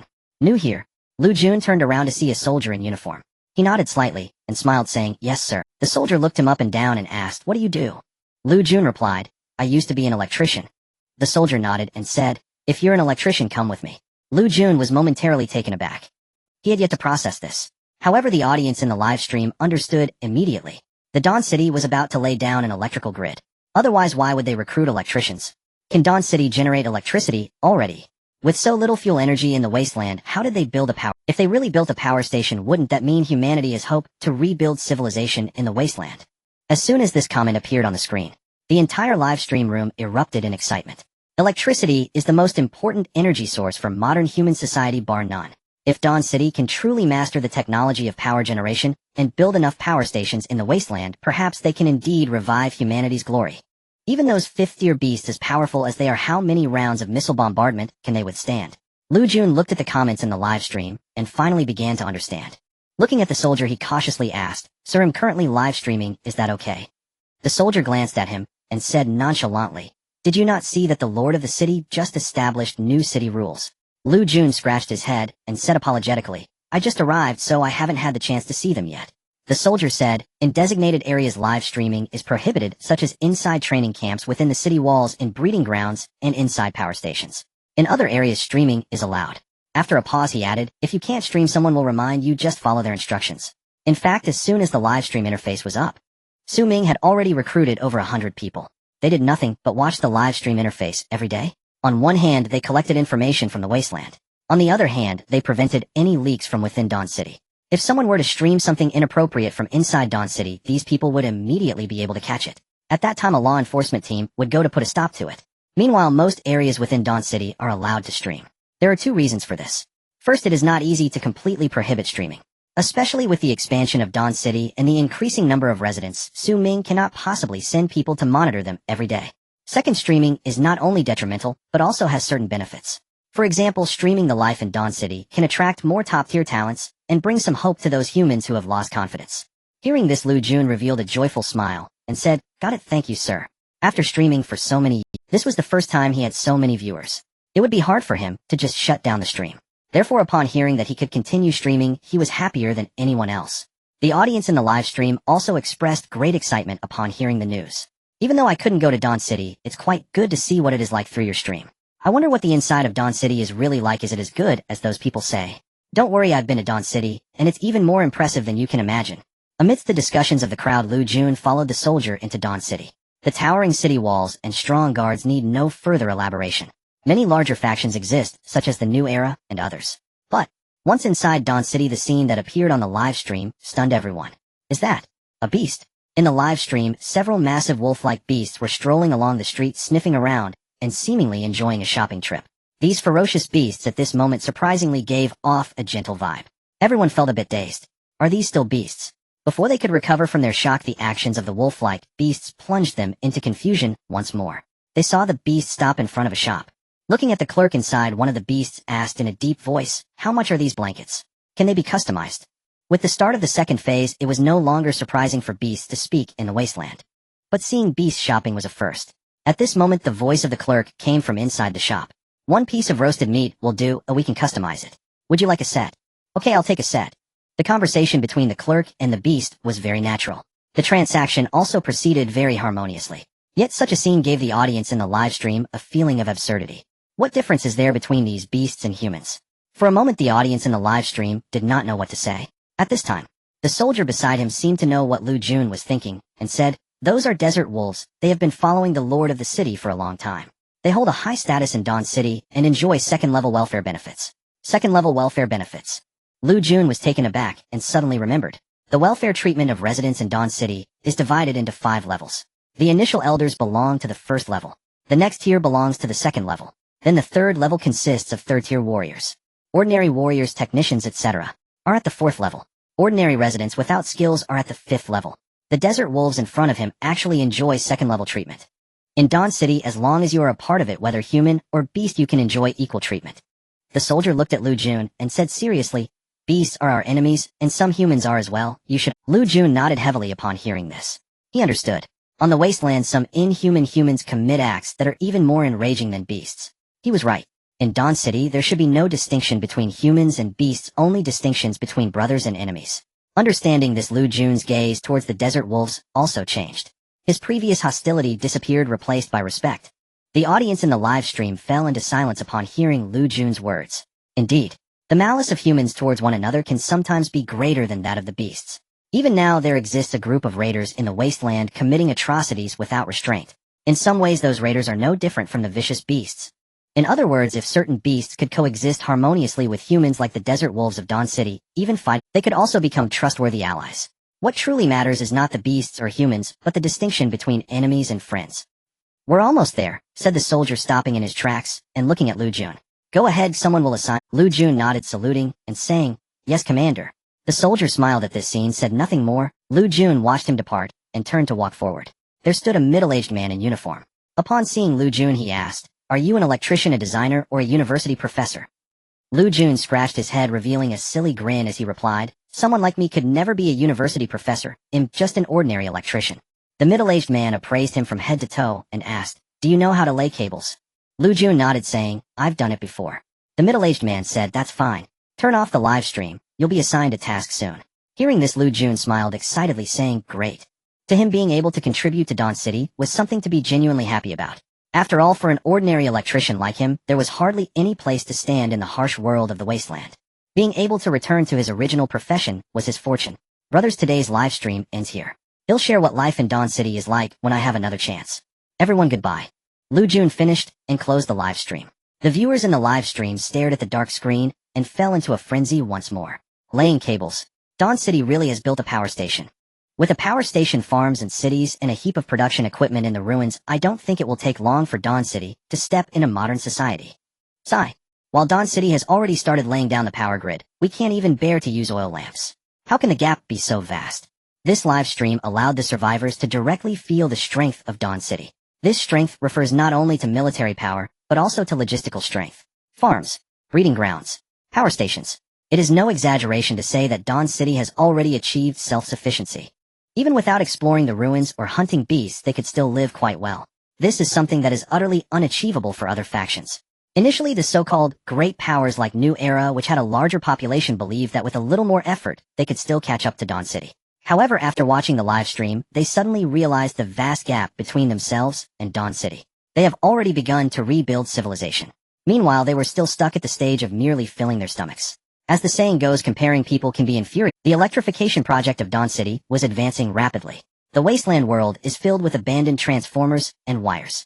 As long as there is a power station, it won't take long to deliver electricity to every corner of Dawn City. Unless the entire Dawn City was already brightly lit. Compared to the previous campfires, the electric lights shone brighter. Walking on the streets felt like daytime. Furthermore, high-voltage power grids were set up on the city walls, effectively adding another layer of defense. With electric lights, everyone in Dawn City was exceptionally excited. Even staying in their own houses doing nothing filled them with an overwhelming sense of joy. The existence of electric lights gave them a feeling of returning to a civilized society. No matter when or where, light can provide a strong sense of security. Not only the ordinary residents, but even Su Ming felt much more relaxed. The rewards from the past 2 days weren't particularly great. Just some ordinary equipment, a blueprint for a rifle and another for bullets. Compared to the epic crossbow, the rifle has less power but a faster rate of fire. It can exert greater effectiveness against lower-level beasts. However, against higher-level beasts, it falls far short of the epic crossbow. Nevertheless, Su Ming handed the blueprints to the Grey Goblins to produce a batch so he could equip a whole squad later. A whole squad stationed on the city walls would be more than enough to deal with lower-level beasts. Another morning arrived. Su Ming woke from his dreams, hearing rustling sounds by the bedside. Turning his head, he found that the frost dragon hatchling was gnawing on his shoe as if it were some fearsome enemy. With a helpless sigh, Su Ming said, "What's the point of biting shoes? Wait until you grow a bit more, and I'll take you out hunting." The frost dragon hatchling seemed to understand his words, blinking its eyes and looking at Su Ming. Its eyes were full of expectation. Su Ming then lifted it onto the bed and took out the milk he had prepared ahead of time. Instantly, the little one quieted down. Su Ming gazed at the hatchling before him, feeling a bit dazed. Just a few days ago, this little one was only the size of a palm, but now it was already as big as a cat. It must be said that the growth rate of dragons far exceeded his expectations. At this rate, in less than 3 months, this little one would no longer fit in his room. Stay obedient in the house and don't run around. When you grow a little more, I'll take you out, Su Ming said earnestly. Then he left the room. Today there was something very important he had to attend to in person, and he could not afford to waste time. 2 days ago, 2 fifth-tier beasts from nearby sent messengers stating they would deliver war reparations to Dawn City. Today was the agreed day for the delivery. As the victorious side, Su Ming took this matter very seriously. The reason was simple. This signified that Dawn City had solidified its status as the overlord in this region. Even fifth-tier beasts must obediently comply, otherwise they would end up like the corpses at the city gate. Accepting the war reparations from the fifth-tier beasts. Not only was it Su Ming's glory, but also the glory of Dawn City and all of humanity. It represented. From this day forward, humans would no longer be at the mercy of others in the wasteland. Morning. On the walls of Dawn City, rows of neatly dressed soldiers stood straight, their eyes filled with determination. Not far away. In the distance, several massive exotic beasts could be seen slowly approaching. They were the envoys sent by the 2 fifth-tier exotic beasts. The purpose of coming to Dawn City was singular, to pay war reparations. Su Ming stood in the middle of the city wall, quietly waiting. Inside the city, countless residents had arrived early, eager not to miss this historically significant moment. Time ticked away. Finally, the exotic beasts arrived at the front of Dawn City. Leading them was a fearsome-looking fourth-tier exotic. It glanced at the soldiers on the city wall. Suddenly, it noticed that several of the soldiers exuded an aura of danger, clearly not to be trifled with. Additionally, the weapons on the city wall made it feel an inexplicable pressure. Undoubtedly, those weapons could easily end its life. Seeing this scene, the fourth-tier exotic beast showed a hint of trepidation in its eyes and quickly lowered its head. Before coming here, it believed that Dawn City was merely supported by one or two exceptionally powerful humans. Upon arriving, it realized how wrong it was. Very wrong. The strength of Dawn City did not lie solely in one or two humans. Its power stemmed from the overall strength. So many soldiers, so many weapons. Without the involvement of fifth-tier beasts, they would certainly not be able to defeat Dawn City. Thinking this, the fourth-tier exotic beast felt much better. It had originally thought that as a powerful fourth-tier beast surrendering to Dawn City would be a shameful act. Now it seemed that it wasn't so shameful after all. After all, their strength was indeed formidable. The Wasteland was a world of the survival of the fittest. Every creature here held great respect for the strong. Honorable Lord Su Ming of Dawn City, I represent my master to extend our sincerest apologies for our previous rashness. Due to our recklessness, we have caused certain losses to you and your warriors, and we deeply regret it. Thus, we offer compensation to you. The compensation includes 500 ordinary energy cores, 500 epic energy cores, and 50 legendary energy cores. Energy cores are hard currency in the Wasteland. Both humans and exotic beasts need a large number of energy cores to advance. Thus, the exotic beasts chose to use energy cores as reparations, which was not a cunning tactic. Behind the city gate, countless residents jostled and squeezed to see what the exotic beasts bringing war reparations looked like. Among them was the electrician Lu Jun. Arriving early, he secured a good spot. He had inquired beforehand that the process of accepting war reparations could be live-streamed. Therefore, he had opened the live stream early, waiting for the exotic beasts to arrive. Brothers, the exotic beasts have arrived, and they have already stated the compensation details. Those who were in the live stream earlier should have heard it. 5000 ordinary energy cores, 500 epic energy cores, and 50 legendary energy cores. I must say those fifth-tier exotic beasts are indeed quite wealthy. They can gather so many energy cores. Look, those exotic beasts are dragging boxes behind them. I bet those boxes contain energy cores. Lu Jun squeezed to the front, holding his position while looking toward the distant exotic beasts and introducing the current situation. Soon, his live stream attracted hundreds of thousands of viewers. The comments flooded in. While these exotic beasts sent to surrender are all fourth tier. With so many fourth-tier exotic beasts, the city gate is still open. How aren't the people of Dawn City afraid of an accident? Dawn City has already killed 3 fifth-tier exotic beasts. Are they still afraid of fourth tier? So many energy cores. If they were given to me, I could advance to fifth tier. Such comments were in the minority. Most comments had only one content. Lord Su is amazing. Apart from that, some survivors watched the live stream with tears of excitement. How long has it been since we humans came to the Wasteland? Less than 2 months' time from having nothing to something. It's not. Stop talking about humans, you just talk about Dawn City. Without Dawn City, would those fifth-tier exotic beasts even— Lord Su is truly impressive. In just a few days he has established such a large force in the Wasteland, and his own strength is so strong.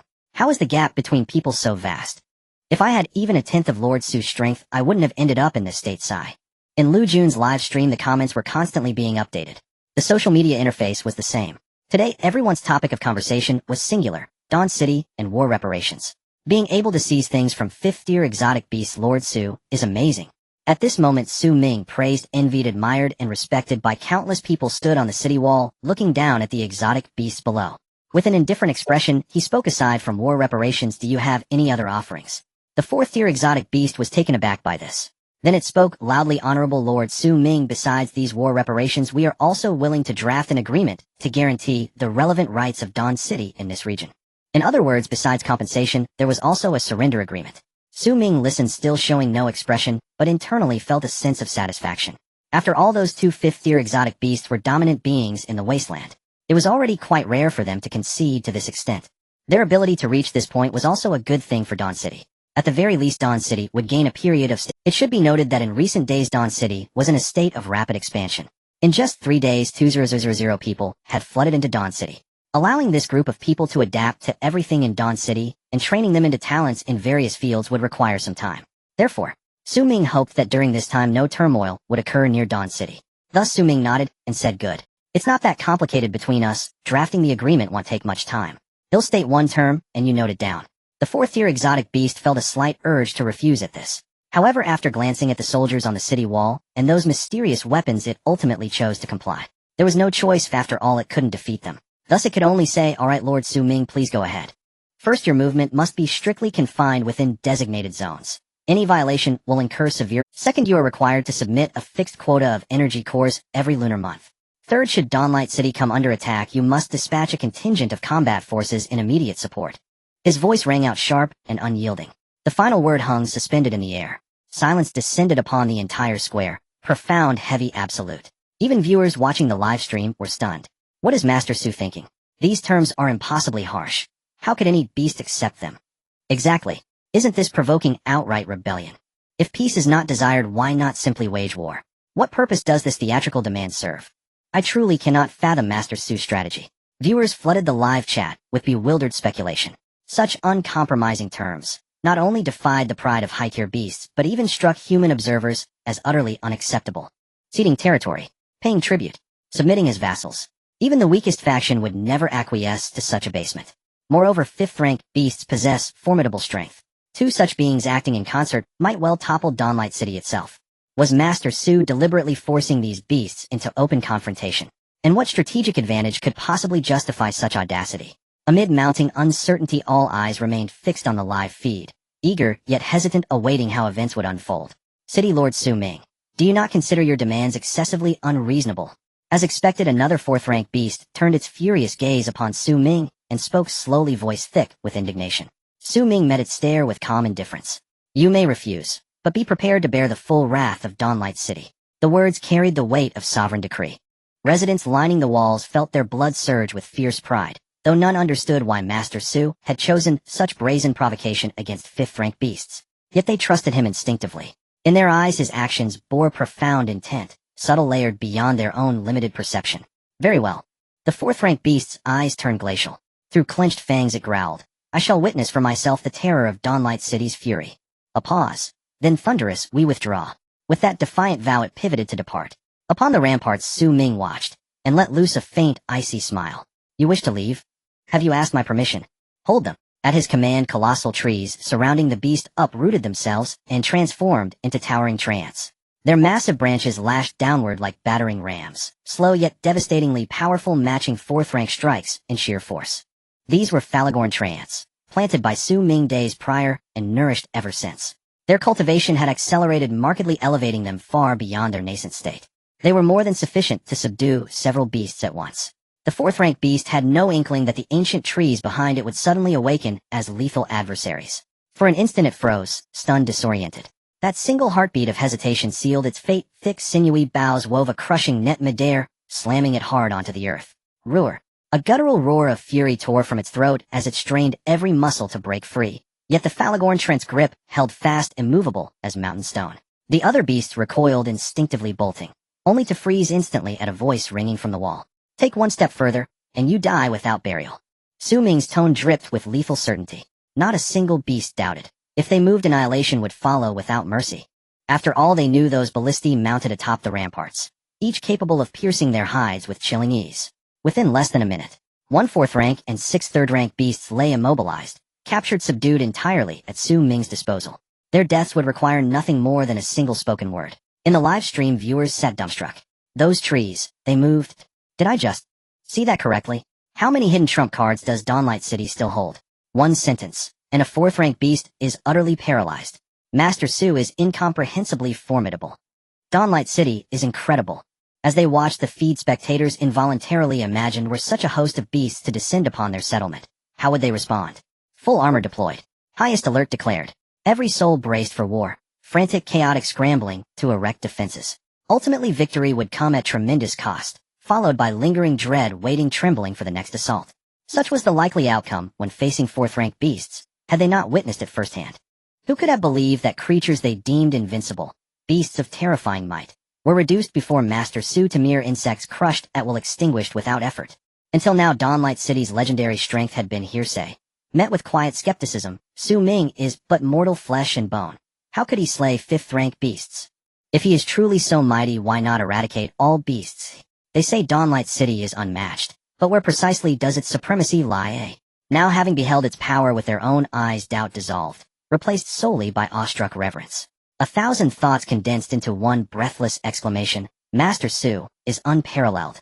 As the chat screen flooded with Master Su is unparalleled. Su Ming spoke again. At this moment killing you would be as effortless as crushing a carrion beneath my heel. Yet in warfare envoys are spared. I shall release you, and my 3 conditions remain unchanged. Take time to deliberate. Accept them swiftly, or prepare for utter annihilation. His declaration resonated with ironclad authority.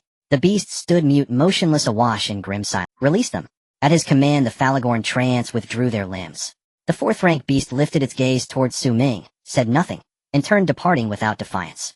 That glance held fear, fury, resentment, humiliation, yet above all a raw, unspoken submission. It dared not offer even a flicker of disrespect. The remaining beasts followed in silent retreat. Only one remained, the subordinate of the 5th-rank beast, having witnessed everything unfold before its eyes. After prolonged hesitation it bowed its head and spoke. City Lord Su Ming, I lack authority to accept your 3 terms. I must consult my sovereign and await its final decree. Please grant me your understanding. Su Ming looked at it and said lightly, go ahead. Thank you, Lord Su. The 4th-tier beast bowed and left with its... In the live streaming room the audience sighed at this scene. In their eyes the immensely powerful 4th-tier beast was treated like a rabbit at the mercy of Su. If it weren't for witnessing it firsthand, who would believe that the 4th-tier beast was so humble before Su? With the departure of the 4th-tier beast, the ceremony for receiving compensation also came to a close.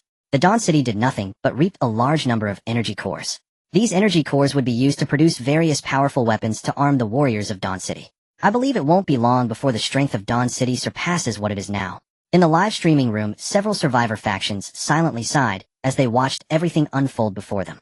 Given the current development speed of Dawn City, they would never catch up in their lifetime. The beast left in defeat. The residents of Dawn City naturally felt a sense of exhilaration from returning to the top of the food chain. Countless onlookers were incredibly excited and thrilled at this moment. After all, their fates were closely tied. The stronger Dawn City became the higher their status and the better their lives. Moreover, although the vast majority of them had only lived in Dawn City for a few days, they felt a genuine sense of belonging to Dawn City. Even if Dawn City were to fall into crisis at this moment, they would choose to stay and share the hardships with it. The reason for such a sense of belonging is simple. Because they felt the warmth of home in Dawn City. In the live, Lu Jun looked at the barrage of messages scrolling in front of him, trying his best to answer the audience's questions, including what it was like to live in Dawn City. What kind of work is needed here? How can one become a member of Dawn City? In fact, he had answered these questions many times, but seeing someone ask, he still patiently repeated the questions he had already answered. Because in answering these questions, he could feel the pride of being a member of Dawn City. Are you Lu Jun? Just as Lu Jun was about to respond to the audience's questions, a voice came from behind him. He turned to see a soldier in uniform. He smiled and said, I am Lu Jun. The soldier said, the Lord City Master wants to build a fast road between Dawn City and the Dawn Fortress. I checked the duty roster, and you have a couple of days off. Would you consider earning some extra money? Working for a day will earn you 2 pieces of roasted meat, and you will be paid on the same day. To facilitate management, all residents of Dawn City must report their work arrangements, which are compiled into a duty roster. Since Lu Jun was off for the next couple of days, the managers of Dawn City could see that. Sure. Lu Jun agreed without hesitation, saying, I'm just sitting around anyway. Even if there's no pay, I will help. He smiled and said, repairing the road is for our Dawn City, helping out is my duty. The soldier smiled upon hearing this, and said, in our Dawn City, the more work you do, the more rewards you earn. This is the rule set by the Lord City Master. Okay, no more chatter. You will report to the city gate later, and someone will distribute the construction blueprints and materials. Just follow what the engineer says. Lu Jun nodded okay. Moments later, Lu Jun arrived at the city gate location. Many workers had already gathered there, all looking strong and robust, chatting idly together. Seeing no familiar faces, Lu Jun did not seek anyone to talk to, and instead began to respond to questions in the barrage. Benefits. Very simple: meals and accommodation are provided. If you work for a day, you get 3 meals. If you don't work, you get 2 meals with meat and vegetables, enough to fill your stomach. In the barrage, someone curiously asked, can you still eat if you don't work? Lu Jun replied, of course. But generally speaking, except for 1 day off a week, everyone has tasks to do. Even if no one assigns work, people usually find tasks themselves, because sitting idle is not an option. Everyone in Dawn City cherishes the opportunity to stay there, even knowing that as long as they don't make any major mistakes, Dawn City won't exile them. They still work diligently every day, not daring to slack off in the slightest. After all, compared to other places, Dawn City is practically a paradise. If you don't put in the effort here, you won't enjoy such good benefits elsewhere. Brother, how did you get into Dawn City? It's simple. I just wrote an application and it was approved. Lu Jun said, I am an electrician.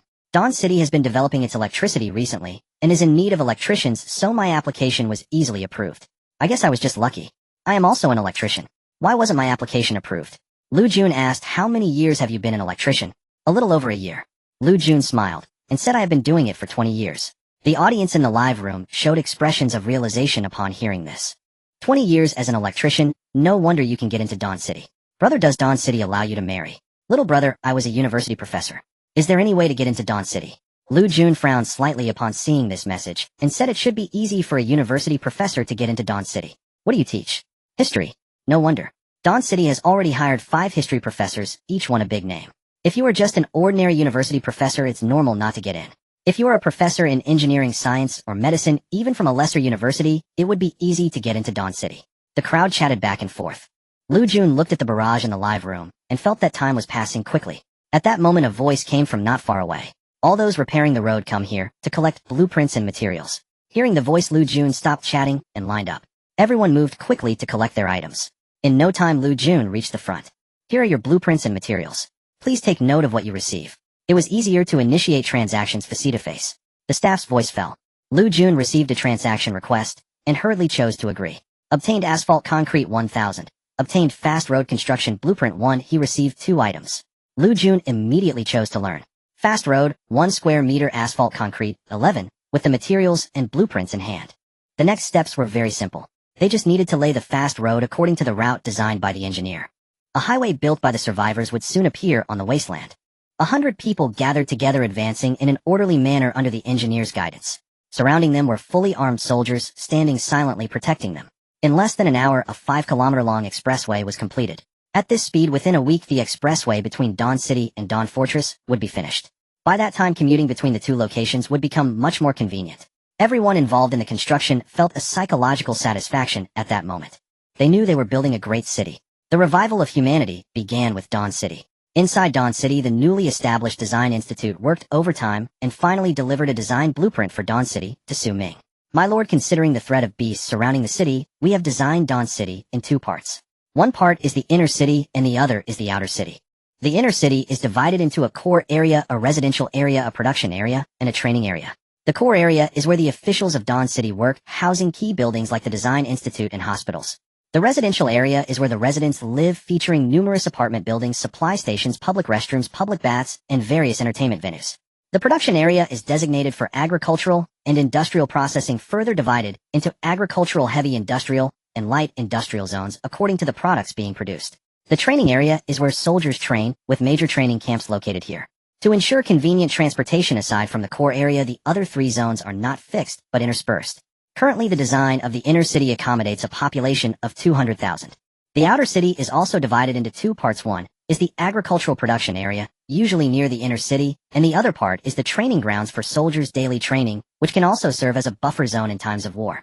The agricultural production area is divided into livestock farms and vegetable and fruit plantations, with each farm and plantation carefully designed to minimize the risk of enemy attacks, while facilitating transport to the inner city for further processing. The people in the Design Institute were originally top graduates of human society engaged in planning work. Designing a small city that can accommodate hundreds of thousands of people is an easy task for them. Su Ming's principle is to leave professional matters to professionals. It is precisely for this reason that he offered excellent treatment to recruit a group of top talents. These talents might not be very useful in other gathering places. After all, many people in gathering places can barely get enough to eat and have no heart to think of other matters. However, it's different in Dawn City. Their knowledge can help avoid many detours, allowing Dawn City to rise more rapidly. For example, the Design Institute established by Su Ming has already been a great help to him. Su Ming picked up the design blueprint and carefully browsed through it. After a moment, he put down the blueprint, nodded in satisfaction, and said, "Not bad, let's construct according to this blueprint and aim to complete the transformation of Dawn City within 10 days. Hearing this, a few people exchanged glances, looking troubled, and said, "My lord, given our current conditions, to complete the transformation will take at least a month, 10 days. Before they could finish speaking, Su Ming interjected, "How many workers and materials do you need to finish the transformation in 10 days? A few of them were taken aback, not having the chance to respond. Su Ming continued, "As long as it can be completed in 10 days, no matter how many workers and materials are needed, we can provide them. For Dawn City, materials are not a problem. As long as it is available on the market, we can obtain it. As for workers, if there aren't enough, we can recruit more. Since it's a city for 200,000 people, how can a few thousand be enough? Don't you agree?" This was said with a casual tone, yet the few people felt somewhat shocked. They had only just arrived at Dawn City a few days. Neither the Dawn City nor the lord in front of them were well understood by them. However, at this moment, they suddenly felt the might of Dawn City, or rather the authority of their lord. If there aren't enough workers, recruit more. If there aren't enough materials, buy more. If he says it will be completed in 10 days, then it will be completed in 10 days. In the entire wasteland, only the Lord has the confidence to say such things. The few of them exchanged glances and said in unison, "Understood, my lord. We will definitely complete it within 10 days. Su Ming looked at them, nodded, and said, "You may go now." Yes. They bowed and left. Su Ming half reclined on the sofa, picked up a cup of coffee, and took a sip. Growing coffee is not easy. This small amount of coffee beans represents the entirety of what has been cultivated. Things like coffee are only something Dawn City has the leisure to cultivate. In other words, in the entire wasteland, only Su Ming can enjoy a cup of coffee like this in his leisure time. During this time, Dawn City was in a state of rapid expansion. As the city lord, Su Ming was naturally extremely busy. Hospitals, design institutes, farms, plantations, power stations, and city walls. With so many places, it would take Su Ming a whole day just to inspect them all. Moreover, for nearly every important matter, he had to personally oversee it. At a certain moment, Su Ming even considered returning to the original refuge that only contained himself and Erguzi. One person eats well, and the family has no worries. Although that kind of life was somewhat dull, it was also quite comfortable. Unlike now, where every day starts with a pile of tasks. He originally thought being a manager wouldn't be too difficult. After all, it was just about recruiting a few reliable subordinates and delegating tasks to them. Now, having the opportunity to manage a city, he realized that being a master of the house was not an easy feat. Su Ming sighed, downed the remaining coffee in one gulp, and once again gathered his spirits. Thanks to everyone's efforts, Dawn City was already on the right track. In the upcoming period, as long as they followed the plan step by step, there shouldn't be any problems. Therefore, Su Ming could also free up some energy to focus on matters outside of Dawn City. The expressway was under construction. Once it was fully completed, automobiles would reclaim the main position in train. Therefore, Su Ming recruited a group of people to redesign and establish the production line for automobiles. A part of the work had already been completed, but there was one issue that needed to be resolved. That is, Dawn City lacked large machinery. Most of the large machinery in the wasteland had been contaminated by radiation. In the short term, it would be difficult to gather what was needed for the production line. However, there was one place that was different. It had not suffered from radiation contamination, and everything found there could be used directly. That place is relics. It is also the goal Su Ming has recently prepared to explore with a team. During the period of constructing Dawnlight City, Su Ming did not forget to have people gather various information from social platforms. Yesterday, one piece of information caught his attention. Someone discovered a ruin in the desert. The scale of the ruin was beyond ordinary imagination. A group explored it for 3 days without seeing its end. Based on some information from the ruins, these people made a bold hypothesis: this ruin is a complete city of the indigenous people. If it had not been swallowed by sandstorms, at least millions could have lived here. Such a city, even on Earth, would be considered a medium to large city. Since establishing Dawnlight City, Su Ming has been pondering a question: what was the wasteland world originally like? When he first arrived, like other survivors, he always believed that before the apocalypse crisis, this world was not much different from the one the survivors used to live in. However, the more he explored and understood, the more Su Ming realized the truth was otherwise. Everything they saw in the wasteland, including various city ruins and relics, was mostly created by the latecomers. These latecomers were humans brought here by the hidden masterminds of the survival competition. These humans struggled to survive in the wasteland, gradually growing and forming a new human civilization. Whenever they reached a certain level, disasters would occur, reducing their created civilization to ashes. Those who survived by a miracle could only continue living primitively in the wasteland. This group is what survivors refer to as the indigenous people. In other words, the indigenous people seen by survivors are not the true natives. Long ago, they, like the survivors, were brought to the wasteland by an unknown force. Everything Su Ming is experiencing now was also once endured by the ancestors of these indigenous people. This deduction is not Su Ming's mere imagination. Instead, he gathered extensive information about ruins, relics, and the indigenous people, consulting a group of professional historians and sociologists, ultimately reaching a relatively reasonable conclusion. Only by understanding the history of the wasteland world can one know the future direction of Dawnlight City. After all, judging from the ruins in the desert, the civilization developed by the indigenous people was by no means inferior to the future Dawnlight City. Su Ming wants to search through the dust of history to uncover the reasons for their disappearance, and thereby find a path to continue forward. This time, the ruin located in the desert is an excellent opportunity. Of course, before that, Su Ming still has some matters to resolve. Inside the tavern, the swordsman drained the fine wine before him in one gulp, lifted his eyes to Su Ming, and said in a lazy tone, "If you want me to kill someone like last time, one pot of wine is not enough." After a few days of interaction, the swordsman no longer appeared as indifferent as before in front of Su Ming. Sometimes he even cracked a joke or two. Of course, most of the time, he still maintained a certain aloof distance. Hearing this, Su Ming smiled and said, "This time I don't need you to take action, just accompany me for a walk." Last time, when slaying the war shadow, the swordsman was almost severely injured by its self-detonation. Since then, the conditions for asking him to act have increased significantly. Ming has collected the finest wines from all over the Wasteland, only enough to keep him in Dawnlight City for a few more months. Also, when Dawnlight City faces the crisis of annihilation, he will act 3 times. The swordsman glanced at Ming without speaking. Silence meant consent. Ming's face revealed a smile as he said, "I'm going out for a while these days, don't forget our agreement." The swordsman picked up the wine jug and drained it. Then he held up 3 fingers and said, "Only 3 times to act, after which you and I owe each other nothing." "Very well. It's a promise." Did he really say that? The 5th-rank beast Golden Frenzied Lion looked gloomily at its 4th-rank subordinate. At this moment, everyone could feel its suppressed fury. The 4th-rank beast knelt on the ground trembling and said, "Master, every word I said just now is exactly what Ming said.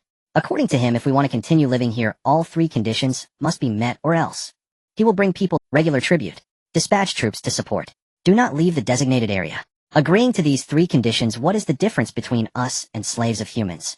The Golden Frenzied Lion's desire for this only fueled a raging fire of anger. The next moment, it could no longer contain its fury and roared to the sky, "Damn you, Ming." After roaring, it began to contemplate countermeasures against Ming. It was known that Dawnlight City had beings capable of slaying 5th-rank entities. Therefore, directly confronting Dawnlight City head-on was nearly impossible. Yet to deal with Dawnlight City without a frontal assault seemed to be the only option. After all, in terms of political cunning, all creatures in the Wasteland combined could not compare to the crafty humans. "In a few days you will go to Dawnlight City again, and tell Ming that I agree to his conditions." The Golden Frenzied Lion gritted its teeth. The 4th-rank beast, surprised, said, "Master, do we really have to submit to those humans?" The Golden Frenzied Lion glanced at it and said, "It's only a temporary expedient. In the next few days, I will visit the lairs of others and try to persuade them to unite against Dawnlight City. I don't believe Dawnlight City can deal with so many 5th-rank beings at once." The 4th-rank beast showed excitement and said eagerly, "Understood, Master." As soon as these words fell, a voice was heard from behind. "What have you understood?" The voice pierced the ears of the Golden Frenzied Lion and the 4th-rank beast, making them feel as if struck by lightning. "This is a human voice." The Golden Frenzied Lion and the 4th-rank beast instinctively looked back and saw a human standing not far away holding a sword. One person, one sword, standing still, as if fused with heaven and earth. In fact, if he had not spoken, the Golden Frenzied Lion might not have detected him for a while. This shows that the human's power was very strong. Even if not 6th rank, at least peak 5th rank. Such an existence appearing here, its purpose was self-evident. The 4th-rank beast swallowed, nervously unsure of what to say. At this moment, the human swordsman spoke again. "Since you have decided to agree to Dawnlight City's conditions, do not think of going back on your word. I will be watching here constantly, and if you dare to leave, don't blame me for being ruthless." When the swordsman spoke, his eyes never left the Golden Frenzied Lion. Without a doubt, these words were meant for it. The Golden Frenzied Lion beast's first reaction to these words was anger. As a 5th-tier, a dominant force in the Wasteland world, it was being blatantly threatened by a mere human at this very moment. However, reason told it that in front of this human, it had no grounds for anger. If the other party wanted to kill it, there was no way it would leave here alive today. Even though it could make the opponent pay some cost if it fought with all its might, the chance of mutual destruction was almost non-existent. The Golden Frenzied Lion beast wanted this, opening its mouth to say something.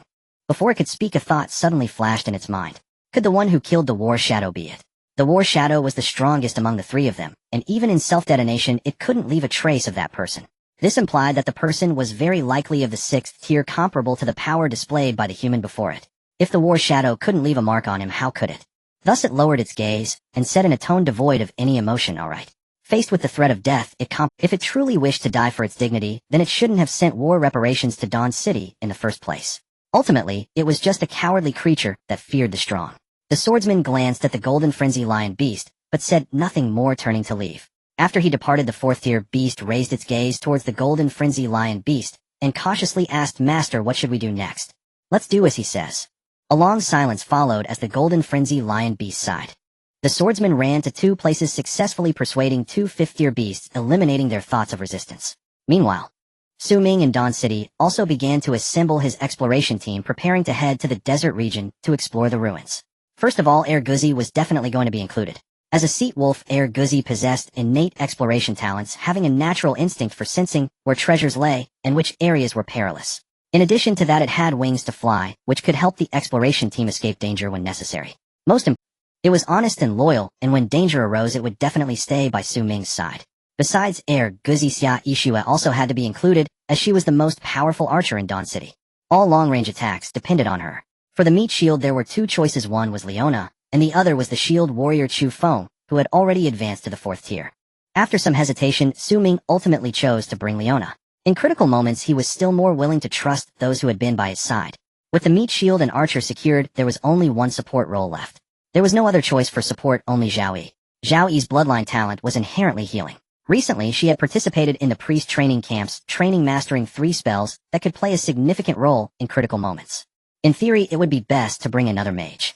However, there was not a single 4th tier mage to be found in the entire Dawn City. A 3rd tier mage could only exert limited influence. Moreover, they might not be reliable. It would be better not to bring anyone at all. The exploration team for the ruins should be as elite as possible, with fewer people being better. Therefore, Su Ming only chose these 4. Everyone else, including Lu Zhengdao and Berserker 01, remained in Dawn City. Just as he was preparing to notify his team and pack their bags, a name suddenly surfaced in his mind. Katarina. Katarina was a 5th tier being, and moreover a 5th tier assassin skilled in operating in the shadows. Bringing her along for exploring the ruins might yield unexpected results. Furthermore, like the survivors, she had also come to the Wasteland world from another realm. She shared the same goal as Su Ming, finding a way home. Surely she would be eager to participate in this exploration of the ruins. Having finalized the personnel, Su Ming prepared some supplies, and then led the 5 of them to the central town. Upon arriving at the central town, the first thing Su Ming saw was the 4th tier beast, the unicorn rhinoceros, standing in the center of the square like a statue. Its massive body combined with its fierce horns sent chills down one's spine just by standing there. With such a terrifying beast stationed here, it was no wonder that the recent security in the central town had improved significantly. As Su Ming passed by the unicorn rhinoceros, he patted its body and chuckled, "Well done." The unicorn rhinoceros felt the pat and was filled with rage, ready to severely teach a lesson to that oblivious fool. Then, it heard the voice that had appeared countless times in its nightmares. Instantly it wilted.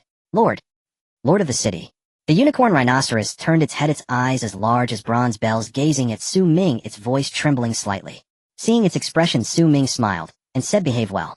If the security of the central town can maintain this level, I will return your freedom in a year." Upon hearing this, the unicorn rhinoceros was first taken aback, then revealed an expression of disbelief. Freedom. These 2 words had long since become unattainable for it. Never did it expect to hear them again today, and from its own master's lips. For a moment, it was so excited that it didn't know what to say. Having stayed in the central town for some time, it had also heard many tales about its master from those humans. According to those humans, its master was a man of his word. Everything he had promised had been fulfilled without exception. Since he promised to return its freedom after a year, he would surely follow through. After all, in his eyes, its life was hardly worth anything. Thinking of this, the unicorn rhinoceros was so moved that tears filled its eyes. With a soft knee, it knelt on its forelegs. "I will never forget the great kindness of my master." These words were also learned from those humans, and it was unexpected that they would come in handy today. Su Ming glanced at it, smiled, and said nothing, then turned to leave. The bystanders around were left in shock at this. Anyone who had been to the central town knew that there was a fierce god in the town square. Anyone who violated the regulations of the central town could never escape the eyes of this fierce god. If caught by the enforcers of the central town after violating rules, it was manageable. It would only involve a beating and being sent back to where they came from, forever barred from entering the central town. But if one fell into the hands of this fierce god, they would have to endure dual torment, both physically and mentally. Those who had experienced that kind of taste never wished to go through it a second time. And this renowned fierce god was currently kneeling before a man, tears streaming down its face. What was going on? Suddenly someone seemed to think of something and reacted sharply, extending a hand to point at Su Ming, exclaiming in astonishment, "That's Su Dalao." Upon hearing this, everyone turned to look at Su Ming, and upon seeing his face, they all displayed expressions of excitement. I've always heard tales of Su Dalao, and today I finally get to see the real person. No wonder he is Su Dalao. His aura is unlike that of ordinary people. "Su Dalao, can we take a picture together? Su Dalao, can you sign an autograph?" A group of infatuated fans rushed up to Su Ming. A few beasts maintaining order hurriedly stepped forward upon witnessing this scene. One of the beasts barked sternly, "Who allowed you to come over? Maintain your distance." Another beast, struck with a flash of inspiration, pretended to look anxious, blocking Su Ming's path, and shouted loudly, "Step back. Do not disturb the master." In an instant, the entire central town fell into chaos. It took quite a while to restore order. Throughout it all, Su Ming maintained a calm and composed demeanor. In fact, facing such a situation, he was uncertain about what to do. After all, he never expected to be so popular among the survivors. It was comparable to being a top celebrity in his previous life. After spending an hour in the central town, Su Ming and his group still arrived at the target fortress on time. As soon as they stepped out of the teleportation portal, they saw the lord of the desert fortress standing on either side, with a group of subordinates presenting a solemn appearance. Upon seeing Su Ming, the fortress lord, and his subordinates spoke in unison. We warmly welcome Lord Su and his group to our humble fortress. Seeing this scene, Su Ming opened his mouth wanting to say something, but then swallowed his words. In the past, he had despised such formalistic activities. But now, he could only passively accept it.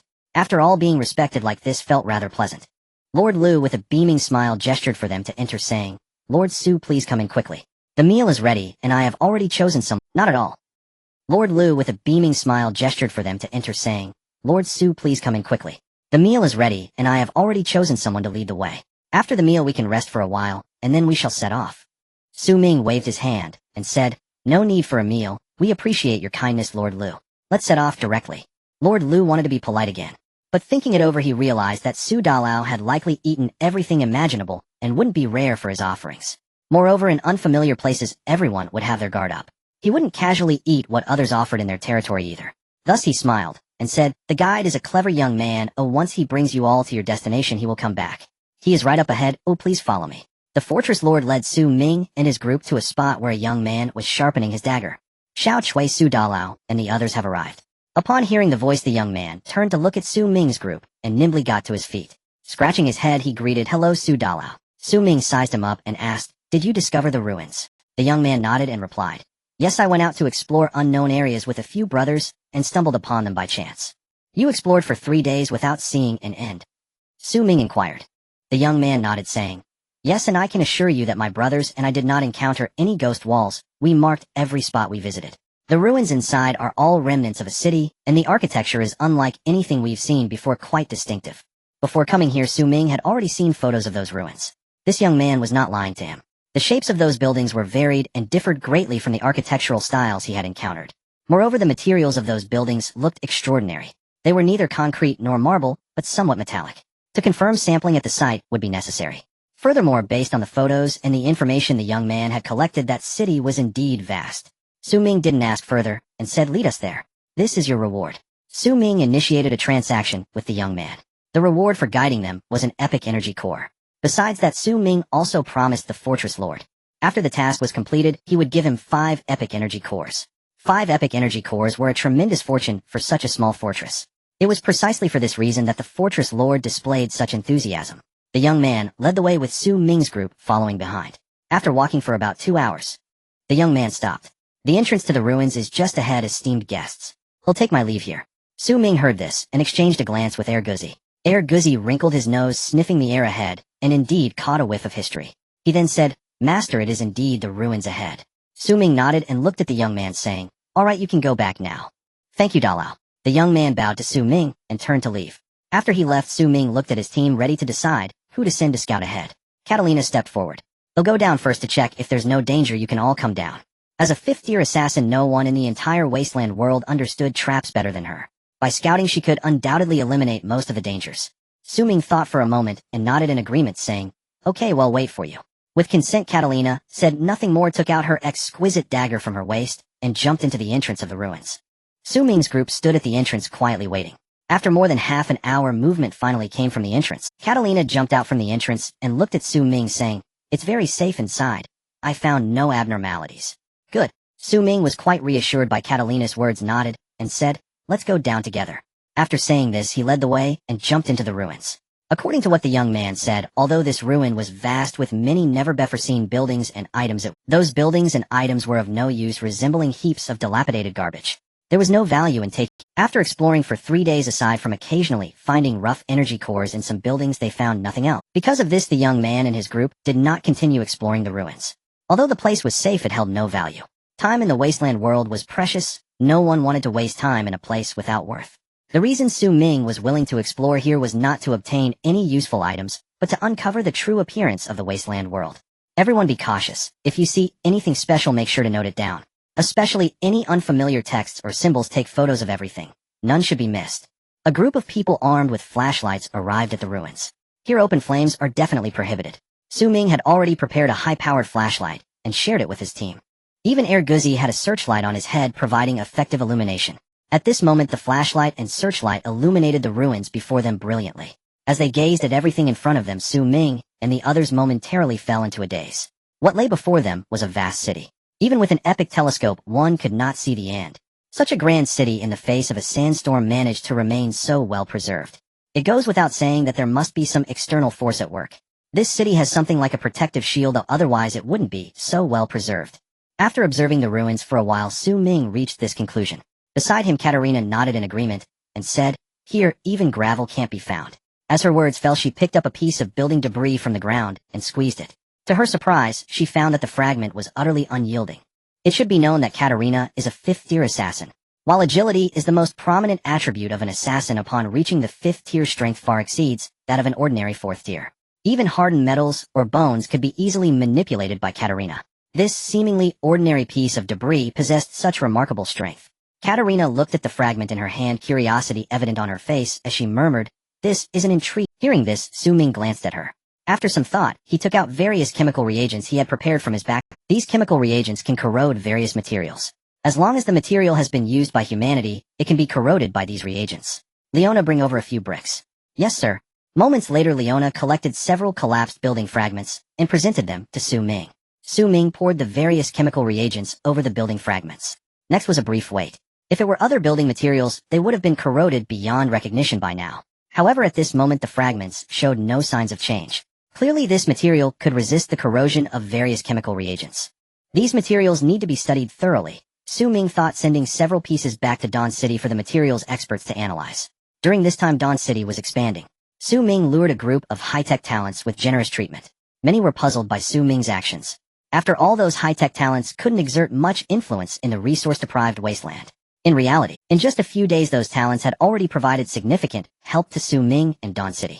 Not to mention the redesign of Dawn City, the research of new materials, the design of production lines, and the establishment of power systems.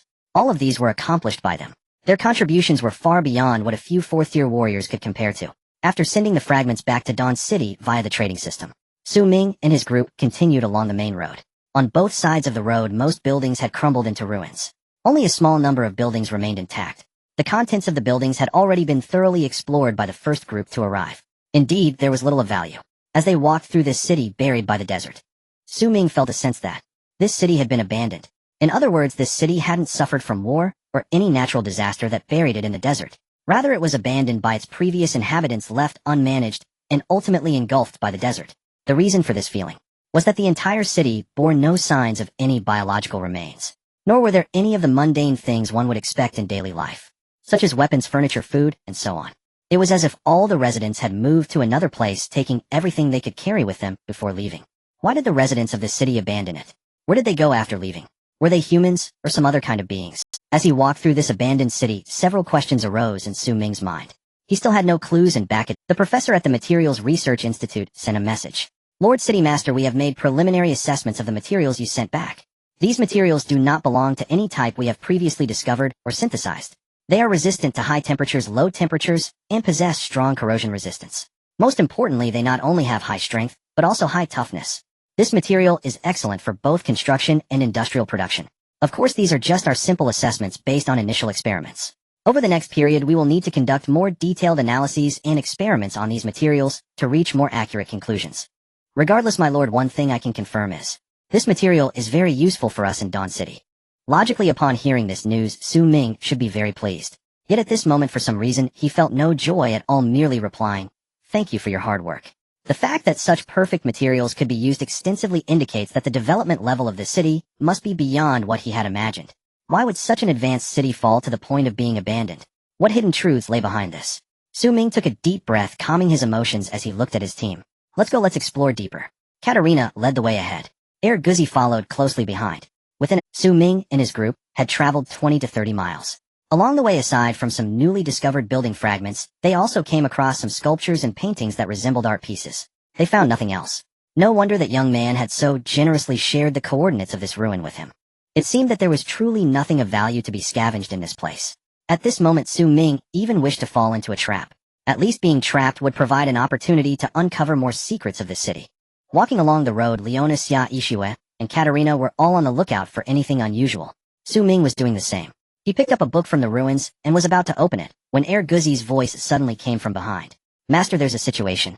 Almost at the same time, Katerina drew her dagger, holding it firmly in a defensive posture. "Something is coming." She lowered her voice, speaking cautiously. Hearing this, Su Ming and the others instantly drew their weapons, adopting a defensive stance, ready to confront the approaching enemy. Moments later, rustling sounds came from not far away. Everyone instinctively looked over and saw a teddy bear-sized flying device appearing in the air, glowing with blue light as it flew towards them. Intruder detected. Target assessment, threat level D. A mechanical electronic synthesized voice emanated from the flying device. Su Ming looked at it, feeling an odd sense of familiarity. It seemed like he had seen something similar before. Suddenly a flash of insight appeared in his mind. He remembered where he had encountered this thing. In a previous relic site, Su Ming had encountered a massive robot made of similar materials. That robot and this flying device were entirely different types. However, they shared similarities in materials and design. Without a doubt, they came from the same system. The massive robot had left a deep impression on Su Ming. Even when 3 fourth-year beings teamed up, they couldn't inflict a scratch on it. In the end, they had to exhaust its stamina and deplete its energy to defeat it. Looking back now, if that massive robot had been in its normal state, even a 5th-year being might not have been able to inflict any damage. Target access none. Intruder, you are authorized to operate on the outskirts of the city. Any activity entering prohibited areas will be regarded as trespassing and will face legal consequences. After delivering its message, the flying device did not linger and turned to leave. Throughout the encounter, it displayed no hint of hostility. Su Ming observed this, seeing his expression contemplative. This flying device was likely the guardian maintaining order in the city. It was meant to detect any beings entering this place and assess their threat levels. He wondered what kind of level a D grade represented. Could they inflict damage upon it? If nothing unexpected happens, the further we go and the greater the chance of encountering danger. If there are machines guarding the outskirts, there must be more inside. Without needing to say it, everyone understood. However, they were here to explore relics. If there were no dangers, what would be the point of coming all this way to just collect a bunch of junk from the outskirts? So Su Ming said, let's stay on the outskirts for another hour, and after that we'll continue deeper into the city. The others nodded in agreement. For the next hour, Su Ming and his group rested, replenishing their stamina while mentally preparing for the potential battles ahead. An hour later, Su Ming led his group further into the city. After approximately another hour of walking, the architecture before them changed once again. The buildings on the outskirts of the city were mostly ordinary residential structures. Upon entering, apart from some everyday furniture, there was little else to see. However, delving deeper into the city, they encountered not only more residential buildings, but also various shops, hospitals, libraries, and some peculiar structures of unknown purpose. Each of these buildings was grander than the last. Some were tall, some large, and some exquisitely crafted. Some buildings could even be described as breathtaking. Some structures reached heights of 200 to 300 meters, rivaling skyscrapers, though their purpose remained a mystery. Inside one library, Su Ming discovered a wealth of abandoned books. The layout of these books differed from any form of civilization he had ever encountered. The text on the pages was beyond the system's ability to analyze. With no other option, Su Ming decided to stash them in his backpack, intending to hand them over to experts later to see if they could translate any of it. Exiting the library and looking around at the various buildings, Su Ming couldn't help but exclaim, to build such a city, this civilization must be far more advanced than we imagined. What could have caused such an advanced civilization to be buried beneath the sands? The more Su Ming saw, the more intruder, the area ahead is prohibited. Any activity entering prohibited areas will be regarded as trespassing and will face legal consequences. Unbeknownst to them, the previously encountered flying device reappeared before Su Ming and his group, issuing. Hearing this, Katarina sneered. The city is gone, and what legalities are left? With that, she stepped towards the so-called. In the next moment, the flying device emitted a series of flashing red lights, and a piercing alarm sounded. You have entered a prohibited area, please leave immediately, or you will face legal consequences. You have entered a prohibited area, please leave immediately. The warning repeated 3 times, and seeing that Katarina showed no signs of leaving, the flying device stated, your actions have been deemed as trespassing, and you will face punishment. With that, it departed from the area. Witnessing this scene, Su Ming's gaze sharpened as he drew his weapon, preparing for the impending confrontation. The others did likewise. They had been prepared for battle since 2 hours ago. What kind of enemy awaited them was still unknown. Boom, boom, boom. Just as Su Ming and his group were fully immersed in their guarded state, a heavy thud sounded nearby. Following that, a colossal robot appeared in their line of sight. This robot stood 3 meters tall, its chest gleaming with white light. Its design was identical to that of the one Su Ming had seen in the previous relic. It's it again. Su Ming's eyes flashed as he looked at Katarina, warning, this thing is not easy to deal with, be careful not to get crushed by it. Katarina replied, I've seen countless robots like this before. With that, she vanished from sight before the robot could stabilize. In the next second, she suddenly appeared behind the robot, gripping her daggers tightly, as she leapt high into the air, aiming to plunge both daggers into the robot's head. Clang! As the daggers struck the robot's head, a metallic clash echoed. Immediately, Katarina's exquisite daggers were met with tremendous force, bouncing back. Even Katarina could not withstand this immense force and instinctively released her grip on the daggers, which were flung away, landing dozens of meters away. Damn it. Having participated in war since the age of 11, this was the first time Katarina had failed to hold onto her weapon. At this moment, she finally understood that Su Ming's warning was not unfounded. This robot before her was indeed formidable. Nearby, Su Ming and the others witnessed this scene, their expressions shifting. The situation was even more dire than they had imagined. Katarina, a dignified fourth-tier assassin, found herself utterly helpless against this robot. Retreat. Su Ming decisively issued the order. Katarina looked up at Su Ming and shouted, "I can handle it." With that, she leaped like a wildcat, landing atop the robot's head. She wrapped her arms around its head and exerted tremendous force. Bang! The robot emitted a burst of white lightning. Katarina was struck by an inexplicable force and was sent flying. Thud! Katarina slammed onto the ground, struggling to rise. Before she could steady herself, she violently spat out a mouthful of blood. This was the first time she had encountered such an enemy. The offensive techniques she prided herself on seemed utterly ineffective here. A wave of defeat washed over her. For Katarina, this was more painful than death. Urguzi charge. With a command, Urguzi positioned himself in front of the robot. Su Ming acted swiftly, embracing Katarina and turning to flee. Go! Urguzi reacted instantly, following closely as soon as his master broke free. Leona and Xia Yixue needed no further prompting. The moment they heard Su Ming's command, they maintained their distance from the robot. Not far away, the robot slowly turned its body, its round head, facing the retreating figures of Su Ming and the others. It emitted an electronic synthesized voice. Target remains unpunished, continue the attack. With that, the robot's form suddenly changed. Its height reduced from 3 meters to 2, and a pair of small wings sprouted from its back. The wings fluttered slightly, and the robot immediately took to the air, rapidly pursuing Su Ming and the others. Damn it.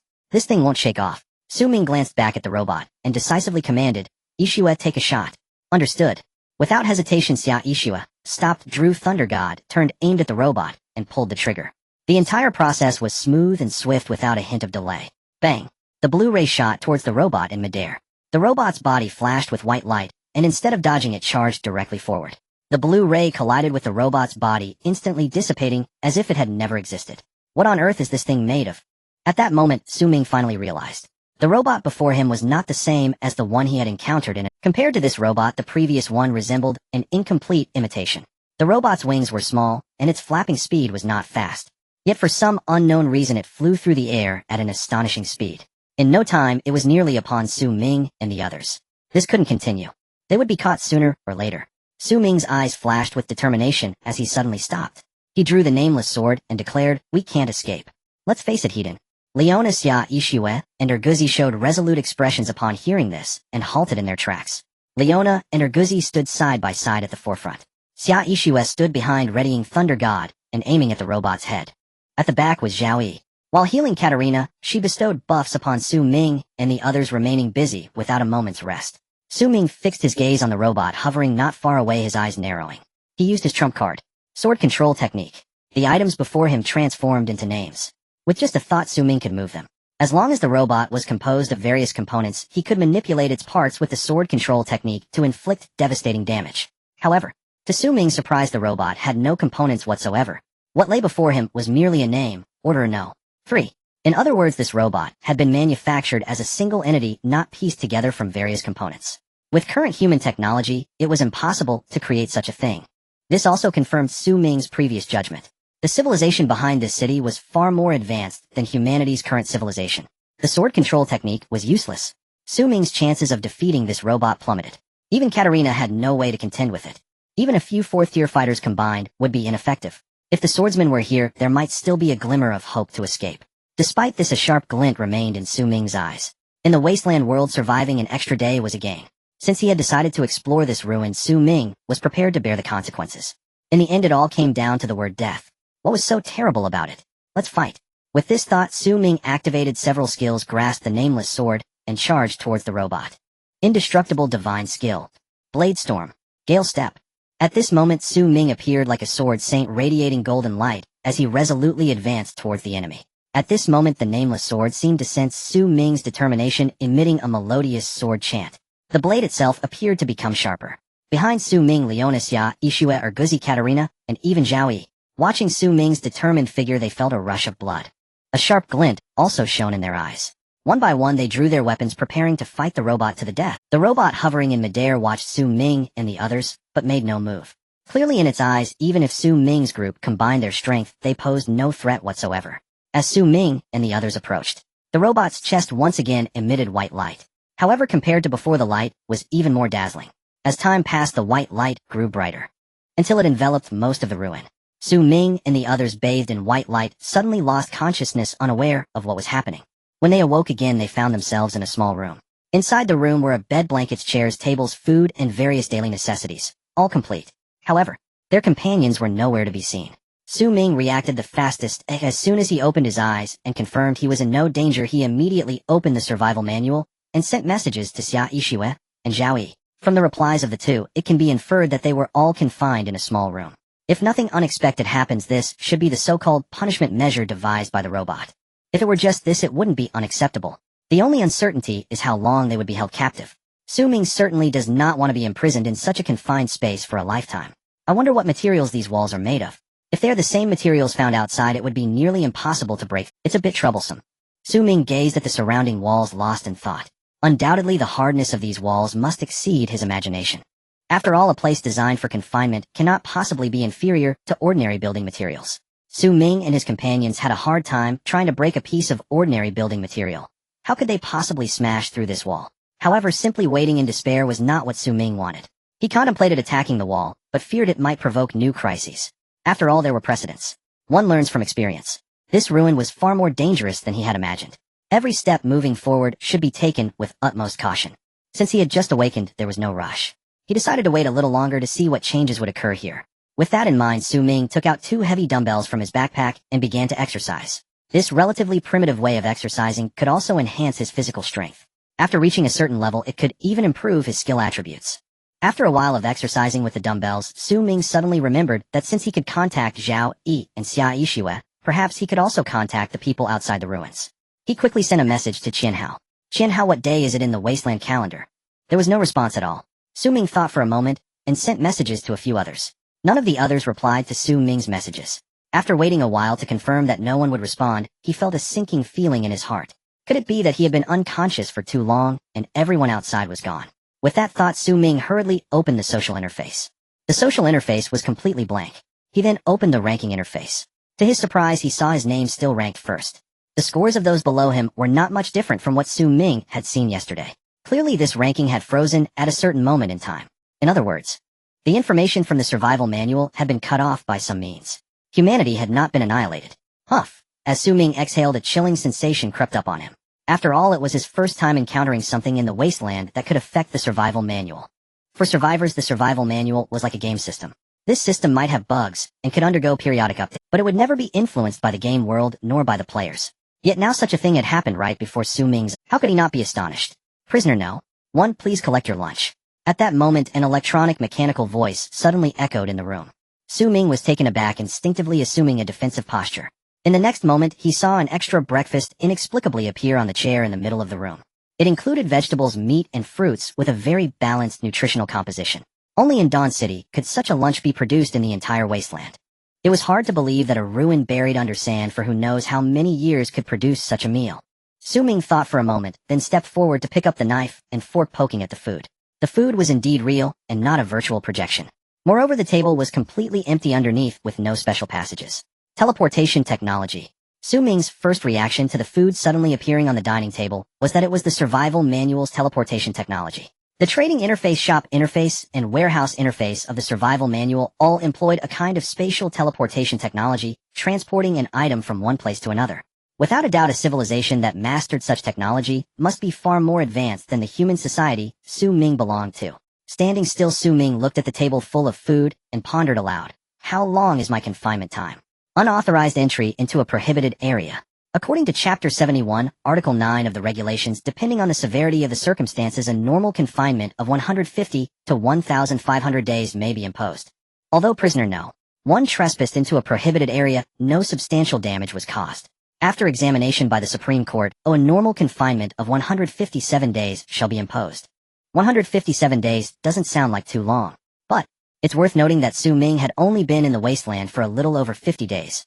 After 157 days, let alone Dawn City, it wouldn't even be certain if humanity still existed. He absolutely could not just sit here and wait. Holding on to this thought, Su Ming spoke. Why is it 157 days? I refuse to accept it.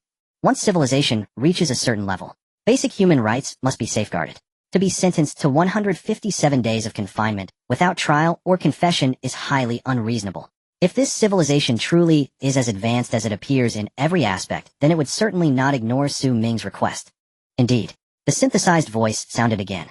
If you have objections to the judgment, you may submit a reconsideration request to the Supreme Court within 7 days. Without any hesitation, Su Ming shouted, I request a reconsideration.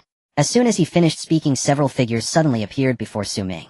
Startled by the sudden appearance of these individuals, Su Ming instinctively stepped back to maintain his distance from them. Seeing that they made no move, he relaxed a bit and raised his gaze to examine them. There were 5 people in total. Each was dressed in identical pure white clothing. Their height and build were indistinguishable from those of humans. There were 5 people in total. Each was dressed in identical pure white clothing. Their height and build were A question arose in Su Ming's mind. Are these guys really human? If they are human, their long pointed ears clearly belong to another species. If they are not human, aside from their ears, they look exactly like humans. Just as Su Ming was perplexed, one of the 5 spoke. You trespassed into a prohibited area without permission and should be sentenced to 150 days of confinement. Furthermore, you disregarded the repeated warnings from the patrollers, and your subjective intent to violate is evident, resulting in an additional 7 days of confinement. After entering the prohibited area, you caused no harm to the city, so no additional confinement time will be added. The reasons for your 157-day confinement are stated above. Which point do you have an objection to? Su Ming looked at them and replied solemnly, I have an objection to every point. Because this place is simply an abandoned city, why should I adhere to the regulations of an abandoned city? As the words fell, the entire room fell into silence. The 5 people looked at Su Ming with blank expressions, not uttering a word. After a moment, one person standing in the middle slowly spoke. The central city has not been abandoned. The city is still operational. The higher-ups have merely left temporarily, and one day they will return. Hearing the terms central city and higher-ups brightened Su Ming's eyes. It seems there may be unexpected gains this, not abandoned. Have you not gone out to see what your central city has become? Not to mention being buried under yellow sand, just look at those collapsed buildings and the empty streets. Do you think this is normal operation? I don't believe you lack even this minimal judgment. You and your city have all been abandoned by the higher-ups. What you say is merely self-deception. As the words fell, silence once again enveloped the room. The expressions of the 5 finally showed a hint of disturbance. It was unclear how much time had passed. One person suddenly spoke. It has been 2,151 years since the last tribunal held a judgment. The lifespan of the higher-ups is only 500 years. Admit it, they will not return. Another person chimed in. The higher-ups are exploring the world. They are engaging in a great movement. The central city is where they began, and they will not abandon it. If they are exploring the world, then why have all the higher-ups left the central city? Once this question was raised, another person fell silent. A hint of sorrow and confusion appeared on the faces of the 5. It was evident they too were unsure of the significance of their steadfastness. The central city was no longer there, and the regulations they maintained naturally no longer had any necessity. Su Ming stood by, listening to their conversation, lost in thought. Suddenly a bold idea appeared in his mind. The 5 people before him might not be real living beings, but artificial intelligence. Just like the 2 robots they encountered outside before. These 5 were also robots, just with different functions from the previous 2. The 2 before were responsible for maintaining order and detecting violations. The other was responsible for arresting those who violated the rules. These 5 were in charge of judgment. As for the higher-ups they spoke of, it was likely the beings that created them. Moreover, the beings that created them abandoned this city because they had discovered a more suitable place for survival. Of course, there was another possibility. That is, those beings foresaw that disasters they could not withstand might occur here, and thus chose to leave, seeking a new habitat. Su Ming looked at them and suddenly asked, what do the higher-ups look like? Upon hearing this question, the 5 seemed to recollect something, and all turned to Su Ming. Su Ming felt a bit uneasy under their gaze. At this moment, the person standing in the middle slowly said, your appearance is the same as that of the higher-ups, except that your bodies do not contain the energy possessed by the higher-ups. After pausing, he continued, the outside world has changed for over 2,000 years. Can you tell us what the world is? Su Ming pondered for a moment, and then truthfully replied. The climate is harsh, resources are scarce, the land suffers from radiation, crops cannot grow, the air is filled with various ashes, the sky is obscured by smog, and sunlight can hardly reach the earth. Su Ming described the current state of the wasteland world to the 5. After listening, the 5 fell into a long silence. It was unclear how long it took, but someone sighed and said the higher-ups leaving here was a wise choice. Su Ming raised an eyebrow and asked what was the world like 2,000 years ago. The person in the middle hesitated for a moment upon hearing this question, and then said 2,000 years ago the climate here would undergo stable changes, and each change would nourish the bodies of the higher-ups in different ways. The air and soil contained a large amount of energy, which could be utilized by the higher-ups with simple processing. Su Ming keenly noticed that he had not mentioned crops. It should be known that for known living beings there are only two ways to acquire energy. One is through their structure, converting inorganic substances like carbon dioxide into their own energy. Such beings are also known as autotrophs, like various plants and some bacteria, which belong to this category. The other cannot directly synthesize organic matter from inorganic materials and must consume existing organic matter to sustain life. These beings are referred to as heterotrophs, such as animals, most bacteria, and fungi, all of which belong to this category. Without crops or food, one can only be an autotroph. Moreover, listening to his latter words also closely resembles the characteristics of autotrophs. If that is truly the case, then these higher-ups can survive much more easily than humans. Su Ming pondered for a moment, and then asked, "Do you have any information on the higher-ups? Text or images will do, I want to see." The person in the middle shook his head, and said, "We do not have such permissions." Su Ming was taken aback. "The city is abandoned, yet you still care about permissions." The person in the middle replied, "Our permissions are granted by the higher-ups. Without their authorization, we can never do anything outside the scope of our permissions." Su Ming asked, "Then what do you plan to do next?" It was evident that these AIs were highly advanced. They had evolved emotions alike. Otherwise, when hearing Su Ming mention abandoned and cast aside, they would not show such sorrow and confusion. They had emotions, which was a good thing for Su Ming. If they had no emotions and were merely a bunch of cold data, that would, at the very least, Su Ming would have little hope of escaping. The five displayed expressions of confusion upon hearing this question. After a long while, they finally answered, "We don't know either." The person in the middle said, "Our existence is to maintain the order set by the higher-ups and ensure the city operates normally. Now that the higher-ups have left, the city no longer has the necessity to operate, and we have lost the meaning of our existence." As he spoke, a sense of sorrow surfaced on the faces of the five. Seeing this, Su Ming decisively said, "Who says you have no meaning of existence? I also have a city, and I have established various orders.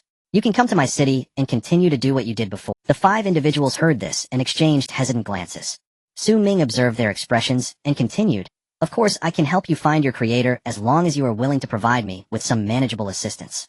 The five looked at Su Ming and replied in unison, "We cannot be sure if you are lying." Even with their advanced technology, they were unable to precisely determine whether a statement was a lie. No matter how sophisticated the lie detector, it could never achieve 100% accuracy. At this moment, they assessed Su Ming's body indicators while he spoke, and judged that the probability of his deceit was 1/7. 1/7 was not considered particularly low for them. Su Ming said, "Even if I were to deceive you, what do you have to lose? Trust me, there is still a chance for you to reunite with your creator. Even if you do not get to see your creator, you can continue to be useful in my city rather than languishing in a deserted city, becoming a heap of useless debris." Su Ming shrugged as he spoke. "Moreover, I have no reason to deceive you. I am also very curious about where your creator has gone. To find my way home, it is imperative that I locate them and ask some questions they may know the answers to." The creator of this city made the decision to leave. This implies they must possess some undisclosed information. This information might enable Su Ming to discover the path back home. He even suspected that the organizer of this survival competition was the creator of this city.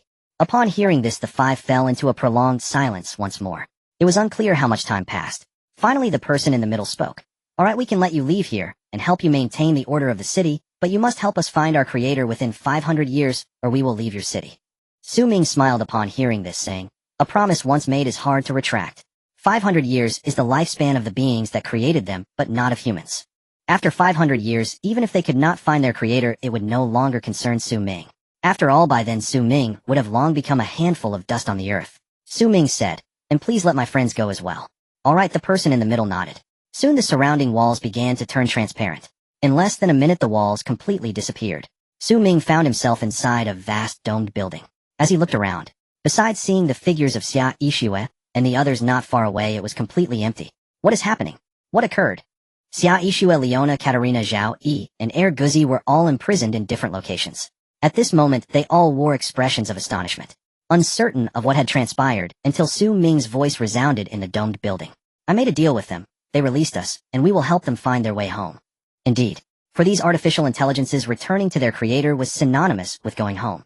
Upon hearing this, Xia Yixue and the others displayed dazed expressions, but said nothing.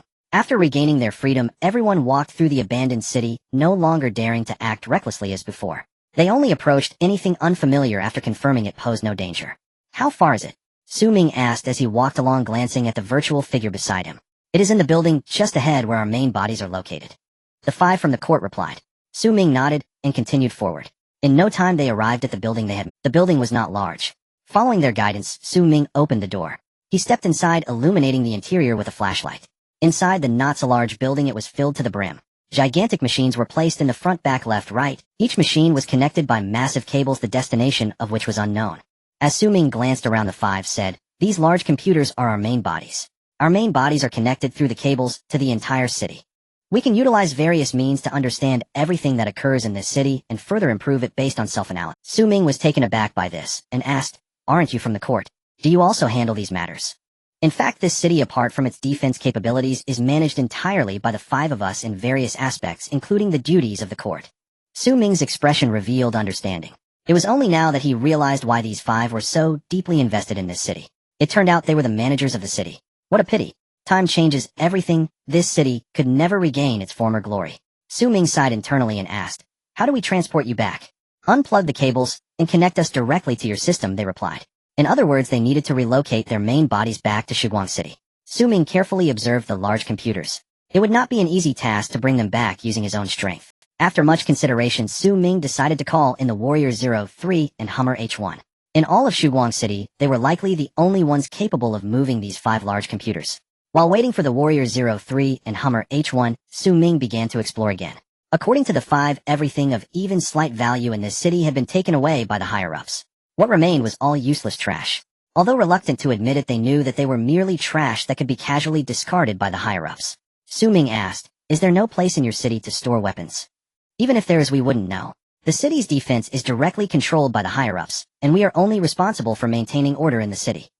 Ming pondered for a moment, and then asked, "Could the two robots that captured me before be sent to my city? They belong to the city's defense system and are beyond my control. To obtain them, they can only be destroyed." Ming said, "Think about it some more. Is there anything else in the city that I could use?" The five fell silent for a moment before speaking in unison. "The city's protective shield should help you fend off enemy attacks and shield the city from the ravages of war, allowing for better development. However, this city's protective shield has been operational for over 2,000 years. We cannot be certain if it can still function." A protective shield? Ming was taken aback, but then a look of joy appeared on his face. Without even thinking, he knew it must be something extraordinary. A protective shield capable of safeguarding such a vast city, if it could still be functional. Then the entire Dawn City would no longer fear attacks from alien beasts. No matter how many alien beasts came, there would be no fear. Ming looked at the five people before him and asked, "How do we obtain the city's protective shield?" The person in the middle replied, "As long as you can enter the internal defense system, you can easily take the protective shield. The problem is we are not sure how to access the internal defense system." Hearing this, Ming instantly felt disheartened.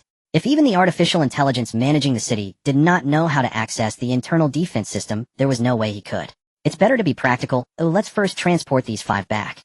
After all, this relic is here, and it won't run. When Dawn City's strength becomes a bit stronger in the future, it won't be too late for me to return." With this thought in mind, Ming did not delve deeper into the issue, simply staying in place, quietly waiting for Warrior 03 and Hummer H1 to arrive. 3 hours later. With the addition of Warrior 03 and Hummer H1, Ming and his group spent half the day and finally transported these five supercomputers back to Dawn City. The residents of Dawn City saw these five behemoths and erupted into exclamations of admiration. "The Lord of the city is amazing." He went out and actually brought back 5 supercomputers.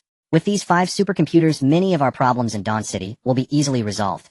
Mathematics isn't for Dawn City to develop technologically. It is essential to have such tools. With supercomputers, many projects will become much easier." But what they did not know was, these 5 supercomputers were far more powerful than they imagined. They were artificial intelligences that had already evolved emotions. As long as they were given certain permissions, they could manage the city in an orderly manner. Of course. At first, Ming did not grant them too many permissions. He only let them assist in the planning and management of the city. After returning to Dawn City, Ming chatted with these 5 artificial intelligences a lot. From their words, Ming learned that the original Wasteland world was rich in resources and had a pleasant environment. It was very suitable for their creators to survive. 2,000 years ago, their creators developed a magnificent civilization in this world.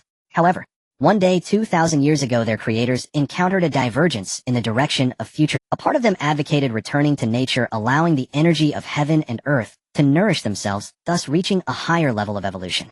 In fact, they did achieve some results. They purified the energy of heaven and earth, stored it in energy cores, and then drew energy from these cores to become even more powerful. The creators who directly absorbed the energy of heaven and earth saw their physical attributes grow geometrically and even awaken some special abilities. For instance, healing, breathing fire, burrowing into the ground, and so on. This sounds a bit like Zhao. After this faction of creators achieved results, they became even more convinced they were on the right path. They vigorously promoted their way of life, advocating the abandonment of all technological products and a return to nature itself. Any external tools belonged to trickery. This faction of creators was referred to as the Naturists.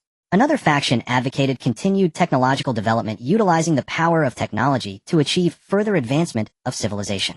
They created many valuable items and also firmly believed that they were on the right path. After the Naturists developed energy cores capable of storing the energy of heaven and earth, they surprisingly used these energy cores to create even more items. These items included various types of weapons. This faction was known as the Technologists.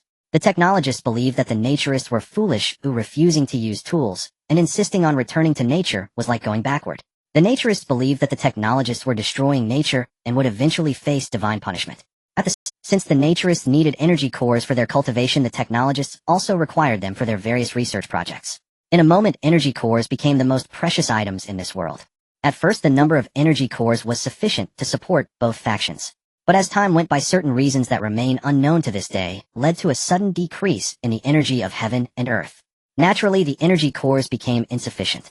To obtain more energy cores, a war between the Technologists and the Naturists became inevitable. In the end, the victors of the war were undoubtedly the Technologists. After their victory, the Technologists continued to advance technology while investigating the changes in the energy of heaven and earth. In the end, they found no conclusive results. They could only choose to abandon this continent and set out to sea in hopes of finding a place with a similar environment. Listening to the artificial intelligence's narrative, Ming suddenly understood some things that he had previously found puzzling. The first was why some indigenous people had acquired special abilities. For instance, Zhao Yi, who according to the natives gained healing abilities after awakening. Initially, Ming thought it might be because they had lived in the wasteland for too long and had mutated. But upon reflection, it was not like that at all. Rather, it was likely that these indigenous people were descendants of the Naturists from 2,000 years ago. The Naturists acquired some special abilities through the energy cores, so their descendants could naturally inherit. The second point was why many items in the survival manual required energy cores. The reason is that the vast majority of items in the survival manual were created by the Technologists 2,000 years ago. The survival manual was merely a collection of others' wisdom. Additionally, the 5 artificial intelligences provided Ming with a very important piece of information. 2,000 years ago, the Naturists used energy cores to create something that had one end leading to one space and the other end to another space.